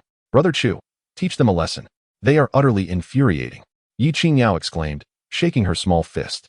Chu Fan exhaled deeply. While confrontation was inevitable, it required a strategic approach. He licked his lips, noting that the 5 or 6 individuals before him were cultivators of the Tianyuan realm. Among the disciples of the Shanqing Palace, only 2 possessed comparable strength, which stifled any impulsive actions. These men were notorious bandits, engaging in heinous acts of arson, murder, and plunder. The Xian sect had previously launched several large-scale offensives against them, yet with little effect. These individuals were ruthless and capable of unspeakable atrocities. Should any disciples of the Shangqing Palace fall into their clutches, they would likely face a fate worse than death. Thus, a hasty attack would yield unsatisfactory results. He needed to devise a plan to neutralize some of the enemy's combat prowess first. Chu Fan pursed his lips, and a wave of enigmatic energy radiated from him, followed by the rustling of sand reverberating across the desert. A smirk crept onto his lips. This time, those scoundrels were doomed. He took a breath and turned to Yi Qingyao. Stay close to that person and inform him of the enemy's attack patterns and strategies. Do you understand? He pointed to the leader of the Shangqing Palace team, a figure he had recognized from his time at their camp. Huang Mingshan, a core disciple of the Shangqing Palace, was a prodigy second only to Shang Li. However, her temperament. Chu Fan shook his head. Never mind. For Shang Li's sake, I'll assist them this once, expecting nothing in return. When I say 3, 2, 1, you approach her side, understood? Yi Qingyao nodded timidly, and Chu Fan took a deep breath. Suddenly, a realization struck. What on earth? Fire ants! Run! The men shouted in panic as they fled. 1. Chu Fan commanded sharply, transforming into a streak of golden lightning, instantly appearing before a man besieged by a swarm of red, fist-sized ants. In that moment, the intricate pattern on his chest glimmered brilliantly, his arm muscles bulging with power as he delivered a devastating punch to the man. Simultaneously, Yi Qingyao materialized before Huang Mingshan, timidly stating, "Sister, Brother Chu sent me to assist you." Huang Mingshan paused, momentarily taken aback, then frowned as she gazed at Chu Fan, who was now trembling alongside the man. Her expression was one of disdain. Humph, with such pathetic strength, he dares to boast about coming to our rescue? How ridiculous and presumptuous. Yi Qingyao was momentarily stunned, then fiercely defended. Brother Chu is very powerful. You mustn't speak of him that way. Huang Mingshan scoffed. How pathetic. If one wishes to cling to a man, should one not at least choose someone of greater strength? This trash. Watch out to your left. Yi Qingyao suddenly exclaimed, prompting Huang Mingshan to instinctively thrust her sword. Clang. The blade struck something solid, and upon closer inspection, she realized it was the edge of a 9-ringed broadsword, which had forcefully collided with her sword's tip. A formidable force surged through her arm, causing Huang Mingshan to stifle a groan as she staggered back several steps, her gaze turning astonished towards Yi Qingyao, her eyes narrowing slightly. How did you know where the attack would come from? She pondered in astonishment. As a cultivator of the Tianyuan realm, she herself had failed to perceive the assault. How had this woman discerned it? Yi Qingyao huffed. I want to tell you. Especially after you mentioned Brother Chu. With a cold glint in her eyes, Huang Mingshan turned away, exuding an icy demeanor. Beast, seeking death. With that, she channeled a torrent of spiritual energy into her sword, aiming it at the assailant. The other disciples of the Shangqing Temple also unleashed their spiritual power with a unified cry. At that moment, Chu Fan delivered a heavy strike with his spear against the man, the sharp blade piercing through several of his bones. A scream erupted as the man spat blood and was sent flying into the desolate expanse. Soon after, the terrifying fire ants swarmed over him, gnawing him down to mere bones amidst his anguished cries. Chu Fan exhaled, a hint of fear etched on his face. The fire ants were a unique beast of this barren land. Although individually weak, lacking even the strength of the Tianling realm, they came in overwhelming numbers. When they appeared, there would be thousands, and these creatures could consume spiritual energy, rendering ordinary spiritual power ineffective against them. Even a cultivator of the Yin-Yang realm would perish if overwhelmed by a horde of fire ants. Little beast, perish. A formidable force surged from behind Chu Fan, prompting him to grunt in anger as he unleashed a punch infused with dark energy. Boom. In that moment, Chu Fan's expression shifted. Tianyuan realm, 3rd star. He felt as though his fist had struck a rock, sending him tumbling backward, blood trickling from the corner of his mouth. At his current strength, he could contend with a cultivator of the 1st star of the Tianyuan realm, but facing a 3rd star was beyond his capacity. Stumbling backward, Chu Fan's expression turned grave as he fixed his gaze on the scarred man before him. It seemed that without resorting to true measures, he could not hope to overcome this foe. The man regarded him with disdain. Kid, no matter how you struggle today, you cannot escape your inevitable demise. If you are wise, kneel and call me grandfather, and I may leave you with a complete corpse. Otherwise, today I shall reduce you to a mere pulp. Chu Fan smiled faintly, as his palm slowly turned over, unleashing an astonishing wave of energy that rippled through the air. Boom. In that instant, the entirety of the desert's power surged towards him. A blurred figure appeared beside Chu Fan, embodying the essence of boundless spiritual energy. Earth Desolation Seal. He uttered 3 words, imbued with a chilling intensity and an overwhelming aura of lethal intent. At that moment, everyone's expression shifted, their gazes converging upon him with astonishment. A spiritual-level combat technique? This radiates the fluctuations of a royal-level technique. My heavens, how could he possess such a formidable skill? It is simply unfathomable. Is it possible? Was he not a disciple of the Xian sect? How could he wield a technique of this caliber?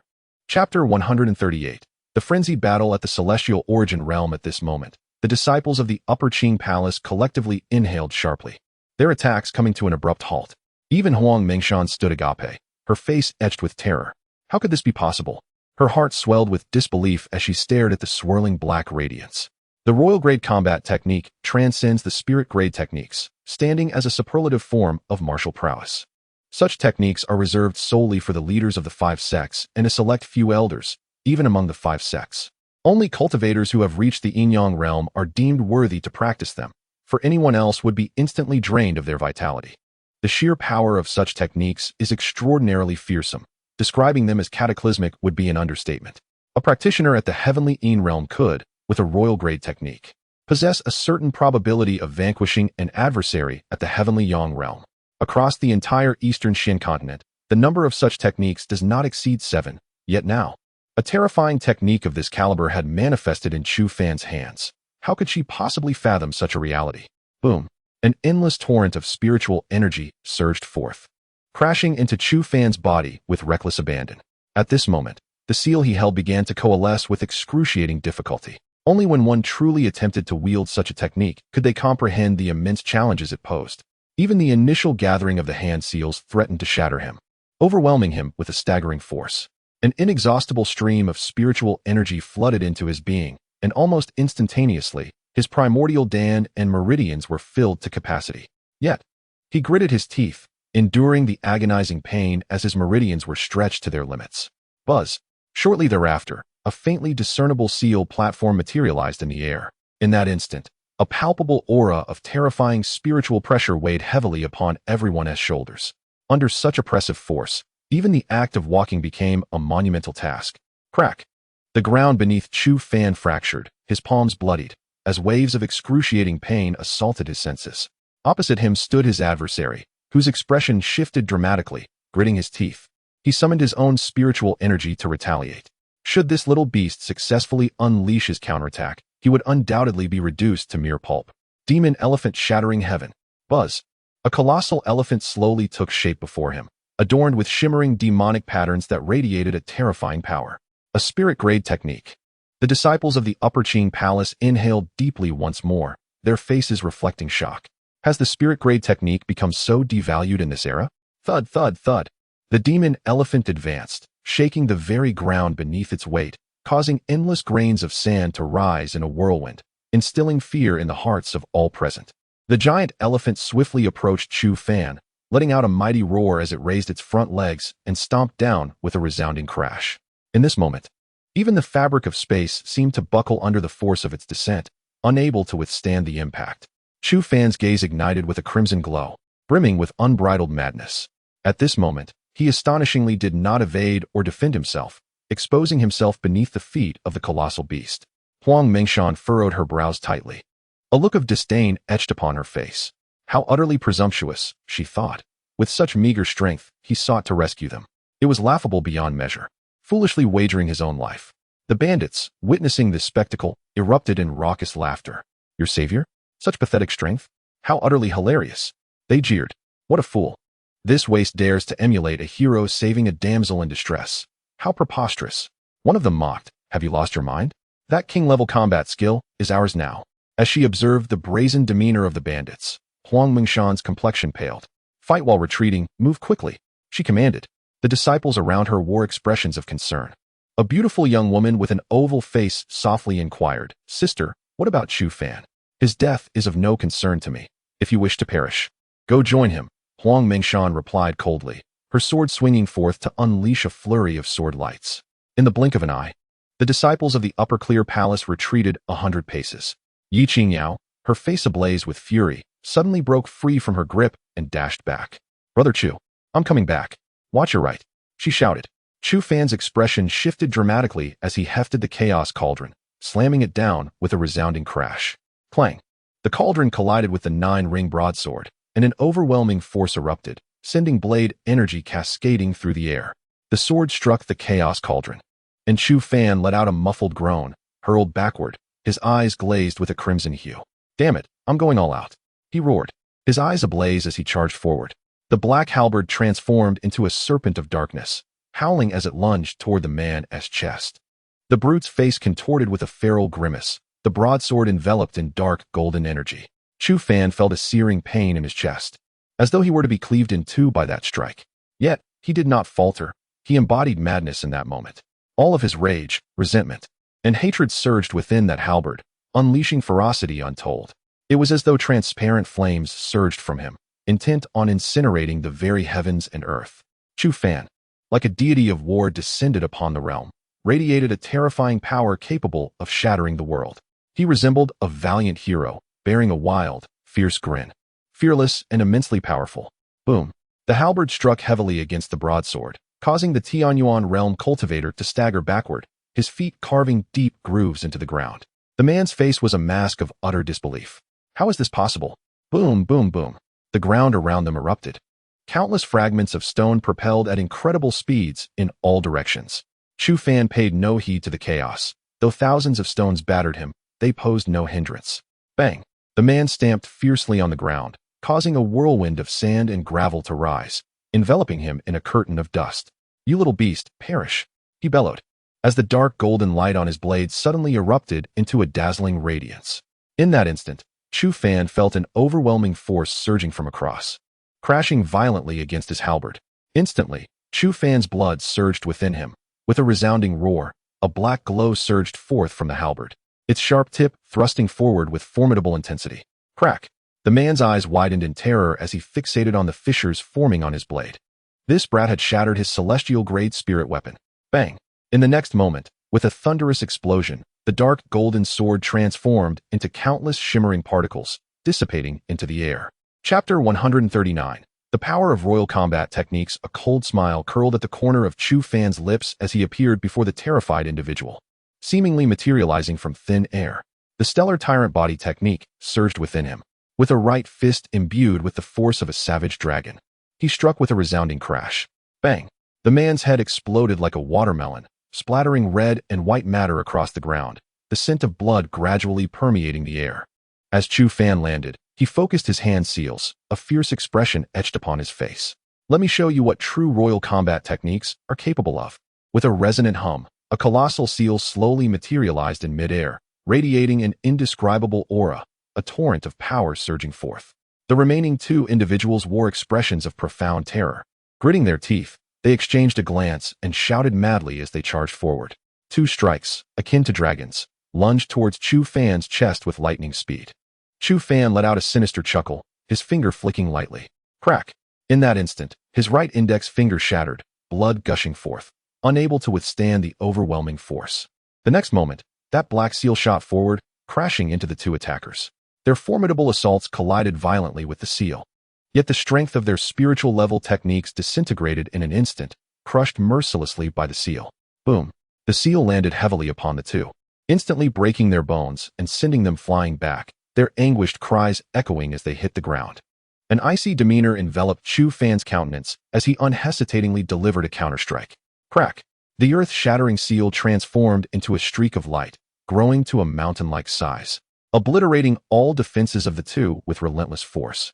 With a resounding thud, it smashed into the ground, shattering the earth beneath. Waves of sand surged forth, swiftly radiating in all directions. Chu Fan spat out a mouthful of blood, his face reflecting a pallid fatigue. After stumbling a few steps upon hitting the ground, he gasped for air, feeling his legs weaken beneath him. Yi Qingyao hurried to his side, gently comforting him. After catching his breath and scanning the surroundings, Chu Fan smiled faintly. "Those from the Qing Palace have departed, haven't they?" he inquired softly. Yi Qingyao's face was etched with anger. "How could they do this? You came to rescue them. It is utterly unreasonable." Chu Fan chuckled softly. "It is normal. I have grown accustomed to it." He exhaled deeply, turning his gaze to the earth-shattering seal as it ascended, glancing at the two individuals now reduced to mere pulp beneath him, a smile gracing his lips.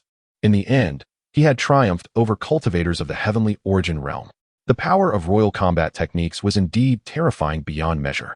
Approaching the fallen figures, Chu Fan spotted 2 black storage bags, a grin spreading across his face. 2 cultivators of the heavenly origin realm should possess considerable wealth. Upon opening the storage bags, a rich spiritual energy flooded forth, revealing numerous treasures within. Soon, Chu Fan extracted a jade slip, his eyes gleaming with excitement. Celestial Phoenix Halberd Technique. Just as he was in need of a spear technique, it seems that thoughts manifest into reality. Here, take this. Chu Fan tossed another storage bag to Yi Qingyao, who was taken aback. This, is it appropriate? Take it. It will be useful for your cultivation in the future. Yi Qingyao bit her lip and nodded gently. Chu Fan took a deep breath, and just as they were about to leave, a complex voice emerged from behind. Wait a moment. Chu Fan paused and slowly turned around, only to find Huang Mengshan standing there, a peculiar expression crossing his face as he smiled faintly. Is there something you need? Huang Mengshan lightly bit her lip. It's nothing. I shall take my leave. Chu Fan felt no inclination to dwell on past matters. Huang Mengshan opened her mouth to speak. Thank you. I assisted you because you are a disciple of the Upper Clear Palace, and out of respect for Shangli, there was no need for such formality. After he spoke, Huang Mengshan bit her lip tightly, her exquisite face now radiating an alluring charm. So, how do you wish for me to repay you? Chu Fan raised an eyebrow, a playful smile gracing his features. What could you possibly offer as repayment? Huang Mengshan licked her lips, standing before him, her delicate hand gently grazing his chest. How do you wish for me to repay you? Chu Fan lightly lifted her chin with his right hand, his face adorned with a smiling expression. A beauty such as yourself, an unparalleled enchantress. What do you believe you could offer me? Huang Mengshan giggled, then suggested, shall we find a quiet place to discuss life? Chu Fan lowered his right hand, playfully slapping the soft, smooth surface, an exquisite sensation coursing through his palm. Chu Fan, I wish. Huang Mengshan murmured, her seductive eyes sparkling with indescribable allure. A smirk crept onto Chu Fan's lips. How could the Upper Clear Palace cultivate a disciple like you? It's truly astonishing. Huang Mengshan was momentarily taken aback as Chu Fan regarded her with disdain. Did you truly think I was unaware of your intentions? Attempting to coerce me with this situation? To discomfort Shangli? Chu Fan spoke coldly, and Huang Mengshan's expression gradually darkened. What do you mean? I believe my words are quite clear. On what grounds do you think you can offer yourself to me? Do you admire my character? Don't be ridiculous. Ultimately, you merely seek to use this situation to extort resources from me, and upon returning to the Upper Clear Palace, to tarnish Shangli's reputation. Observing the mockery on Chu Fan's face, Huang Mengshan clenched her teeth, her gaze flickering with cold resentment, letting out a huff. You are right. One ought to consider their own worth before making such offers. Humph. Huang Mengshan spoke through gritted teeth, while Chu Fan shrugged. Thus, there is no need for your pretense. Observing his demeanor, Huang Mengshan huffed in anger and turned to leave, while Chu Fan smiled and shrugged, quickly disappearing with Yi Qingyao. Is this what the Upper Clear Palace is like? I do not wish to go. Brother Chu, please do not send me there, if you would be so kind. Yi Qingyao wore an expression of considerable displeasure, prompting Chu Fan to chuckle as he affectionately ruffled her hair. Rest assured, I shall entrust you to someone trustworthy. I will not hand you over to her. Yi Qingyao bit her lip, her countenance radiating an endearing vulnerability. Brother Chu, I do not wish to part from you. Chu Fan let out a hearty laugh. Very well, let us first return to Xuanzong. I will find an opportune moment to escort you to Shanqing Palace, where you shall receive exemplary treatment. Chapter 140. The Trial of Xiang Hong. Upon their return to the sect, the pair became the subject of whispers and pointed fingers from passers-by. Chu Fan, however, paid them no heed, leading Yi Qingyao directly back to the Wilderness Division. Upon seeing him return with a young lady, Qing Xian was momentarily taken aback, a cryptic smile flitting across his face. Master, this is Yi Qingyao, who will likely be residing with us in the Wilderness Division for a while, Chu Fan said with a cheerful grin. Qing Xian nodded, responding, as long as she can endure the hardships here, the Wilderness Division will always welcome her. In the midst of their conversation, several figures swiftly passed by and then halted, bowing in respect. Greetings, Master and Senior Brother. Chu Fan was momentarily startled, his expression reflecting a mix of surprise and curiosity as he regarded the individuals before him. This is Qing Xian raised an eyebrow, explaining, since your entry into the battle hall, these imperial heirs have all pledged themselves to the Wilderness Division. Some have detached from the Celestial Division, while others belong to the Profound Division. Chu Fan was taken aback, a smile creeping onto his face. However, It appeared that these individuals bore no trace of the wilderness aura. Mastering the grand wilderness technique would prove challenging for them. Their eyes were filled with fervor and admiration as they regarded him, as if eager to scrutinize him thoroughly. Chu Fan merely clicked his tongue, nodding lightly without uttering a word. After ensuring Yi Qingyao was settled, Chu Fan made his way to the Wan Miao cottage. Cha-Cha was still seated atop a slender boat, gently playing a jade flute, the notes resonating with a melancholic yet nostalgic melody. Upon seeing him standing on the shore, a smile illuminated Cha-Cha's face. "Congratulations on completing the Master's task," she remarked, her voice as melodious as ever. Chu Fan chuckled in response. "How did you know I accomplished it?" "I understand you.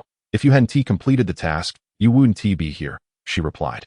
Chu Fan shrugged and leaped onto the small boat, where Cha-Cha poured him a cup of fragrant tea, the rising steam creating a veil between them. After a prolonged silence, Cha-Cha finally spoke. "Even if you have completed the task, the master wouldn't simply release me." Chu Fan nodded. "I am aware of that." "Then why pursue this?" she inquired. "Because I believe I can resolve these troubles. No matter what the challenge, if I am able to confront it, I will assuredly overcome it." As he spoke, his radiant and confident smile elicited a gentle smile from Cha-Cha, who rested her chin in her hand, gazing at him quietly. Suddenly, a fleeting sensation brushed against Chu Fan's lips, cool and soft. Though it was momentary, it left a lingering taste. He licked his lips, watching Cha-Cha, whose smile was as bright as a blooming flower. "In half a month, you will be entering the battle hall, and we may not meet for a long time. Will you miss me?" Cha-Cha as fingers traced over his heart, prompting a hearty laugh from Chu Fan. "My heart can encompass all the world. How could I possibly forget a dainty and exquisite you?" Cha-Cha stifled a laugh, and the two spent the night quietly conversing over the ethereal waters of Tianling Lake. Early the next morning, Chu Fan rose to his feet.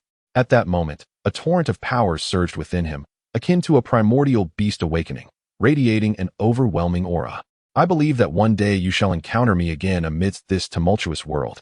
At that time, whether it be an endless galaxy or an ancient chasm, nothing shall impede our path." With those words, Cha-Cha gracefully departed, swiftly vanishing from sight. Chu Fan smiled faintly and turned back to the desolate region. Upon returning to his thatched cottage, he immediately entered seclusion. Yi Qingyao vigilantly awaited him each day, yet all she received was disappointment, as there were no signs of his emergence.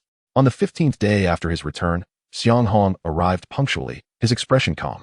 "As per our prior agreement, I have come to assess him." Qing Xian nodded slightly, exuding confidence. "My expectations are modest. If he can withstand a punch from me, I will consider him qualified." Xiang Hong stated quietly, and Qing Xian shot him a glance. "You are but at the initial stage of the heavenly shadow realm. How is it that you wish to renege on our pact made a month ago?" Observing Xiang Hong's serious demeanor, Qing Xian scoffed.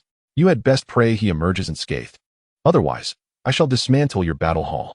Xiang Hong appeared somewhat helpless, realizing he had a rather overprotective master. The disciples beneath him might well rebel against him. Just then, a humming sound emanated from the thatched cottage not far away. Gradually, a rich and robust spiritual energy coalesced, releasing waves of potent power. Xiang Hong's expression changed. "Earth Origin Realm, 5th star?" He furrowed his brow. Such strength could not withstand a punch from him.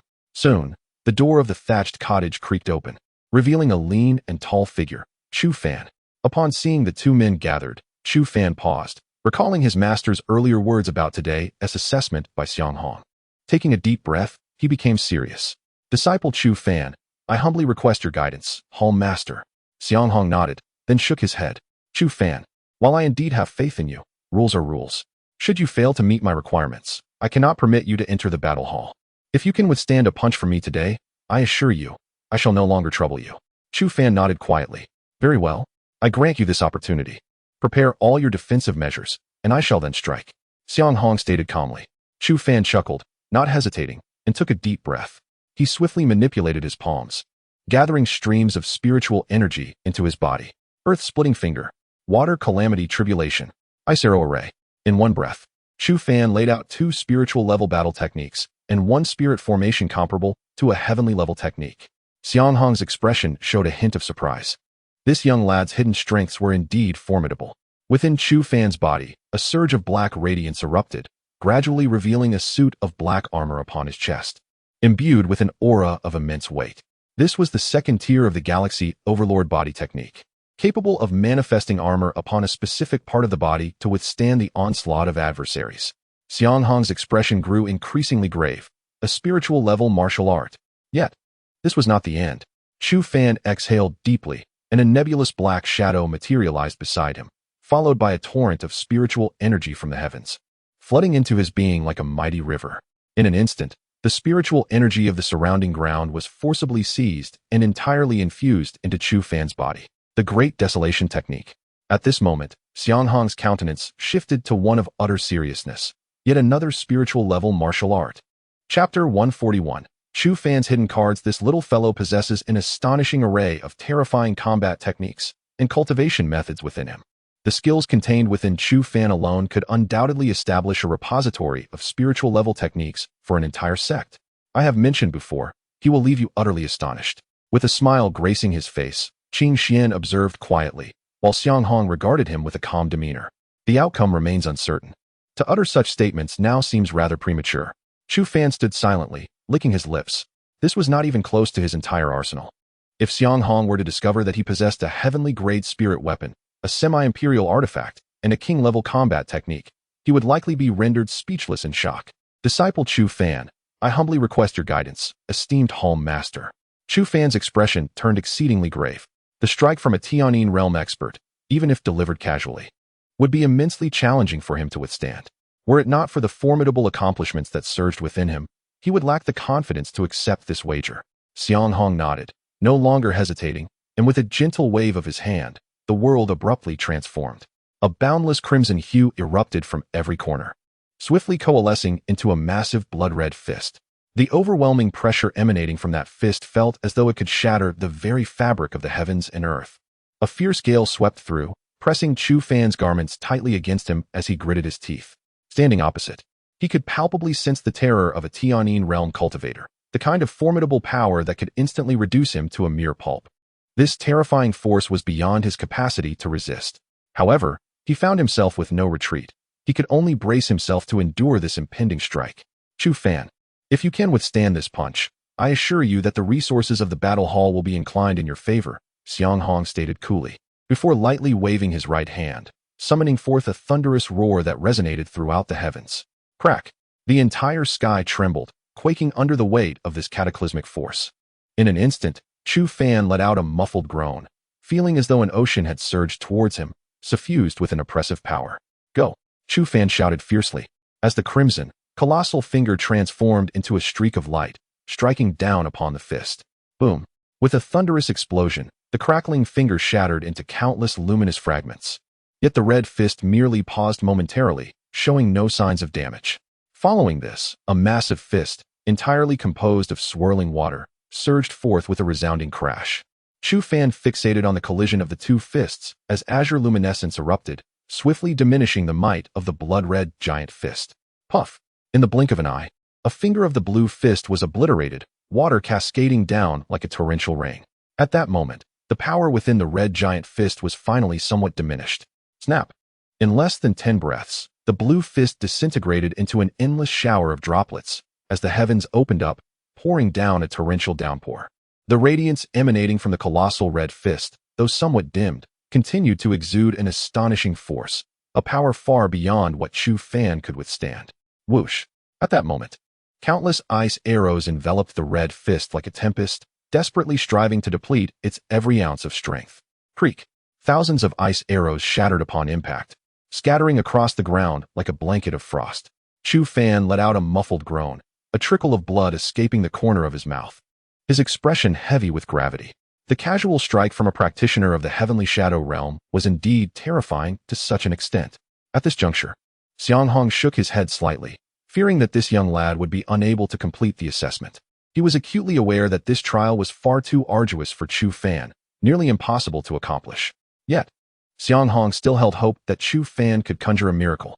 Taking a deep breath, Chu Fan gently closed his eyes.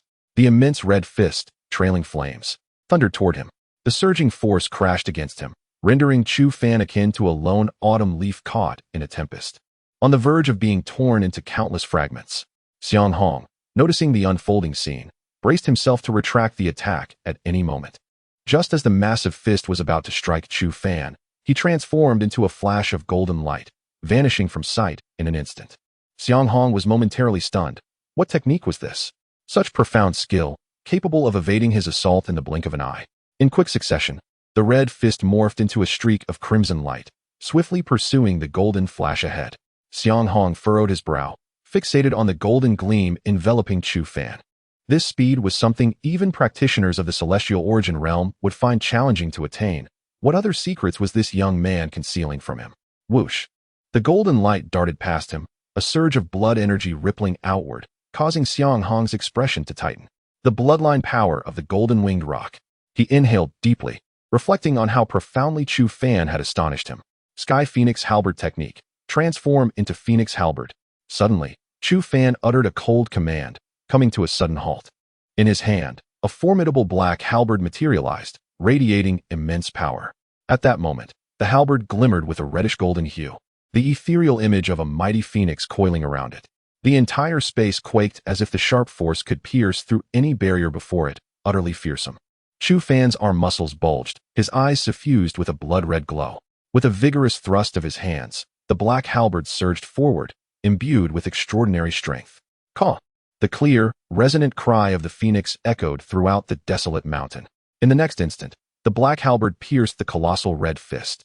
The moment the two forces collided, an endless tempest erupted. Chu Fan gritted his teeth, fervently channeling his inner spiritual energy to surge forth.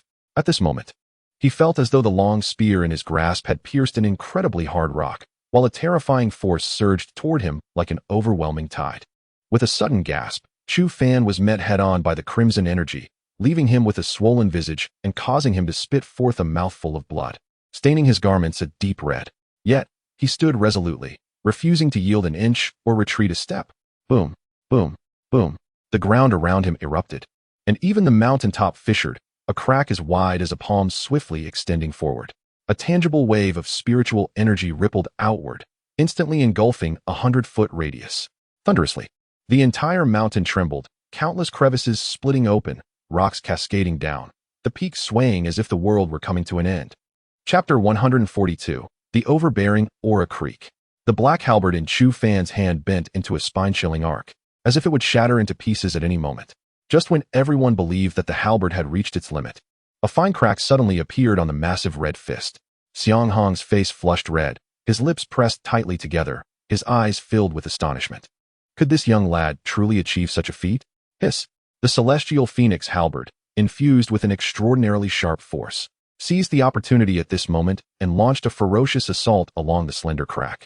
In the next instant, numerous crimson-golden rays of light erupted from the red fist, illuminating the surroundings. That colossal fist, resembling a shattered piece of jade, erupted with a multitude of cracks at that very moment. Chu Fan took a deep breath, a radiant smile blossoming on his face. His pale visage was now adorned with an expression of unwavering confidence. Exhaling, he released a breath, and in the next moment, that gigantic red fist, accompanied by the cacophony of shattering, completely collapsed. Xiang Hong narrowed his eyes, intently watching Chu Fan. The seemingly impossible wager had been turned on its head by Chu Fan's willpower and unparalleled ferocity, executing a flawless counterattack that was nothing short of spectacular.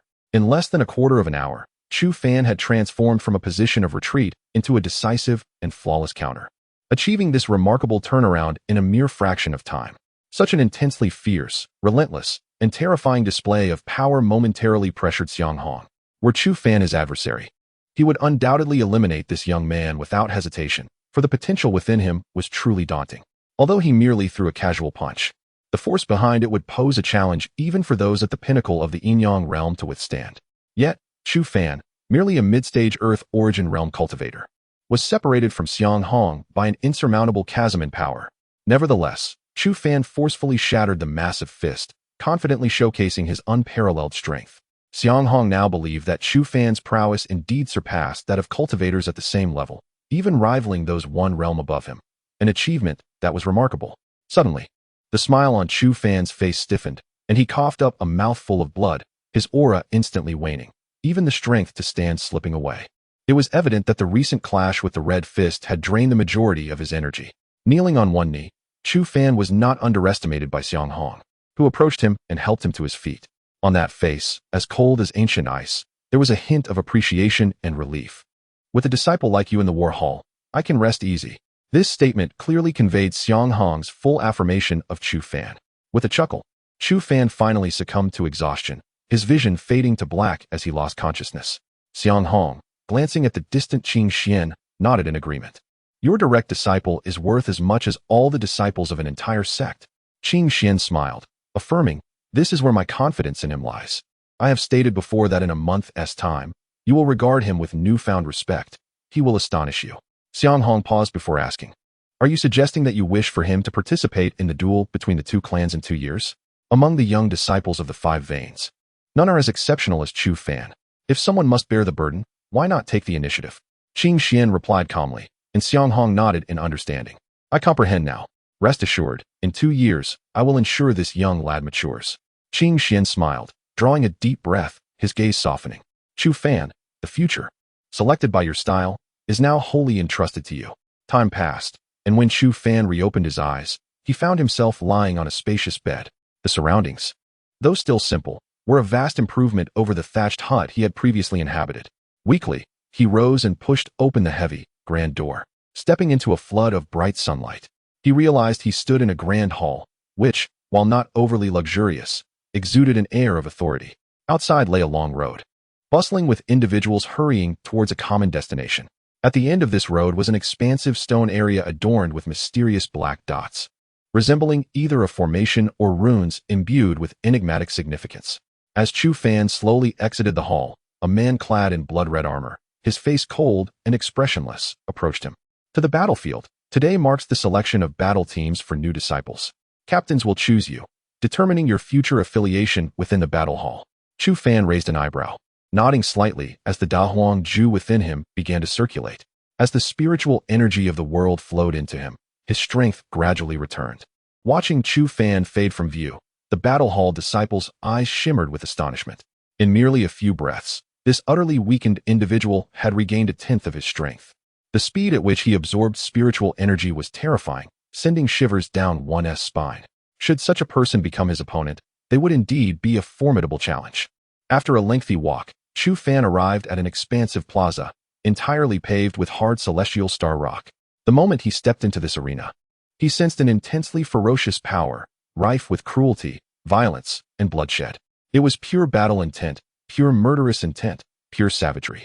This force felt as though it was born from the very dawn of creation, filled with overwhelming lethality and a chilling pressure that would instill dread in any adversary. Even a formidable warrior like Chu Fan, who fights with reckless abandon, finds it difficult to endure before such a devastating malevolence that seems capable of altering the very fabric of existence and collapsing the universe. At this moment, he stands before 500 elite soldiers, each adorned in crimson armor, each radiating an intense spirit of combat, a palpable aura of murderous intent and malevolence. The convergence of these 500 murderous energies creates a force that is both earth-shattering and tumultuous, a power that could rival even the practitioners of the dualities of yin and yang. Chu Fan exhales, finally grasping the enormity of his insignificance. Before this overwhelming might, he feels as fragile as a mere insect, easily crushed to oblivion. Chapter 143. Astonishing casualty rate. Suddenly, an overwhelming aura, tenfold stronger than before, erupted in the square before him, coalescing into a colossal hand that thunderously descended upon him. A stirring within Chu Fan's heart revealed this to be his first trial upon entering the battle hall. He exhaled deeply, gently closed his eyes, and gradually summoned his murderous intent and fighting spirit. Boom! A surge of black light erupted from above Chu Fan's head, faintly coalescing into a cauldron-like form, as if it were drawing upon the very essence of countless realms, exuding an insurmountable and formidable presence. Bang! The massive crimson hand crashed down upon the cauldron with a resounding impact, unleashing a terrifying force that rippled outward like tangible waves. A sinister, eerie smile curled at the corners of Chu Fan's mouth, reminiscent of an ancient demon's grin, instilling fear in those who beheld it. Boom! The cauldron above Chu Fan quaked violently, releasing an inexhaustible tide of murderous energy that collided fiercely with the enormous hand. For a moment, both forces were locked in a stalemate, neither able to utterly obliterate the other. Meanwhile, the expressions of some individuals within the battle array shifted rapidly, their faces filled with astonishment. This fellow has actually managed to match the combined onslaught of 500 individuals' murderous intent. What an appalling level of fighting spirit an unyielding fervor resides within him. Crack. Just as the thoughts swirled among the spectators, the cauldron ultimately succumbed, shattering with a resounding crack under the might of the colossal hand. Chu Fan let out a muffled groan, swiftly retreating, his pallor intensifying once more. The crimson hand gradually dissipated, the ominous aura surrounding the 500 warriors fading away. At that moment, a figure emerged slowly from the crowd. Due to the armor concealing his face, Chu Fan could not discern his expression, yet he sensed that the emotions within this person were tumultuous. "You are Chu Fan." The individual spoke, his voice gravelly and textured, though not unpleasant. It possessed an unsettling quality. Chu Fan regarded him calmly. "And who might you be? No one in the battle hall has dared to speak to me in such a manner." The man replied coldly, a terrifying aura rising around him. "Heavenly origin realm. 5 stars." Chu Fan licked his lips, maintaining a tranquil demeanor, his eyes brimming with determination. "Then I shall be the first." His gaze shone with an unwavering brilliance, refusing to retreat or concede. "Do you realize who you are addressing, boy?" Chu Fan chuckled. "Even if the King of Heaven were here, I would still speak thus." Instantly, the atmosphere between the two turned tense, the air thick with an icy chill, as if an intense battle was imminent at any moment. Though Chu Fan was now at the end of his strength, perhaps unable to even execute a simple attack, he stood tall, his face radiating an unwavering spirit. In this world, no one can compel another to yield against their will. As he stated, not even the most powerful deity could accomplish that. After a prolonged silence, the individual slowly nodded. "You are audacious, yet the audacious often meet an early demise. In my lexicon, only the strength of one's abilities matters. If my prowess surpasses yours, I am entitled to such audacity." Chu Fan spoke quietly, with no hint of evasion. "Very well, I am indeed curious to see how far your arrogance can extend. I hereby extend a formal invitation for you to join the 2nd Brigade of the Battle Hall, 3rd Squad. I am the captain." The individual spoke calmly, and although a radiant smile adorned Chu Fan's face, he remained silent. Indeed, in the next moment, the ground echoed with the sound of clashing armor. As 19 figures simultaneously emerged before him, 20 presences surged skyward, infused with an unparalleled, ferocious power. "All the squad leaders of the battle hall have gathered here. You may choose whichever squad you desire." Xiang Hong appeared beside him, his voice steady. Chu Fan hesitated briefly. "Which squad presents the greatest peril?"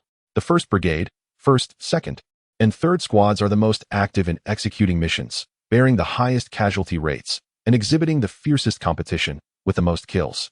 Xiang Hong answered earnestly. Chu Fan pressed his lips together. "How perilous is it?" "The average casualty rate is 50%. The number Xiang Hong casually mentioned sent a shiver through Chu Fan's heart. A 50% casualty rate. This terrifying statistic left Chu Fan somewhat shaken. What does a 50% casualty rate imply? By the time you complete your first mission on the first day, 90% of your comrades will be unfamiliar faces on the second day of the next mission. Such an exceedingly frightful probability of casualties suggests that perhaps no more than 10 individuals have survived in these 3 squads for over a year. Chu Fan exhaled deeply, a fervent smile illuminating his face. "As long as it is one of these 3 squads, any will suffice." Xiang Hong furrowed his brow slightly. "Chu Fan, your current strength is still inadequate. I assure you that in 6 months, your abilities will surpass those of anyone before you. Grant yourself some time." Chu Fan smiled, his expression peculiar. "Captain, I do not possess that luxury of time. I must fervently seize every moment, relentlessly grasping for time." Xiang Hong remained silent for a long while before finally offering you one last chance to reconsider. "You could choose to remain within the battle hall to enhance your strength. In 6 months, your prowess will shine brilliantly throughout the entire hall. I have no regrets." Chu Fan clenched his fists tightly, recalling the last words of the square-faced, ruthless man he had encountered in that forest. "I truly cannot bear to leave that place. Chu Fan, should you join the battle hall, ensure that our comrades experience as few casualties as possible. They are our brothers, bound by life and death." At that moment, Chu Fan grit his teeth resolutely. "Rest assured, I shall uphold my promise." "Very well, I accept your offer." The captain of the 2nd Squad of the 1st Battalion stepped forward at the quiet command of Xiang Hong. A slender man, bearing a sturdy bow upon his back, emerged from the ranks.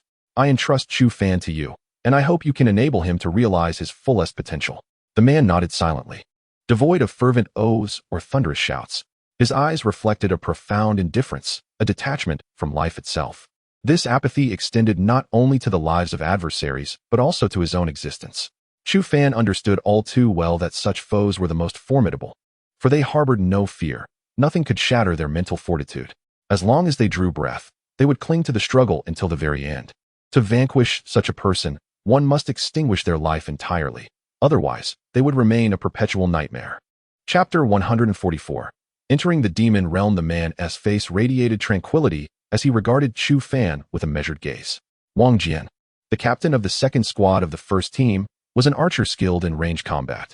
Chu Fan nodded in acknowledgement, asserting, "I excel in close combat, control, sudden strikes, and explosive power." Observing the calm depths of Wang Jian's eyes, ripples of intrigue began to emerge.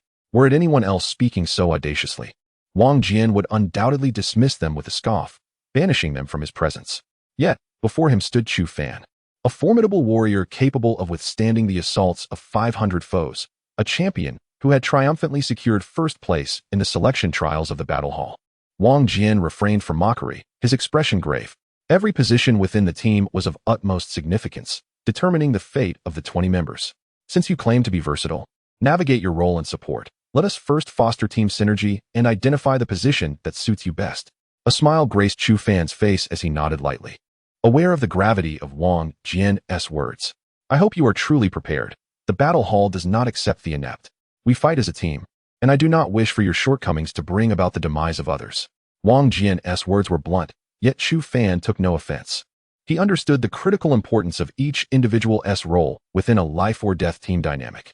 The state of each member and even the minutest details could determine the outcome of battles and the survival of the entire squad. Well then, since you have chosen to join this team, I expect your utmost effort. I have faith in you and hope you do not disappoint me, Xiang Hong stated calmly, to which Chu Fan responded with a serious nod. Before long, Wang Jian led the 20 members back to their encampment, a secluded courtyard. Although referred to as a small courtyard, it occupied a vast area, featuring an expansive plaza suitable for practicing various formations. Standing before his comrades, Wang Jian maintained his composed demeanor. With a newcomer joining us, we will require some time to adjust. Rest for an hour, then we will venture into the demon realm. The others nodded with indifference, while Chu Fan surveyed the group, slightly raising an eyebrow. Among the 16 men and 3 women, one woman stood out, slender and strikingly beautiful. Her aura hinted at her prowess as a spirit array master. Another woman wielded a staff, serving as a ranged support, tasked with enhancing the team's vitality. The third, clad in a formidable black shield, resembled a living fortress, clearly designated as the team's defender. The configuration of the team was remarkably balanced, encompassing ranged damage, hand-to-hand combat, control, support, and array mastery. The woman in black armor chuckled lightly, tilting her head to observe Chu Fan.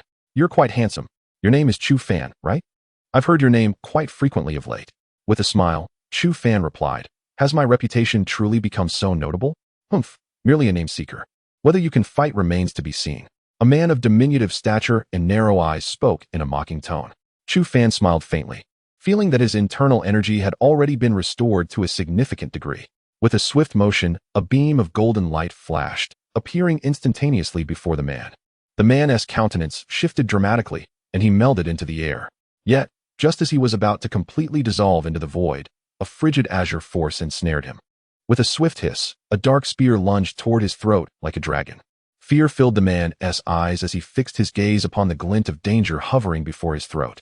Should Chu Fan exert his strength, not even divine intervention could save him now. Am I able to strike? Chu Fan's voice was soft as he exhaled gently. The man inhaled sharply, his expression transforming as he slowly raised his thumb in approval. Wang Jian nodded in satisfaction, acknowledging the man's formidable prowess. All right, you may disperse and take your rest. Chu Fan followed them to their resting quarters, which comprised 2 adjacent halls, one smaller and exquisitely adorned, clearly the dwelling of 3 women, while the larger hall was more rugged, brimming with a palpable sense of martial spirit designated for the men. Upon entering the main hall, he found it partitioned into numerous small rooms. Once the others retreated to their respective chambers, Chu Fan selected a modest room and stepped inside. The decor was relatively comfortable, featuring an array of furnishings. However, this held little allure for Chu Fan. He settled onto the ground, entering a meditative state to swiftly restore his strength. As an hour slipped by, Chu Fan abruptly opened his eyes, his gaze shimmering with vitality. He had fully recovered and was in peak condition. As he exited his room, the others also emerged, and once all 21 members had gathered, they soared forth under Wang Jian's lead toward the right. After a brief flight of several minutes, they halted before a dark, gaping entrance. Chu Fan licked his lips, sensing an overwhelming aura of malevolence emanating from within, a force that unsettled him. This marked the entrance to the demon realm, a conduit leading to the abyss, where they would engage in combat between two territories. Given that this was a trial, it was prudent to select a location with a manageable level of danger. Positioned behind a woman clad in black armor, Chu Fan listened as she spoke gently, her voice soothing. As he absorbed her words, his expression grew increasingly grave. He understood that they were about to confront the most nefarious of demons. Unlike the lenient disciples of any sect, I am Wu Qing, and I hope you will cooperate with us, handsome. The beautiful woman giggled softly, her words laced with charm. Chu Fan smiled, affirming that now that he had chosen to join this team, he would fulfill his responsibilities. Wu Qing regarded him with an approving gaze. Very good. I have high hopes for you. Once the two had concluded their conversation, the entire team ventured into the cave. At that moment, in the hall of the Supreme Master, Tang Xuanzi quietly observed the projection before him, exhaling softly. Beside him stood Qing Xian and Qing Miao, their expressions a tapestry of complexity. This little fellow remains blissfully unaware of the weight of the responsibilities he bears. Qing Xian spoke softly, and Tang Xuanzi smiled gently. Your protective nature truly requires some adjustment. This young one does not need to flourish under your wing. He is an eagle, and he has already spread his wings. I have faith, little junior brother, that he will achieve great success. Chapter 145. The unparalleled behemoth before him. The air shimmered with crimson specks, as if blood had solidified into a tangible form. In this pitch-black cavern, these glimmers floated languidly, reminiscent of phantoms lurking in the night. They resembled countless malevolent eyes, ever watchful of every subtle shift within the cave. Chu Fan surveyed his surroundings with keen eyes, scanning for any potential dangers lurking nearby. Soon, a murky glow manifested, revealing a group of individuals within a narrow gorge. This is the demon realm, Wang Jian remarked quietly. The fiends here possess relatively weaker powers, making it suitable for our team to hone our skills. Chu Fan nodded in acknowledgement. Form ranks, Wang Jian commanded, and in an instant, 20 individuals took their positions seamlessly. A habitual movement ingrained in their very blood, requiring no excessive adjustments. At the forefront stood Wu Qing, an imposing shield securely enveloping all nearby comrades. Behind him were two warriors wielding long spears and halberds, followed by melee combatants, and centrally positioned were the supportive enhancement practitioners and the spirit array master. Behind the spirit array master stood two ranged archers, and finally, two versatile practitioners capable of both defense and offense. Upon witnessing this meticulously arranged formation, Chu Fan exhaled a sigh of relief, admiration gracing his features. This configuration was indeed impeccable. At that moment, he caught sight of the individual who had previously sparred with him, swiftly melding into the void, vanishing from sight. Chu Fan, endeavor to cooperate with us and identify your position. We shall make adjustments and ultimately determine your placement, Wang Jian instructed before leading the team swiftly forward. With Chu Fan positioned to the left, maximizing his protective capacity, a ferocious beast's roar soon echoed ahead, and in the next instant, the air was filled with countless crimson eyes. An overwhelming malevolence surged forth, followed by the thunderous sound of a multitude. Thousands of demons surged forward like an unstoppable tide.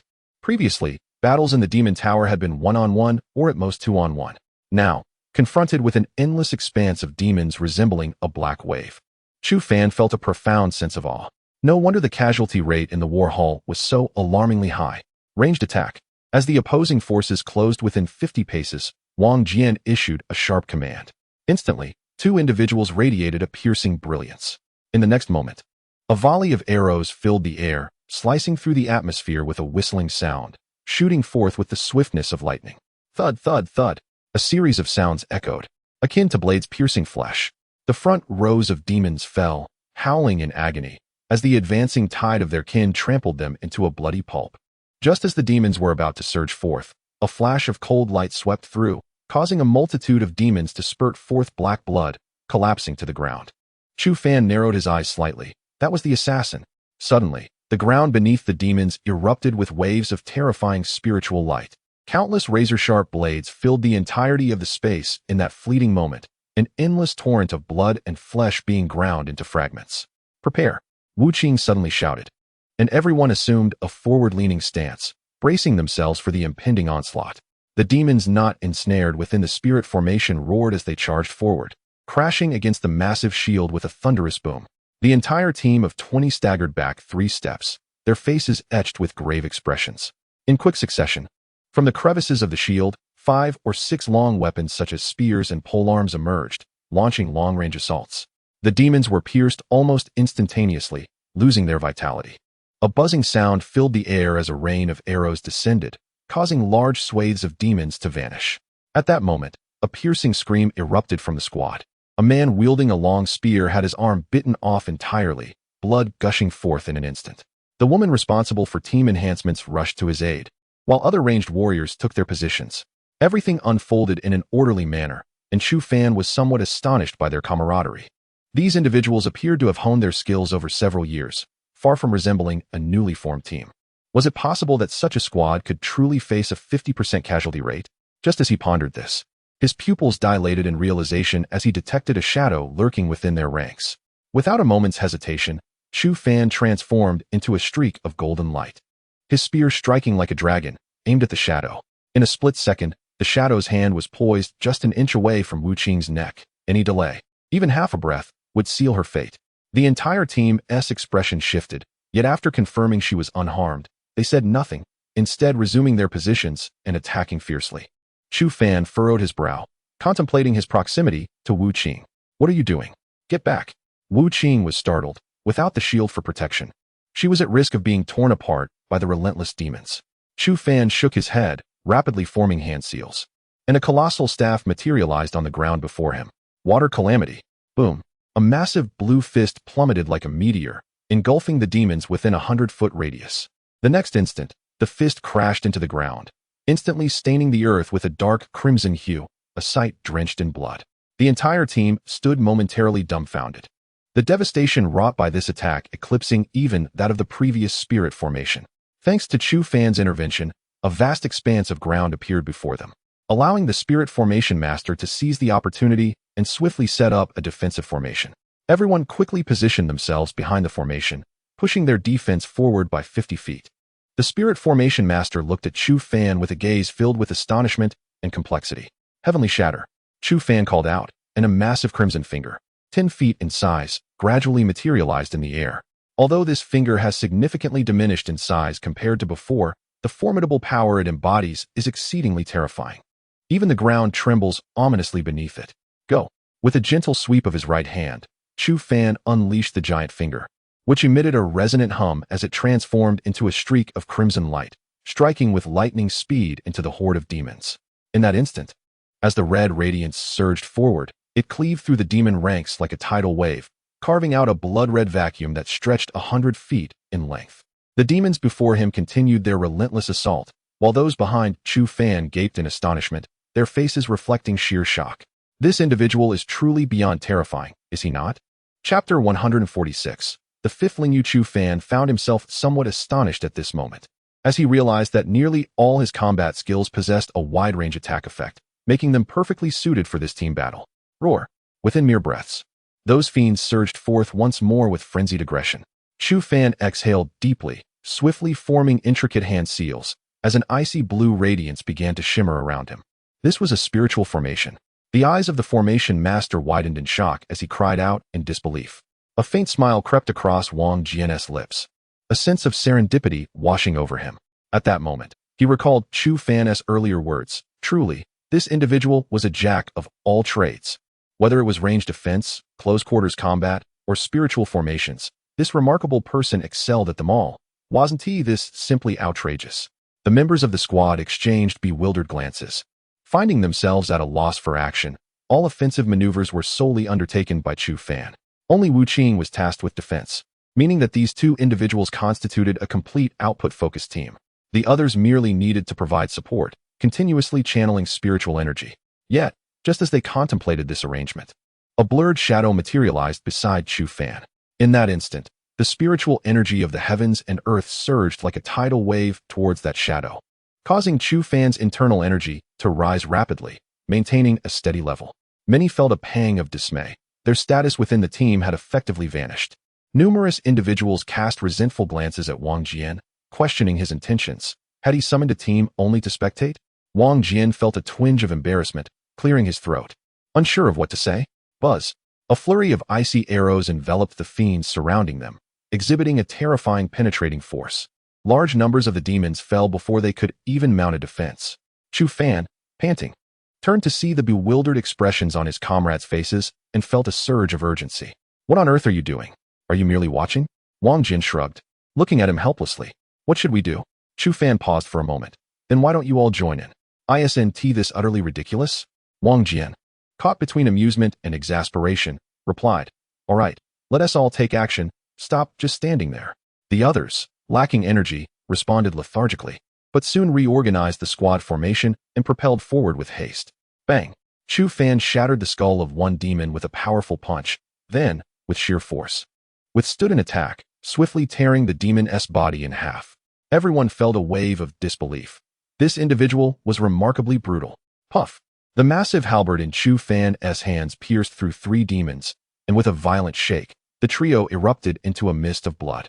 Under Chu Fan's leadership, the team pressed forward relentlessly, scarcely pausing for breath. In less than 15 minutes, they had advanced an impressive 300 zhang. Stop! Wang Jin shouted, realizing that if they continued at this pace, given Chu Fan's temperament, they might just charge straight into the demon realm.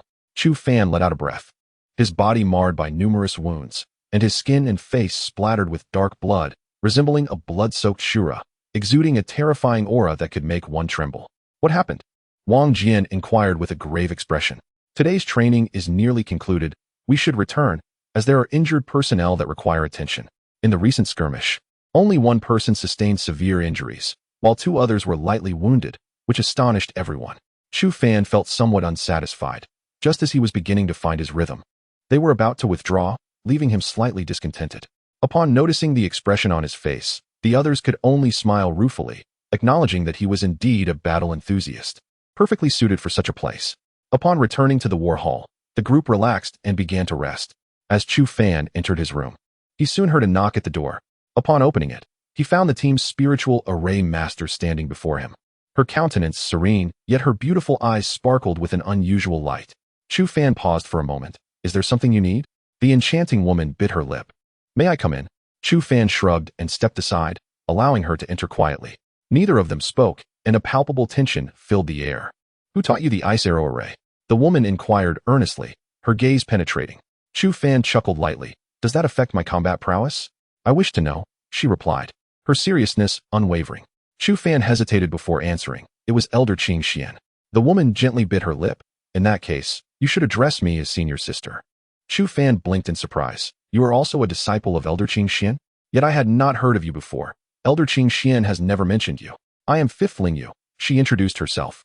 Upon hearing her name, realization dawned upon Chu Fan. She was the younger sister of Fifth Lai, the daughter of the sect leader.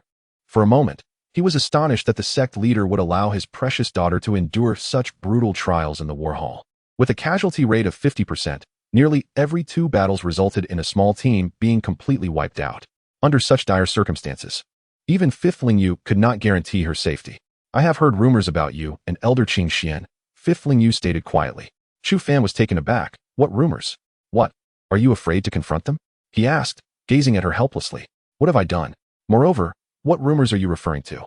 I am unaware of any. Fifthling Yu scrutinized him closely, and upon confirming that he truly did not know, she frowned. It is said that you have moved in with Elder Qing Xian and that certain events have transpired between you. Chu Fan's mouth fell agape. Who is spreading such rumors?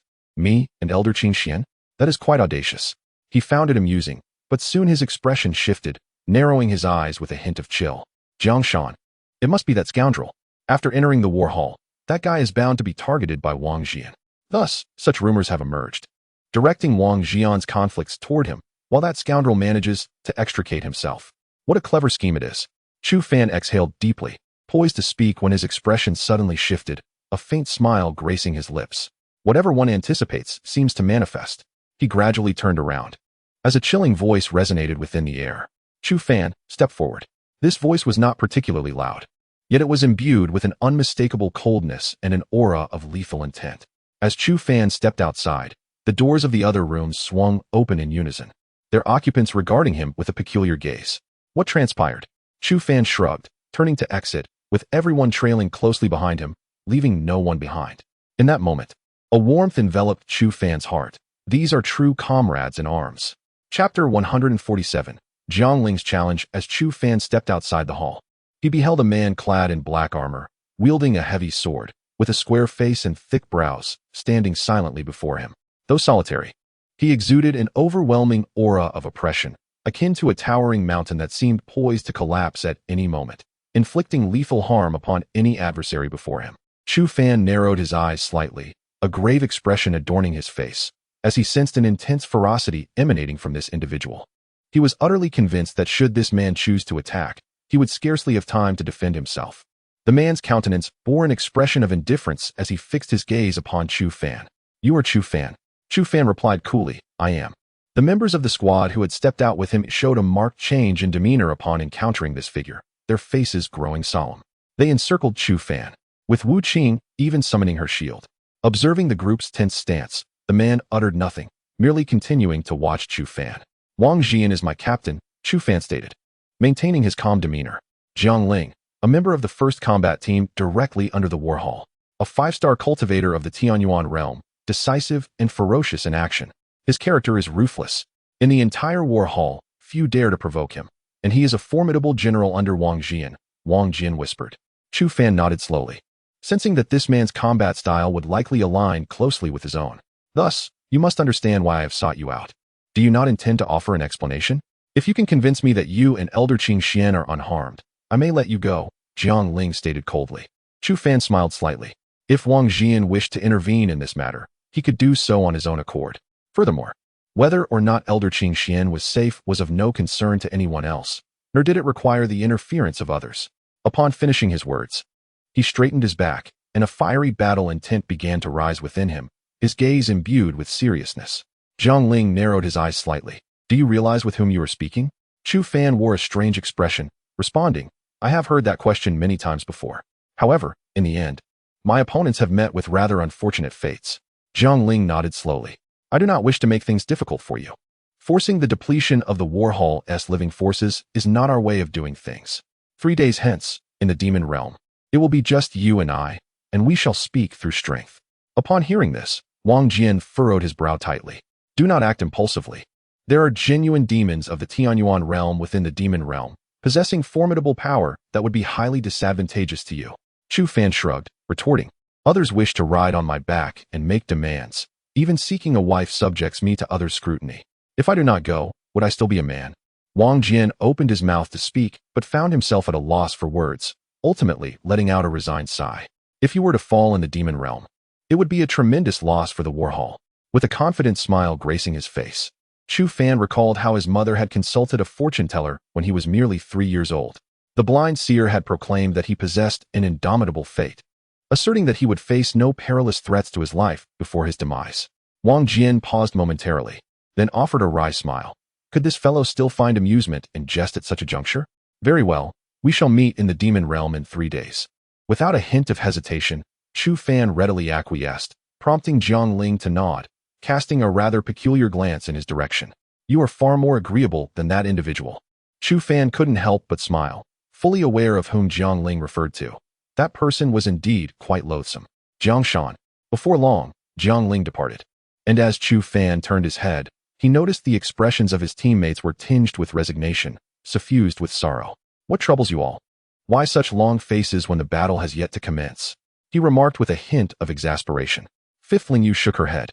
Jiang Ling's prowess was unmatched. He had once held his ground against a practitioner of the Yin-Yang realm, solidifying his position within the battle hall. In the Xian sect's heavenly rankings, his name resided prominently in 7th place. Chu Fan licked his lips, undeterred by the identity of his adversary. Only through confrontation would he ascertain whether he could prevail. If he shied away from battle, that would not align with his character. Fifth Ling Yu exhaled, questioning why he chose this path when he could simply elucidate the situation.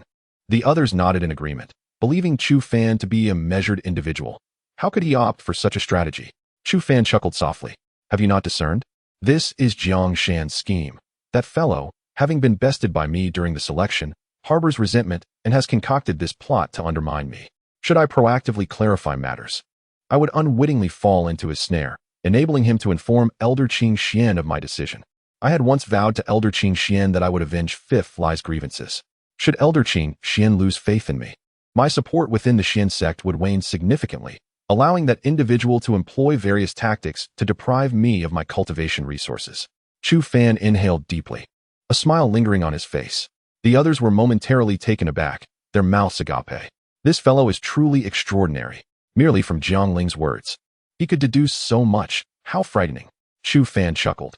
He was aware that Jiangling dared not confront him openly, for it would invite Wang Jian's relentless pursuit, leading him to resort to underhanded tactics. Yet, that individual underestimated him gravely. Fifth Ling Yu pressed her lips together, asserting, "I will avenge my brother's wrongs myself."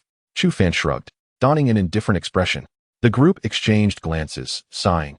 They felt as though a monstrous entity had joined their ranks, an extraordinary anomaly. Upon returning to his chamber, Chu Fan wasted no time and immediately entered a state of cultivation.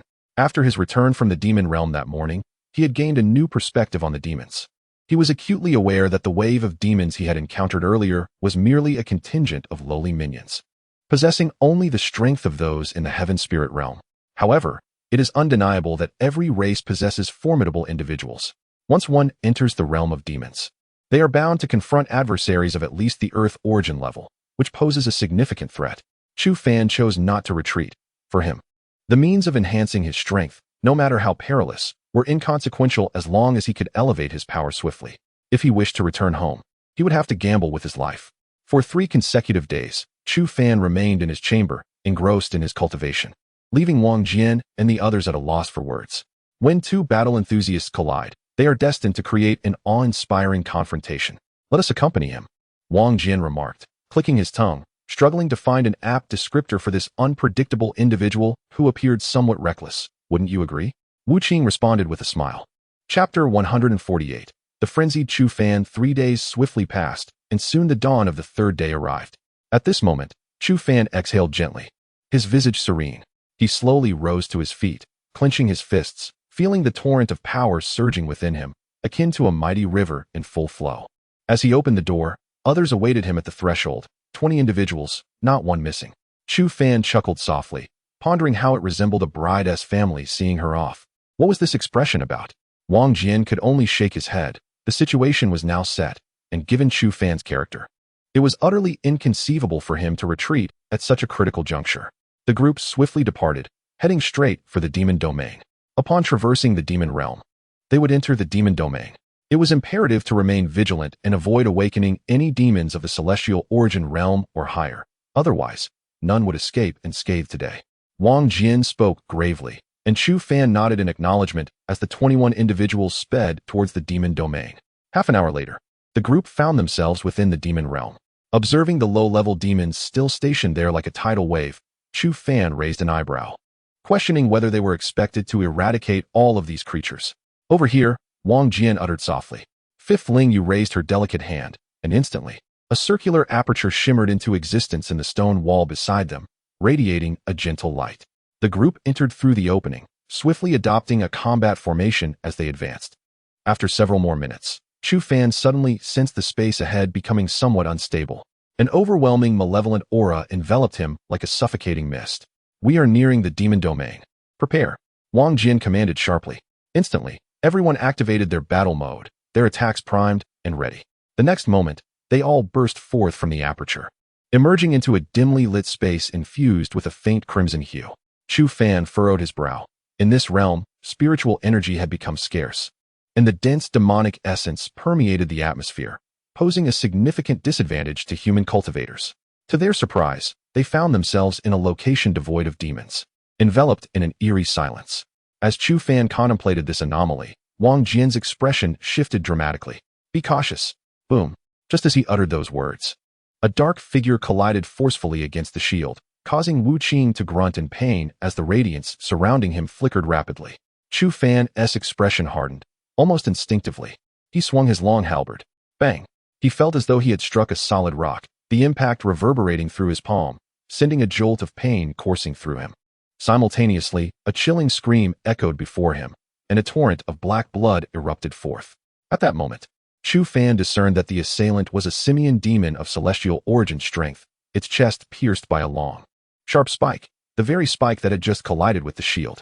Taking a deep breath, before the creature could react, the long halberd in his hand radiated with a resplendent golden light. Heavenly Phoenix halberd technique. transforming phoenix halberd, with a clear cry resembling that of a phoenix. An ethereal silhouette of the mythical bird materialized above the halberd. At this moment, Chu Fan thrust forward, the halberd darting forth with lightning speed. The phoenix transformed into a golden spear, swiftly piercing the beast. With a dull thud, the creature's outer flesh shattered in an instant, as a powerful battle technique detonated within it. Immediately, the demon of the Earth origin realm exploded, showering the surroundings with an endless spray of blood and flesh. The others inhaled sharply, their faces etched with shock. This individual was undeniably terrifying. Wang Jian spoke softly. "We will escort you 100 zhang away. Ensuring your safety is untroubled." Chu Fan nodded, and the group quickly advanced forward. Upon reaching their designated location, Fifth Lingyu unleashed a spiritual formation, enveloping them in an impenetrable defense. Chu Fan's eyes flickered. She was indeed a high-level spiritual formation master. It appeared that Fifth Lingyu's talent surpassed his own. With all defenses in place, Chu Fan exhaled lightly, his expression grave. Just as everyone was prepared, the space behind them rippled once more, and they turned to see an individual slowly materializing. Jiang Ling. His gaze fixed on Chu Fan, and he nodded slowly. "Let us compare who can slay the most demons, and whose kills are of higher quality." Chu Fan agreed, their eyes locking before they both turned and swiftly soared forward. The space ahead was murky, and soon Chu Fan heard a furious roar. Almost immediately, a pair of crimson eyes appeared before him. Without hesitation, he swiftly formed a series of hand seals. Crimson light surged into the air, manifesting a massive finger, 10 zhang in size, trailing a long tail, hurtling forward with lightning speed. The dozen or so Earth origin demons roared again, charging wildly. Chu Fan did not retreat, transforming into a golden bolt of lightning, instantly appearing beside the swarm of demons. Not far away, Jiang Ling was also surrounded by a multitude of demons, and the two engaged in a fierce battle. Observing the two embroiled in their relentless combat, Wang Jian and the others exchanged glances, sighing in resignation. Before encountering Chu Fan, they believed their team's combat prowess was commendable. However, after what transpired 3 days prior, they felt utterly inadequate in their own fighting capabilities. Boom. Chu Fan activated the celestial star body technique, his fists clad in dark gauntlets. He delivered a heavy blow to one demon's head, sending it howling into the air, crashing to the ground. Just then, other demons charged forward, and in an instant, Chu Fan was engulfed by a barrage of attacks. The expressions of those behind him shifted, brows furrowing in concern. Chu Fan must withstand this. Thud. As anxiety gripped the onlookers, a colossal light circle emerged from the ground. A massive blue fist, imbued with earth-shattering might, thundered down. The dozen Earth origin demons were severely injured in that moment, their black blood and severed limbs spraying out, filling the air with a pungent stench. Chu Fan emerged from his predicament, his body shimmering with a golden radiance, akin to a beam of golden light, unleashing a tempestuous assault in that very moment. The formidable physical prowess bestowed upon him by the Starry River Dominance technique manifested profoundly at this juncture. His fists descended relentlessly, and one of the monstrous beasts was utterly obliterated by the force of his blows. Subsequently, Chu Fan swung the great halberd in his grasp, striking with a resounding crash upon another demon. Instantly, half of the creature's body was reduced to a pulpy mass, its anguished cries echoing as it lost all semblance of combat capability. At this moment, Chu Fan gracefully retreated, emerging into the open, and gazed calmly at the remaining 10 demons, a smile gracing his countenance. "Let you serve as the opening act," he declared. Chapter 149. Collision of the abnormal. In that instant, the hand gestures he wielded transformed, conjuring a shadowy figure imbued with an overwhelming, terrifying force of suction. Infinite demonic energy was drawn in, swiftly transmuting into spiritual power that coursed through Chu Fan's meridians. Standing behind him, Wang Jian's pupils constricted, his expression a mixture of astonishment and dread. The Great Wilderness technique, it seemed, was not meant to absorb demonic energy, was it? Fifth Lingyu nodded in affirmation, confirming that the Great Wilderness technique could only absorb spiritual energy from the heavens, the earth, or the essence of human cultivators and beasts. Wang Jian exhaled slowly, realizing that what Chu Fan had unleashed was an enhancement of the Great Wilderness technique. Though the method remained a mystery, one thing was certain: the technique in his hands had been augmented. Fifth Lingyu too was taken aback. The shock this individual brought upon her was relentless. At this moment, the dozen or so demons became aware of the perilous situation and attempted to flee, yet a sinister smile curled upon Chu Fan's lips. "Where do you think you're going?" With that, he fully activated the Great Wilderness technique, unleashing an overwhelming force of suction. A vortex gradually materialized before his chest, and the transmuted spiritual energy swiftly filled his primordial essence. In mere breaths, a significant portion of the demonic energy from the 10 demons at the Earth origin level was absorbed by Chu Fan. Now, they lay limp upon the ground, devoid of any strength to retaliate. Chu Fan had transformed into a figure of sheer terror, his eyes glinting with a menacing crimson hue, every muscle in his body bulging, an aftereffect of absorbing such immense power. With a flick of his lips, he morphed into a streak of golden lightning, appearing in the spatial realm before him with an almost instantaneous speed that surpassed anything before. "Human, you have crossed the line." A voice brimming with fury echoed. Chu Fan chuckled darkly. "I've been waiting for you." In the next moment, he beheld a demon with the body of a tiger standing before him, its eyes glimmering with brutality and cruelty. Without uttering a single word, Chu Fan unleashed a fist charged with frenzied power, erupting towards the demon. The demon scoffed, thinking, "This insolent human dares to contest physical strength with me, truly seeking death." It was a well-known truth among demons and human cultivators alike that the physical might of demons vastly exceeded that of their human counterparts. Yet this audacious youth disregarded that wisdom, and the demon resolved to show no mercy. With a fierce swipe of its paw, imbued with a cataclysmic force, the demon struck out. Demonic energy coiled around its claw, exuding a destructive power capable of shattering mountains with a single blow. A cruel smile adorned the demon's face as it thought, "Die, wretched human." Boom. In the next instant, palm met fist in a violent collision, unleashing a horrifying wave of force that radiated outward like ripples on water. Accompanied by a shattering sound, the ground beneath both combatants fractured, spiderweb-like cracks rapidly extending into the distance. Chu Fan's hair stood on end as a palpable wave of power surged toward him with ferocious intensity. However, in that moment, the demon's expression shifted dramatically. Crack!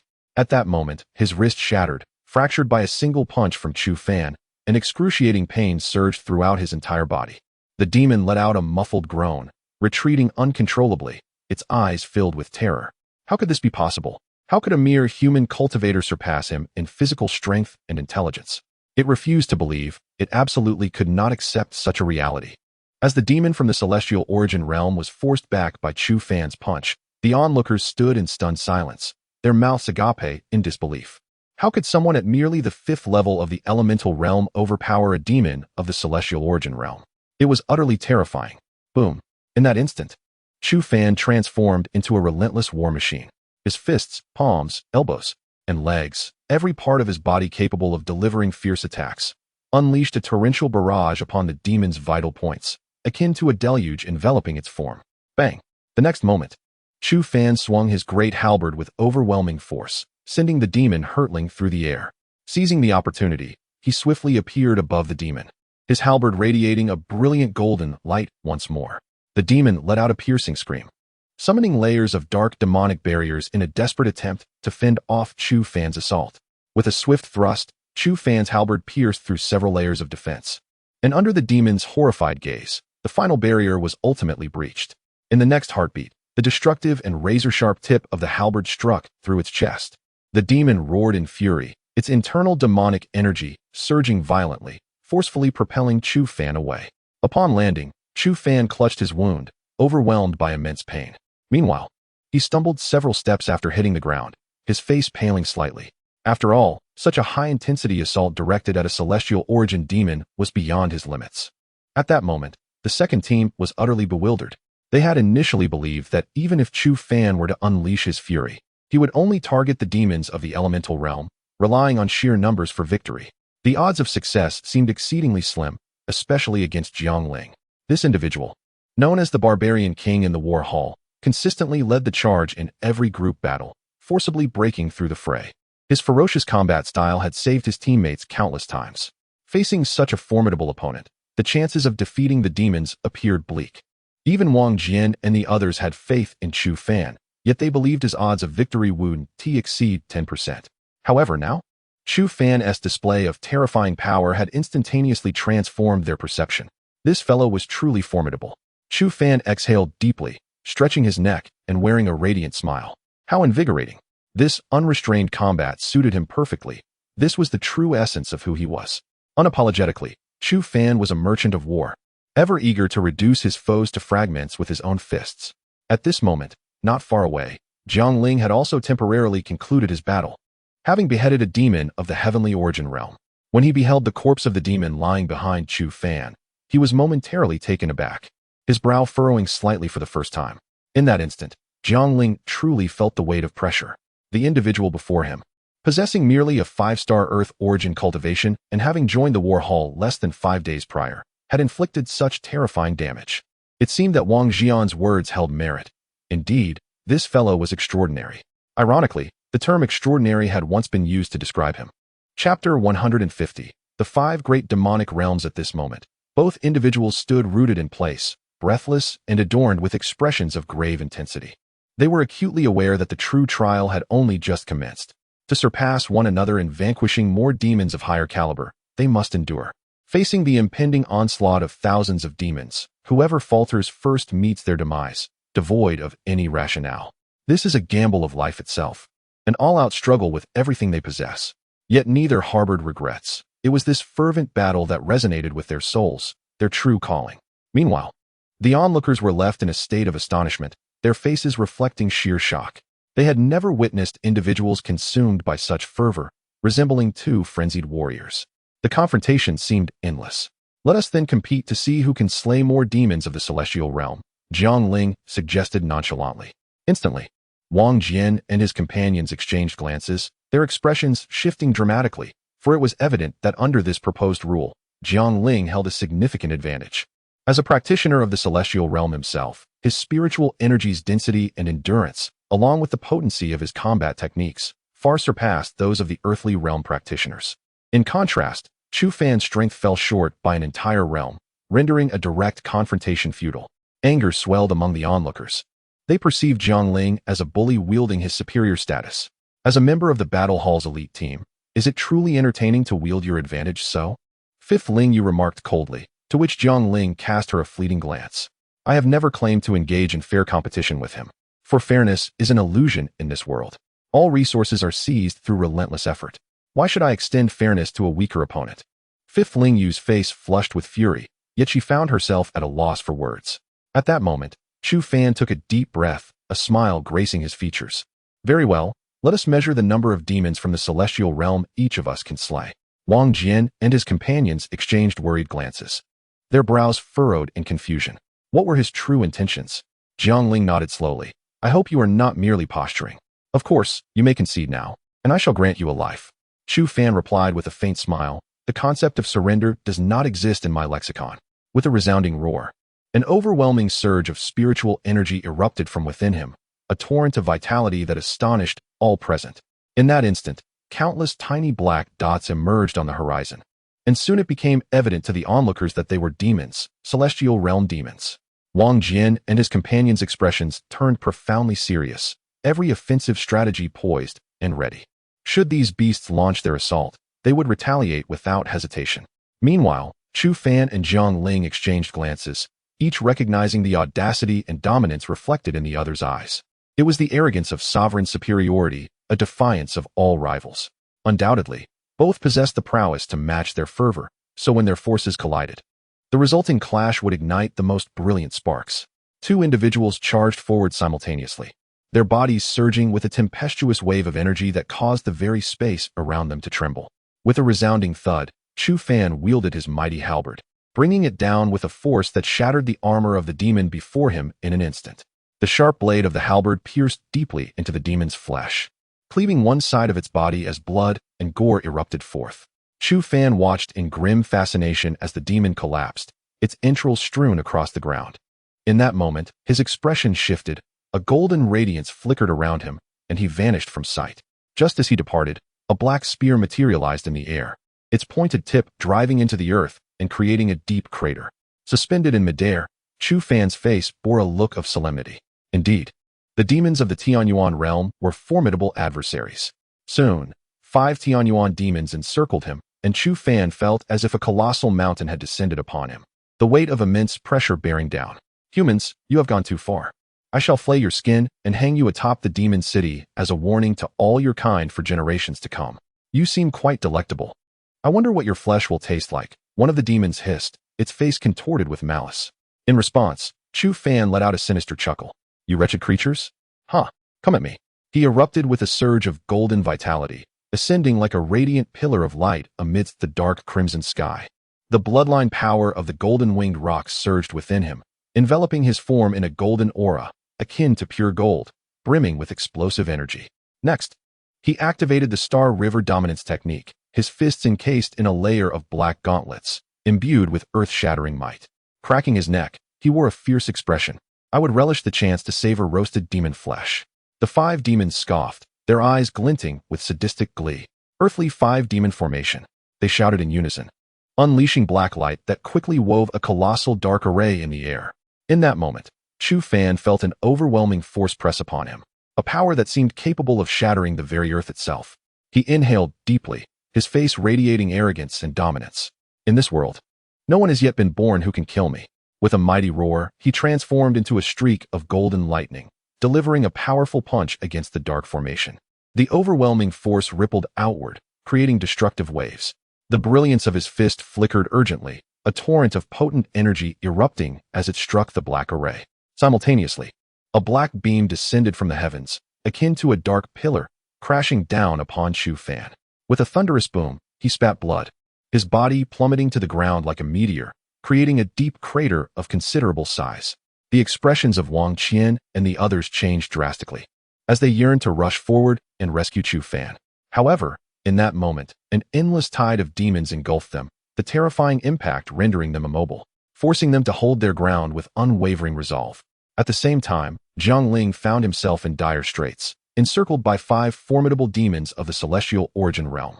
Despite Zhang Ling's overwhelming combat prowess, nearly igniting the very heavens and earth, the sheer might of those 5 demons was insurmountable for him.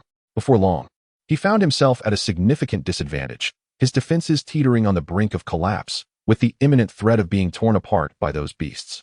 He gritted his teeth, his gaze filled with a crimson intensity. Chapter 151. Unveiling the hidden cards. The moment Chu Fan descended to the ground, a thick mist of chaos erupted from the earth, enveloping him entirely. In the next heartbeat, a surge of black, demonic energy descended upon him like a divine retribution, resonating with a thunderous impact. The very ground trembled, saturated with an overwhelming and terrifying force. The black earth fissured, splintering like fragile parchment. A cocoon of chaotic energy formed around Chu Fan, safeguarding him within its embrace. At this juncture, he found himself within the chaos cauldron, his countenance as pallid as death, evidently shaken by the recent onslaught, which had proven far from trivial. A synthesized image materialized beside him, continuously drawing upon the ambient demonic energy to replenish his waning strength. Chu Fan gasped for breath, his brows furrowed tightly. Was he truly compelled to wield this instrument of destruction? If given a choice, he would prefer to refrain from such an act. With a deep exhale, he clenched his fists, determination flickering in his gaze. If that was the case, retreat was no longer an option. Let the chaos reign. After a brief moment, the black luminescence gradually dissipated, and once more, the audacious and commanding aura on Chu Fan's face became apparent. Buzz! In the next instant, he transformed into a golden beam of light, appearing in midair with the swiftness of lightning, wielding the chaos cauldron, and crashed it forward with a resounding boom. Bang! An unprepared demon was instantly obliterated, half of its body crushed, black blood and flesh splattering in all directions. The demon let out a harrowing scream, crashing to the ground and rolling in agony, utterly powerless to alleviate its excruciating pain. The expressions of the other demons shifted, their bodies radiating an intense glow. However, just as the eagle-headed demon was on the brink of establishing its defenses, a silent beam of chaotic light emerged beside it. Immediately, an overwhelming force thundered down upon it. This power was immensely terrifying. Merely grazing the edge of its arm resulted in a catastrophic explosion. The demon shrieked in despair as blood erupted like a geyser. Desperately striving to regain its composure, it swung a colossal blade with a forceful horizontal strike. Black blade energy soared forth, aiming like a flash of lightning at the vexatious figure. A trace of a smile graced Chu Fan's lips as the chaos cauldron ascended before him.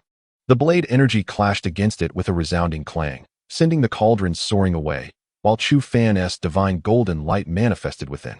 In that fleeting instant, a palm strike thundered down where Chu Fan had just stood, leaving an enormous crater in the ground, a testament to its immense power. Hiding within the chaos cauldron, Chu Fan remained unyielding, his hands swiftly forming intricate and arcane seals. Soon, The remaining demons sensed the burgeoning energy, their surroundings vibrating with an incomprehensibly terrifying aura. The demons exchanged glances, each reflecting the terror and shock in their eyes. This fluctuation was the harbinger of a royal-level combat technique. At the same time, Wang Qian's team gazed in astonishment, their faces reflecting sheer disbelief at the scene before them. Jiang Ling, who had just slain a formidable demon of the Tianyuan realm, furrowed his brow tightly, fixating intently on the direction of the Chaos Cauldron. This was a semi-imperial artifact, and the fluctuations emanating from it were indicative of a royal-level battle technique. Who exactly was this young man, and how did he possess such terrifying equipment? Each of these two trump cards, if revealed, could instigate a bloody storm throughout the world of cultivators. Yet now, this individual held them both in his grasp.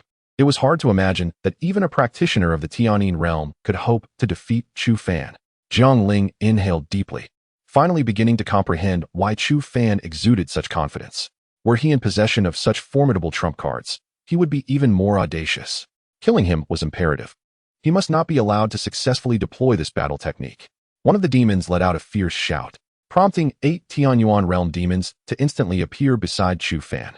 An overwhelming force once again bombarded Chu Fan's vicinity without restraint. The fist-sized cauldron was repeatedly sent flying by this force, yet the chaotic energy enveloping it remained undispersed, continuously swirling around the vessel. Boom, boom, boom. An unrelenting barrage of demonic artifacts surged towards him at any cost. A dark glow flickered around Chu Fan's body as he activated the Starry River Dominance technique.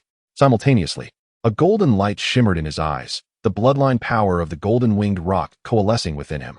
Clearly, Chu Fan was laying bare all his defensive capabilities. The seal he formed with his palm radiated a power that would make one's legs tremble, the aura of the royal-level battle technique surging forth like a soaring dragon. Chu Fan was prepared to fight with all he had. There was no room for delay at this juncture. The dark glow enveloping him pulsed urgently, repelling wave after wave of assaults. Crack. However, within mere breaths, the black chest plate shattered, causing Chu Fan to emit a muffled groan, his complexion paling. At that moment, he was engulfed in a golden light, relying on the bloodline power of the golden-winged rock to withstand the onslaught. Yet, in less than 10 breaths, the golden radiance completely dimmed. The aggressive force struck Chu Fan with ferocity, leaving a trace of blood at the corner of his mouth. The Chaos Cauldron emitted a resonant hum, its intricate patterns beginning to writhe as a hint of terrifying imperial might gradually unfurled. Thunderous roars echoed throughout the heavens and earth, shaking the very fabric of the space around them. Even a mere fraction of imperial might cause the entire area to lament, seemingly unable to endure such overwhelming pressure. The demons found themselves ensnared as if mired in a quagmire, even the simple act of blinking taking 10 times longer than before. Their faces were etched with profound terror. What in the world was transpiring? Wang Qian and others exhaled deeply, their faces adorned with an expression that was beyond description. In their gazes directed at Chu Fan, a myriad of complexities resided. The shock this individual had imparted upon them was truly an everlasting phenomenon. Buzz. In the next moment, a resonant hum echoed through the air, followed by the gradual manifestation of a large seal, the size of a fist. The spiraling fluctuations of spiritual energy emanating from it left everyone utterly astounded. At that instant, a tempest of magical forces surged in the atmosphere, brimming with the might to obliterate anything in its path. All present understood that Chu Fan's royal-level combat technique had been unleashed. The demons, gritting their teeth, roared in unison as they unleashed their most potent attacks. They could not fathom that a mere youth of the Earth origin realm, even wielding a royal-level technique, could pose any significant threat. They were determined to exhaust this young man, regardless of the cost. Transforming into a streak of golden light, Chu Fan appeared outside the cauldron, his countenance marked by a chilling ferocity. Let the insignificant ones perish. Chapter 152. Visitors from the Flame God Palace. His voice resonated with an icy ferocity. And at that moment, he lightly pressed a finger down. The black seal suddenly crashed down with a thunderous roar.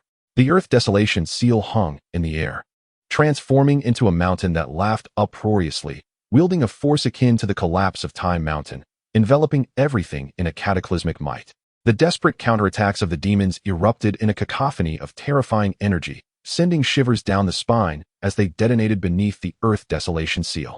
This seal was momentarily halted by the onslaught, and all eyes turned towards this scene, eager to discern whether Chu Fan could indeed prevail. Shatter. Chu Fan bellowed. Striking his chest with authority, a spray of vital blood erupted forth, landing upon the black seal. Clang! At that moment, brilliance surged forth from the black seal, crashing down and obliterating all opposing attacks.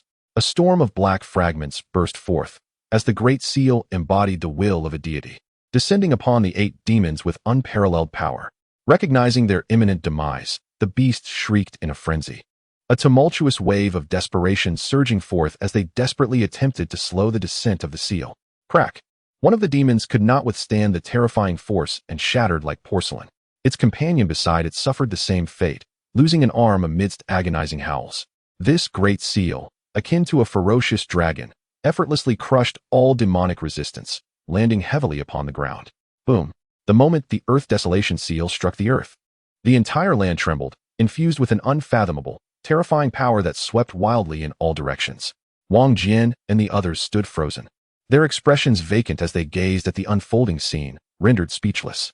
All 8 demons of the Earth origin realm had been decisively subdued by Chu Fan. Just how formidable was this individual? Chu Fan spat out a mouthful of blood, furrowing his brow, feeling a twinge of regret. His strength was still insufficient. Not all of the 8 demons had perished. If he had been at the pinnacle of the Earth origin realm, not a single one of these beasts would have survived. Soon, the Earth Desolation seal began to dissipate, revealing the 8 demons beneath it. At the very moment the seal vanished, a burst of light shot skyward, vanishing in an instant. Chu Fan, drained, exhaled deeply, collapsing to the ground, his vision darkening, acutely aware of the searing pain coursing through his meridians. Wang Jian and the others exerted every ounce of their strength to carve a bloody path, sheltering Chu Fan within their ranks. At this moment, Jiang Ling too took a deep breath, his face a mask of seriousness and respect. Such an adversary was worthy of reverence. With the power of a 5-star Earth origin realm, he had single-handedly vanquished 4 demons of the celestial origin realm and subdued 8 others. This terrifying prowess left even Jiang Ling himself feeling a sense of dread. He is now fully aware that he has not completely severed ties with Chu Fan. Otherwise, having such an adversary constantly watching him would cast a long shadow over the remainder of his life. At this moment, the tide of demons swiftly recedes, and Wang Jian and his companions choose not to pursue further, but instead stand guard over Chu Fan. After 2 hours, Chu Fan slowly opens his eyes, feeling that most of his strength has returned. Although his vitality remains somewhat unstable, he is no longer in grave danger. Jiang Ling approaches him and exhales deeply. The outcome is clear. Chu Fan has undoubtedly triumphed in this wager. You did well. Chu Fan smiles. You are quite formidable yourself. You are now qualified to challenge for the heavenly ranking. How about it? Are you planning to set your sights on that position? Chu Fan ponders for a moment, a radiant smile blossoming on his face. I intend to focus on your position. The others are momentarily taken aback, their lips twitching in disbelief at his boldness. However, Jiang Ling bursts into hearty laughter. Very well. As long as you are prepared, you may challenge me at any time. I await your arrival. Chu Fan nods enthusiastically. After Jiang Ling departs, Chu Fan and his companions take a brief rest before returning to the battle hall. Upon his return, he is astonished to find a multitude of individuals from the Flame God Palace present. Observing the expression on Chu Fan's face, Wu Qing chuckles. The connections among the 5 clans are far more intricate than you might imagine. The elite disciples from each sect often collaborate on tasks. Chu Fan nods slowly, exhaling deeply. Just as they are about to rest, a figure clad in black armor, an expert of the Yin-Yang realm, appears before them. Surprise graces the faces of Wang Jian and his companions as they respectfully call out, Commander Shinfang. Chu Fan gazes with a hint of confusion, clearly unaware of this individual's identity. The man in black armor nods, his striking eyebrows dancing, his eyes shining like 2 small suns, fixed intently on Chu Fan. Your team will be cooperating with the Flame God Palace for this mission. Wang Jian is momentarily stunned, then a look of ecstatic joy spreads across his face. Understood. Shinfang acknowledges, then glances at Chu Fan. I have heard about you from that fellow Jiang Ling, quite impressive. Wang Jian did not misjudge you. Forge ahead. The future battle hall belongs to you. Jiang Feng smiles gratefully. Thank you for your kind words, senior. Shinfang nods and turns to leave.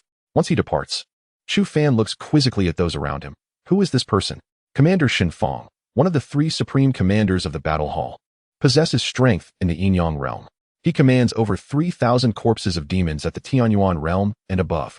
5th Ling Yu softly explains, her voice filled with admiration. Chu Fan nods slowly, realizing he is indeed a formidable figure.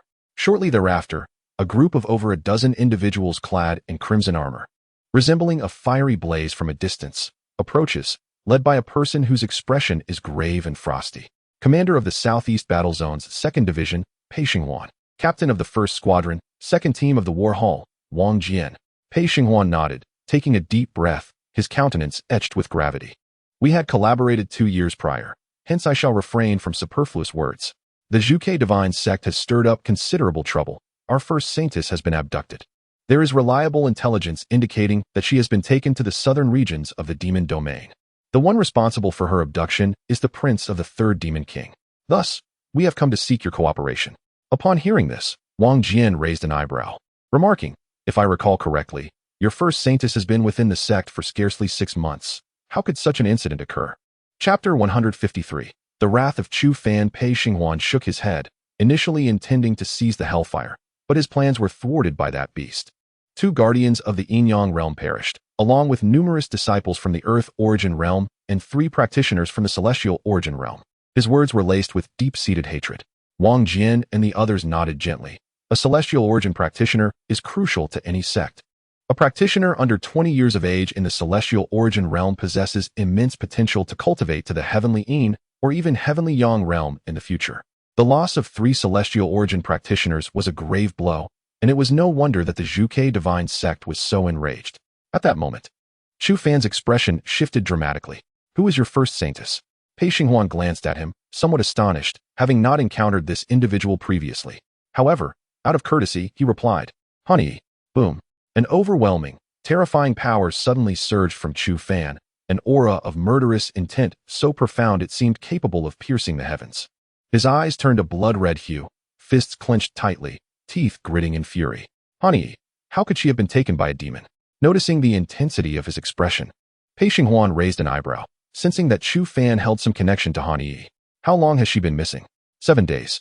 Chu Fan furrowed his brow, his rage nearly consuming him. You mean to tell me that it took you 7 days to notice someone was missing? What has the Zhuke Divine Sect been doing? Waiting for news of death before taking action? Pei Xinghuan's expression grew cold. Our decisions are our own to make. We do not require your input. What kind of consideration is that? A person goes missing and you do nothing? Is this your so-called consideration? Chu Fan was beside himself, his voice hoarse with indignation. Many turned their gazes toward the commotion, their expressions a mix of curiosity and disbelief. Pei Xinghuan glared at him coldly. Mind your words. It is not your place to demand explanations from us. Chu Fan let out a derisive laugh. Before we arrived, you were nothing but a bunch of useless drunks. 7 days without finding a single person. Perhaps the Flame God Palace should simply disband and go back to tending sheep. Boom. The ferocity emanating from Pei Xinghuan and his companions erupted, all eyes fixated on Chu Fan, filled with rage and iciness. Kid, if you're so bold, why not settle this with a fist fight and see who the real useless ones are? Bring it on. I'm not afraid of you. Chu Fan bellowed, channeling his inner energy, his eyes a terrifying crimson. Enough of this ruckus. A voice intervened, forcefully quelling the tension between the 2 parties. Chu Fan took a deep breath, struggling to suppress his fury. Pei Xinghuan huffed in anger and turned away. At this moment, Xiang Hong appeared, frowning slightly as he regarded Chu Fan. What is your relationship with Hanyi? She is my fiancée. Chu Fan spoke coldly, leaving everyone momentarily stunned, their expressions turning complex. Wang Jian and the others gaped in astonishment. This fellow was impressive. The first saintess of the Zhuke sect. She was the future successor of the sect, wielding considerable authority even if she wasn't the sect leader. To think that such a prominent figure from the Zhuke sect was actually Chu Fan's fiancée. Was this not akin to undermining the Zhuke sect? In that instant, a sense of mockery filled their hearts. If this continued, it seemed highly probable that the Zhuke sect would be devoured by the Xian sect in a few decades. Pei Xinghuan and the others wore peculiar expressions, their emotions swirling as they licked their lips. No wonder, during the past 6 months, countless disciples of the Zhuke sect had pursued Han Yi only to be ruthlessly rejected. Even the foremost powerhouse of the Flame God Palace had personally professed his love for her, only to be disregarded. It turned out that this girl had her heart set on someone else. How unexpected. However, this fellow appeared to be rather ordinary in strength. At the 5th level of the Earth Origin realm, such prowess would only rank him among the average disciples of the Flame God Palace, lacking even a principal offensive role within a team. In contrast, Han Yi had already ascended to the status of the first saintess of the Zhuke sect. her strength at the third level of the celestial origin realm, destined to lead the sect in the future. The two were simply not on the same level. It was akin to a toad yearning for swan meat. Pei Xinghuan couldn't help but feel displeased, letting out a cold laugh. If she is your fiancée, I pity her. Having such a useless fiancé must surely frustrate her. Given some time, when she encounters those truly exceptional individuals, she will come to realize how ludicrous her choice was. If I were you, I would willingly relinquish this. It would be best for both of you. After uttering these words, Xiang Hong wore a slight smile, gently shaking his head. If this fellow knew that Chu Fan had won the heart of the courtesan at the Wan Miao Monastery, he could only wonder how he would react. Chu Fan took a deep breath, regaining his composure. Regardless of the circumstances, he would rescue her. Just with you? 5th level of the Earth Origin Realm? How absurd. Before Pei Xinghuan's mockery could fully dissipate, a black spear of light shot toward his throat with the swiftness of lightning. His expression shifted dramatically as he retreated. But at that moment, a fist appeared eerily behind him, striking him fiercely in the back. Bang! Pei Xinghuan let out a muffled groan, feeling as if he had been trampled by a raging dinosaur, the pain excruciating. In the next instant, a golden light flashed, appearing beside Wang Jian. If I were you, I would wisely keep silent.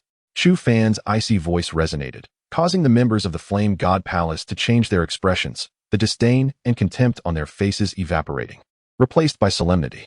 None among them could have withstood that sudden assault. Pei Xinghuan exhaled, though he felt somewhat disgruntled after being struck. He had to admit he had indeed underestimated this fellow. To underestimate one's adversary is the gravest of flaws.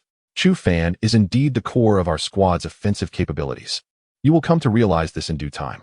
Wang Jian chuckled softly, while Pei Xinghuan remained silent. After a brief preparation, Chu Fan and his companions set forth. For the situation was dire. Every minute gained meant an additional chance for Chu Fan and Han Yi to survive. Upon exiting the war hall, the group made their way southward, with an icy expression upon Chu Fan's face, emanating a palpable aura of lethal intent. Should any misfortune befall Han Yi, he vowed to upheave the entire demon realm. Chapter 154. The arrival of the heavenly demon upon the southeastern plains. The wild grass lay low, swaying gently in the breeze, creating waves of green. At that moment, a flurry of small black dots swiftly approached, darting like lightning towards the distance. Wherever they passed, the grass was forcefully flattened, exposing the earth beneath. As they drew closer, it became evident that these small black dots were a group of human cultivators, emanating a powerful aura imbued with a chilling intent to kill. At the center of this group was an individual radiating a golden light, recklessly surging forward. This was none other than Chu Fan, whose heart was heavy with anxiety. 7 days had elapsed. In that span, a war could have been waged. Han Yi had vanished for 7 days, and no one knew what had transpired in that time. More crucially, they could not ascertain Han Yi's whereabouts. Chu Fan felt an overwhelming urge to unleash a torrent of curses upon the people of the Flame God Palace. Yet this was not the moment for such thoughts. We have but 100 miles before entering the demon realm. We must proceed with caution. Wang Jian spoke gravely, his expression reflecting an unprecedented seriousness. This time, they had no reinforcements, no support. They were venturing forth alone, a situation that had never occurred before. Previous battles had been fought within the demon realm close to humanity's side, thwarting the demons from breaching into the human world. Now, however, they were delving deep into the heart of the demon world, where the unknown loomed ominously. The group paused, taking a moment to catch their breath and strategize. I do not recommend we make such a grand entrance. We are certain to be discovered, Fifth Ling Yu remarked softly, prompting Pei Xinghuan to hesitate momentarily. Let us send a few individuals to scout the situation and locate the Saintess before making any decisions. I shall go. Chu Fan spoke quietly, inhaling deeply. The others remained silent. While he may not rank highest in terms of strength, his unique bond with Han Yi made him more invested than anyone else. I will accompany you to ensure your safety, Wu Qing said slowly. Chu Fan nodded in agreement. With Wu Qing's formidable defenses, their collaboration would likely yield fruitful results. Exercise caution. Should anything seem amiss, signal us immediately, and we will rush to your aid, Pei Xinghuan added, letting out a sigh of resignation, tacitly approving the plan. Without delay, the two set off swiftly, soaring ahead. Wu Qing stayed by Chu Fan's side, producing a small orb and handing it to him. This bamboo can mimic the demon's aura.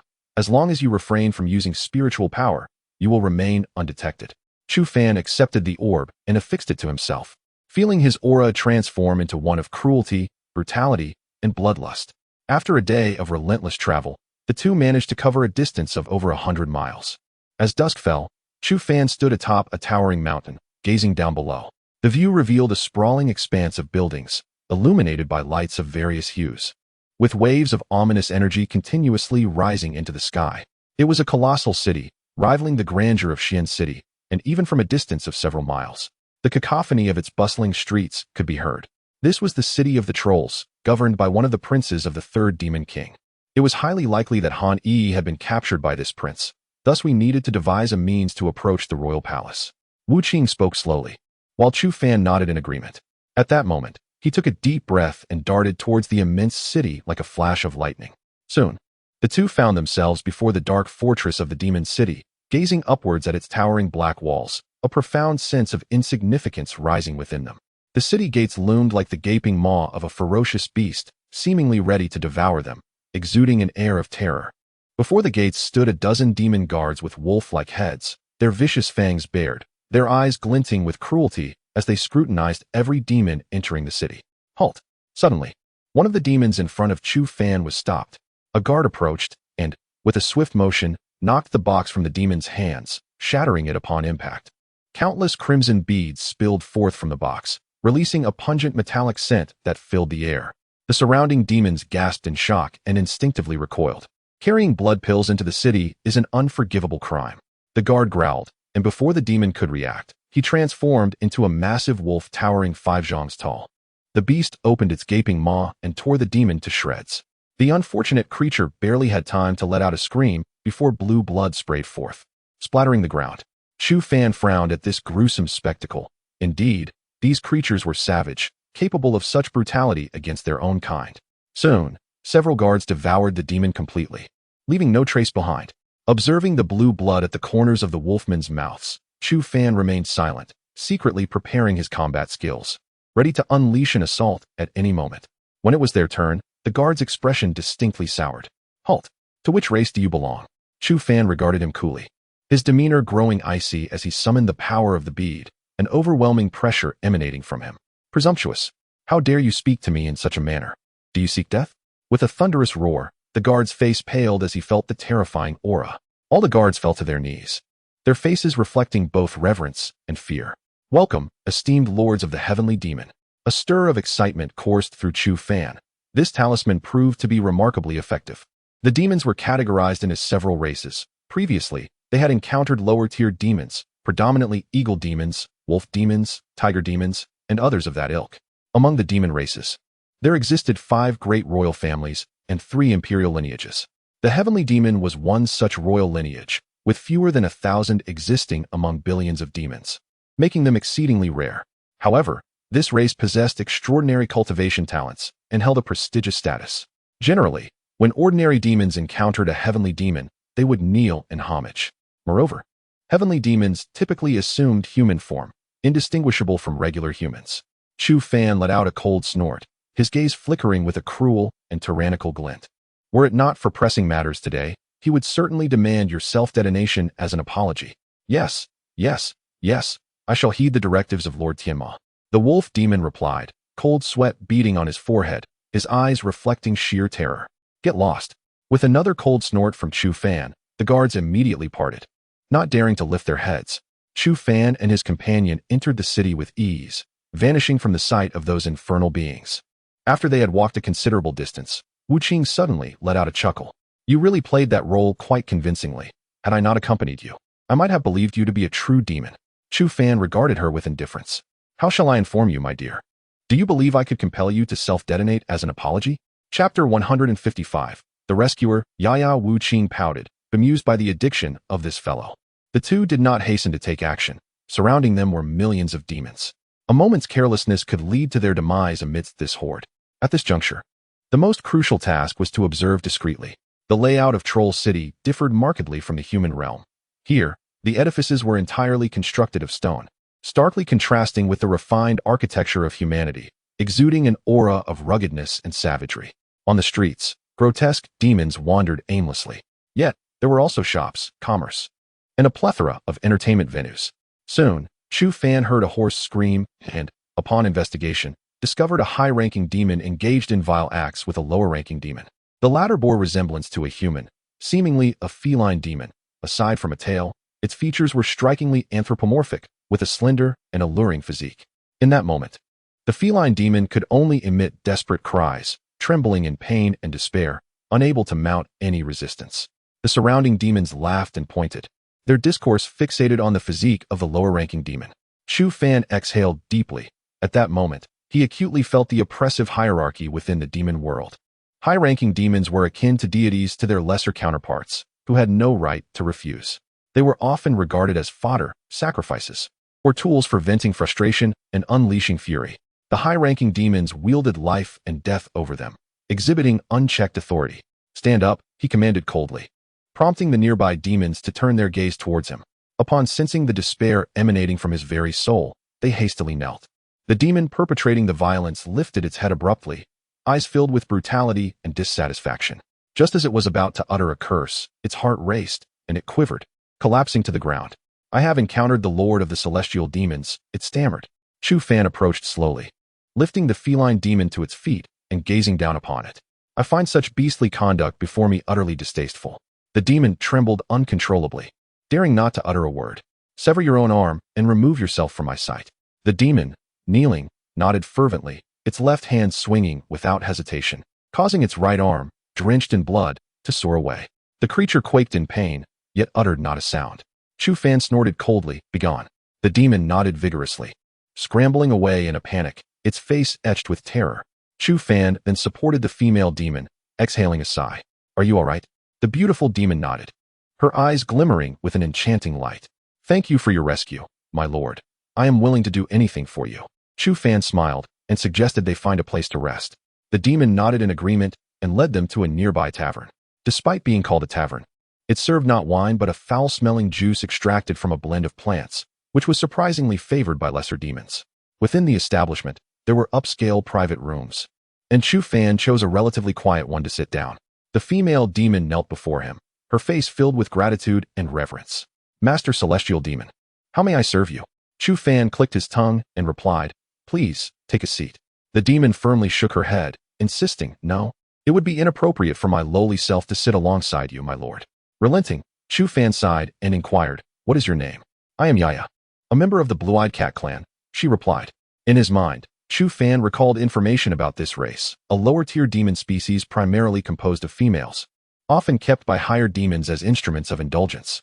Although they lacked other notable abilities, their prowess in bed was renowned, making them sought after even by many human cultivators in secret. "Recently, has a human female cultivator arrived at the palace?" Chu Fan asked directly, causing Yaya's expression to change as she hastily waved her hands. "My lord, we must not discuss this topic. The prince has issued a decree. Should anyone speak of it, they would face immediate execution." Frowning, Chu Fan realized the gravity of the situation. "Do not fear, I will not bring you trouble. Frankly, I am here for this matter and require your assistance." Yaya bit her lip, her face a mask of conflict. After a prolonged moment, she exhaled, stepped outside to ensure no other demons were present, and then returned to speak. "Very well, I will share a little. About 8 or 9 days ago, the prince returned to the city with a human female. He ordered that no demon discuss this matter, threatening the annihilation of entire clans. Therefore, I am unaware of many details, but I can confirm that the human female is still within the palace." Chu Fan nodded, feeling a sense of clarity regarding his direction. "Can you tell me how to gain entry to the palace?" Yaya shook her head.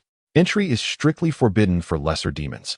Only the prince's consorts, subordinates, and friends are permitted. However, with your status, it should not be difficult for you to gain access. Do you know where the woman is being held?" Again, Yaya shook her head. "I do not know. Such matters are not disclosed to ordinary demons by the prince." Chu Fan furrowed his brow tightly, anxious to ascertain Han Yi's whereabouts as every passing minute increased her peril. "However, my lord, your arrival is quite timely. In 2 days, the palace will host a grand feast, inviting the esteemed demons of the city. It is rumored that this banquet is in honor of that female human." Yaya spoke softly, and at once, Chu Fan's gaze flickered, filled with an icy chill. "It appears these beasts intend to use Han Yi as sacrificial prey." He nodded and rose to his feet. "Very well, thank you for today. You may return home." Yaya gently bit her lip and pleaded, "My lord, Yaya wishes to serve by your side. Please grant me this favor." Chu Fan paused for a moment, his expression somewhat peculiar. "I have matters to attend to. It would be inconvenient for you to accompany me." Chapter 156. Encountering the shameless monk again, Yaya looked at him with a sense of grievance. Timidly standing there, her hands twisting the hem of her garment, resembling a cat scolded by its master. I promise not to cause you any trouble. I sincerely beseech you to allow me to remain. Otherwise, I will be sent to the most squalid place to endure the most wretched fate. Observing the tears streaming down Yaya's face, Chu Fan couldn't help but sigh.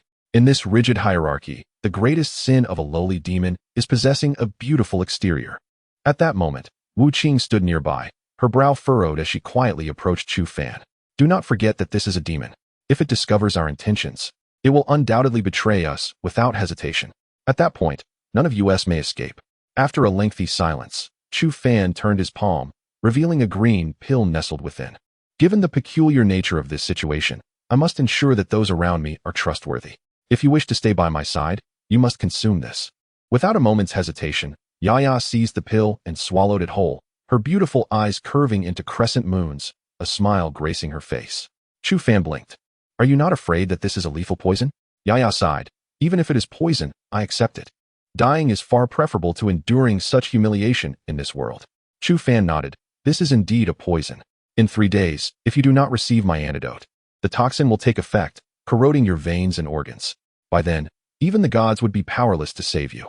Yaya nonchalantly nodded, her tail swishing lightly as her face nuzzled against Chu Fan's chest. Clearly, she had already accepted him as her master. With a wry smile, Chu Fan thought to himself that while the true master remained unrescued, he had gained this little companion. Yaya led the two of them to a place to reside. And by nightfall, Chu Fan swiftly vanished from the room. In that moment, his once golden wings had turned black, blending into the night sky. Chu Fan silently materialized in the heart of the city, where a magnificent palace came into view. The palace was grand and exquisite, adorned with carvings of ancient, ferocious beasts. He noticed that the entrance was heavily guarded, with formidable demons patrolling incessantly within.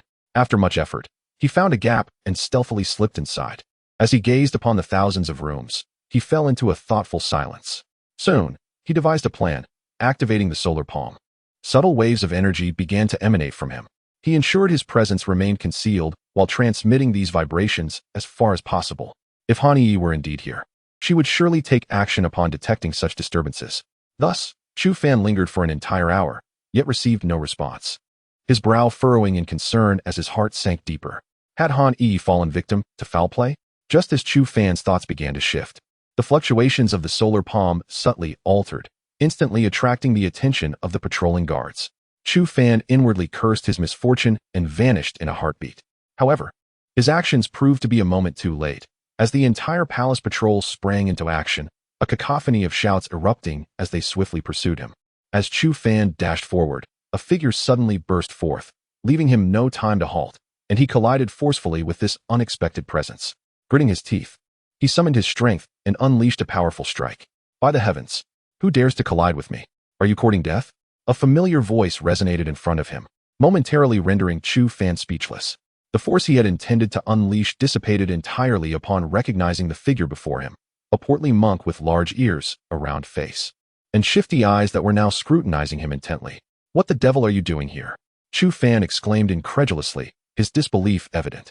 Standing before him was the shameless monk. Wuyong. The unprincipled monk appeared equally astonished. What an unholy surprise. How did we meet in this place? This is the palace of a demon prince. And you dare to wander here? I commend your audacity. At that moment, the pursuing patrol caught up, encircling the two. With no time for explanations, they gritted their teeth and charged in unison toward a singular direction. Wuyong's earthen sword proved invaluable, slicing through the demons as effortlessly as one would cut through tofu, creating a bloody path of escape. Isn't the monk sworn against taking lives? Have you broken your vow? I shall inform the abbot upon your return, and you shall face 300 years of cold punishment. Chu Fan chuckled, while Wuyong merely grimaced. Alas, this disciple is quite the handful. I am here to save you, and yet you bring me such sorrow. With a swift kick, Wuyong impaled 3 demons, launching them into the air with a powerful blow. At that moment, Chu Fan wielded a bronze cauldron, smashing it down upon the demons, reducing them to a pulp. The duo moved through the chaos as if in a realm untouched, dispatching the ordinary guards with ease. How dare you wreak havoc in my palace? You seek death.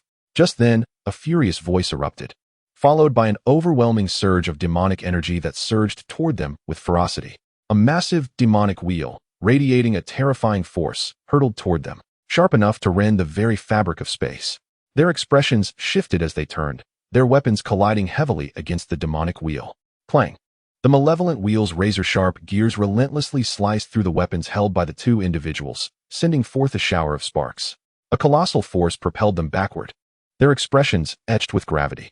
The power emanating from the malevolent wheel bore down upon them like an insurmountable mountain, instilling an overwhelming terror that even their combined strength could not withstand. In that moment, a realization struck Chu Fan. This prince's prowess was indeed at the level of the Yin-Yang realm. Creak! The three weapons collided violently, sending the two flying backward with tremendous force, while Chu Fan gritted his teeth in determination. At that moment, he let out a mighty roar, and a brilliant golden light erupted from his being.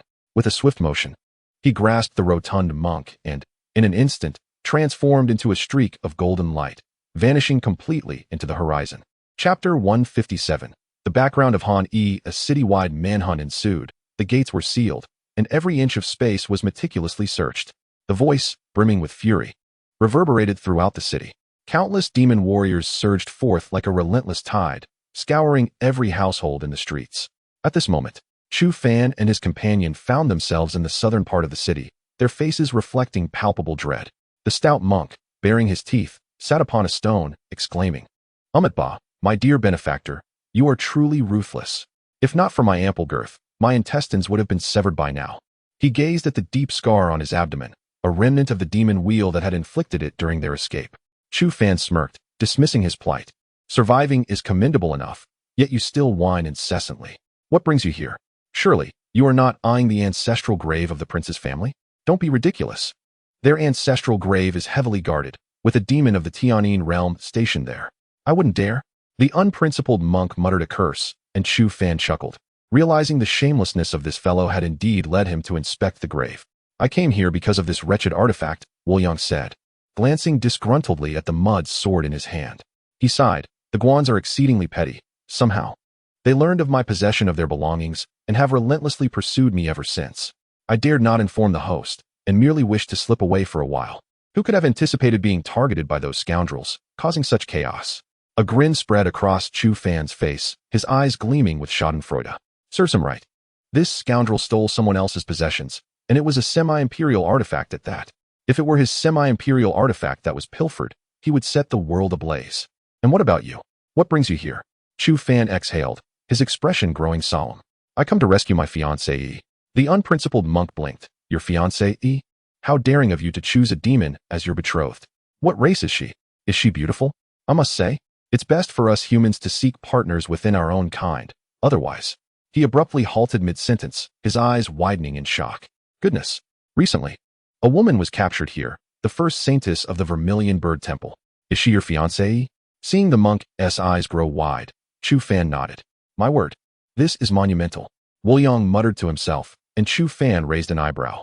"Rescuing her this time will be exceedingly difficult. This demon prince, named Takong, hails from one of the 5 royal clans, the Shadow Demon Clan. To abduct her is not merely a display of power." At this point, Woyang's expression shifted to one of peculiar concern. "Do you truly not comprehend the formidable backing your fiancée possesses?" Chu Fan paused, pondering the implications of his words. "The saintess of the Vermilion Bird sect, indeed." Woyang shook his head. "It seems you remain unaware, which explains your unwavering confidence in claiming her as your betrothed. The continent upon which we reside is known as the Eastern Xian continent. In stark contrast, separated by hundreds of thousands of miles, lies another land called the Western continent.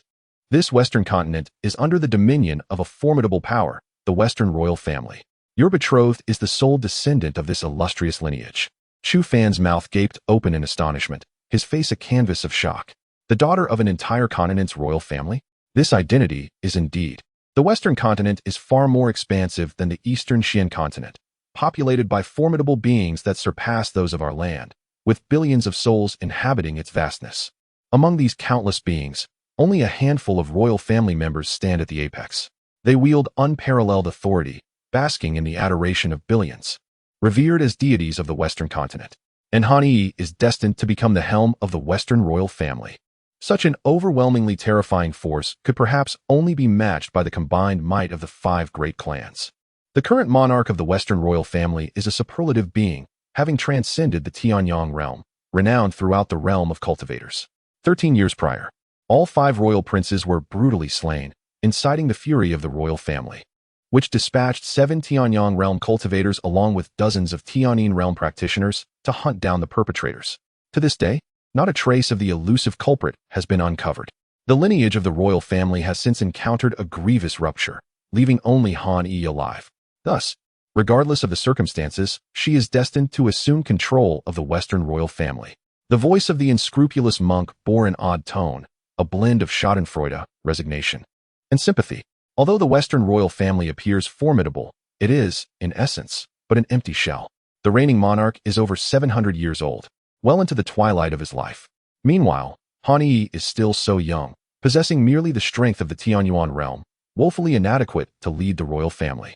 Therefore, the weight of expectation upon her, or rather upon you in the future, is unprecedentedly immense.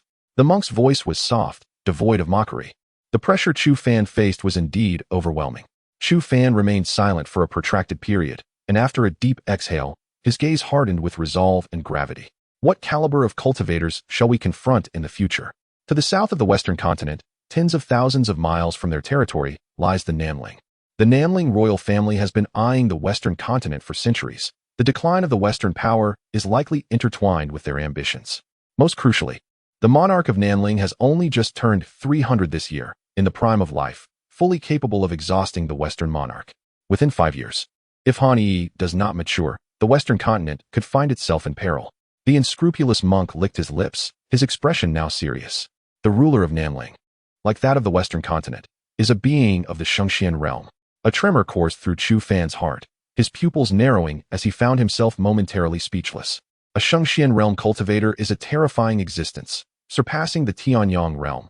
Even among the 5 great clans, only 1 or 2 ancient Shengxian beings might be in attendance. Moreover, these 2 cultivators of the profound realm have aged significantly, potentially surpassing a millennium, encased within spirit stones, only to be summoned in times of dire need. In contrast, Nanling boasts a cultivator of the profound realm whose age is thrice that of the former, in the prime of life, brimming with vigor. It is likely that this individual alone possesses enough strength to rival the combined might of all 5 veins. This realization cast a shadow over Chu Fan's heart. For the formidable adversaries he must face in the future are indeed fearsome. At this moment, does he feel a sense of discouragement? The unscrupulous monk shrugged. Yet Chu Fan merely smiled, his gaze radiating a dazzling brilliance. Chapter 158. 2 unashamed beings. Even if a great emperor stands before me, I would expend every ounce of my strength to vanquish him. Though I may currently be weak, perhaps even the mere breath of that emperor from the South Ridge could extinguish my life. I shall never concede as long as I draw breath. A vibrant determination shone in Chu Fan's eyes. He would not yield, bow, or retreat. These 3 tenets are the most vital in his life's lexicon. The unscrupulous monk clicked his tongue. Ba, your fervor is quite infectious. However, the most pressing matter at hand is how to rescue Han Yi. Chu Fan nodded. Furrowing his brow, it was evident that this task would not be easy. A hidden passage from the royal tomb to the palace leads directly to the courtyard. If Han Yi is indeed within the palace, she must be imprisoned there. The unscrupulous monk maintained his cheerful demeanor, which made one want to deliver him a good beating. Chu Fan raised an eyebrow. Have you already infiltrated the royal tomb? The monk cleared his throat. I merely entered to guide the deceased. Do not misconstrue my intentions. Chu Fan scoffed. I hardly believe your claims. The 2 soon rose, hastening towards the royal tomb. Due to the potent demonic aura surrounding them, the patrolling demonic soldiers dared not confront them. They traversed swiftly, and soon beheld the majestic royal tomb standing tall, exuding an air of nobility and might. Be cautious. Those entombed here are demons of the heavenly Yin realm and above. Do not allow them to transform into undead. They are far more troublesome than living dead. The unscrupulous monk warned as they walked, prompting a flicker of curiosity in Chu Fan. How do you know me so well? The undead, the half-emperor artifact in my possession. My past. Why are you so familiar with it all? The monk smiled gently. The Buddha says, what cannot be spoken should remain unspoken. You will come to learn these truths in due time. May that day arrive swiftly. He left his words hanging, and Chu Fan furrowed his brow tightly. This fellow was shrouded in mystery. Before long, they arrived at the royal tomb, which was indeed heavily guarded. It was bewildering how that rascal managed to enter before. The tomb was constructed atop a lofty mountain, signifying the supreme authority of the demons interred within. As the two crouched on the slope, they observed a patrol of soldiers approaching. After the patrol passed, they stealthily followed, silently dispatching 2 demonic soldiers. Adorning the garb of these slain foes, they blended into the ranks. Chu Fan raised an eyebrow, noting, this scoundrel has certainly gleaned experience from grave robbing. Minutes later, they reached the entrance of the royal tomb, where dozens of demons of the heavenly origin realm stood guard, with shadows of Yin-Yang realm demons surveilling from the dark, leaving little room for action. "Follow my lead," the unscrupulous monk whispered, then suddenly shouted in an unintelligible tongue. Instantly, every demon in the vicinity turned their gaze toward Chu Fan, their eyes brimming with murderous intent. "Run, or remain here to meet your demise. I shall first infiltrate to provide you support. Make haste." The unscrupulous monk muttered under his breath, and in the next moment, a deluge of magical attacks descended upon Chu Fan. "May you never find comfort in a woman's embrace," he cursed, and with that, he transformed into a streak of golden light, vanishing in an instant. Immediately thereafter, countless demons pursued him relentlessly, their howls echoing in a tempest of malevolent energy. The unscrupulous monk smirked, realizing that the demon of the Yin-Yang realm had given chase, before he darted toward the entrance of the royal tomb, disappearing as he turned. At this moment, Chu Fan was frantically fleeing for his life. That bastard was nothing short of a beast. Was this not akin to delivering him into the jaws of a tiger? Boom, boom, boom. A series of explosive sounds erupted around him as the pursuing demons unleashed their assaults, determined to eliminate him here and now. Chu Fan gritted his teeth, squeezing out every last ounce of strength, and fled like a madman. Shortly thereafter, he managed to distance himself from the demons. Taking a moment to catch his breath, he activated a bead on his person, enveloping himself in a powerful aura of demonic energy. As the demons howled and chased after him, he turned and sped toward the royal tomb. The entrance to the realm of the dead was devoid of any guardians, allowing Chu Fan to slip through effortlessly. After walking a short distance, he spotted the shameless, rotund monk standing there, still wearing that infuriating grin. With a swift kick to the monk's belly, he sent the scoundrel staggering. "Damn you! Are you trying to kill Buddha? Why didn't you warn me I might perish at the hands of those demons?" Chu Fan berated him, while the unscrupulous monk chuckled. "If you could escape from the realm of the heavens, I hardly believe you would fall to a demon of the Yin-Yang realm. I would smash your head in." Chu Fan fumed, his teeth grinding in anger. "Isn't Buddha doing this for you? Were it not for your insistence on that little lady, your fiancée, would I risk my life to accompany you here?" The monk's face bore a semblance of indignation, and Chu Fan scoffed. "I wouldn't trust you for a moment." "What now?" he asked irritably. The unscrupulous monk grinned, gesturing toward a tomb door to his left. "Behind that lies the main chamber of the royal tomb. Pass through it, and you will find a hidden path." Chu Fan nodded and pushed open the tomb door. However, in that moment, he seized the monk and hurled him inside. The monk let out a horrified scream as he crashed to the ground, instantly beset by a myriad of demonic blades piercing him from all directions. His anguished cries filled the air as Chu Fan grinned. "You were trying to deceive me again, weren't you?" Once the cacophony subsided, he cautiously stepped inside. Finding no traps triggered, Chu Fan nodded in satisfaction, affirming that this would be the approach moving forward. "Curse it! You are utterly despicable. How could you betray the trust that Buddha placed in you? The pain is excruciating." A shameless monk emerged from the shadows, his body riddled with wounds, clearly bearing the marks of severe injury, as he winced and drew in sharp breaths. Chu Fan chuckled darkly. "You wretched scoundrel, is this truly your intent to ensnare me? Do you believe I could fall for your tricks a second time? Do not fool yourself. Hasten away, for if anything befalls my fiancée, I shall set your wretched temple ablaze. Do you dare doubt me?" The unscrupulous monk shuffled ahead, groaning softly as blood seeped from his wounds, appearing utterly wretched. Chapter 159. Chu Fan's support. Chu Fan was positively beaming, for this scoundrel truly believed that he could provoke him without consequence. The tomb was vast, and midway through their journey, they encountered hundreds of stone coffins, emanating a formidable aura. Taking a deep breath, Chu Fan realized that the weakest among these coffins contained beings of the Yin-Yang realm. Were these demons to awaken, they would certainly sweep across the entire eastern Xin continent. After traversing the expansive burial chamber, they reached another door. However, Wu Yang did not push it open. Instead, he gently tapped on the door a few times. Instantly, the tomb door silently rotated, revealing a narrow path shrouded in darkness, devoid of any sight or sound. This was the route leading to the royal palace's rear courtyard.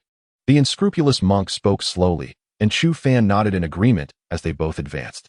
After several minutes, the air ahead grew fresher, indicating that the exit was near.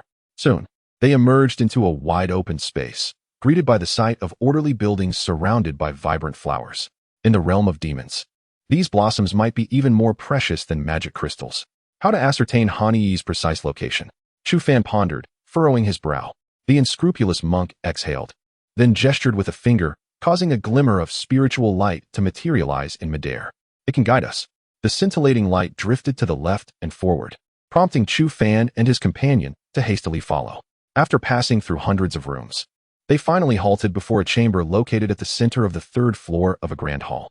Concealing themselves outside, they memorized the room's features before exchanging knowing glances. Each level of the grand hall was guarded, making it impossible for them to enter so brazenly. Suddenly, an idea sparked in Chu Fan's mind, and a smile blossomed on his face. Now, it's your turn to assist me. Before Wu Liang could respond, Chu Fan unleashed his spiritual energy, delivering a forceful strike to him. Come quickly. There is a human here.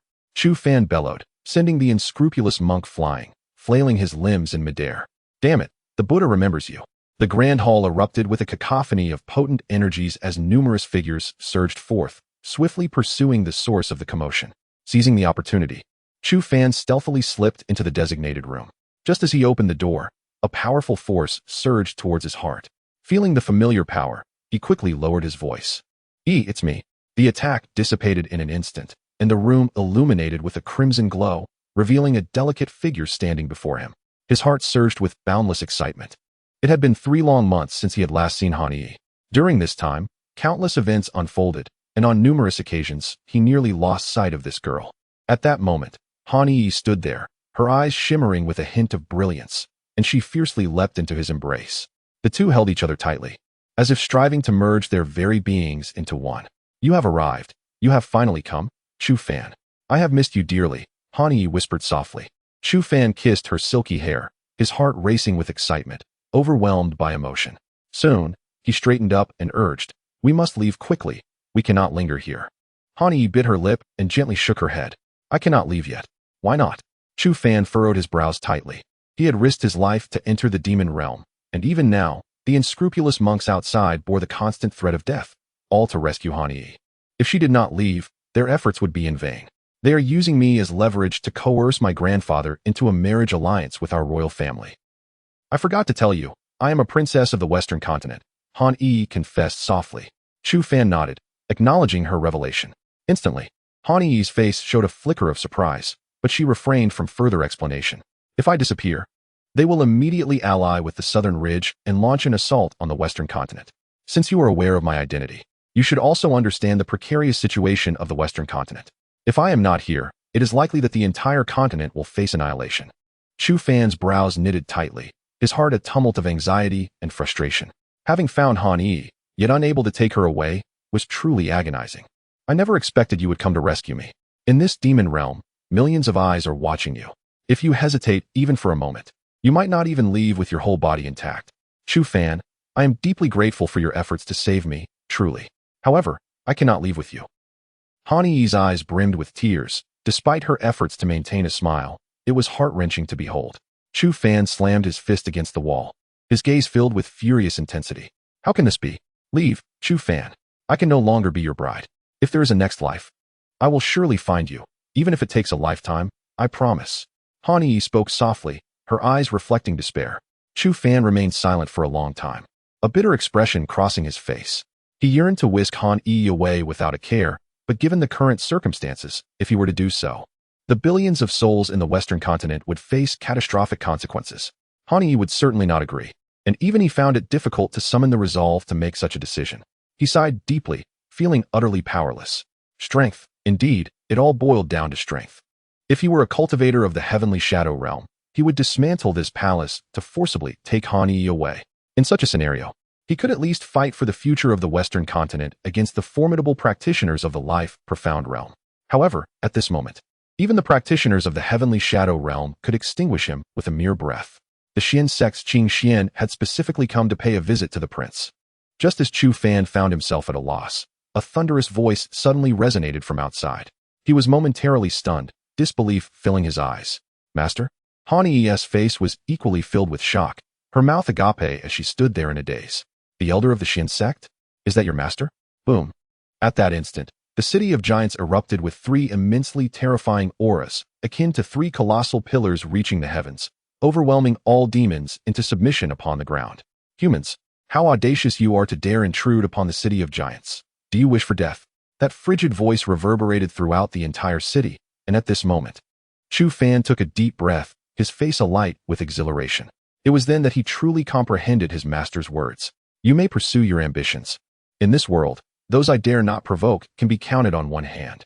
Chapter 160. The majestic Qing Xian. In this moment, a multitude of formidable auras surged within the confines of the giant demon city, overwhelming the heavenly emperor and saturating the atmosphere with a chilling power. Three figures gradually emerged in midair, their gazes fixed intently upon the individual clad in a green robe before them. This person, slender in stature, stood suspended with hands clasped behind his back, his flowing hair secured by a wooden hairpin, radiating an immense, oceanic force. Behind him, he bore a long wooden chest from which an intensely terrifying aura continuously emanated, a presence so potent it felt as if it could collapse the very heavens and earth, sending shivers down the spine. Had Chu Fan been present, he would have gasped in astonishment. This was his master, the elder of the Xian sect, Qing Xian. Qing Xian stood there, his expression imbued with unwavering resolve and fierce intensity, a stark contrast to his usual calm and graceful demeanor. At that moment, he resembled a lion poised to reclaim its cub, exuding a terrifying power that instilled fear. The three demons of the heavenly shadow realm exchanged glances, their brows furrowing. It was evident that this human approached with a determination to face death. You are not welcome here. Please leave. One of the demons declared coldly, to which Qing Xian responded with a faint smile. Release my disciple, and I shall depart immediately. We do not harbor the individual you seek. The demons promptly rejected his request, and Qing Xian nodded slowly. It appeared that negotiation was futile. In that case, I shall make my presence known within this giant demon city. No one has yet been born who can forcibly take my disciple from me. With that proclamation, Qing Xian's aura erupted violently, enveloping the entire space in a swirling black spiritual energy, akin to ink staining the sky above the city. Simultaneously, an insatiable force began to rampage forth. The spiritual energy of the world coalesced into a vortex, rapidly converging above Qing Xian. He gently removed the wooden chest from his back and slowly opened it. Crack! At that moment, a thunderous crack of lightning split the sky, followed by an onslaught of dark storm clouds gathering swiftly. Silver-blue lightning flickered wildly in the air. The expressions of the three demons shifted dramatically as they gazed at Qing Xian, retreating in terror. This is the Thunder God Spear, the treasure of the Xian sect, an imperial-grade spiritual weapon. Has this lunatic lost his mind? Forcing such an artifact to respond with his strength could drain him entirely. The three demons furrowed their brows tightly, their faces reflecting a complex mix of emotions. Imperial-grade spiritual weapons could only be wielded by practitioners of the Birth Xian realm. This individual was merely at the pinnacle of the heavenly shadow realm. To forcibly activate such a weapon would likely deplete his very essence. Yet, the entire city stood at risk of being obliterated by this terrifying power. The might of an imperial-grade weapon was sufficient to flatten the giant demon city, and once unleashed in a fury, it would undoubtedly lead to mutual destruction. Qing Xian pressed his lips together tightly, the power within him throbbing painfully as he channeled every ounce of strength into the wooden chest.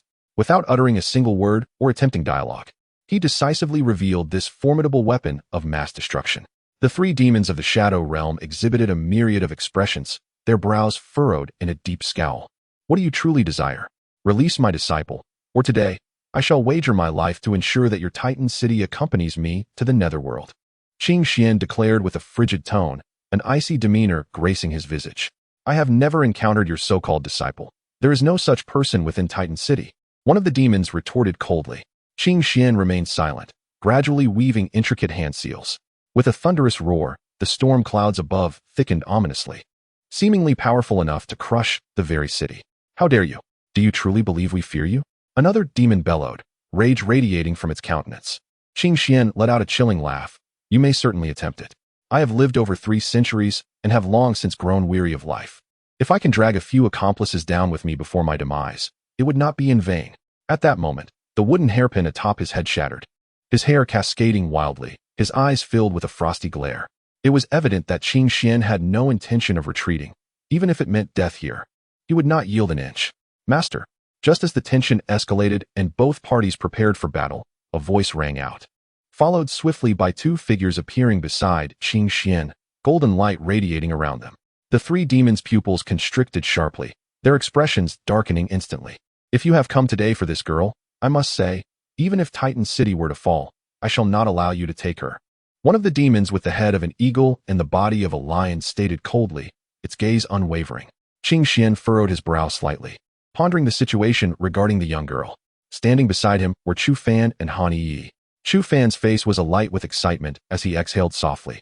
Master, why are you here? Qing Xian shook his head. We should focus on how to escape this place. Master Yi, you too may leave today. But this girl must remain. The eagle-headed demon declared with an undeniable glint in its eyes. After a prolonged silence, Qing Xian turned to face Chu Fan. Little one, the burden of this ordeal now rests upon you. You must depart first. I can grant you half an hour. Qing Xian spoke calmly, devoid of any sorrowful farewells. As if he were merely discussing trivial matters, his expression one of serenity. Chu Fan's heart quivered, his brows knitting tightly. Master, you are not one to hesitate. Do not falter at such a moment. My life has been fulfilled with a master like you.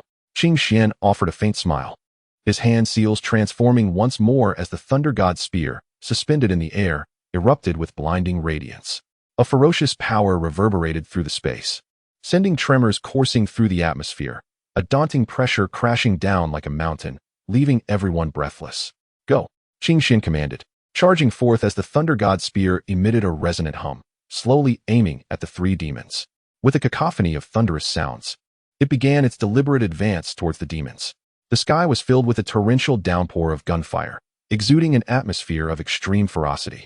Chu Fan gritted his teeth as he gazed at Han Yi, who, in turn, bit her lip, her face etched with struggle. She yearned to flee. Yet what would become of the billions of souls in the Western continent? However, to remain would mean to betray the sacrifice of this elder, a kindness so profound that even the heavens would not tolerate its betrayal. Caught in a dilemma, Han Yi found herself at a loss for what to do.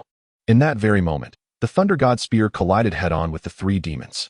Chapter 161. The arrival of the mighty, a terrifying force coalesced into tangible waves, crashing violently upon Chu Fan and his companion in an instant.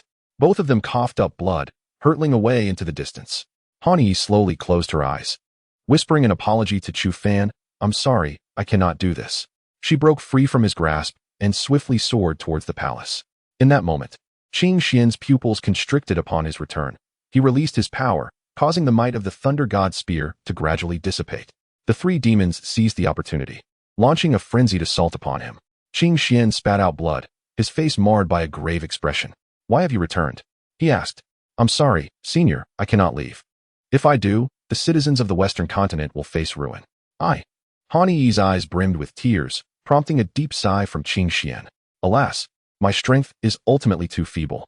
But you must trust in Chu Fan. He will strive with all his might to grow stronger. Han Yi nodded vigorously, a radiant smile illuminating her face. I believe in him. Qing Xian shook his head, a hint of melancholy shadowing his features as he slowly turned to depart. Chu Fan clenched his fists tightly, blood dripping from his palms, his eyes nearly bursting with a frenzy and heartache. A man, unable to rescue his beloved in such dire circumstances, was forced to watch her return to that sunless abyss, witnessing the shattering of their bond. Chu Fan cried out in desperation, the sense of powerlessness overwhelming him, as if he were being crushed beneath an insurmountable weight. The thunderous aura in the sky remained, and with a crack, a bolt of lightning struck, causing the very earth to tremble. A torrential rain poured down, and Chu Fan knelt upon the ground, his gaze filled with madness and profound hatred. Han Yi turned her back, concealing her sorrow from him. I, Chu Fan, vow here and now, that I shall not enter the cycle of reincarnation until every demon is vanquished. With a crack, several bolts of lightning struck above him. Chu Fan's eyes gleamed with a blood-red hue, his ferocity surpassing even that of the demons. Qing Xian observed this scene quietly, a flicker of compassion crossing his features. Yet he shook his head. This matter was beyond the reach of his current strength, leaving him feeling utterly powerless. It is indeed moving. Even my ironclad heart feels a twinge of pain. At that moment, a voice resonated from the heavens. Suddenly, the dark clouds dispersed, and a golden light burst forth, like a saint piercing through the darkness, bestowing boundless hope. Everyone turned in astonishment, as an unimaginable force, akin to a tsunami, crashed down upon them. The three demons bore the brunt of it, spewing blood as they were sent reeling, their faces etched with sheer terror. A practitioner of the dead Xian realm. The golden radiance was suffused with lethal intent, resembling a golden hell capable of reducing all to mere fragments.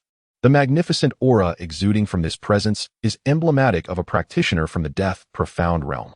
How could a being of such caliber appear here? Chu Fan could only emit a muffled groan, kneeling on the ground, unable to rise, his face filled with astonishment. Then, a figure slowly emerged from the golden light, leaving everyone momentarily transfixed, gazing at the man before them.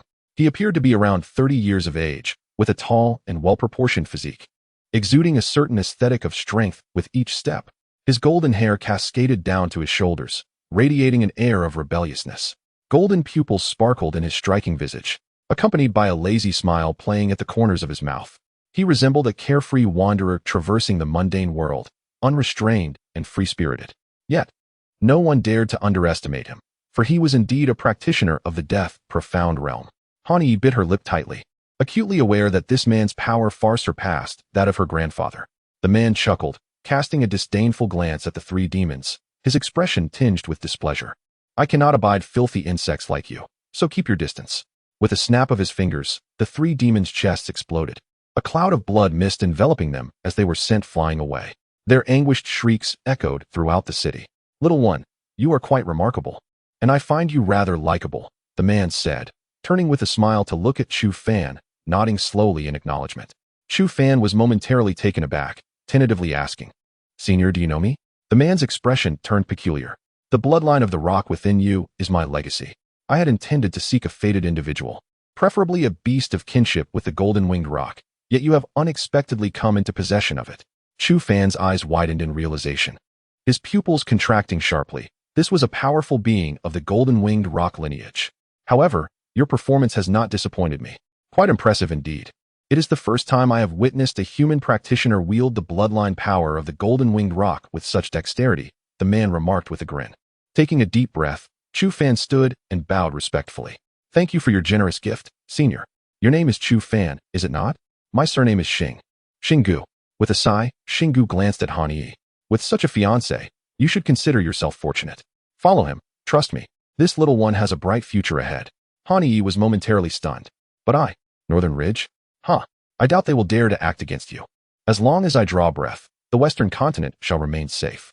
Xinggu's expression radiated pride, a confidence born of absolute strength, standing with hands clasped behind his back, as if the very heavens and earth could not compel him to bow. Han Yi's surprise was palpable, her face illuminated with joy.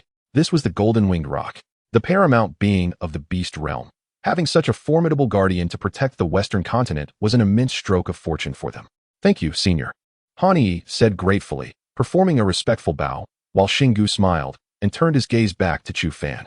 Little one, when you grow to the realm of overcast skies, do remember to visit my clan. There is a matter for which I would seek your assistance. Chu Fan was momentarily taken aback. How could a being as colossal as the golden-winged rock possibly require his help? You will understand once you arrive.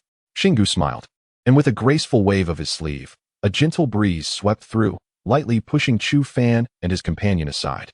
At that moment, Qing Xian stood before them, exhaling deeply, his heart finally settling. He was somewhat astonished, not expecting that this little one would have an acquaintance among the practitioners of the deathly profound realm. Qing Xian pursed his lips, quietly observing the figure of Xinggu before him. The latter also regarded him with a calm demeanor, raising an eyebrow, a hint of peculiarity gracing his features. Young man, I have seen you before. Chapter 162, When Trouble Arises. Your master will bear the burden at that moment. Chu Fan was momentarily taken aback. A cultivator over 300 years old was unexpectedly referred to as a young man. A peculiar expression flickered across his face. Qing Xian paused, evidently struggling to recall where the two had previously crossed paths. I believe the first time I met you, you were merely in your 20s, just emerging into the world, full of vigor, he reminisced. That occasion was when you led the team to participate in the sacred pool battle on the eastern Xian continent, ultimately clinching first place. Xinggu chuckled, and a glint of recognition flashed in Qing Xian's eyes, signaling that he too had recalled the past, nodding gently in agreement. Remarkable, indeed. You have grown to this extent. It won't be long before you ascend to the next level, Qing Xian remarked, shaking his head in silence. Qing Xian chose not to elaborate further. Xingu gradually turned, transforming into a streak of golden light that swiftly vanished into the horizon. I will personally make a trip to the southern ridge. Chu Fan, remember your promise to me. Once you become a practitioner of the Tianyin realm, come visit our clan, he instructed. Taking a deep breath, Chu Fan nodded vigorously towards the spot where Xingu had disappeared, his expression earnest. After a prolonged silence, the three exchanged glances before departing, mindful that they were still within the territory of the demon clan. Soon, Chu Fan and his companions arrived at the location where Wang Jian and others were waiting. The group exhaled deeply, smiles gracing their faces, relieved that they had returned safely. The devil of the Blue-Eyed Cat clan? My, Chu Fan, you truly know how to indulge yourself. Wang Jian approached with a teasing grin. Chu Fan's expression darkened, and he delivered a swift kick to Wang Jian. Allow me to introduce. This is Ye Ye, the devil of the Blue-Eyed Cat clan. This rascal is called Wu Liang, a banished monk from Lanrua Temple. Do not get too close to him. He is utterly unscrupulous, Chu Fan warned. Introducing the new faces before presenting Wang Jian's team and Pei Shenghuan's team to the others. After a while, Chu Fan sighed deeply, his demeanor turning serious as he regarded Qing Xian. Master, I wish to venture into the demon domain. Additionally, Yi should return to the western continent, and I would like to accompany her on this journey.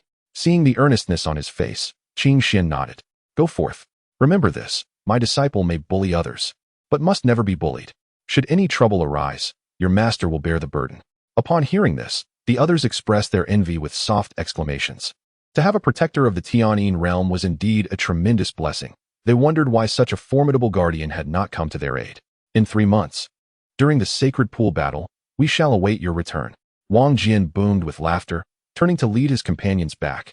Chu Fan smiled and nodded, bidding farewell to the group before swiftly vanishing from the area, guided by Ye Ye. Shortly after their departure, a figure appeared, draped in flowing royal robes that radiated an intense aura of menace. Issue the command. Eliminate this boy before he reaches the Tianyuan realm. However, those devils above the celestial realm should not interfere. The avian beings of the Golden-Winged Rock clan have become rather bothersome. A haunting voice echoed, and soon thereafter, a chorus of responses resonated through the surrounding space. At this moment, Chu Fan and his companions had already circumnavigated the giant demon city, gradually advancing forward. Han Yi gathered her hair, her eyes sparkling with warmth and mirth as she cast a glance at Chu Fan. The latter, licking his lips, reached out and gently grasped her cool, smooth hand.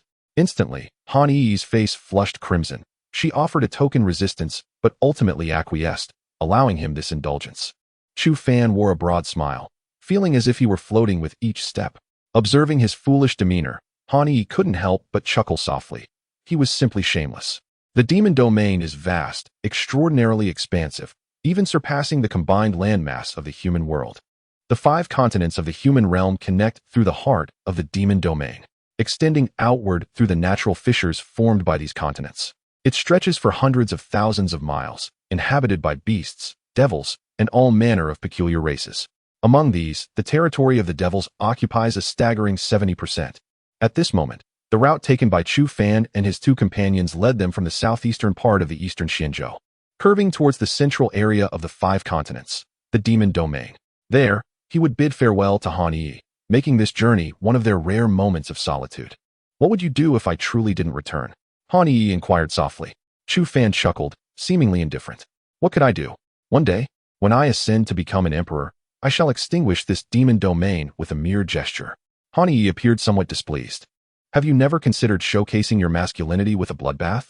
Amused, Chu Fan realized the girl was evidently seeking to be cajoled. Such actions are the folly of brutes, incapable of resolving matters, which is precisely why I opt for the latter approach. Deliberately provocative, he spoke, causing Han Yi to huff and withdraw her hand, hastily striding away. Chu Fan burst into laughter and shook his head. Women truly are a wondrous species. After a day and a night, the trio found themselves in a bustling marketplace. Various races of devils and beasts thronged the area, and Chu Fan even spotted a few scattered humans. They were nearing the edge of the eastern Xianzhou.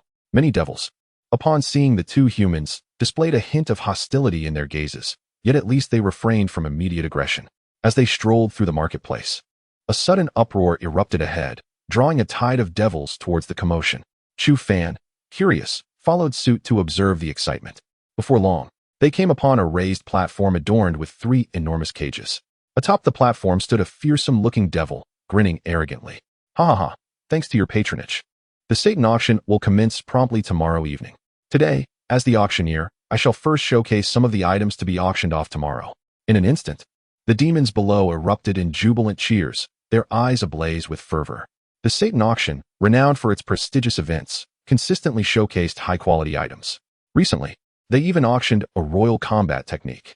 What might be presented this time? It appears to resemble a humanoid creature. Could it possibly be that they have captured a few human women? Ha ha ha. If that were the case, we would indeed be in for a delightful treat. Indeed, those humans possess far superior skills in the bedroom compared to other demons. Upon hearing these remarks, Chu Fan furrowed his brows, his gaze growing noticeably colder. Chapter 163. Huang Mengshan captured beside her. Han Yi wore a frigid expression, yet remained silent, while Yaya timidly uttered a few words. The scale of the Satan auction was vast, with numerous human females having been sold in the past at exorbitant prices. Chu Fan pursed his lips. Since the adversary dared to conduct such an audacious auction, they surely possessed confidence that shielded them from repercussions. Who was the devil orchestrating this auction from behind the scenes? In a hushed tone, Chu Fan inquired, to which Yaya pondered momentarily before replying. It is Lord Grut, the devil of the infernal realm. The infernal realm? Chu Fan furrowed his brows. It seemed that a forcible rescue was implausible. Thus, the only recourse left was to engage in a battle of financial prowess against these devils. Suddenly, the coverings on the 3 cages were simultaneously lifted, prompting the devils below to gasp in astonishment as their eyes ignited with a haunting emerald glow, brimming with fervor and avarice. Inside those cages were 3 exquisite women. Despite the scars marring their faces, their radiant eyes, alluring figures, and smooth, delicate skin were striking. The fear reflected in their gazes only served to heighten the devil's excitement. Goodness, these 3 women are simply exquisite. I must acquire one at all costs. Just imagine the pleasure of having them subdued in bed, one devil mused. Ah, the scent of female humans is utterly intoxicating. At that moment, Chu Fan felt his heart lurch, his expression one of disbelief as he fixated on the women within the cages. Huang Mengshan. He stood frozen, furrowing his brow tightly. Were these not disciples of the Upper Clear Palace? How could they end up here? Huang Mengshan from the Upper Clear Palace? How did she come to be captured? Han Yi, too, exhibited a curious expression, her cherry lips pursed, betraying an air of discomfort. Taking a deep breath, Chu Fan's gaze shifted towards Han Yi, a smile gracing his face. Yi, look, these are also our comrades, and they are from the Upper Clear Palace, How charmingly convenient, is it not? Because of Shangli? Han Yi retorted, her lips curling dismissively. Chu Fan cleared his throat, a hint of blush creeping onto his cheeks. Han Yi narrowed her eyes slightly. In recent times, the women around you have certainly changed quite a bit, Shangli is one thing, Zhou Wanqing is another. And the courtesan from Wan Miao Temple is yet another. And this little wildcat beside you, cross-species romance, how intriguing. Should I commend you on your considerable charm? Chu Fan's lips twitched involuntarily. He was in for some reckoning. With a cold huff, Han Yi inhaled deeply. Casting a glance at Huang Mengshan on the stage, she asserted, if you wish for me to rescue them, there is a price. You must make a sacrifice. Chu Fan paused, bewildered. What sacrifice? In a flash, Han Yi produced a crimson longsword, swiftly etching the character for Han on to Chu Fan's wrist. Blood flowed instantly, but the flames enveloped it, consuming the blood in an instant.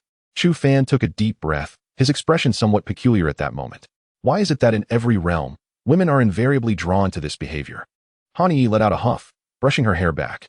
I don't care if you have other women outside, but if you dare to forget me. Her eyes glinted with a cold light. You will meet a most gruesome end. Chu Fan maintained a smile. Of course not. How could I ever forget such a beautiful Missy? You are my little ancestor, Han Yi rolled her eyes. The smile on his face as phony as it could get. She turned to look at Yaya. What is the usual price for female humans at auctions? Yaya bit her lip.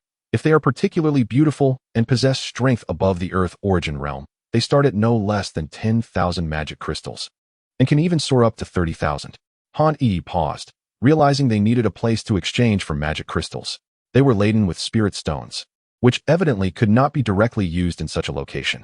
I can help you find a place to exchange for magic crystals, Yaya said, tilting her head slightly. Chu Fan's eyes brightened, a smile spreading across his face. Excellent. You are performing splendidly.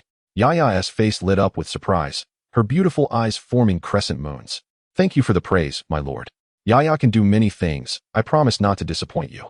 Chu Fan nodded in satisfaction, But at that moment, a sharp pain shot through his waist, causing him to twitch his lips while still forcing a smile. Damn it, is this pressure point something all women are born able to locate? Han Yi huffed and strode forward. Chu Fan shrugged and followed Yaya. Before long, they came upon a uniquely designed stone house, unmistakably crafted by human hands. Upon entering, they found a man in a yellow brocade robe, with a triangular face and sharp eyes, reclining on a rocking chair while fanning himself. Noticing their entrance, he spoke nonchalantly, 2 low-grade spirit stones for 1 low-grade magic crystal. Chu Fan furrowed his brows. This was outright robbery. To exchange for 30,000 magic crystals would require 60,000 low-grade spirit stones, nearly equivalent to a month's worth of expenditure for the Shin sect. This man was indeed rather arrogant. Han Yi also wore an expression of displeasure. We are all humans. Do you really profit from such unscrupulous means? Apologies, but this is how I conduct business. If you feel it's unfair, please exit to the left. There is another establishment 300 miles away. But don't blame me for the warning. A woman as beautiful as you 1T make it 300 miles in this market. Chu Fan inhaled deeply, his face settling into a frigid demeanor. Our ability to leave this place alive is of no concern to you. How do we exchange for medium-grade spirit stones? Similarly, 2 medium-grade spirit stones for 1 medium-grade magic crystal, the man replied dismissively. Then it seems the same applies for high-grade spirit stones. Chu Fan paused momentarily, and at that moment, a storage pouch appeared in his hand, which he promptly placed on the counter. It contained 70 high-quality spirit stones, all exchanged for superior magic crystals. In that instant, the fan in the man's hand snapped shut with a resounding clap, a smile gracing his features. Young man, you are quite generous. Which family do you hail from? Chu Fan replied with a smile. I am merely a wandering cultivator, thriving on the edge of a blade. The man licked his lips, sizing him up with a scrutinizing gaze, and a strange smile crept across his lips. I have a business proposition that could earn you at least 500 superior magic crystals. Would you care to listen? Chu Fan stood there quietly, awaiting further details. Chapter 164. The forceful seizure of the magic crystal. The man pointed at Han Yi and declared, sell her to me, and I shall immediately grant you 500 superior grade magic crystals. Chu Fan chuckled. 500 superior grade magic crystals? That amount could procure a king-level spirit artifact in the demon realm, wouldn't you agree? You truly are generous. The man burst into hearty laughter. Isn't this a mutually beneficial arrangement? Given your willingness, let's settle on 550. As he spoke, he reached for Han Yi's wrist, his face betraying a fervent greed. This woman was exceptionally beautiful. Even if he were to spend 500 magic crystals to possess her, it would be worth every bit. The ecstasy of such a woman, subdued in his bed, was beyond words. When he grew weary of her, he could easily sell her for at least 2,000 superior grade magic crystals, thus reaping a substantial profit. At that very moment, as his hand brushed against Han Yi's wrist, a scarlet sword light cleaved through the air, striking his palm with lightning speed. The man shrieked in agony, stumbling backward, his face contorted with rage and malice. You wretched creature, how dare you harm me? You seek death, he snarled, lunging forward, his body enveloped in dark spiritual energy, his hand morphing into a claw as he aimed for Han Yi's throat. Boom. At the instant he launched his attack, an overwhelming force descended upon him. He howled in pain as he crashed into the wall, his visage twisted with fury and vengeance. Chu Fan stepped slowly in front of Han Yi, his expression icy. Do you truly believe I am inconsequential? Han Yi unconsciously rubbed her left index finger, gradually turning to face them. I no longer wish to hear him speak. It is quite bothersome. Chu Fan chuckled softly, twisting his neck as a frigid demeanor enveloped him. He regarded the man, who was at the 7th star of the celestial origin realm, with disdain. Your strength is rather pathetic. I truly cannot fathom why those demons do not come to seize you. Without waiting for a response, he vanished, appearing before the man in an ethereal manner, pointing a finger at him. Shatter the heavens. Boom. The scarlet spiritual energy surged forth, creating a tempestuous wave that bore the chilling gaze of death, striking directly at the man's throat. The man shouted in desperation, a frantic glow flickering around him as he attempted to fend off the impending assault. Yet, the power emanating from Chu Fan's finger was formidable, penetrating through layers of defense and crashing heavily against his throat. Puff, bang. The searing force radiated wildly, incinerating everything within the stone chamber in an instant. Even the very structure of the stone house showed signs of melting. The man fell heavily to the ground. A gaping wound in his throat, the flesh charred, and excruciating pain caused him to tremble uncontrollably, his eyes filled with terror. Chu Fan stood quietly before him. the power of the ninth star of the Earth origin realm erupting around him, his eyes shining with a glimmer akin to cold stars. He chuckled softly, exhaling a breath of relief. Indeed, the enhancement of his strength was exhilarating. Defeating a wretch like this was effortless. Chu Fan felt a surge of excitement. In the past, eliminating such a foe would have required considerable effort. However, now, he needed no elaborate tactics. He simply overwhelmed him with brute force. The formidable power derived from the ninth star of the Earth origin realm brought him a sense of satisfaction. The man lay on the ground, his eyes filled with malice, yet unable to utter a sound due to his damaged vocal cords. At that moment, Yi stepped forward and whispered, "My lord, this individual has powerful connections. It seems we have stirred up trouble." Chu Fan raised an eyebrow, intrigued. What trouble?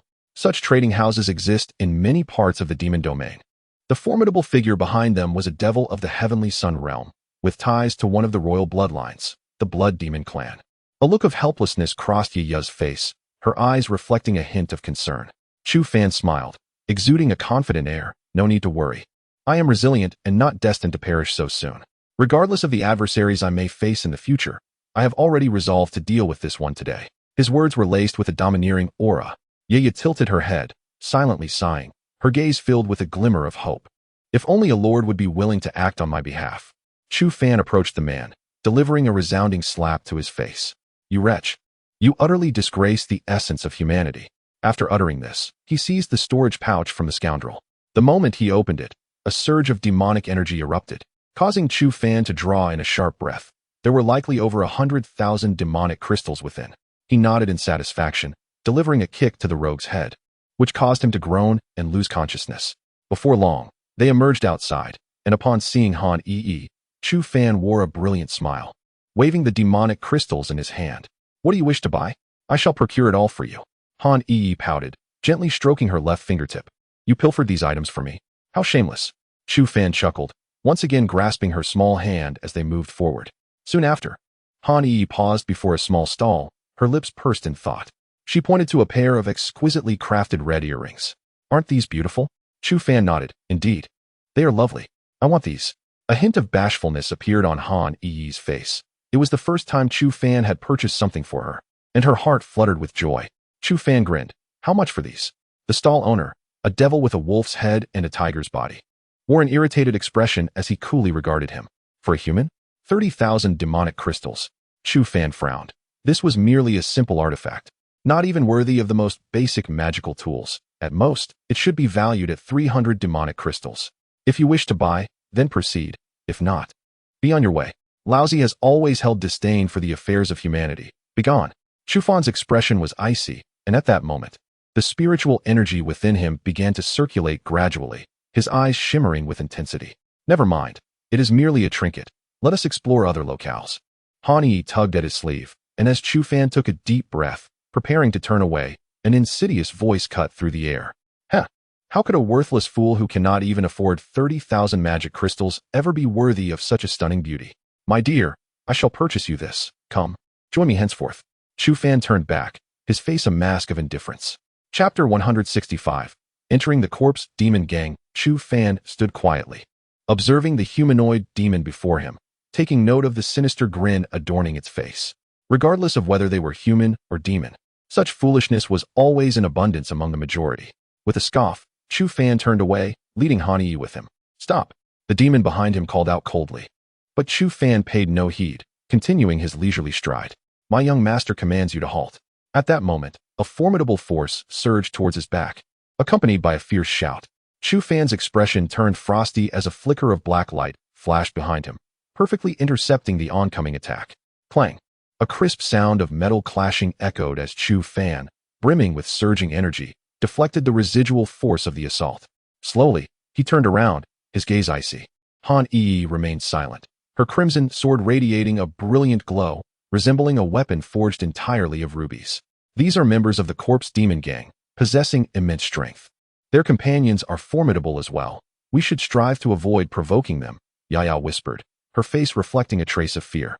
Chu Fan chuckled reassuringly. "Fear not. All will be well." He patted the girl's head and exhaled softly. "What's this? Do you wish to fight?" Chu Fan regarded the three demons before him with an air of indifference, showing no sign of retreat. In the center stood a strikingly handsome man, a demonic mark etched upon his face, who gave an insidious smile. Do you believe you stand a chance against us? Boom. 3 immense forces erupted instantaneously, 1 from a 7-star Tianyuan realm, and 2 from Yinyang realm demons. Chu Fan narrowed his eyes slightly, a faint smile gracing his lips. Whether I can contend with you, we shall soon find out. The demon adorned with the demonic mark raised an eyebrow, his eyes narrowing with a frigid intensity. If I am not mistaken, you are the ones who caused a ruckus in the giant demon city yesterday, are you not? Chu Fan stood there silently, neither confirming nor denying the accusation. The demon chuckled softly, twisting his neck. How fortunate I am to have caught you. I truly did not expect you to have the audacity to continue roaming the demon domain. Allow me to introduce myself. I am He Hun, the deputy leader of the corpse demon gang. Chu Fan, disinterested, remained silent, his demeanor unyielding. You also have a companion, a portly monk, correct? He Hun continued with a grin, prompting a shift in Chu Fan's expression as he fixed his gaze intently upon the demon. Currently, he is a guest in our corpse demon gang. If you wish for him to remain unharmed, I suggest you join us this evening for a discussion. Of course, you may choose to decline, but then your monk shall become a delectable treat for us. He Hun laughed heartily before turning to depart. Chu Fan exhaled deeply, his brow furrowed. The unscrupulous monk was powerful and cunning. How could he have fallen into the clutches of these fiends? Yet, given the circumstances, there was no alternative but to confront the situation head-on. Do whatever you wish. I will always support you, Han Yi said quietly. Chu Fan smiled faintly, holding her hand. And at that moment, he shrugged helplessly. I have no choice. That scoundrel, despite being utterly despicable and shameless, ultimately saved my life. I cannot disregard that. He must have set a trap for us to spring. It is likely that more than 2 demons of the Yinyang realm await us. After contemplating, Chu Fan pressed his lips tightly together, his eyes glimmering with resolve. If they intend to bully us with their power, they will find that I am not so easily manipulated. I am not a mere soft persimmon.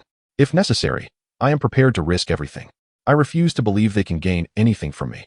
The current Chu Fan was no longer the useless person he had been 2 years prior. One who could only hide under the covers and cry after a beating. If anyone sought to oppress him, he possessed certain trump cards capable of countering such forces. At that moment, Chu Fan turned, his gaze radiating a fierce intensity. 300 magic crystals. Hand that item over to me. The stall owner chuckled derisively. What are you even worth? Do you think you can just take it? Try me. In an instant, a flash of golden light zipped through the air, striking the man's throat with lightning speed. The sharp force left a bloody gash on the demon's throat. The stall owner's expression changed instantly as he gulped nervously, terror filling his eyes. In that fleeting moment, he believed he was truly facing death. This human possesses an unsettling amount of power, he thought. Trembling, he gingerly lifted the ruby earring, while Chu Fan let out a cold laugh, tossing 1,000 magic crystals onto the stall before turning to leave. Han Yi looked at him with a hint of reproach. How can you behave like this, forcing someone to sell? Chu Fan grinned. As long as it's what you desire. I could scour the entire demon realm for it. Han Yi stifled a giggle, rolling her eyes at him, yet she accepted the earring with delight, gently adorning her left ear. Does it look good? Chu Fan nodded with satisfaction. It is exquisite. The trio found a place to settle, and Yaya provided them with a detailed account of the situation. After listening, Chu Fan raised an eyebrow, realizing they had indeed provoked a formidable force. The Corpse Demon Gang was a massive organization in this region, notorious for their acts of robbery, indiscriminate slaughter of lesser demons, and resource plundering. Their stronghold lay 70 miles away on a mountain, guarded by a 2-patterned Yinyang realm demon, 2 1-patterned Yinyang realm demons, and dozens of celestial realm demons. Such strength was formidable in this area. Should they attempt a forcible intrusion, their chances of success would be slim. If it were not absolutely necessary, Chu Fan would prefer to avoid a destructive confrontation. Taking a deep breath, his eyes sparkled with determination. Soon, night fell, and the 3 swiftly vanished, heading towards the northern mountains. However, upon reaching the foot of the mountain, only he and Yaya appeared there. Just as Chu Fan was about to step forward, a sudden force silently struck beneath his feet, and in an instant, dozens of figures emerged rapidly from every corner. Weapons were aimed at him, their faces twisted in fierce expressions. Yaya, trembling with fear, clung to him, her visage filled with terror. Chu Fan smiled quietly, standing still. Is this your hospitality? Put down your weapons. At that moment, a somewhat familiar voice reached his ears, prompting Chu Fan to glance ahead. There, he beheld He Hun descending slowly, gazing down at him from a lofty height. Indeed, quite audacious, you truly dare to come. Chu Fan smiled lightly, pondering how the day would unfold. Chapter 166. A Deal with the Devil. Heavenly Black shrugged, stating, "In your human vernacular, we merely invite you for tea today, while also discussing a transaction." Chu Fan raised an eyebrow, intrigued by the mention of a deal. "Let us converse atop the mountain." With a gentle gesture of his left hand, Heavenly Black beckoned. And after a moment of scrutiny, Chu Fan squinted, his heart stirred. A subtle smile graced his lips, as realization dawned upon him. Accompanied by Heavenly Black, he ascended the mountain, while Yiya clutched his sleeve tightly, her eyes brimming with trepidation. Shortly thereafter, they reached the summit, where an imposing stone edifice stood, surrounded by formidable demons serving as guardians. This must be the gathering point of the Corpse Demon Gang, Chu Fan surmised. "Damn it, Chu Fan, you finally arrived. If you had delayed any longer, I would have been devoured by these wretched beasts." The unscrupulous monk, bound to a stone pillar, shouted hoarsely as Chu Fan approached. Chu Fan grimaced. Had it been possible, he would have preferred to leave this scoundrel to his fate, for it was truly embarrassing. Heavenly Black cast a fleeting glance at the monk before leading Chu Fan directly into the central stone hall. Inside, a man clad in a black robe, his face shrouded in an air of indifference, sat prominently. Flanking him were two elderly figures, exuding an aura of terror. With a faint smile, Chu Fan approached these individuals and quietly seated himself. The man at the table, his gaze icy, inquired, "Are you not afraid we might tear you apart and consume you?" Chu Fan shrugged. "If that were your intention, you would have done so already." The man fixed his stare upon him, but Chu Fan remained unperturbed, delicately sipping the tea before him. "Perhaps on another day, I shall bring you some fine tea from Shin sect. This tea is simply subpar." The black-robed man exhaled softly. "Indeed, youth is the essence of a hero, commendable." Chu Fan smiled but remained silent, taking a deep breath and settling into a tranquil demeanor. "It is said you wish to discuss a transaction with me?" The black-robed man nodded. "The leverage I possess is that plump monk. You must have a significant relationship with him, I presume? What do you require of me?" 3 days hence, a convoy of demon warriors transporting magic crystals will pass through here. We intend to intercept their cargo," the black-robed man stated plainly, without a hint of concealment. Chu Fan's expression turned quizzical. "Given your prowess, acquiring such goods should be a simple task. Why seek my assistance?" "Because the crates transporting the magic crystals are enchanted. Any force exceeding the celestial origin realm would trigger a catastrophic destruction of their contents if forcibly opened." Chu Fan leaned back in his chair. "Do you not have 2 sons?" The black-robed man's eyes flickered, and a faint smile emerged. "You have seen through me. Indeed, I possess a pair of twin sons. However, opening those crates is perilous. The consequences of forcibly breaking the seal remain unknown. Thus, you are needed as a pawn." Chu Fan spoke quietly, and the black demon nodded, showing no signs of reluctance. "Very well, this transaction is quite fair." Chu Fan smiled, and the black demon exhaled, expressing satisfaction with their collaboration. As they raised their glasses for a toast and consumed the contents in one go, a sudden exclamation echoed from outside. "Capture her." Following this was a cacophony of chaotic magical blasts, terrifying forces unleashed and exploding in midair, sending shockwaves of dread throughout the atmosphere. At this moment, Chu Fan smiled, playfully toying with his wine glass. "Now, the leverage you held has evaporated." The black demon's expression shifted, his brow furrowing tightly. In that instant, a crimson light, akin to a vermilion bird, soared across the sky, unleashing an overwhelming inferno. The mountaintop was instantly transformed into a sea of flames, as dozens of demons screamed in agony. Rolling on the ground, their piercing cries mingled with the rising flames, sounding like a death knell, claiming life after life. Soon, a bloody demon burst in, eyes wide with terror. "Help! Master, that fat monk has been taken." The black demon's gaze turned sharp as a blade, fixating on Chu Fan with a look that could kill. Chu Fan chuckled softly. "So now, we must renegotiate our terms." After a prolonged stare, the black demon nodded grimly. "Very well, you indeed possess talent. However, sending a woman to fight your battles outside, such behavior is unbecoming of a man." Chu Fan smiled again. "How I conduct myself is my affair. For now, we are equals." The black demon took a deep breath and sat quietly. "Speak, what are your demands?" "I require half of those magic crystals." Upon hearing this, the other 2 demons in the Yin-Yang realm burst into laughter, their expressions dripping with disdain. "A mere human of the Yuan realm dares to be so brazen. Truly, you are unaware of your own mortality." They mocked. "We might consider giving you half if you leave your name behind. What purpose does such a blind wretch serve? It would be better to simply kill and devour you." The 2 demons continued their derisive laughter, while Chu Fan merely shrugged. At that moment, a flicker of golden light danced between his fingers, and an overwhelming aura surged forth. The black demon's countenance shifted dramatically, his brow furrowing deeply. The golden-winged rock. Chu Fan smiled. If I were to perish here today, believe me, you would not survive an hour before being reduced to paste. Feel free to test that assertion, he added. The black demon gritted his teeth, struggling internally.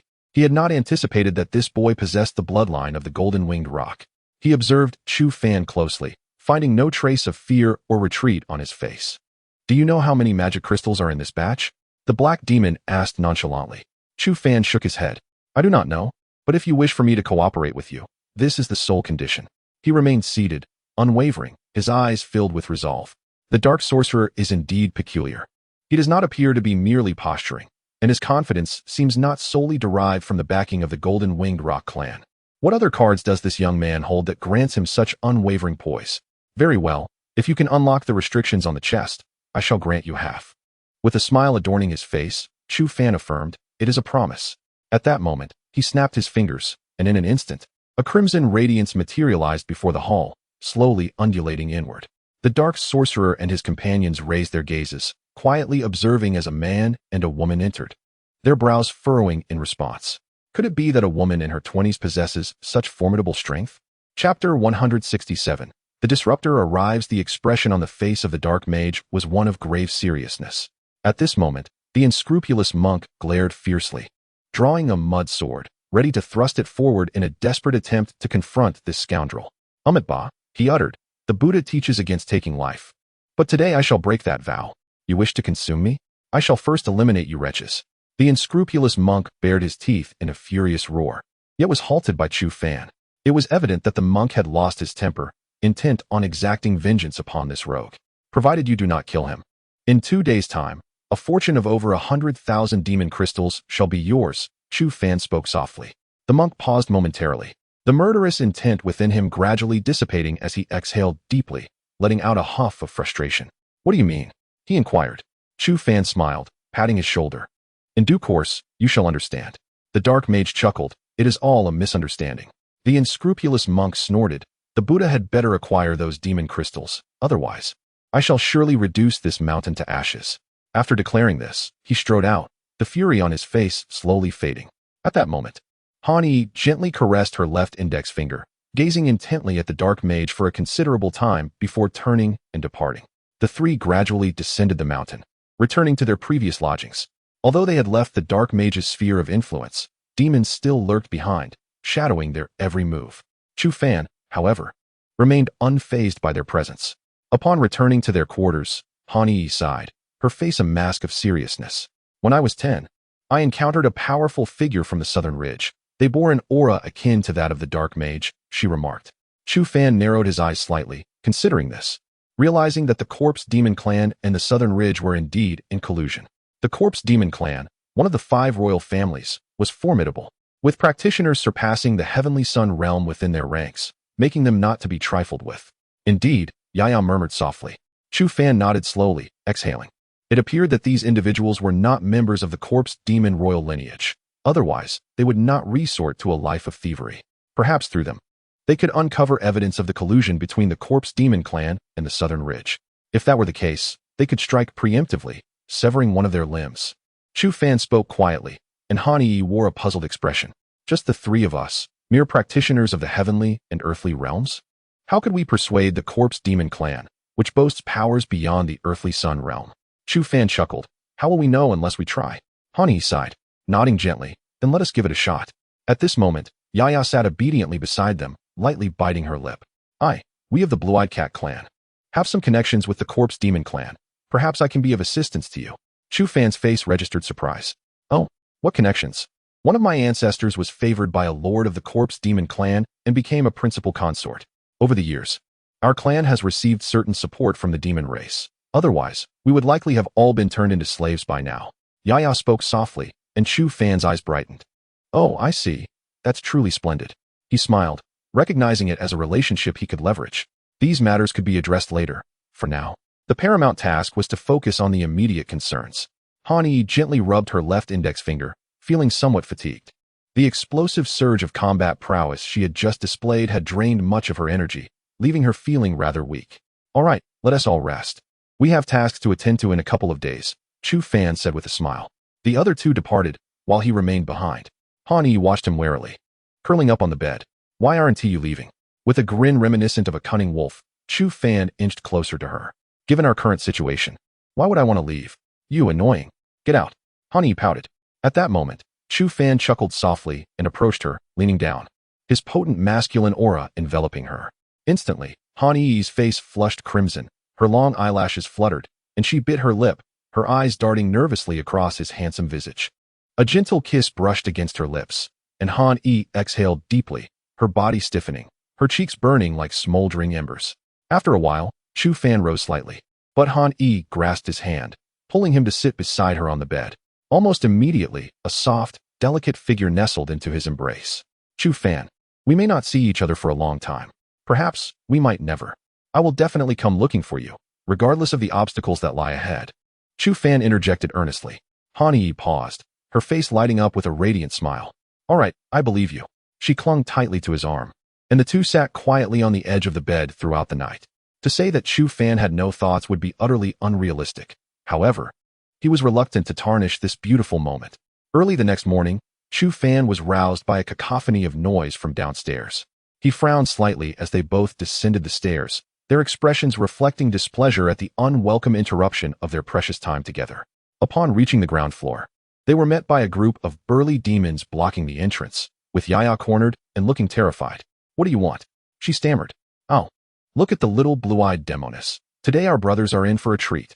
One of the demons chuckled, while the others erupted into laughter, their faces twisted with mockery. We're here to find a human who dares to encroach upon our territory. It seems they are tired of living, another demon said coldly, his expression filled with chilling hostility. Just as Chu Fan arrived downstairs, he spotted the individual he had seen during the crystal exchange standing among the demons, his face contorted with malice and resentment. Let that wretched creature come forth. Today, I shall make him pay dearly. The man's face was marred with bruises and scars, as numerous onlookers whispered among themselves, their expressions tinged with trepidation. Who possessed such audacity to provoke them? It remains a mystery, yet it is certain that this individual is doomed. Alas, such recklessness is unfathomable. Were I in his position, I would hastily retreat. Nevertheless, I shall remain and witness the unfolding spectacle. It appears a captivating drama is about to ensue. The murmurs continued. And at that moment, Chu Fan could not help but smile, realizing that the challengers had arrived. In that case, let us see whose backing is more formidable. Chapter 168. You cannot afford to offend my backing. Chu Fan descended slowly, a serene expression gracing his face. At that moment, the man locked eyes with him, gritting his teeth in a furious glare. You little beast, I finally found you. Feeling quite pleased with yourself after stealing my belongings yesterday, are you? Today, I shall make you pay back in full. The man sneered menacingly, while Chu Fan merely smiled, standing quietly before him, observing the several demons beside this man, who nodded in silence. They were all peak-level demons of the Earth origin realm, undeniably formidable. The man snorted dismissively. Enough of this nonsense. I am here to kill you today. If you know what's good for you, kneel down, and I might spare your corpse. He continued, otherwise, I will sever your tendons and throw you into the demon exchange to be a blood slave for life. Observing the man's sinister expression, Chu Fan shrugged. Such a fate was indeed exceptionally grim. You should understand, kneel obediently, and I might grant you a quicker demise today. Chu Fan crossed his arms, a mocking smile dancing on his lips. And if I refuse, then you shall die? The man retorted coldly, and at that moment, the demons began to encircle them, their expressions devoid of warmth, filled with mockery. To send 4 or 5 peak-level demons of the celestial origin realm to deal with a single peak human cultivator of the Earth origin realm was akin to using a sledgehammer to crack a nut. The demons approached Han Yi, grinning wickedly. Little girl, if you join us today, we can have a lot of fun. Suddenly, a scarlet sword light, like a red ribbon, pierced through the air, striking the demon with terrifying sharpness, severing one of its hands in an instant. Blue blood erupted, accompanied by the demon's anguished scream. At that moment, Han Yi's eyes gleamed with a chilling silver light, the crimson sword lights swirling around her fingers, exuding a terrifying power capable of rending the very fabric of this world. The demon clutched its severed hand, stumbling back in fear. The other demons' expressions shifted, their auras erupting with intensity. Chu Fan remained composed, Dealing with such lowly creatures was undoubtedly within Han-E's capabilities. You little trash, seeking death. Today, I shall chop you into pieces to feed the demons. The man scoffed, his hand slicing downwards, prompting the demons to charge forward, their faces contorted with malice. Chu Fan chuckled darkly. I say, after following us for so long, it's only right that you assist us in dealing with some troubles. Isn't it? As his words fell, the demons unleashed their assault, a terrifying surge of magical energy enveloping the entire floor, brimming with destructive power. The dark magical energy spread throughout the space like a dense storm cloud. Under such a formidable onslaught, Chu Fan felt as insignificant as an ant, utterly devoid of any capacity for resistance. However, a serene expression adorned his face, as though the tremendous force capable of shattering a peak practitioner of the celestial realm posed no threat to him whatsoever. Outside, the demons gasped in horror, their faces contorted with fear. It was over. This young man was destined to be reduced to mere pulp. Indeed, he was merely a fool seeking death, a loss not worth lamenting. It seemed evident that he had recently fled from his clan, unaware that the formidable beings outside would show him no mercy, thus inviting his own demise. Boom. In the next instant, that ferocious power shattered the stone door, crashing down upon Chu Fan and his companion. Several demons wore expressions of savage delight, proclaiming, "Die, wretch." Bang. The overwhelming force bore down upon the two, unleashing a terrifying explosion of destructive power. This level of force was certainly beyond the capacity of these two humans to withstand. Their demise was inevitable. The dreadful shockwave spread across the street, causing many demons to change their expressions. Who was this person, that he would provoke the wrath of 4 demons of the celestial realm? The middle-aged man, standing amidst the demons, wore a brazen smile. You had your chance, little beast, and now you face the consequences of your own folly. He snorted, anticipating the moment the power dissipated so he could reclaim the magic crystal that had been taken from him. As the brilliance gradually faded, he took a deep breath and stepped forward. Suddenly, in that fleeting moment, a flash of black light surged forth, striking him fiercely in the chest. The terrifying force shattered his torso, propelling him through the air, blood gushing from his mouth like a small river. Before he could touch the ground, he was already lifeless.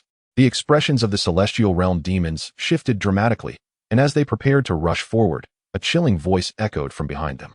Dare to lay a finger on them today, and in 10 minutes, your heads will adorn the center of the marketplace. Feel free to test my words. This voice, imbued with coldness and murderous intent, spread through the air. Concurrently, an immensely powerful force descended from above, exerting pressure that surpassed all limits of resistance, causing the demons' faces to pale instantly. At this moment, Chu Fan smiled and looked up at the group standing before him. The demons hastily turned, their faces filled with dread. There stood a young man clad in a black cloak, accompanied by a tall elder, also draped in black. The immense power that instilled fear in all the demons radiated from this elder. It was the power of the Yin-Yang realm. Chu Fan chuckled, glancing at the young man, and shrugged. This was He Hun's brother, He Pa, the very corpse demon who had previously met him at the foot of the mountain. Chu Fan discerned this secret due to the stark contrast in temperament between the two brothers. He Hun was exceedingly arrogant, embodying the traits of his demonic lineage, brimming with audacity. However, He Pa exuded a refined demeanor and displayed considerable politeness, easily discernible to any discerning observer. The 4 demons twitched at the corners of their mouths, recognizing his identity, their expressions contorting in discomfort. We are subordinates of the Blood Demon Trading Company. We implore you, young master, to grant us some leniency.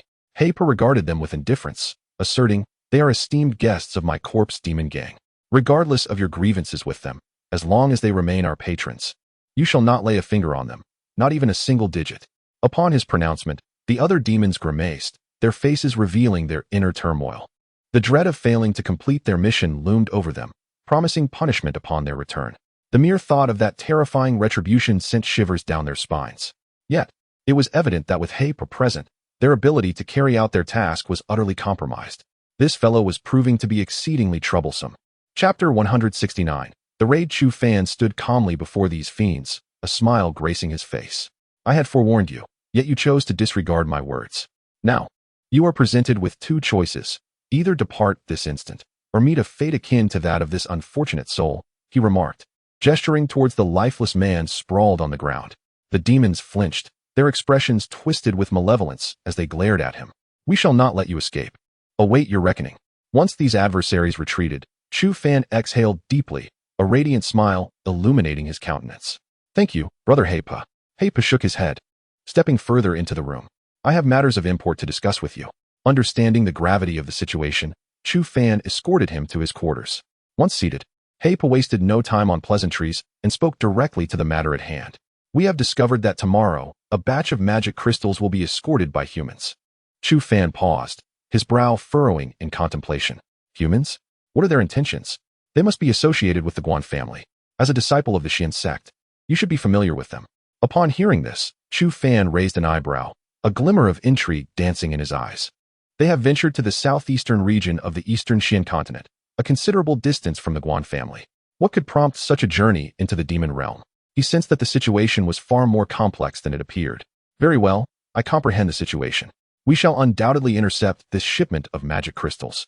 However, the opposing party is accompanied by practitioners from the Tianyin realm. Engaging them may not be a straightforward affair." Chu Fan understood the implications of Heipa's words and smiled knowingly. "It matters not, since these individuals have chosen to ally with the demons. I shall dispense with any semblance of courtesy." Heipa took a deep breath, pausing momentarily, his dark eyes fixed intently on Chu Fan. "Exercise caution. I have a premonition that this matter will not unfold simply." Chu Fan nodded solemnly, his expression grave. After Heipa departed, he sighed deeply. A look of seriousness etched upon his face. The Guan family, and accompanied by practitioners of the Tianyin realm. Could it be Yin Gang? After returning from the secret realm, Chu Fan had already reported the incident to his sect, though Tian Shuzi had not voiced any concerns in his presence. Chu Fan knew that Yin Gang's circumstances would not be favorable. Now, this individual reappeared in conjunction with the Guan family, presenting a scenario rich with implications. Chu Fan recalled Yin Gang vividly, having witnessed his frenzied search for something within the secret realm. Was this visit also motivated by that pursuit? He exhaled and shook his head. Regardless of the circumstances, he would ascertain everything upon encountering that old foe. The day swiftly passed, and on the morrow, Chu Fan prepared himself and set out with his companions to the summit of the Corpse Demon Gang. Upon encountering him, the dark sorcerer nodded, beginning to devise a plan for the afternoon's events. "With a practitioner of the celestial shadow realm present, we cannot confront them head-on. I will find a way to lure that practitioner away. The remaining practitioners of the Yin-Yang realm shall be dealt with by us, while the experts of the celestial origin realm will be entrusted to your care. Once we succeed, we will return to the mountain in 3 separate groups and subsequently open the treasure chests in a judicious manner." The dark sorcerer spoke quietly, and Chu Fan nodded in agreement without objection. "Chu Fan, I too have a vague sense that today's events may not unfold as smoothly as we have planned." Han Yi murmured softly. Chu Fan remained silent for a long while, then exhaled deeply. Just as he was about to speak, his expression suddenly changed, and he turned sharply to look outside. A piercing scream echoed across the sky, and in the next moment, the hundreds of demons on the mountain sprang into action. A tempest of demonic energy surging forth, accompanied by incessant shouts. Observing the chaos that had erupted at the Corpse Demon Gang's encampment, Chu Fan sighed heavily. He finally understood where the problem lay. Boom, boom, boom. The instant they stepped outside, 3 ethereal blue beams of light shot up like colossal pillars into the sky. A terrifying wave of power descended upon them, enveloping the entire mountain in a chilling aura. Chu Fan pressed his lips together, furrowing his brow tightly. A spiritual formation. Moreover, it was arranged by a master of spiritual formations, capable of ensnaring practitioners of the Yin-Yang realm at the very least. Such powers signified that the strongest demons on this mountain were already aware of their entire force distribution, waiting to ensnare them all at once. With a thunderous roar, the light in the sky suddenly dimmed, and countless boulders ablaze with blue flames appeared in midair. The catastrophic force, akin to a world-ending calamity, bore down upon them with ferocity. I will intercept these stones. You and Wuliang must locate the formation's core," Chu Fan declared, leaping into the air like a valiant knight clad in battle armor, charging into the fray. Han Yi, without hesitation, maximized her spiritual awareness, meticulously searching the ground for the formation's focal point. At that moment, Yaya, feeling anxious and unable to assist, suddenly flickered with black light and appeared beneath Chu Fan. He gazed in astonishment at the 3-meter-tall cat, its rib-like wings spread wide, its eyes shimmering with a blue glow, exuding an otherworldly aura. "Is this the true form of the Blue-Eyed Cat clan? My lord, please mount my back," Yaya spoke softly. Chu Fan climbed onto her back, feeling an extraordinary sensation wash over him, as if he and the cat were one, seamlessly synchronized. He could sense waves of power emanating from Yaya. Astonished, he wondered what was happening. Our Blue-Eyed Cat clan possesses a unique skill beyond our appearance and demeanor. After the clan members wholeheartedly devoted all their energies, they could assist one another in attaining enhanced strength and ceaselessly provide magical power. Yaya's voice resonated softly, prompting Chu Fan to nod slowly, astonished by such a remarkable trait. At that moment, Chu Fan exhaled deeply, a black great halberd materializing in his grasp. With a mighty swing, he brought it down with a resounding thud upon a colossal stone. Instantly, the immense boulder shattered into countless fragments, scattering like the petals of a celestial maiden. Gazing up at the myriad of stones raining down from the sky, Chu Fan furrowed his brow. If this consumption continued unabated, it would be impossible for him to clear all the stones in this place. He exhaled gently once more, his eyes gleaming with a dark radiance. Chapter 170. The Old Dog Ean Gang, Shattered Sky Finger, Thunder Calamity, Golden Phoenix Halberd. At this moment, Chu Fan unleashed 3 spirit-level combat techniques in rapid succession, his internal spiritual energy surging forth. A phantom of a 9-story black tower enveloped him, radiating an overwhelming aura. The indistinct shadow beside him was simultaneously absorbing the magical energy from the surroundings, transforming it into a torrent of spiritual power for Chu Fan's use. The 3 spirit-level techniques surged with an intensely formidable strength, ruthlessly unleashed. Instantly, the sky echoed with a cacophony of explosions. As countless fragments of stone rained down like a torrential downpour, the demons on the ground wore expressions of shock, their eyes brimming with fear. Even the black demon furrowed his brow tightly. Had this young man finally begun to reveal his true strength? With an initial strike comprising 3 spirit-level techniques, it was clear this was not the extent of his capabilities. It was no wonder he had previously been so audacious. Above, several hundred massive rocks shattered, the layer closest to the ground collapsing entirely. Chu Fan gazed at the densely packed stones in the sky, imbued with tremendous power, and exhaled deeply. "Follow me," he murmured, transforming into a streak of golden lightning as he swiftly ascended. Yaya pushed herself to the limit to keep pace with him. In the next moment, stars sparkled around Chu Fan's form as he clenched his fist, delivering a fierce punch. His entire arm was encased in black battle armor, infused with explosive force. Boom! The colossal stone before him shattered almost instantaneously. The next moment, Chu Fan appeared before another massive rock, still wielding that same formidable power. Thus, he became a golden ray in the sky, the golden light flashing rapidly as the rocks continued to explode, buying time for those below to locate the enemy's spiritual array master. The opponents were all mobilized, desperately searching for their spiritual array master. If they could not find him, they would be doomed. 3 strong figures from the Yin Yang mirror fought with all their might, their eyes bulging with effort. It was evident that the enemy sought to ensnare them completely, leaving no room for escape, their attacks fierce and unrelenting. The high-ranking demons, including Tianma, heightened their senses to locate the enemy's spiritual array master. Meanwhile, Han Yi and her companion wore grave expressions, meticulously searching every inch of the terrain. The 3 factions were exerting their utmost effort, unwilling to be buried in the earth. Boom! Chu Fan smashed through another stone, his complexion pale, fatigue evident in his eyes. By this point, he had shattered thousands of stones. Even if he were made of iron, his strength had been nearly depleted. Even the shimmering light behind him flickered uncertainly, struggling to maintain its brilliance. Had it not been for Yaya's unwavering support from below, Chu Fan would likely have collapsed by now. The enemy was closing in. At this moment, the ground reverberated with the cries of an unscrupulous monk, and Chu Fan furrowed his brows tightly, his countenance dark and somber. It was evident that the adversaries were determined to bring them to their demise. Those individuals had been recuperating, while they were utterly exhausted. The arrival of reinforcements at such a critical juncture was nothing short of cruel. Soon after, an overwhelming force erupted, and Chu Fan distinctly sensed the presence of spiritual energy, the power of human cultivators. The sudden appearance of human forces in such a place could only be explained by one thing. That old scoundrel Yin Gang had brought his men charging in.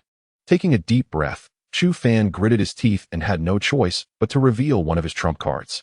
Instantly, an enigmatic aura emanated from him, and a chorus of roars erupted from his surroundings. Within moments, the mountains were encircled by a tide of demons. Upon witnessing this scene, the black demon's expression changed drastically, yet Chu Fan's voice reached his ears. "Let the demons in, do not obstruct them." It was only at this moment that Chu Fan truly appreciated the formidable nature of the beast-taming spirit. Even demons could be commanded. Such a talent was nothing short of invincible. Countless demons surged forward, regardless of whether they were at the earth origin or celestial origin stage, plunging into the spiritual array and entangling with the human cultivators. Bang! At this point, the unscrupulous monk struck a man with such force that he coughed up blood and flew out, simultaneously releasing a deep sigh, sweat glistening on his brow as he suddenly raised his head. Chu Fan, we might be near the edge of the spiritual array, but it is heavily guarded by the enemy. We cannot get through. Upon hearing this, Chu Fan fell silent for a moment, taking a deep breath. Use your mud sword to shatter the spiritual array, Chu Fan shouted, and the unscrupulous monk, gritting his teeth fiercely, swiftly brought the mud sword to the edge of the spiritual array. Swish! The extraordinarily sharp mud sword instantly cleaved a small opening in the spiritual array, and his face lit up with joy. However, before his smile could fully blossom, he suddenly noticed that the opening was rapidly healing, showing no signs of its existence.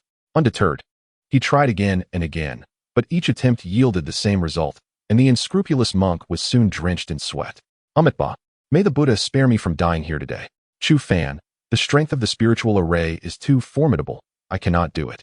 The monk's brows were tightly knitted, and Chu Fan was infuriated. Have you been trampled by a donkey? That is a half-emperor artifact. If you can't even break the spiritual array with that, what good is it? At this moment, Wu Liang slapped himself hard across the face, cursing his own confusion. Damn it, Chu Fan, if I get drained today, even in reincarnation, I will never let you off, he shouted, desperately channeling the spiritual energy within him into the mud sword. However, after infusing 70% of his strength, the mud sword displayed no reaction whatsoever. Wu Liang's lips twitched violently, his expression growing exceedingly grim. At that moment, he gritted his teeth fiercely, fervently channeling his spiritual energy, pouring every last ounce of strength into the clay sword. As the final thread of spiritual power departed from his meridians, the unprincipled monk sank to his knees, gasping for breath, with the brilliance in his eyes dimming. Upon gazing at the clay sword, it remained as unsteady and lackluster as before. In a fit of frustration, the unprincipled monk hurled the clay sword to the ground, exclaiming, Amitabha, how could the Buddha have created such a contraption? Suddenly, at that very moment, a grayish glow burst forth from the clay sword, rendering it even more tattered in appearance. Yet within that instant, a terrifying pressure, capable of collapsing the very heavens and earth, surged forth with wild intensity. Chapter 171. The Madness of Yin Gang in an instant. A grayish light enveloped the entire mountain range, causing the earth to tremble with a deep rumble. The sky, at that moment, seemed to wail, as a terrifying pressure threatened to obliterate the world itself. The unscrupulous monk, prostrate on the ground, was overwhelmed with shock, gazing blankly at the broken sword before him, momentarily at a loss for words. This dreadful force pinned him to the ground, rendering him unable to lift his head, and he let out a muffled groan, feeling as though his entire being were being crushed under immense pain. In midair, Chu Fan was struck by a wave of power, violently crashing to the ground, gritting his teeth in agony. At this moment, all forces shattered under the overwhelming weight of this pressure, devoid of any ability to resist. This aura emanated from a half-emperor, the most formidable presence beneath the great emperor in the vast cosmos. At this juncture, be they demon or human, all eyes were fixated greedily on that mud sword, a fervor igniting within them. A half-emperor artifact. Securing such a treasure would guarantee one's life and elevate them to unprecedented heights. Chu Fan, too, licked his lips, his eyes darting as he contemplated various schemes to seize the sword. Who would ever be disinclined to possess more trump cards? The overwhelming pressure stretched for 3,000 miles, engulfing the entire marketplace in its might. All demons fell to their knees, faces etched with terror. Living in a rigidly hierarchical society, demons were particularly sensitive to such oppressive auras, with many collapsing unconscious from the shock. Numerous demons of the Yin-Yang realm, and even the heavenly Yin realm were jolted from their meditative states, their faces a canvas of astonishment and dread. A half-emperor. This was the aura of a half-emperor. Could it be that a half-emperor had appeared here? As panic and confusion gripped the hearts of all demons, the oppressive force gradually dissipated, as if it had never existed. In the instant that the pressure vanished, a fierce scramble erupted atop the corpse demon gang's peak. Everyone and every demon surged forth, hands reaching for the dagger. Amitabha, you shameless wretches dare to snatch from the Buddha. You seek death. The unscrupulous monk's voice rang with fury, golden lights swirling around him, radiating forth like a tidal wave, enveloping half the mountaintop. Yet, amidst this golden sea, An unusual glimmer of gold flashed, and in the next moment, the mud sword vanished from the ground. Ah, which scoundrel has stolen the Buddha's treasure? I shall pursue you to the ends of the earth, to the depths of hell, until death do us part. The monk's piercing cry echoed, his eyes bloodshot, resembling a famished beast poised to devour. Meanwhile, Chu Fan chuckled softly, concealing the mud sword and casually walking back, brow furrowed in contemplation. What had just transpired? Had you activated the half-emperor artifact? The unscrupulous monk, with reddened eyes, abruptly turned to glare at him, exclaiming, "Stop pretending to be a good person. Was it not you who just snatched away the Buddha's belongings?" Chu Fan curled his lip, now encircled by demons and human cultivators, all radiating potent energy. At this moment, he also turned to see a familiar face, a smile creeping onto his features. "Gang, you old rascal, you finally decided to show yourself." Not far in front of him stood the elderly figure, completely cloaked in a black robe. "Gang," the old man snorted, slowly removing his hood to reveal a face marked by coldness and ferocity. "You little wretch, I have been searching for you for a long time, and today, you shall not escape." With a slight wave of his hand, those surrounding him surged forward, their powerful auras bursting forth, all being cultivators of the heavenly origin realm. Meanwhile, the black demon, with a sly glint in his eye, discreetly retreated with his subordinates, choosing to observe from a distance. Chu Fan chuckled softly, exhaling lightly. "I truly did not expect to encounter you here. Enough with the pleasantries. No matter what you say today, I shall not let you go," Gang replied coldly. Chu Fan raised an eyebrow, a peculiar expression adorning his face. "Before I meet my end, I wish to pose a single question. Why do you labor so intensely for the Guan family?" The elder of the Xian sect, a practitioner of the heavenly shadow realm, even in the vast expanse of the great thousand world, stands as a formidable force. Why engage in actions that not only tarnish your reputation, but also place you in peril? Chu Fan's voice was soft, yet Gang regarded him with a chilling glare. "You understand nothing, fool. Do you believe the Xian sect is powerful? I shall enlighten you. In the face of true might, the Xian sect is akin to mere vermin. I have devoted my entire life to the Xian sect, and I shall ultimately prove that my choices are indeed correct. I will lead the Xian sect to its zenith, achieving everlasting glory for generations to come." Gang's eyes brimmed with fervor and excitement, while Chu Fan furrowed his brow, sensing the old man knew more than he let on. Yet, it was evident he would glean no further information from him today. "I know you are like a cockroach, difficult to eradicate, but in my view, your survival has merely been a stroke of luck. Little brat, your good fortune has run its course. Now, pray you do not meet a gruesome demise." Gang grinned menacingly, then suddenly waved his hand, urging his followers to charge. Instantly, a torrent of spiritual energy erupted, and terrifying attacks descended like a rain of destruction, enveloping Chu Fan in a shroud of intensity. His expression grew grave. At that moment, Han Yi appeared by his side, her sword radiating a crimson glow, her eyes filled with determination. Clearly, neither of them intended to retreat today. "You had better return the Buddha's sword, otherwise, even if I descend into hell, I shall not let you off the hook." At this moment, the unscrupulous monk surged forth, golden light cascading throughout the expanse. Chu Fan remained silent, taking a deep breath, his countenance imbued with profound gravity. A resplendent black radiance emanated from his being, as a towering nine-tiered black edifice enveloped him, unleashing an inexhaustible surge of power. Chu Fan's hand gradually formed a seal, and an unsettling wave of energy swiftly spread, sending shivers down the spines of all present. The magical energy on the ground coalesced into swirling vortices, ceaselessly revolving around Chu Fan, while even the magical essence in the heavens was ruthlessly commandeered. Chapter 172. The divine beast vermilion bird. The expressions of the two individuals beside him were filled with astonishment. This was the formidable power of a royal-level combat skill. This fellow possessed such an extraordinary trump card. It was utterly monstrous. "I require a quarter of an hour," Chu Fan murmured, and the two nodded in understanding. Taking a deep breath, they swiftly darted away. Whoosh! A crimson sword light streaked across the sky, akin to a vermilion bird, enveloped in flames capable of incinerating everything in its path, plunging directly into the enemy's ranks. The individual at the forefront, caught off guard, was struck by this sword light, cleaving his body in two, blood spraying forth instantaneously.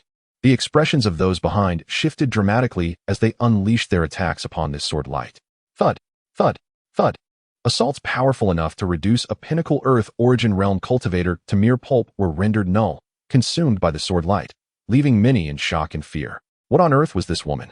Meanwhile, the The unscrupulous monk produced a golden Buddha bead, pulsating with overwhelming power, reminiscent of a golden ocean, which was released in an instant. An ethereal image appeared behind him, prompting gasps from the onlookers. It was the phantom of a Buddha.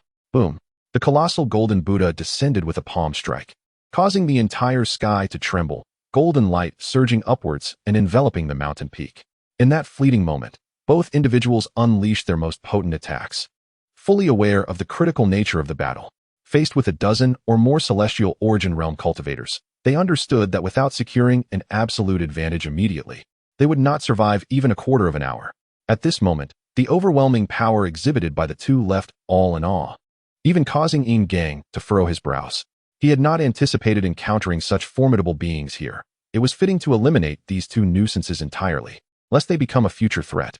Immortal Flame Sword, Han Yi exclaimed, gently biting her fingertip and swiftly inscribing an intricate rune upon her wrist. Buzz! At that instant, a pattern rapidly emerged on her forehead, and her eyes transformed into a pure, vibrant red, exuding an immense and terrifying pressure. Simultaneously, her hair turned crimson, making her appear as though she had descended from the heavens, her aura suppressing all living beings nearby.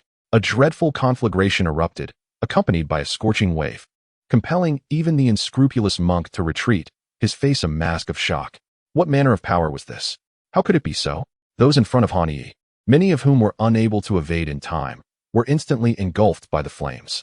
The terrifying fire disregarded their spiritual defenses, rapidly attaching itself to their forms. They cried out in agony, rolling on the ground, desperately attempting to extinguish the flames with their spiritual energy. Yet, as they endeavored to suppress the fire, the initially shallow flames surged upward, erupting dramatically. These individuals did not even have the time to emit a single scream before being reduced to ashes. The unscrupulous monk standing behind felt a chill creeping up his spine, his lips twitching in shock. How monstrous! Han Yi was engulfed in flames, her entire being radiating a cold, lethal intent. The searing fire had stripped the mountain range bare, even melting the very rocks. Those cultivators who had narrowly escaped were now fleeing in terror, devoid of any will to fight. It was utterly terrifying. This woman was nothing short of a monster. Simultaneously, the flames enveloping Han Yi rapidly coalesced, and in the next moment, a formidable avian apparition surged forth. With a piercing cry, a colossal bird, towering 100 zhang, gradually materialized behind her, its immense wings adorned with swirling crimson flames. The creature's head sparkled with hues of 9 colors, its immense eyes filled with a power capable of incinerating the very cosmos. Each feather, brilliant red, resembled the most exquisite rubies meticulously carved. Its 9-colored tail feathers scattered glimmers of light, and at its appearance, many gasped in astonishment. Is that a phoenix? Oh my, do phoenixes truly exist? Ancient texts proclaim that true dragons and true phoenixes do not walk among us. How can this be? This is not a phoenix. It is a vermilion bird. Yin Gang's voice resonated slowly, while others stood momentarily stunned, their eyes clouded with confusion. Many believe that the vermilion bird was born of a phoenix. Yet that notion is profoundly erroneous. The vermilion bird possesses a lineage far more noble than that of the phoenix. It is born from the primal flames of creation, emerging from chaos, and is incomparable to the phoenix. The vermilion bird, rarely seen in the world, symbolizes the mightiest of fire-based powers, with legends suggesting that its strength could rival that of an emperor. Yin Gang spoke softly, his gaze now brimming with greed and malice. He had never anticipated that a mythical beast, thought to exist solely in tales, would manifest before him. It seems this wretched woman possesses an extraordinarily noble bloodline. If he could harness the essence of this vermilion bird, he would undoubtedly become an unparalleled force, and the entire world would be his. Bring forth the bloodline from this wretched woman, Yin Gang declared coldly. The individuals before him exchanged wary glances, yet they shrank back, unwilling to advance. It was clear to all that whoever dared step forward would meet their demise, and none wished to perish. A bunch of worthless fools, Yin Gang scoffed disdainfully, his form dissipating into countless avatars, filling the space with his presence as he swiftly lunged toward Han Yi. In response, she let out an enraged shout, gripping a 3-foot-long azure blade as though she were wielding a mountain, laboriously bringing it down. Swish! Even before the sword's aura could take shape, a myriad of chaotic sword energies erupted within the space. The mountaintop was left in utter disarray, a multitude of deep ravines crisscrossing the ground. The entire summit appeared as though it had been trampled by countless demons, It seemed that a mere touch would cause it to shatter into fragments. With a mighty cry, the avian apparition soared once more. The colossal vermilion bird unfurled its wings, transforming into a streak of fiery light as it surged forward with remarkable speed. In midair, the protagonist morphed into an enormous sword of unparalleled size, its razor-sharp blade emitting a brilliance that caused the very fabric of space to quiver. The 100-foot-long crimson sword swept gracefully across the expanse, instantly annihilating countless doppelgangers, leaving not even a trace of ash behind. With a resounding crash, the mighty sword struck against an overwhelming force, causing ripples of red power to surge forth. The demons, including the celestial demon, were struck by this wave, immediately spewing forth blood, their eyes wide with horror as they were propelled away. How could this be? Were these humans truly monstrous? How could a mere human emerge with such terrifying combat prowess? Chapter 173. The final trump card at this moment. The unscrupulous monk, standing on the ground, gritted his teeth fiercely. The colossal phantom of the Buddha reappeared, and intricate, complex patterns emerged upon its immense golden palm. The gigantic hand descended directly towards Ingang. Wu Yang was acutely aware that, even if Han Yi were an extraordinary prodigy, it would be utterly impossible for her to defeat a practitioner of the Tianyin realm with her strength at the Tianyuan realm. Boom. The enormous palm struck fiercely in front of Ingang, but halted a mere yard away from the old man, regardless of how hard Wu Yang exerted himself. The vast golden hand could not advance an inch further. Clenching his teeth tightly, madness filled his gaze as the Buddha's light within him surged violently, pouring forth into the golden giant palm. Meanwhile, Han Yi maintained her stance with the sword raised. The towering blade above her now descended upon Ingang's head. Waves of terrifying crimson energy were released continuously. Scorching flames engulfed the surrounding landscape for thousands of yards, transforming the mountaintop into a sea of fire, brimming with fearsome lethality. Before Ingang, the space twisted grotesquely, ripples spreading outward effortlessly, deflecting the enormous crimson sword. A sinister grin crept across his face as he let out a low growl, casually waving his left hand. Instantly, an endless storm erupted, crashing violently against the 100-foot sword. Han Yi spat out a mouthful of blood, her body collapsing backward, her eyes reflecting a mixture of regret as she turned to glance at Chu Fan, who remained steadfast at his position. It all depends on you now. Bang. Immediately, the golden hand was effortlessly destroyed by Ingang, and the unscrupulous monk coughed up blood, crashing down to the ground, his face twisted in despair and fury. A few insignificant insects, seeking to shake the heavens? How utterly laughable. Ingang scoffed, his gaze slowly settling on Chu Fan, who stood still, surrounded by a terrifying aura. You little beast, it's finally your turn. Prepare to die. As he spoke, he gently pressed down with his right hand. The relentless storm coalesced into a palm the size of 1,000 feet, ruthlessly descending upon Chu Fan's head. Han Yi's expression changed dramatically as she clenched her fists, the patterns on her wrist flashing incessantly. If necessary, she would sacrifice her own life to ensure Chu Fan's safety. Boom. The hand struck Chu Fan, and Han Yi's pupils constricted as she transformed into a crimson flash, appearing beside him. Yet at that moment, a heart-stopping aura began to rise. Han Yi halted in her tracks, feeling a sudden weakness in her limbs. She bit her lip tightly, her eyes filled with panic. This aura seemed to emanate from the very dawn of creation, transcending the heavens, a chaos capable of annihilating the world. In this moment, whether human or demon, all faces were marked with terror. The celestial demons fixed their gaze upon Chu Fan, astonished. Did this boy still possess a hidden card to reveal? Ingang furrowed his brow slightly, yet he took no action, unable to believe that a mere earth elemental realm wretch could possibly withstand his strike. How ludicrous. You little beast, no matter what cunning tricks you employ, today you shall perish here. Do not struggle. He chuckled sinisterly, standing with his hands clasped behind his back, resembling a deity who governed fate. At that moment, Chu Fan abruptly opened his eyes, his pupils brimming with chaotic light, as a large seal gradually materialized before him. It was the essence of chaos. The heavenly demon gasped in astonishment, his face awash with disbelief, completely frozen in place. The onlookers collectively drew in a sharp breath, their expressions frozen in shock. The essence of chaos, born at the inception of the cosmos, had vanished into the void after the separation of heaven and earth. Unless one were a superlative being of imperial stature, it was beyond the capability of ordinary individuals to wield such power. Yet now, this young man had harnessed the chaotic essence to forge his own attack. How astonishing. Could it be that he was backed by a living emperor? Ingang's expression began to grow grave, Licking his lips, he realized this little beast possessed more than he anticipated. The Earth Desolation Seal.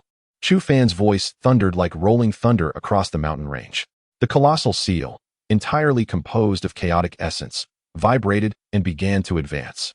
Boom! Yin Gang's gigantic palm struck down upon it, and all present held their breath, fixated on the unfolding scene. They understood all too well that if Chu Fan could not withstand this assault, they would surely meet their demise. Thud! The great seal trembled slightly, unleashing a terrifying force that, under the watchful gaze of all, shattered the enormous palm into fragments.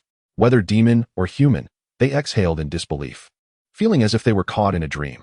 That was an attack from a heavenly shadow realm expert. Even a casual strike could never be shattered by someone of the earth elemental realm. Thud! The great seal appeared before Yin Gang, crashing heavily against his chest. He let out a muffled grunt, stepping back in astonishment. The surrounding demons and human cultivators erupted in uproar, their expressions a blend of utter shock and disbelief.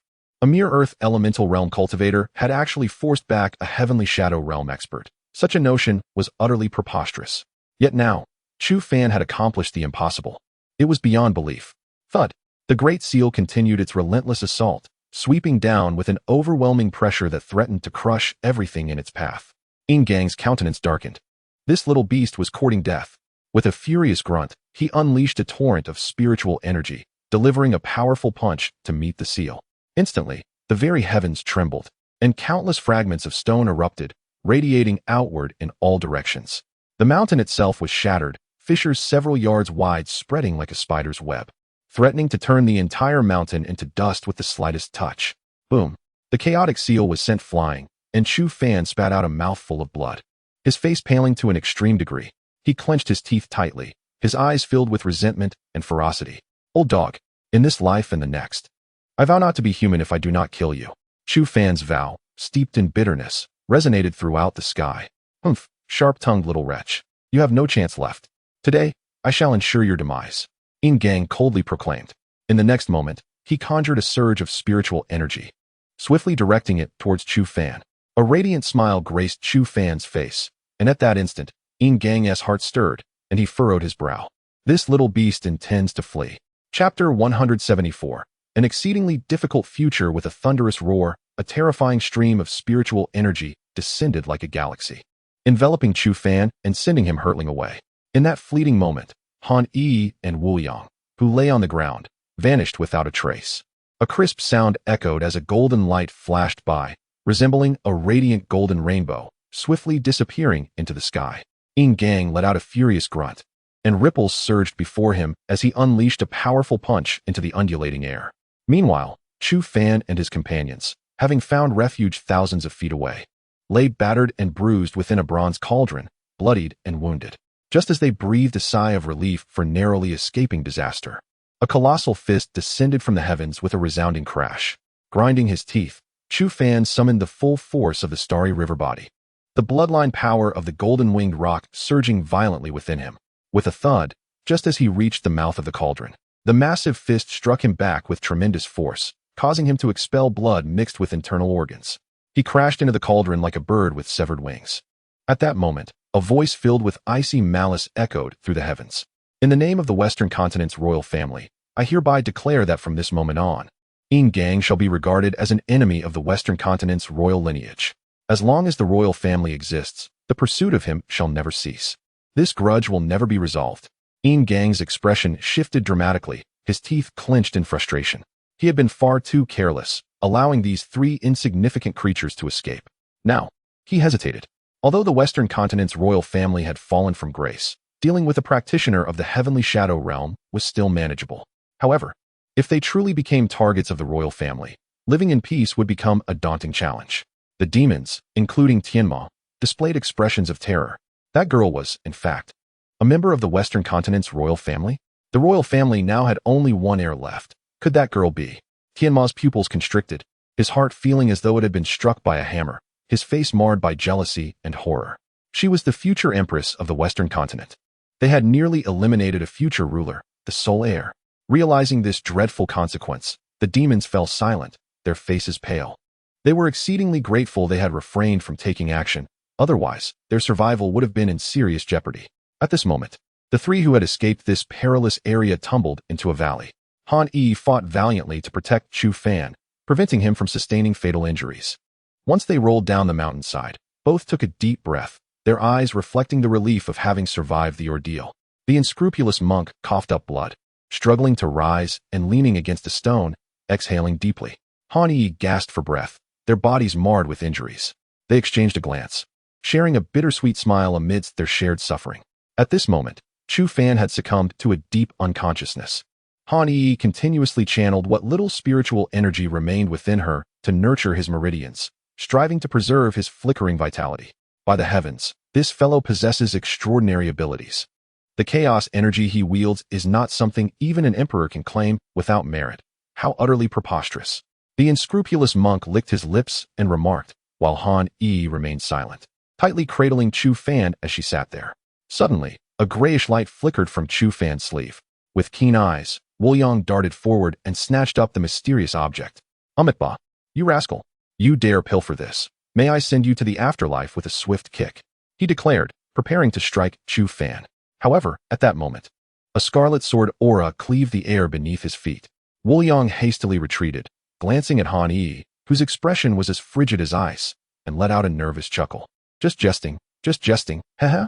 Han Yi let out a huff, her eyes brimming with concern as she quietly observed Chu Fan before her. This fellow, when would he awaken? Half a month slipped by in the blink of an eye. One day, having just returned with some food, Han Yi found Chu Fan sitting upright, gazing at her with a cheerful smile. Instantly, she exhaled deeply, a smile illuminating her face. This man had finally awakened. Goodness, you're finally awake. If you had lingered any longer, this future empress of the Western continent would have sought support from her family to annihilate this demonic domain. The unscrupulous monk chimed in with a grin. Chu Fan shrugged, gradually rising to his feet, coughing a few times, his complexion still somewhat pallid. Previously, Ying Gang's punch had shattered his meridians, had it not been for the bloodline of the golden-winged Dapeng and the patterns of chaos energy. Along with the formidable absorption capacity of the Great Wilderness technique, he would have awakened as nothing more than a shell of his former self. Chu Fan exhaled deeply, his gaze now imbued with a chilling resolve. That scoundrel. One day, that beast shall perish by his hand. After resting for 3 additional days, the trio resolved to continue their journey. However, the unscrupulous monk chose to part ways, having discovered the location of a grand tomb, and set off to excavate it. Chu Fan and Han Yi, meanwhile, proceeded along their predetermined path. 2 days later, they arrived at a quaint town, situated less than 100 miles from the coastline of the eastern Xian continent, marking the southernmost point of the entire land. Here, they paused to indulge in leisure for several days. As time passed, the sense of impending separation grew heavier in their hearts. They both understood that this farewell could very well be a parting of life and death. Chu Fan faced the daunting challenge of cultivating to a level capable of contending with the death-profound realm within a mere 3 years. 3 years to evolve from a peak Earth origin expert to a formidable opponent against the death-profound realm was an almost ludicrous aspiration. Even the most illustrious prodigies among the emperors could scarcely achieve such a feat in their youth. Yet their time was limited to 3 years. There could be no further delays. As Han Yi returns to her clan, she is confronted with the dismal state of the Western Zhou royal family, which lies in tatters, gasping for breath. Moreover, the relentless South Ridge is poised to wage war against the West at any moment. Under such formidable pressure, whether Han Yi can withstand it remains an enigma. Though their paths diverge, both are fraught with similar hardships and unbearable burdens. Nevertheless, neither harbors regrets. They have never looked back. Seated by the lakeside, Han Yi gazes at the reflection of the full moon upon the water, leaning gently against this companion, her eyes fluttering shut. Chu Fan, I am a bit weary. Allow me to rest for a while. In chapter 175, the 3-year pact, Chu Fan sits quietly, observing the moonlit lake, his heart heavy with resignation. Han Yi leans against his shoulder, her breath gradually deepening into a serene rhythm, evidently drifting into a profound slumber. The two remain there throughout the night. Come dawn, Han Yi's eyelashes tremble slightly as she slowly opens her eyes. Before her lies a handsome visage. Upon recognizing that familiar outline, a smile graces her lips. What are you staring at? Haven't you seen anyone before? Chu Fan chuckles, indeed. I have never encountered such a beautiful maiden.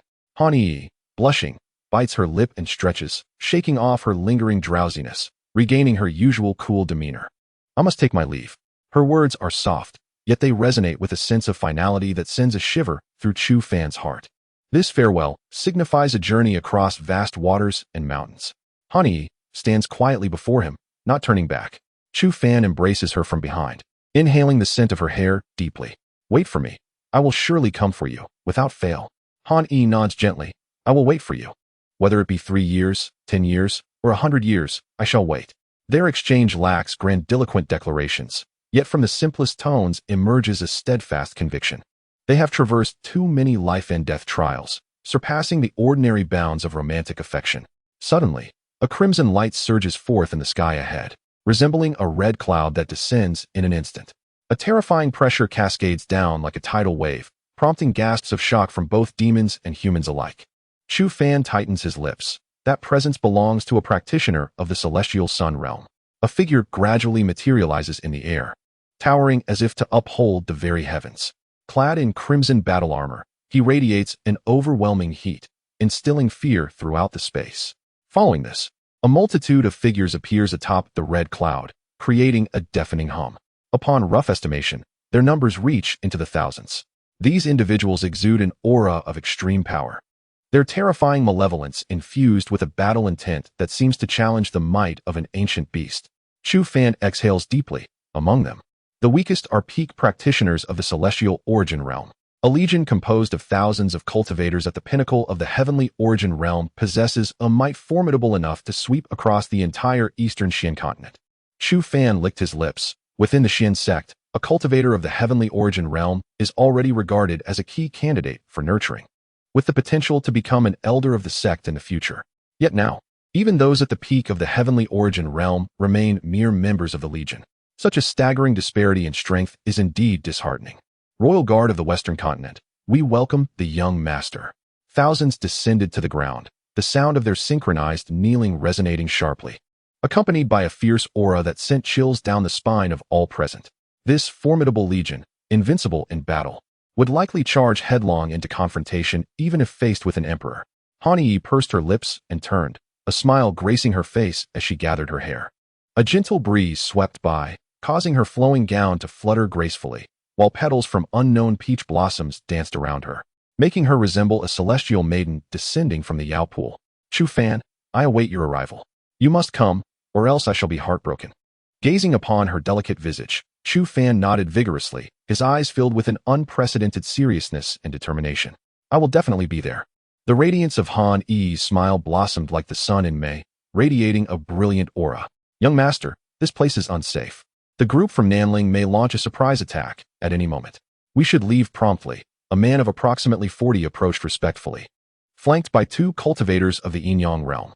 Chu Fan noted that the 2 of them exuded a formidable battle prowess, both in their early 20s. From them, Chu Fan sensed a palpable threat. Evidently, they harbored intentions towards Han Yi as well.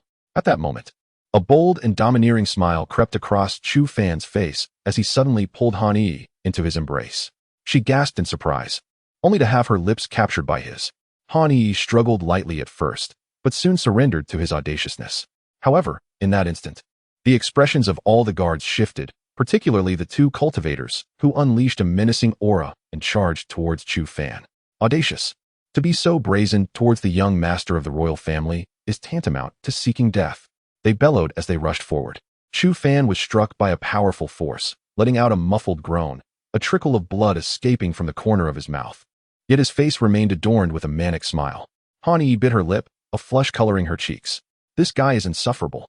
Han Yi, one day I will appear before you in all my glory, and I will prove to everyone with my strength that you are destined to be with me for life. 3 years from now, I will stand by your side, shielding you from countless tribulations. Chu Fan's audacious voice thundered across the expanse, resonating like rolling thunder. In that moment, whether human or demon, all were left in awe. Regardless of whether this individual was mad, such courage was indeed worthy of admiration. Not everyone possesses the audacity to stand before thousands of pinnacle cultivators and boldly declare their affection in such a provocative manner. Thud. At that moment, Chu Fan braced himself against the onslaught of the 2 assailants, sputtering a mouthful of blood as he staggered back several steps. It was evident that the 2 harbored murderous intent, relentlessly pursuing him with the intent to kill. Enough, Han Yi uttered softly, causing the 2 to begrudgingly descend to the ground, their teeth clenched, their eyes filled with malice and resentment. Young master, Our royal family's reputation must not be tarnished by this scoundrel. Please allow us to eliminate him, they said with fierce determination. Han Yi regarded them with an expression imbued with an unprecedented authority. I said enough.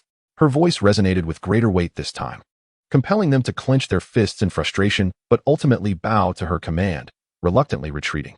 Chu Fan, spitting out a mouthful of blood, wore a radiant smile as he gazed at Han Yi. Within their exchanged glances lay a profound sense of longing and resolve. I shall depart. Very well. This was their final dialogue before her departure. There were no heart-wrenching farewells, no tear-streaked faces. This was a love unique to cultivators, for they had no alternative, no path to tread. Chapter 176. The turmoil of the Xian sect. As he watched the vast army gradually fade into the horizon, Chu Fan exhaled deeply, clenching his fists tightly. 3 years, in 3 years' time, I shall find you. Soon, Chu Fan too departed, racing toward the Xian sect. With merely a month left until the sacred pool battle commenced, he was determined to return and secure his place in the selection. He must obtain a spot in the sacred pool battle. 10 days later, a travel-worn Chu Fan stood before the gates of the Xian sect, fatigue evident on his countenance. At long last, I have returned. Many hurriedly rushed past him, their faces etched with panic. What has happened? Why would Elder Qing Miao suddenly confront Elder Yin Gang? I also heard whispers that Elder Yin Gang betrayed the Xian sect, slaughtering 300 disciples from the Xian division.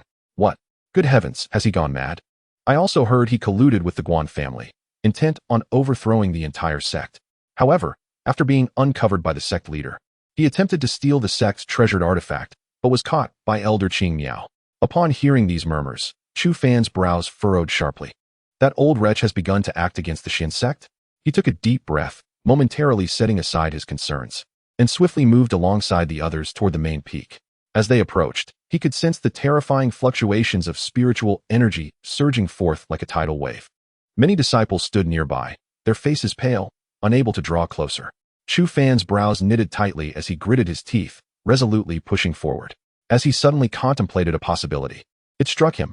If this aged individual dared to brazenly invoke the sect, he must have prepared thoroughly, including arrangements among his disciples. There was no time to alert others. He could only rush ahead. However, the oppressive force of spiritual energy caused his bones to creak and groan, filling him with excruciating pain. With a furious roar, Chu Fan emanated a chaotic radiance, and the bronze cauldron materialized at his side. In an instant, the pressure dissipated, and he swiftly ascended to the main peak. Upon his arrival, his pupils constricted sharply. He beheld 3 battalions encircling the area, each consisting of at least 2 practitioners of the celestial shadow realm engaged in combat. The incessantly flashing black light indicated the presence of formidable foes among them. Furrowing his brow tightly, it was evident that these adversaries had come solely to buy time, preparing for their subsequent schemes. Pressing his lips together, he dashed madly towards the war hall. If these individuals aimed to undermine the Xian sect from within, the war hall would be their primary target. Removing this bastion of strength would leave the remaining disciples vulnerable.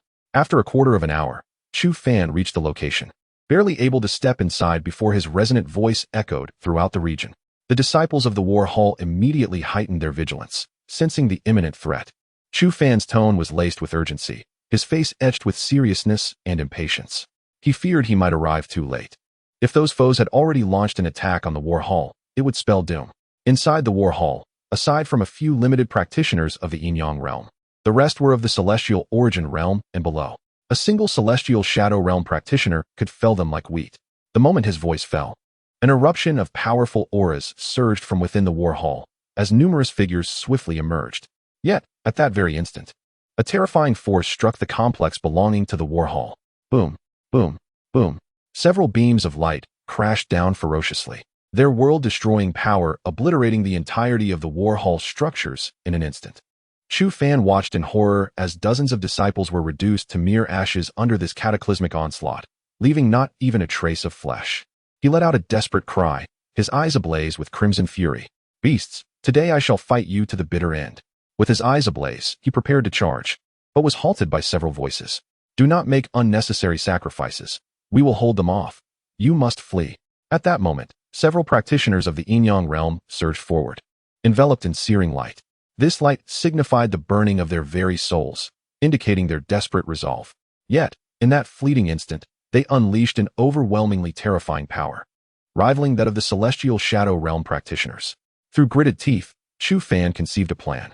All disciples of the War Hall, gather around me. I have a way to lead you out. He shouted with all his might, and without hesitation, the disciples surged towards him. This illustrates the benefits of possessing formidable discipline, as well as the advantages of unwavering trust among comrades in the battlefield. They all understood that Chu Fan would never betray them. At this moment, the bronze cauldron in Chu Fan's hand rapidly expanded, swiftly growing to a size of 100 zhong, resembling a mountain suspended in midair. Enter the cauldron. Chu Fan's voice resonated once more, and like a swarm of locusts, the figures rushed to this location, seamlessly filing in without a moment's hesitation. In the next instant, Wang Jian and the others appeared before him, their bodies and faces drenched in blood, their brows tightly furrowed. Chu Fan, what are you doing? There is no time to explain. I need time. 10 breaths worth. Chu Fan's voice was laced with urgency. After speaking, his hands swiftly formed intricate seals, and the chaotic energy around him surged violently. Wang Jian and the others quickly found their positions, while Wu Qing's shield emanated a sinister black glow, guarding against the overwhelming forces that threatened to obliterate them from all directions.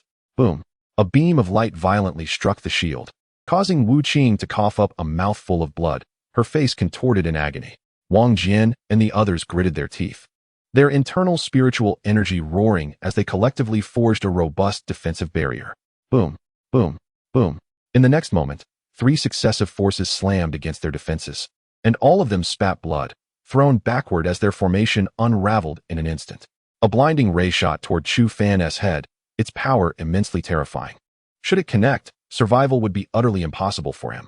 Wu Qing, Wang Jian shouted desperately, as Wu Qing threw herself in front of Chu Fan.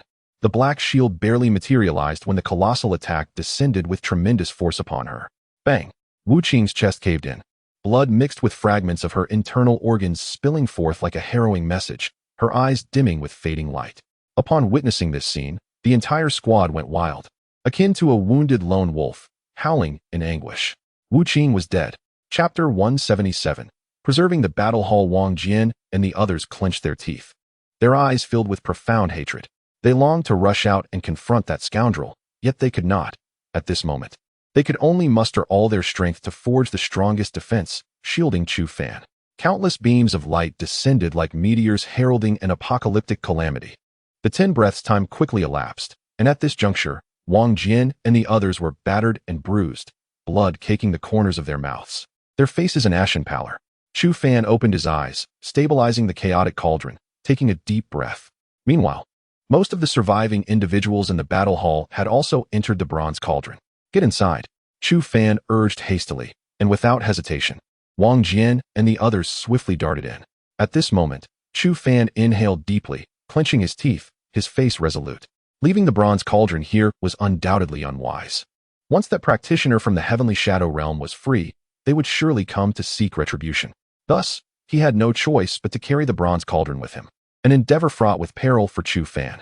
With no alternatives left, he inhaled deeply, a golden radiance shimmering upon his skin, and fled swiftly into the distance with the cauldron in tow. You wretched creature, where do you think you're going? A furious voice bellowed, and from the corner of his eye, Chu Fan glimpsed the 2 practitioners of Yinyang realm being forcefully repelled, hastily pursuing him. Gritting his teeth, Chu Fan understood that the fate of the Xuanzong lay within the cauldron, and he was resolute in his determination to protect these individuals at all costs. A beam of golden light streaked across the sky, vanishing in an instant. Soon, the space behind him rippled ominously as it surged forward in pursuit. Chu Fan's complexion paled. The energy needed to transport 3 individuals versus 500 was vastly different. It was becoming increasingly arduous for him to propel the cauldron, and with each fleeting moment, his strength diminished significantly. If this continued, the beast behind him would undoubtedly catch up, resulting in certain doom for all. Buzz! The shadow beside Chu Fan emerged, rapidly siphoning the spiritual energy from the surroundings to hasten their flight. Bang! In the next moment, a dark beam descended from the heavens, striking Chu Fan's back with tremendous force. He coughed up blood, his expression contorting in agony. His mind raced with various strategies, while an enigmatic aura oscillated around him. Instantly, the beasts of the forest surged forth, a cacophony of roars echoing from the Tianyuan and Yinyang realm creatures as they charged towards the rear. These beasts shattered like withered blossoms under the onslaught of the Tianyin realm's formidable presence. In that fleeting moment, Chu Fan seized the opportunity and vanished from sight. His thoughts were crystal clear. He knew that if he continued to flee like this, it would spell doom for them all. He could not afford to run blindly. For the future of the Xuanzong hung in the balance. Taking refuge in a secluded valley, he paused to catch his breath, his eyes glinting with resolve. Soon after, the surrounding beasts erupted into chaos, fleeing into the distance. Chu Fan sensed that the Tianyin realm practitioner was drawn away by the distraction, allowing him to hasten towards the heart of the Xuanzong. Only by remaining close to the elders of the Tianyin realm could he ensure his safety. You wretched creature. Cunning as you may be, your petty tricks are insignificant in the face of absolute power. The voice of the Tianyin realm practitioner echoed, causing Chu Fan's expression to shift as he sprinted forward with desperation. At that moment, the sky trembled, an unspeakable aura of terror gradually unfurling. It was evident that the old fiend had been provoked. Chu Fan licked his lips, feeling a sense of helplessness wash over him. Did he truly need to awaken the system forcefully? Boom. The entire sky seemed to shatter, leaving Chu Fan frozen in place, unable to move. In the next instant, a slender black beam, akin to a thumb in width, flashed through the air, hurtling towards his back. Chu Fan sensed the ominous presence of death, a force capable of reducing him to mere ashes. Every pore of his body opened wide, trembling uncontrollably, a reflexive shudder in the face of mortal peril. Beneath this overwhelming power, he felt as insignificant as a mere insect, utterly devoid of any capacity for resistance. With a bitter smile, he sighed deeply. Just as he was about to awaken the system, a resounding voice echoed behind him. Turning swiftly, he discovered a four-legged bronze cauldron standing protectively at his back, absorbing the entirety of the impending assault. Instant joy illuminated his face. This was the revered cauldron from the Wan Miao Pavilion. No one appeared in the air, clearly indicating that Wan Miao Pavilion wished to remain discreet to avoid drawing attention from others. Gratefully, Chu Fan nodded in that direction and vanished in a flash of golden light. Clang, clang, clang. In the next moment, the cauldron resonated with an unending series of strikes, the terrifying force rending the very fabric of this space, a spectacle of sheer horror. At that moment, Chu Fan had already returned to the Xin sect, where he gasped in shock, frozen in place. The scene before him was a river of blood, with corpses strewn about haphazardly. Severed limbs lay in a gruesome mix with thick, congealed blood, delivering a profound visual shock. The once beautiful peaks had crumbled halfway. Dirt and rubble conjoined in a scene of utter devastation. Several lakes had erupted, their waters inundating the entire sect, mingling with the blood on the ground and spreading across the premises. The disciples' quarters in the Xian sect were completely barricaded, reduced to mere remnants of walls. Piles of corpses lay scattered around, a sight too horrific to articulate. Witnessing this scene, Chu Fan's heart contracted violently. Merely an hour ago, these had been his fellow disciples, his brothers. Yet now, they had been reduced to lifeless bodies. He pressed forward. The closer he approached the main peak, the more pungent the stench of blood became. Eventually, the corpses piled high like a mountain, each step bringing him to encounter severed limbs beneath his feet. The squelching sound of blood and mud beneath his soles was nearly unbearable. Upon reaching the main peak, he found that the battle had subsided. Several figures leaned against the stones, appearing utterly drained of strength. Upon his arrival, familiar faces greeted him, and he exhaled a deep sigh of relief.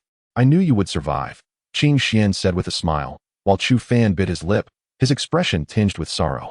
Once, the Xian sect had boasted 5 divisions and 5 elders, a total of 11 cultivators in the heavenly Yin realm. Now, only 6 remained. Although they had successfully repelled the invading foes, the losses suffered by the Xian sect were undeniably substantial. Chapter 178, The Blood Command of Xian. Soon after, amidst a flicker of chaotic light, a large number of disciples materialized in the open space, their leader, Tian Xianzi, shining with delight, his laughter echoing to the heavens. He had anticipated the end of the battle hall, believing the Xian sect would subsequently decline. However, unexpectedly, this individual managed to preserve the battle hall, a piece of news that filled him with sheer elation. After taking a brief respite, the group commenced the healing of the surviving disciples. Following a day and a night, all remaining disciples were gathered at the main peak. Standing aloft, Tian Suzi gazed down upon the scattered few, his heart brimming with compassion. Originally, the 5 sects of the Xianzong boasted 8,172 disciples, yet now, only 3,590 remained.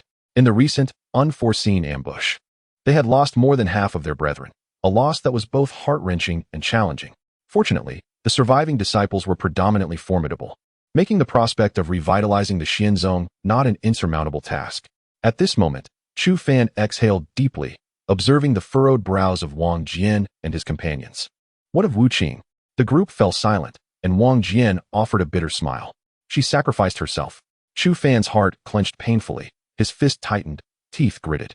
Yet, he uttered not a word, merely exhaling slowly and nodding in acknowledgement. He surveyed the ravaged Xianzong, his eyes flickering with profound hatred. That old scoundrel Yin Gang had obliterated the sect and slaughtered so many disciples. To kill that wretch would be far too lenient. It had been confirmed that Yin Gang conspired with the practitioners of the Tian-Yin realm from the Guan family, along with several formidable beings from the Blood Demon clan, launching an assault that resulted in the demise of 70% of the Xianzong's disciples. Tian Suzi's countenance was grave, his gaze glinting with icy resolve. Almost simultaneously, a crimson light illuminated the skies above the major cities of the 5 veins and 7 sections. Everyone looked up, their faces etched with shock. A blood-red list appeared in the heavens, emblazoned with enormous black names, reeking of blood. Heavens, this is the Blood Order. This decree, issued only after a significant blow to the sect's interests, had not been seen since the death of the 5th Lu. What calamity had befallen the Xianzong this time? Uncertain, yet one could surmise that those inscribed upon the list were destined for death. The crowd was shaken. The Blood Order was the highest-level decree of the 5 veins. Any practitioner within the eastern Xian continent who laid eyes upon the names therein would pursue them relentlessly. Consider the plight of those few, as millions of practitioners would be set upon them. Furthermore, the agreement among the 5 veins mandated that upon the issuance of a blood order, every sect must cooperate fully. Even if those individuals were all practitioners of the Tian-Yin realm, they would scarcely evade this omnipresent pursuit. At that moment, Tian Lingzi stood within the Tianling sect, observing the blood order overhead, his brow slightly furrowed. Beside him stood 2 individuals, both with hair as white as snow. What shall we do this time? Inquired the individual to his left, while the one on his right chuckled softly. The selection matters little to me. Tianling Zi shook his head. No, this time, we must take action. The expressions of surprise on their faces were palpable. The Heavenly Spirit sect and the Xian sect have always been at odds. What could have prompted such a decision this time? Look closely at the name at the top of the list.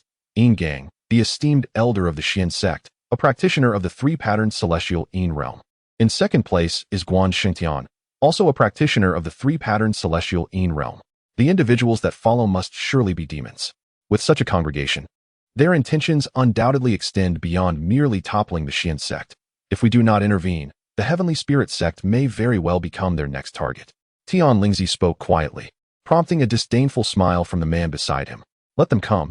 Do we fear these pests? He scoffed. And what if our disciples were to be ambushed by those beasts?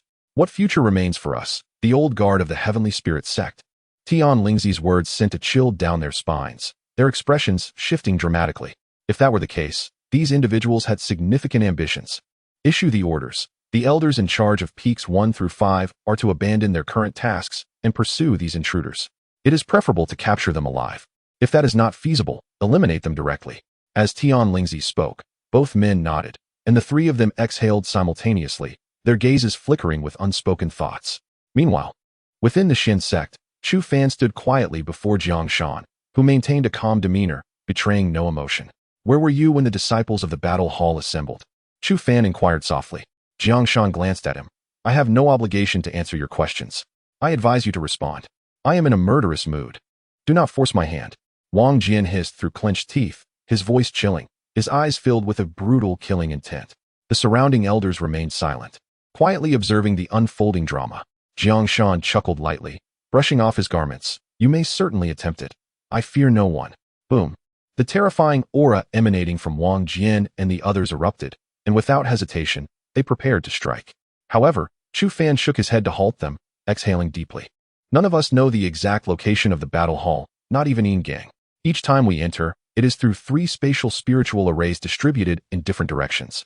Prior to the ambush at the battle hall, Elder Qing Miao had deactivated all 3 arrays to prevent any attacks.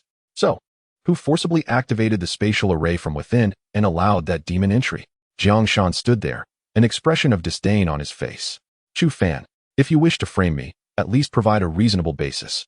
Seeing this, Chu Fan took a deep breath, realizing that some individuals only weep upon encountering the grave. Very well, let us have the elder examine your internal energy. Jiang Shan's expression shifted slightly. Chu Fan, how dare you malign a disciple of the battle hall without any evidence? What makes you think you have the right to search me, to target me? Chu Fan smiled.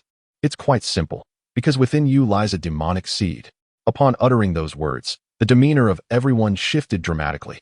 Tian Xuanzu and the others furrowed their brows tightly, their gazes transforming into razor-sharp stares, fixated on Jiang Shan.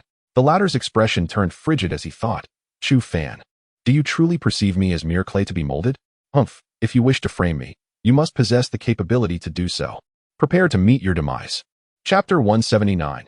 A single finger defeats Jiang Shan. A torrent of formidable energy surged within Jiang Shan as he thunderously unleashed a palm strike towards Chu Fan. The latter narrowed his eyes slightly, exhaling softly. Fool, do you believe I am the type who cowers in your presence? You underestimate me gravely. With a fierce snort, Chu Fan's finger became entwined with a crimson light as he pointed decisively forward. In that instant, the ambient temperature rose significantly, causing many to feel an overwhelming heat. Boom. The clash of palm and finger reverberated through the air, unleashing a terrifying explosion of power. Jiang Shan's face contorted in shock as he felt an overwhelming force violently collide with his arm. In the next moment, he was sent flying by that single finger, crashing into a broken wall. Wincing in pain, with blood at the corner of his mouth, he stared blankly at Chu Fan before him. How is this possible? How could this be? Just 2 months prior, this pitiful wretch could only resort to cunning tricks to delay him, never daring to confront him directly. Yet, in the span of a mere 2 months, this boy had managed to stand toe-to-toe with him and even defeat him in an instant. The staggering disparity left Jiang Shan in disbelief as he clenched his fists, struggling to accept the reality before him. Chu Fan stood quietly beside him, his expression serene. Jiang Shan, not all individuals are stagnant like you. I promised I would, in front of everyone, stand proudly and boldly. At that moment, Jiang Shan gritted his teeth, his face contorted with resentment. Fool, you have forced my hand. With a roar, a dense black light erupted from his body, a fierce malevolence exploding around him. Swirling in the air, Tian Xuanzu, standing not far away, narrowed his eyes slightly. This is the aura of a devil. Jiang Shan has truly been corrupted by darkness. Roaring. The next moment, a monstrous figure emerged, standing 3 meters tall, adorned with a pair of horns, its entire form suffused with a sinister glow. This creature exuded an overwhelmingly powerful aura, compelling many to involuntarily retreat a few steps. Fools, you have driven me to this. Jiang Shan bellowed, his eyes glinting with extreme ferocity as he clenched his fist and hurled it towards Chu Fan. His black iron fist resembled a small mountain, descending like a cannonball, surging with spiritual energy like a tidal wave. Chu Fan inhaled deeply. Are we to contest physical strength? You are but a novice. Instantly, 2 star-like patterns flickered on his chest, while black battle armor coiled around his right arm, his muscles swelling with explosive power. Boom. The collision of their fists sent shockwaves through the crowd, gasps escaping their lips. Has Chu Fan lost his mind? Yet in the next moment, an astonishing event unfolded, leaving everyone speechless. The colossal bull, resembling a small mountain, let out a mournful groan and was hurled backward. Moo! A dark radiance enveloped the beast, cascading down upon its massive form. At this instant, Chu Fan's gaze flickered, a hint of disdain gracing his lips. Planning to flee in the face of defeat? I regret to inform you that when it comes to speed, I am your superior. Whoosh! A beam of golden light streaked through the air, swiftly catching up to the dark shadow. In the following moment, his great halberd swung round with tremendous force, striking down upon the bull. Bang! Bang! Bang! The power of the black halberd was akin to that capable of shattering a mountain, landing heavily 3 times in succession. Moo! The bull let out a piercing cry. Its enormous body struck forcefully by the halberd, crashing to the ground and creating a deep pit in the earth. In that moment, all were rendered dumbfounded, mouths agape, unsure of what to say, standing in a daze. Jiang Shan was utterly defeated, without a hint of suspense. In merely 2 moves, he fell to Chu Fan, the direct disciple of the Xian sect's Xian division, a practitioner of the heavenly origin realm. Hailed as the greatest talent of the Xian sect, Jiang Shan now lay shattered of all his glory, resembling a lifeless fish on the ground, devoid of any resistance. Many felt as though they were dreaming. Just 3 months prior, Jiang Shan had been brimming with confidence, basking in the title of the Xian sect's foremost genius, enjoying immense renown across the eastern Xian continent. He had even been regarded as the hope of the Xian sect to reach the pinnacle. Yet now, merely 3 months later, he lay in such a pitiable state before Chu Fan, defeated by a newcomer who had been in the sect for less than 4 months. It was nothing short of shocking. At this moment, Tian Suzi softly sighed and approached Jiang Shan, a trace of compassion etched on his face. Speak your mind. Today, the Xian sect will surely investigate this matter to the end. You must be well aware of our methods. I have nurtured you, and I do not wish for you to endure such suffering. Jiang Shan spat out a mouthful of blood, a bitter smile creeping onto his face. What is there to say? To the victor belong the spoils. He inhaled deeply, fixing his gaze on Chu Fan. This is not a matter of my path being wrong, but rather that I have simply faltered. No, it is not my failure, but that you have taken a step ahead of me. Our paths differ, our beliefs diverge. There is no right or wrong, no distinction of strength or weakness. At that moment, Jiang Shan regained his former lofty demeanor, his face serene, devoid of any trace of resentment. Yet a hint of bitterness lingered as he looked up at Tian Suzi, letting out a sigh. Master, if I were to claim that I had never intended to harm the Xian sect, that I had never colluded with Yin Gang, would you believe me? If I had not been defeated today, if my path had led me forward, would you still be as aggressive? Jiang Shan inquired quietly, but Tian Suzi remained silent. To the victor belong the spoils. This is the most authentic principle of the world of cultivators. Had today been a defeat for Chu Fan, it is conceivable that he would be the one receiving such treatment now. Jiang Shan offered a faint smile, reflecting on the age-old conflict between humanity and demons. Since time immemorial, all of humanity has harbored animosity towards these fiends.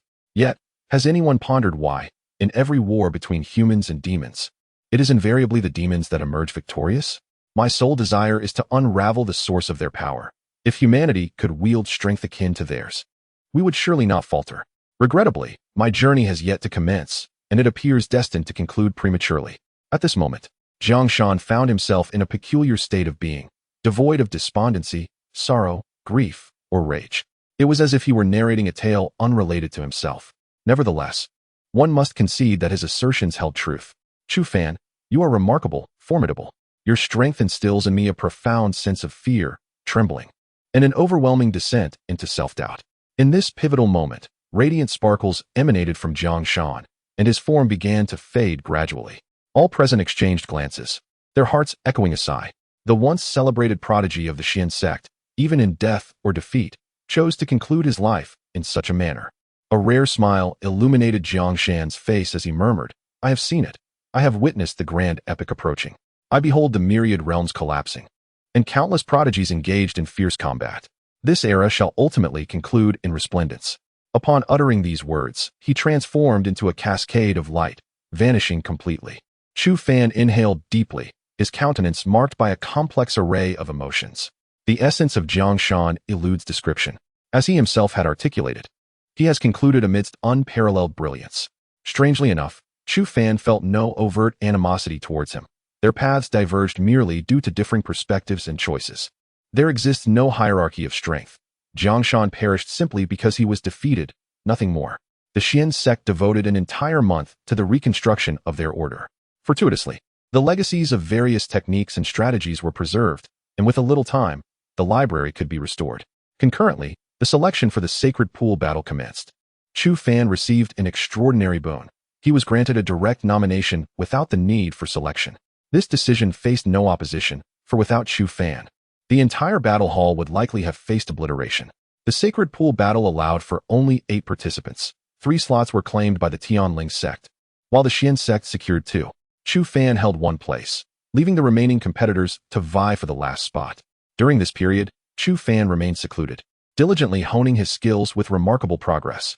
A sense of urgency filled his heart, for he was acutely aware that time was of the essence. To grow sufficiently strong to contend with practitioners of the dead realm within a mere 3 years is an unfathomable feat for anyone. Nonetheless, he must achieve it. Otherwise, Han Yi's life hangs in the balance. As the day of the sacred pool battle approaches, the atmosphere within the Xuanzong sect has reignited with fervor, and speculation abounds regarding who will emerge triumphant to claim the final coveted spot. Have you heard? Su Tang is set to compete today. Indeed, if that is the case, the pressure on the others will undoubtedly intensify. Certainly, he is a seasoned champion, having just turned 24, with a year remaining until the age limit of 25. If he participates, even Chu Fan may feel the weight of the challenge. Many voices buzz with astonishment. When Su Tang initially entered the selection for the battle hall, he did not even have to fight, as all contenders willingly conceded the top position to him. Even when compared to the formidable Fifth Fly, he is not to be underestimated. If he were to partake in this selection, indeed, I find myself quite eager to see the outcome should Chu Fan and Su Tang face each other. As time flows inexorably onward, the awaited day has finally arrived. In the early morning light, as the first rays of sunshine poured in, Chu Fan took a deep breath and gradually rose to his feet. In that instant, his aura erupted like a tsunami, and his strength surged from the pinnacle of the Earth origin realm, swiftly ascending to the celestial origin realm, climbing rapidly thereafter. Celestial origin 1 star, celestial origin 2 stars. Ultimately, Chu Fan's power stabilized at the 2-star level of the celestial origin realm. And a brilliant smile illuminated his face as he unleashed a powerful roar, his energy exploding forth with vigor. At last, he had ascended to the celestial origin realm. Chu Fan stepped outside, wearing a serene smile. However, he paused, taken aback by the crowd gathered before his room, all gazing at him with earnest curiosity. "You all?" He hesitated, only to be met with a chorus of laughter as they chattered excitedly among themselves. Amused, he shook his head and swiftly advanced forward. Upon arriving at the training ground, he found it already teeming with a sea of people. The elders, including Tian Xuanzai, stood in a line above, quietly observing the disciples below. As Chu Fan entered, the elders nodded in acknowledgement. Chu Fan stepped forward, Tian Xuanzai beckoned. Chu Fan approached him, and with a deep breath, the elder's face broke into a slight smile. "In this sacred pool battle, how much you can achieve will depend on the synergy between the two of you," he remarked, glancing at Su Tang, who stood beside him. Chu Fan turned to behold the figure clad in white, holding a folding fan, with a gentle smile gracing his face, and raised an eyebrow. "Is this Su Tang? I have long heard of your esteemed reputation. This time, you have made remarkable contributions to the Xuanzong." Su Tang chuckled lightly and replied, "I merely did what I was meant to do." "Enough with the modesty, you two," Tian Xuanzai interjected. "Elder Qing Yuan will accompany you, ensuring your safety." Tian Xuanzai chuckled and spoke, prompting a stir in Chu Fan's heart. The elder of the Xian sect, Qing Yuan, then stepped forward, letting out a hearty laugh. With his robust physique, Chu Fan couldn't help but wear a peculiar expression. Among all the elders of the Xian sect, who exuded an air of celestial grace, this particular one undeniably lowered the overall elegance of the sect. "Chu Fan, you truly are remarkable. Although Su Tang hails from my region, I must say you are exceptionally outstanding. Rest assured, this time, should anyone dare to glare at us, I shall be the first to deliver a couple of resounding slaps to that scoundrel." At that moment, Tian Xuanzai's expression darkened, and he struck the back of this ruffian's head in exasperation. "For heaven's sake, you are over 200 years old. What nonsense are you spouting in front of these disciples?" Qing Yuan recoiled slightly, muttering, "Why hit me? Just don't say anything. You've bullied me since I was little. Why not take a swing at the junior disciple instead? I assure you, it would not end well for you." "What did you say?" Tian Xuanzai roared, causing Qing Yuan to twitch his lips and clear his throat awkwardly. "Ahem, let us get going, quickly. Otherwise, this fellow will chase after me for a beating. He has been doing it for over 200 years. I've grown accustomed to it, yet it remains utterly shameless." Muttering to himself, he dashed away, fearful of Tian Xuanzai catching him for another thrashing. Chu Fan shook his head helplessly, a strange smile gracing his lips. "Master, sect leader, I take my leave." He performed a respectful bow and swiftly departed. Su Tang followed closely by his side, and soon, their figures vanished. Qing Xian exhaled deeply. This return would likely entail facing immense pressure. Chapter 181. The Young Beast. The Sacred Pool, located in the heart of the eastern Xian continent, requires disciples from the 5 sects to traverse a journey of at least 3 days to arrive. Furthermore, reaching the sacred pool necessitates crossing a perilous mountain range that spans the entirety of the eastern Xian continent. This mountain range is fraught with danger, housing a multitude of fierce beasts, including some never before encountered. The strength of these beasts is often terrifying, with ordinary humans unlikely to survive even an hour within. At this moment, Chu Fan and his companions stood at the mountain's periphery, their faces etched with solemnity. Qing Yuan inhaled deeply, his expression turning serious. "I am here only to ensure your safe return. Unless it is a matter of life and death, I shall not intervene. Thus, all matters rest upon your own shoulders. Remember, do not be reckless." Chu Fan and his companion nodded gently, then ventured into the mountains. A thick carpet of fallen leaves blanketed the ground, the decaying foliage turning to muck, causing their calves to sink with each step. They proceeded cautiously, acutely aware that at any moment, a beast could emerge from the shadows and consume them whole. Su Tang, his lips pressed together, exuded an aura of calm. "Chu Fan, why don't we split up?" Upon hearing his words, Chu Fan also smiled faintly. It was evident that this individual, though appearing gentle on the surface, possessed a fiercely competitive spirit. Naturally, those who participated in the sacred pool battle were undoubtedly the elite prodigies of their sects, individuals whose pride and ambition were palpable. Su Tang's desire to part ways was undoubtedly an attempt to prove his own prowess, unwilling to be overshadowed by Chu Fan's brilliance. Nodding in agreement, Chu Fan exchanged a knowing smile with him, and they chose to pursue different paths, swiftly darting forward. Chu Fan opted for a route heading southeast, and after a few rapid strides, he vanished into the thicket. From his elevated vantage point, Qing Yuan observed this peculiar choice, his expression a mix of intrigue and concern. This fellow had selected the most perilous path. Chu Fan remained vigilant, his Star River dominance technique continuously circulating to guard against any sudden assaults. Suddenly, a ferocious roar erupted nearby, prompting Chu Fan to adopt a defensive stance, his eyes gleaming with intensity as he swiftly advanced. Concealed behind a tree, he witnessed two colossal beasts engaged in a fierce battle. One of them, a massive black ape towering 100 feet high, unleashed its fist, each the size of a grinding stone, repeatedly crashing down. Opposite it stood a fierce tiger, entirely crimson with black markings, adorned with a pair of striking red wings. Narrowing his eyes, Chu Fan recognized the creature, the primordial demon ape. An earth-level beast of formidable strength, it was far beyond the reach of ordinary human cultivators. In contrast, the tiger was merely a 9th-level beast, and under such overwhelming pressure, its movements had become painfully sluggish. With a thunderous crash, the demon ape's fist descended, and the tiger let out a desperate roar, attempting to block the impending strike. However, its reflexes were too slow. It could only raise its wings to shield its abdomen. As the ape's blow landed brutally upon its back, the tiger shrieked in agony, its spine shattered, blood mingling with flesh as it splattered in all directions. At that moment, Chu Fan's gaze flickered, noticing a small hoof nestled beneath the tiger's wings. It was the offspring of this beast. He suddenly comprehended why the tiger was so hesitant to engage in a full-blown fight. It was fearful of endangering its young. Taking a deep breath, Chu Fan's eyes sparkled with determination. The core of an earth-level beast held immense potential for him. More importantly, as a cultivator of the celestial origin realm, he could now capture the souls of spirit beasts. Once he secured a spirit beast soul, it would require a considerable number of beast cores for nurturing. Remaining concealed, he awaited the moment when these two creatures would exhaust themselves in their mutual slaughter. When they were on the brink of collapse, he could seize the opportunity to acquire 2 cores with ease. The mighty fists of the demon ape continued to rain down relentlessly. The tiger's mournful cries filled with excruciating pain.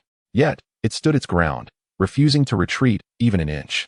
With a final, crushing blow, the demon ape obliterated the tiger's lower body, eliciting a heart-wrenching lament from the beast, its eyes brimming with sorrowful reluctance. Suddenly, the demon tiger cast its gaze in the direction of Chu Fan, letting out a long howl that echoed through the air, its eyes reflecting a plea. A tremor coursed through Chu Fan's heart, as he understood that this beast was beseeching him. Immediately thereafter, a blood-red light erupted from the demon beast, enveloping a blurred figure within, which darted towards Chu Fan with the speed of lightning. Roaring, the savage ape turned its fierce glare towards this direction. Its eyes filled with ferocity. Chu Fan, taken aback by the sudden turn of events, found himself scrambling to utilize the radiant light. Upon closer inspection, he discovered that the light encased a small tiger, soundly asleep. It was unclear whether the demon tiger intended this or if it was mere coincidence. But the tumult of battle had not disturbed the slumbering creature. At that moment, the small tiger, entirely crimson and wreathed in flames, lay on its back, sleeping blissfully. Its 4 paws were slightly curled, and if not for the astonishing surge of spiritual energy emanating from it, one might easily mistake it for an adorable pet. Roaring, the savage ape charged forward, and Chu Fan let out a sigh, for he was no cold-hearted individual. He shook his head in resignation. Very well, I shall lend a hand. He placed the small tiger into the chaotic cauldron, a smile gracing his lips. As he twisted his neck, his eyes gleamed with an icy determination. Had it been 1,000 per month, he would have felt a twinge of apprehension, but now, as a practitioner of the heavenly origin realm, vanquishing such a savage ape was hardly a formidable task. With a sudden, fierce grip of his right hand, his gaze flashed with a cold light, and he transformed into a streak of golden light, darting forth with the speed of lightning. Upon attaining the heavenly origin realm, he gained the ability to manifest wings of spiritual energy, enhancing his combat speed exponentially. However, for Chu Fan, the speed of the golden-winged roc was unparalleled. rendering any additional transformation unnecessary. Boom. In the next moment, his fist struck the savage ape with tremendous force. The creature was clad in a layer of formidable black armor, and having unlocked the 4th level of the Star River Dominance technique, the armor on his upper body was now fully revealed. Both his defensive and offensive capabilities had seen a significant enhancement. The sheer power of his punch was terrifying. It sent the ape's mountainous figure flying, its anguished screams echoing throughout the forest. Chapter 182. Little Five with a smile playing on his lips, Chu Fan flickered in and out of sight, appearing before the savage ape like a wraith, his right fist shimmering with a dark radiance, aimed directly at the beast's throat. The savage ape, eyes filled with gravity, summoned a brilliant aura that coalesced into a massive shield before it. Chu Fan's fist collided violently with the shield, unleashing a torrent of savage power. It felt as though a colossal hammer had struck his chest, the recoil reverberating through him. Yet, he maintained an expressionless facade, a cold smile upon his face. Creak. The immense shield let out a mournful cry, and under the horrified gaze of the savage ape, it shattered into a myriad of fragments with a thunderous explosion. In the next moment, the fist, imbued with the force of a roaring tide, came crashing down upon his head. The demon ape barely had time to let out a howl before its skull was shattered like a watermelon, crimson and white matter splattering across the ground. With a resounding boom, the power of the punch penetrated its skull, creating a deep pit of a yard in diameter, effectively burying the beast within. Chu Fan exhaled, flexing his fist, his face illuminated with exhilaration. This was the embodiment of true strength, the kind of power a practitioner of the celestial realm should possess. He approached the fallen demon ape, extracting a core the size of a fist, feeling the surging spiritual energy emanating from it, nodding in satisfaction. At that moment, a delicate roar emerged from the chaos cauldron. With a flicker of thought, a vivid crimson light flashed. He beheld a tiny tiger, no larger than an arm and still with eyes yet to open, roaring at him from the ground, a smile blossoming on his face. Little one, from this day forth, you shall accompany me. He reached out to stroke the creature's head, but as soon as his hand descended, a sharp pain shot through him. Quickly retracting his hand, he noticed a row of neat bite marks on his palm, blood streaming from the wounds. Had he hesitated even a moment longer, he might have lost a finger. With an exasperated sigh, Chu Fan remarked, "Hey, I saved you. Is this how you repay your savior?" The tiny tiger, though diminutive in size and voice, stood its ground, defiantly challenging him. However, to Chu Fan, the gesture was simply too endearing. "Since you are now my companion, you ought to have a name. How about we call you Puppy?" The little tiger let out a roar in response, and Chu Fan clicked his tongue. "Never mind, others might think I'm walking a dog. Let us call you Xiao Wu instead." Taking a deep breath, he recalled a dog he once had, also named Xiao Wu, which was later sold by a dog trader. Let this beast of the wild live on in its stead, he thought with a smile, squatting down with a gentler gaze. He retrieved the core he had obtained earlier and placed it in front of Xiao Wu. The little tiger sniffed eagerly, then licked the core before swallowing it whole with a sound of satisfaction. However, a bulge appeared in its throat, and it began to roll on the ground. Unable to fully ingest the core, Chu Fan shook his head, channeling spiritual energy into his palm to extract the core. Xiao Wu shook its head vigorously, still greedily nudging against Chu Fan's leg in a show of affection, clearly aware that the core had come from him. Chu Fan smiled, gripping tightly, causing the demon core to shatter, releasing a torrent of spiritual energy, which he then offered a fragment to Xiao Wu. If others were to witness this scene, they would surely lament, "Heavens, what a waste." This is indeed the core of a terrestrial-level demon beast, a potent force capable of propelling a practitioner of the Earth origin realm directly into the celestial origin realm. Yet, this scoundrel has shattered it. The vast majority of its spiritual energy has leaked into the ether, utterly unable to be contained. Only a minuscule portion of the spiritual force remains ensconced within the fragments, which Chu Fan has handed over to Xiao Wu. With its sharp teeth, Xiao Wu gnaws at the shards, swallowing them whole. Instantly, the crimson glow upon its surface brightens, its aura gradually intensifying. Chu Fan licks his lips, quietly squatting there, and takes half an hour to feed the entirety of the core to Xiao Wu. Although the majority of the spiritual energy has already dissipated, the residual power remains quite substantial. After consuming the entire core, Xiao Wu's form has notably enlarged, now reaching the size of a small calf. Chu Fan exhales deeply and strokes the little creature's head, then rises and slowly ventures forward. Xiao Wu trots alongside him, its four tiny paws pattering on the ground, looking exceedingly adorable. The duo swiftly moves ahead, soon vanishing from sight. 2 hours later, Chu Fan stands before a swamp, his brow gently furrowed. This area offers no other paths to circumvent. He must traverse through here, although he could fly directly across. Experience warns him that such marshes often conceal venomous creatures. At any moment, a demon beast could spring forth and deliver a devastating blow. The formidable demon beasts within this mountain range are countless, and even celestial-level beasts are not uncommon. If he were to force his way through, the odds of survival would be grim. Roar.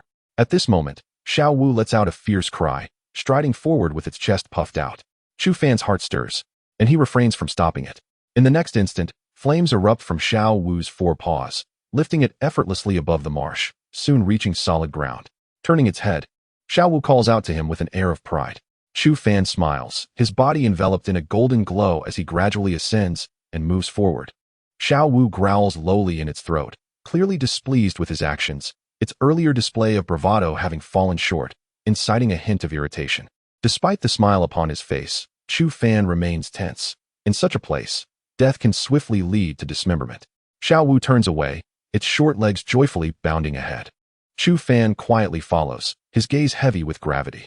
As they reach the edge of the swamp, no mishaps have befallen them, which astonishes Chu Fan. How could this be?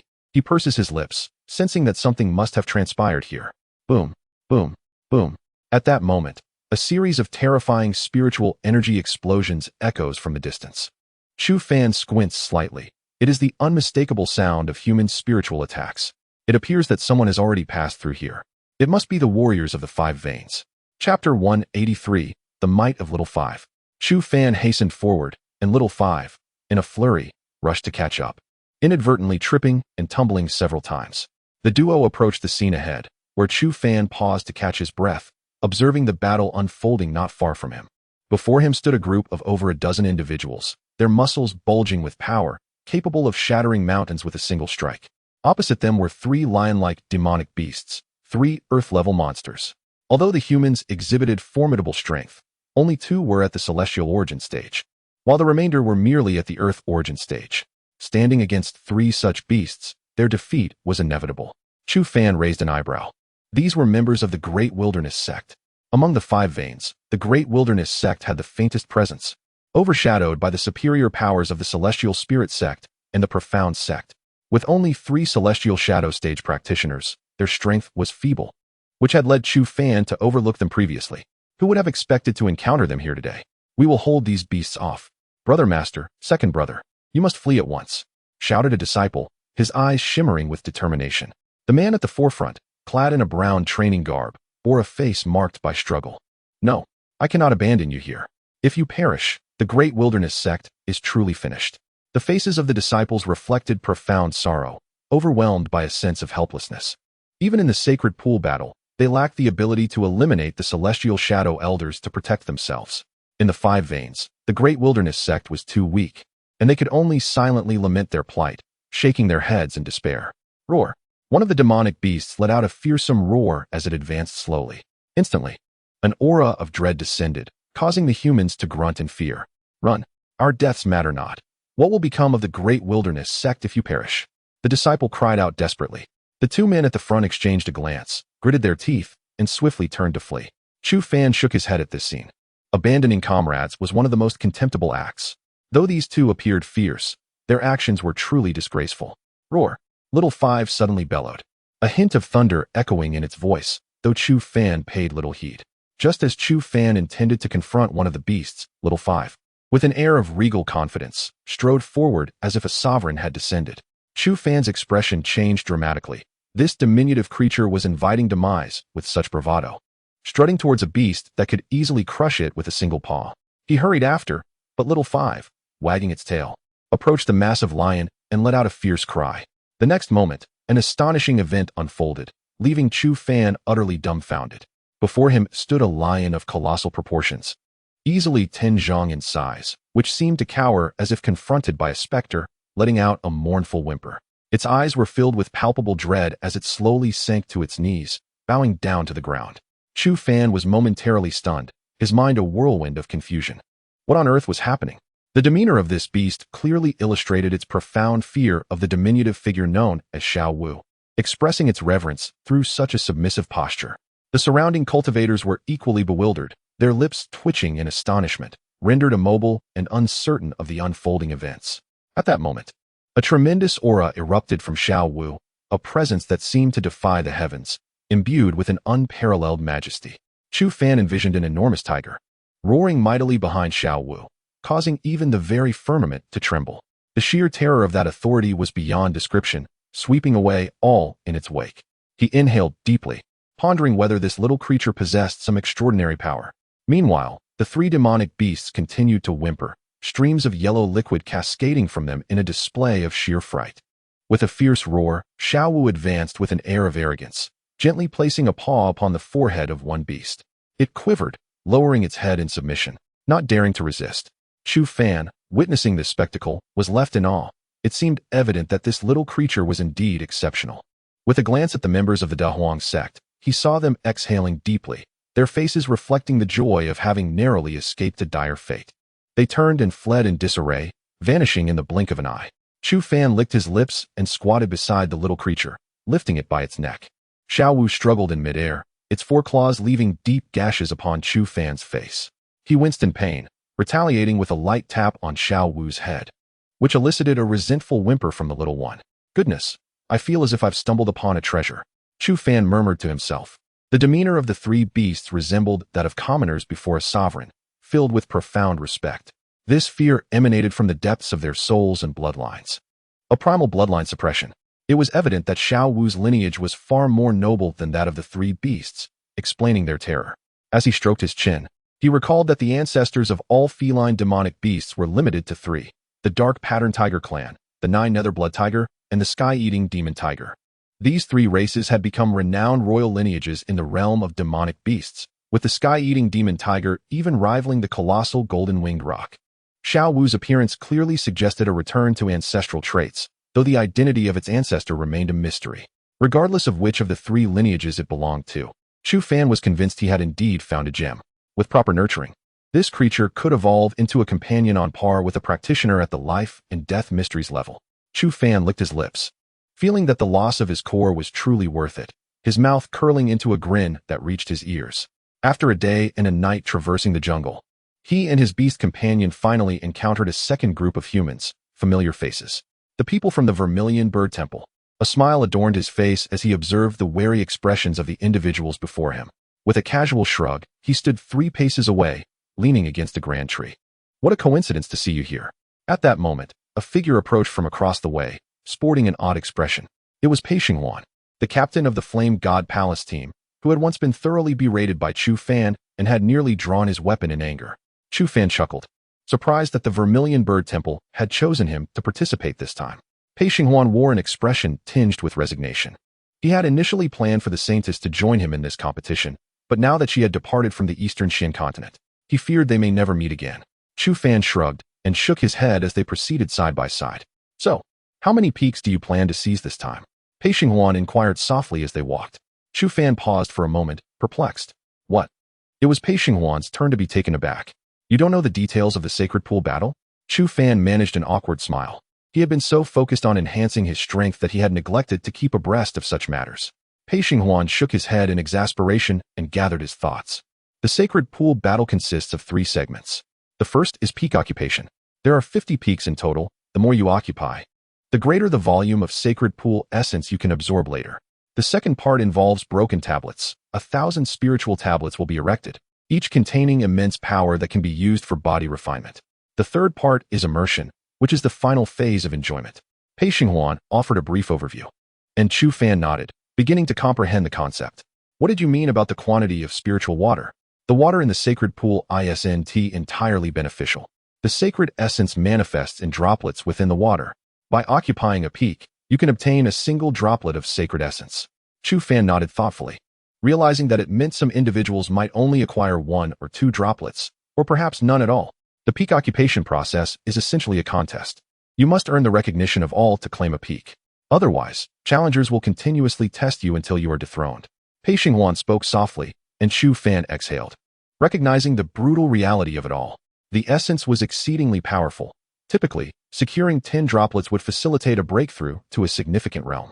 However, with only 50 droplets available for 8 individuals, the odds were dismally slim. Pei Xinghuan clicked his tongue, his face awash with envy.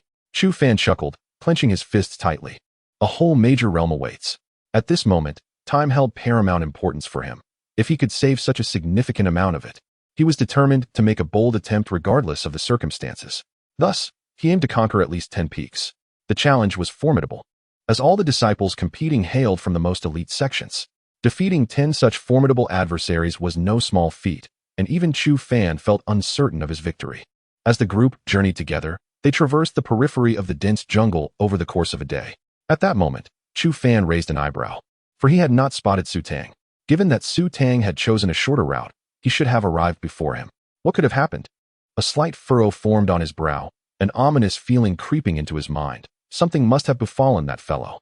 Suddenly, a figure stumbled and collapsed at his feet, blood spewing forth, their face a ghastly pallor. It was Su Tang. Huh. The disciples of the Xian sect remain as pathetic as ever. Is this all you can muster? I suggest you scurry back to your sheltered lives, lest you embarrass yourselves further, taunted a figure emerging slowly from the woods. The foremost individual, with a delicate complexion and a lean frame clad in white robes, wore a mocking expression. Chu Fan exhaled softly, assisting the severely injured Su Tang to his feet, his gaze imbued with an icy intensity. You insufferable wretch, your presence is exceedingly irksome, he thought, as he massaged his temples, uttering not a word, before transforming into a streak of golden light that vanished in an instant. Boom.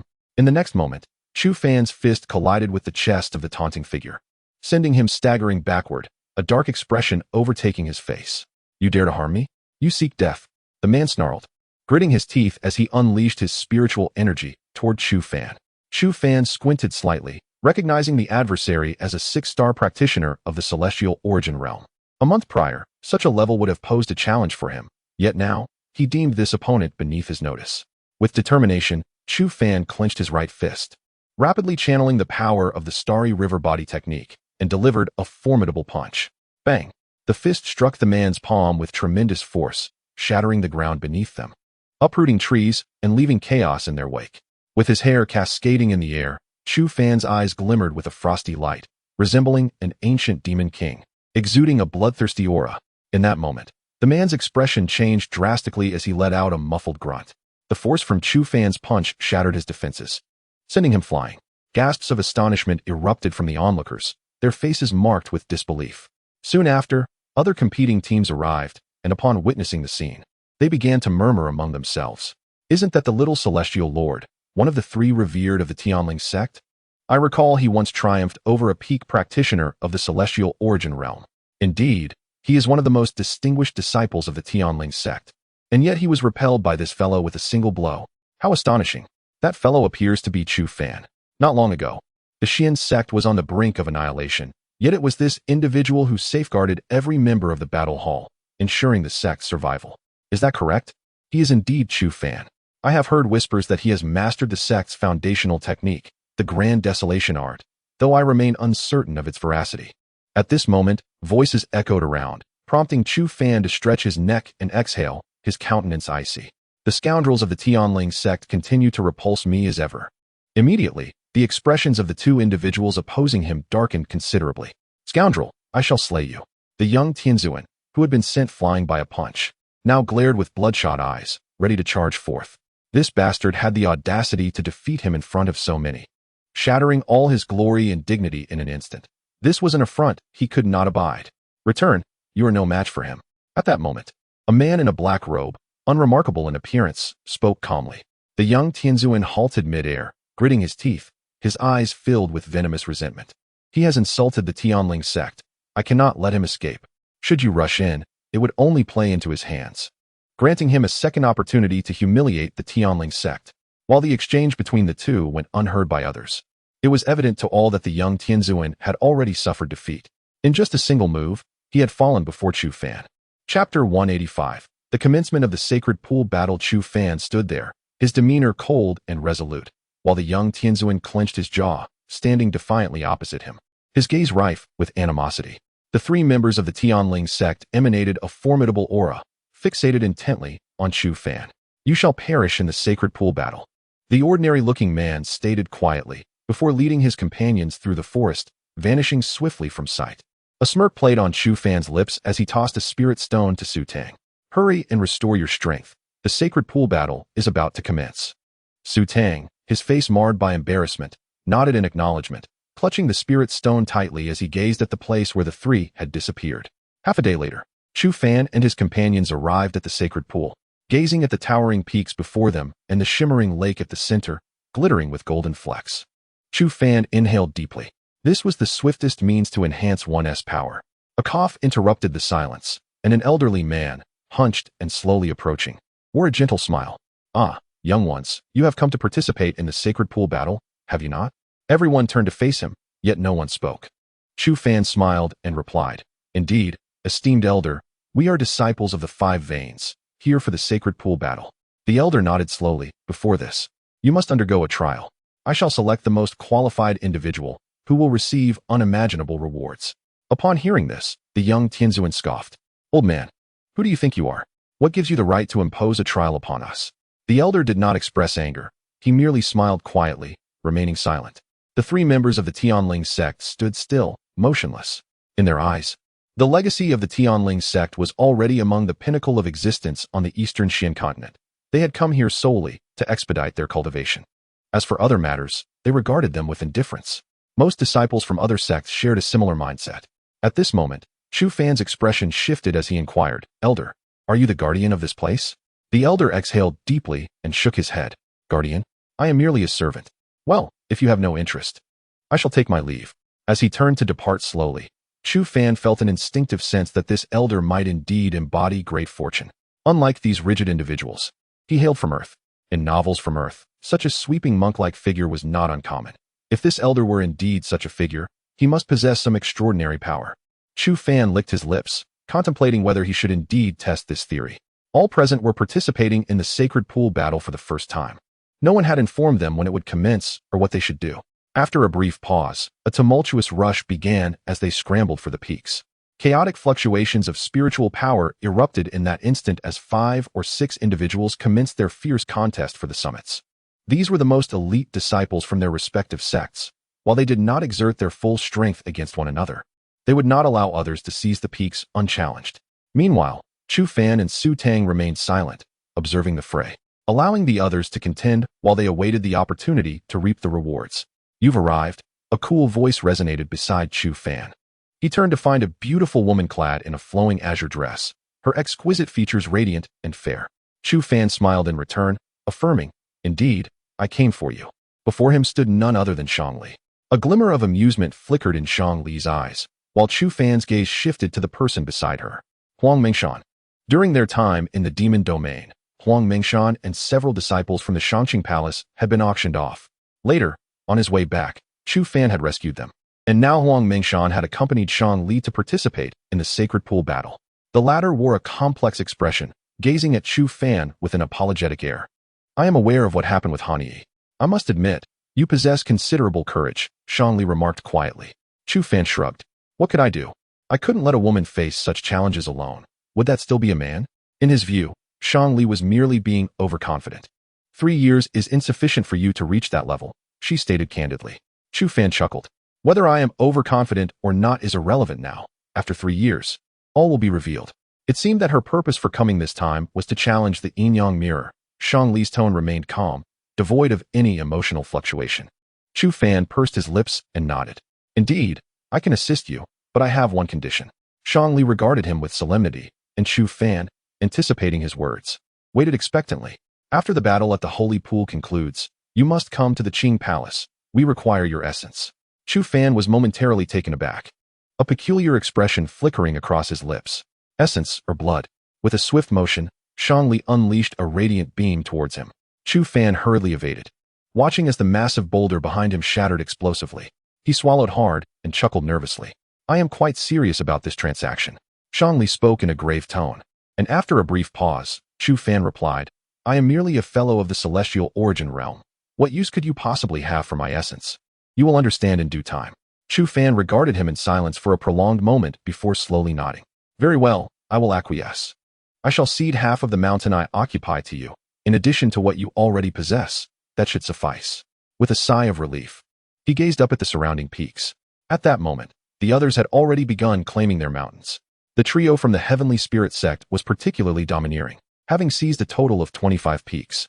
Though others felt disgruntled, they found themselves powerless to contest it. The strength of the Heavenly Spirit trio was undeniably formidable. Now, it was time to show them our mettle. Otherwise, they might truly mistake us for mere cattle. A smile crept onto Chu Fan's face as he unleashed a surge of power from within, while Su Tang narrowed his eyes, intently fixated on the young celestial sovereign. "Leave him to me." Chu Fan nodded, and in the next instant, he transformed into a golden light, vanishing in an instant, only to reappear before one of the disciples from the Heavenly Spirit sect.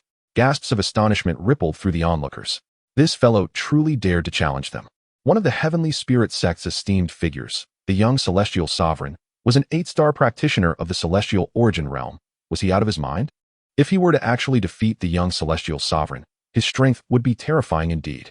Though he was powerful, it was certain he could not rival the young celestial sovereign. This lad was courting death. Chapter 186. Battle with the little spirit sovereign. Voices echoed incessantly. Yet before the mountain peak stood Chu Fan, his countenance marked by an expression of indifference.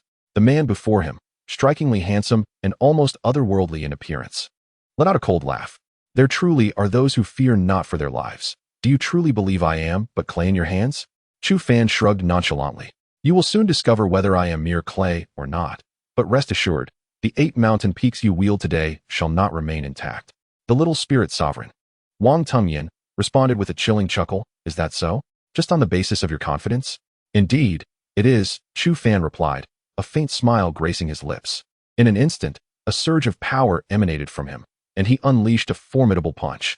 Wang Tungyan snorted derisively, his aura radiant with vibrant spiritual light as he swiftly conjured a chain of energy. With a whoosh, the spiritual chain shot towards Chu Fan, its pointed tip brimming with lethal sharpness, slicing through the very air. Unfazed, Chu Fan remained encased in a layer of black armor, infused with explosive force. With a resounding crash, his fist met the chain's sharp end, shattering it effortlessly, and he launched his fist toward Wang Tungyan's head without hesitation. Wang Tungyan furrowed his brow slightly. This young man appeared somewhat unusual. With a grunt, he altered his hand seals, releasing waves of ferocious energy from his being. A blue long staff gradually materialized in his grasp, radiating with dazzling brilliance. In that moment, a tempest of power swept through the atmosphere, causing many to alter their expressions. Their brows knitted in concern. A spirit-level weapon. The little spirit sovereign truly is a top disciple of the Heavenly Spirit sect. He possesses such an esteemed artifact. That fellow is doomed, they thought, relishing the prospect of his downfall. I've long found him displeasing. Finally, he shall meet his end. Laughter erupted among the various sects present, each faction having brought numerous disciples, though only one was competing. Wang Tungyan's expression turned frigid as he proclaimed, "Chu Fan, your brazen opportunities have run dry. Thus, prepare to perish." He swung the long staff down with force. Chu Fan merely smiled. "Did you truly believe that only your Heavenly Spirit sect possesses spirit-level weaponry?" With a scoff, he clasped his hands, and a black radiance flickered rapidly. In the next moment, a massive black spear inscribed with dragon motifs appeared in his grasp. As this spear materialized, the entire space resonated with an overwhelming spiritual pressure. Many below gasped in astonishment, their expressions shifting to that of shock and disbelief. He too possesses a spirit-level weapon. How could he have such an artifact? Indeed, he was a direct disciple of the Xin sect, and such treatment was enviable. Without a hint of hesitation, Chu Fan swung the spear in a wide arc, bringing it down with tremendous force. Boom! The imposing halberd in his grasp struck the long pole with tremendous force, akin to the eruption of a volcano, erupting in a thunderous explosion. In that instant, an overwhelming black radiance enveloped the surroundings, shattering the azure light almost instantaneously. Humph! Wang Tungyan let out a muffled grunt, as the mountaintop beneath him cracked with a resounding snap, his legs bending sharply. His face turned a deep shade of purple, veins bulging on his hands, and his arms trembled uncontrollably. His eyes mirrored his panic, utterly unprepared for the sheer magnitude of this adversary's strength, which far exceeded his expectations. Chu Fan chuckled softly. The disciples of the Tianling sect were nothing extraordinary. Wang Tung's face tightened, gritting his teeth. "You insolent fool, do not be too arrogant." Boom, boom, boom. A series of explosions erupted beneath him, and a complex and intricate pattern suddenly manifested before him. Chu Fan narrowed his eyes, sensing a genuine threat emanating from it. Without a moment's hesitation, he retreated swiftly. Roar! At the very instant he began to withdraw, an earth-shattering roar reverberated through the air. A dazzling golden light flickered, and a massive silhouette materialized in the sky. Chu Fan halted at a distance, his gaze tranquil. The little spirit sovereign had summoned his spirit beast soul. Could Chu Fan truly be this formidable? In such a brief span, he had compelled the little spirit sovereign to reveal his trump card. Indeed, for a practitioner of the Tianyuan realm, the spirit beast soul represented the final line of defense. It was astonishing that the little spirit sovereign had been driven to such an extent. A chorus of voices arose, and perceptions of Chu Fan began to shift. This was indeed the little spirit sovereign, one of the three revered figures of the Tianling sect, an undeniable prodigy in the entire Dongxian continent. Now cornered to such a degree, truly inconceivable. Chu Fan rotated his neck, exhaling as he grew increasingly eager to behold the true form of this adversary's spirit beast soul. As the golden light dissipated, a colossal creature emerged mid-air, its terrifying aura exploding forth. There, suspended, was a massive beast with the body of a lion and 3 heads. Its golden fur radiating brilliance, its thick mane emanating an indomitable battle intent. The 3 lion heads were fierce, their enormous pupils icy and formidable. The creature's robust body resembling a small mountain, as if nothing in this world could topple it. Chu Fan nodded slowly, a terrestrial-grade beast, the 3-headed golden lion. While this beast may not possess overwhelming offensive power, it could ceaselessly provide spiritual energy to its master. Given that Wang Tengyan's own spiritual energy already surpassed that of his peers, combined with such a spirit beast, it formed a formidable alliance that could not be underestimated. Chu Fan remained vigilant, rapidly channeling the great wilderness decision, as a black phantom materialized at his side. At the same time, the power in his hands surged wildly. A great seal slowly taking shape before him. The spirit wilderness seal. Chu Fan pronounced 3 icy words, and at that moment, a dark radiance enveloped him. An indescribable aura rapidly unfurling. At this moment, the entire space was forcibly permeated with spiritual energy. Even Wang Tengyan's expression shifted dramatically, his brow furrowing tightly. He felt as though the spiritual energy within him was being ruthlessly siphoned away, and no matter how hard he struggled, he could not retain it. It was akin to a deluge finding its outlet, surging uncontrollably outward. Chu Fan's countenance became grave as a deep azure imprint slowly materialized in the air. At this moment, a tyrannical force descended upon them like the weight of Mount Tai. Many below coughed up blood, utterly incapable of resisting such overwhelming pressure, and were instantaneously propelled away. The remaining individuals gasped in astonishment, standing in a daze as they repeatedly swallowed hard. This was a royal-level martial technique. Chapter 187. The defeated monarch. In this moment, the palpable surge of power rippled through the air, causing an involuntary flutter at the corners of the eyes. Surrounding individuals wore expressions of sheer terror, instinctively retreating. Each heart trembled, dominated by a singular thought: impossible. This was a royal-level combat technique. How could it possibly manifest in the hands of someone merely at the heavenly origin realm? Such an occurrence was utterly unfathomable. At this juncture, Wang Tengyan furrowed his brow, acutely sensing an unprecedented pressure emanating from the grand seal before him. Taking a deep breath, he observed the 3-headed golden lion beside him radiating a resplendent golden light. Fearless lion seal. Wang Tengyan intoned, swiftly forming intricate hand seals, causing a golden seal to materialize in midair. However, this technique was merely of average spiritual grade, a stark contrast to the prowess of the combat skill held by Chu Fan. With a roar, the 3-headed golden lion unleashed a fierce cry. At Wang Tengyan's command, the golden seal was propelled forward, the lion darting alongside it with great speed.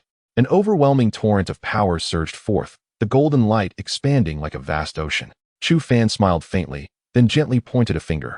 Instantly, the dark green seal shot forth, transforming the countenances of all present to ashen shades. Their spiritual energies were forcefully siphoned away in an instant. In a heartbeat, the dark green spiritual seal expanded to the size of a mountain and came crashing down. Wang Tengyan gritted his teeth, his gaze filled with malice as he fixated on Chu Fan. He refused to believe that a mere 3-star heavenly origin realm individual could truly pose a threat to him. Boom. In the next instant, the golden seal struck violently against the dark green seal. Both individuals were launched backward by the cataclysmic force, blood trailing from their lips as they arced through the air, crashing against the opposing peak. Black and golden light clashed fiercely in the sky, a tumultuous confrontation. Soon, Wang Tengyan's pupils constricted, unease creeping into his heart. He sensed the power of his technique dwindling. while the dark green seal opposite seemed to grow ever more formidable. How could this be? What strange domain or trickery had this boy employed? Suddenly, the spiritual wilderness seal descended with tremendous force, and the radiant golden seal shattered with a crisp sound, numerous cracks appearing across its surface. Wang Tengyan, caught in the backlash, coughed up blood, his heart filled with shock. How could this happen? This boy was merely a 3-star heavenly origin realm individual. Why could he defeat him? Why? Bang! At that moment, the golden lion seal erupted into a myriad of fragments. Dark light surging forth like a meteor hurtling toward Wang Tengyan. The 3-headed golden lion roared once more, expanding to a colossal size as it forcefully collided with the great seal. Chu Fan smiled faintly, his hand gestures shifting as azure light flickered. Within a few breaths, the golden light emanating from the 3-headed golden lion swiftly dimmed. Following a mournful cry, it transformed into a streak of light and merged into Wang Tengyan's body. He twitched his lips, fixating his gaze on Chu Fan with an expression filled with disbelief.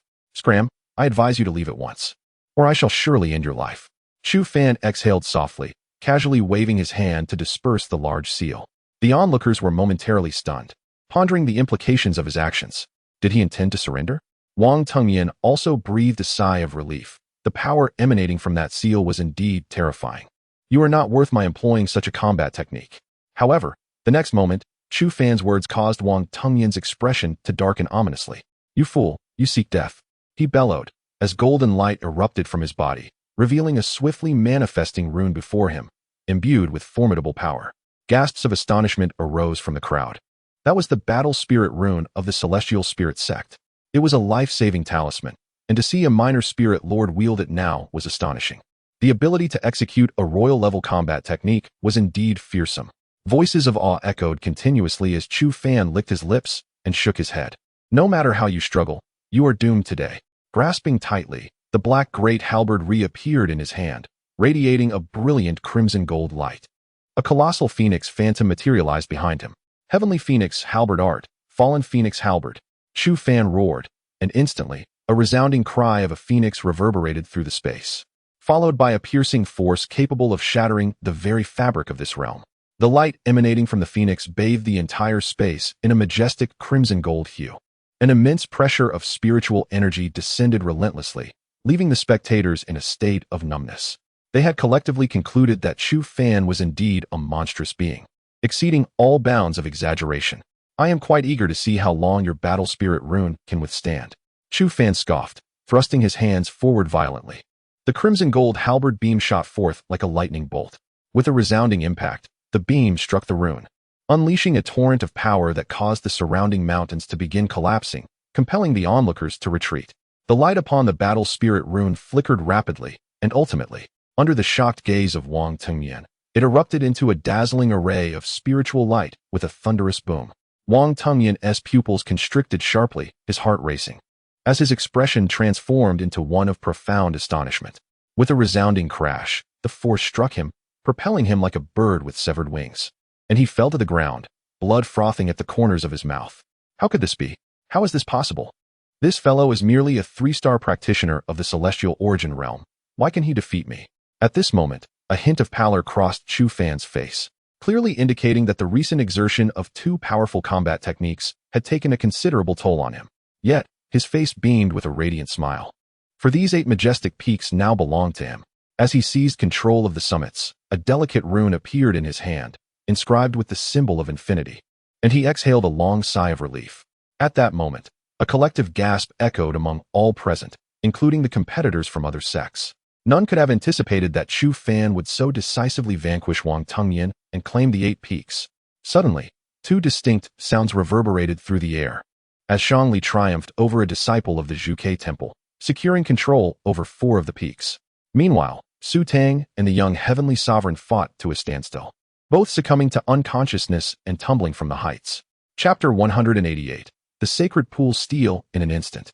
The 7 mountain peaks held by the young master were divided among the onlookers, each person watching intently with expressions laden with gravity. Just as it seemed the contest for the peaks was nearing its conclusion, a sudden voice broke through the tension. "I am willing to relinquish half of my occupied peaks to Chu Fan." At this declaration, the crowd fell momentarily silent, only to erupt in a cacophony of astonishment. The last remaining disciple of the Tianling sect, One of the three minor sovereigns known as the young sovereign furrowed his brow slightly, a flicker of shadow passing through his eyes. His face, though not strikingly handsome, bore an expression of deep concern. He possessed 10 mountain peaks, the highest number among the participants. If Shangli were to gift half of her 6 peaks to Chu Fan, he would surpass him with a total of 11 peaks. This implied that he was not the sole contender capable of breaking through an entire major realm.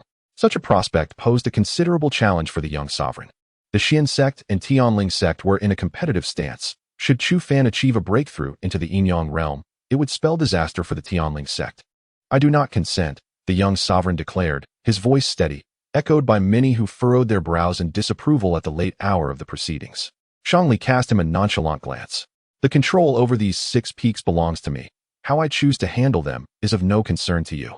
Then, are you implying that I could take these 6 peaks from you without your objection? The young sovereign narrowed his eyes, while Shangli regarded him with calm determination. If you can accomplish that, I shall gladly present the 6 peaks to you.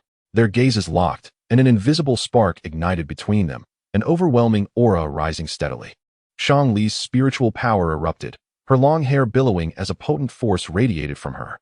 As a 6-star practitioner of the Tianyuan realm, she imposed tremendous pressure on all present. Being the foremost disciple of the Qinggong Palace, she harbored no fear of the young sovereign, her countenance icy as she fixed her stare upon him. I feel it would be unseemly to engage in such violence, Chu Fan remarked with a smile, his eyes sharp and filled with a fierce resolve. He too fixed his gaze on the young sovereign, brimming with battle intent, clearly ready to strike at the slightest provocation. The young sovereign scrutinized both of them, exhaling slowly. When did the Qinggong Palace become a venue for the Xian sect's amusement? First Tian Suzi, and now this fellow. Has the Qinggong Palace devolved into a den of vice? Boom. 2 powerful attacks descended upon him in an instant. The young sovereign deftly deflected the strikes, his eyes glinting with intensity. Clean your mouth before speaking. Even Tianling Zi would not dare utter such words in my presence. What do you think you are? Chu Fan snorted dismissively. The young sovereign nodded vigorously in response. Very well, we shall see how this unfolds. At that moment, he let out a cold snort, grasping the rune in his hand, and swiftly vanished from sight. Chu Fan disdainfully curled his lips. If one was too afraid to fight, one should simply admit it instead of pretending to be a formidable wolf. He then gazed at the control rune of a towering peak in his hand, nodding in satisfaction. Yinyang realm, here I come. Boom. At this instant, a deep, resonant chime echoed, as if emanating from the distant depths of the earth, accompanied by a cascade of reverberations. Immediately, 50 towering peaks vanished, replaced by magnificent stone monuments rising majestically from the ground, each reaching a height of 100 feet, shimmering with resplendent golden light. The terrifying force that emanated from them sent everyone flying, including Chu Fan, who was propelled backward for a full 100 feet. From afar, all stood in awe, their hearts shaken as they beheld the multitude of stone tablets standing tall. The number of tablets you can shatter depends solely on your own strength. I cannot assist you in this endeavor, spoke Shangli quietly. Chu Fan let out a hearty laugh. If I need your help for everything, then I might as well be a coward for coming here. Rest assured, I will not come to harm. His face bore a smile. Yet he did not rush forward first. Though the stone tablets contained an immense power for tempering the body, acquiring such strength would undoubtedly require a brutal price. Soon, a disciple from the great wilderness, unable to restrain himself, charged forward, the muscles in his arms bulging with formidable strength. He struck the stone tablet with a powerful punch, and all eyes were fixed intently on the tablet, eager to discern what would transpire. Bang! With the sound of a heavy thud, a surge of earthen energy erupted, crashing violently against the monument. The man gritted his teeth, his gaze twisted with ferocity. Waves of power emanated from his fist, bombarding the stone tablet. He believed he could shatter a mountain with this strike. Surely, he could do the same here. As time ticked away, his strength rapidly waned, and his expression turned grim. A painful twitch at the corner of his mouth. Many others furrowed their brows tightly. The great wilderness disciples far surpassed them in physical prowess.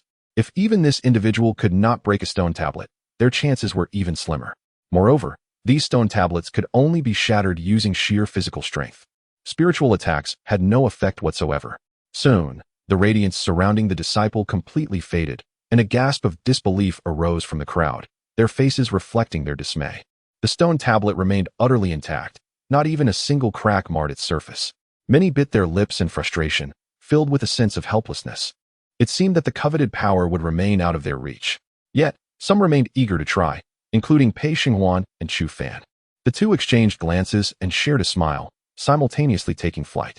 In that moment, they captured the attention of all, who were keen to discover whether these two could achieve a breakthrough against a stone tablet. I have long heard tales of your formidable physical prowess, and today I shall witness it firsthand.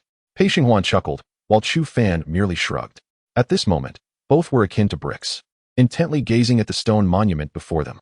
Chu Fan did not employ the Starry River dominance technique. Instead, he clenched his fist and struck the monument with ferocious force. Instantly, a thunderous sound reverberated, causing everyone to hold their breath as they focused on the stone edifice. Crack!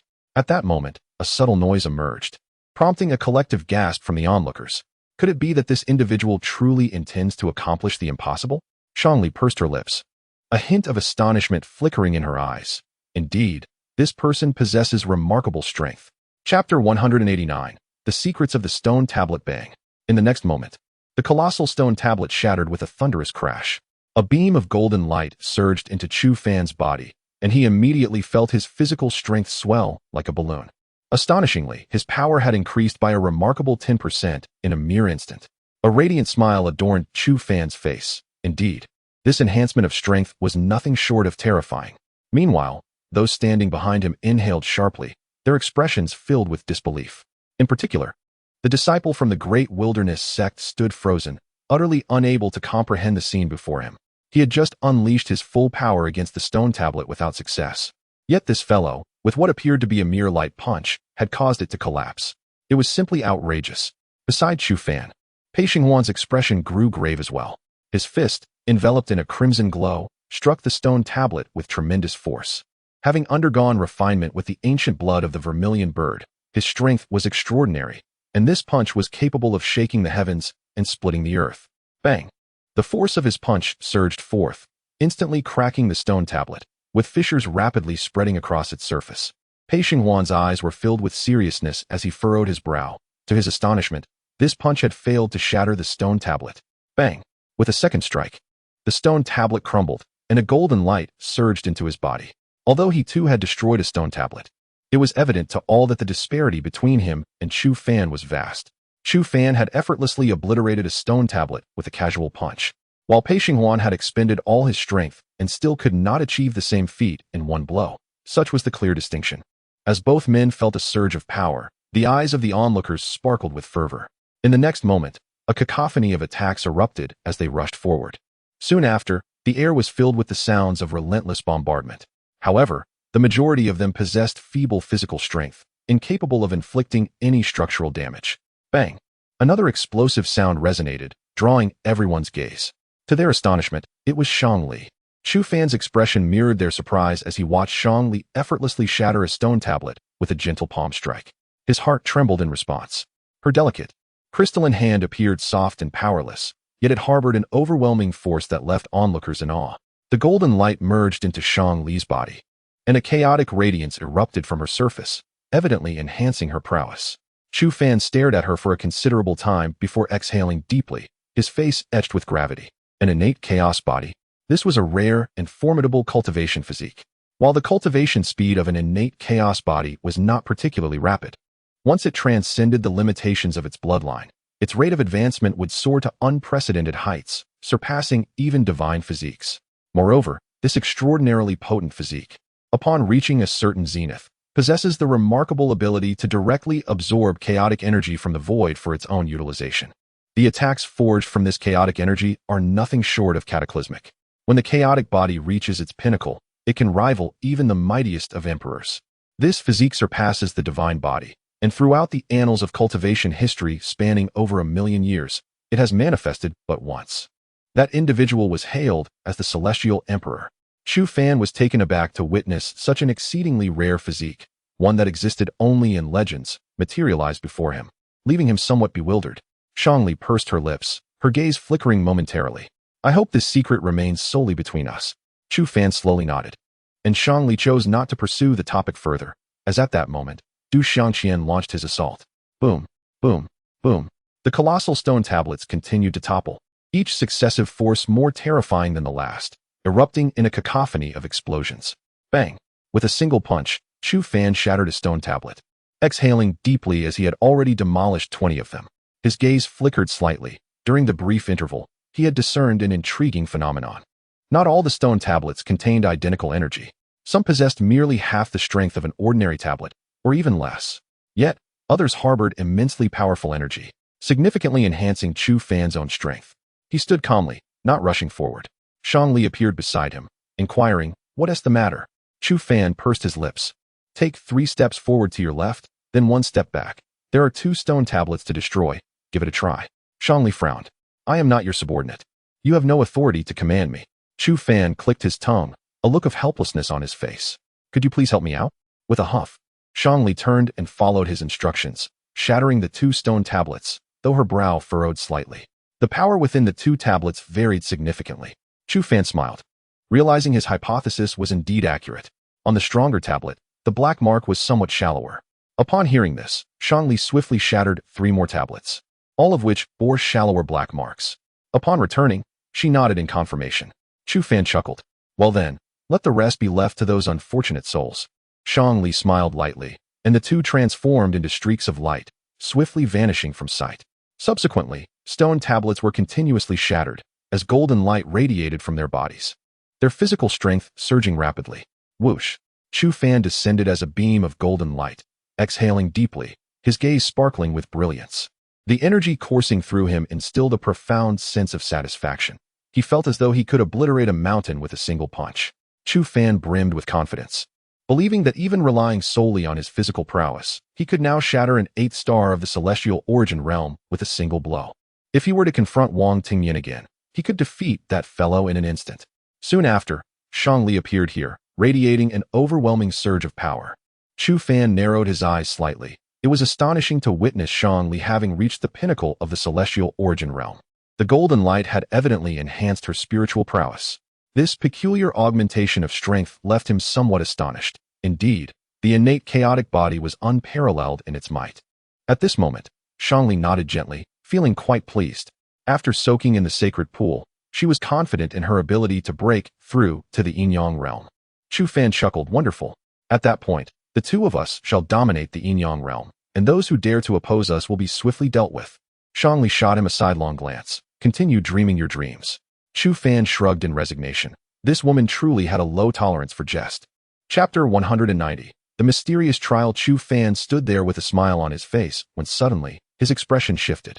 He turned to gaze at the old man, standing not far away. This old man was the one who had previously introduced himself as a servant, and now wore a smile, gently nodding at him. A stir of emotion welled up within Chu Fan as he swiftly approached the elder, with Shangli also noticing the old man and hurriedly following behind. "Ah, little one, you truly are remarkable," the elder remarked with a soft chuckle. Chu Fan stood quietly.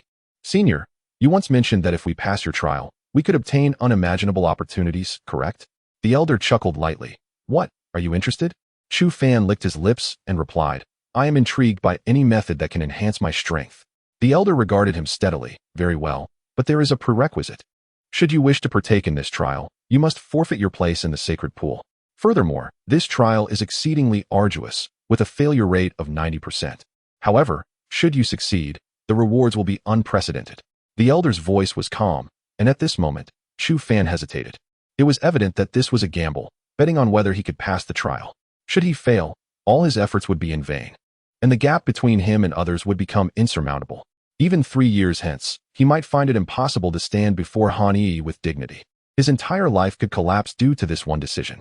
Yet, conversely, without some extraordinary opportunity, the notion of growing to match the realm of death's profoundness within 3 years was nothing short of a delusion. Shangli furrowed her brow slightly, acknowledging the significant risk involved. The elder had already stated that the probability of failure was 90%. Wagering such a golden opportunity seemed unwise. Chu Fan smiled, his face reflecting a complex array of emotions. "This time, let us gamble." A resolute gleam sparkled in his eyes, prompting Shangli to gaze at him in astonishment. In her recollection, he had never been so reckless. What had driven him to choose such a perilous gamble? Was it because of Han Yi? Shang-Li's eyes flickered.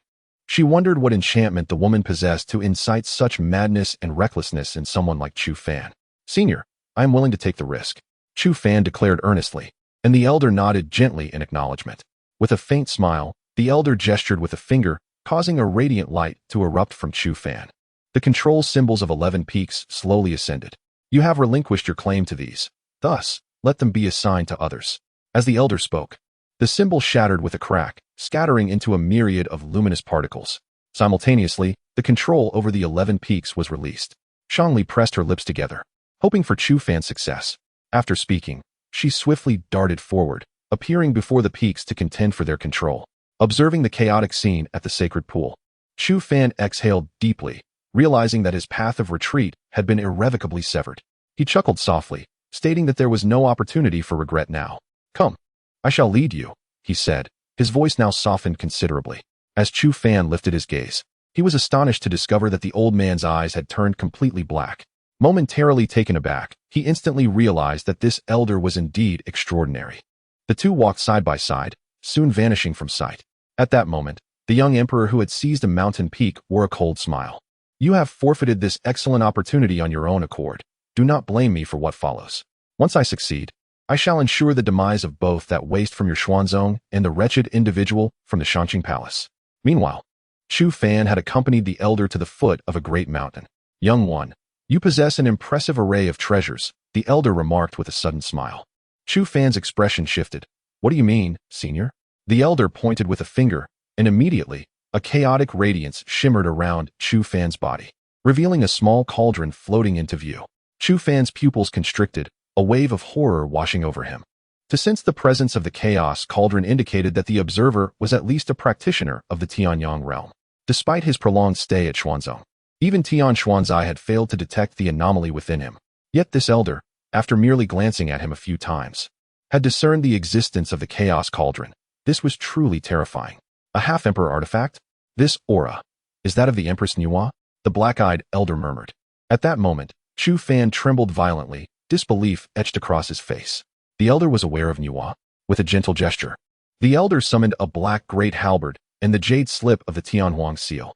At this point, Chu Fan radiated a brilliant golden light. The power of the bloodline of the golden-winged great Peng surging forth.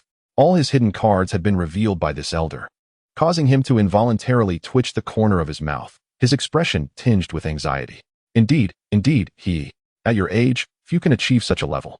Even the Empress Nuwa, in her prime, did not surpass your accomplishments, the black-eyed elder remarked, his gaze filled with admiration as he nodded lightly and chuckled. Chu Fan smiled in return. Thank you for your kind words, senior. The elder waved his hand, and all these items transformed into flowing light, merging into Chu Fan's body. Now, let us discuss serious matters. This trial is particularly arduous, yet the rewards upon completion are exceedingly generous. The last individual to successfully pass this trial was Shangwan Tian. Upon hearing this, Chu Fan's expression changed drastically, filled with trepidation. Shangwan Tian, a saint-level powerhouse, was the strongest among all of humanity, a figure of immense renown. The fact that such a formidable being had once participated in and successfully passed this trial was an unparalleled shock to Chu Fan, who swallowed hard and pressed his lips tightly together. To ascend to such power was a feat only found in legends, a realm of superhuman strength that one could scarcely hope to witness. If he could attain the status of a saint, resolving the matters concerning Han Yi would be a trivial endeavor. Even the individual from the southern ridge must kneel before him and address him as master. This trial is exceedingly arduous, brutal, and merciless. The likelihood of emerging alive is less than 10%. Now, there remains one final opportunity. We can act as if nothing has transpired, and you may leave at once. The elder with obsidian eyes spoke calmly, and Chu Fan exhaled deeply. Having chosen to come here, I cannot possibly concede. The elder nodded gently, then with a subtle gesture, a great black door materialized in the space before them. The door emanated a fiercely ominous aura, replete with the essence of slaughter and bloodshed. Chapter 191. Confronting the young emperor. Step inside. If you manage to emerge alive, you shall undoubtedly find satisfaction. The elder with black eyes remarked with a gentle smile. Taking a deep breath, Chu Fan bowed respectfully to the elder and decisively pushed the door open.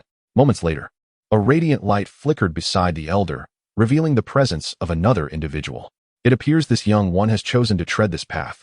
Indeed, such is fate, unavoidable. Do you believe he will emerge unscathed? If he cannot withstand this trial, we shall truly be without hope. The two remained silent, and after a prolonged pause, the youthful voice resonated once more. It seems the information I left behind has had a significant impact on him. At that moment, Chu Fan found himself within the doorway, confronted by an elongated corridor illuminated by sporadic, uncertain light. Furrowing his brow, he sensed an unsettling familiarity within this place. Suddenly, the sound of crashing waves echoed around him. Chu Fan's body trembled, and he exhaled deeply. This was indeed the periphery of the battle hall, the site of that enigmatic relic. It was here that he had acquired the black great halberd and had nearly lost his life. He had not anticipated that this merciless trial would commence in such a place. Following the path he had traversed before, he continued downwards until he arrived at the center of the altar, where he came to a gradual halt. At that moment, a surging power ascended skyward, and a figure slowly materialized before him. Chu Fan's expression hardened as an overwhelming aura of destruction and dominance emanated from this being, a trace of imperial might woven into the atmosphere. His countenance shifted. Who was this individual, exuding such an imposing presence? The figure stood there quietly, ethereal and regal, surveying the world with an air of superiority. I am Tai Chu. In that instant, a thunderous shockwave reverberated within Chu Fan's heart, his pupils constricting to the size of pinpoints as an indescribable terror engulfed him. The Tai Chu Emperor. Before him stood an emperor. Yet, he quickly furrowed his brow. If this truly were an emperor, he would likely have been crushed into oblivion by such overwhelming pressure. Upon closer inspection, the emperor appeared to be of a similar age, and the aura he exuded was not nearly as terrifying as anticipated. Heavenly Origin Realm, 5 stars? Chu Fan raised an eyebrow, a conjecture forming in his mind. Could this be an apparition of the young Tai Chu Emperor? Such a transcendent being, even the heavens could not erase their existence. Every emperor leaves a unique mark upon the cosmos. Was this manifestation merely a reflection of the Tai Chu Emperor in his youth? Chu Fan pressed his lips together. Since this was a trial, he would likely have to confront this calamity head-on. Without further contemplation, he brandished the black great halberd and swung it fiercely toward the apparition. Had anyone else witnessed this scene, they would undoubtedly deem Chu Fan insane. In ancient times, which great emperor did not shine with unparalleled brilliance from their youth, dominating an era as a superlative prodigy? Yet now, Chu Fan dares to challenge a youthful emperor, a venture so reckless it borders on folly. Even among peers, an emperor can effortlessly crush any opponent, regardless of their talent. For they are emperors, beings capable of shattering the very fabric of this universe. Just a fraction of their power suffices. Boom. At this moment, Chu Fan is beyond contemplation of such matters, wielding his great halberd with formidable force. The physical strength he had previously cultivated manifests powerfully at this instant. He does not channel his spiritual energy. Yet the might of this strike rivals that of the celestial phoenix halberd technique he had employed before. The youthful Tai Chu's eyes flicker as he conjures brilliant violet radiance from his hands, coalescing into a massive purple bell that gradually materializes before him. Clang! The black halberd crashes violently against it, unleashing a terrifying wave of power. Yet at this moment, Chu Fan's expression shifts. He stumbles back with a muffled groan, propelled by the sheer force of the impact. He lands on the ground, retreating steadily, his gaze laden with gravitas. Indeed, it is an emperor. Even the strength of their youth is fearsome beyond measure. Just as he descends, the enormous bell approaches, unhesitatingly barreling toward him with unbridled ferocity. Chu Fan furrows his brow tightly. This bell possesses an unusual quality. After his strength makes contact, a significant portion dissipates, leaving only a fraction capable of inflicting tangible harm upon the purple bell. However, that portion proves utterly ineffective against this colossal bell. Boom! The bell sweeps through, causing the surrounding rocks to collapse under the overwhelming force that descends rapidly. Even a powerful practitioner finds themselves ensnared within this oppressive might, unable to extricate themselves from its grasp. Gritting his teeth, his eyes blaze with determination as golden wings manifest behind him, allowing him to flee swiftly from this perilous place. Thud! Just as he leaves the ground, the bell descends, obliterating the earth beneath him, revealing the ominous crimson lava below. Chu Fan inhales deeply. Is this the power of a youthful emperor? Possessing the intangible strength of the celestial realm, it rivals that of practitioners on the cusp of yin-yang. Indeed, only such extraordinary prodigies can emerge as unrivaled titans, crafting legends that define an epic. The purple bell does not relent, relentlessly pursuing him in swift succession. A torrent of formidable energy surges forth, while Chu Fan senses his speed considerably hampered, as if he were being disassembled, rendering him incapable of absorbing it. He presses his lips together, uttering not a word, transforming into a streak of golden light that flickers through the passage. Boom! In the next moment, he pivots, his fist imbued with a cataclysmic force, delivering a powerful strike. At that instant, The purple bell collides fiercely with his fist, and the violet light surges, while the dark radiance upon Chu Fan's fist flickers rapidly. Yet, in the mere span of a single breath, the hardened armor upon his fist shattered with a resounding crack.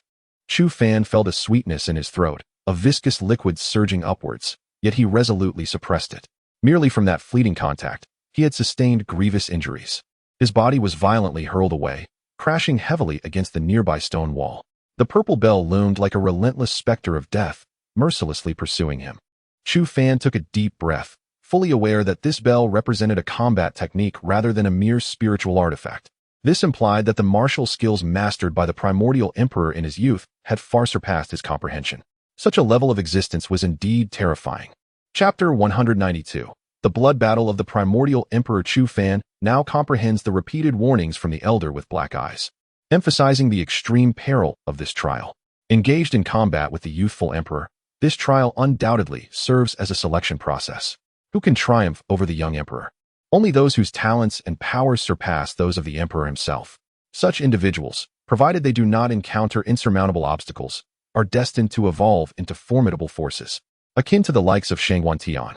Yet, such rare beings are akin to phoenix feathers and unicorn horns, scarcely found, and throughout the annals of cultivator history. Their numbers scarcely exceed a handful. What he must now aspire to is to become one of these exceptional few, to ascend to the pinnacle of that metaphorical pyramid, to defeat the contemporaneous young emperor. This daunting challenge is undeniably arduous, even for Chu Fan. He inhaled deeply, a surge of audacity rising within him. An emperor emerges but once in 100,000 years. How many individuals live their entire lives, or even cycle through 10 incarnations, without witnessing the grandeur of an emperor? Now, he indeed possesses the rare opportunity to engage with an emperor of equal standing, an opportunity exceedingly precious, not granted to just anyone. Thus, he cast aside all burdens, prepared to embrace this challenge wholeheartedly. Even in defeat, should he fall to the ancient emperor, it would bear no shame. However, if he were to prevail, his future would be boundless.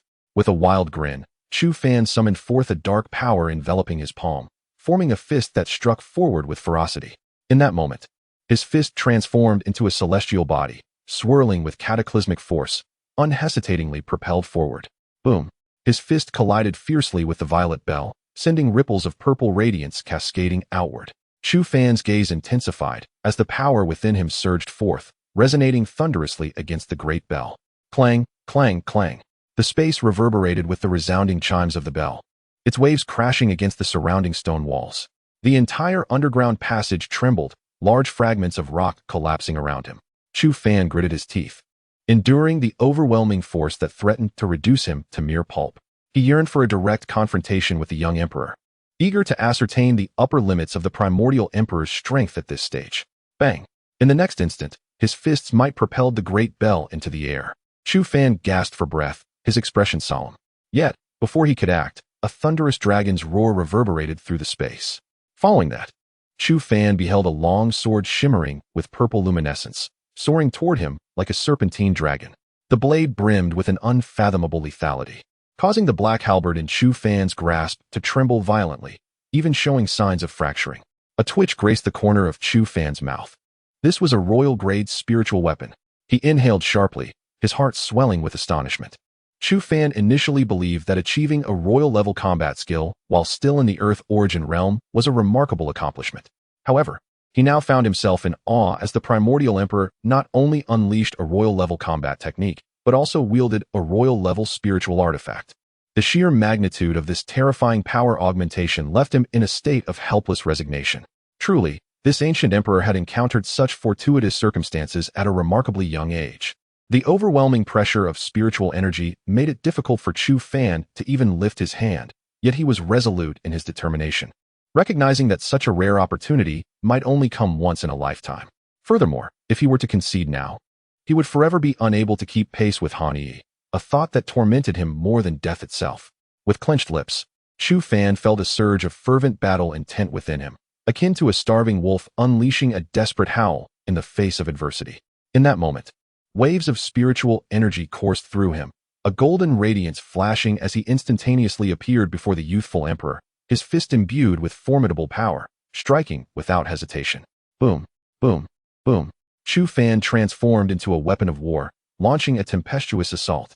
Yet, all his attacks were effortlessly absorbed by the immense purple bell, failing to inflict any harm upon the primordial emperor within.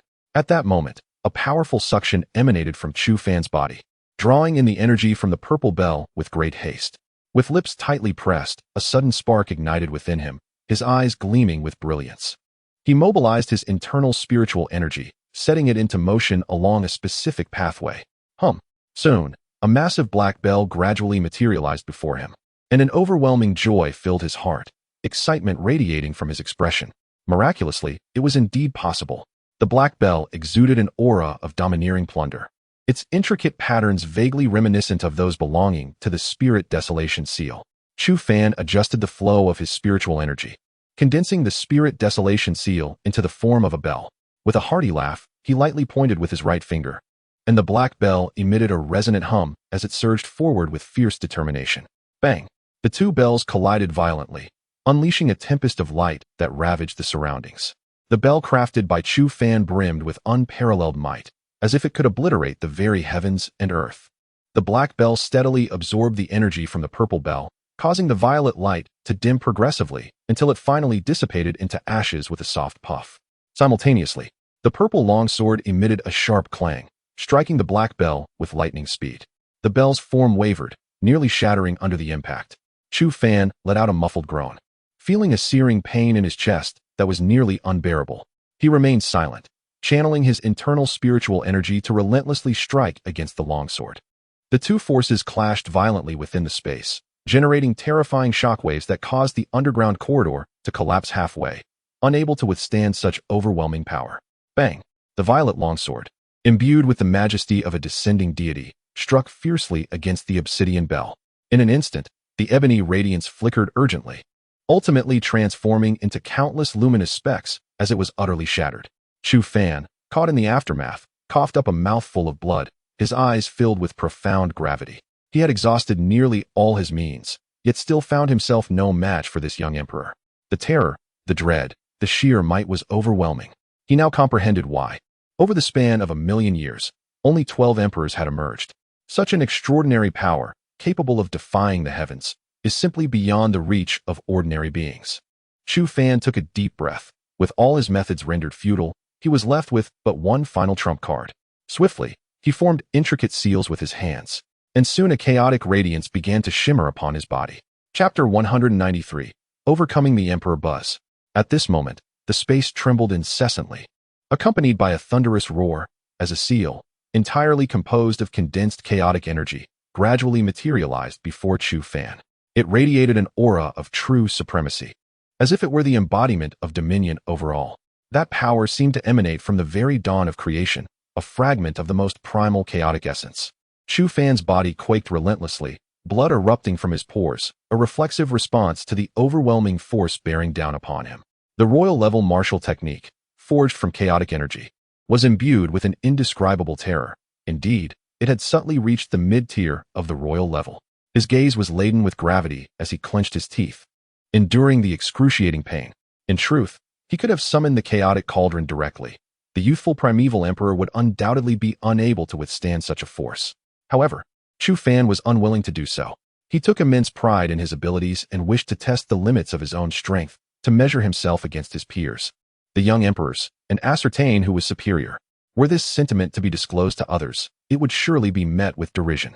Yet for Chu Fan, his pursuit of power and dignity transcended the aspirations of others. Do nobles and monarchs possess any inherent superiority, even against the ancient emperors? He vowed to fight until the very end, battered and bruised, striving to seize a piece of glory from his adversary. He exuded a feral tenacity, an indomitable resilience. As the Grand Seal coalesced before him, Chu Fan exhaled deeply, his complexion pale as death. This was his ultimate gambit. Should he fail this time, he would be compelled to resort to the chaotic cauldron. However, such a victory would not be one he desired, for it would signify his descent into inferiority, perhaps forever precluding him from competing with the emperors. Boom! Without hesitation, he lightly pressed his right finger down, and the chaotic seal shot forth, crashing violently against the purple longsword. The blade's sharpness cleaved the surrounding stone walls into smooth, even boulders, enveloping the entire space in an unparalleled edge.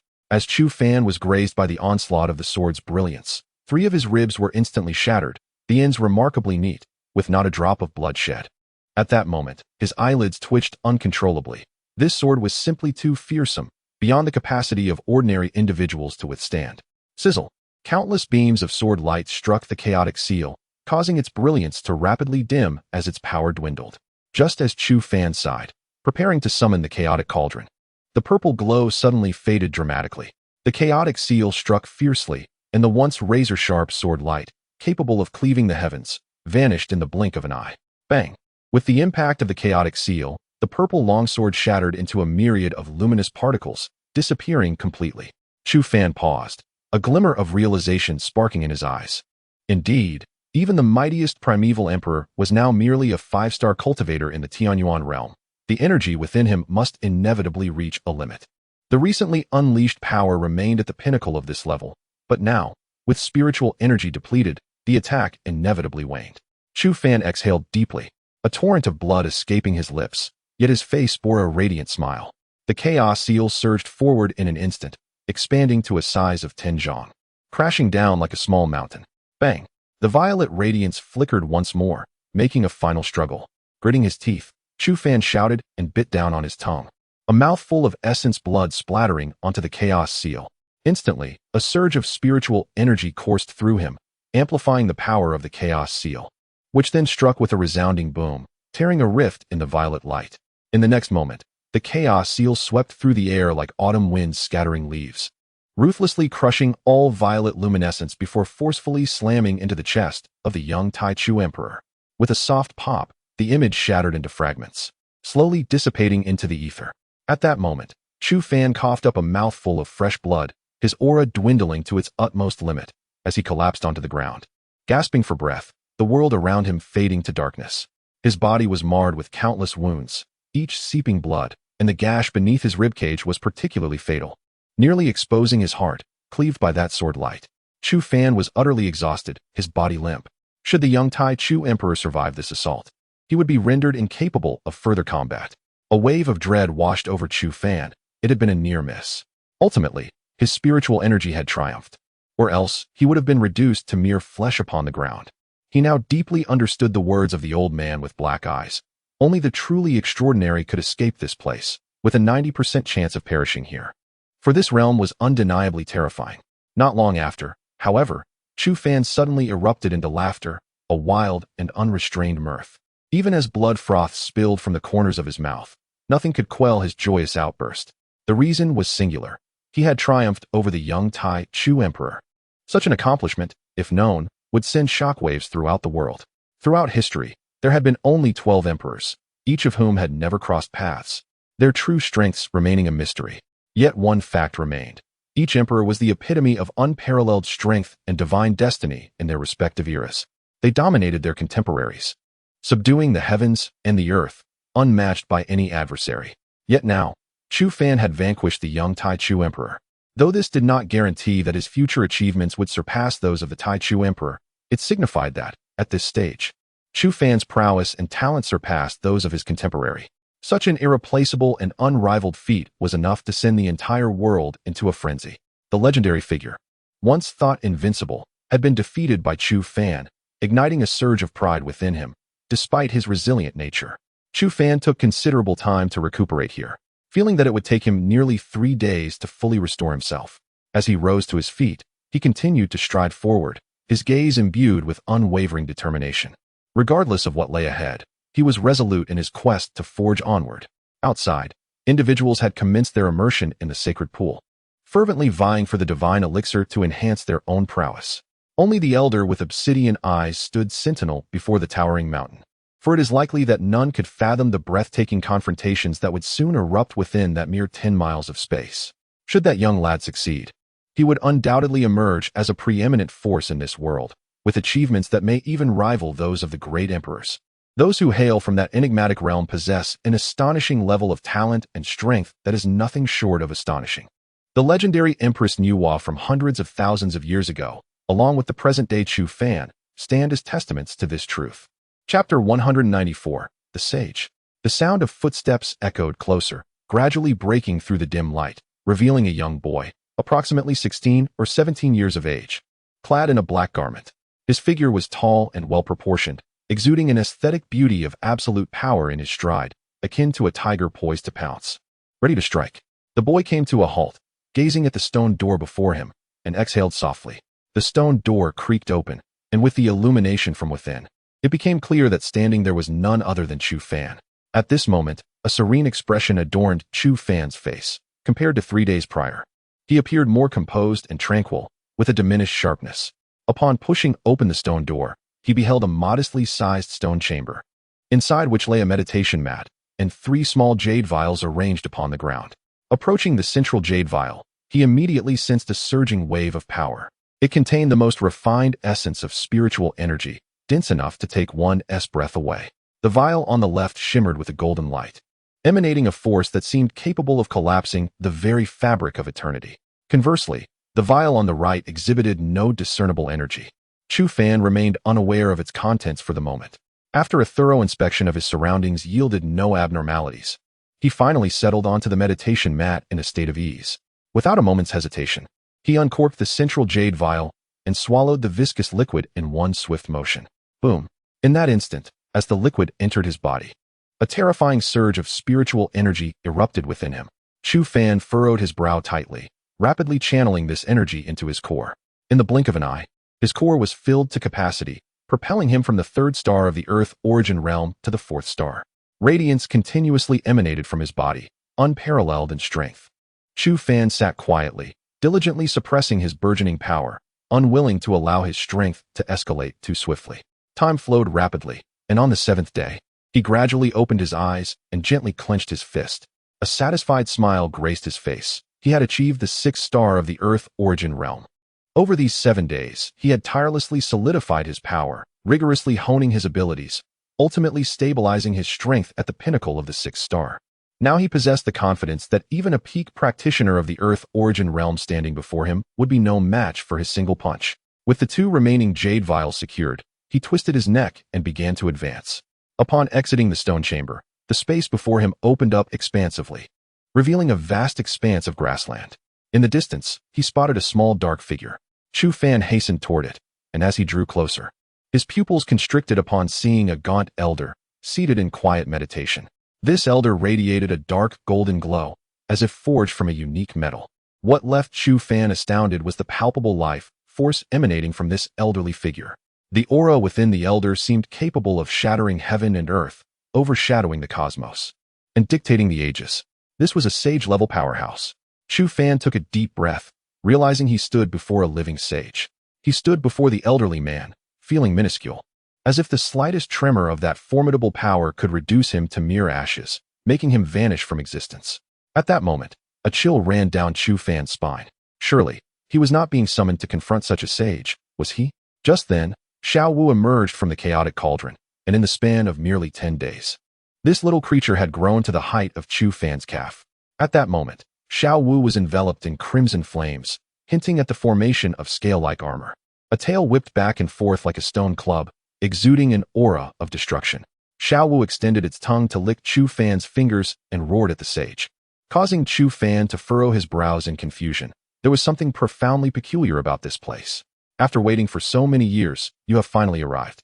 Suddenly, a deep, hoarse voice echoed, startling Chu Fan, while Xiao Wu leapt in fright, darting behind him and growling at their surroundings. The sage slowly opened his eyes, unleashing an overwhelming pressure akin to the collapse of the sky. Chu Fan emitted a muffled groan as he was thrust backward, landing over 100 feet away. Even at that distance, he felt an intense pressure that threatened to shatter his very bones. His heart was filled with astonishment. The sage had awakened. In the next moment, the old man silently appeared before him. Chu Fan's heart raced. Thankfully, the sage's oppressive aura had receded, or he would have been reduced to mere pulp. The old man then opened his eyes, which were clouded, yet radiated a power that sent shivers down Chu Fan's spine. "Little one, I have awaited you for an eternity." The old man spoke softly, as if he had not uttered a word in millennia, his voice rough and strained. Chu Fan exhaled deeply, forcing a smile. "Senior, do you recognize me?" The elder shook his head. "I do not know you, but I am aware that you are that person." Chu Fan was taken aback. "That person? Who?" "You bear his essence, unmistakably identical." The elder spoke calmly, while Chu Fan furrowed his brow, utterly bewildered. "I believe you can achieve it, for you are indeed him." The elder's cryptic words left Chu Fan at a loss. The elder then gazed at him intently. "Go forth. How far you can go depends on your own fate." Chu Fan, still frowning, bowed respectfully and swiftly departed with Xiao Wu. The elder's presence was overwhelmingly intimidating, instilling a profound fear within him that compelled him to leave without delay. Soon, he beheld a colossal mountain, its surface pitch black. The base and middle of the mountain were devoid of any greenery, yet atop it, a brilliant green light shimmered, emanating a vibrant life force. Chu Fan bit his lip. This dark mountain loomed before him, clearly a barrier he must traverse to continue his journey. With no other choice, he steeled himself and began to ascend. Boom! The moment he appeared at the foot of the mountain, an overwhelming pressure descended upon him with great force. Simultaneously, Chu Fan's pupils constricted sharply. His face contorted in sheer terror. In that fleeting instant, he felt his bodily functions rapidly deteriorate, as if he had aged a decade in the blink of an eye. His heart was filled with astonishment. How could this be? What enchantment did this mountain possess? Just as he was engulfed in shock, the chaotic cauldron within him trembled violently, sending Xiao Wu sprawling away. At the same time, a cascade of chaotic radiance descended from above, shielding him from the terrifying aura that loomed ominously. Chapter 195. The Devil Mountain. Even so, Chu Fan felt as though his body might tear apart, the pain unbearable and intolerable. Blood trickled from the corner of his mouth, and he was horrified to discover that wrinkles had begun to form on his arm. His heart raced wildly. He gritted his teeth, realizing he must escape this black, giant mountain immediately, or he would surely perish here. He desperately ran upward, but at that moment, the power of the golden-winged rock's bloodline had diminished by half, and he was unable to manifest the wings behind him. Only the golden bloodline energy sustained his vitality, preventing him from succumbing to death. This mountain soared to great heights, and at Chu Fan's current speed, it would take him at least a day to ascend. Yet he felt as if death loomed just a moment away. Coughing. After merely a few minutes, his body began to stoop, wrinkles appeared, and even his hair turned somewhat gray. He bit down hard, pondering what terrifying entity this mountain could be to have such an effect. With resolve, he summoned the black shadow by his side, but before he could act, the system's phantom was swiftly eroded by the overwhelming force. Left with no choice, he resorted to the great wilderness technique, desperately attempting to draw some power from his surroundings. However, it felt as though he was in a vacuum, for no matter how hard he tried, he could not absorb even the slightest bit of energy. 2 hours later, Chu Fan stumbled and collapsed to the ground. His hair was now completely white, his eyes clouded, and he exuded an aura of decay and death. Curled up there, his face twisted in a grimace of defiance and despair, he thought, "I cannot die here. I cannot die here. Han Yi is still waiting for me.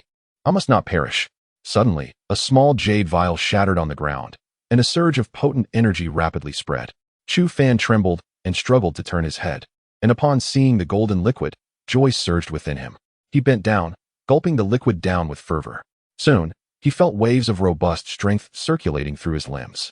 After consuming the last drop of the golden liquid, he regained his youthful appearance, and life surged within him once more. Yet, the pervasive aura continued to erode his vitality. Without hesitation, he quickly ascended. An hour later, when he stood at the summit of the mountain, he had once again transformed into a white-haired figure.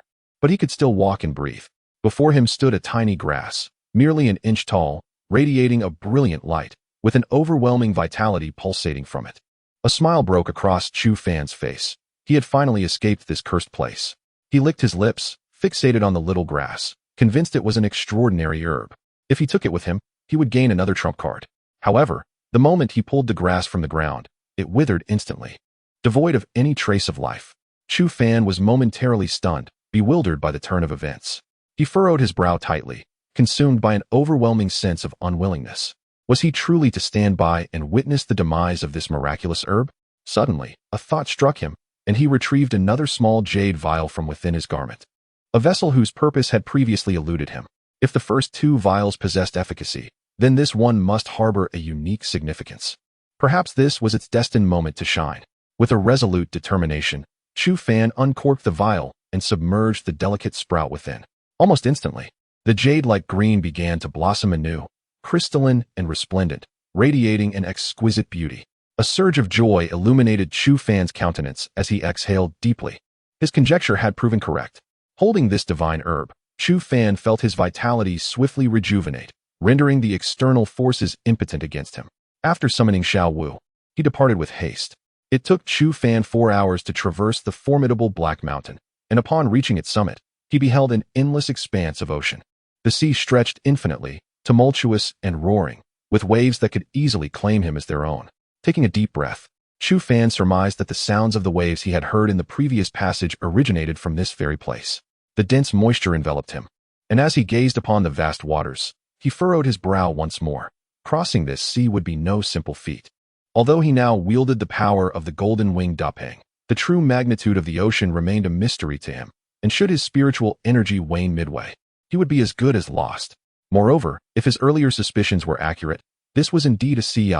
The ocean was insurmountable. Even the golden-winged Dapeng would perish in the attempt. Thus, Chu Fan found himself in a state of resignation. He did not rush. Instead, he sat down calmly, patiently awaiting the opportune moment. Chu Fan was convinced that since this was a trial, a solution must surely exist. He waited for a full half-month and one night. A sound reminiscent of a golden bell reverberated from afar. Immediately, he opened his eyes and stood, while Xiao Wu began to roar incessantly in that direction. At this point, Xiao Wu had grown to the height of his leg, with scales emerging and a pair of fiery red golden wings unfurling from its sides, exuding an air of majesty with each roar that resonated through the heavens. Chu Fan increasingly sensed that this little creature was extraordinary. It bore no resemblance to any of the ancestral tiger species. Could it be that this was a new breed of beast? Soon, Chu Fan discerned a solitary, ethereal blue lantern gradually approaching from a distance. He paused for a moment.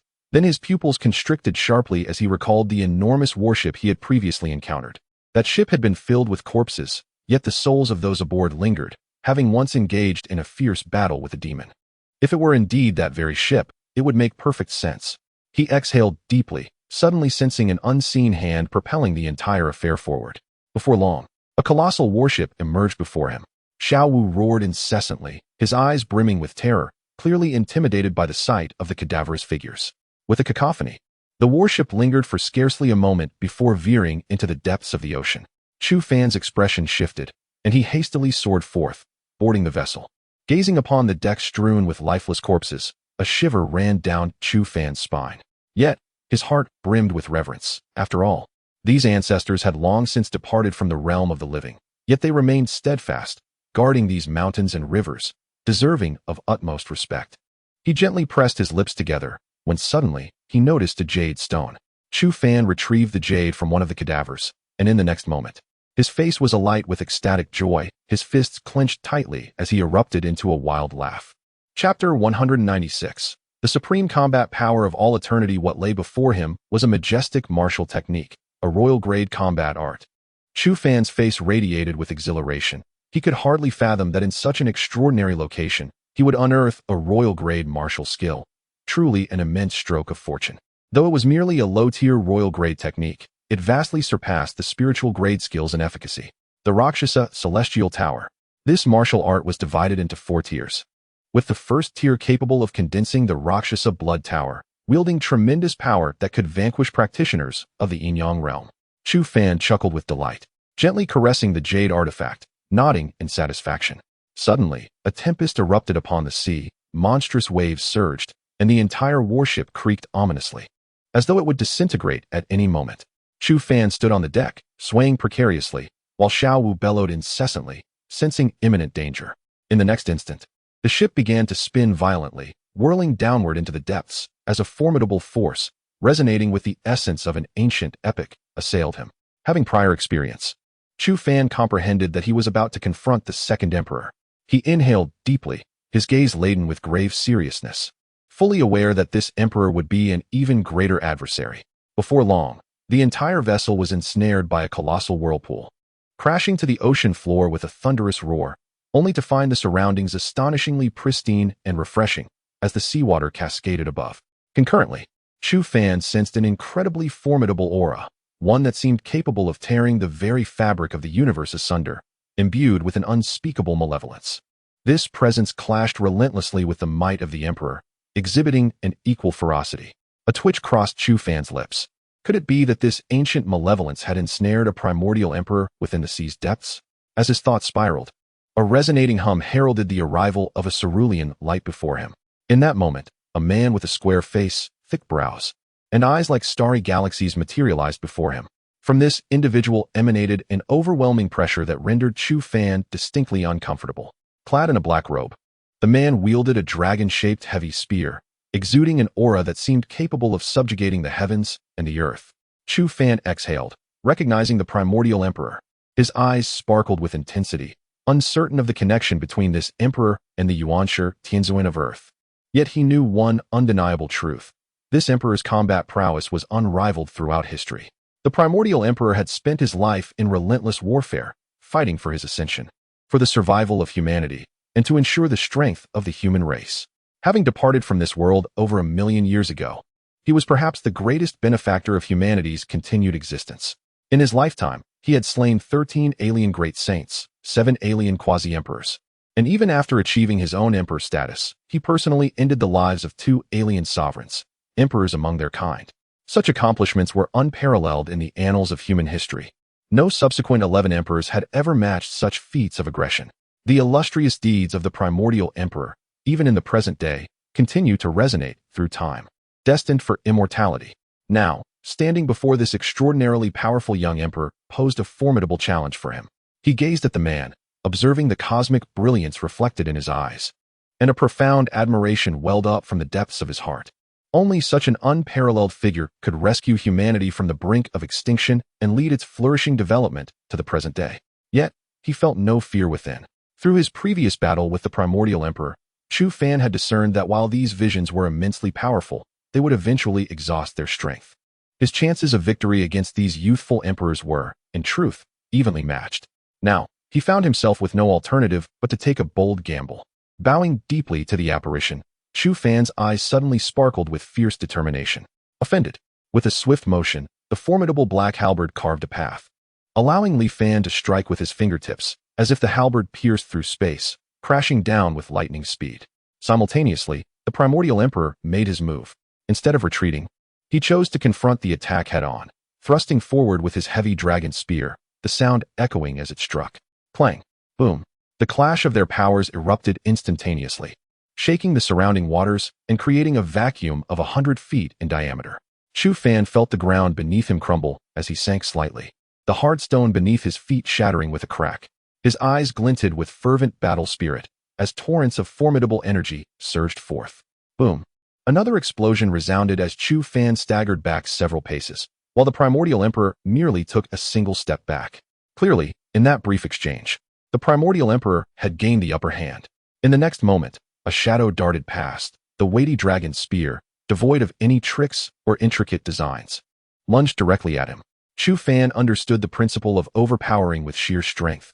With a defiant grunt, he too made no attempt to evade, swinging the black halberd in a wide arc to strike down fiercely. The two ferocious forces, even before colliding, had already obliterated the hard stone beneath them. With lips tightly pressed, Chu Fan brought the halberd crashing down upon the tip of the black dragon spear. Instantly, he felt a terrifying force surge from the opposing side. At that moment, all his defenses crumbled under the brute force, and he spat out a mouthful of blood. Simultaneously, the energy from the black halberd shattered the spear's defenses, the dragon patterns along its length flickering with urgent light. Clearly, the dragon spear was under considerable strain in the face of Chu Fan's overwhelming might. Crack! The stones beneath their feet shattered, plummeting down into the depths. Following this, Chu Fan found himself standing on the relatively soft seabed, his gaze heavy with gravity. Bang! At that instant, a brutal blow struck his back, the force shattering his bones. Chu Fan coughed up blood and was violently propelled away. Before he could even land, a black flash zipped past him, and the black dragon spear lunged in from his right.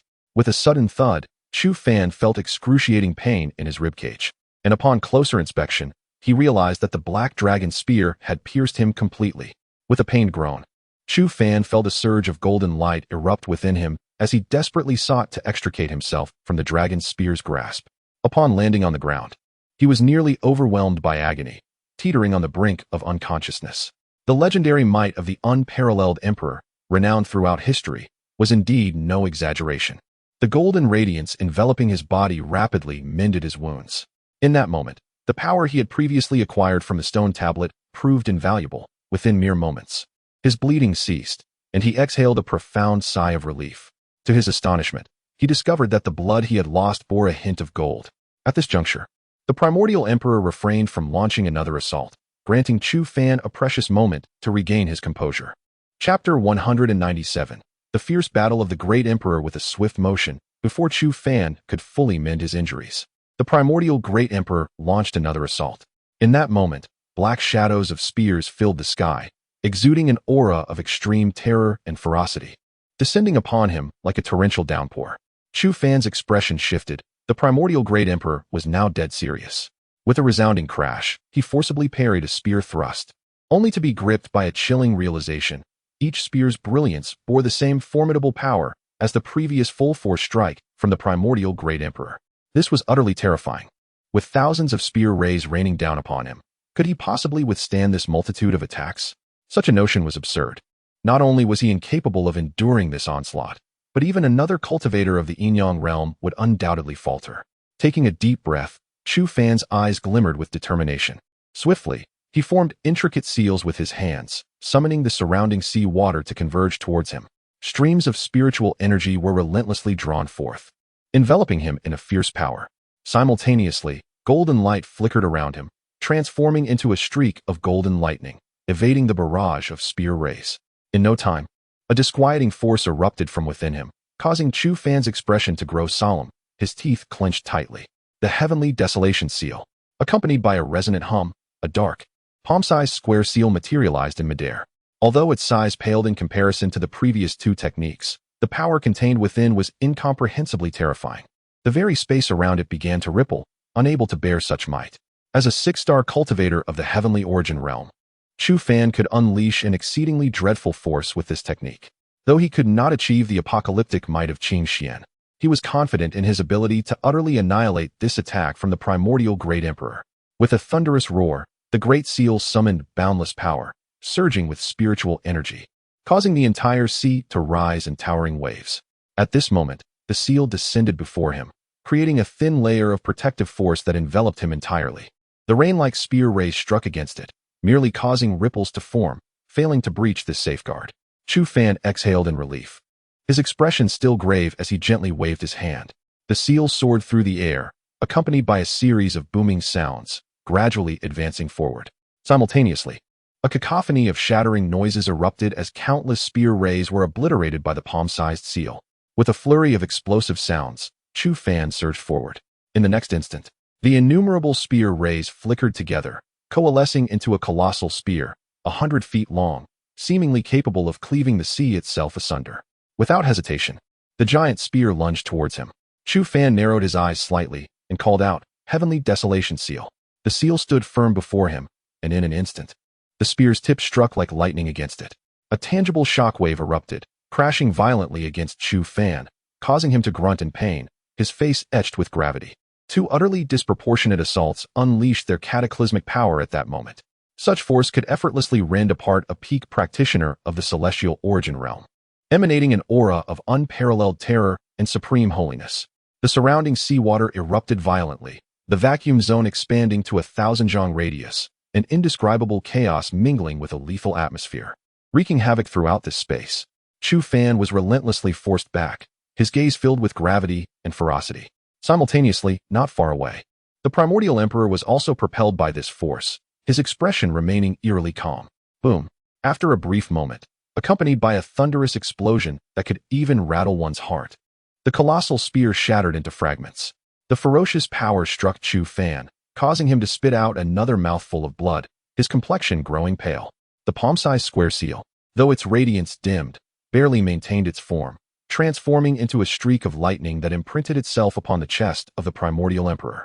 The figure let out a sharp breath, but quickly regained composure. The primordial emperor swiftly retreated, his fist clenched tightly, launching a powerful punch without hesitation. Bang! This punch seemed capable of shattering mountains, and even Chu Fan, under such terrifying physical strength, felt a tingling sensation on his scalp.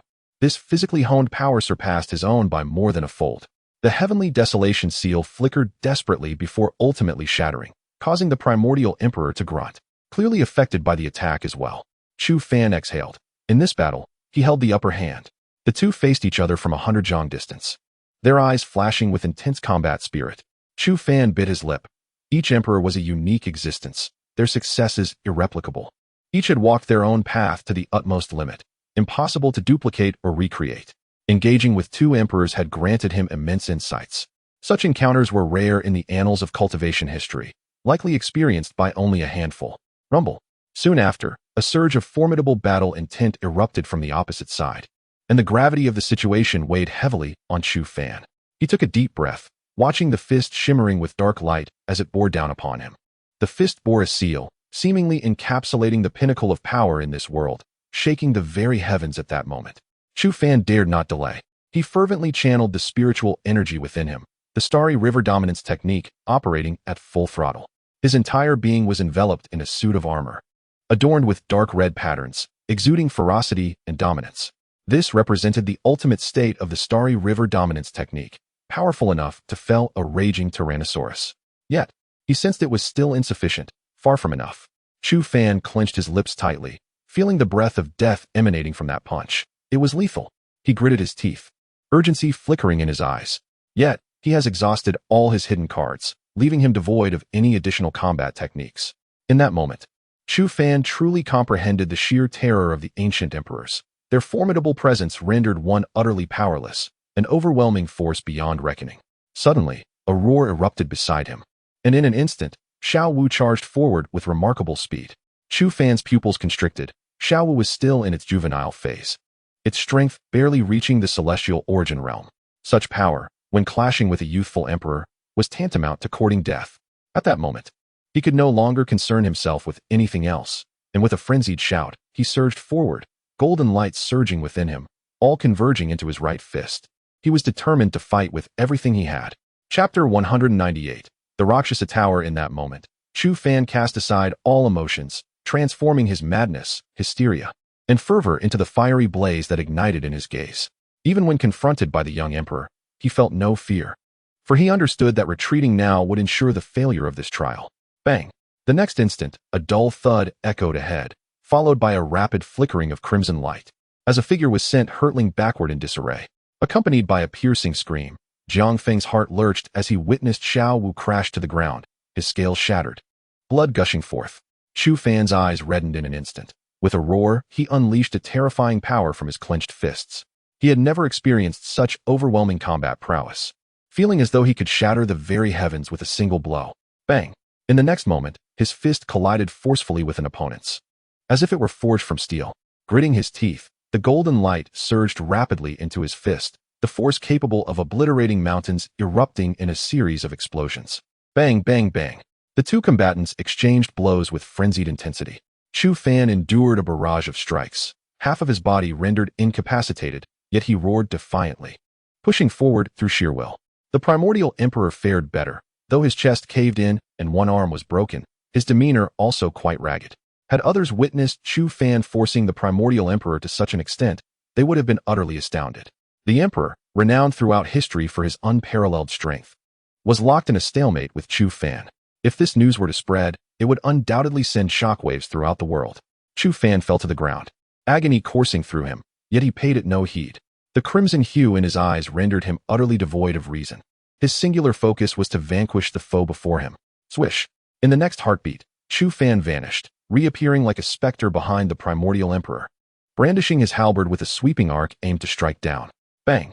Chu Fan's ambush failed as the primordial emperor pivoted, delivering a punch that crashed heavily against the blade of the halberd. The force of his fist was akin to a rampaging dragon, shattering the radiance emanating from the black weapon. In the next instant, Chu Fan's pupils constricted, fixated on the fissure that appeared on the halberd's blade. Bang! Almost immediately, the blade shattered, cracks swiftly spreading across the black halberd, reaching his hands in the blink of an eye. Crack! The halberd splintered completely, disintegrating into countless black motes of light, gradually vanishing into the ether. Chu Fan coughed up blood, his expression one of disbelief. The primordial emperor's power was astonishingly formidable, almost beyond comprehension. He staggered backward, just as the primordial emperor advanced, delivering once more that undefeated punch, pressing it resolutely against Chu Fan's face. The fierce gusts of wind left Chu Fan gasping for breath, his brow furrowed in frustration. What other recourse did he have? Suddenly, in the midst of his despair, brilliant golden light flickered around his body.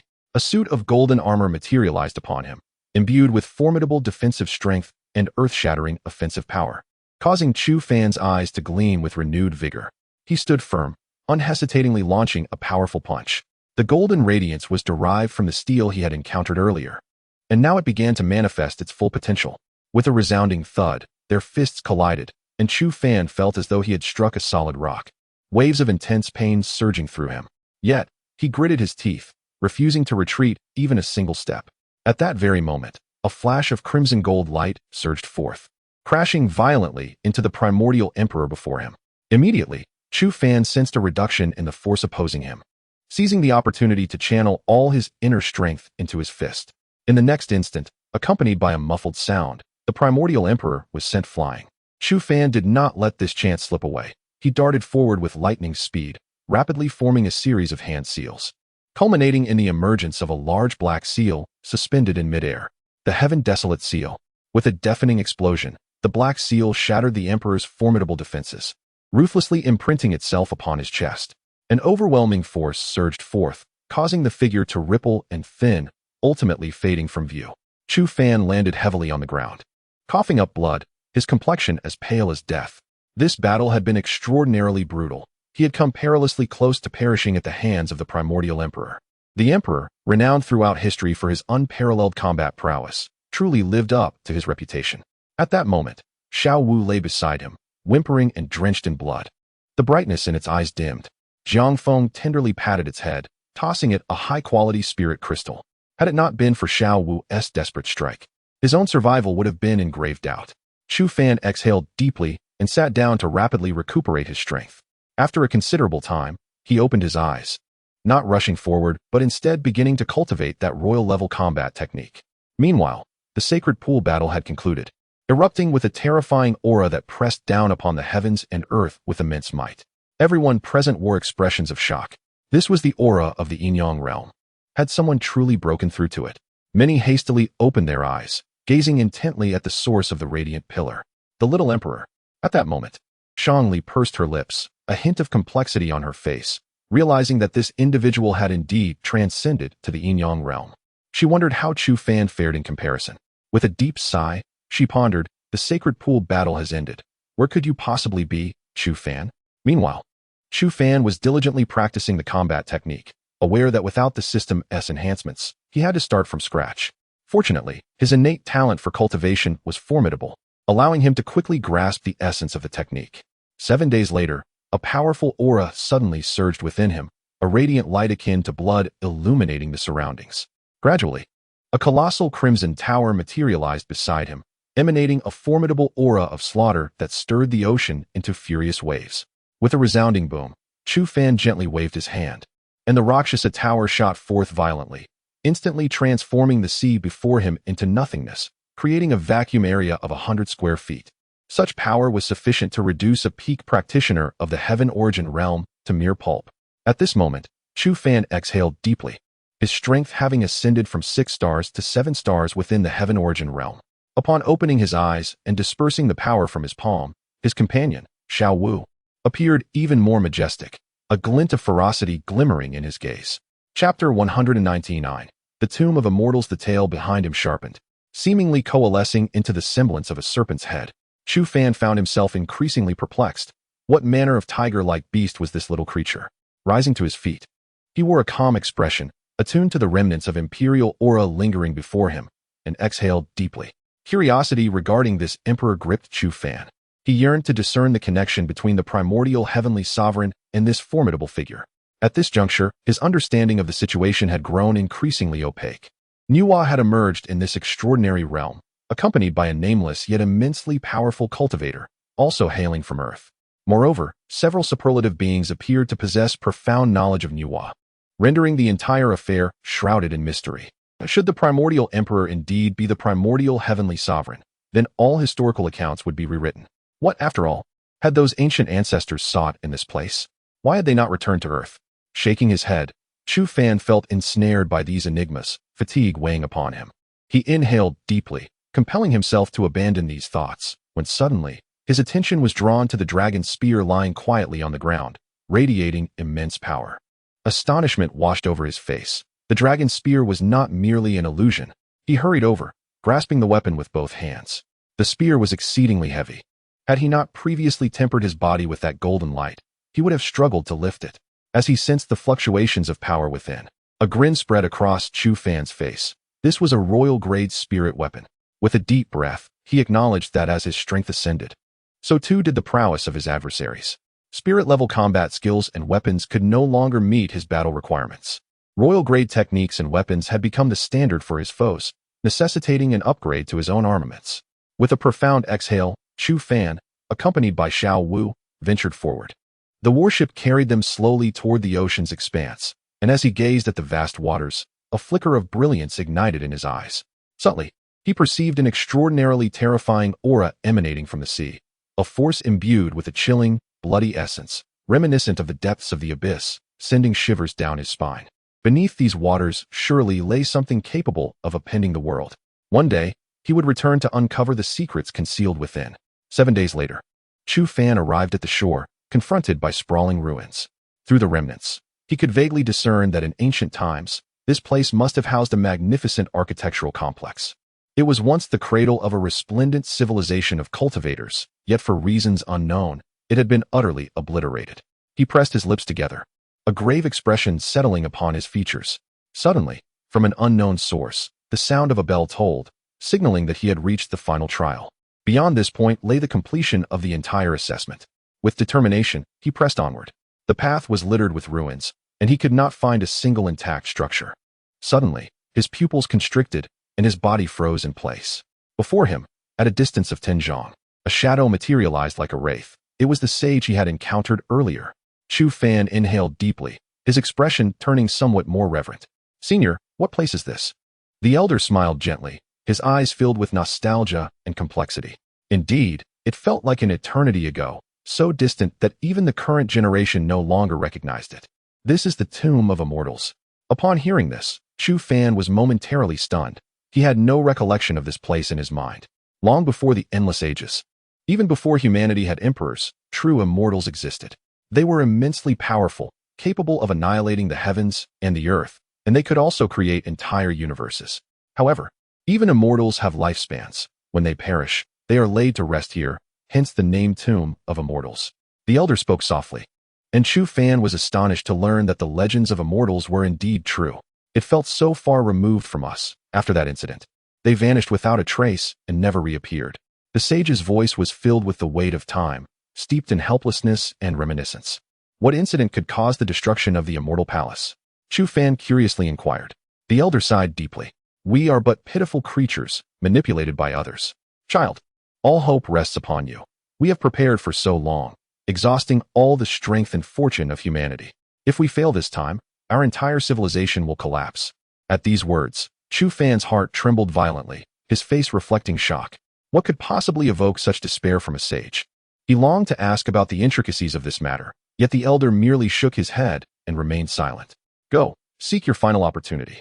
The Empress Niwa has not misjudged you. You are truly remarkable." With that, the elder vanished without a trace, as if he had never existed. Chu Fan pressed his lips together, his expression grave. He had a foreboding sense that the matter spoken of by the elder was profoundly connected to him.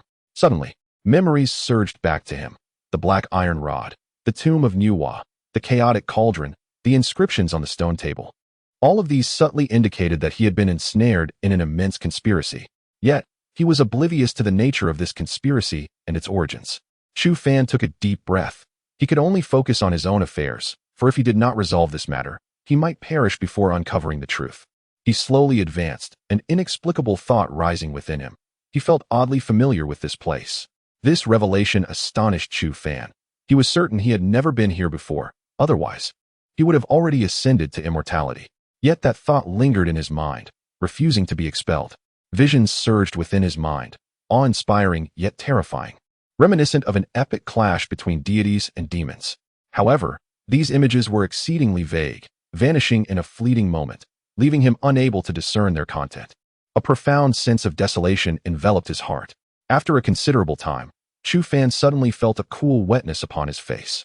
Upon regaining his senses, he gently touched his cheeks, realizing he had wept. Taking a deep breath, he pressed his lips tightly together, convinced that something peculiar was afoot, undeniably linked to him. Yet, the specifics eluded him. This sea, this desolate expanse, and the conspiracy that had seemingly begun without notice. All of it left him in a state of profound astonishment. Chapter 200. The ancient desolate body. Chu Fan stood before the remnants of this desolate land, gazing into the distance, where only a mournful desolation met his eyes. At that moment, Xiao Wu scampered over and licked his palm. The little creature had sustained grave injuries in their previous battle, yet its remarkable recovery abilities had allowed it to mend itself within mere hours. Chu Fan gently stroked its head, and together, man and beast ventured forth. As they traversed the entirety of the ruins, they eventually arrived at a point that revealed an abyss of nothingness, void of existence, devoid of substance. Chaotic spatial storms relentlessly sliced through the surrounding emptiness, sending shivers down one's spine. Chu Fan seated himself at the edge of a precipice, allowing the tempest to rage beneath him. After a prolonged moment, he exhaled deeply, uncertain of the nature of this trial or whether he had succeeded in passing it. Yet, an instinct within urged him to depart. Just as he resolved to rise and leave, an unexpected stillness gripped him. He noticed a flicker of golden light not far from the void beneath his feet, previously obscured by the spatial storm. The light had now emerged as the tempest had calmed slightly. This glimmer exuded an overwhelming power, as if it embodied the mightiest force within the vast cosmos, unyielding and invincible. The shock it imparted upon him surpassed even that of the two great emperors he had encountered before. Was this the final opportunity? Yet, such fortune would undoubtedly demand a life as its price. Leaping into the abyss could very well render him into mere fragments amid the ferocious storm. Chu Fan pressed his lips together and, unexpectedly, a smile graced his face. Since this was a trial laid before him, choices were a luxury he could not afford. Drawing in a deep breath, he left Xiao Wu behind and, in the next moment, leaped into the void. The ferocious spatial storm lashed against him, inflicting excruciating pain that spread like wildfire, and in the blink of an eye, his body was marred with chaotic wounds. Blood seeped from his injuries, transforming him into a vision of crimson. Chu Fan gritted his teeth, his expression a mixture of fervor and determination. His innate talent paled in comparison to others. His lineage was not as formidable, and his resources were scant. What he possessed that set him apart was the audacity to risk his life. In battles or in the pursuit of treasures, he boldly placed his life on the line. The resources he now held were earned through countless desperate struggles. Thus, he had no choice but to proceed in this manner, for it was the only course available to him. With a series of muffled bursts, countless wounds erupted anew, blood spraying wildly as Chu Fan clung to the last vestiges of lucidity. It was unclear when he began to lose consciousness, but soon he found himself enveloped in a verdant glow. Above him hovered a divine herb, casting a gentle green light that shielded him. Before long, Chu Fan awoke to a scene radiant with golden brilliance. However, as he examined his surroundings closely, his countenance shifted in horror. Before him lay the colossal corpse of a giant, towering to a height of 1,000 feet, its body shimmering with golden light. It appeared to be forged from some divine metal, exuding an aura of invincibility. Upon the brow of this colossal giant lies an enigmatic rune, profoundly obscure and mysterious. Merely a glance induces a sensation of dizziness. The giant emanates an aura of vastness, as if it has endured since the ancient and primordial epochs. Concurrently, the cataclysmic force that compels the heavens to submit, accompanied by a surging battle spirit akin to a galaxy, now rises with fervor. Standing before this titan, Chu Fan feels as insignificant as a grain of sand, breathlessly aware that even the slightest movement could lead to his utter collapse. This giant embodies the will of the cosmos, terrifyingly formidable and overwhelmingly powerful. Chu Fan harbors a disconcerting illusion that even an emperor would stand no chance against such a being. He gazes in awe at the giant, perplexed by its sheer terror. At that moment, a drop of golden blood slowly descends, landing softly before him. Stunned, Chu Fan gently touches the droplet with his right hand. In that instant, it feels as if the galaxy has reversed its flow, the universe compressing, as boundless power surges rapidly into his being. Simultaneously, a familiar force deep within his veins awakens, intertwining with the external golden energy, unleashing an unfathomable terror. Chu Fan does not experience pain. Rather, his strength escalates dramatically in that moment, enveloped in a radiant golden light. He has never felt such exhilaration, as if a shackle within him is shattered, granting him the potency to shatter the entire universe.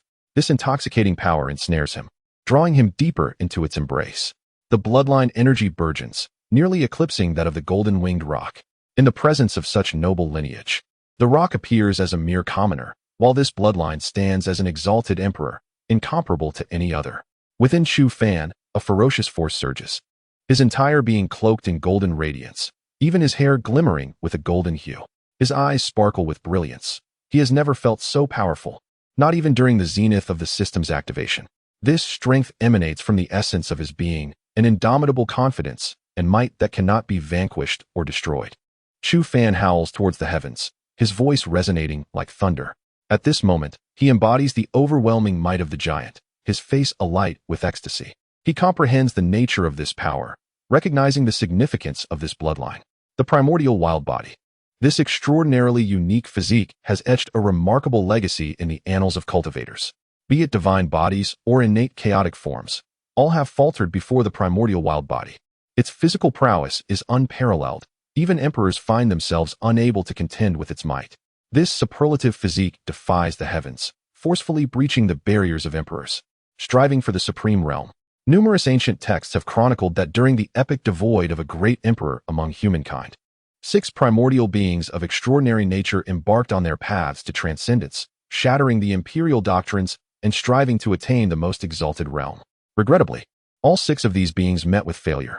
Their legends are nothing short of earth-shattering, with the most captivating tale for posterity being the fierce confrontation between the 3rd-generation primordial being and the Grand Emperor Xianyi. That battle obliterated the starry rivers, fragmented the celestial bodies, and even rendered half of this world into ruins. Ultimately, the 3rd-generation primordial being never re-emerged, and 2 millennia later, Grand Emperor Xianyi also departed from this realm, marking the shortest lifespan of any emperor in history. While an emperor may possess a lifespan exceeding 50,000 years, the more formidable primordial emperor can extend their existence by an additional 20,000 years or so. Chapter 201. The Return of the Monarch. The great Emperor Xianyi lived for merely 30,000 years, a lifespan that can be considered tragically brief in comparison to that of an ordinary emperor. Many powerful individuals in later generations have analyzed that the reason for the great emperor's short existence was his battle against the primal body, which drained his essence, leading to his premature demise. The outcome of their confrontation remains a mystery, yet this legend underscores the formidable power of the primal body, capable of engaging in life and death struggles with an emperor. Chu Fan took a deep breath, his gaze now heavy with gravity. The 6th-generation primal body had already passed away 300,000 years ago, marking the end of its era. Subsequently, a new emperor emerged, gradually overshadowing the myth of the primal body. In the ensuing 30,000 years, no other primal body had manifested, leading to the gradual fading of this once extraordinarily legendary and resplendent constitution from memory. Chu Fan had never fathomed that he possessed such a constitution, one capable of shattering the very heavens. He clenched his fists tightly, his lips pressed together in determination. His fists were capable of obliterating any obstacle in this world. Nothing and no one could impede his progress. Boom. At that moment, a golden radiance surged into the sky, and his vital energy spread throughout the entire space like a boundless ocean. The golden essence radiated a dazzling brilliance, and a radiant smile crept upon Chu Fan's lips.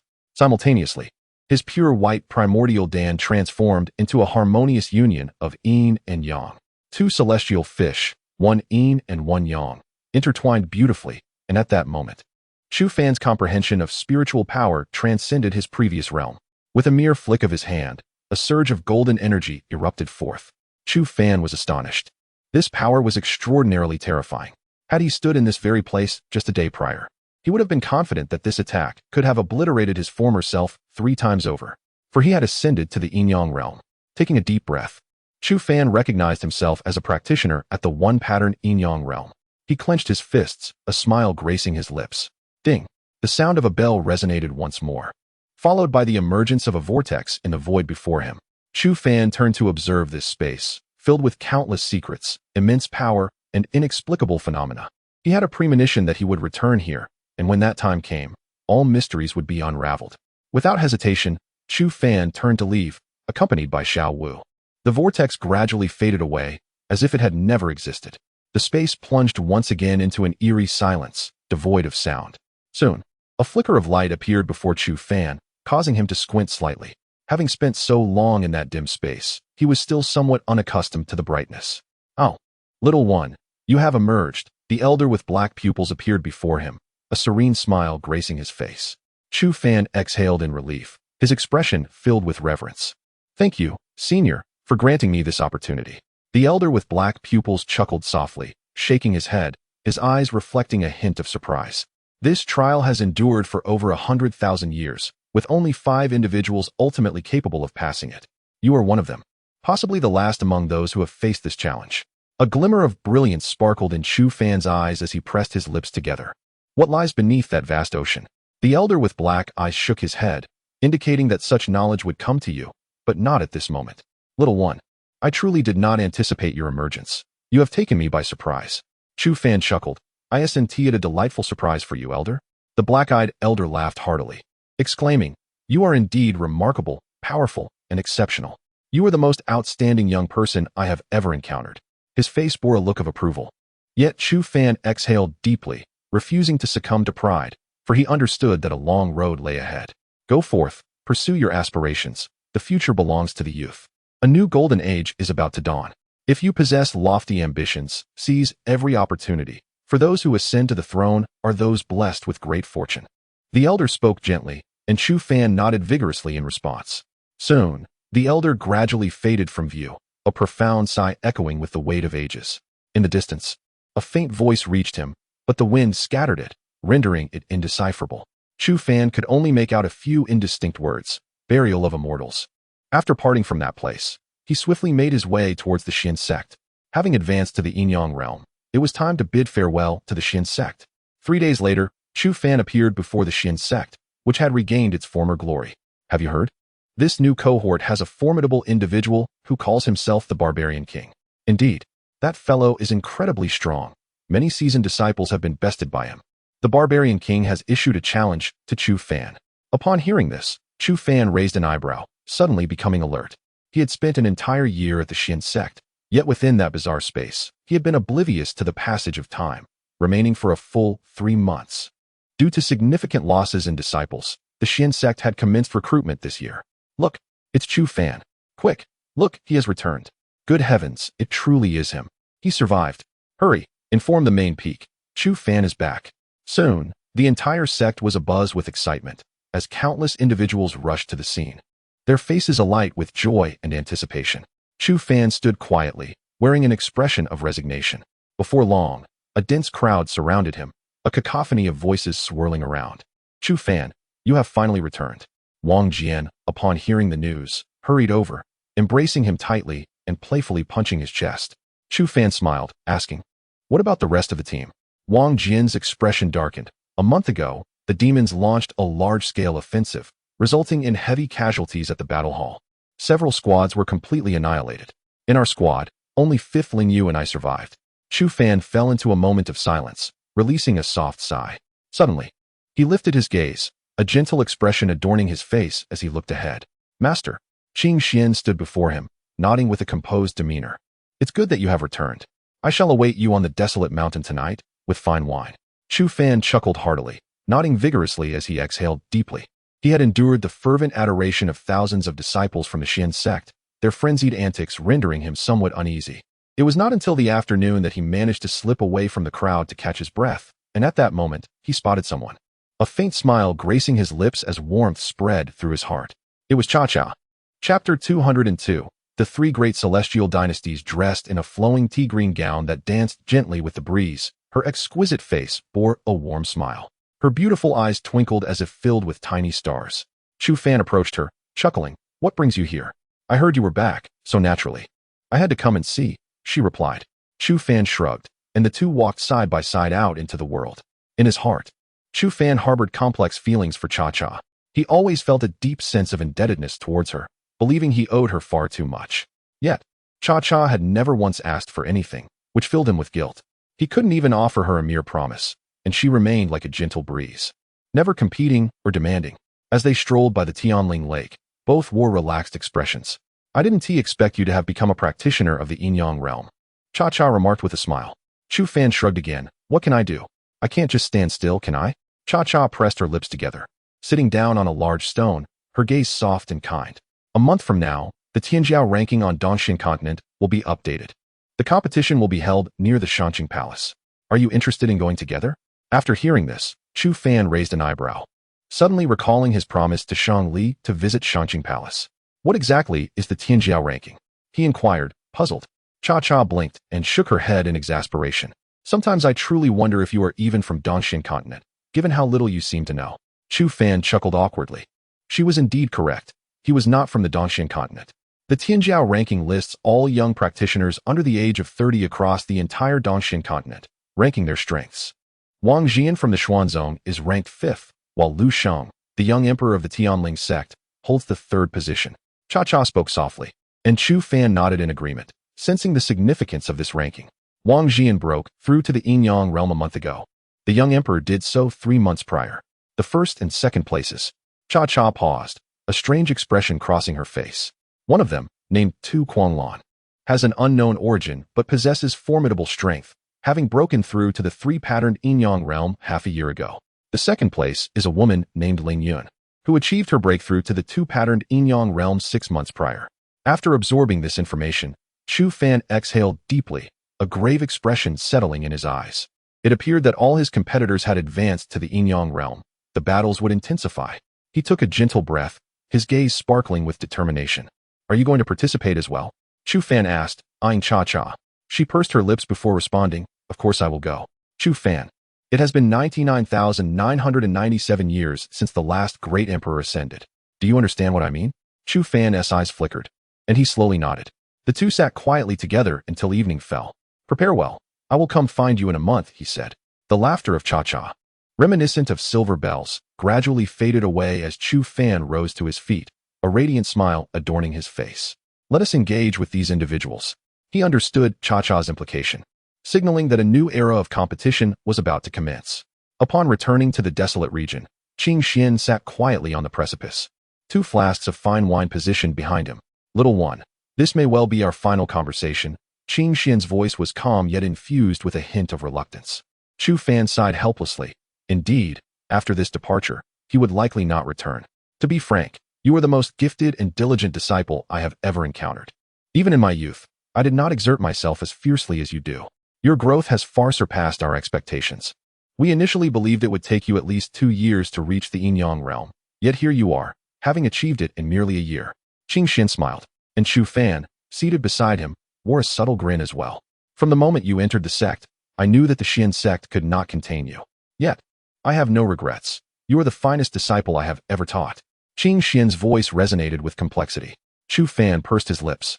The gratitude he felt towards his master indelibly etched in his heart. Haha, I have not yet reached the point of relying on your reputation for my existence. Qing Xian remarked playfully, and Chu Fan laughed heartily. You are aiming to compete for a spot on the talented ones list, aren't you? Qing Xian inquired quietly, to which Chu Fan nodded affirmatively. Indeed, he sought to confront truly formidable opponents to expedite his own advancement. It had been 4 months since Han Yi's departure, leaving her with 2.5 years remaining. Although achieving the Yin-Yang realm in just a month was an astonishingly rapid pace of cultivation, it was still insufficient for Chu Fan. He needed to progress even more swiftly, lest he lagged behind. Do you realize that only the top 100 cultivators on the talented ones list are eligible to participate in the Grand Sect competition? Qing Xian regarded him intently. Chu Fan raised an eyebrow in curiosity. What is that? The Eastern Xian continent harbors myriad talents. While the Five-Vein sect is indeed a premier power, it ultimately does not dominate this region. The true rulers of the entire Dongxian continent are the 3 great celestial dynasties, the Deqin celestial dynasty, the Sword celestial dynasty, and the Divine Martial celestial dynasty. Qing Xian's tone grew somber as he focused intently on Chu Fan, clearly expressing his apprehension towards these 3 superpowers. The Grand Sect competition is essentially a contest where countless sects send their disciples to vie for the annual selection quotas of the celestial dynasties. Each celestial dynasty's army recruits 300 disciples annually. Of these 100 spots, a portion is reserved for external candidates, with the remainder filled by their internal disciples. Upon hearing this, Chu Fan raised an eyebrow in astonishment. He had never before heard of the 3 great celestial dynasties. The armies of the 3 celestial dynasties, beyond maintaining order within their own realms, serve significantly to engage in direct combat with the demons, thereby ensuring the tranquility of the Eastern Xian continent. The 5 veins guard the critical passages through which demons may emerge, preventing their rampant incursions and collaboratively forging the current era of peace and prosperity. The voice of Qing Xian resonated with a sense of gravity. They had all faced demons in battle and understood the formidable nature of such foes. It was only now that Chu Fan realized that it was indeed the three celestial dynasties that had been steadfastly fighting on the front lines, a fact that commanded profound respect. The two conversed here throughout the night, and Chu Fan gained a deeper understanding of the celestial dynasty's might. The three celestial dynasties stand as formidable as the royal family of the Western state. Each monarch of the celestial dynasties possesses the strength of a half-step into the Death Xian realm, while they all hold true trump cards within the Death Xian realm itself. Such terrifying power is sufficient to command dominance across the entirety of the Eastern Xian continent. Chapter 203. The Battle with the Barbarian King. The armies of the Celestial Dynasty, even the most ordinary of soldiers, possess at least the strength of the Celestial Origin realm, rendering them extraordinarily formidable. A 100-man commander must be a practitioner at the pinnacle of the Yin-Yang realm, not to mention the leaders, each of whom is a practitioner of the Celestial Yin or even the Celestial Yang realm. The resources of the Celestial Dynasty are exceedingly abundant. One can find not only king-level battle techniques, but also divine scriptures. As long as one's strength is sufficiently robust, ample cultivation resources can be acquired. Such a superpower is the veritable paradise for practitioners. As Chu Fan contemplated these matters, dawn broke.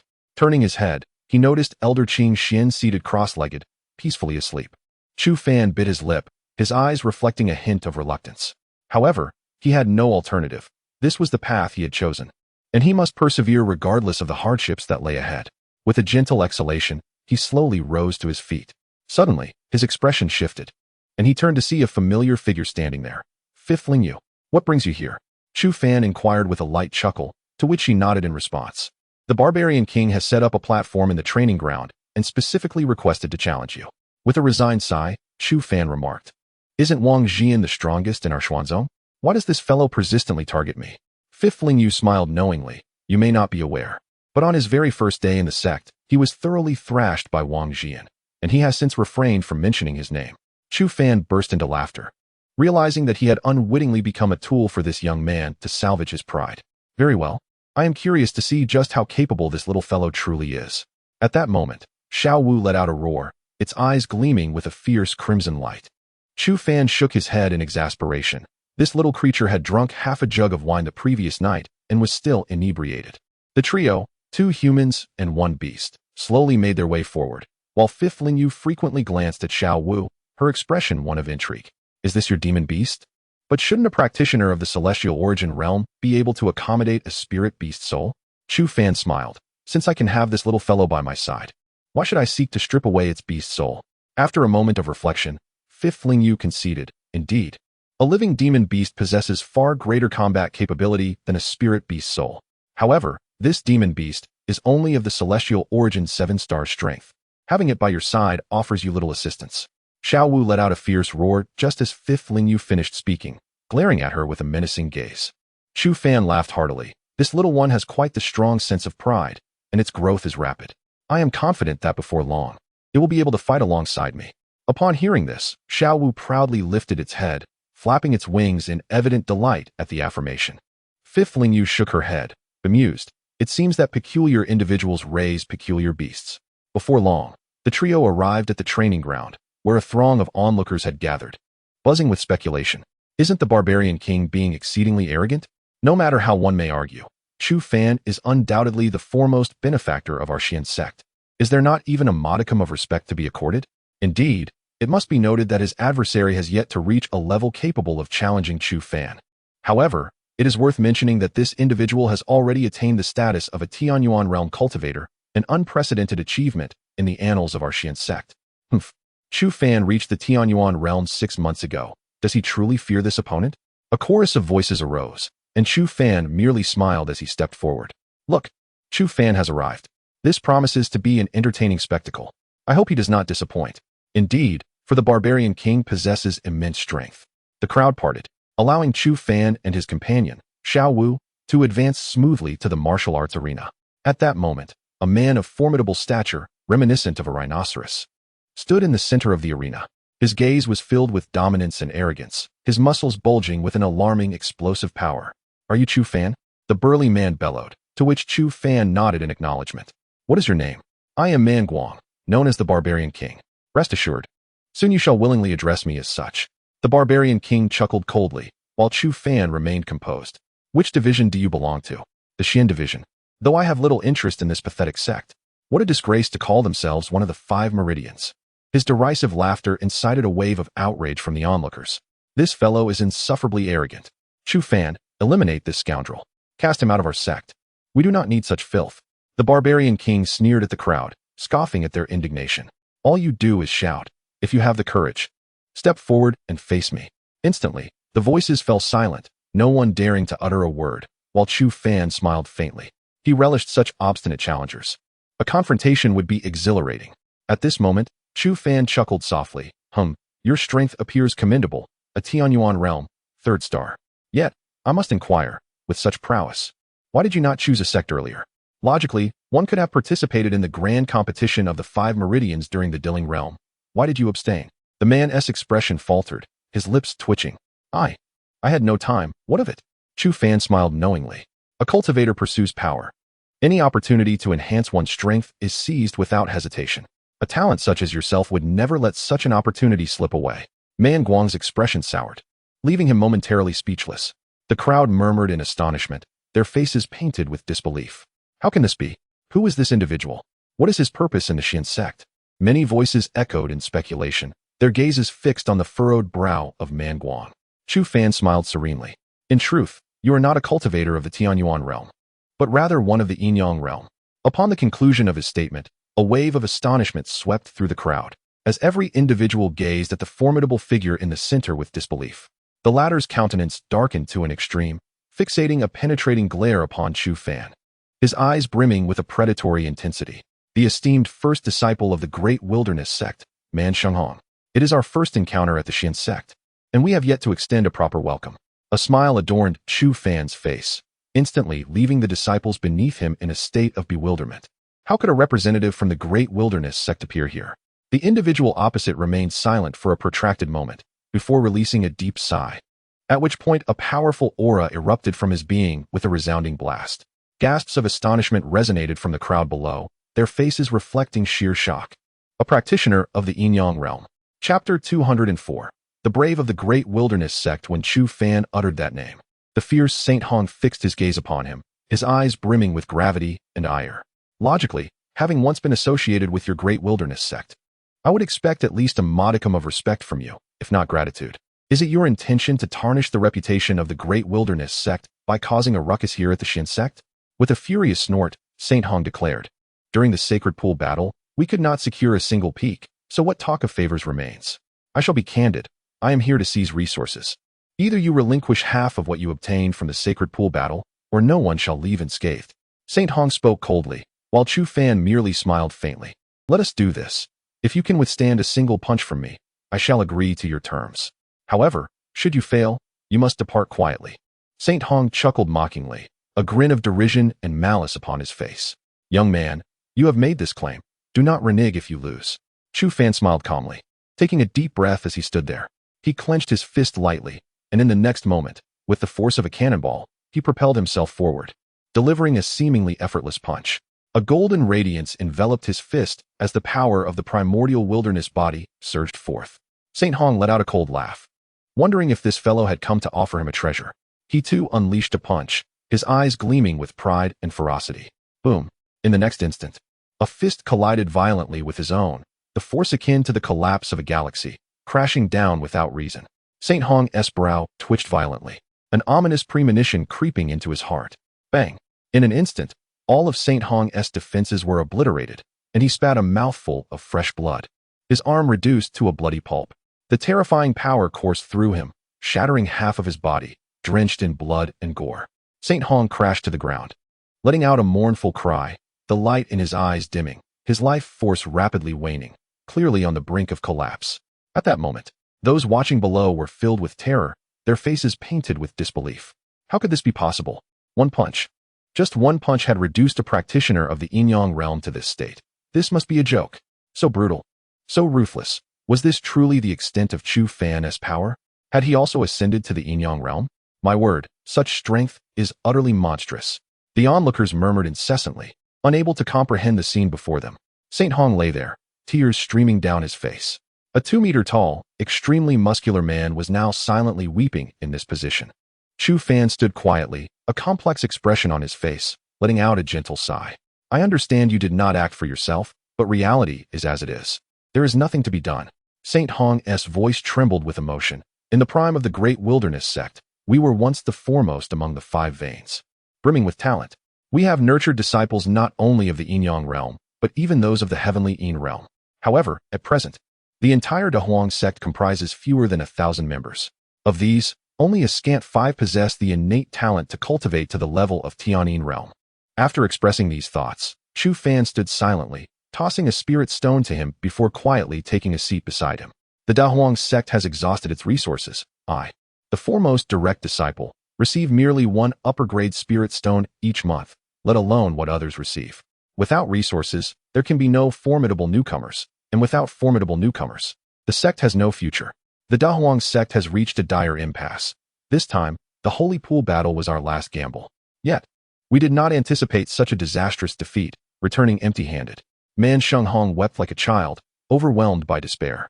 Our dispatched disciples suffered grievous injuries, and we lost over a dozen in the process of retreating, adding further misfortune to the Dahuang sect.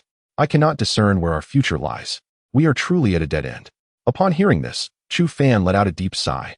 3 months prior, when he overheard the discussions among the members of the Dahuang sect, he realized they had reached their limit, but he never expected their decline to be so profound. Thus, I disguised myself as a new disciple. I wished to return the resources I acquired to the sect, to facilitate the rapid growth of those younger disciples. I no longer have a future. In order to uphold the reputation of one of the 5 veins, I have expended the life essence of 2 elders to forcibly elevate my strength to its current level, leaving me incapable of further advancement. Man Shenghong's lips continuously bled, indicative of his abandonment of any hope to restore his strength, clearly having reached the brink of despair. I seek to challenge you, not only to gain more resources, but also because I believe that no matter how talented you are, it is impossible to ascend to the Yin-Yang realm within a year. Yet I was grievously mistaken. He painfully closed his eyes, and at that moment, his life force rapidly dissipated. The expressions of those around him were exceedingly complex, and no one dared to speak. His actions were indeed repugnant and arrogant, despicable in nature. Nevertheless, their respect for someone willing to sacrifice everything for the sake of the sect was palpable.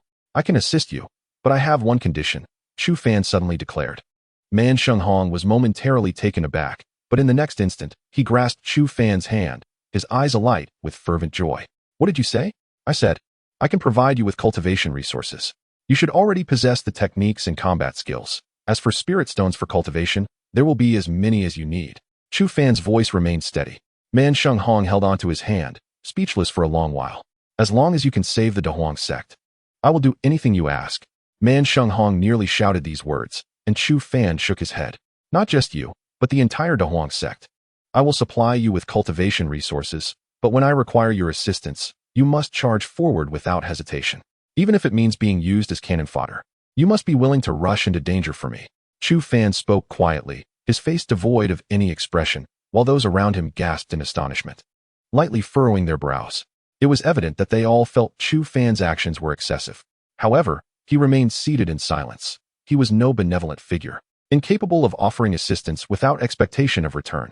Chu Fan's intent was to cultivate his own loyal warriors.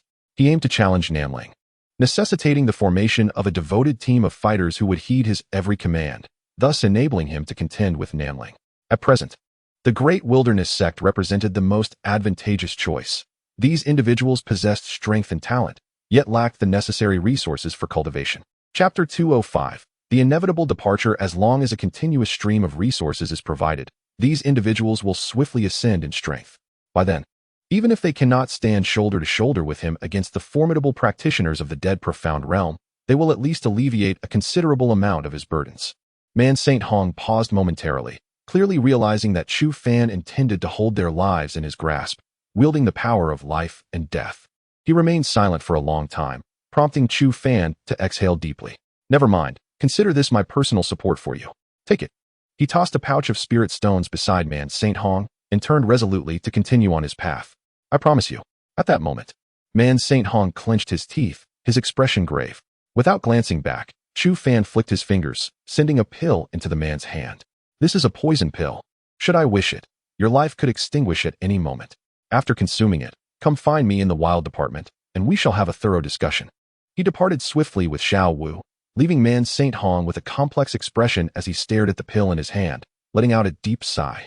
Upon returning to the wild department, Chu Fan sat at the edge of a cliff, his mind racing. Establishing his own faction would require substantial investment. He had no concerns regarding spirit stones. His strength was formidable, and merely entering a secret realm would allow him to amass a significant quantity of spirit stones.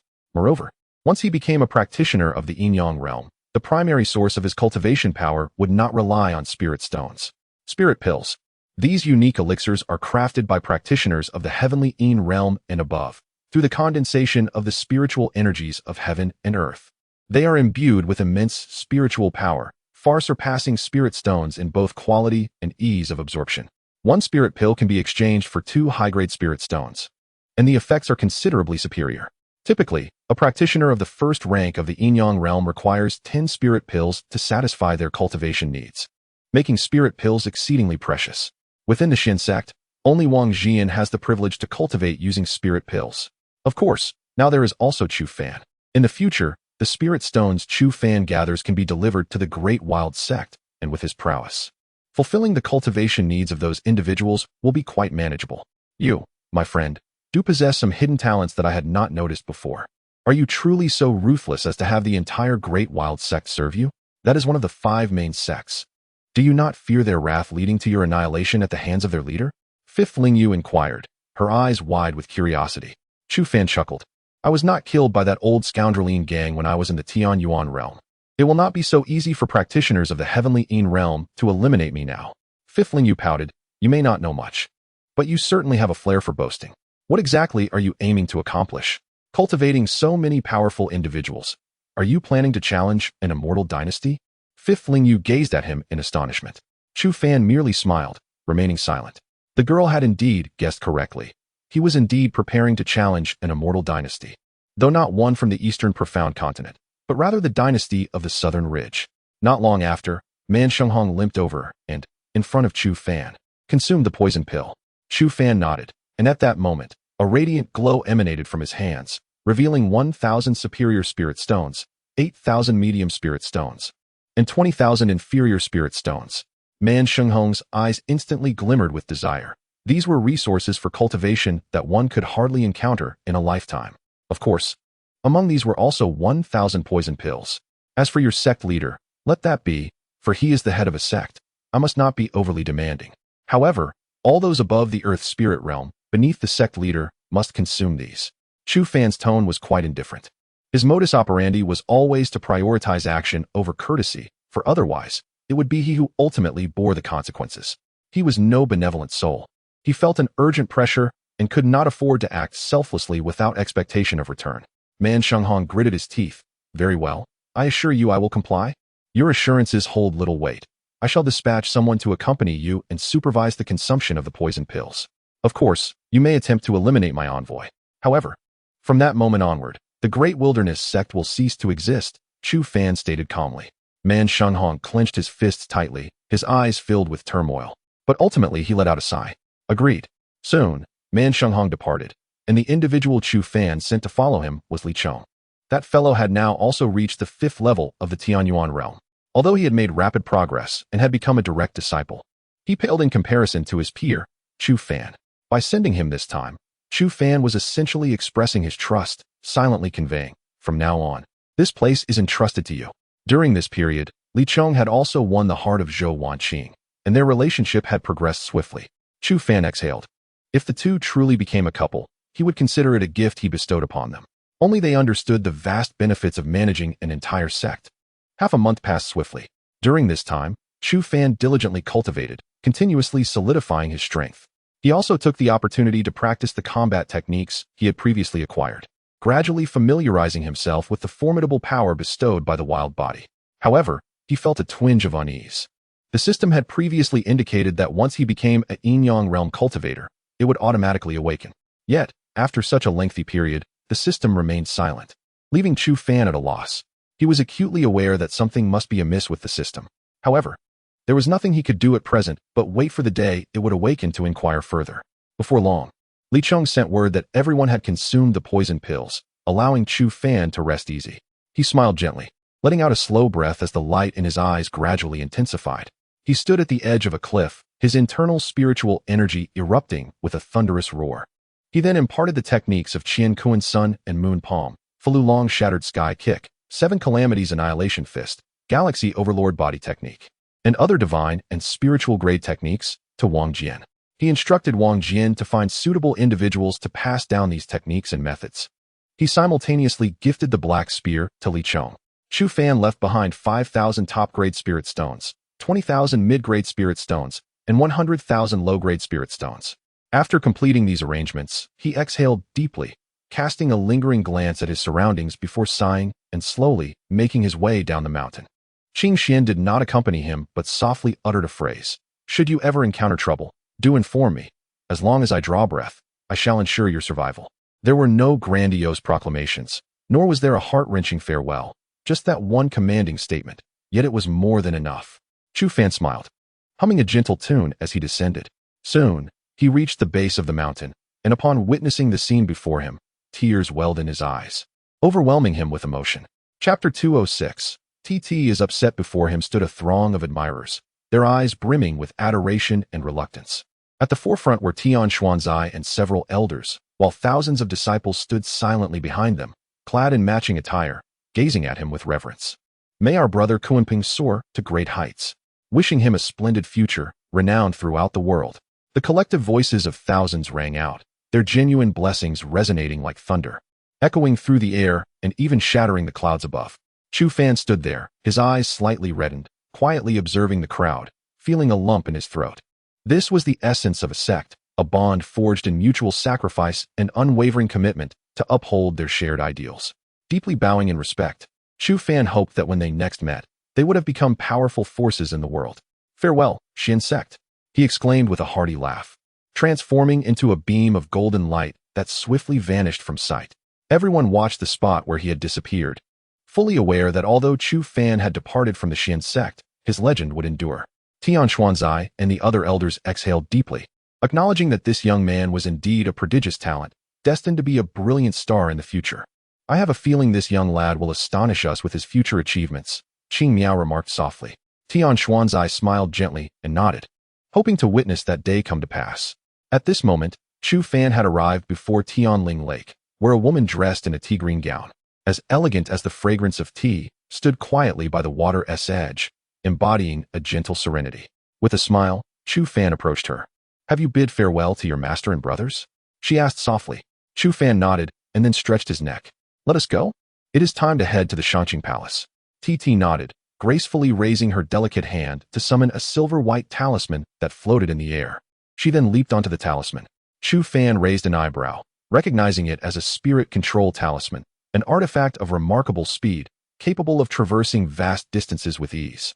However, crafting such a talisman was an intricate process, demanding at least a practitioner of the heavenly Yin realm and requiring 3 months to create just one, rendering it exceedingly precious. He was surprised by Wan Miao and's generosity in bestowing a spirit control talisman upon TT. The two stood upon the talisman, speeding forward like lightning. Chu Fan felt a deep sense of nostalgia, realizing that this journey might mean they would never meet again.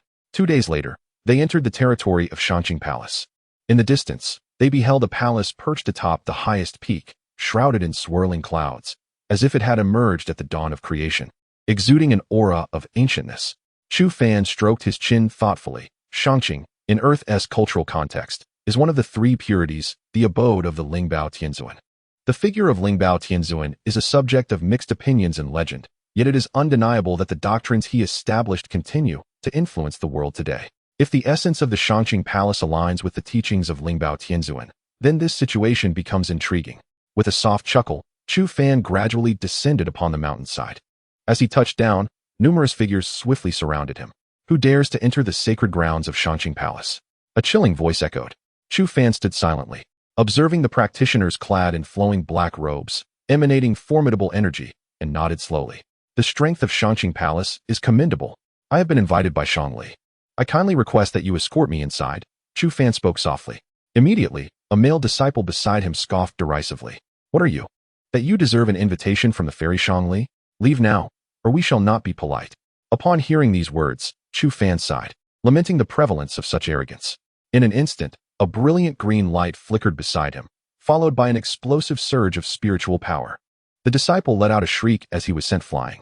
Is this how Shangqing Palace treats its guests? The chilling yet melodious voice resonated throughout the mountain. At that moment, a multitude of powerful auras erupted from Shangqing Palace, swiftly converging towards them. Chu Fan raised an eyebrow, a peculiar expression gracing his features as he beheld the angered expression of Cha Cha, who shrugged helplessly. As the flower queen of Wanmiaoan, her strength was exceedingly formidable. This girl, it seems, is also a practitioner at the second level of the Yin-Yang realm. The effect of that Wanling flower was indeed substantial. Cha Cha stood upon a green lotus, which radiated a terrifying brilliance, even tearing through the fabric of space itself. Clearly, Cha Cha was enraged, and the consequences could be dire. Chu Fan exhaled deeply, massaging his temples. It appeared that forcibly entering Shangqing Palace was a rather serious matter. However, the elders of Shangqing Palace were acquainted with him, and it was unlikely they would take severe action. Impudent. Shangqing Palace is no place for a wild girl like you to run amok. Today, I shall teach you a lesson on behalf of your master. A voice filled with fury resounded from the air. Chu Fan clicked his tongue, gently floating in front of Cha Cha, and glanced at the middle-aged beauty that appeared before him, forcing a dry smile. I am Xianzong's Chu Fan, here to pay my respects to Shangqing Palace. The woman before him bore a stern expression. I do not care which sect you belong to. Daring to cause trouble in Shangqing Palace means you shall face the consequences. Chu Fan smiled amiably. Indeed, I was disrespectful earlier. I apologize to you, senior.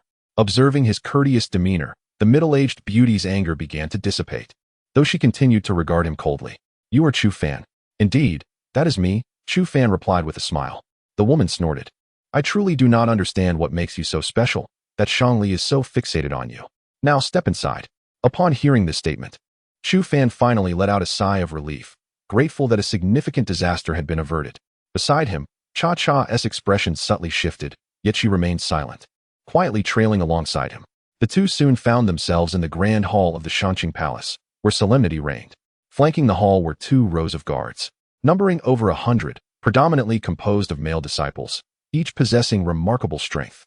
As they traversed the hall, a serene peach blossom grove came into view, adorned with countless blossoms, presenting a picturesque scene.